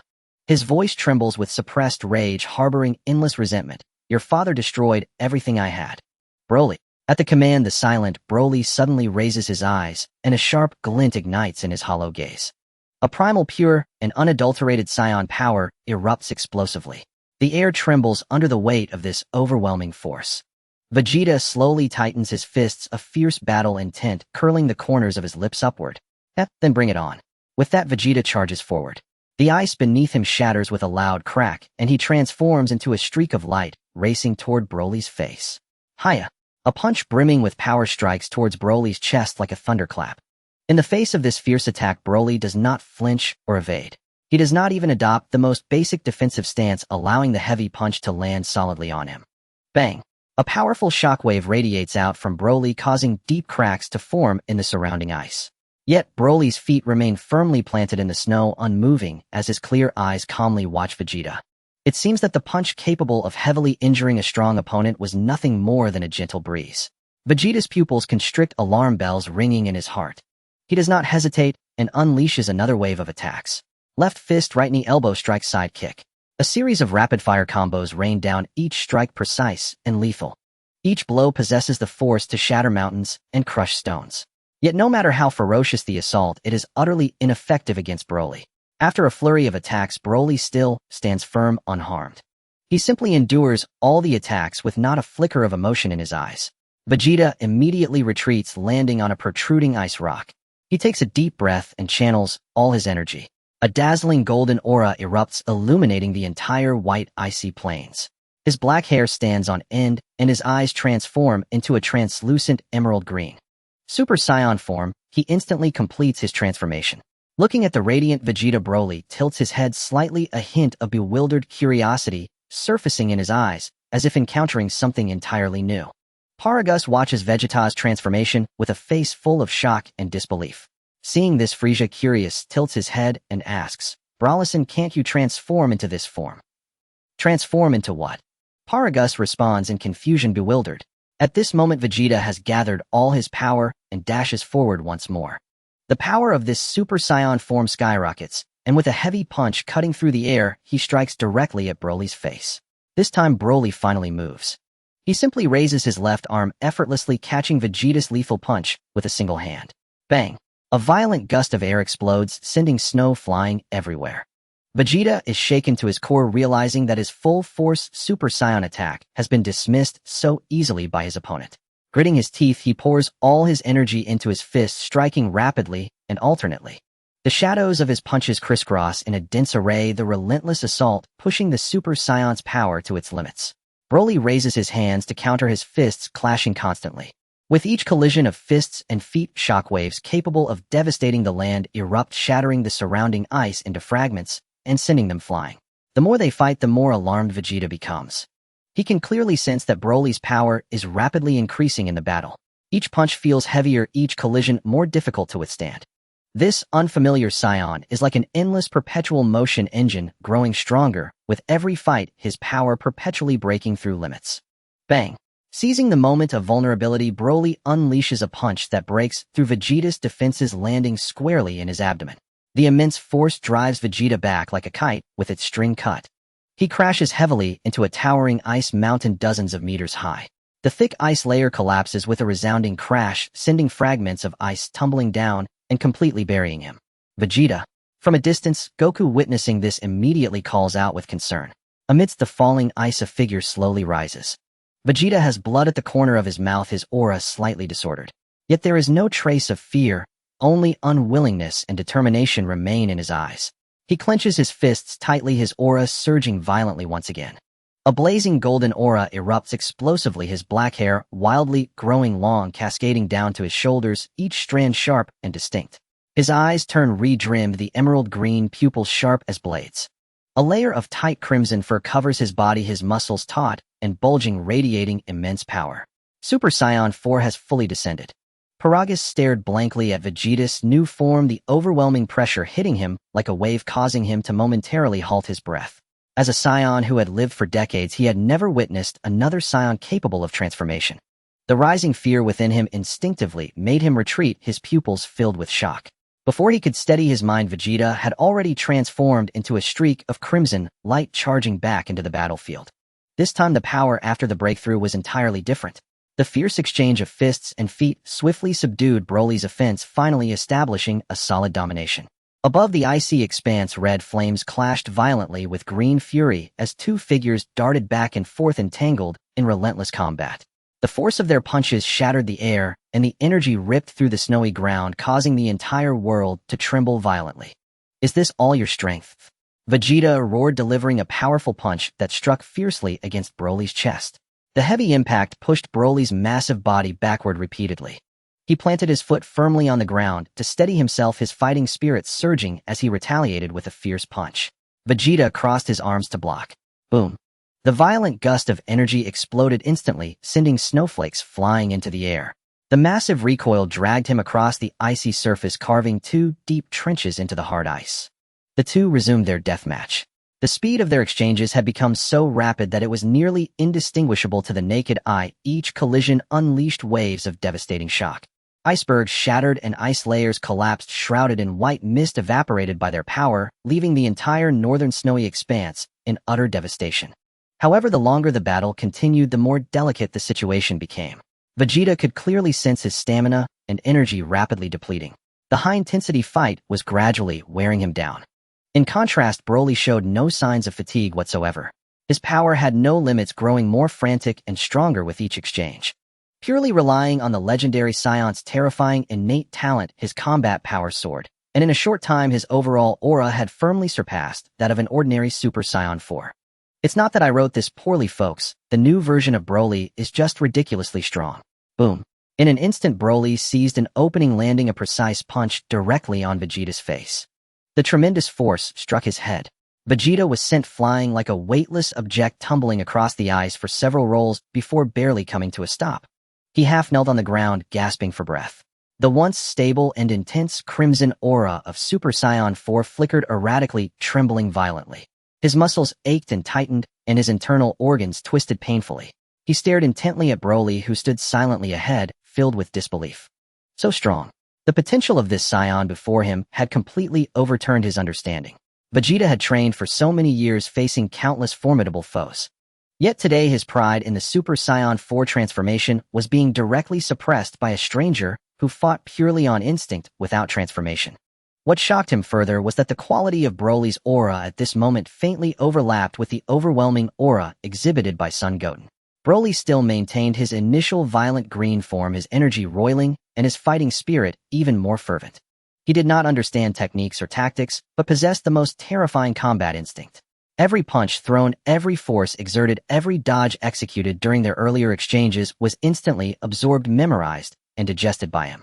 Taking hits made him stronger. Battling led to evolution. This is the terrifying aspect of the legendary Super Saiyan. Vegeta suppressed the surging blood in his chest, slowly clenching his teeth. Humiliation, unwillingness, and shock were all buried deep within his heart. He pushed himself off the ground, the defiance and fighting spirit in his eyes reigniting fiercely. Interesting. A cold snicker escaped between his teeth. He slowly spread his arms, gathering, compressing, and solidifying the chaotic and turbulent energy. The limit of ordinary Super Saiyan 4 ends here. Since the standard Super Saiyan 4 can't hold it down, then break the limits. Boom. A deep rumbling echoed through the heavens and earth. The crimson aura erupted violently, enveloping him in a whirlwind of blood-red light intertwined with fine golden lightning. His hair gleamed brightly, strands fierce and unyielding, and the energy surrounding him was no longer erratic, but concentrated to the extreme, exuding a pressure of annihilation. Super Saiyan 4, Limit Breakthrough. In an instant, the wind pressure of heaven and earth changed dramatically. The cold wind of the snowy field was completely dispersed by the shockwave, and the ground's shattered ice was ground into dust. The surrounding air was violently distorted by the sheer force. In the distance, Frieza slightly raised his gaze, his previously lazy demeanor finally showing a hint of seriousness, a trace of surprise flashing in his eyes. Oh, is this the form from the power tournament? At the very moment the aura stabilized, Vegeta propelled himself forward, instantly returning to zero distance from Broly. Silent and swift he appeared before Broly. No unnecessary movements, no excessive roars. A punch refined to the extreme, carrying the might to crush everything, struck directly at Broly's chest. Boom. The ultimate force collided heat-in, and a tidal wave of chaos swept across the land. The weight of this strike was entirely on a different level. Broly's massive body finally lost balance, being forcefully pushed backward. The thick ice layer was scraped by his feet, creating two trenches several dozen meters long. He froze for a moment. Broly, he hasn't changed color either. The opponent he just suppressed suddenly had his strength increase again in an instant.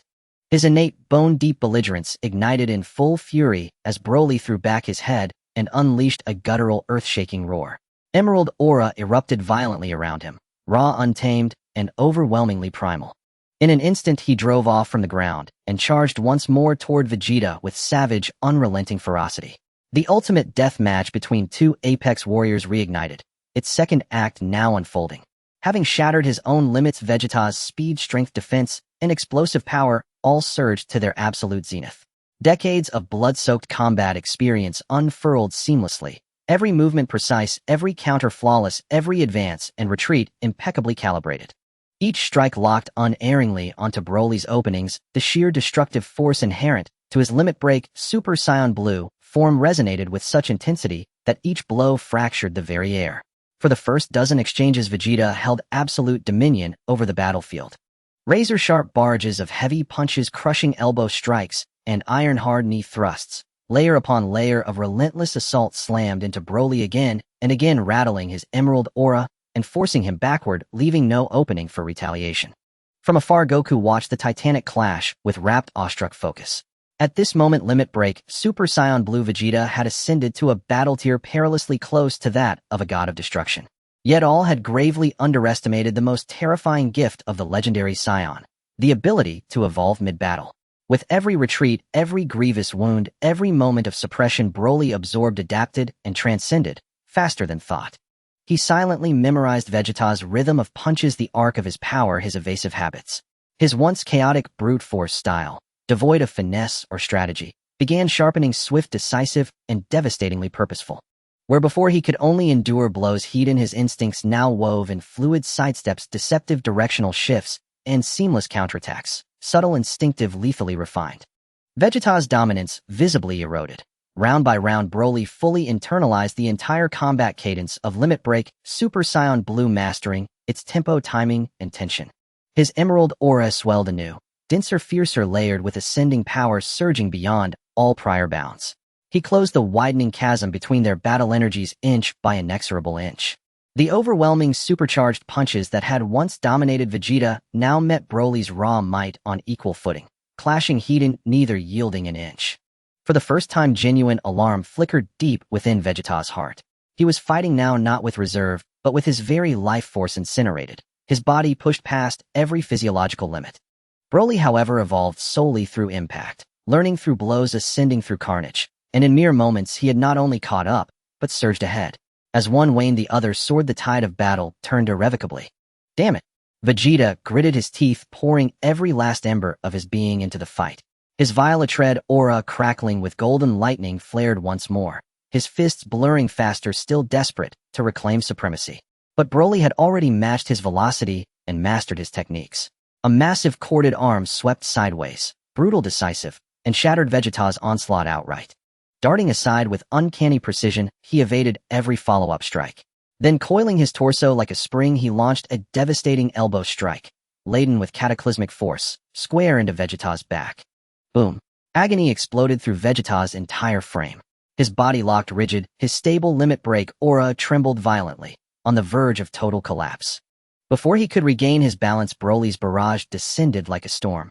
Hammering blows to the shoulders, whirling kicks, crushing knee strikes. All delivered without pause, without mercy. No flourish, no feint.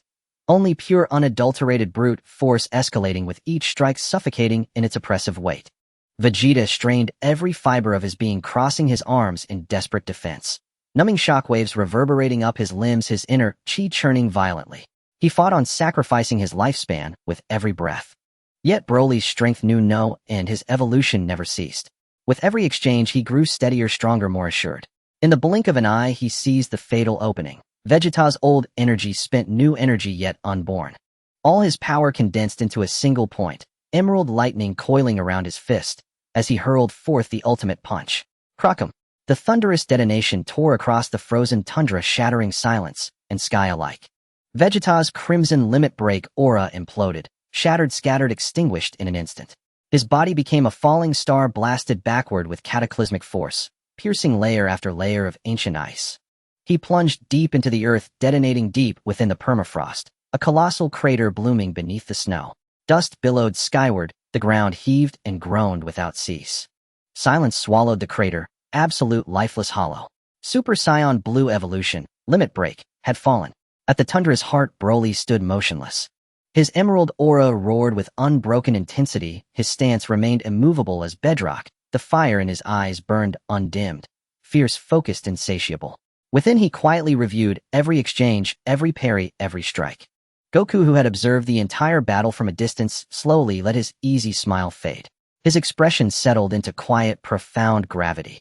A searing, incandescent battle lust kindled in his gaze, identical to the feverish thrill he'd felt confronting Jiren.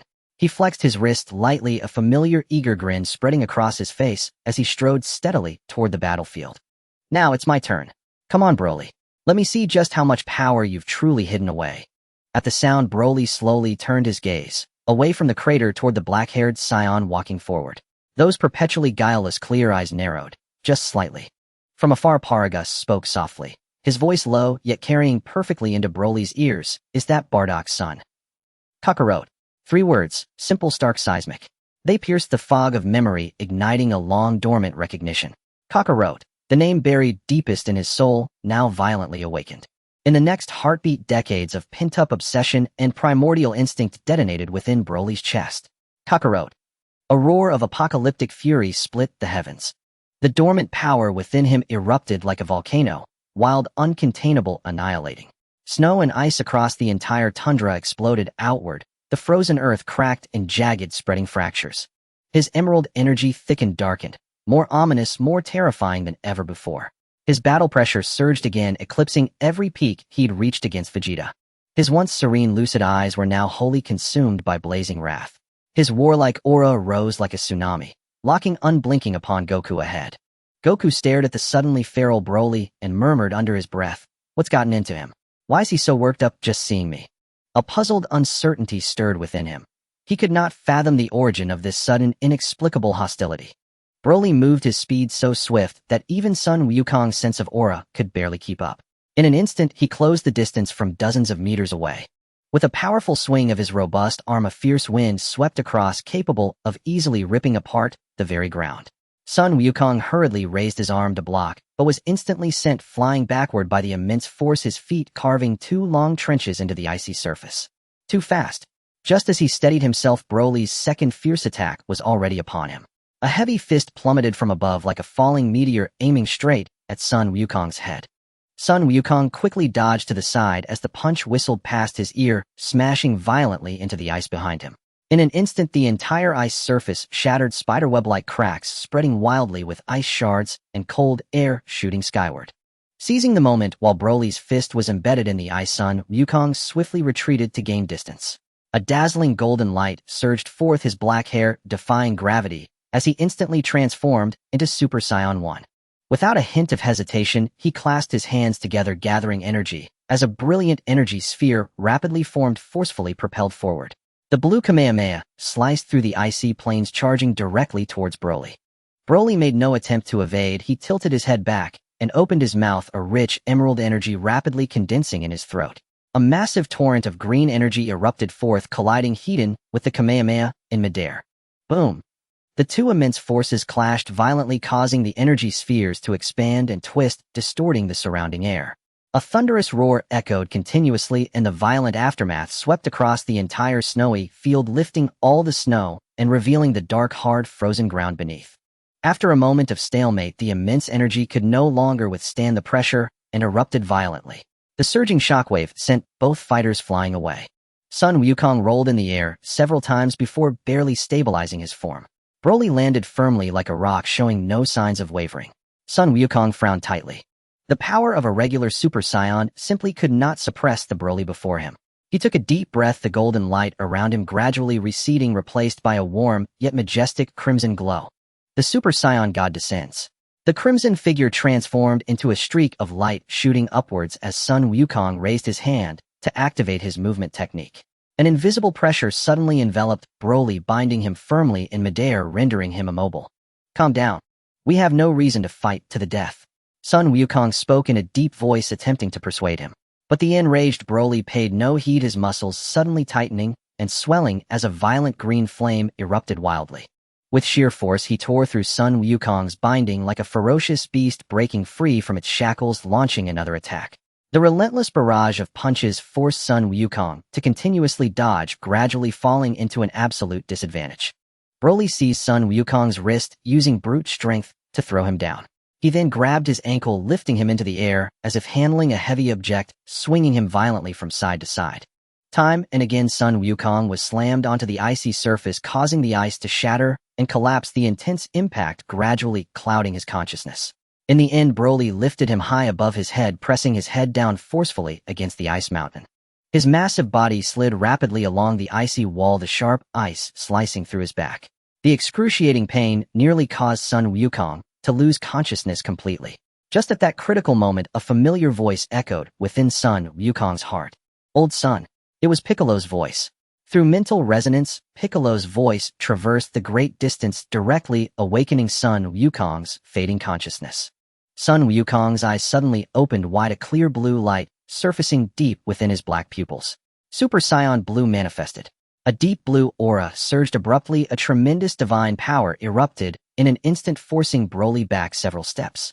After a series of intense battles, Broly's stamina began to deplete, and Super Saiyan Blue Sun Wukong finally regained the initiative in their direct confrontation. His extreme speed and power unfolded fully, his punches and kicks fierce and domineering, progressively suppressing his opponent. Broly continuously retreated for the first time, showing clear wounds on his body.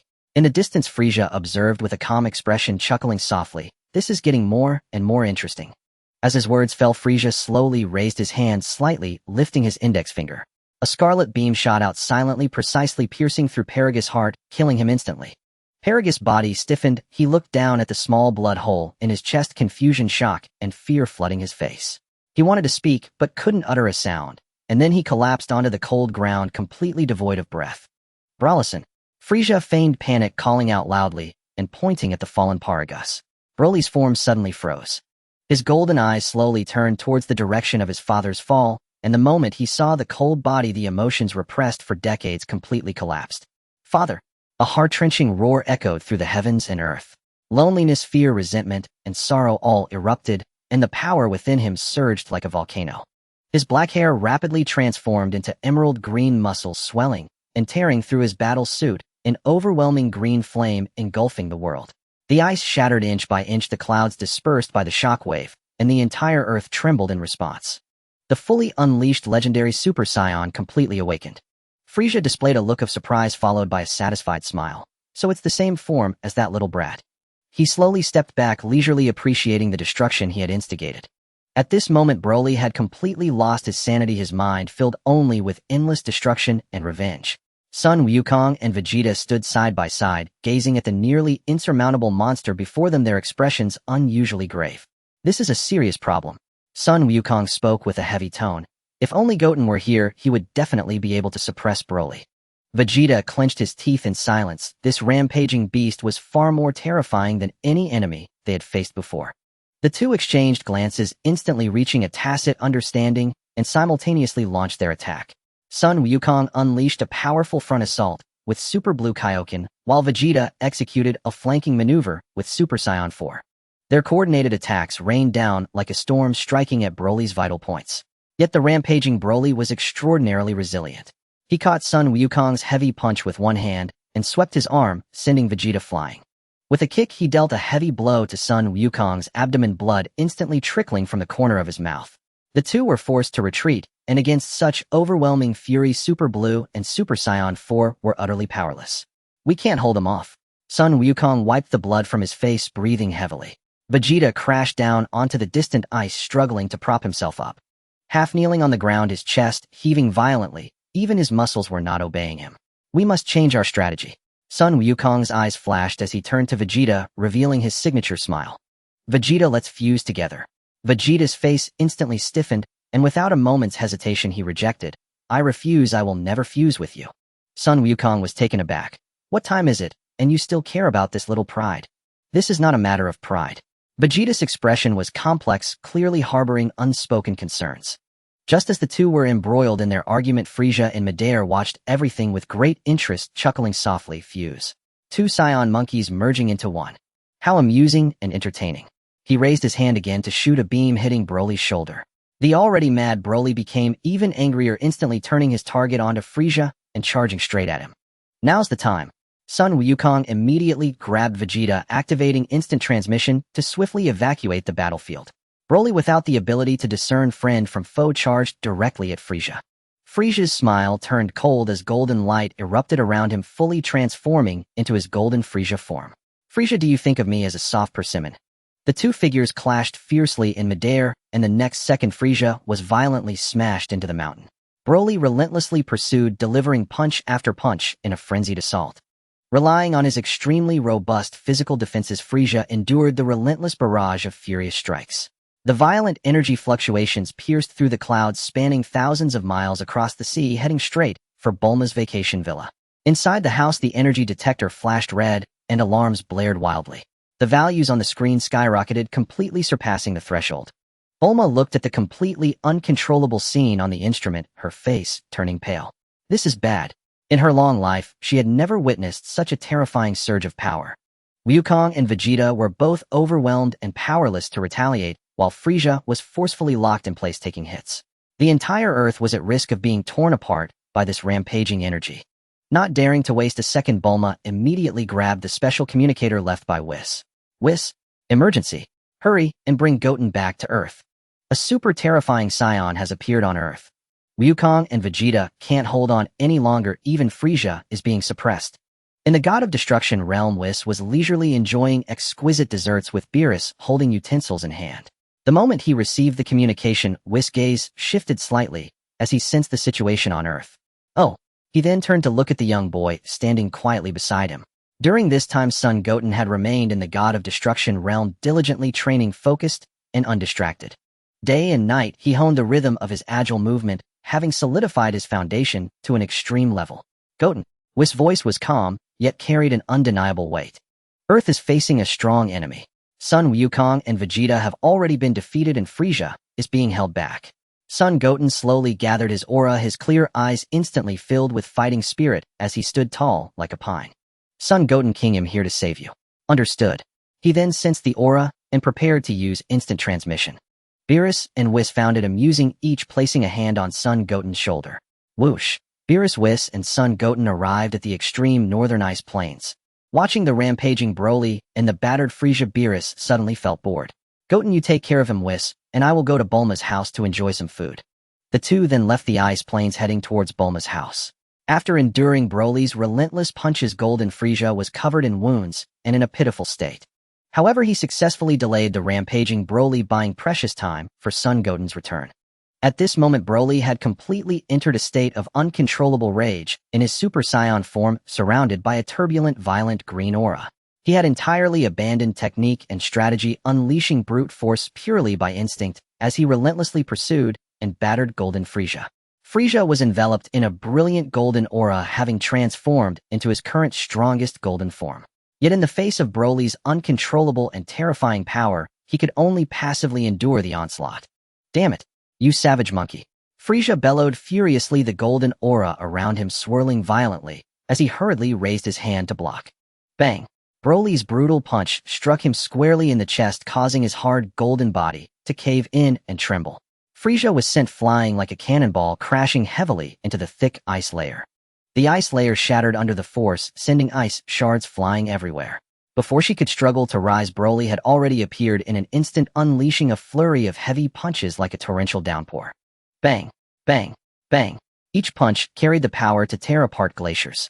Frieza was pinned firmly in the ice pit, unable to retaliate at all, forced to endure the blows.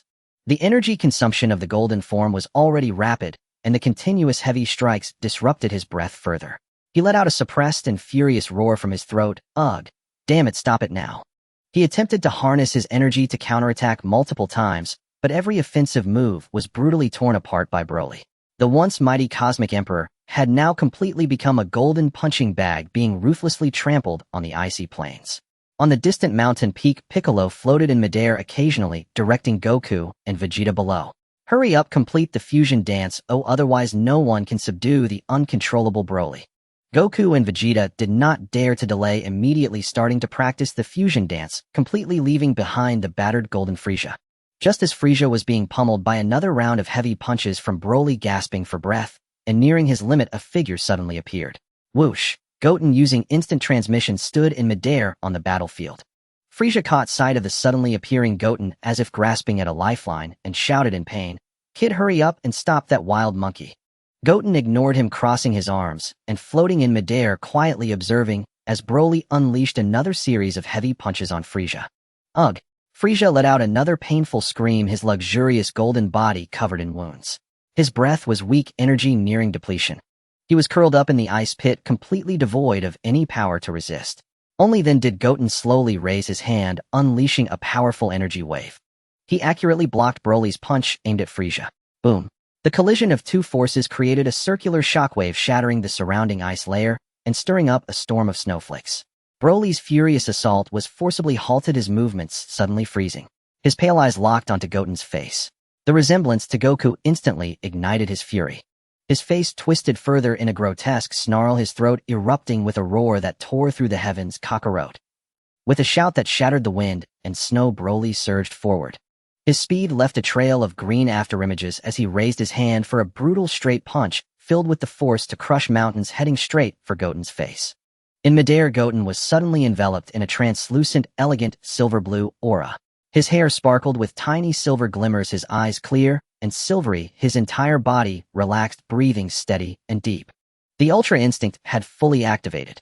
There was no need for visual observation or predictive thinking, his body instinctively reacted before the attack even occurred.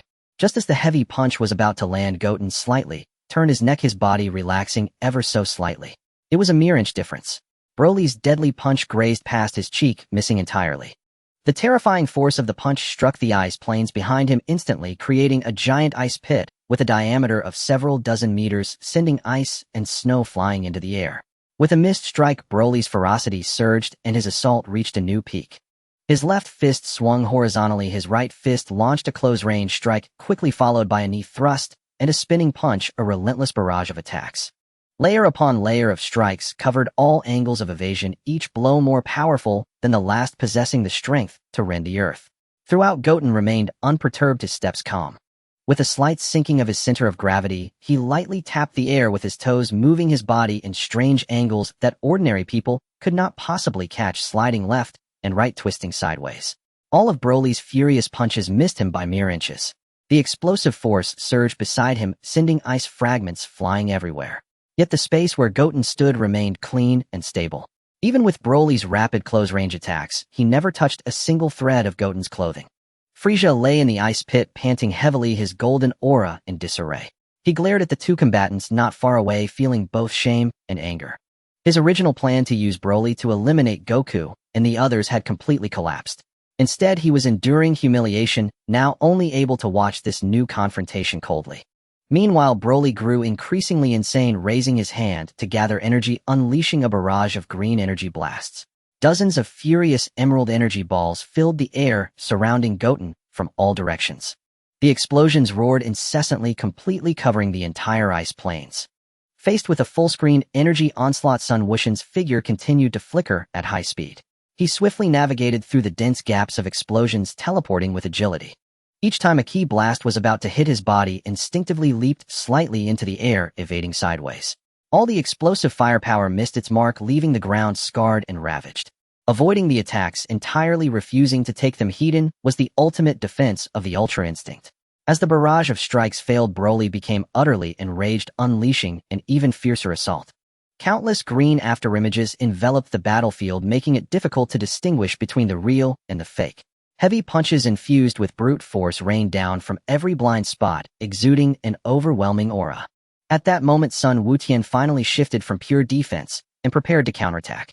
Just as Broly's heavy punch missed, his body leaned forward, creating a momentary opening in his defense. Sun Wuxian made his move. In an instant, he was close his speed, leaving only a silver-blue afterimage. His fingertips darted forward, striking precisely at the weak point of Broly's fist. With a gentle motion, he directly dissipated the violent force of Broly's punch. Following that, he sidestepped to the side, skillfully elbowing Broly's waist, thoroughly disrupting his lower body balance. Before Broly could regain his senses, Sun Wuxian raised his hand into a fist and unleashed a series of rapid punches. They landed one after another on Broly's shoulder, chest, and back. Each strike was precisely aimed at the flaws in Broly's energy flow, not relying on brute strength, but rather disrupting his momentum. The ultimate precision of the Ultra Instinct was vividly displayed at this moment. Broly's massive body staggered repeatedly as the violent emerald aura surrounding him became chaotic, flickering between light and dark. He instinctively struggled to retaliate, attempting to unleash another explosive attack. However, each time he exerted force, Sun Wuxian's preemptive movements would block, dissipate, and counter his attacks. No matter how powerful his strength, it could not keep up with the instinctual speed of the Ultra Instinct. No matter how fierce his strength, it could not break through the suppression of the ultimate precision techniques. After several futile struggles, Broly's once mighty aura began to wane, his uncontrollable brute force being dismantled and locked down. In the final moment, Sun Wuxian sidestepped to avoid Broly's last savage charge. He raised his hand to deliver a clean and precise knife hand strike to Broly's neck. A muffled sound echoed. The raging green aura dissipated like a receding tide. Broly's crimson eyes dimmed suddenly, his entire strength completely drained. His massive body swayed and fell directly onto the shattered ice. He fell into a deep unconsciousness, not moving an inch. The once tumultuous battlefield fell instantly silent. In the distance, the golden Frieza slowly stood upright. His luxurious golden body was covered in wounds, the pain and humiliation from being mercilessly trampled by Broly still fresh. He coldly stared at the unconscious Broly. Turning his gaze to the nearby steady-breathing Sun Wuxian, his eyes deepened with a sinister chill. The plan of using someone else's knife to kill had completely failed. Soon, two hurried figures burst through the snowstorm. Zillai and Lamo rushed to Broly's side in panic. The two hurriedly crouched down, shaking the unconscious Broly repeatedly, their expressions filled with fear and panic. Broly, wake up. Broly. After several calls with no response, Zillai suddenly looked up. His gaze fixed firmly on Sun Wutian in midair, his voice trembling with anger. Did you kill Broly? Lama immediately tensed, vigilantly staring ahead, fiercely guarding the unconscious Broly. Watching Broly, who had fallen into a coma, Frieza's murderous intent reignited. The murderous intent in his eyes surged, and cold, dark sparks of deadly energy began to coalesce at his fingertips. Since the plan had completely failed, he decided to take advantage of Broly's unconsciousness and weakness to completely erase them and eliminate all troubles in this place. The chilling, deadly aura locked onto the three on the ground. Just as the death ray was about to erupt, the space trembled violently as a tall, stern figure descended onto the battlefield. The fused warrior Gogeta. With just one step, he stood firmly in front of Zillai Lama and the unconscious Broly, blocking the certain death ambush. Frieza looked at the unfathomable Gogeta, knowing that today he had no chance of victory and all his schemes had gone to waste. His face was filled with unwillingness, his expression dark, but he did not dare to act recklessly, letting out a cold snort. He turned and soared into the sky, not looking back as he rushed towards the distant spaceship, boarding it to leave Earth. Frieza, it'll come again, next time to wish for 5 more centimeters of height. The crisis was completely resolved. Zillai and Lama let out a sigh of relief, quickly and carefully helping the unconscious Broly to a safe area. They continuously called out softly, patiently, trying to awaken the sleeping Broly. As the snowstorm subsided, the devastated Arctic ice field became a scene of confrontation. Sun Wutian maintained his ultra instinct state, the silver-blue aura flowing quietly. His silver-white eyes were clear and sharp, firmly fixed on Gogeta before him. Uncle Gogeta, since the issue with Broly is resolved, you can't just fuse for nothing. How about we spar a bit? Gogeta looked at Sun Wutian before him, understanding his current state due to the fusion of Goku and Vegeta. He then spoke. I didn't expect you to learn Ultra Instinct so quickly, Wutian. Then let's have a little spar. After saying that, he assumed a stance, watching Sun Wutian before him. Surrounded by a silver-blue aura, Sun Wutian firmly locked into the state of free ultimate form, his gaze calm, and he took the initiative to strike first. His figure suddenly blurred, and in an instant he darted in front of Vegeta. With a straight punch that carried a fierce wind, he struck down the speed, tearing apart the surrounding cold air. Facing this rapid attack, Vegeta's expression became stern, and his aura instantly exploded. A golden aura surged upward, his black hair instantly transformed into bright gold, standing straight up, and his emerald eyes became clear and sharp. The Super Saiyan took shape in an instant.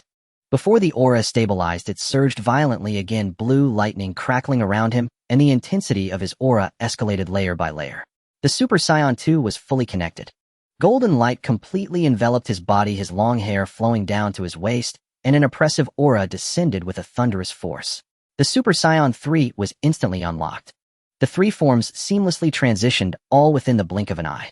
With each surge in battle strength, the pressure in the heavens and earth violently increased, causing the thick Arctic ice beneath to shatter and collapse in layers along the cracks.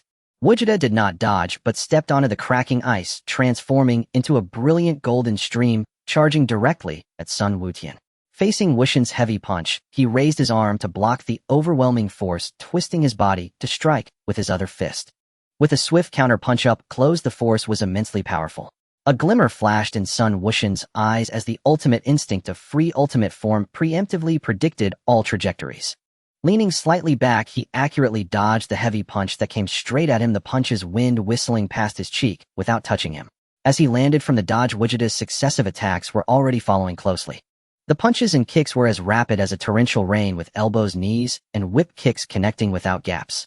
The dense attacks sealed off all escape routes, countless golden energy blasts blanketing the entire area. Yet no matter how fierce the onslaught was, it could not touch Sun Wutian in the slightest. His movements were light and fluid, each sidestep, footstep, and shift perfectly timed to evade the attacks. With an exquisite body technique, he effortlessly deflected Vegeta's ferocious attacks. After several rounds of intense strikes missed the battle intent, and Vegeta's eyes grew even more fervent. A light blue aura swept across the sky, the transparent blue radiance layering upon itself as the Super Saiyan Blue suddenly made its appearance. After the tournament of power, the combined strength of Sun Wukong and Vegeta surpassed previous limits, and their fusion brought about a dramatic increase in power. At this moment, Vegeta in the Super Blue form was far stronger than when he last appeared. His attacks suddenly accelerated with afterimages flickering across the ice punches and kicks flowing seamlessly, the rhythm of attack and defense sharp as a blade. However, even so, in the face of the instinctive actions of free ultimate form, he still could not lock onto Sun Wushan's movements. The two instantly fell into a fierce exchange of offense and defense, the light blue aura clashing and intertwining with the silvery white aura. The violent waves of energy tore through the heavens and earth, creating a stalemate. In the brief standoff, Vegeta suddenly withdrew his gaze sharp as he looked at Sun Wutian, his voice steady and powerful. "Wutian, the probing ends here. I will use my full strength next." His tone was resolute, directly targeting the crux. "You should also unleash your Super Saiyan 5 form, otherwise you will surely lose." In the midst of the wind and snow, Sun Wutian stood motionless, his pupils slightly shifting, his battle intent completely ignited. He knew very well that the Vegeta before him was not comparable to any previous fusion. The explosive potential of the combined power of Sun Wukong and Vegeta, along with the dramatic amplification of their fusion, meant that this Super Blue Vegeta had already touched the ceiling of cosmic combat power. "It's okay, Uncle Vegeta, feel free to use your full strength. I want to see for myself." Sun Wushan's aura slightly rose, his tone firm. As soon as he finished speaking, Vegeta's aura suddenly changed dramatically. The clear azure aura instantly faded, replaced by a more overwhelming and tyrannical purplish red aura. Magenta fur covered his body, his blue hair lengthened, transforming into a deep dark red. The Super Saiyan 4 transformation had broken its limits and made a thunderous appearance. This was the pinnacle level that Vegeta had only unlocked during the Tournament of Power. Now, combined with Goku's aura and strength, Vegeta's combat power had completely shattered its previous limits. A terrifying sense of oppression instantly enveloped the entire Arctic ice field. The space trembled violently, chunks of ice collapsed, and the gusts of wind were forcefully crushed by the aura. An overwhelming pressure struck like suffocation. Vegeta, having broken through the Super Saiyan 4 limits, no longer held back, his figure flashing as he launched a fierce assault. The speed, power, and pressure of this strike far surpassed all previous attacks. The previously evenly matched battle situation was instantly reversed. Sun Wushan's ultimate instinct began to show slight delays.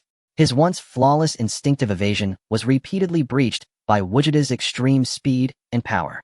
Heavy punches and kicks relentlessly pressed forward with fierce energy, sweeping close, forcing Sun Wutian into full defensive mode. His movements were frequently locked down, leaving him no choice but to hurriedly raise his hands to block and dissipate the force, completely falling into a passive position. The extreme high pressure layered upon itself, omnipresent attacks firmly locked down all escape routes. The approaching sense of oppression continued to impact his body and aura. The silvery white aura surrounding him began to wildly stir, flickering between light and dark, the stability of his free ultimate form on the verge of shattering. Yet it was precisely this dire pressure that continuously pried open his hidden limits. The power deep within surged wildly, the perception, prediction, and flow of chi of free ultimate form. In the refining process of life and death, he was constantly tempered and purified. Buzz, a sound of invisible energy, resonated throughout the heavens and earth.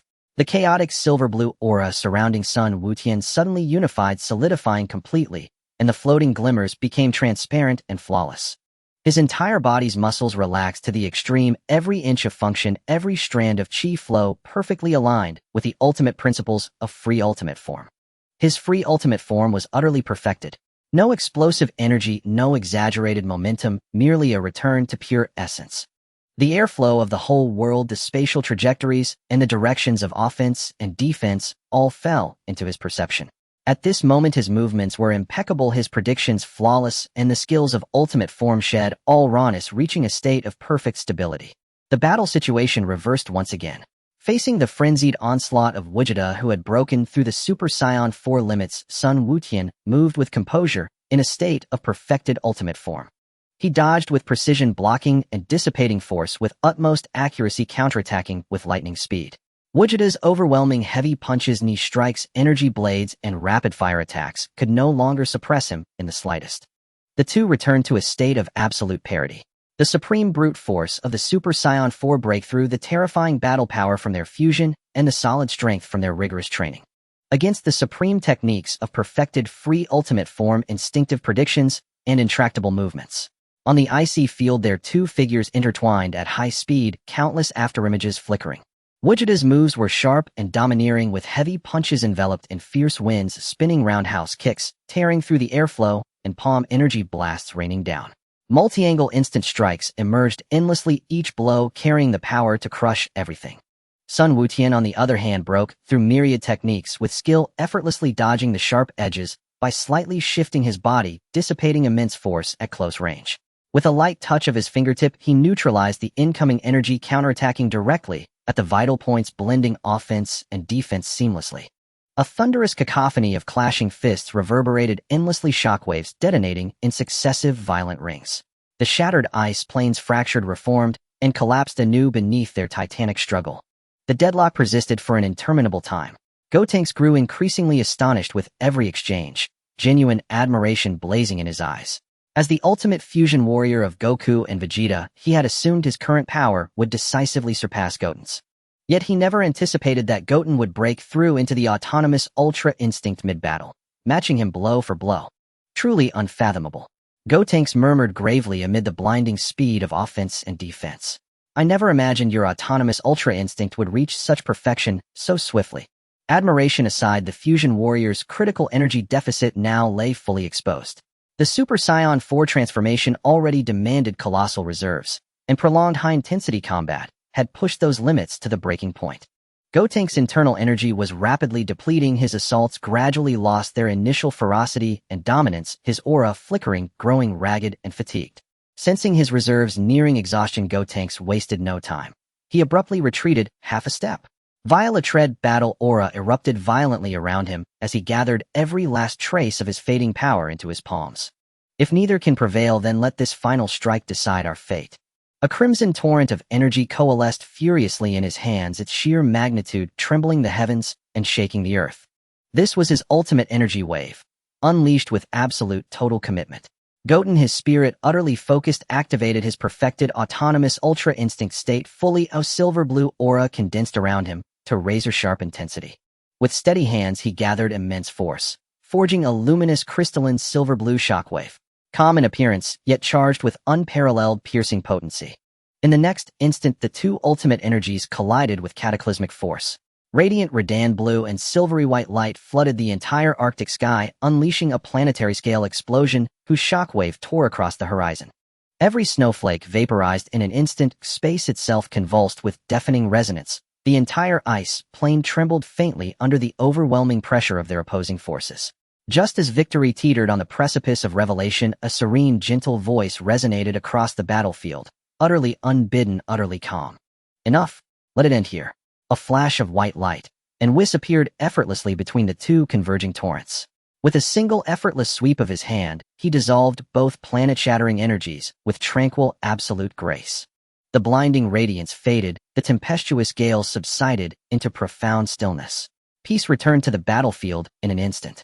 Whis regarded Goten, his breathing, even his silver-blue aura drawn inward with perfect composure, and his gaze shimmered with unmistakable appreciation. I truly did not expect such astonishing growth from you, Goten. In so short a time you have refined the autonomous Ultra Instinct to such consummate mastery. Yet transformation remains a shortcut. Only when this divine technique is fully integrated into your natural state may you be said to have truly ascended. Nearby, Gotenks' fusion aura slowly dissipated. Exhausted beyond measure, his form split cleanly in two. Goku and Vegeta landed separately, their breaths still uneven, their bodies trembling with residual strain. Through the shared consciousness of fusion, they vividly recalled the universe-shaking power they had just wielded, yet even that had failed to stir Goten by so much as a hair's breadth. Their eyes locked onto Goten, awestruck, humbled, yet burning with fierce, undimmed resolve. Goten stood motionless, silver-blue aura flowing like liquid light around his still form. His perfected autonomous Ultra Instinct had taken root deep within his being. Thanks to his legendary Super Saiyan constitution, the divine art imposed scarcely any burden upon him. Suddenly, Whis' gaze shifted toward Broly, who had just stirred awake from unconsciousness nearby. A flicker of wonder crossed Whis' eyes. In the next breath, he stood before Broly, a natural-born god of destruction. Brolison, would you accompany me to the realm of the gods of destruction to undergo divine training? Broly stared blankly. The very concept of a god of destruction held no meaning for him. His companions Tullus and Remy instantly stepped forward, shielding him with tense protective stances. At that moment, Goten teleported beside them. At the sight of him, Tullus and Remy flinched. Memories of Goten nearly killing Broly still raw in their minds. Broly, stay on Earth. Ignoring their wariness, Goten met Broly's gaze directly, his tone sincere and unwavering. "We can train together to help you master that power completely."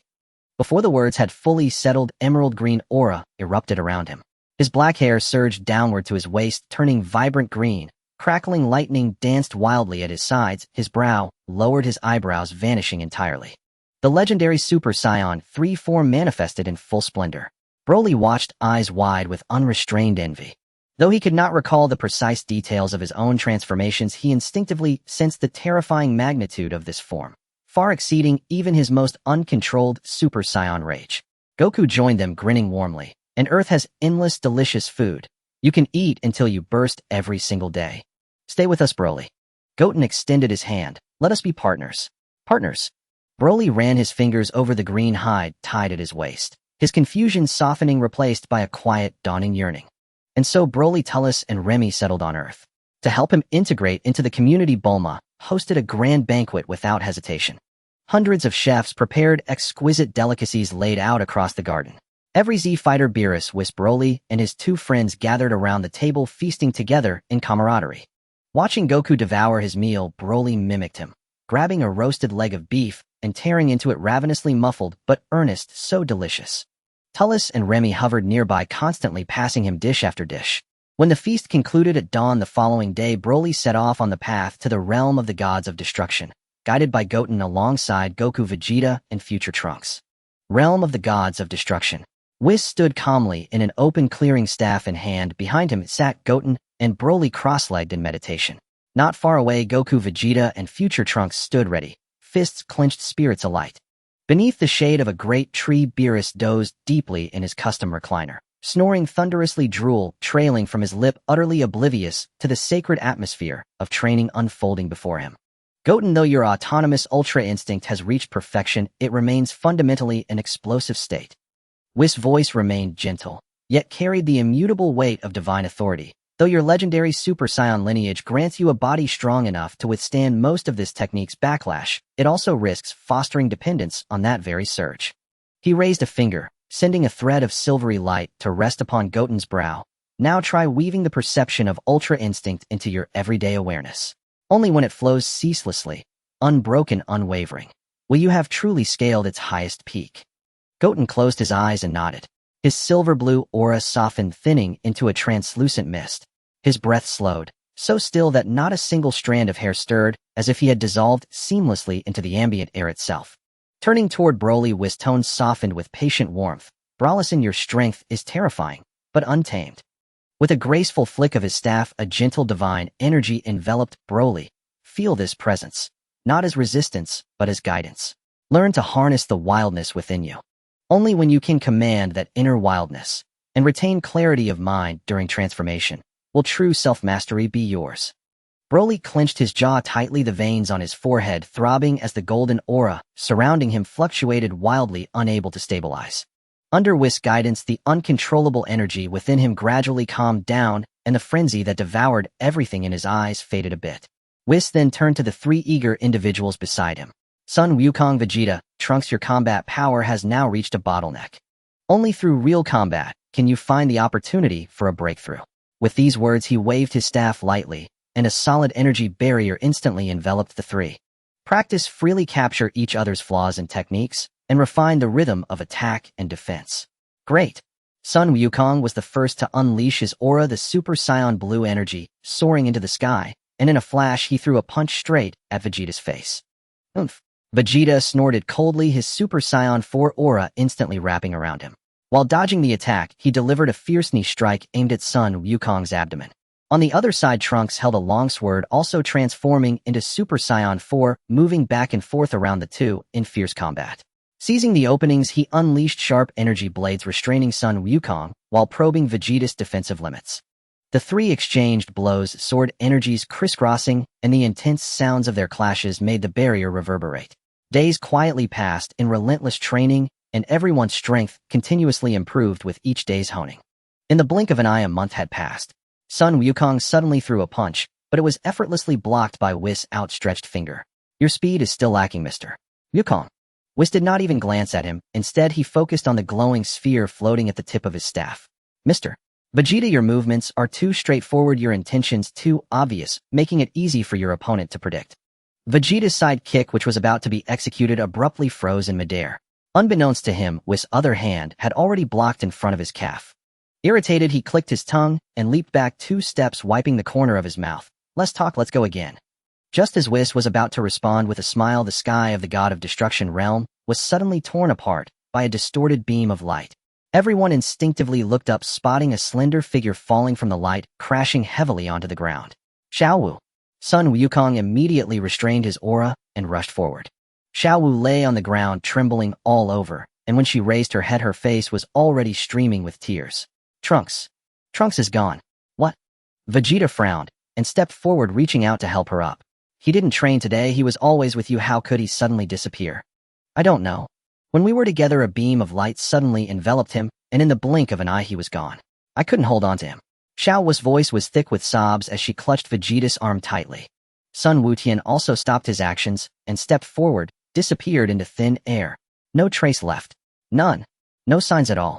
At that moment, an unfamiliar voice suddenly rang out from behind them, slow and deliberate, laced with an unsettling, playful tone. So you are all here. Everyone turned around in an instant. A tall man stood quietly not far away, a faint smile playing at the corner of his mouth, a katana slung at his waist. Upon recognizing the newcomer, Sun Wuxian's pupils constricted, thinking to himself, it's Fuyu.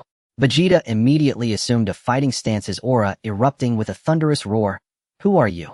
The man feigned calmness, raising his hands in a gesture of surrender, yet his smile grew more pronounced. Don't be so tense, my name is Fuyu, and I am a friend of Trunks. Fuyu.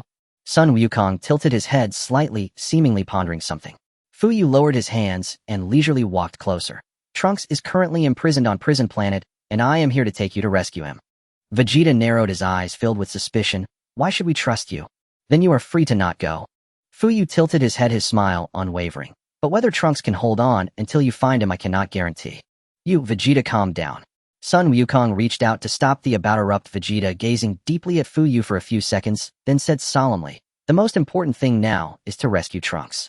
Vegeta gritted his teeth, clenching his fists tightly, his knuckles cracking. Sun Wukong continued, no matter what his intentions are, we must go. Trunks is still waiting for us. Vegeta slowly relaxed his fists, his gaze still locked on Fuyu. Lead the way ahead. Upon hearing this, Fuyu snapped his fingers, and his figure instantly vanished without a trace. Sun Wukong quickly brought his index and middle fingers together on his forehead, locking onto the direction based on Fuyu's residual aura. Vegeta, Sun Wutian, and Xiao Wu grabbed his shoulders, and Broly also placed his hand on Vegeta's arm, speaking solemnly. Let me join as well. I have been in your care during this time, and I would like to contribute my share. Thank you. The typically proud Vegeta rarely expressed gratitude.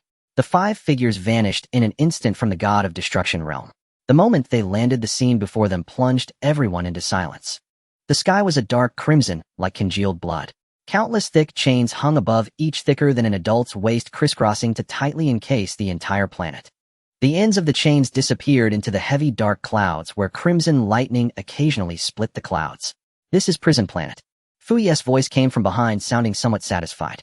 Where is Trunks? Vegeta suddenly turned around and questioned sternly. Fuyu did not respond, merely taking a step back with a smile. Sun Wukong's brow furrowed tightly, his gaze suddenly fixed on the distant horizon. Wait, there is an extremely strong aura approaching rapidly. Before he finished speaking, a crimson figure streaked across the sky at high speed, trailing a long afterimage. In an instant, it charged towards Sun Wukong, delivering a powerful punch. Sun Wukong hurriedly raised his hand to block, and the collision of both powers erupted with a shockwave. The ground was blasted into a massive pit, with rubble and dust flying everywhere. Xiao Wu was tossed around by the violent shockwave, and Sun Wutian timely reached out to support her. Sun Wukong and the crimson figure both bounced back, facing each other from several dozen meters apart. As the dust gradually settled, everyone finally saw the figure clearly. The man wore a red martial arts uniform with a blue belt around his waist. The fabric on his chest was torn, revealing well-defined muscular physique. His messy black hair framed a face adorned with a wild smile. What shocked everyone the most was, this face looked exactly like Sun Wukong's. Is this my father from the GT timeline? Goten silently wondered. Who are you? Goku narrowed his eyes, gaze sharp with wary vigilance. GT Goku offered no reply, only a feral grin. His fists clenched abruptly, and a torrent of golden aura erupted skyward. His black hair surged downward, cascading past his shoulders while crimson fur thickened across his body. What a... Vegeta's pupils contracted sharply as he blurted out, "This transformation is..." Before anyone could react, the crimson-clad Goku exploded forward, his body a streak of scarlet lightning hurtling straight toward Goku. Just as Goku stepped forward to meet him, Goten blurred into position, blocking the assault with unwavering resolve and absorbing the blow cleanly. "Dad, let me handle him." He turned to Goku and spoke. Instantly, emerald green aura roared to life around Goten. His black hair shimmered with the same vivid hue, his muscles swelled, and his frame surged taller. He ascended directly into the legendary Super Saiyan first stage and confronted GT Goku Hiden. Their figures collided midair in a thunderous burst, fists flashing, legs carving arcs through the air. Each impact unleashed shockwaves capable of obliterating mountain ranges. Goten drove a straight punch toward GT Goku's face. The latter tilted his head just in time, then retaliated with a brutal elbow strike aimed at Goten's temple. Goten raised his forearm to block, then used the recoil to spin midair, sweeping a devastating kick toward GT Goku's waist only for it to be halted firmly by the opponent's knee. Below, the onlookers watched in stunned awe, especially Goku from this timeline, whose astonishment deepened with every passing second.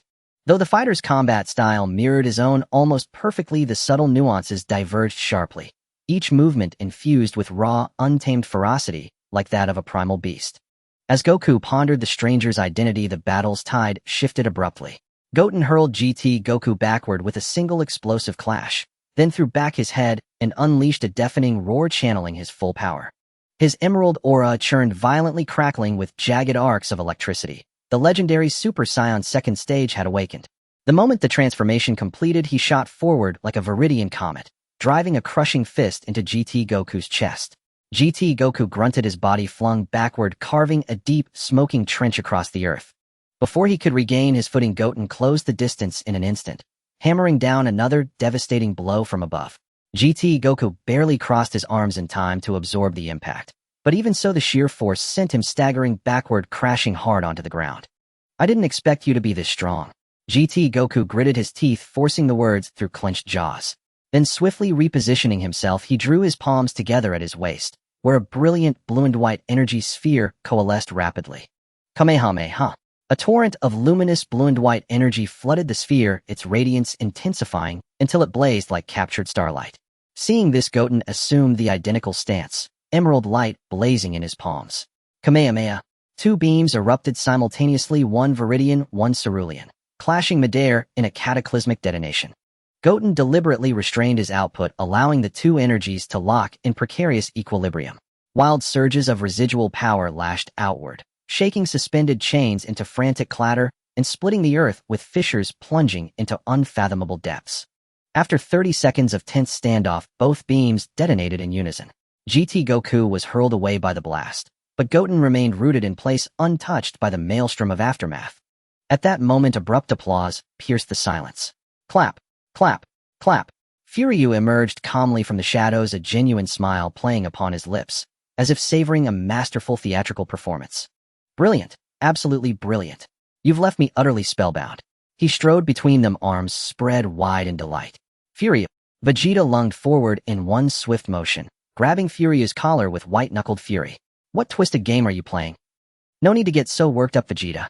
Furyu calmly pried Vegeta's fingers loose with a faint, amused smile. "I've simply constructed a modest stage." "A stage?" Precisely. Furyu took 2 measured steps back, arms still wide, as though embracing the entire planet. "This prison planet is my meticulously designed testing ground, for all of you." "A testing ground?" Goku's brow furrowed deeper. Indeed, Furyu's eyes gleamed with feverish intensity. "To escape this place, there is but one path: defeat your rivals and gather the 7 Dragon Balls." "What did you say?" Vegeta's voice dropped to a glacial whisper. "The rules are simple." Furyu paid no heed to the lethal edge in Vegeta's tone and continued unperturbed. "There are 7 Dragon Balls scattered across this world, each guarded by one of the planet's most formidable warriors. Defeat them, seize their Dragon Balls, assemble all 7, and you may depart.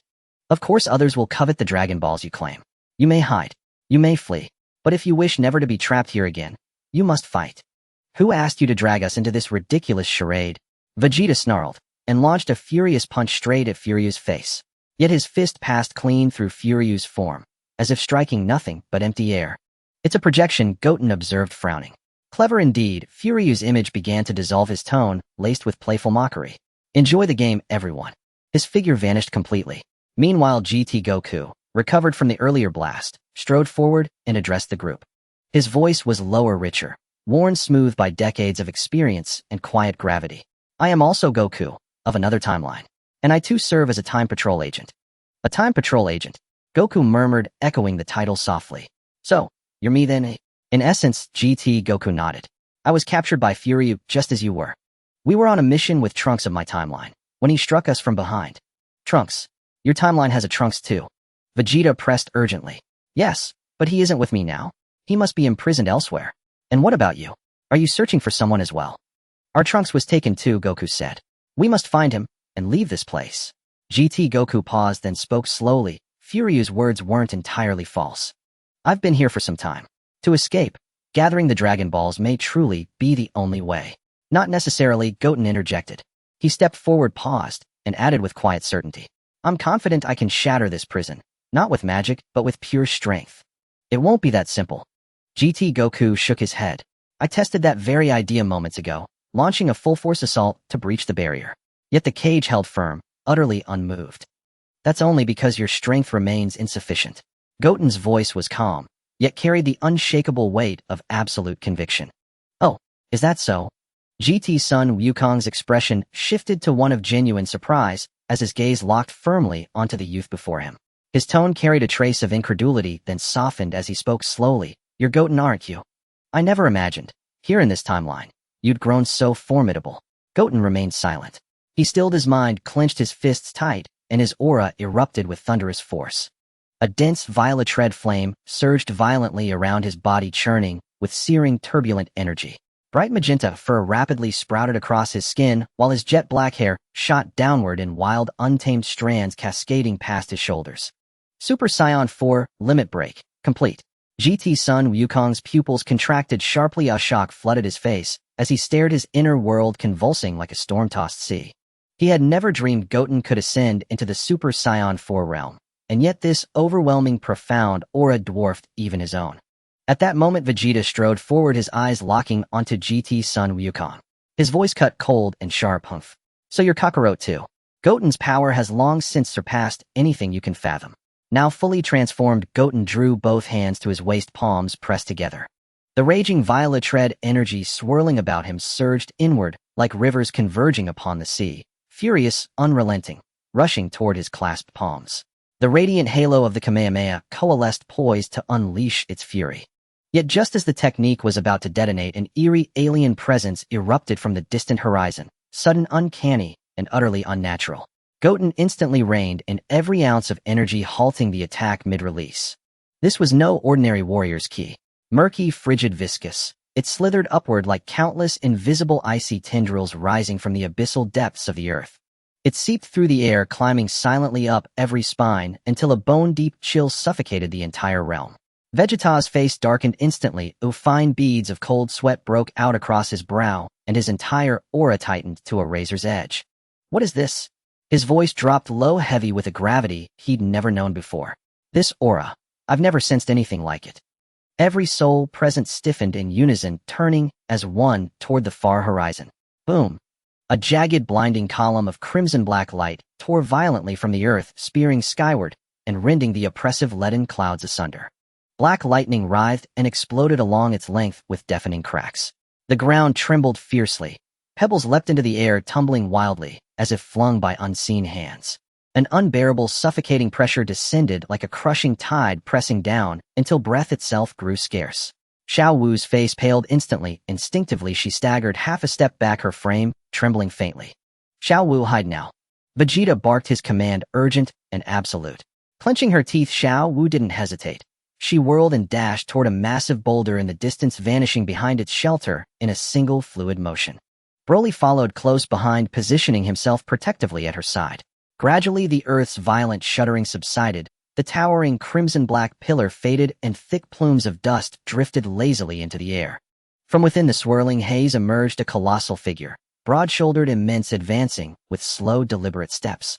Each footfall sent shockwaves rippling across the land, echoing like thunder beneath his tread. As he drew nearer, they saw him clearly, a scion of staggering height and bulk, towering even above Broly, his physique radiating raw primal dominance. Thick, malevolent crimson-dark aura coiled tightly around him, like blazing blood fire or churning sentient blood mist clinging to his form with suffocating intensity. His upper body bare the iron chains once binding him shattered entirely. Their broken links dragged behind him, shrieking against the stone with each step. Wild black hair tumbled over his shoulders. A custom-forged mask concealed most of his face. Only a single vertical scarlet eye remained visible, gazing forward with chilling, emotionless indifference.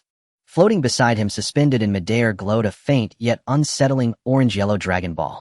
A scion, Vegeta murmured under his breath, his eyes narrowed, not with anger, but with deep-seated wariness and disbelief. The hulking scion stood wordless, yet even motionless, his sinister crimson-dark aura pulsed outward like a living thing, spreading constricting, layering dread upon dread.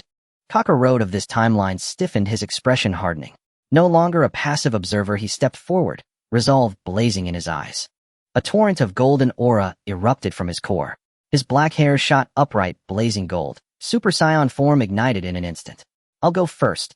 Wait, Dad. Goten's warning came a heartbeat too late. In a flash, Kakarot vanished, reappearing instantly before the towering scion. His right fist, wreathed in golden flame, drove forward with devastating force, aimed straight for the giant's chest. It struck true, yet failed to budge him even an inch. That dense, crimson-dark aura hardened into an impenetrable, invisible barrier, repelling Kakarot's blow with absolute, unyielding defiance. In the next instant, eerie, crimson-dark energy snaked up Kakarot's arm with terrifying speed, coiling, constricting, invading like venomous serpents seeking every crevice. What a... Kakarot's pupils contracted violently. The freezing, corruptive energy pierced his skin, flooded his meridians, and surged through his very lifeblood. The golden radiance in his eyes flickered and died, leaving behind hollow, lifeless voids. His brilliant golden aura was devoured whole, replaced by the creeping crimson-dark corruption. Even his golden hair began to stain with jagged, ominous crimson veins. A faint spasm twitched at the corner of Kakarot's mouth. Then slowly, deliberately, it curled upward into a grotesque rictus grin, utterly devoid of warmth, of kindness, of self. Kakarot! Vegeta cried out in horror. Possessed Kakarot stared ahead, eyes vacant, lips twisted in a ghastly, terrifying smile. Without warning, he lunged, fist flying straight for Vegeta's face. Vegeta barely raised crossed arms in time, but the impact far exceeded his expectations. A deafening explosion rocked the air. Vegeta was hurled backward with monstrous force, skidding violently across the ground, his boots carving two deep, smoking trenches meters long as stone, and dust erupted in chaotic clouds. Damn it, Kakarot, wake up! Vegeta roared through gritted teeth, his arms screaming with numb agony. But the berserk Kakarot, bereft of reason, charged again without pause. Fists and kicks rained down like a hurricane, relentless, brutal, lethal. Vegeta fought defensively, holding back, refusing to strike his friend with full force, retreating step by step, parrying desperately. He knew with absolute certainty this was no enemy, only a comrade ensnared by corruption. And yet with every blocked blow his dread deepened. Unshackled by reason, Kakarot's combat prowess surged, speed and strength alike spiraling into terrifying, incomprehensible territory. Damn it! Vegeta gritted his teeth, absorbing blow after blow, forced steadily backward. Then, Kakarot thrust both palms forward. A barrage of energy blasts erupted, countless furious blanketing the battlefield in a storm of destruction aimed squarely at Vegeta. Vegeta flipped backward midair, just evading the onslaught. Yet one stray blast veered wildly, hurtling straight toward Xiao Wu, crouched safely behind the boulder. Broly's aura flared, instinctively weaving a vibrant emerald shield around himself and Xiao Wu. The blast slammed into the rock, shattering it into fragments that exploded outward in all directions. The green shield held firm, unbroken. Yet now within its shimmering perimeter stood another figure, a tall, purple-haired young man, his back turned resolutely toward Xiao Wu. Trunks! Both Vegeta and Xiao Wu cried out in unison. Trunks glanced back, confirming Xiao Wu was unharmed, then turned to Broly and said quietly, "Thank you, Broly. Thank you, Broly." Without waiting for Broly's response, Trunks' aura surged violently. In an instant, he completed his transformation into Super Saiyan 4, his figure flickering as he charged towards the rampaging Son Goku. Taking advantage of Son Goku's unstable attack, he raised his hand and delivered a swift knife hand strike, precisely hitting the back of Son Goku's neck. The raging Son Goku staggered, his steps faltering, but he remained unscathed. The hollow eyes slowly turned towards Trunks, locking onto the target once again with chilling, murderous intent. Observing this, son Goten spoke in a deep voice, "Uncle Vegeta, I leave my father to you. I will deal with this evil Saiyan." Vegeta was about to respond when the out-of-control Son Goku charged again, his fierce attack pressing against Trunks. In an instant, the two were entangled in battle, the explosive sounds of their clash reverberating through the heavens. Vegeta no longer hesitated, immediately stepping forward to join forces with Trunks. The father and son duo worked together to restrain the rampaging Son Goku. Son Goten took a deep breath, his gaze firmly fixed on the imposing evil Saiyan in the distance. The purplured aura, surpassing the limits of Super Saiyan 4, suddenly surged several times, and a fierce wind swept across the battlefield. He exerted force beneath his feet, his body shooting out like an arrow. With the power to crush everything, he launched a direct assault on his opponent. Facing Son Goten's unstoppable rapid attack, the imposing evil Saiyan did not dare to underestimate him. He immediately focused his mind, raising his hand to block and respond, engaging in fierce combat with Son Goten. The battlefield was ablaze with chaos, fighting continuing unabated. Broly stood quietly to the side, his calm gaze sweeping across the entire scene. His aura was contained, always keeping a close watch on the battle, ready to assist at any moment. Just as the fierce battle was at its peak, a sharp figure suddenly dove down from the sky. It landed steadily in the center of the battlefield, disrupting the balance of the ongoing fight. It was a tall warrior with a blue energy core embedded in his chest, and a long tail swaying slowly behind him. He wore a half-metal mask, revealing only a pair of cold red eyes. Those eyes first scanned the two figures engaged in battle in the distance. The Super Saiyan 4 Son Goten and the evil Saiyan Kamba finally landed on the rampaging Son Goku. Vegeta stepped back, turned to look at the newcomer, and his pupils dilated. "You are Gula." At the same time, Furious Phantom suddenly appeared in midair, watching the battlefield with great interest. He looked at Gula, a hint of mocking laughter playing on his lips. "Oh, Gula, are you going to join the fight? Let your brother take the stage. He has one more transformation than you." Gula coldly raised his eyes to glance at Furio. He said nothing, but a hint of chilling, murderous intent flashed in his red eyes. Meanwhile, on the main battlefield, the situation had already become clear, with purplured flames surging ominously. Son Goten, in the state of surpassing Super Saiyan 4, emitted a domineering and overwhelming aura. Each punch he threw carried the terrifying force of crushing power. Opposite him, Kamba was a burly figure, his body enveloped in a murky, sinister, dark red aura. The evil energy seeped through the gaps created by their punches and kicks, constantly eroding Son Goten's meridians and mind, attempting to drag him into an uncontrolled abyss. Anyone else would have collapsed under the endless erosion of this evil energy. But Son Goten's will was as solid as a rock, his mind tightly locked. While enduring the pervasive evil aura, he suppressed the situation with absolute strength. The wind from his punches exploded, causing the air to roar continuously. Every time Kamba launched a brutal attack, every rebound of the evil energy was met heated by Son Goten, violently pushing him back. His burly body trembled repeatedly, the broken chains dragging along the ground with a clattering sound. Despite the overwhelming evil aura surrounding him, he was firmly pressed down and had to clumsily block, unable to fight back. In the distance, Vegeta and Trunks were watching everything. Son Goten was exhausting his mental energy, constantly suffering from the torment of the evil aura eating away at him. Yet in the face of the absolute power of surpassing Super Saiyan 4, all of Kamba's counterattacks seemed futile. Just as Kamba was being suppressed by Son Goten's relentless punches, his figure staggering and his defenses revealing a fatal flaw. Gula's body instantly disappeared from the spot, appearing before the rampaging Son Goku in the next moment. Son Goku's hollow eyes turned to him, emitting a low growl from his throat as he swung his fist. But Gula merely sidestepped, countering with a slap to Son Goku's chest, knocking him back several steps. "Huh." The rampaging Son Goku opened his mouth, unleashing a dark red shockwave. Gula did not evade. Instead, he raised a hand, firmly blocking the shockwave before him. The dark red energy exploded in his palm, and when the dust settled, his hand remained unscathed. Gula slowly lowered his hand, stretched his neck, and made cracking sounds. "What Frieza can do," his voice was not loud, but it clearly reached every ear, "can I not do?" His body suddenly radiated light. Golden light gushed forth from him, illuminating the entire wasteland. His purple skin transformed into a dazzling gold, and the coldness of his red eyes beneath the metal mask became even sharper. With a golden body and long golden tail, the ultimate golden aura enveloped him completely.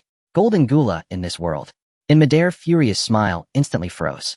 Golden Gula quickly brought his hands together in front of him, a brilliantly condensed golden energy ball forming rapidly in his palm. His target was never the uncontrolled Goku, but the evil Saiyan Kamba, who was being firmly suppressed by son Goten in the distance. With a powerful thrust of his palms, the dazzling golden energy ball tore through the sky, trailing a blinding tail as it shot straight towards Kamba. Kamba hurriedly raised his hand to block, and the massive golden explosion erupted in front of his chest. The brilliant golden light instantly engulfed his massive body, and the violent shockwaves swept across the surroundings. The earth trembled violently, and the remnants of the chains clanged loudly in the sky. It was this pure golden light shock that forcibly shredded and dispersed the dark red evil energy entangling the entire realm. The murky evil energy that eroded the mind and imprisoned all things instantly collapsed in large areas.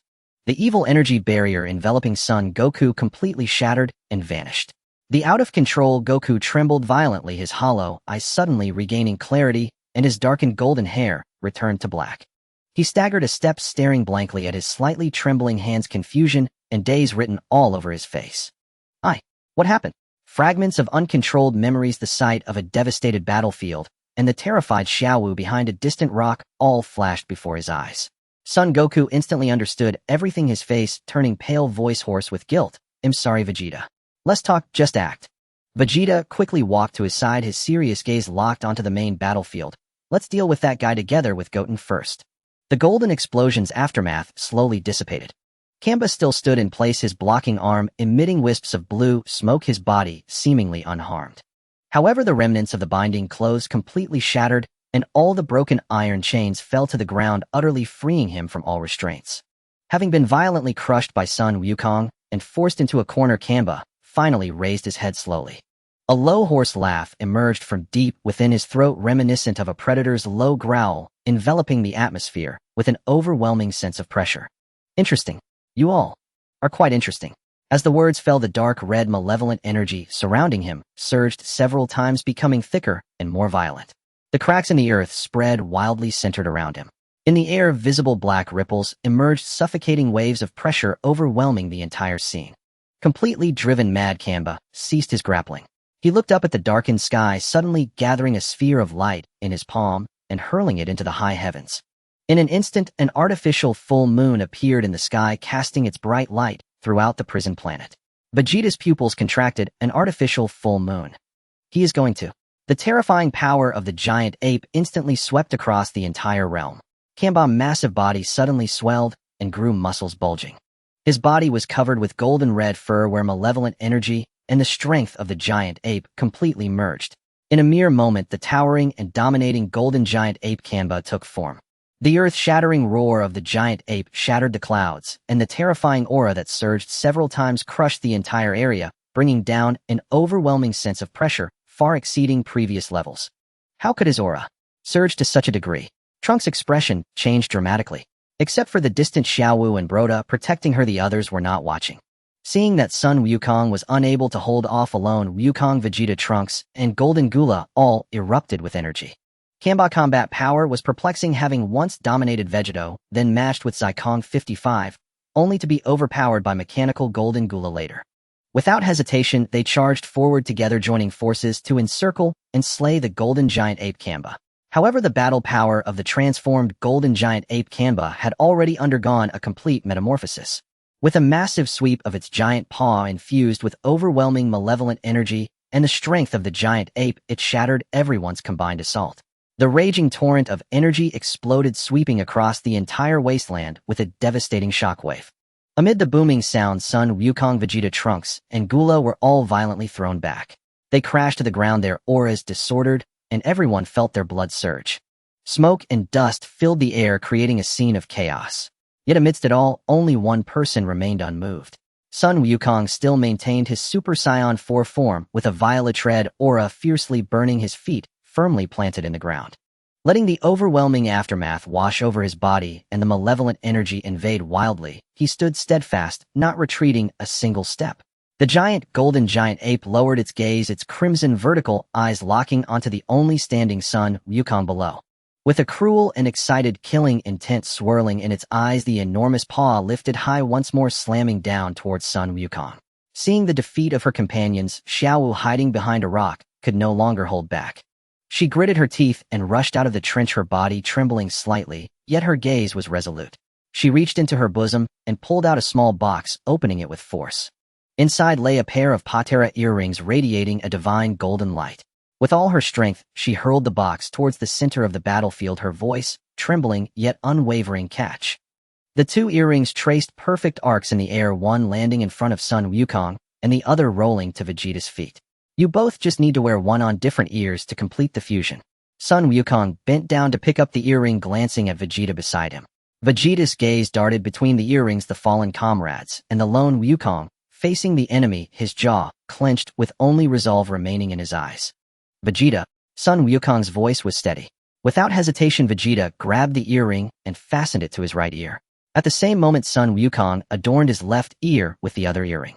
Blinding pure white divine light erupted violently, an unseen force pulling the two figures together, merging, overlapping, and unifying.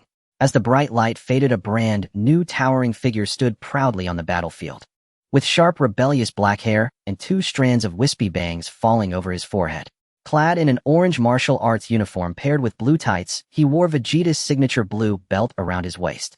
His eyes were sharp and proud, embodying Wukong's purity and Vegeta's noble dominance. Vegeta made his grand entrance. His fists clenched tightly, and the divine aura burst forth in a brilliant blue explosion. The Super Saiyan God's Super Saiyan form was fully unleashed, with sky blue hair standing on end and sparks of electricity crackling around him. In the distance, the golden giant ape Kanba finally acknowledged his opponent. Casually shaking off the residual power surrounding him, the massive body slowly turned, its crimson giant eyes locked onto the super blue Vegeta. A smirk curled at the corner of his mouth, revealing sharp and fearsome fangs. Super blue Vegeta suddenly surged with power beneath his feet. His form transformed into a blue meteor that tore through the heavens, charging straight towards the giant Kanba. The two powerful figures, blue and red, collided with a thunderous crash in midair. The azure flames of the divine clashed violently with the dark red evil power of the colossal gorilla in midair, devouring and exploding as a furious energy storm swept across the surroundings. The remnants of the chains of confinement in the sky trembled violently, tearing the land apart into countless interwoven deep ravines. Two figures, one gigantic and one diminutive, confronted each other in the air as the extreme forces continued to crush and collide, causing the air to be compressed and roar. The golden gorilla Kanba looked down, his crimson vertical pupils locking onto the small, yet imposing blue figure before him. A hoarse voice laced with fervent battle intent emerged. "What is your name?" Vegeta met his fierce gaze calmly, the corners of his lips curving into a proud arc unique to him. "I am merely a passing scion, remember me well." Before the words faded, Kanba suddenly exerted his strength. His massive arm, enveloped in rolling evil energy, pressed down with a thunderous force, instantly locking Vegeta's every movement and offensive. Vegeta's azure flames surged violently around him, the void beneath his feet erupting with explosive sounds. He poured all his supreme blue god power into resisting this overwhelming pressure, even as fine beads of cold sweat emerged on his forehead. His figure remained stable in midair, not retreating an inch. In the distance, the control room's Fu stared intently at the screen, watching the sudden escalation of the fierce battle, a flush of excitement rising on his face. "Oh, have you fused? Now the game has become interesting." His gaze swept over the stillness of Sun Wukong and the image, whispering softly, concealing his calculations. "I can't let you spoil my good fortune." On the battlefield, the standoff quickly transformed into a brutal fight to the death. "Not bad power, tiny scion." Before Kanba's words fell, his figure turned into an afterimage, suddenly closing in with a fierce punch, wind tearing through the surrounding air. Vegeta's eyes narrowed, instantly accelerating to counterattack, exchanging blows with rapid intensity. Each hard clash erupted with thunderous roars, the powerful shockwaves sweeping the surroundings, shattering mountains and stones into fine dust. "Enjoyable," Kanba growled, raising his hand to condense a claw-shaped crimson energy. This attack, imbued with the power to tear space apart, hurtled directly toward Vegeta at incredible speed. Vegeta sidestepped hurriedly, but the crimson energy possessed tracking capabilities. Like a bone worm, it clung tightly, ultimately striking his body with tremendous force. The massive impact slammed Vegeta hard into the rock wall, causing stones to tumble down in a cascade as dust and smoke instantly enveloped the area. In the distance, the Golden Gula watched the battle with arms crossed, his gaze sweeping over the planet's sealing chains which were continuously fracturing and spreading, a faint smile appearing. The seal of the prison planet can't hold much longer. Amidst the clouds of dust, Vegeta stood tall, his aura not waning, but rather growing more ferocious and chilling. The outer layer of his azure divine flames slowly entwined with a layer of fiery crimson patterns. The Ultra Blue King Fist was unleashed in full. He charged out once more, engaging Kamba in a frenzied clash. The exchange of offense and defense was so rapid that it was difficult to discern with the naked eye, each collision carrying a terrifying force capable of annihilating the world. Yet even facing the ferocious assaults bolstered by the King Fist, Kamba remained unperturbed. A mocking grin adorned his face as he skillfully blocked and countered steadily, gaining the upper hand in the battle. Trunks, watching from the side, was tense, whispering, "Such terrifying aura. Can Uncle Wukong and Father really do this?" As the fierce battle intensified, Kamba suddenly halted his movements, gathering energy in one palm. A dark red energy sphere, several times larger than any previous attack, slowly took form. The interior of the sphere surged with enough destructive power to annihilate everything. "Take this." The heavy energy sphere, imbued with the might of thunder, was hurled forth. Vegeta clasped his hands together, focusing his energy, shouting loudly, "Ultimate Kamehameha." A towering azure beam erupted forth, colliding midair with the dark red destructive energy sphere. The two extreme forces clashed violently, a deafening roar ringing out continuously. The cracks in the sealing chains of the prison planet spread rapidly, precariously on the verge of breaking completely. Fu in the control room suddenly stood up, excitement coursing through him as he shouted loudly, "Keep going. Keep rising. Let me see where your limits lie." In midair, the clash of powers grew more ferocious, the void being torn apart, filled with dense black fissures. Kamba exerted all his strength, forcing the evil power of the colossal gorilla down continuously, causing Vegeta's azure flames to become violently chaotic, his ultra blue god power thoroughly suppressed. At the crucial moment when Kamba was charging up for a fatal blow, Vegeta's blue light suddenly dissipated. The sustained overload of power had completely shattered the limits of his fusion. Son Wukong and Vegeta were violently hurled away by the raging shockwave of the clash, crashing heavily onto the shattered wasteland. The golden gorilla's crimson vertical pupils instantly locked onto the two fallen figures. With a huge mouth wide open, he condensed a ball of pitch-black destructive light aimed directly at the two, intending to utterly end them. At this critical moment, Son Wukong's son, who had been quietly observing, suddenly narrowed his eyes sharply. Buzz! A tremendous and domineering aura suddenly erupted. The transformation of Super Saiyan 4 broke through its limits, and a dazzling purplish-red flame soared into the sky, enveloping the entire battlefield. The long dark red hair fell wildly over the shoulders, and an aura of oppressive power condensed around him. The pressure that surpassed the boundaries of Super Saiyan 4 spread across the field, terrifying to the extreme. With a sudden burst of force from his feet, the rock layer instantly shattered and collapsed as he transformed into a crimson thunderbolt breaking through the air. He charged through the surging waves of energy, standing firmly in front of the pitch-black wave of destructive light. This strike was a lethal blow from Kamba, prepared to eliminate the disintegrated Goku and Vegeta.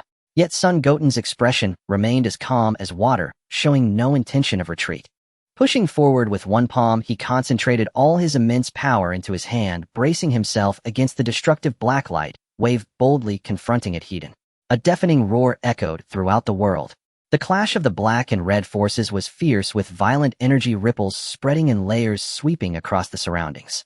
The ground cracked, rolled, and collapsed in pieces, while debris was sent swirling into the sky by the shockwave. Blinding light engulfed the entire battlefield, and as the dust slowly settled, a shocking scene emerged before everyone's eyes. Kamba's lethal wave of evil energy was firmly blocked by Son Goten with a single hand. Not a trace of residual energy could break through the condensed purplured barrier. Just then, Son Wukong and Vegeta, who had just landed and whose breaths were still disordered, appeared. Both froze in place, their pupils constricting in disbelief. At this moment, two steady and upright figures stepped out from the rift in the torn space. It was the Super Saiyan 4-time patrollers Son Wukong and Vegeta. After landing, they did not join the battle, but quietly walked to Trunks' side, standing side by side. Silently watching this unimaginable peak duel, their eyes filled with astonishment. Trunks clenched his fists, holding his breath, his gaze locked onto the center of the battlefield without a moment's distraction. Xiao Wu, her tense body slightly relaxed, was filled with disbelief and shock. In midair, the golden giant ape, Kamba's massive crimson vertical pupils suddenly contracted. His powerful strike was so easily blocked. The ultimate humiliation and fury instantly overwhelmed his reason, causing his massive body to tremble slightly. The dark red, evil energy around him surged wildly, once more swirling and roiling in layers, casting the entire sky into a dark and oppressive gloom. Kamba no longer held back. His golden red, fur-covered giant arms swung down with immense force. Though his body was massive, his speed was shockingly fast, completely breaking the stereotype of a clumsy giant warrior. His giant hand, laden with destructive evil energy, sealed off all of Son Goten's escape routes, determined to crush him with a single blow. Son Goten did not retreat, but advanced. The purplured aura around him retracted entirely into his body, his flesh tightened like a fully drawn bow. He suddenly raised his fist to meet the crushing giant hand. Bang! The clash of fist and palm erupted with a thunderous roar. The terrifying force of the collision stirred a wave of energy for miles as nearby, shattered rock layers were swept high into the sky, howling wildly. The massive giant ape's body unexpectedly sank as the overwhelming force that could crumble mountains was unexpectedly held back, unable to push down even a fraction. Kamba, completely enraged, unleashed his wild nature, following up with another giant hand that came crashing down in rapid succession. The winds from his strikes tore through the air, each hit laden with an overwhelming and unyielding destructive force, purely relying on raw brute strength to crush. In the face of such a torrential assault, Son Goten remained calm and composed.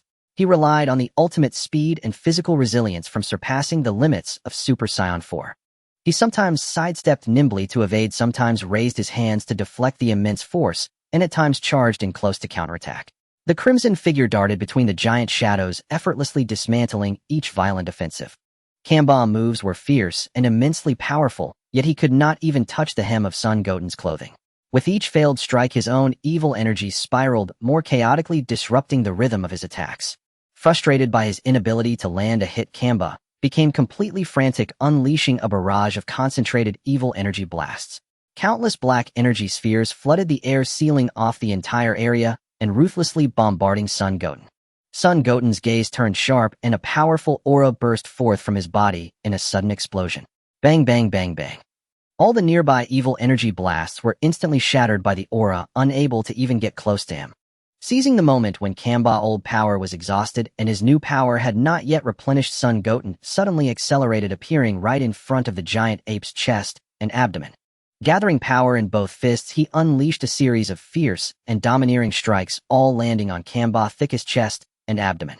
The dense and muffled sounds of impact echoed continuously. The originally indestructible giant ape's evil energy defense was shattered layer by layer under the terrifying force from surpassing the limits of Super Saiyan 4. Kamba's massive body swayed repeatedly, his huge head shaking incessantly, and within his crimson pupils genuine fear and panic emerged for the first time. The expressions of the onlookers on the ground turned solemn. Just moments ago, their combined form Vegeta was being utterly suppressed and constrained by this golden giant ape, now weakened and unable to resist. Yet Son Goten, relying solely on his own strength, faced off against and steadily held back the rampaging Kamba. It wasn't crumbling. Kamba had expended considerable energy fighting Vegeta, while the protagonist had been conserving his strength all along. The fierce battle continued, and the barrier of the prison planet constantly shattered. The chains of imprisonment snapped inch by inch, and the cracks in space grew ever larger. In the control room of the prison planet, Fu Yu quietly gazed at the increasingly chaotic battlefield on the screen. Watching the slaughter spiral out of control, a playful smile slowly curled at the corners of his mouth. Purple-black energy gradually rose around him, and he finally decided to stop being a bystander, intending to personally stir up this farce. In the next moment, Fu Yu's figure suddenly appeared high above the battlefield. With a cold gaze, he looked down at the wildly rampaging golden giant ape Kamba. "It's too noisy, you're making too much commotion." His icy voice overshadowed the thunderous explosions, and he tightened his grip on his dual swords. He poured the swirling purple-black energy into the sword body, the sword edge summoning the eerie power of the artificial moon above. Instantly, a deep, dark purple light enveloped the blade, and a chilling sense of oppression spread across the entire realm. In a flash, Fu Yu darted in front of Kamba, and the charged longsword suddenly swung down. A massive purple blade of light slashed across the sky, precisely enveloping the gigantic body of the golden ape. The blinding purple light instantly engulfed his vision, and a deafening explosion erupted. As the dust began to settle, the towering giant ape's body trembled violently and shrank. The overwhelming power of the giant ape and its ferocious evil energy completely dissipated as Kamba transformation was forcibly undone by Fuyu. The human form that returned crashed heavily onto the ruined ground, appearing disheveled, devoid of its previous fierce demeanor. Fuyu looked down from his elevated position at the fallen Kamba, casting a detached glance at all the Saiyans present, his tone cold, yet mocking. "All right, the farce ends here. You can settle the score among yourselves." Just as he finished speaking and was about to withdraw, two formidable auras suddenly blocked his path. It was the Time-Space Patrol officers Sun Wukong and Vegeta. Both locked their gazes onto Fuyu, their imposing aura surging, and without waiting for him to react, they charged forward. The one stirring up trouble behind the scenes, "I'll deal with you first." Two overwhelming pressures of Super Saiyan 4 descended simultaneously, launching a fierce attack on Fuyu. A cold smile appeared at the corner of Fuyu's lips as the dark energy around him surged violently. He calmly readied his long sword to counter. The pitch-black sword energy crisscrossed, and the sharp and cunning assault instantly countered the dual onslaught, entangling the three in fierce combat. At the height of the battle, Kamba, who had just been severely injured by Fuyu's sword and collapsed to the ground, suddenly opened his eyes. "Fight! Come and fight me!" His deep hoarse roar echoed across the land as the remnants of evil energy within him completely spiraled out of control, unleashing a black-red aura that surged skyward. Surrounded by restless black lightning, he transformed once again, revealing a far more ferocious Super Saiyan 3 form. At this moment, all rationality vanished from Kamba's eyes. Only pure rage and madness remained as an overwhelming evil aura enveloped the entire prison planet. Humiliation and fury completely consumed his consciousness, blurring the lines between friend and foe, leaving no mercy. The evil energy surged violently around him as countless pitch-black energy blasts rapidly formed. They unleashed a relentless barrage, indiscriminately targeting everyone on the battlefield. The violent energy shockwaves erupted instantly, and no one was spared on the battlefield. All were forcefully pushed back by this brute force. The completely uncontrollable Kamba had morphed into an evil beast that knew only destruction. His power surged exponentially, embodying a crazed intent to obliterate the entire realm. Observing this scene from above, Fuyu finally revealed a faint smile of satisfaction, his tone indifferent and self-satisfied. "Well, it doesn't matter. The objective has been achieved. They will soon be revived, and the true performance is only just beginning.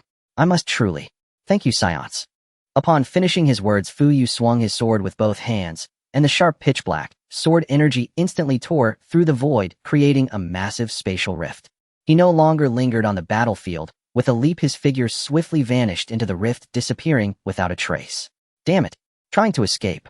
Seeing this, the golden gula transformed into a streak of golden light, and quickly followed, jumping into the spatial rift in pursuit. In an instant, the vast battlefield was left with only the completely crazed Super Saiyan 3 Kamba.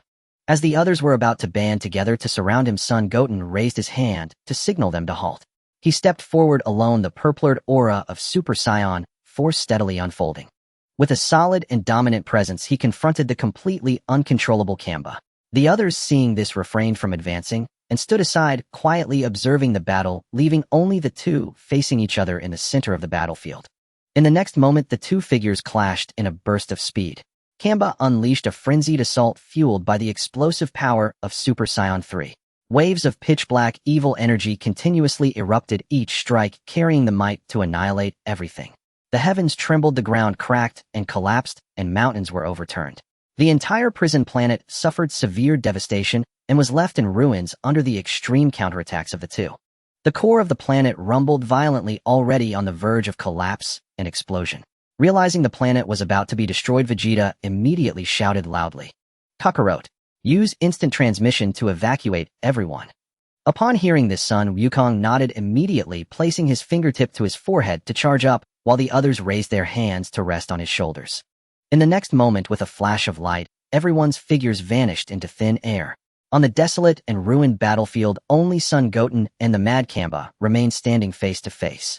At this moment, Kamba's body surged with a black-red evil aura, a violent breath of corrosive power emanating from him.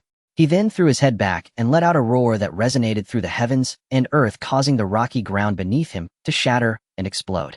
His figure approached rapidly without any flashy moves, a powerful straight punch enveloped in evil energy, crashing down towards Sun Wutian. The force of the punch ripped through the air, distorting the space around it with black patterns of evil energy. Sun Wutian stood firm, his body surrounded by a solid purplured aura, his breath as steady as a mountain, surpassing the limits of Super Saiyan. Without flinching or dodging, he raised his arm to meet the heavy punch directly, a deep explosive sound erupting instantly. A circular shockwave swept across the entire battlefield from their point of contact. In the distance, the remnants of mountains were flattened in an instant, the ground collapsing into a massive scorched pit. Before Kamba could react, Sun Wuxian's arm suddenly surged with power. The rebounding force struck back fiercely along the punch's path, sending Kamba's massive body staggering backward. With each step, he took the ground beneath him cracked, struggling to maintain his balance. Fully enraged, Kamba no longer hesitated. The evil energy around him surged, and two pitch-black claws of evil energy coalesced beside him. He controlled the evil claws in conjunction with his own fists, unleashing a torrential downpour of sharp claw strikes and heavy punches. Afterimages filled the entire void. The attacks were wild and dense, each strike carrying a destructive force. The entire battlefield was shrouded in black-red evil energy, yet Sun Wutian remained composed. The speed and reflexes that broke through the limits of Super Saiyan completely suppressed his opponent's sidestepping, dodging, and raising his arms to block with swift and decisive movements. Kamba's attacks were unable to even touch the purplured aura surrounding him. Frustrated by his inability to land a hit, Kamba quickly changed tactics, his hands moving rapidly. He fired out dozens of continuous energy blasts, the pitch-black projectiles raining down on Sun Wutian like a meteor shower. Sun Wuxian's figure darted swiftly, easily avoiding all the energy blasts. The moment Kamba's breath showed a hint of disarray, he suddenly lunged forward, instantly appearing in front of Kamba. With one hand, he accurately gripped Kamba's neck, the overwhelming purplured Saiyan energy flooding into Kamba's body, instantly suppressing his restless evil energy.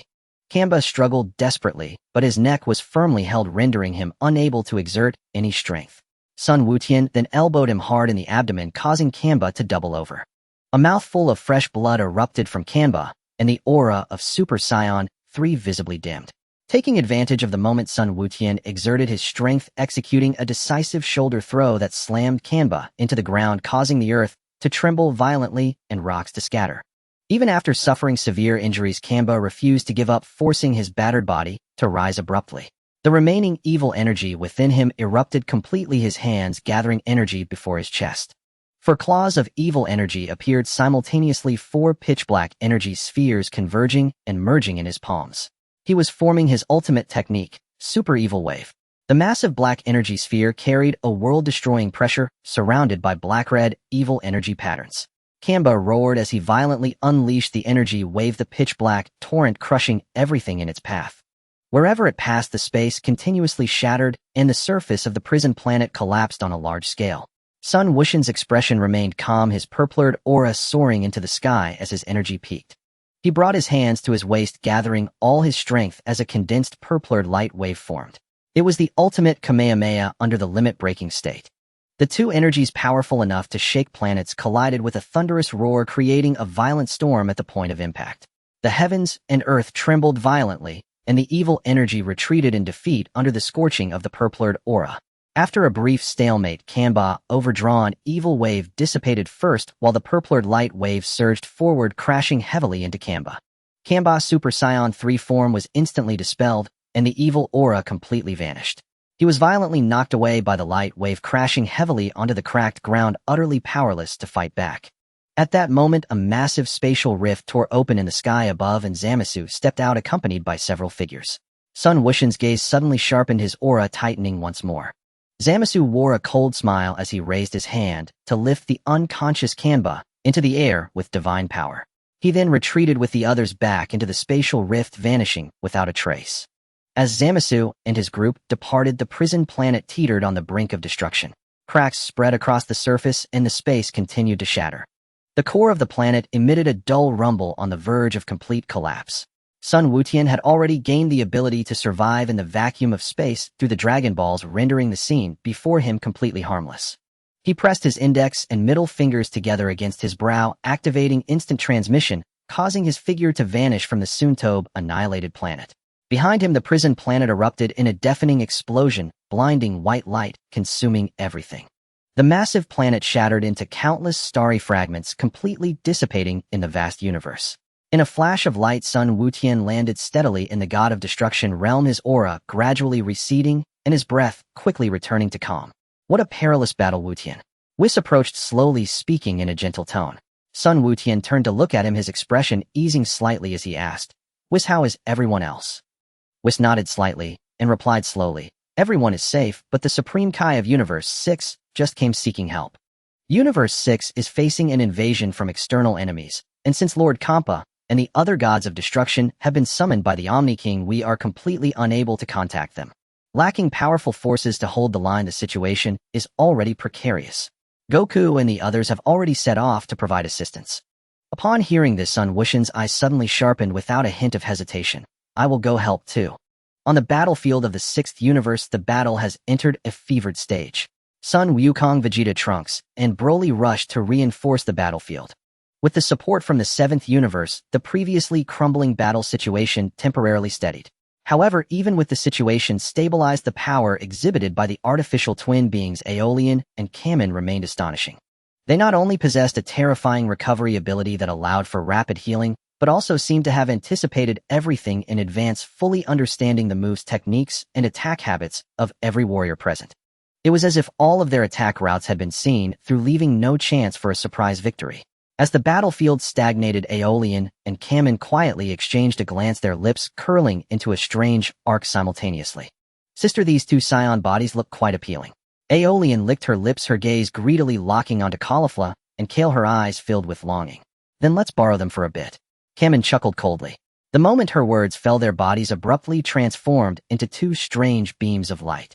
The speed was so extreme that they swiftly penetrated into Caulifla and Kale's bodies before anyone could react.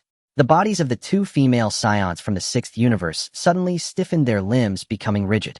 Then their clear pupils completely lost their original luster, and the control of their bodies was forcibly taken away. Caulifla. Gab, seeing this, was filled with urgency and immediately rushed forward to rescue them, but was firmly held back by Hit beside him. Don't be impulsive, they have been possessed.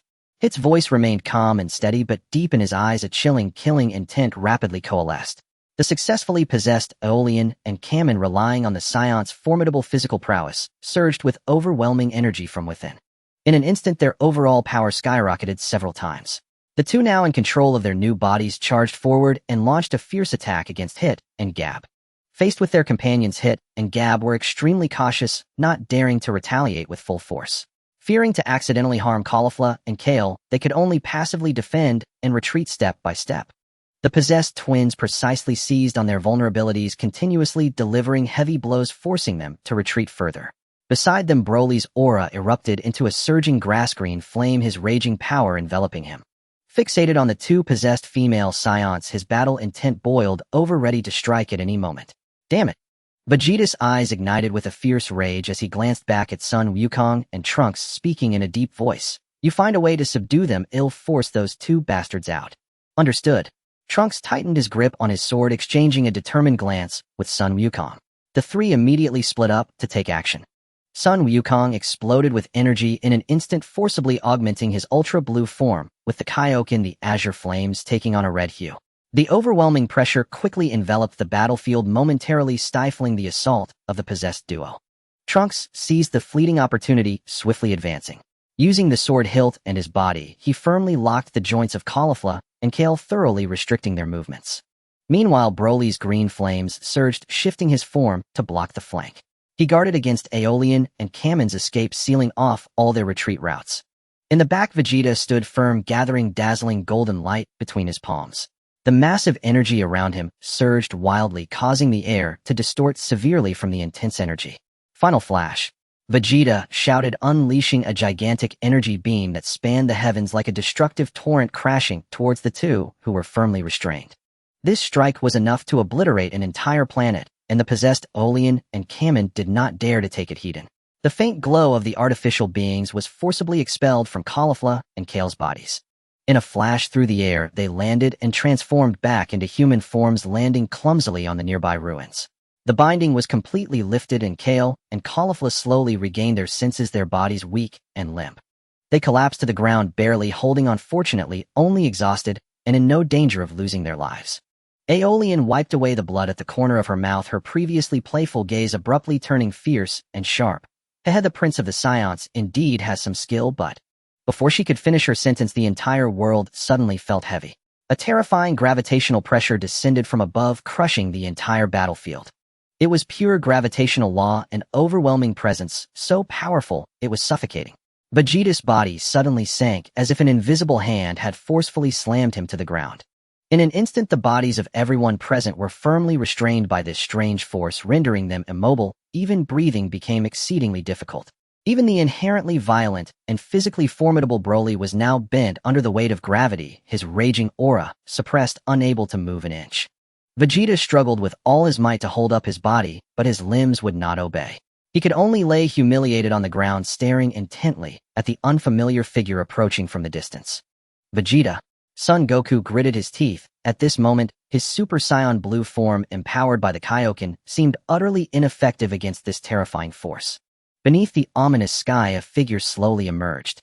It was a man with flowing white hair, his face stern, with no extraneous color in his eyes. A transparent cube-like object floated beside him, quietly circulating and emanating a sinister dark glow. "My name is Hertz." His voice was not loud, yet it clearly reached the ears of everyone present, carrying a chilling indifference. "As for my purpose, it's quite simple. I intend to defeat the Omni King, overthrow the Grand Priest, and vanquish all the gods of destruction, allowing all of humanity to attain true freedom from the rule of the divine." This audacious declaration sent shivers down the spines of everyone present, an endless chill rising in their hearts. What was even more suffocating was the terrifying power Hertz casually displayed next. He casually waved his hand, and the nearby transparent cube shot out with great force, heading straight for a lifeless, desolate planet in the distance. A brief flash of light, and the massive planet shattered instantaneously, completely disintegrating into fragments, dissipating into the cold void of space. Watching the cube's display of power, Hertz nodded in satisfaction, and then turned to the group that was entirely suppressed by gravity, unable to rise. "Well, although your energy isn't much, it can still provide some nutrients for the seed of the universe. Time is limited, so let me deal with you all at once." He slowly raised his palm, and dozens of transparent cubes appeared out of thin air, floating around him. A bone-chilling aura of death instantly enveloped the entire battlefield. "Wait!" A mocking voice suddenly interrupted Hertz's actions. Oral and Kamen quickly approached him, wearing reluctant smirks. "Lord Hertz, these people are our prey. We haven't had enough fun yet." Hertz slightly tilted his head, his expression unchanged, and slowly lowered his left hand. "Very well." At that moment, another dark figure slowly emerged behind Hertz. As everyone recognized the newcomer, their eyes widened in disbelief. It was Zamasu, who should have been completely destroyed by the Omni King. He wore an eye patch over his right eye, and his right arm bore unhealable, hideous scars. The aura surrounding him was more eerie and terrifying than ever before. "Zamasu, you bastard, you're still alive." The moment Trunks saw Zamasu, his eyes instantly turned red, with rage, fury bursting forth. Zamasu coldly cast a glance at Trunks without saying a word. He silently stepped forward and stood beside Hertz, his aura cold and murderous. Hertz ignored the restrained Vegeta and the others and walked towards Hit, who was similarly suppressed by gravity and unable to move. He looked down at the ace assassin of Universe 6 from a higher vantage point, a playful smile curving his lips. "I hear you are the strongest warrior of Universe 6. Hit gritted his teeth, remaining silent, offering no response. A flicker of purple light flashed in Hertz's eyes as an invisible mental force penetrated the barrier, directly invading and reading all of Hit's innermost thoughts. "Oh." Hertz's voice carried a hint of surprise. "The strongest human you have in mind is not yourself, but son Goten from Universe 7. Hit's pupils constricted suddenly, a great shock overwhelming him. He never expected that the opponent possessed the terrifying ability of mind reading. "Interesting." Then Hertz turned to Oral, Kamen, and Zamasu behind him, and said lightly, "I'll leave it to you." As soon as he finished speaking, his figure instantly retreated outside the battlefield, crossing his arms in interest as he quietly observed, adopting an attitude that resembled that of a spectator. Oral's gaze sharpened as he walked directly towards Vegeta, who had just broken free from the gravitational restraint and had yet to stabilize his breathing. Seizing the opportunity while Vegeta was still off balance, he opened his arms and transformed into a stream of light, suddenly surging into Vegeta's body. In an instant, a sudden change occurred. Vegeta's skin quickly lost its color, turning pale, like cold white porcelain. His signature black hair began to turn white inch by inch from the roots as the vibrant life force around him was being frantically siphoned away. The most shocking aspect was his eyes. His pitch-black pupils had completely vanished. In their place were a pair of hollow eyes emitting a faint blue glow, cold and lifeless. They resembled two lifeless glass beads suspended in their eye sockets. At the same time, his original Saiyan battlesuit completely peeled away. In its place was a brand new, unfamiliar blue, tight-fitting combat suit, closely adhering to his body. Alien licked his lips using Vegeta's throat to produce a voice that was completely uncharacteristic of him. The body of the Saiyan prince is indeed far stronger than that woman just now. He raised this brand new body, slowly clenched his fist, and stretched it out, feeling the terrifying power surging within him, his face full of satisfaction. Sun Wukong. Alien called out this name through Vegeta's mouth, his tone light and mocking. In the next moment, a figure suddenly moved. Sun Wukong didn't even have time to raise his hand to respond when a cold, pale hand pressed forcefully against his chest. A torrent of terrifying power erupted in an instant, sending him flying. Sun Wukong's body shot through the layers of broken walls behind him like a high-speed cannonball, rubble flying everywhere, smoke and dust billowing up. Struggling to raise his head from the rubble, Sun Wukong's mouth had already seeped with glaring blood. "You bastard! Get out of my father's body!" Seeing this tragic scene, Trunks yelled in anger. He suddenly drew his sword, transforming into a sharp streak of light, charging at the possessed Vegeta with full speed. Faced with Trunks' desperate assault, Alien, controlling Vegeta's body, couldn't even be bothered to raise a hand to block. Slightly turning his body, he precisely avoided the sharp edge of the sword by mere millimeters, and with a backhand struck accurately at Trunks' wrist. A clear sound of breaking air rang out as the sword flew from Trunks' hand. Following that, he raised his foot and heavily kicked Trunks in the abdomen, unleashing immense force that sent him flying again. Trunks' body rolled several times on the broken ground before barely coming to a stop, struggling to rise while bracing himself with his hands. Alien, stepping closer, lifted his foot and stomped down heavily on Trunks' back, pinning him firmly to the ground. "Trunks, we know your moves and your habits all too well." Leaning down, Alien fixed his ominous blue eyes on Trunks beneath him, his tone cold and arrogant. "Before us, you Saiyans have no secrets." Just as the battle reached a critical point, a dazzling silver light suddenly surged around Sun Wukong. The state of limitless potential was instantly activated, and his aura underwent a complete transformation. Seeing this change, Alien, controlling Vegeta's body, was the first to launch a furious charge. The possessed and enhanced Vegeta's speed and strength had long surpassed their typical peak. Each punch unleashed carried the terrifying power to shatter mountains and rocks, with the wind howling and energy bursting. Yet Sun Wukong stood still, relying solely on his instincts to evade, sidestepping, tilting his head, and taking half a step back. Alien's frenzied heavy punches missed again and again, always just brushing past the air beside Sun Wukong without making contact. Seizing the opportunity during the frontal clash, Kamen quickly cut in from the side. A barrage of energy blasts erupted in succession, targeting Sun Wukong's vital points. Sun Wukong raised his left arm slightly, and an invisible energy barrier instantly formed, blocking all incoming attacks outside his body. The explosions of the energy blasts illuminated his unperturbed face, and he didn't even glance at Kamen. With a backhanded wave, a condensed and sharp energy wave swept out instantly, sending Kamen flying. The artificial life form's body crashed heavily to the ground, carving a deep trench in the ruins.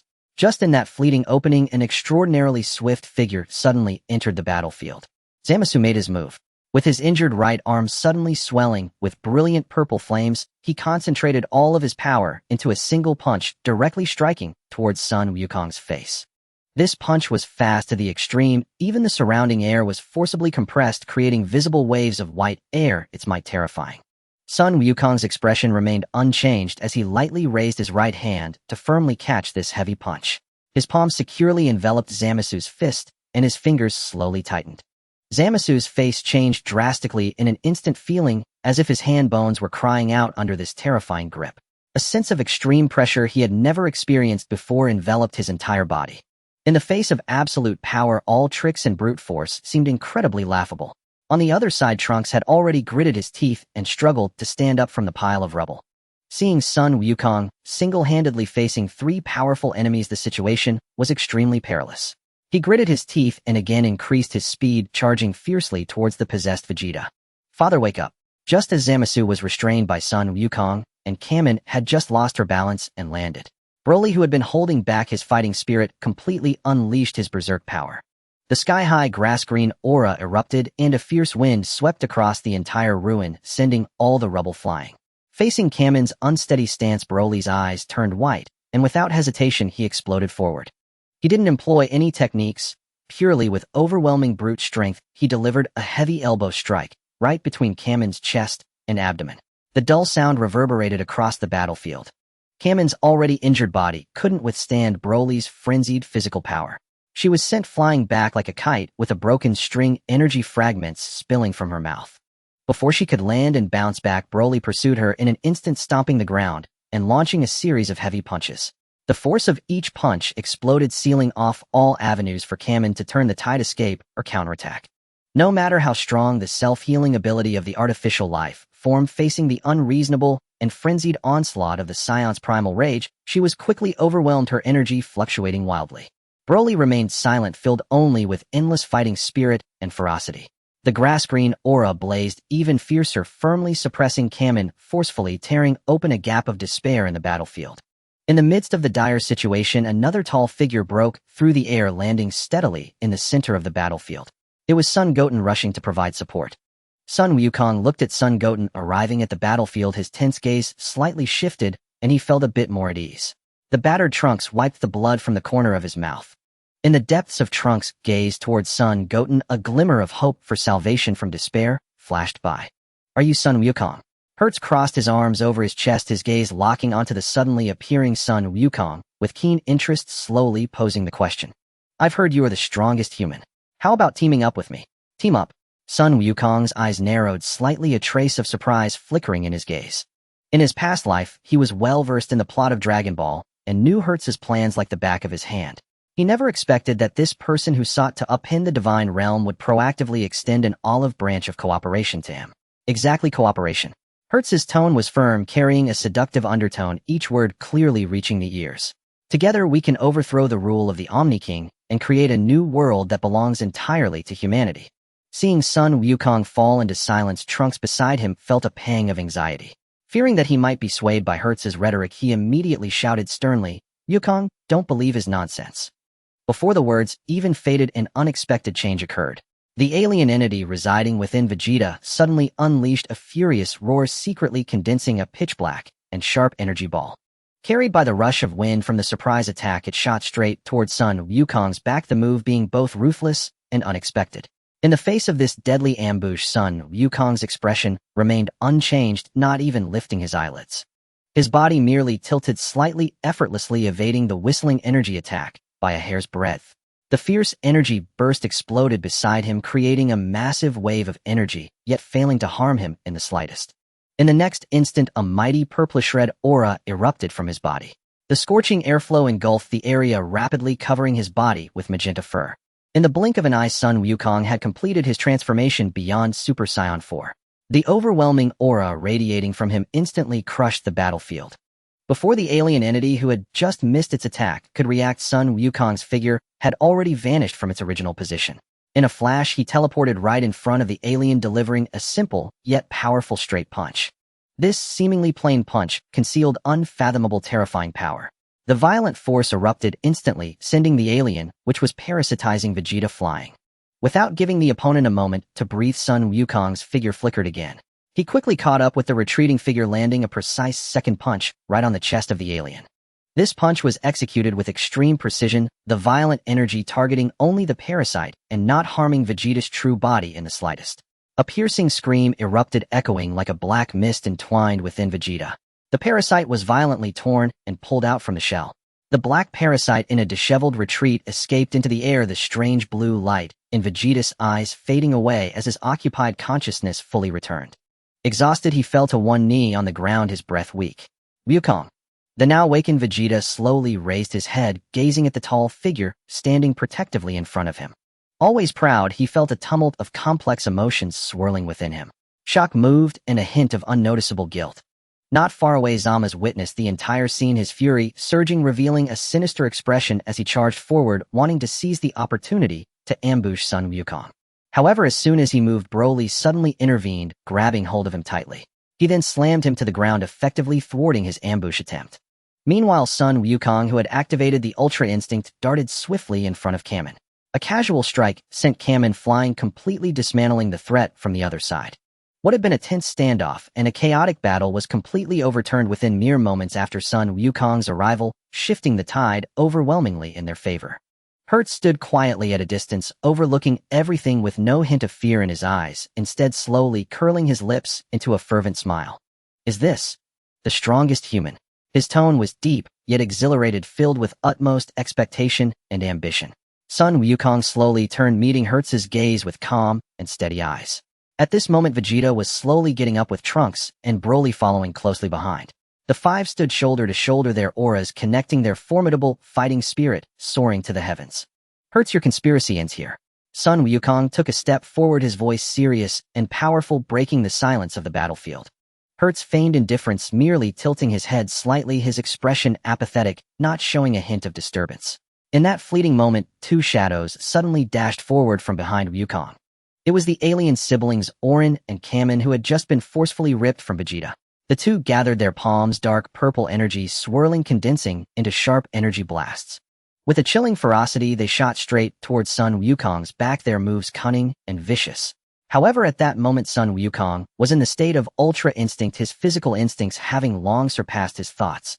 He tilted his body lightly, his movements flowing like water, as two purple shockwaves whizzed past his clothing. They slammed brutally against the mountain wall behind, exploding with a thunderous sound and creating two bottomless pits. Seeing the sneak attack fail, Kaming and Aeolian's faces changed dramatically. Without any hesitation, they both lunged forward fiercely. The dense barrage of fists and feet carried a powerful wind sweeping down like a torrential storm, with every strike ruthless and without gaps.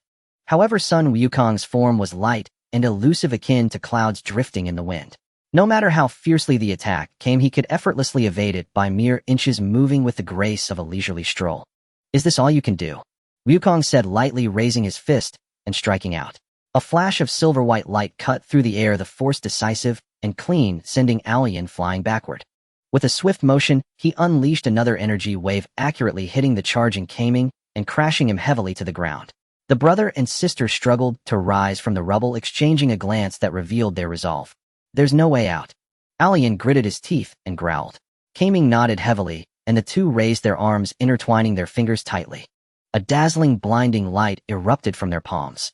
A violent energy storm instantly engulfed the entire battlefield, stirring the air with a fierce turbulence. As the blinding light gradually dissipated, a strange and unique new figure stood in its place. It was an androgynous body, half of its silhouette inheriting Aeolian's ruggedness. The other half echoed Kaming's softness, yet its aura was far more ferocious than before. The combined warrior, Kaming Aeolian, had made its entrance. The fused warrior suddenly kicked off the ground.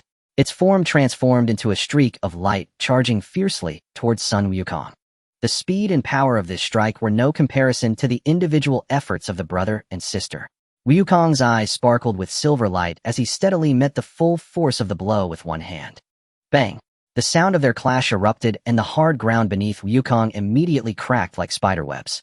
In midair, the two figures engaged in a high-speed entanglement, the explosions of energy collisions echoing continuously, causing the entire land to tremble. Yet despite Kaming Aeolian's fierce and unparalleled assault, it was still unable to shake Sun Wukong even slightly. Every rapid and sharp attack was effortlessly dismantled and resolved by his exquisite mastery of movement. Meanwhile, the standoff on the other side of the battlefield had also intensified. Broly was surrounded by a surging emerald-green aura, standing composed before Zamasu. He raised his hand to condense a perfectly round green energy sphere, pushing it forward. The light orb, accompanied by a howling gale, hurled directly towards Zamasu. The energy sphere accurately struck its target, and a violent explosion erupted, sending clouds of dust into the air. Yet as the smoke cleared, Zamasu stood firm in place, completely unscathed. The body that had just been shattered was rapidly reconstructing and healing at a visible speed. An immortal body. Gaber collapsed not far away, barely lifted his head, his pupils constricting in utter shock. Zamasu slightly lifted his lips, slowly opening his arms, his tone carrying an air of arrogance and fervor. I am a being chosen by the divine. How could you mortals hope to slay me? Just as the battle reached a stalemate, with neither side yielding, Hertz, who had been watching coldly, finally moved. He slowly raised his right hand, a strange aura swirling in his palm. The immense power of the seed of the universe gradually condensed within, forming a translucent energy crystal. Hertz lightly raised his palm and pushed slightly. A gigantic crystal pillar blocking out the sky suddenly fell from the heavens, carrying a terrifying force capable of destroying the world, and came crashing down on Sun Wukong. Sun Wukong's pupils suddenly contracted as his instinct from the mastery of movement triggered an extreme reaction. He crossed his arms in front of him, and the silver aura around him surged violently, bracing himself to withstand this devastating blow. The two extreme forces collided violently, creating a massive shockwave. The scattered debris and rocks around them were all reduced to dust. Sun Wukong gritted his teeth, the spiritual energy within him continuously surging as he steadfastly resisted the immense pressure. With a thunderous roar, he shattered the giant crystal pillar completely. But just as the dust from the shattered crystal clouded the air, a slender figure quietly revealed itself. It was a girl wrapped in layers of transparent crystal, her skin fair and translucent. Her waist-length silver hair gently floated in the wind, cool and mysterious. In the next moment, she slowly opened her eyes, her cold pupils exuding a bone-chilling sharpness. She was the last descendant of the Glass Clan Ragusi. Well done. Hertz's voice was calm and unhurried, resonating through the battlefield with an air of complete control. However, it should come to an end here. Ragusi, let him witness your true power. Upon hearing this, Ragusi's delicate fingertip gently flicked. The countless fragments of shattered crystals suddenly floated in midair, transforming into numerous sharp and cold crystal blades. They locked onto Sun Wukong from all directions and shot toward him at high speed. Having just endured and shattered the giant crystal, Sun Wukong had already exhausted most of his energy. At this moment, the silver light of his mastery of movement flickered erratically around him, indicating an extremely unstable state.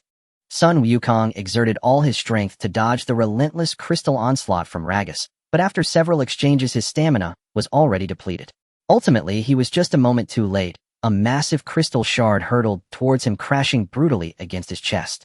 The overwhelming force instantly pierced through his body, causing Sun Wukong to resemble a paper kite with its string cut. He fell heavily from midair, crashing into the ruins below. A storm of crystal blades followed closely behind, carrying a bone-chilling murderous intent, rushing towards the fallen Wukong without granting him a moment's respite. In this life-and-death moment, a figure suddenly appeared. Sun Goten erupted with a fierce purplured aura surrounding him, unleashing a colossal power that broke through the limits of Super Saiyan. With a mere gesture, he shattered all the incoming crystal shards, dispelling the threat in an instant. Behind him, Sun Wukong let out a muffled groan as his shimmering aura of freedom dissipated completely, his form reverting to its normal state. He struggled to rise with the remnants of his consciousness, but his body had long been pushed to its limits, leaving him weak and limp. His arms fell helplessly, collapsing to the ground, his eyes closed, losing all awareness. Kakarot. Vegeta's eyes widened in rage as a furious roar erupted across the battlefield. The pent-up frustration, unwillingness, and fury from the entire battle shattered their limits upon seeing his fallen friend. A tremendous power surged from deep within, sweeping through his limbs. Enough! Vegeta's voice was deep and hoarse, each word dripping with suppressed rage. In the next instant, a thunderous explosion resounded. The skyward purplured aura tore through the air, a magenta fur rapidly enveloping his body, the immense power distorting the surrounding space. In his fury, Vegeta once again broke through the limits of Super Saiyan. A violent wave of energy swept across the battlefield, causing the ground beneath him to crack and collapse. Rubble broke free from gravity, swirling in defiance. The entire space was heavily distorted by this overwhelming aura. Not far away, Kamen and Orin felt their hearts race and instinctively began to retreat. The arrogance they displayed after merging had vanished, leaving only genuine panic in their eyes. Vegeta, having completed his ultimate transformation, locked his cold crimson gaze firmly upon the fused Kamen and Orin. Even though their merged form greatly enhanced their power, it was still insignificant in the face of Vegeta's absolute strength after breaking through Super Saiyan limits. Every punch and energy wave thrown by Kamen and Orin was easily read by Vegeta. He casually shattered and blocked their attacks as if they were nothing, failing to produce even a single effective strike. Is this the power you pride yourselves on in your fusion? You are nothing but pitiful ants. Vegeta coldly spat, swiftly bringing his hands together, concentrating his violent power into his palms, and forming an extraordinarily brilliant stream of energy. He thrust forward with a mighty push, unleashing a beam of light that surged across the heavens, instantly engulfing the fused form of Kamen and Orin. A chilling scream echoed across the battlefield as their solidified fusion was utterly shattered by the strike. Kamen and Orin's battered bodies fell to the ground, completely devoid of any fighting power. On the other side of the battlefield, Ragus remained hovering in midair. She gazed expressionlessly at Sun Goten, who had blocked all her attacks, as her fingertips began to coalesce energy once again. Countless sharp crystal shards and glimmering crystal energy blasts gathered, preparing for a new round of assault. However, Sun Goten didn't give her a chance to strike. His figure, having broken through Super Saiyan limits, instantly flickered and teleported, appearing right in front of Ragus in the blink of an eye. With a swift punch, he shattered the myriad of crystal blades, immediately following it up with a concentrated energy wave. Ragus' renowned crystal shield and mirror defenses crumbled entirely, her control over the crystals completely suppressed. Under the overwhelming pressure of absolute power, she had no room for resistance, getting struck heated and sent flying in a disarrayed retreat, completely defeated. Meanwhile, Trunks gripped the Sword of Hope tightly and stepped forward resolutely. He confronted Hertz, who stood in the distance ready to face this mastermind behind the scenes. Yet the disparity between them was like a chasm. Hertz merely raised a hand, and the terrifying cosmic gravitational law suddenly descended, locking down the entire area under immense dimensional pressure. Even if Trunks unleashed his full power as a Super Saiyan, he would be unable to withstand this crushing force of law. In a mere instant, he was brutally wounded and crushed by the weight of gravity. Without even a chance to struggle, he was instantly killed by Hertz, crashing heavily to the ground. On the other end of the battlefield, Broly and Zamasu's battle had long reached a boiling point. At this moment, Broly had transformed into his legendary Super Saiyan form, surrounded by a raging grass-green aura, mercilessly pounding Zamasu with overwhelming force. His domineering fists fell like rain, each strike powerful enough to tear apart space, shattering Zamasu's divine form into pieces. Even though Zamasu possessed divine-level immortality and regeneration abilities, allowing him to rapidly heal and reform despite his shattered body, it did not change the fact that he was passively taking a beating. The sinister grin on his face had long since frozen. He was completely suppressed by Broly, having no opportunity to fight back. He could only endure the relentless battering and rebirth, repeatedly suffering like a torment. Just as the dust of the battlefield began to settle, Hertz, who had been observing coldly, finally took action. Hertz slowly raised his palm, and the seed of the universe quietly manifested. Countless gravity cubes rapidly swirled and danced around him, and the very essence of gravity in this universe was already under his control. Insignificant ants, this farce should come to an end. A bland, cold voice echoed across the plains, devoid of any emotion. Yet it carried an indifference from a position of superiority and an absolute control that allowed no room for resistance. As the words fell, Hertz abruptly clenched his fist. The overwhelming gravity that enveloped the entire area erupted with a deafening roar. The invisible dimensional pressure instantly locked down the entire battlefield. Both Vegeta, who had just endured a fierce battle and had yet to stabilize his breath, and Broly, who had been fighting valiantly at the front lines, found their bodies suddenly restrained. Their feet were firmly pinned to the ruins, completely unable to move. Under the immense pressure, only Son Goten stood proudly as before. His purplured aura surged explosively, unleashing the full power of his Super Saiyan form beyond its limits, defiantly resisting the terrifying gravity. Son Goten stepped forward, his fierce fighting spirit tearing through the layers of heavy oppression. His crimson eyes were locked onto Hertz, and the overwhelming power radiating around him caused the surrounding space to tremble slightly. As Son Goten faced Hertz, the suppressive force on Vegeta and Broly completely dissipated. The two quickly regained their stance, each focusing on their respective opponents as the multifaceted battle unfolded. Hertz maintained his indifferent expression, lightly flicking his fingertips as several gravity cubes coalesced out of thin air, rapidly swirling by his side. He struck first, launching a heavy punch enveloped in the complete laws of dimensional gravity. The punch's wind caused the air to collapse and distort in layers, and immense pressure barreling towards Son Goten's face. Son Goten dared not delay, crossing his arms in defense to take on this devastating blow of law. The colossal force penetrated through his limbs and bones. Even with his powerful body surpassing the limits of Super Saiyan, he was still forced back repeatedly by this terrifying disparity in strength. Hertz's assault continued unrelentingly, immediately followed by a burst of gravity. The entire airspace instantly plunged into an ultra-high gravity domain. Countless gravity cubes surrounded and converged, layering upon each other to form a sealed cage, intent on completely locking down and suppressing Son Goten. Son Goten exerted all his strength, trying to tear through the oppressive weight, but Hertz's laws, controlled by the seed of the universe, were too tyrannical. Every energy blast he unleashed, every counterattack he made was forcefully reversed by gravity, rendering his own power ineffective. As the battle stalemate persisted, the situation tilted drastically, with Son Goten being firmly suppressed and at a loss, relying solely on surpassing the limits of Super Saiyan. Truly still isn't enough. A cold glint flashed in Son Goten's eyes, and the purplured aura surrounding him suddenly surged violently, expanding wildly. The magenta fur that originally covered his body began to shed layer by layer, transforming into a dazzling, brilliant metallic silver, and his long hair billowed wildly in the air. An explosive force far beyond previous levels erupted from within him, completely breaking through the limits of his restraints. Super Saiyan 5 had arrived. The piercing silver aura soared into the sky, and the gravity shackles that confined him shattered in an instant. Son Goten's form flickered and transformed into a fleeting shadow charging straight at Hertz. His fists violently collided with the gravitational laws, creating a thunderous roar that reverberated across the plains, and all the swirling gravity cubes were shattered into countless tiny light points.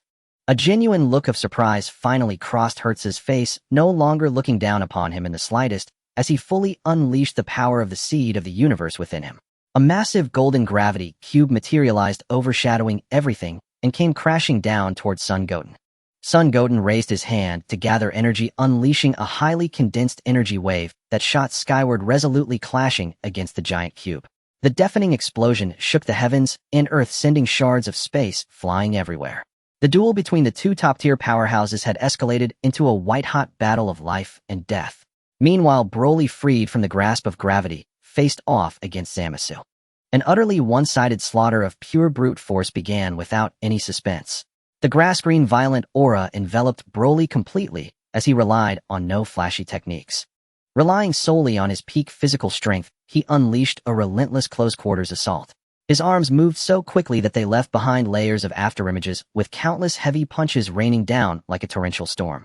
Each hit carried with it a force capable of tearing through space, bombarding Zamasu's body incessantly. Zamasu's divine body was simply unable to withstand it, and in an instant he was battered to the point of shattered bones and flesh, his entire form breaking apart, blood and gore scattering everywhere. However, thanks to the immortal body granted by a wish from the Super Dragon, his fragmented body could always reassemble in an instant, restoring itself to pristine condition. Yet each time he barely reformed and was not steady on his feet, Broly's onslaught would once again press down upon him. The violent close-range collisions would obliterate his newly formed body, tearing him apart into countless fragments once more. Rebirth, fragmentation, rebirth, and again fragmentation. This cycle continued endlessly. Broly maintained his relentless close-quarters assault, leaving Zamasu no breathing room, not even for a moment. With each rebirth, he faced a new round of thorough crushing and torment. Zamasu possessed an undying divine body, but had no means of resistance. The once arrogant pride had been completely worn away, leaving only an ingrained fear and despair. He could only endure the torturous crushing in the endless cycle of fragmentation and rebirth, utterly reduced to a living target for Broly's unleashed power. Just as the various battlefields were in the heat of conflict with the world shaking incessantly, a sinister crack suddenly tore through the void above. A violent figure wrapped in overwhelming black malevolence abruptly broke through space and descended upon this shattered battlefield. The newcomer was Kamba, who had previously suffered a crushing defeat at the hands of Sun Wukong on the prison planet.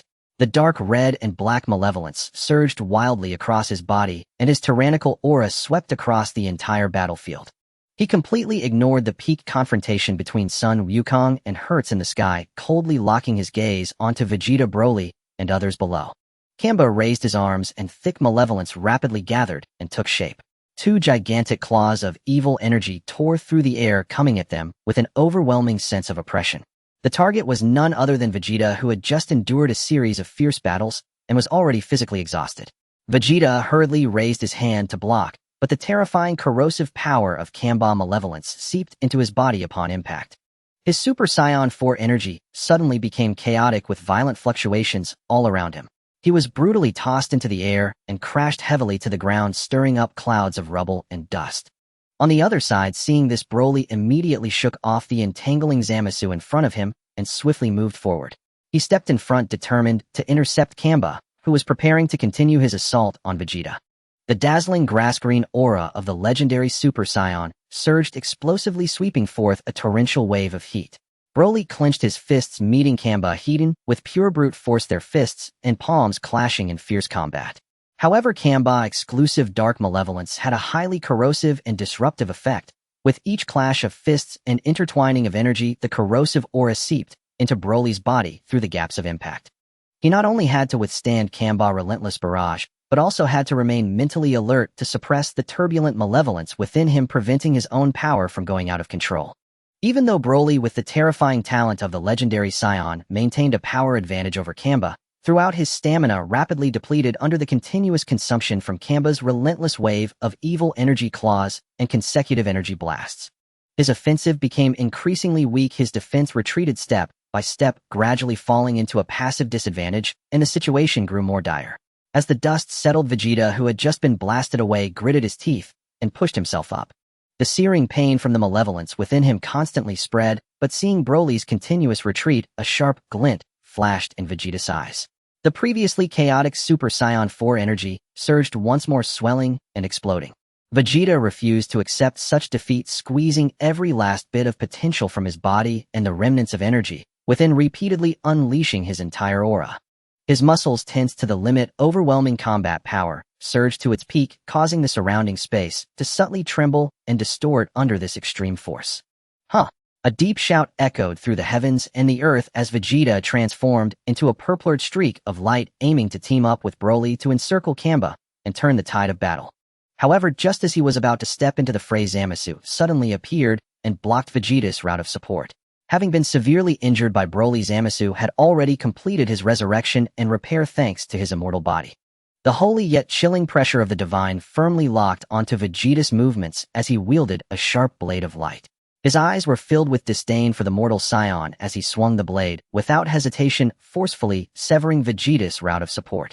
With no choice, Vegeta redirected his attack, raising his hand to meet the fierce divine blade Hedon. The sharp metallic clang resonated through the area, and a violent energy shockwave exploded outward. Vegeta became entangled with Zamasu, and the two powerful beings engaged in a relentless struggle. The battleground was completely divided. Vegeta's Super Saiyan 4 strength already had a significant advantage over Zamasu, dominating the battle throughout. With fierce and rapid punches and kicks landing continuously, each strike caused Zamasu's body to tremble violently, and his protective white light shattered. Yet Zamasu's wish for immortality allowed him to recover quickly from every near-fatal injury. He did not engage Vegeta in a direct confrontation, instead relying on his immortal body to withstand damage and prolong the battle. No matter how violent and fierce Vegeta's assaults were, he could never completely finish off his opponent, and thus their struggle fell into a prolonged stalemate. Meanwhile, the battlefield between Kamba and Broly grew increasingly perilous. The sustained high-intensity battle combined with the corruption of malevolence had left Broly on the brink of exhaustion.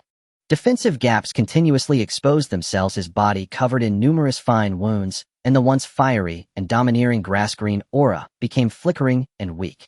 Kamba keenly seized the opportunity, fully concentrating his evil energy in his arms, forming dual gigantic claws of malevolence.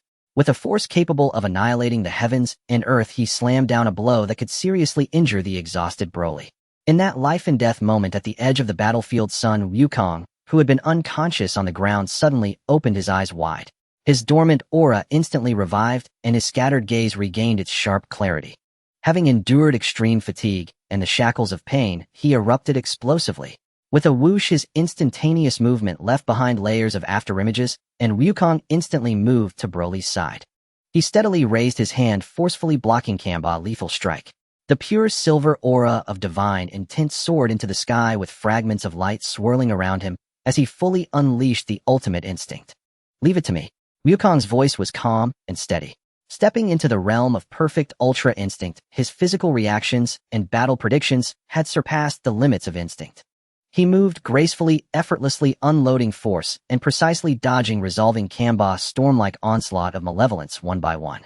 Protecting the exhausted Broly behind him, Wukong charged forward, proactively taking on Kamba in a life-and-death battle. Both sides exchanged attacks and defenses at lightning speed, each move perilous, each step a lethal strike. The brutal struggle remained in a deadlock with no clear victor. On the ground, the battle raged on as Wukong, Vegeta, and Broly fell into bitter fighting, while the warriors of Universe 7 were on the verge of exhaustion. High above, the ultimate showdown between Sun Wukong and Hertz had reached its most perilous and heated stage. Sun Wukong's Super Saiyan 5 form was fully stabilized, with silver hair cascading and flying.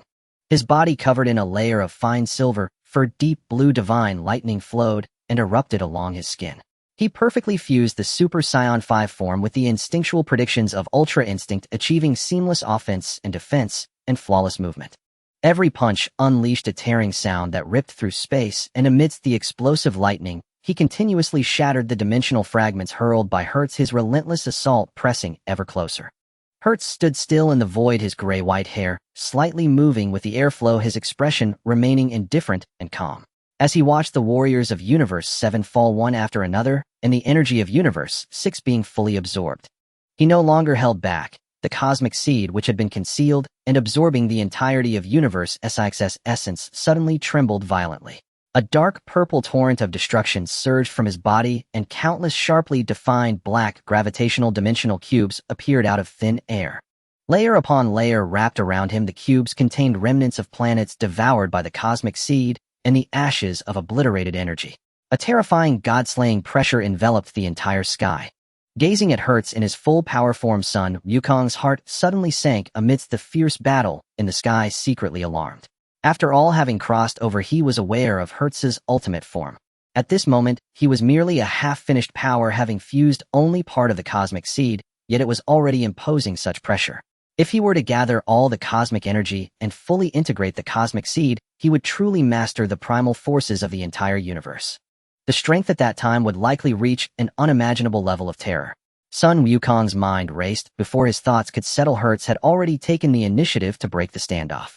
The extreme form of a Saiyan indeed surpassed my expectations, Hertz remarked in a tone devoid of emotion. Yet deep within his profound eyes lay a chilling gaze that seemed to overlook all and control the entirety of the situation. In that instant, he no longer held back and directly activated his signature ability, gravitational suppression. An invisible and intangible, yet terrifying gravity suddenly spread out with pressure several times greater than normal, slamming down and locking Sun Wukong's space. The intent was to instantly imprison his form, sealing off all avenues for evasion. In this critical moment, Sun Wukong's instinctive perception, enhanced by the perfect freedom of ultimate intent, erupted fully, allowing him to capture the subtle dead angles of the gravitational field. His Super Saiyan form transformed into a streak of light, skillfully weaving and darting amidst the heavy gravitational compression. The incredibly powerful Saiyan physique stubbornly bore the layers of pressure. With a fist wrapped in explosive lightning, he launched a direct assault toward Hertz's face. Hertz had long anticipated this and raised his hand, summoning countless dark dimension cubes that rapidly converged and formed. Gravitational barrier. The immensely heavy cubic gravity cage instantly closed in, enveloping Sun Wukong with a terrifying pressure capable of crushing stars. It descended upon him, sealing off all paths of escape.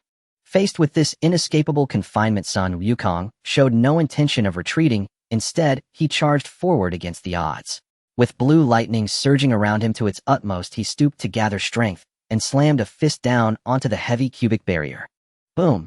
A thunderous roar tore through the heavens as the solid gravity cage exploded. Countless black fragments accompanied by chaotic gravitational turbulence shattered and scattered in all directions. But just as Wukong broke free, Hertz was already connecting his offensive. With a slight raise of his fingertip, numerous tiny dimension cubes shot forth. Gravitational shot. Each cube was wrapped in tracking energy that locked onto its target. A dense array of cubes sealed off all of Wukong's evasion paths, converging from all angles to strike. Not stopping there, Hertz simultaneously activated gravitational explosion, wantonly altering the trajectory of gravity in the surrounding space.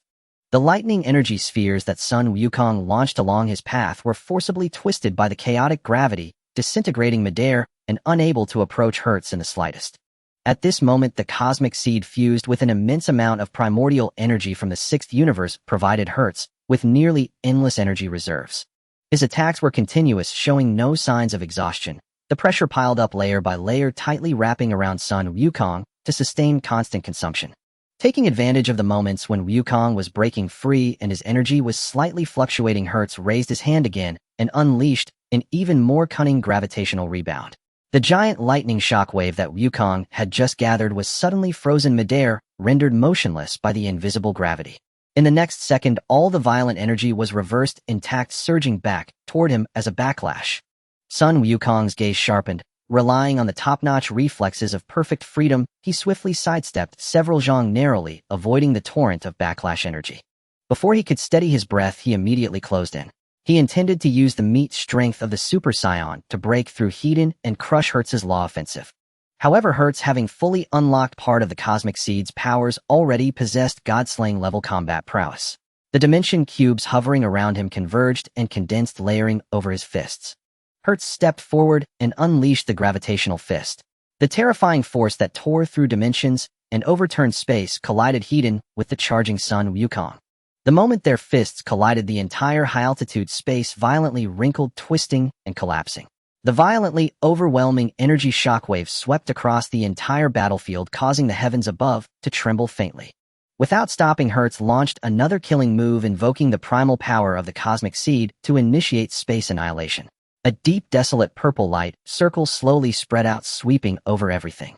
The shattered fragments of space, chaotic energy remnants, and dissipating air currents were all returned to nothingness, completely erased without a trace. Gravitational confinement locked his body, dimensional cages sealed his escape, gravitational backlash defended against attacks, and space annihilation wiped out traces. Hertz's law techniques were bizarrely intertwined, layer upon layer, relying on the endless energy reserves of the cosmic seed. They continuously drained Sun Wukong's stamina and energy. Meanwhile, Sun Wukong maintained a steady stance, enduring the repeated gravity shocks that could crush stars with his Super Saiyan physique that broke through racial limits. With the flawless body technique of perfect freedom, he dodged every spatial killing move capable of slaying gods. Each punch and strike wrapped in explosive lightning shattered the heavy dimensional barriers, breaking through the opponent's law confinement. The two engaged in a high-speed struggle within the vast void, exchanging life-and-death blows with offense and defense switching and balancing each other out. Neither could completely subdue the other. The battle was tightly locked in an ultimate stalemate from beginning to end. Just as the two were deeply entrenched in a heated battle, a critical moment arose.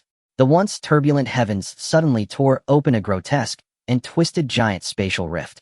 A bone-chilling, murderous metallic chill poured down, enveloping the entire battlefield.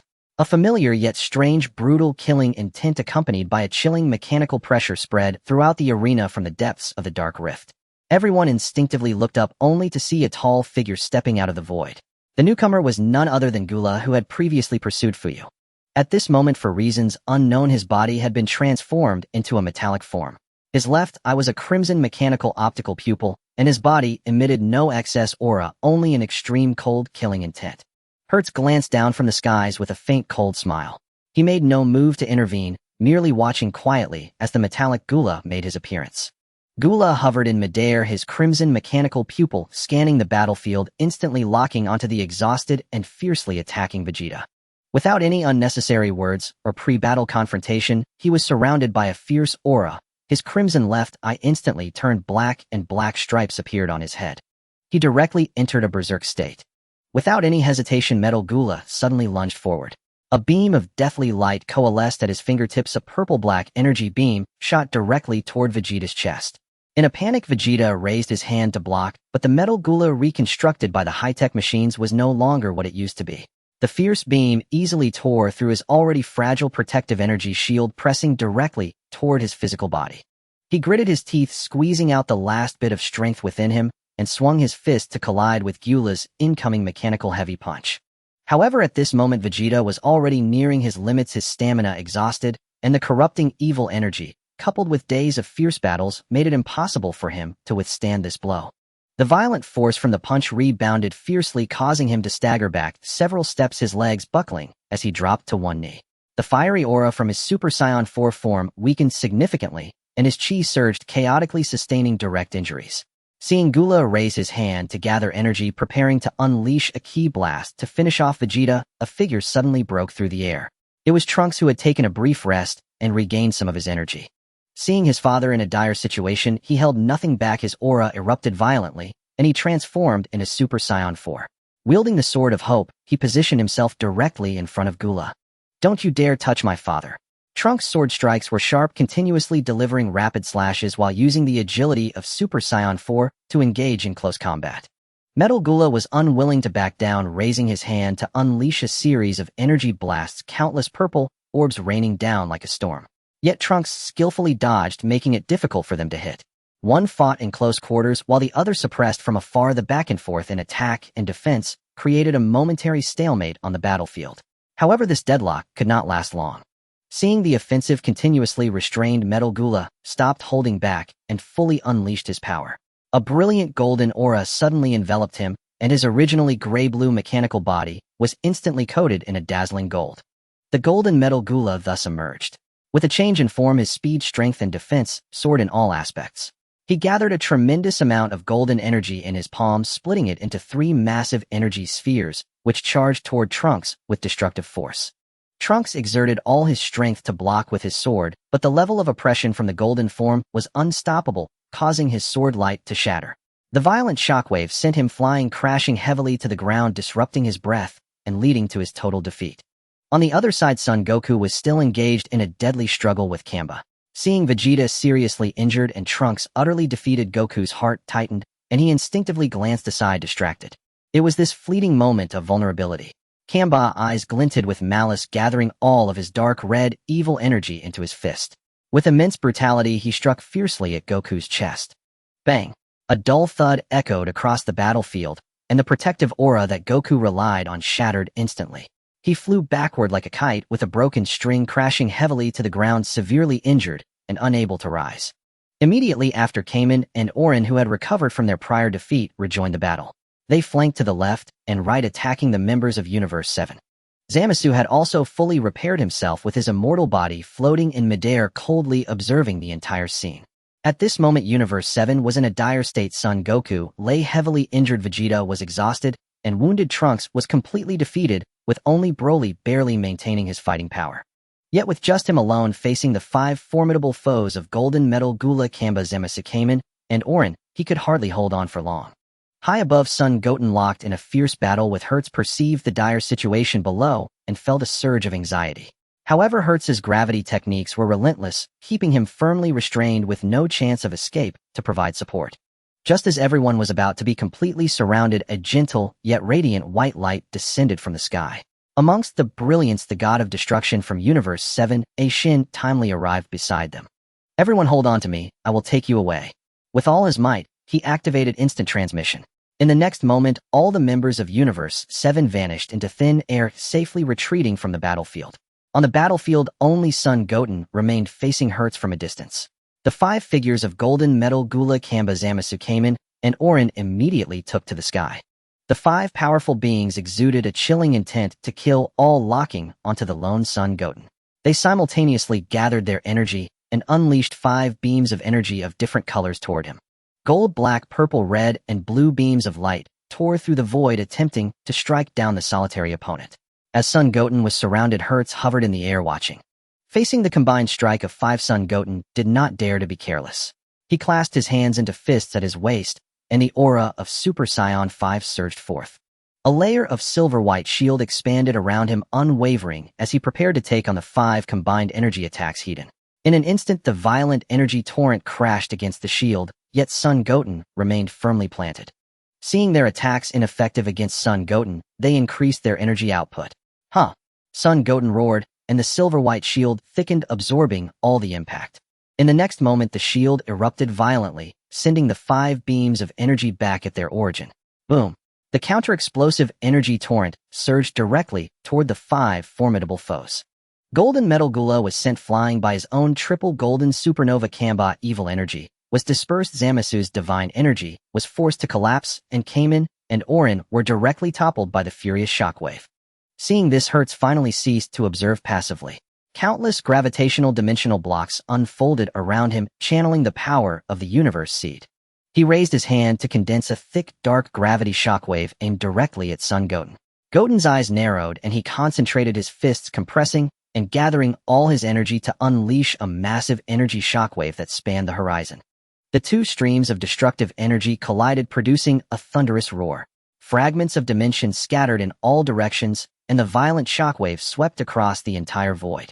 Riding the enormous recoil from the energy clash, both combatants were forced to retreat simultaneously, creating distance between them. Taking advantage of the momentary gap from the clash, Son Goten activated instant transmission, disappearing from the battlefield. Hertz's eyes flashed with surprise as he coldly snorted, "Another instant transmission. Very well, I will let you off for now."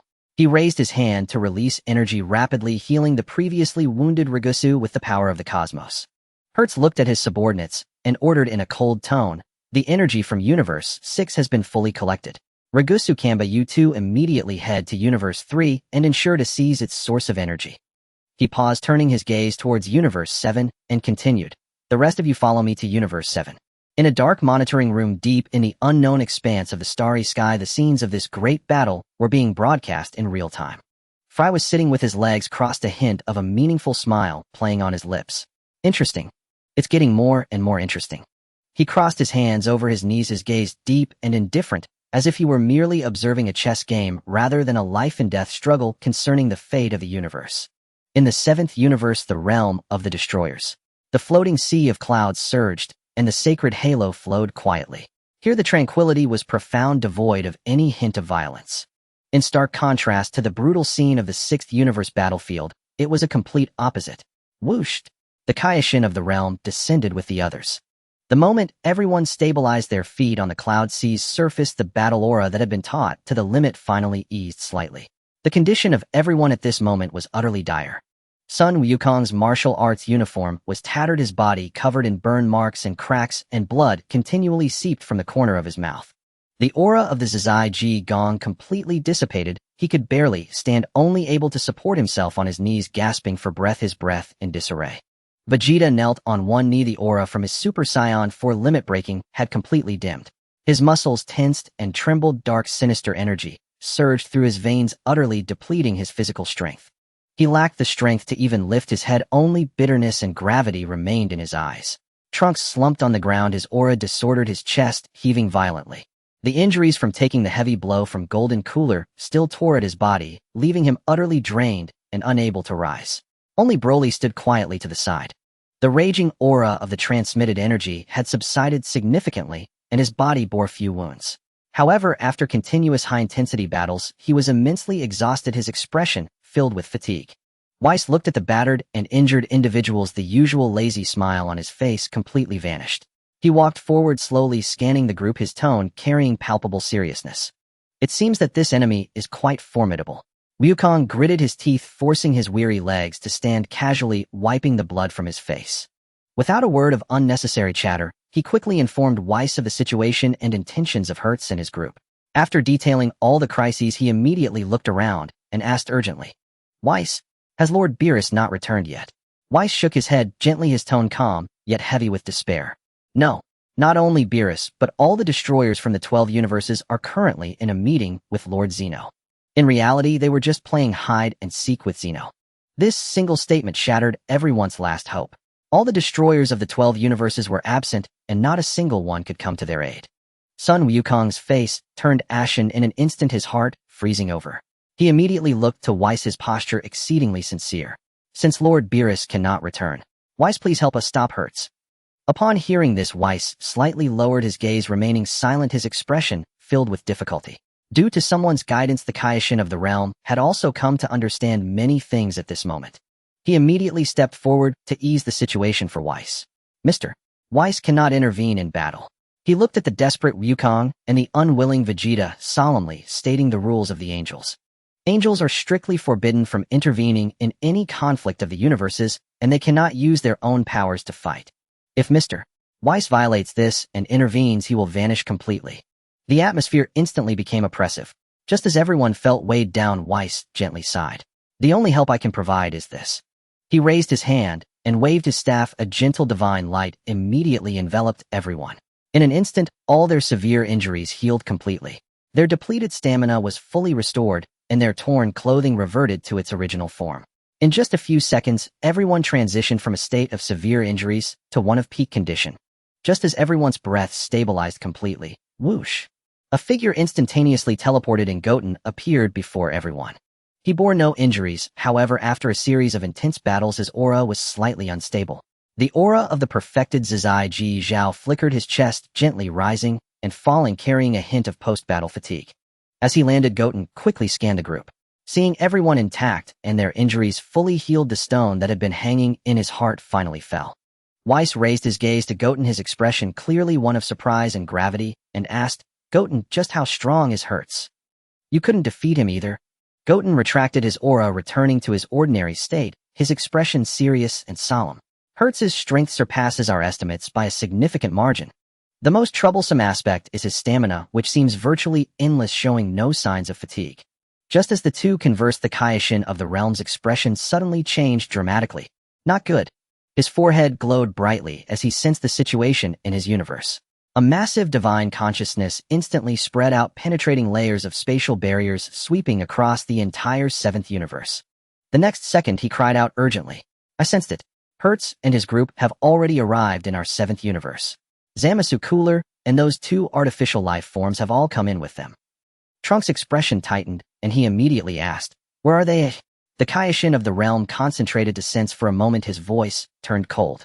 Earth. Upon hearing this, Sun Wukong hesitated no longer and immediately brought his fingers together, focusing to sense the aura of the earth. After a moment he declared, I found it. Then Sun Wukong turned to the others and said, Everyone grab onto me. Hearing this, Vegeta, Trunks, and Broly all placed their hands on Sun Wukong's shoulders. Whooshed. In an instant the four figures vanished from the God of Destruction's realm, leaving only Whis the Supreme Kai and Son Goten behind. Above the earth, thick gray clouds layered upon one another, shrouding the entire city in a dim, oppressive gloom. A massive ice-blue peak constructed from the energy of the cosmos abruptly rose from the ground. The piercing cold air spread wildly with the wind. Hertz stood quietly atop the peak, his solitary figure particularly striking against the darkened sky. With his scarlet visor slowly scanning the still prosperous urban landscape below, a confident smile curled at the corners of his mouth. This is the destination. As his voice fell, the space behind him rippled, and several sharp figures appeared one after another. Kamen and Aurian stood side by side, their bodies surrounded by a swirling mix of red and blue energy, pulsating and ready to strike. Zamasu donned a pure white robe, his demeanor proud, the arrogance bestowed by his immortal body fully displayed. The rampaging metal Cooler was clad in silver-gray mechanical armor that glinted with a chilling light. Every part of the precision body, modified from High Star, exuded a fierce aura of slaughter. Dark patterns swirled on his forehead, and his pitch-black eyes were cold and lifeless. A group of formidable foes loomed over them, their overwhelming presence firmly locking down the entire Earth. In midair, the remaining defenders of the Earth gathered together. Gohan, Piccolo, Android 17, Android 18, and Krillin all felt the tense atmosphere. They focused and stayed on high alert, staring intently at the powerful enemies approaching from above. Piccolo stepped forward, his white cloak fluttering slightly in the wind. Muscles tensed beneath his green skin as he instantly entered a battle stance, asking first, Who are you? In response to Piccolo's question, Hertz lazily raised his hand. Eliminate them. With that command, the battle instantly commenced. Kamen and Aurian burst forth simultaneously, their energy waves crashing explosively. The two artificial life forms moved with blinding speed, splitting into two directions, one heading straight for Piccolo and the other engaging Android 17. Krillin's expression shifted as he erupted with energy, a layer of white, transparent aura swirling around him. Don't underestimate us. He raised his hand, forming a rapid energy sphere, slashed the cold light, sweeping toward Aurian. Yet Aurian's physical defense was incredibly robust. He did not dodge or evade, instead enduring the deadly attack. Heaton. Frisia? What a... Krillin's pupils contracted sharply, his mind suddenly shaken. In the next moment, Aurian raised his hand and delivered a brutal heavy punch, smashing hard into Krillin's chest. Bang! The crisp sound of shattering energy echoed through the air as Krillin's protective aura instantly shattered. He flew backward like a kite, with its string cut, crashing violently into the ruins below. Blood gushed from his mouth, instantly reducing his fighting capacity by more than half. Krillin, Android 18, who was fighting nearby, caught sight of the scene, and her calm expression changed dramatically, anger igniting in her eyes. Without hesitation, she abandoned her opponent and swiftly dashed toward the falling Krillin. How dare you? Android 18 firmly picked up the bloodied Krillin, with one hand glaring fiercely at Aurian. Energy crackled around her, an unprecedented killing intent surged. On the other side, Zamasu had already arrived on the battlefield, his immense divine power surging uncontrollably. He unleashed a torrential assault on Piccolo, the relentless waves of attack completely sealing off all avenues of escape for him. Piccolo gritted his teeth, channeling all his strength to withstand it, his muscles bulging as he continuously blocked, countered, and unleashed his magical attacks in a desperate struggle. However, Zamasu's divine power was too tyrannical, and coupled with his incredible regenerative abilities, Piccolo's attacks proved utterly ineffective. Damn it! Piccolo let out a low growl, channeling all his power into a single point as he unleashed his completed magic attack, the magic cannon blasting forth. The spiraling energy entwined in a powerful beam shot through the sky, heading straight for Zamasu. Facing Piccolo's full-force lethal strike, Zamasu remained unmoved, bracing himself against the impact. Heaton. Though his body was severely wounded by the beam, the injuries healed almost instantaneously, leaving no trace. Following that, he countered with a heavy energy wave, slamming it powerfully against Piccolo. Boom! The deafening sound reverberated through the heavens and the earth. Piccolo felt intense pain coursing through his body, shaking violently, as purple blood trickled from his mouth. He stumbled heavily from midair, his energy immediately dwindling by half. Uncle Piccolo. Gohan, who was engaged in fierce battle with Metal Cooler, caught sight of this scene. His mind was greatly shaken, instantly thrown off rhythm, filled with panic and urgency. It was this fleeting moment of vulnerability. The Metal Cooler opposite him narrowed his eyes, his energy surging violently, and he closed the distance in an instant. You dare to be distracted while fighting me? The mechanical cold voice of Cooler fell, delivering a super heavy punch infused with high stars modification power, ruthlessly striking Gohan's chest. Bang! The immense force instantly crushed all of Gohan's protective aura. Gohan let out a muffled groan, blood gushing from his mouth as he plummeted straight down, crashing through multiple layers of buildings. Deeply entrenched in the ruins below, he was completely overwhelmed, left with no strength to fight back. At the same time, number 17 rushed forward to protect the furious number 18. The brother and sister fought desperately together, trying to withstand the combined assault of Camino and Zama's. Zama's hovered in midair, his expression cold and aloof, exuding an air of divine arrogance. Miserable mortals, your struggles are futile. He raised his hand, unleashing waves of divine energy, a violent shockwave sweeping in all directions. Number 17 instantly expanded an energy barrier to block the attack, but under the pressure of divine power, the sturdy barrier cracked and was on the verge of shattering. Number 18 gently placed Klin on safe ground, gritting his teeth as he leaped into the air again, his eyes cold and sharp. I will help you. The brother and sister fought side by side, unleashing countless energy blasts, exerting all their strength to suppress the enemy. However, the gap in strength between both sides was like a chasm impossible to bridge. Zama's immortal body disregarded all damage, enduring the relentless bombardment from the two, still completely unscathed. The two artificial beings had both offensive and defensive capabilities, their moves cunning as they pressed forward, firmly restraining their foes. After just a few exchanges, number 17 and number 18 were both sent flying by the overwhelming gusts of energy, their bodies numbed, their breathing chaotic, completely exhausted. At the peak, Hertz quietly looked down at the ravaged earth, his tone flat and emotionless. The guardians of the seventh universe are nothing more than this. Zama slowly raised his hand, gathering a dense radiance of divine energy in his palm. He prepared to deliver a finishing blow, intending to eliminate all the severely injured Z fighters. At the moment when everyone was trapped in despair, death approaching, the entire world was suddenly enveloped by an extremely chilling and domineering golden aura. TSK. How utterly pathetic. Frieza casually placed one hand behind his back, his golden eyes scanning the fallen warriors, a cruel and mocking smile curling at the corners of his mouth. His gaze swept over Zama's and finally landed on the rampaging metallic Gula. Oh, ho ho ho, is that not Gula? How did you come back to life and serve as a lapdog for such trash? Frieza's eyes flicked dismissively at Hertz before coldly continuing. You bring shame to our frozen demon clan. Frieza? You. Hearing Frieza's mockery, Gula was instantly choked with anger. Zama's frowned impatiently, annoying ants wiped them out. He waved his hand, ready to erase Frieza along with them. Just at that instant, Frieza's eyes suddenly turned ruthless, his figure vanishing like a specter. Iku, Frieza's form, instantly appeared above Zama's, delivering a kick from the sky. He sent Zama's flying, his form crashing straight into a nearby building. What a... Gula's pupils contracted, completely caught off guard by his little brother's sudden and unexpected attack. Uffed. After kicking Zama's, Frieza's attack didn't stop, and a death beam precisely struck Gula's body. Ugh. The rampaging metallic Gula grunted in pain, staggering back a few steps. Frieza returned to his position, a cruel smile on his lips. Wasting time talking to trash like you is simply a waste of my time. Immediately after, Frieza snapped his fingers, unleashing a barrage of death beams like rain. Purple light needles rained down upon Gula, sealing all avenues for evasion. The rampaging metallic Gula gritted his teeth, crossing his metallic arms to block the sounds of explosions ringing incessantly. You trash from the gutter. Likewise, Frieza retorted coldly, his form lunging forward again, the golden aura swelling. He slammed his elbow hard into Gula's chest, following up with a fierce kick that sent Gula flying. Gula crashed heavily into the nearby ruins, debris collapsing and dust rising. Damn it. The rampaging metallic Gula slowly raised his head, fury boiling in his dark eyes, the black patterns on his forehead flashing wildly.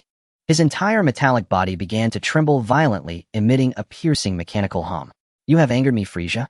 Virum. Golden light shot up into the sky. The rampaging metallic Gula erupted in a dazzling golden glow. His silver-gray metallic shell was instantly covered in gold, his mechanical body becoming more robust and ornate. Golden metallic Gula had completely transformed. The terrifying shockwave from his surge in power swept in all directions, the earth cracking in layers, while the clouds in the sky were forcibly dispersed. Frisia's expression changed slightly for the first time. Oh, I didn't expect you to break through this realm too. The golden metallic Gula slowly stood upright, his cold pupils locking onto Frisia, his voice filled with confidence. What you Frisia can do, I can do too. Moreover, under the same transformation, I am stronger than you. Before he finished speaking, Gula's form instantly vanished. So fast. Frisia's pupils constricted hastily, raising his hand to block. Bang! Golden metallic Gula delivered a heavy punch to Frisia's abdomen. The ultimate power exploded in an instant and Frisia was struck as if hit by a meteor. The golden aura shattered, his body curled like a shrimp, blood gushing from his mouth as he was blasted deep into the ruins. Puh! Frisia struggled to rise, blood trickling from his mouth, his face pale.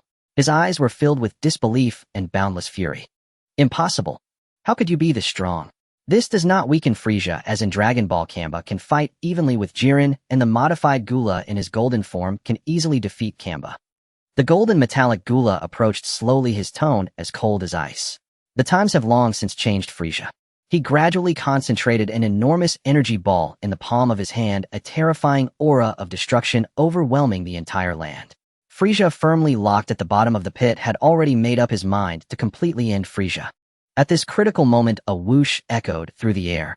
Sun Wukong, Vegeta, Trunks, and Broly landed simultaneously.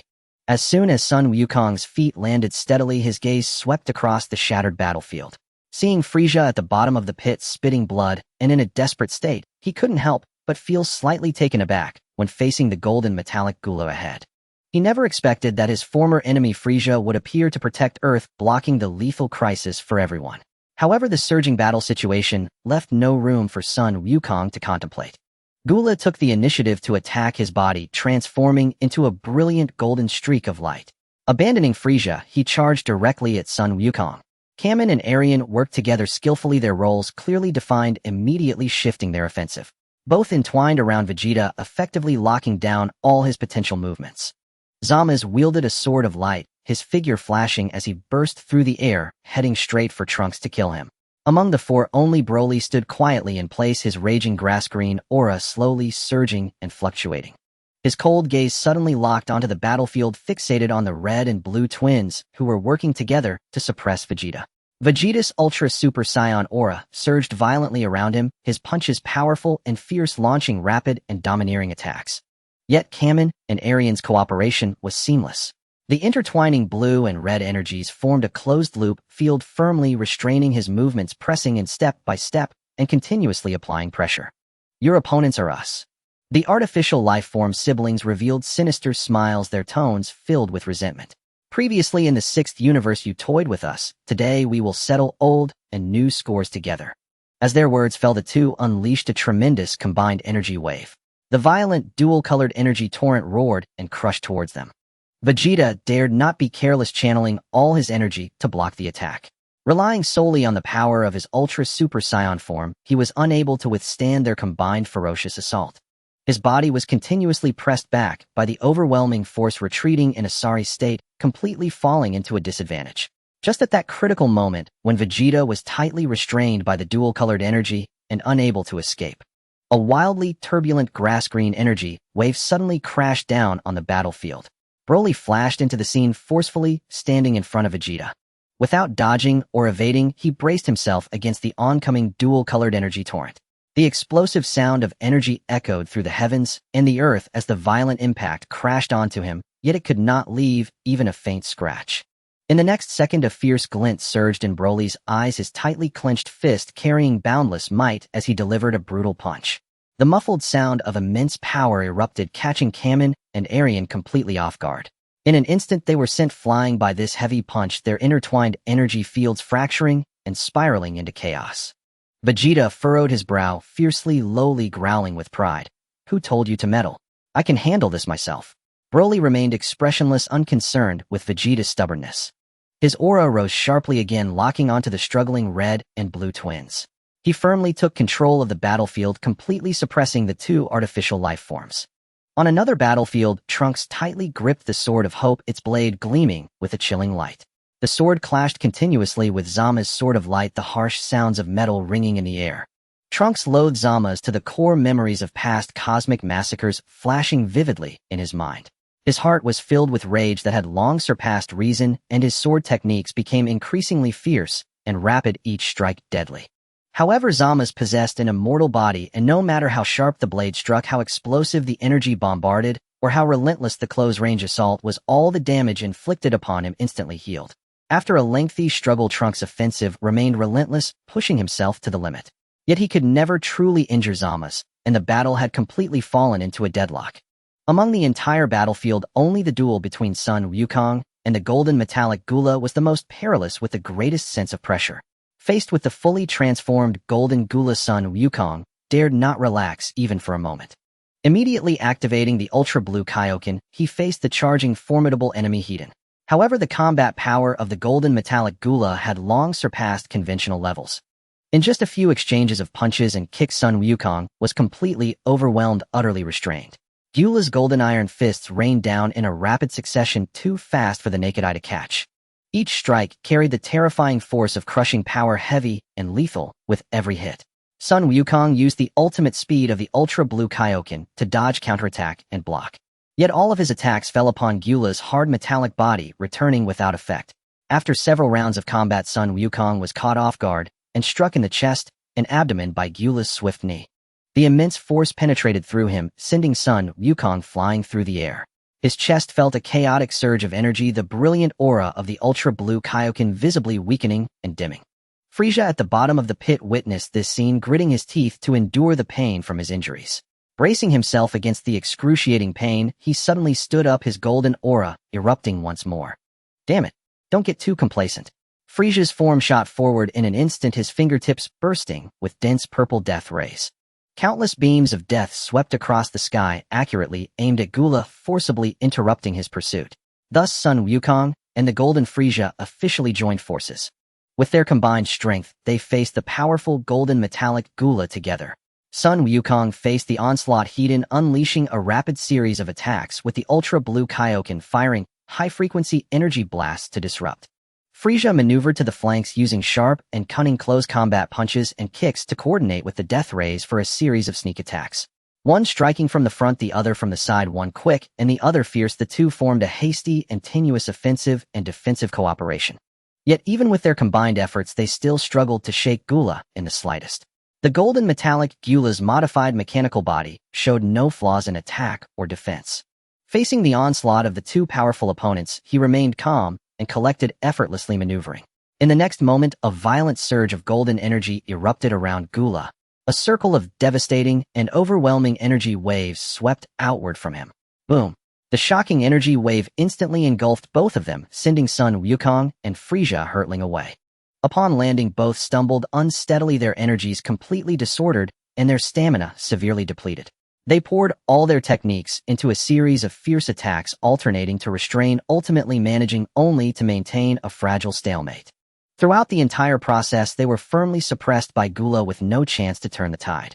As Sun Wukong and Frieza retreated step by step on the other side, the battle had already come to a conclusion. The red and blue twins were desperately fighting against Broly's relentless and violent onslaught. Exhausted of energy, they had completely lost the ability to participate in the battle and could no longer entangle Vegeta. Broly glanced indifferently at the now harmless opponents and chose not to linger. His previously restrained grass-green aura surged violently, releasing all the power of his transformation. He suddenly broke through the air, abandoning the battlefield before him. He charged directly towards the golden metallic Gula, who was crushing Sun Wukong and Frieza. Broly was surrounded by a furious grass-green aura, his muscles rapidly bulging as his stature suddenly surged upward. His pale eyes filled with battle intent, fixed on the golden metallic Gula, who hovered in midair, arms crossed, exuding arrogance. The legendary Super Saiyan. Gula scoffed, and before the words had left his lips, he raised his right index finger slightly, a purple-black beam of death shooting forth. Broly sidestepped to evade the beam, grazing his shoulder, and exploding into a chasm several meters long on the ground behind him. However, Gula had no intention of giving him a moment to breathe. He flicked his finger, and a torrent of death beams rained down like a violent storm. Broly crossed his arms to block the beams crashing against him, his green aura violently shaking. He roared with fury, forcefully pushing away the residual energy lunging at Gula. But Gula's speed far exceeded his expectations. In a flash, Gula appeared before Broly, unleashing a heavy punch imbued with golden destructive energy that struck Broly's abdomen. Goh! Broly bent over, spitting out a mouthful of blood, barely having time to react. Gula's mechanical tail swept like a whip, striking him hard on the face, sending him flying. Broly tumbled through the air, barely stabilizing himself, his palms coming together to gather energy. Eradication Cannon. A blazing grass-green energy sphere was launched. Gula did not dodge, catching the energy sphere with one hand, a flash of golden light appearing in his palm as he crushed it with brute force. Is this it? Gula instantly teleported before Broly, delivering a knee strike to his chest. Following that, he gripped Broly's head with his right hand and slammed it into the ground. The earth cracked, debris scattering as Broly was smashed into a deep pit. Before he could rise, the golden metallic Gula teleported into the pit, stepping on his back. The golden energy beneath Gula's foot compressed Broly's body, producing a sound of creaking bones. Is this the legendary Super Saiyan? Gula looked down with a cold tone, truly disappointing. What followed was a relentless barrage of heavy punches to his back, elbow strikes to his neck, and knee attacks to his abdomen. Each blow carried golden destructive energy thudding against Broly and echoing ominously. Broly was utterly powerless to retaliate, his grass-green aura flickering like a candle in the wind. In pure raw power, he was completely outmatched by the golden metallic Gula. But as the legendary Super Saiyan, the more he was beaten, the angrier he became. The stronger he grew. The overwhelming pressure and fury accumulated within him. A roar that could shatter the heavens erupted. The dark green energy buried deep within him exploded forth, radiating outward from Broly. The shockwave instantly knocked the golden metallic Gula off of him. Gula stabilized himself midair, a change in his expression, this aura. In the pit, Broly slowly rose to his feet. His body swelled once again, muscle definition tightening and expanding, every fiber pulsating with energy. His formerly short hair grew wildly, cascading down to his waist like a waterfall, completely transforming into grass green. The veins on his forehead bulged, and his aura became even more furious. Crackling with tiny bolts of lightning, it surrounded him in a dazzling display. His eyes remained pure white, but the pressure emanating from him was now entirely different. The legendary Super Saiyan 3 Broly has arrived. Broly threw his head back and let out a roar that shook the heavens, his grass-green aura surging, enveloping the entire battlefield. Sensing Broly's surge in power, the golden metallic Gula's expression turned serious, his earlier arrogance faded. Interesting. It seems you have not reached your limit yet. Gula spread his arms wide, the golden energy around him rapidly escalating, forming 3 massive golden supernova energy orbs behind him. Golden metallic supernova. This was his ultimate move, each orb containing the power to annihilate stars and destroy worlds. Take this. 3 supernovae were launched simultaneously, hurtling toward him with searing golden light. Broly roared, pushing his palms forward, unleashing a massive dark green energy wave to meet them. Star Shatter. The clash of grass green and golden energy erupted, sending shockwaves thousands of meters away. The ground was utterly torn apart by the clash of 2 forces, dust and smoke billowing into the sky. The energies remained locked for several seconds before exploding simultaneously, sending both figures flying back 100 meters. A flicker of surprise crossed Gula's eyes. He actually blocked it. Broly let out a low growl and charged again. This time his speed had more than doubled. Gula concentrated golden energy in his fist to strike, while Broly raised his hand, firmly catching Gula's heavy punch. What? The clash of their powers sent shockwaves rolling across the ground. Immediately after, 2 intensely furious figures clashed at high speed in midair, punches flying, energy exploding. Broly threw a punch, but Gula sidestepped and retaliated with a death beam, hitting Broly's shoulder. Despite the pain, Broly pressed forward, unleashing a green energy wave from his mouth straight at Gula's face. Gula crossed his arms to block, but was pushed back several dozen meters. For a moment, they were evenly matched, neither able to gain the upper hand. On the other side, Trunks maintained his Super Saiyan 4 form, his crimson fur covering his body, surrounded by a golden aura. Holding the Sword of Hope, he was locked in a fierce battle with Zamasu. Zamasu was enveloped in a purple-black aura, exuding the pressure of a deity as he materialized a long energy sword in his right hand. The purple sword light slashed out, carrying a catastrophic intent. Trunks raised his sword to block the blades clashing and sparks flying. Gritting his teeth, he resisted the pressure of the energy sword and suddenly exerted force to push Zamasu back. Immediately afterward, he swung his sword in a counterattack, the blade enveloped in golden flames sweeping out. Mere mortals. Zamasu leaned back to evade, and the energy sword suddenly elongated. Heaven's Arrow. A barrage of purple sword energy shot forth like arrows. Trunks dodged to the side, but one of the sword energies still grazed his left arm, causing blood to splatter. Enduring the pain, he closed in again, slashing out arcs of light with his blade, but all were blocked by Zamasu's energy sword. Initially, Trunks managed to barely hold his ground with the power of Super Saiyan 4, but Zamasu's recovery ability was terrifying. The wounds inflicted by Trunks despite his utmost effort were instantly healed in the flow of purple-black energy, as if he had never been injured at all. Your attacks are meaningless against a deity with an immortal body. Zamasu spoke coldly, his tone filled with divine arrogance. No, it shouldn't be said to be meaningless. The more you struggle, the more I am convinced that the existence of humanity itself is a sin. Shut up, Trunks shouted angrily, charging forward with his sword once more. However, the prolonged battle rapidly drained his stamina, and his breath became increasingly erratic. His movements started to slow, and his sword strikes were no longer as fierce as before. Zamasu seized the opening, sweeping his energy sword to knock Trunks' sword of hope away. Following that, he unleashed an explosive wave. The ground erupted violently beneath Trunks' feet. Trunks was sent soaring into the air, and Zamasu teleported to him. A black energy wave was unleashed at close range, violently slamming Trunks down onto the ground. Cough. Trunks knelt on one knee, his aura flickering between brightness and darkness, showing signs of exhaustion. Zamasu slowly descended, placing his energy sword against Trunks' neck, looking down from above. Is this the limit of mortals? Truly pathetic.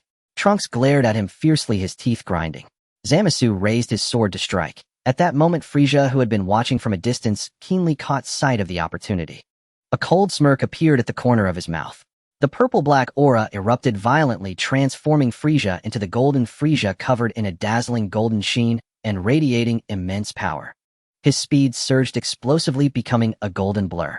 Taking advantage of Zamasu's full power focus and lack of awareness behind him, Frieza gathered a fist filled with destructive energy and struck Zamasu's back.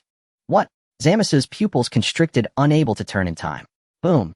The golden punch struck Zamasu's back, sending him flying and rolling several times across the ground. However, as the purple-black energy swirled, Zamasu's back wound healed at a visible speed. Zamasu slowly rose, his expression dark, his gaze flicking between Frieza and Trunks. Frieza, have you come to die as well? Frieza licked his lips, revealing his signature gentlemanly smile. Just sending you to hell. That last hit was just a greeting. Meanwhile, Vegeta faced off against Kamen and Orin on his own. Kamen was surrounded by a red aura, while Orin was enveloped in a blue aura. The two flanked Vegeta from both sides, working together with extreme synergy. Haha, is this the Prince of the Saiyans? Kamen launched a red energy blast, which Vegeta dodged by sidestepping, but exposed his back to Orin. The blue impact punch struck Vegeta's back. Ugh. Vegeta stumbled forward with Kamen closely following up with a barrage of red energy blasts. Vegeta was forced to block clumsily, with every blast numbing his arms. In his Super Saiyan 4 form, Vegeta found himself gradually overwhelmed by the relentless assault from the two. Kamen's red energy blasts and Orin's blue impact punches came in a ceaseless barrage. Vegeta was covered in wounds, his golden aura being continuously suppressed. TCH. Vegeta knelt on one knee, blood spilling from the corner of his mouth, his chest heaving violently. Orin tilted his head to Kamen. Sister, he seems like he can't take it anymore. Don't be careless. Kamen warned, just as Vegeta suddenly threw his head back and roared. The pent-up frustration and fury exploded at this moment. Extreme humiliation and desperation reignited the ultimate power within Vegeta. The purplured aura erupted, turning his crimson fur into magenta with an all-around increase in power, speed, and resilience. Amidst the purplured aura crackling with arcs of electricity, Vegeta slowly stood up, his gaze sharp as a blade. Super Saiyan 4 limit break, here I come. You two seem to have had a great time, huh? Vegeta's voice was deep and dangerous. Now, it's my turn. The moment the power completed its transformation, the entire battlefield was instantly overturned. Vegeta stepped forward, his figure splitting into several afterimages, leaving Orin utterly unable to catch him.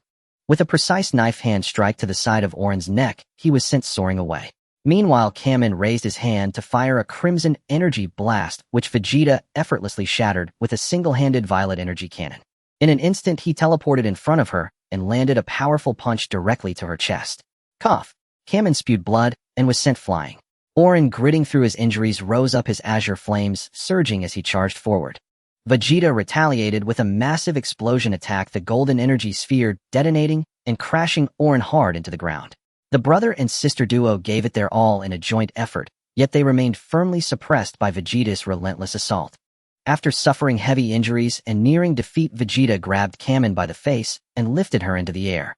With his other hand, he pointed his thumb at himself, his voice icy and arrogant. "Oh, come on, bow to Vegeta." At that moment, the restrained Kamen lowered her voice and glanced at Orin on the ground. "Brother, it's time to use the fusion." Orin grunted in pain, his body transforming into the unique data flow of the Zayful people, breaking free from Vegeta's grasp.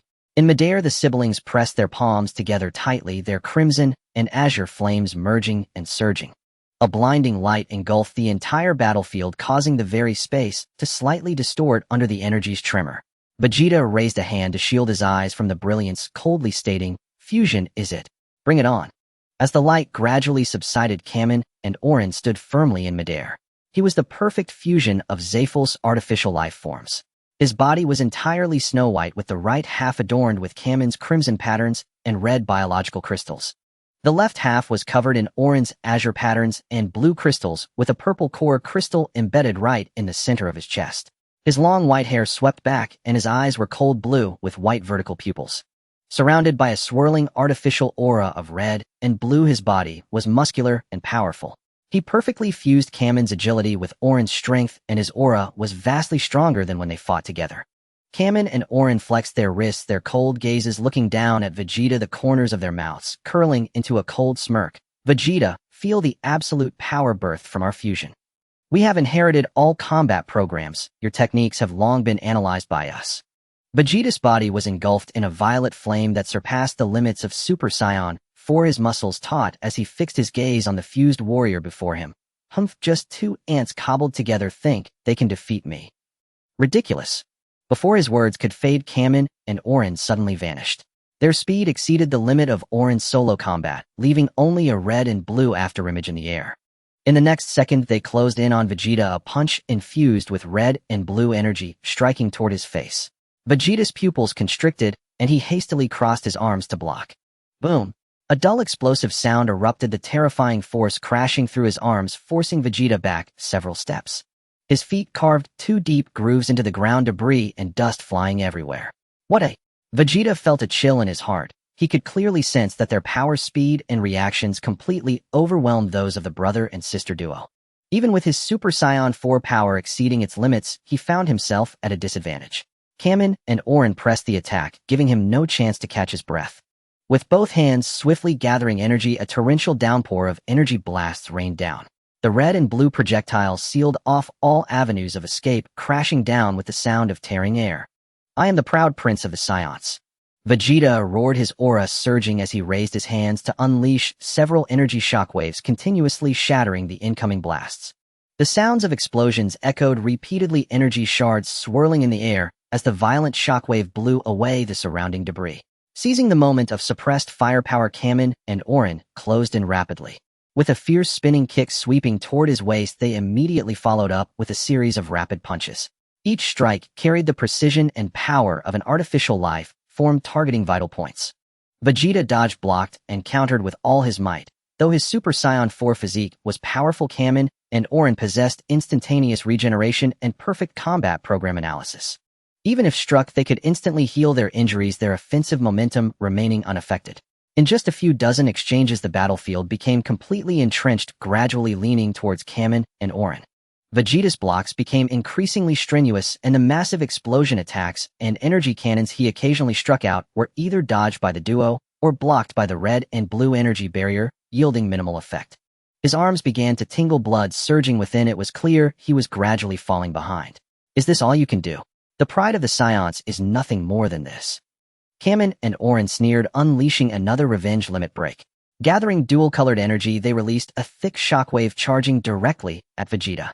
Vegeta gritted his teeth, forcibly channeling his energy to block. He was instantly blasted away by the shockwave, crashing heavily into the ground and stirring up a cloud of dust. Struggling to rise with his hands on the ground, a trickle of blood oozed from the corner of his mouth. His violet flame dimmed slightly, but his eyes remained defiant. Damn it, don't underestimate the Saiyans. In midair, Kaminorian's pupils were cold and unyielding, offering Vegeta no respite whatsoever. His figure suddenly dove downward, enveloped in a lethal aura, ready to deliver the final blow and decisively end the battle. At that critical moment of life and death, a clear azure flame burst through the air, descending like a bolt of lightning. It was Sun Wukong, who had just finished a brief rest after his battle with the golden metallic Gula. Seeing Vegeta in crisis, he suppressed the lingering injuries within him and instantaneously positioned himself in front of Vegeta. Raising his hand, he gathered energy and forcefully blocked Kaminorian's lethal assault. The violent energy shockwave exploded, sending a turbulent wave that cracked the earth beneath. Sun Wukong steadied himself, glancing at Vegeta behind him, his tone calm, yet concerned. Vegeta, can you hold on? I'm fine. Vegeta slowly straightened, wiping the blood from the corner of his mouth, his face filled with unwillingness and pride, coldly huffing. I don't need your help, Kakarot. Hearing this, Wukong grinned, clenched his fists, and the azure energy flame around him surged once more. The two stood side by side, one blue, one purple, their auras resonating together. Kaminorian, suspended in the air, landed and stood still, his body adorned with glimmering blue and red patterns. The purple core crystal in his chest trembled slightly, his inorganic features showing no emotion, his voice cold and indifferent. You arrived just in time. I'll deal with both of you at once to avoid trouble. As soon as he finished speaking, Kaminorian launched a fierce attack. He tilted his head back and opened his mouth, unleashing a deadly fiery breath. The scorching beams of red and blue intertwined, sweeping down and covering the entire battlefield, sealing off all escape routes for the two. Kamehameha. Wukong brought his hands to his side, rapidly condensing the azure energy and launching a massive wave of light to confront it heat-in. Final flash. Vegeta spread his arms wide, purpled energy exploding forth. The intense light tore through the air as the two Saiyan signature techniques merged instantly. The giant energy columns of blue and purple collided with the fiery breath, creating a deafening roar in midair. The violent shockwave spread wildly, reducing the surrounding ruins to dust as the ground trembled violently. Using the cover of the energy explosion, Kaminorian's figure digitized and teleported. He appeared behind Wukong in an instant, delivering a fierce elbow strike directly to his back. Wukong reacted swiftly, twisting his waist to narrowly evade the attack. He retaliated with a sharp high kick, precisely striking Kaminorian on the chin. At the same moment, Vegeta teleported in for a surprise attack, his hard elbow smashing into his opponent's chest. The two executed a perfect pincer attack, working in flawless harmony. Your coordination is somewhat surprising, Kaminorian scoffed, his body instantly transforming into fragmented data streams. He slipped through the gap in their pincer, and upon landing swung both arms. Countless tiny red and blue energy bullets rained down like a storm, covering the entire battlefield. Wukong dashed around to avoid the hail of bullets, continuously firing small energy blasts to intercept. Vegeta, on the other hand, maneuvered on the flanks, unleashing wide-range energy attacks to block his opponent's escape routes. With one attacking from close range and the other from afar, their perfect coordination disrupted Kaminorian's preset combat rhythm. Useless, Kaminorian declared coldly, his aura surging once again, the purple core crystal on his chest shining brightly, his power escalating once more. All your combat data and techniques have been completely analyzed by me. No matter how you attack, it is futile. With precise battle predictions, he withstood the assault from both fighters. The intensity of their attacks surged, forcing Wukong and Vegeta back once again. As Vegeta rapidly blocked and deflected the incoming attacks, he reminded Wukong in a low voice, Kakarot. This guy's predictions are too precise. Conventional tactics won't work at all. I understand. Wukong nodded in response, immediately discarding fixed conventional techniques. He would sometimes teleport for surprise attacks, sometimes engage in close combat, and sometimes change tactics in midair, his style becoming erratic. Vegeta continued to switch between long-range and close-range assaults, launching wide-area energy suppressions followed by fierce close-range attacks. This completely shattered Kaminorian's predictive logic. No matter how top-tier his analysis abilities were, he could not cope with the chaotic and ever-changing joint assault of the two. After several fierce battles, various deep and shallow wounds appeared on Kaminorian's body. Even relying on the Zephyrian's rapid regeneration capabilities to continuously heal his body, enduring the relentless assaults of two top Saiyans had pushed his energy consumption to the brink. His movements gradually slowed and his attacks lost their previous dominance. The two locked eyes suddenly, no words needed, the understanding forged through years of rivalry and camaraderie instantly reached. Let's finish him off, Vegeta. Just as I wish. Wukong planted his feet firmly on the ground, sinking his waist to gather energy, an immense surge of azure energy, converging in his palms, a tremendous force soaring into the sky. Vegeta unleashed all the energy within him, the purplured energy covering the world, the blinding light, overwhelming the surroundings. Ha. Final flash. The two ultimate breathtaking finishing moves collided, explosively transforming into a colossal pillar of red and blue energy. Carrying the destructive power capable of annihilating the heavens and the earth, it charged straight towards the exhausted Kaminorian, who could no longer resist. Kaminorian's pupils constricted, his face filled with disbelief. Desperately utilizing all the energy he had left to activate the crystal in his chest, he erected a heavy, dual-colored energy barrier. But after continuous consumption and losing the advantage of prediction, his defense crumbled before the two's ultimate attack. The barrier shattered in an instant, the massive energy pillar engulfing his body. Impossible. My analysis. How could it fail? His unwilling whisper abruptly ceased. Kaminorian's body shattered in the raging energy, his data dispersing as the red and blue flames were utterly extinguished. The core crystal in his chest exploded, ultimately transforming into countless tiny fragments of light, completely dissipating between heaven and earth. Wukong and Vegeta stood side by side in the center of the battlefield, their breaths slightly hurried. Though they bore a few varying wounds, they remained upright and imposing. High above, Hertz looked down upon the chaotic battle below. He slowly raised his hand, shedding his coat from his shoulders, casually tossing it into the wind. The coat spun twice in the air before being torn into shreds by the overwhelming pressure that engulfed the world. Taking a deep breath at the moment his fists clenched, a dark energy erupted around him, akin to a ferocious beast awakening from a millennium-long slumber. The dark flames surged into the sky, churning and ripping the clouds apart, as if the heavens themselves were being torn open. His form underwent a transformation amidst this violent energy. His silvery short hair stood on in the white battle suit, clinging tightly to his muscular body, while the dark red pants made a rustling sound. The intertwining purple-black flames of destruction wrapped around him, each pulse causing the air to vibrate with a low hum. The pressure poured down like a tangible force, enveloping the entire battlefield. He looked down at all the warriors below with cold eyes, but there was an almost assured confidence in his voice. The seed of the universe needs just a bit more energy to be complete. Next, I shall personally crush you, warriors of the seventh universe. The dark energy around him surged skyward, once more shaking the very fabric of the world. That aura instantly swept across the field. Everyone present could feel the gravity beneath them multiplied dozens of times in that moment, making even breathing feel heavy. Having just defeated Goku and Vegeta both sensed the commotion and turned sharply to face it. Is it finally your turn to make a move? Hertz. Goku spoke in a deep voice, his eyes sharp as a blade. Facing Hertz, he dared not let his guard down. Taking a deep breath, a clear blue aura surged around him, activating his ultra-blue form. He then clenched his fists tightly, letting out a fierce roar. Kaioken. The crimson flames of the Kaioken stacked upon him, enveloping the blue aura layer by layer. Ultra-blue Kaioken times 10. In the intertwining red and blue flames, Goku faced Super Hertz, his gaze firm as iron. However, before Goku could make a move, Vegeta stepped forward first. Cut the nonsense, Kakarot. Before his words could fade, the purplish red flames erupted explosively. His body, covered in magenta fur, surged with the power of Super Saiyan 4.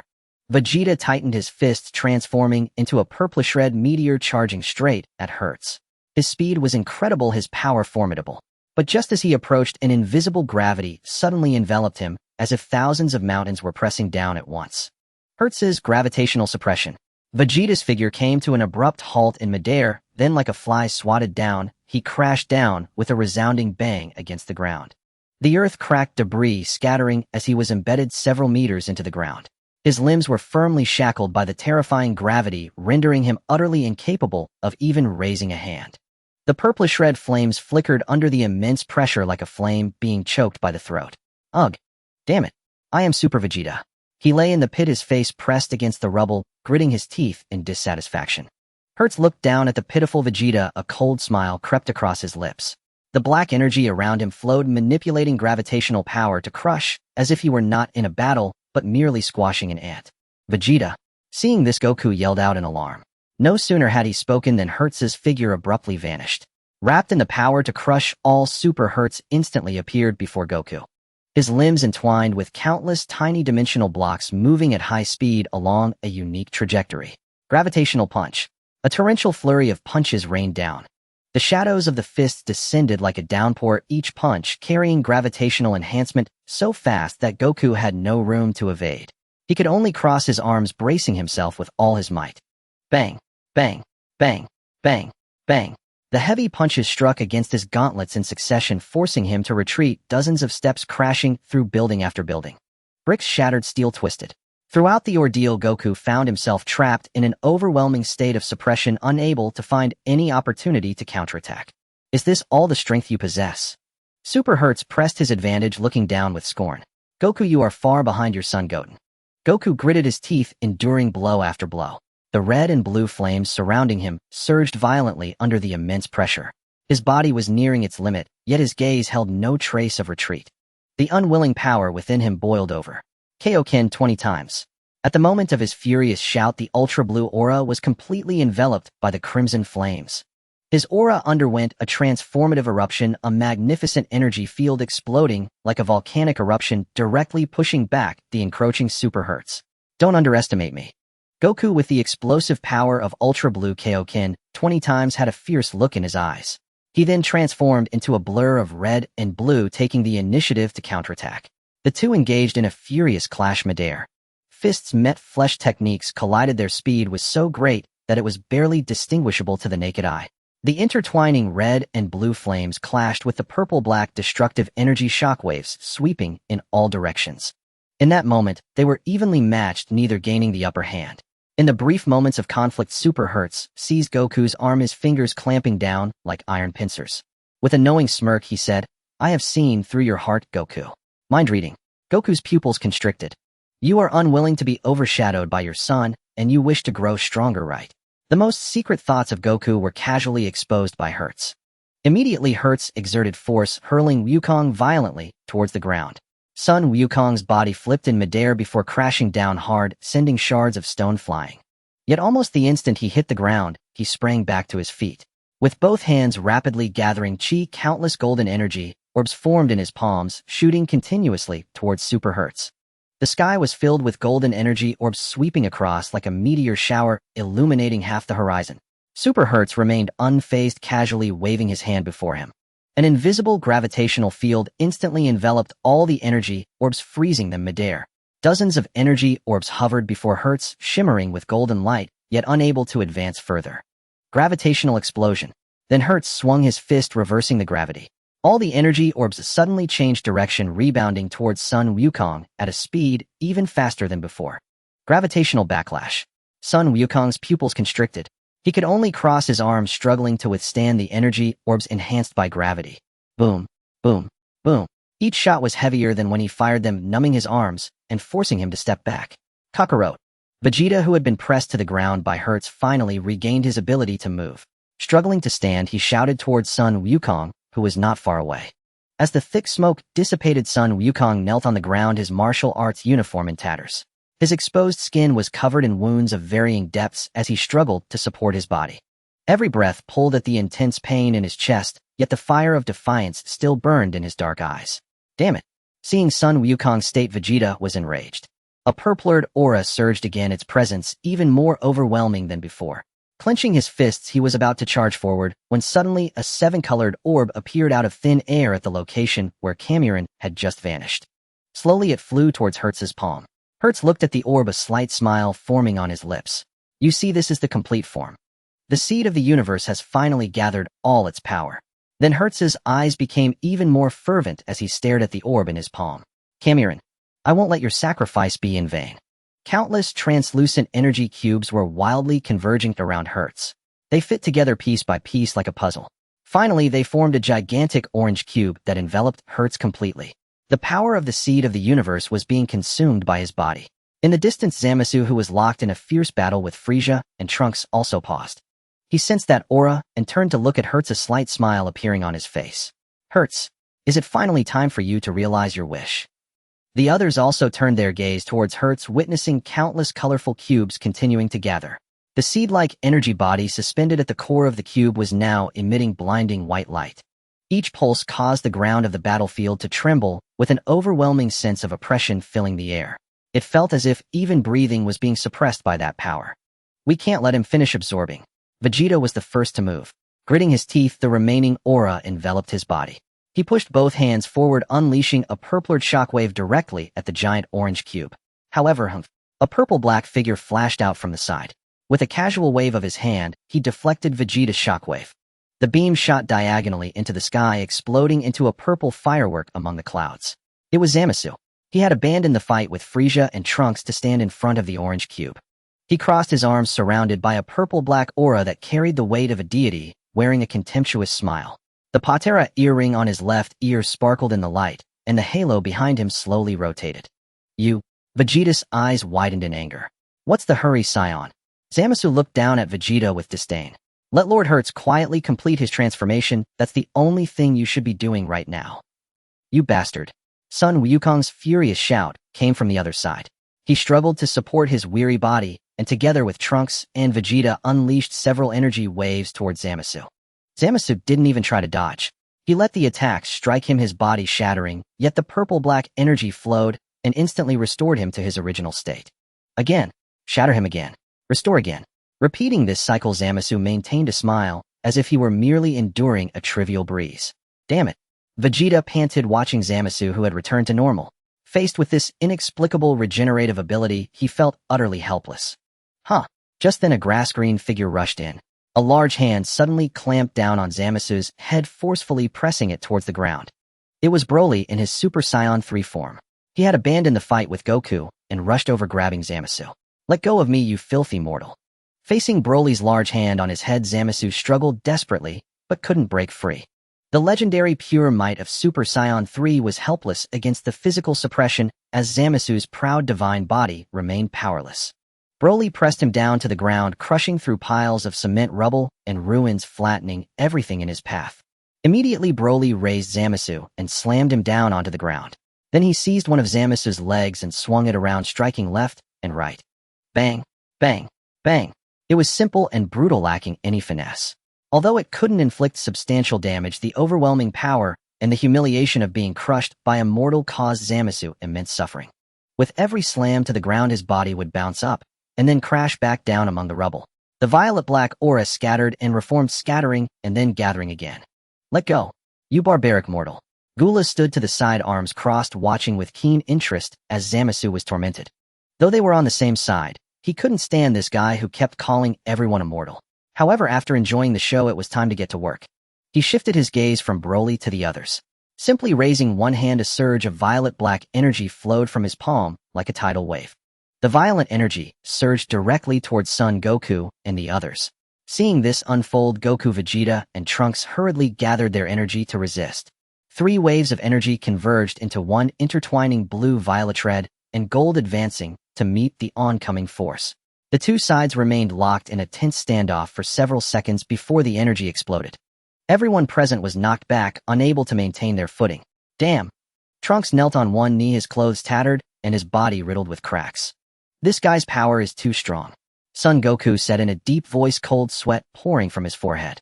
Vegeta clenched his fists, looking up at Gula with eyes full of unwillingness. Then Gula raised his right hand once more.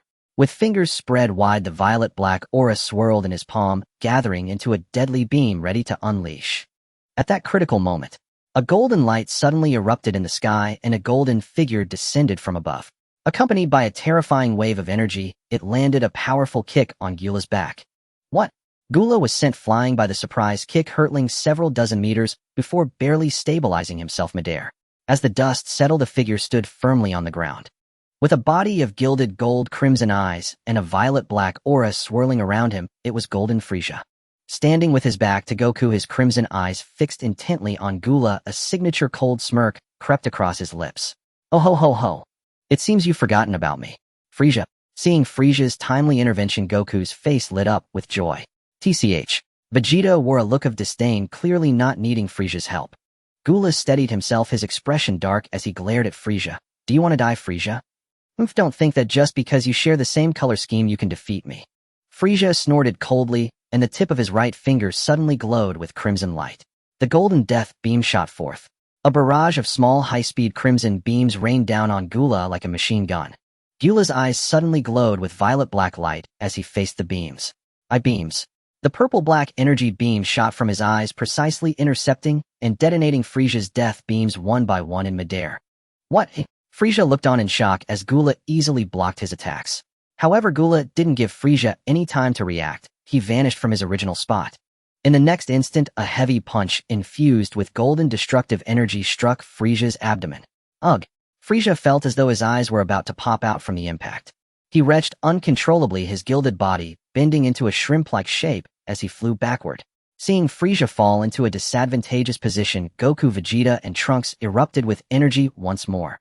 The three of them teamed up to attack Gula, forming a triangular formation that surrounded him in the center.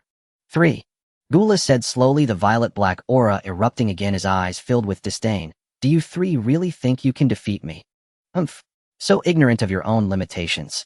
Gula, you are indeed very strong right now, son, Goku said in a serious tone, but we will definitely defeat you. Go. The three moved simultaneously. Vegeta launched a direct assault, the power of Super Saiyan 4 breaking through in every punch. The magenta fists carried a terrifying power capable of shattering space.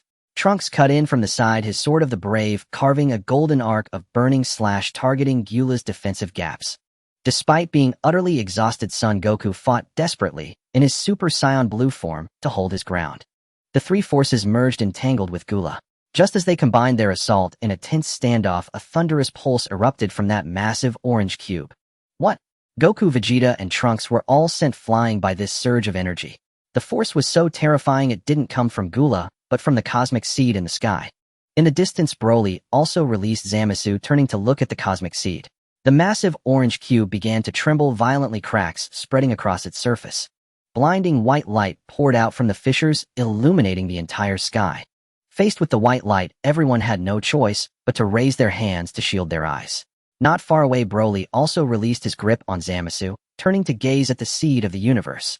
Having just endured a severe beating from Broly, Zamasu struggled to stand upright and flew towards the seed of the universe. His face filled with ecstatic joy. Lord Hertz has finally completed it. Boom! The cube shattered. Countless fragments scattered like flowing light, and amidst the blinding golden radiance, a figure slowly emerged.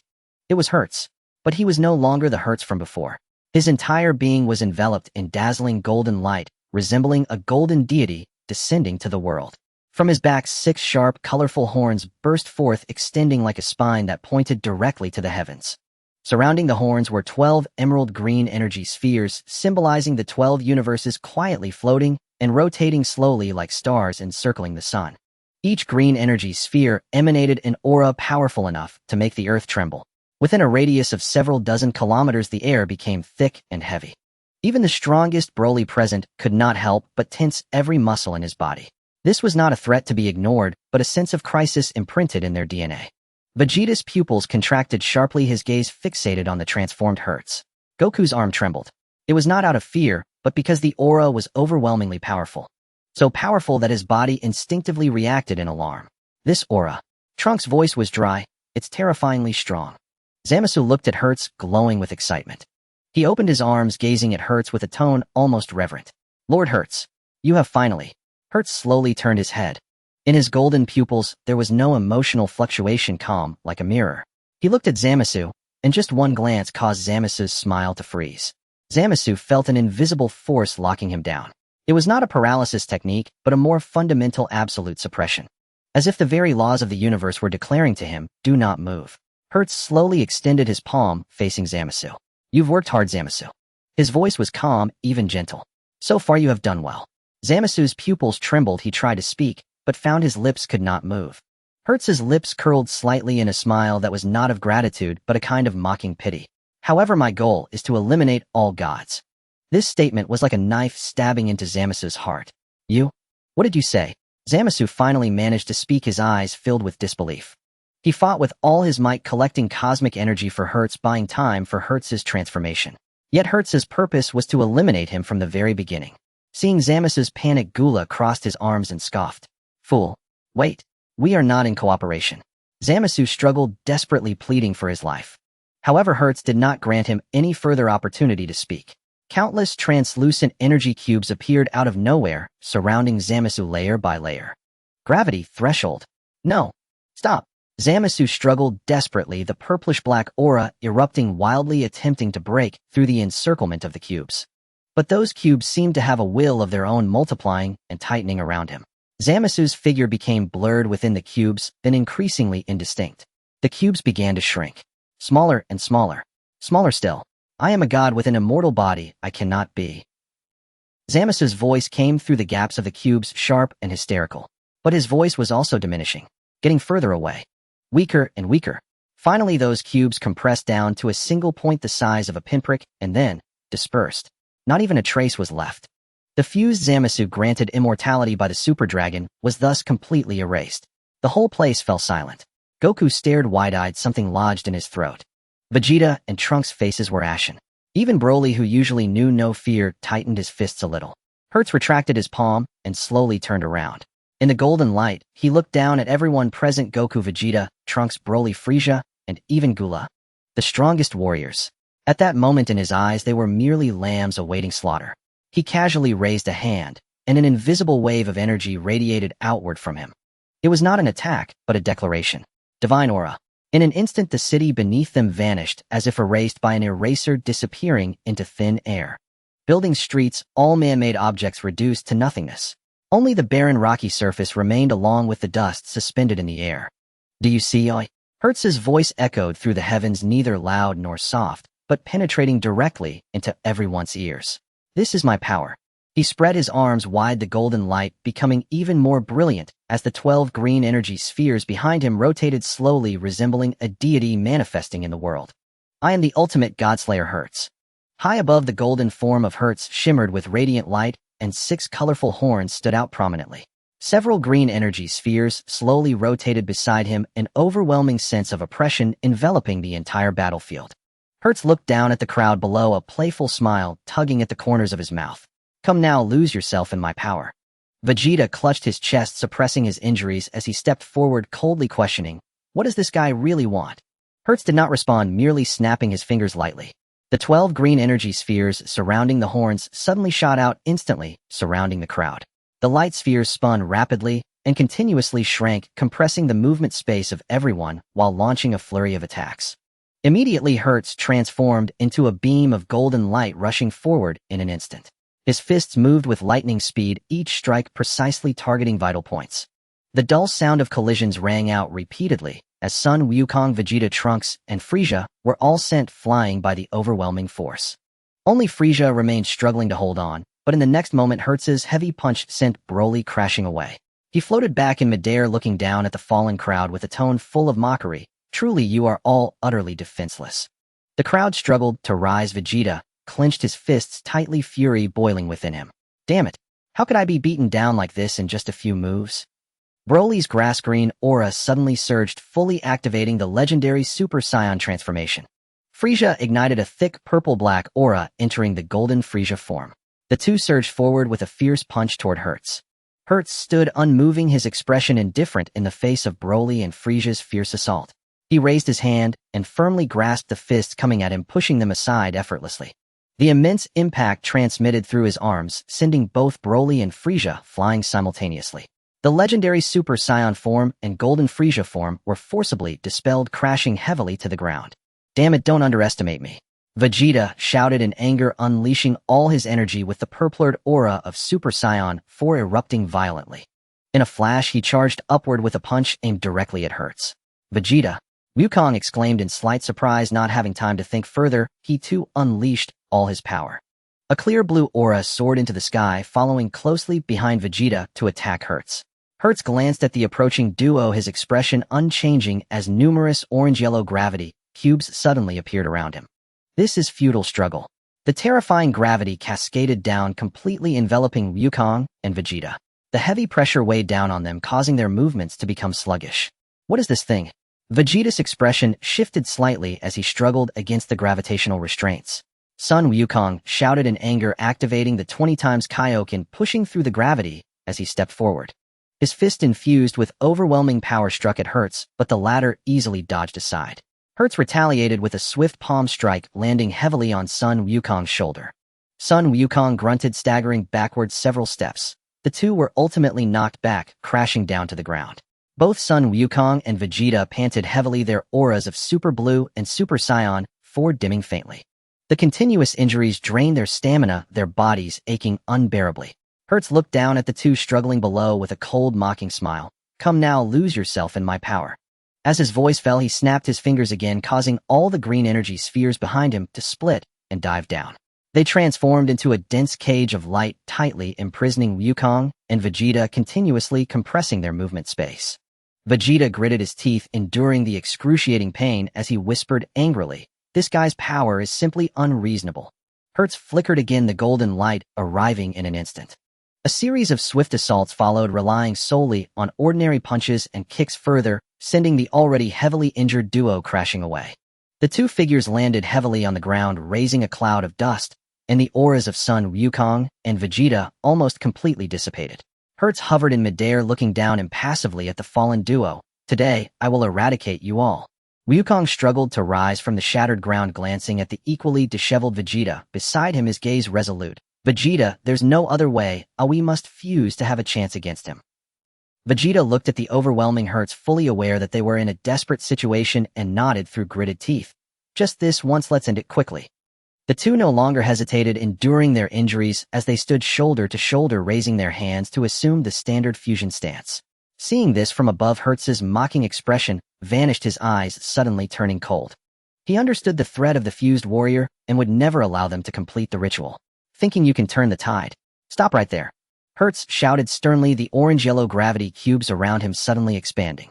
Carrying overwhelming destructive power, they charged toward the two, intending to interrupt the fusion. The heavy gravitational pressure enveloped the entire area, a life-and-death crisis looming closer. Sun Wukong and Vegeta were trapped in the energy torrent, unable to escape, and the fusion ritual was about to be forcefully interrupted. Just at this critical moment, buzz! The space violently rippled as a figure suddenly tore through the air. The space trembled slightly as Sun Wutian suddenly appeared in the center of the battlefield, utilizing instantaneous movement. His aura was steady and formidable, standing resolutely in front of the exhausted Sun Wukong and Vegeta, directly facing the lethal onslaught from Hertz. Raising his hand, he conjured a thick and solid energy barrier, effectively absorbing the violent impact that was infused with extreme gravity. A tremendous explosion resonated through heaven and earth, and the furious shockwaves swept wildly in all directions. The ground beneath cracked and spread, with debris and dust swirling into the sky. Wutian. From a distance, the injured Trunks, witnessing this, flashed a moment of surprise in his eyes, his tensed heart relaxing slightly. In midair, the golden Hertz, who had previously worn a disdainful expression and was confident of his superiority, suddenly lost his mocking demeanor. His face turned solemn and cold, completely adopting a stance of readiness. He locked onto the young man in front of him, his tone icy and serious. "It's you." No one understood Sun Wuxian's true strength better than he did. During the fierce battle in the 6th universe, the two had been locked in a stalemate for a long time. If it weren't for their allies restraining Hertz, and Sun Wutian voluntarily withdrawing, the outcome in an unknown confrontation would still be undetermined. Sun Wutian met Hertz's gaze directly, his eyes sharp and steady, showing no hint of fear. "Hertz, it's been a while." He sensed the surging aura emanating from Hertz and nodded slightly. "I didn't expect your power to have increased to this level after absorbing the cosmic seed." Behind him, Sun Wukong and Vegeta, seeing Wutian arrive in time to stabilize the situation, felt a slight relief. The two dared not lose focus, continuously forming the fusion hand signs without interruption, gathering all their energy to complete the fusion. Nearby, Piccolo and Android 17, who were enduring their injuries while observing the battle, saw that Sun Wutian had stabilized the situation and no longer stood idly by. The two gritted their teeth, suppressing their agonizing pain, and slowly rose to their feet. The silent battle aura reignited, ready at any moment to step forward and assist. At the edge of the battlefield, Android 18 tightly protected the severely injured Krillin, her eyes filled with worry. She silently gazed at the chaotic battlefield, hoping for a reversal of the situation. In midair, Hertz's murderous aura suddenly erupted, the 6 colorful horns on his back trembling slightly. The terrifying divine power originating from the cosmic seed swept in all directions, causing the atmosphere to stagnate. "Last time you narrowly escaped from the battle in the 6th universe, today I will personally end you." Sun Wuxian's aura surged explosively, with immense battle intent soaring into the sky. Standing firm against Hertz's terrifying pressure, his voice was resolute and powerful. The outcome is still unknown. Before his words faded, Wushan's figure flashed, stepping into the air to confront Hertz from a distance. The two top-tier powers collided across the space with a turbulent undercurrent surging. Hertz launched a fierce attack, first discarding all flashy techniques and purely relying on the overwhelming cosmic power to press forward. His figure surged forward, his heavy fist wrapped in the immense cosmic gravity, directly distorting the surrounding space. The domineering force of the cosmic seed struck towards Sun Wushan's face, a suffocating pressure enveloping the entire area. I have already undergone a complete transformation. Before the power of the cosmic seed, all your struggles are futile. Facing the swift and deadly onslaught, Sun Wutian had no time to think, and his entire body erupted with energy. Pure white flames surged around him, his black hair turning bright silver. His clear eyes were calm and still surrounded by a faint glow of the Ultra Instinct technique. He had already layered the Ultra Instinct technique on top of his Super Saiyan 5 form. His body leaned slightly, perfectly dodging the lethal punch by a hair's breadth. The violent punch wind brushed past his shoulder, exploding with a sharp force that tore apart the void behind him, creating minute black spatial rifts. Seizing the moment when Hertz's former power had just dissipated and new power had yet to arise, Wutian instantly closed in. He raised his hand for a short and precise jab, powerful and forceful, hitting Hertz squarely in the face. What? Hertz's pupils suddenly contracted, his face filled with disbelief and shock. He never expected that Sun Wushan's speed had reached such a level. Not only did he easily evade his full-force attack, but he could also instantly counterattack. Sun Wutian did not give Hertz a moment of respite, his movements reaching unparalleled speed, his offensive unrelenting. He struck a heavy elbow to Hertz's chest, then kneed hard into his abdomen, and finally executed a clean spinning kick that swept across Hertz's shoulder. The entire series of attacks flowed seamlessly, crisp and fierce, with no hint of delay. Bang! Bang! Bang! The sound of muffled explosions echoed continuously as Hertz's protective energy shattered and dissipated into nothing. Hertz was sent spinning through the air, tumbling several circles, his form staggering and unsteady, forcibly pushed back hundreds of meters. All the warriors watching from the ground fell silent. The entire arena plunged into an eerie stillness, their eyes filled with absolute shock. Piccolo frowned tightly, his expression horrified, while Android 17 was tense, fixated on the aerial battle. Even Trunks, who had endured countless top-tier confrontations, couldn't help but hold his breath, his heart trembling. All eyes in the arena focused on this peak confrontation that defied comprehension, with no one daring to lose focus for even a moment. Meanwhile, on the other side of the battlefield, Goku and Vegeta concentrated their energy. Their movements were perfectly synchronized, flawlessly completing the entire set of fusion gestures. A blinding burst of pure white light suddenly erupted, dazzling radiance immediately enveloping the entire battlefield, swallowing all shadows. As the brilliant light slowly dissipated, Super Saiyan 4 Gogeta stood proudly. An overwhelming aura swept across the battlefield, exerting tremendous pressure in all directions. With arms crossed, his expression was arrogant and defiant, and the battle intent in his eyes burned fiercely like fire. Since it's a fusion of Sun Wukong and Vegeta, let's call it Gogeta. Having been continuously suppressed and publicly defeated, Hertz lost all face and was completely blinded by rage. He forcefully suppressed the chaotic divine power surging within him and suddenly raised his arms. Several heavy gravity blocks materialized out of thin air. Layer upon layer sealed off the entire space, rapidly contracting and compressing inward. Gravity domain restriction. Hertz shouted angrily, fully unleashing his technique as the violent gravity crushed everything around. Distorting the surrounding space, it tightly locked all of Son Goten's movement paths. You can only boast about your speed. Let's see how you evade when trapped by my gravity. However, the Zai Ji Gong transcends all physical restraints and rules. Son Goten's silver-white spiritual energy flowed steadily around him, his figure lightly floating in the chaotic space, calm and unhurried. Hertz's gravity confinement and spatial compression missed entirely, not even brushing against the hem of his clothes. Useless, Hertz. Son Goten's tone was calm and steady as he spoke. The power I've painstakingly cultivated day after day is not something someone like you who relies on external forces and tricks can shake.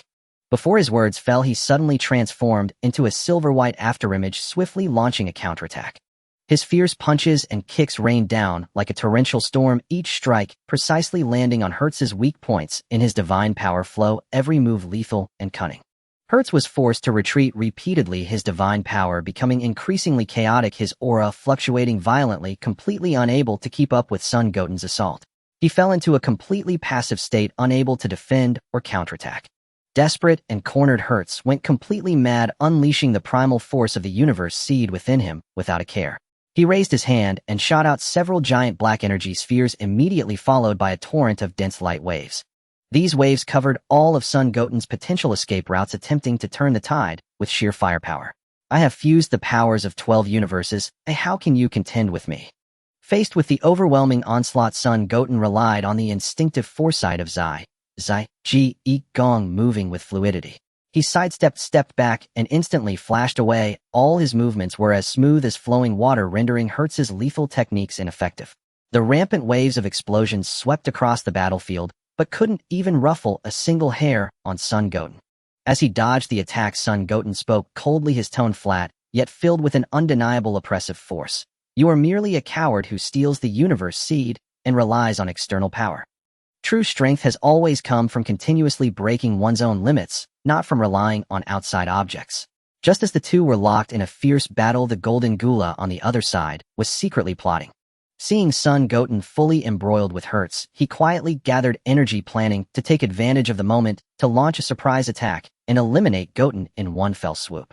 However, this subtle movement was caught entirely by the newly fused Super Saiyan for Gogeta. Gogeta's figure instantly blurred and shot towards Gula, moving so fast that he left no trace. Gula's crimson eyes suddenly narrowed, and the energy flowing through his golden body surged dramatically. With a cold smile, he raised his hand to counter, showing no fear of the incoming threat, just a mere fusion trick. Today I will completely crush you. The two heavy fists collided with a thunderous roar that echoed across the heavens and earth. The violent shockwave instantly tore through the clouds above, causing the ground below to crack and shatter extensively. Gula's metallic body, which he prided himself on, could not withstand Gogeta's extreme brute force. He was sent flying backwards for thousands of meters, barely stabilizing himself after stumbling back several steps. His eyes were filled with disbelief, his heart stunned. Having undergone transformation and significantly increased power, he still found himself unable to defeat this fused body. Gogeta gave him no chance to breathe or adjust, his figure flashing as he charged forward once more. Fusing Wukong's agile battle instincts with Vegeta's ruthless and decisive combat style, his attacks were swift, clean, and deadly. In close quarters, punches, elbows, knees, and kicks came in rapid succession, moving so fast that only afterimages remained.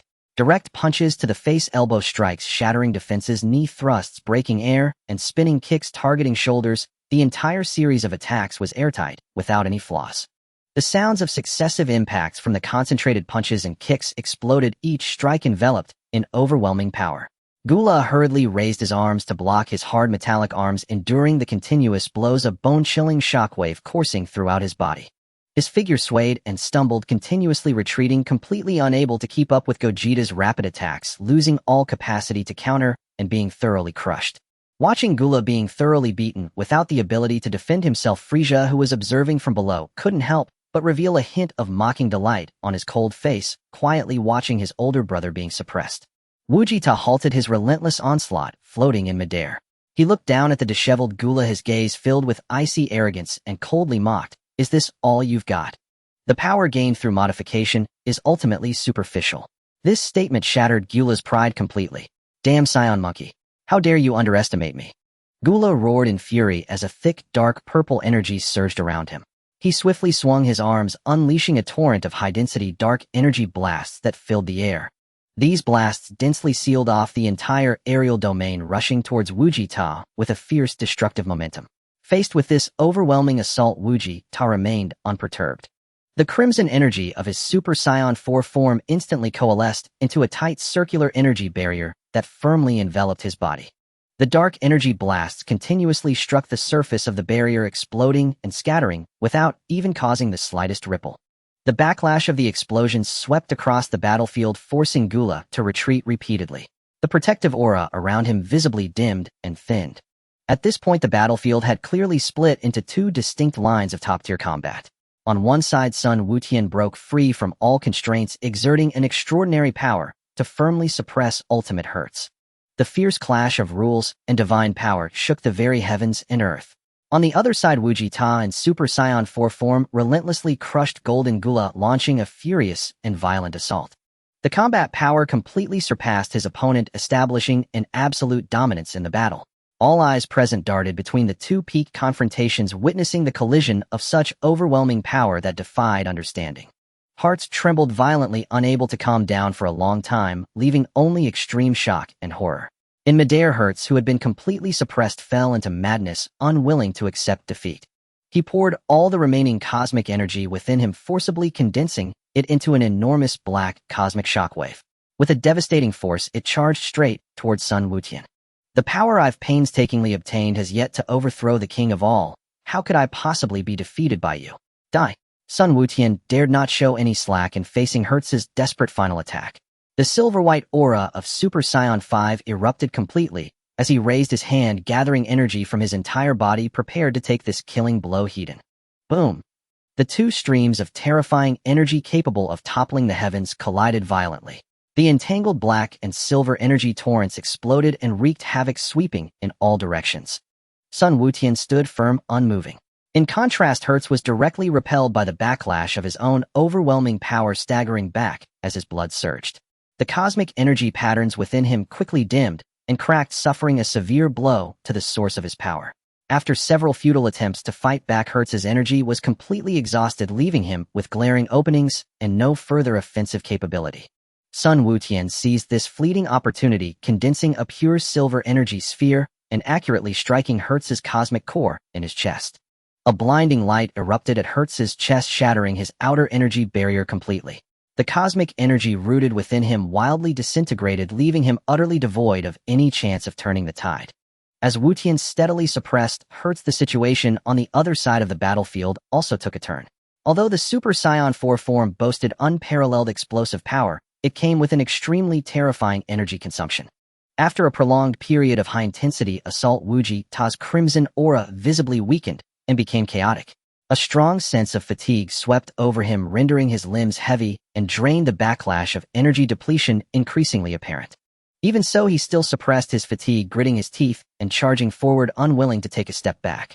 Gula, who had been firmly suppressed and barely holding on, instantly caught this critical opening and laughed loudly. Ha! Fusion techniques are ultimately a side path. Running out of energy, are we, Saiyan monkey? As soon as he finished speaking, Vegeta's crimson aura suddenly dissipated and the solidified fusion body collapsed in an instant. Two beams of white light exploded and Goku and Vegeta landed awkwardly. Both were disoriented, their energy completely drained, struggling to maintain their footing. Damn it! It had to fall apart at such a critical moment. Vegeta gasped, cursing through gritted teeth. Goku instantly tensed up, focusing and alert, locking onto the rapidly approaching Gula, and warned in a deep voice, "Don't let your guard down, the danger isn't over yet." Sun Wutian, who had the advantage in battle, witnessed the sudden turn of events, his brows furrowing tightly as he instinctively prepared to use instant transmission to rush to their aid. He understood that even if both were at their peak, they might not be able to contend with the modified Golden Gula, let alone the fact that they were now utterly exhausted. Hertz, who had been thoroughly suppressed, would not let this rare opportunity for a comeback slip by. He was determined to hold Sun Wutian back, allowing Gula to deal with Goku and Vegeta. Waiting for Gula to come and team up with him provided a chance to reverse the situation. Thus he expended his last ounce of strength, desperately entangling Sun Wutian, ensuring he had no opportunity to assist. The spectators on the ground watched the rapidly deteriorating situation, their hearts instantly gripped with anxiety. Gasps and cries filled the air, with everyone's hearts hanging in their throats. All eyes in the arena were firmly fixed on Gula's lethal assault, as well as the exhausted figures of Goku and Vegeta. The tension in everyone's hearts reached a breaking point, fearing that the recently stabilized battle situation would once again plunge into a deadly crisis. In Gula's eyes, a murderous intent surged as a wild laughter echoed throughout the heavens and the earth. His body was enveloped in a swirling dark purple-black aura, and seizing the moment of Goku and Vegeta's fatigue, he rapidly dove down. With one hand raised high, he crazily gathered a massive dark energy. A deep black, colossal purple-black energy sphere instantly took shape, brimming with a sense of destruction. Without hesitation, Gula launched the attack directly at the two, intending to completely end the battle. Just as the energy sphere was about to strike, three sharp sounds of breaking air suddenly tore through the sky. Super Saiyan Trunks, surrounded by an explosive aura, appeared in a flash, wielding the Sword of Heroes. Frieza completed his final transformation, his body shimmering with gold, becoming Golden Frieza with a fierce purplured aura blazing around him. The legendary Super Saiyan Broly was engulfed in a swirling grass-green aura exuding overwhelming brute strength. The three landed simultaneously, firmly positioning themselves in front of Goku and Vegeta, intercepting the lethal blow. Trunks crossed his sword over his chest, aiming the blade directly at Gula, his gaze resolute and steady. Your opponents have never been just the two of them. Golden Frieza raised his hand and casually brushed off his robe, a smirk of arrogance curling at the corner of his mouth, his tone dripping with the usual haughtiness. Gula, today, I shall personally defeat you. Broly let out a low roar from his chest, his battle intent boiling over as he fixed his gaze on the front, focusing on Golden Gula ready to strike. Seeing the reinforcements arrive, Sun Wuxian's heart finally relaxed. No longer distracted, he fully immersed himself in the ultimate duel against Hertz. The battlefield situation instantly reversed, forming a 5-person encirclement around Golden Gula. Trunks wielded the Sword of Heroes, slashing continuously, the fierce sword energy shattering Gula's long-range energy attacks, completely sealing off his means of remote consumption. Frieza maneuvered along the edges of the battlefield, using high-speed movements to disrupt Gula's attack rhythm, patiently searching for openings to strike. Broly confronted the enemy head-on, applying pure brute force to press forward, overwhelming his opponent. Goku and Vegeta quickly regained their breath in the brief respite, finding the right moment to execute precise follow-up attacks. The 5 warriors, each with their distinct fighting styles, coordinated perfectly, trapping Golden Gula in the center of the battlefield, completely cutting off all his escape routes. Surrounded and suppressed by the group, Gula was filled with rage and shouted, "Is this how you bully the few with the many?" He poured all his remaining strength into unleashing dark divine power, bombarding the surroundings with energy. However, after a prolonged battle, his stamina had already been depleted. All his retaliatory attacks were shattered and suppressed by the 5, unable to break through the encirclement. Meanwhile, Sun Wuxian unleashed all his power, joining his hands together and focusing his energy. He concentrated a pure silver Kamehameha, its overwhelming aura dominating the battlefield. Hertz expended the last remnants of his strength, gathering a shockwave to resist. The 2 waves of extreme energy collided with a thunderous crash, the dazzling silver light instantaneously engulfing Hertz's shockwave, the remaining force sweeping towards him. Faced with this absolute power, Hertz had nowhere to escape and was utterly annihilated on the spot.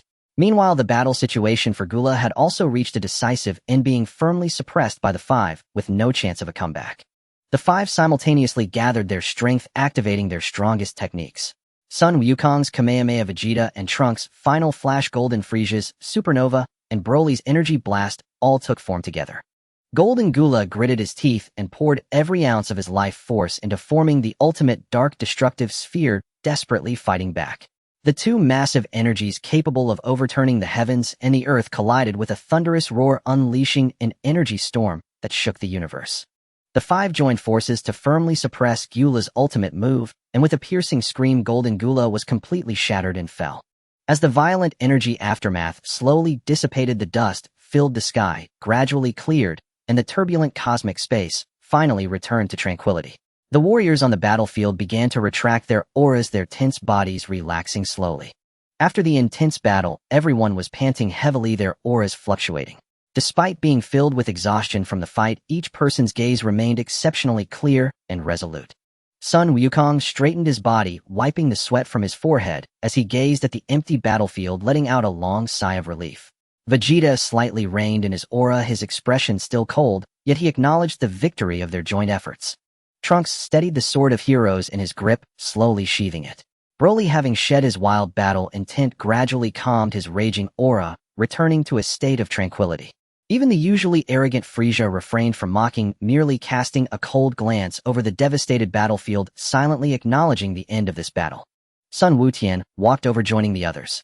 The group of strong warriors stood side by side, gazing at the peaceful world restored. The crisis that swept through the universe had finally been completely resolved through their united efforts. Yet unbeknownst to them, in the depths of the distant universe, the pair of eyes that had been watching from the shadows had not yet departed. This battle that has come to an end is never the conclusion, but rather the prologue to a new chaos quietly lurking in the darkness of the vast universe. The end.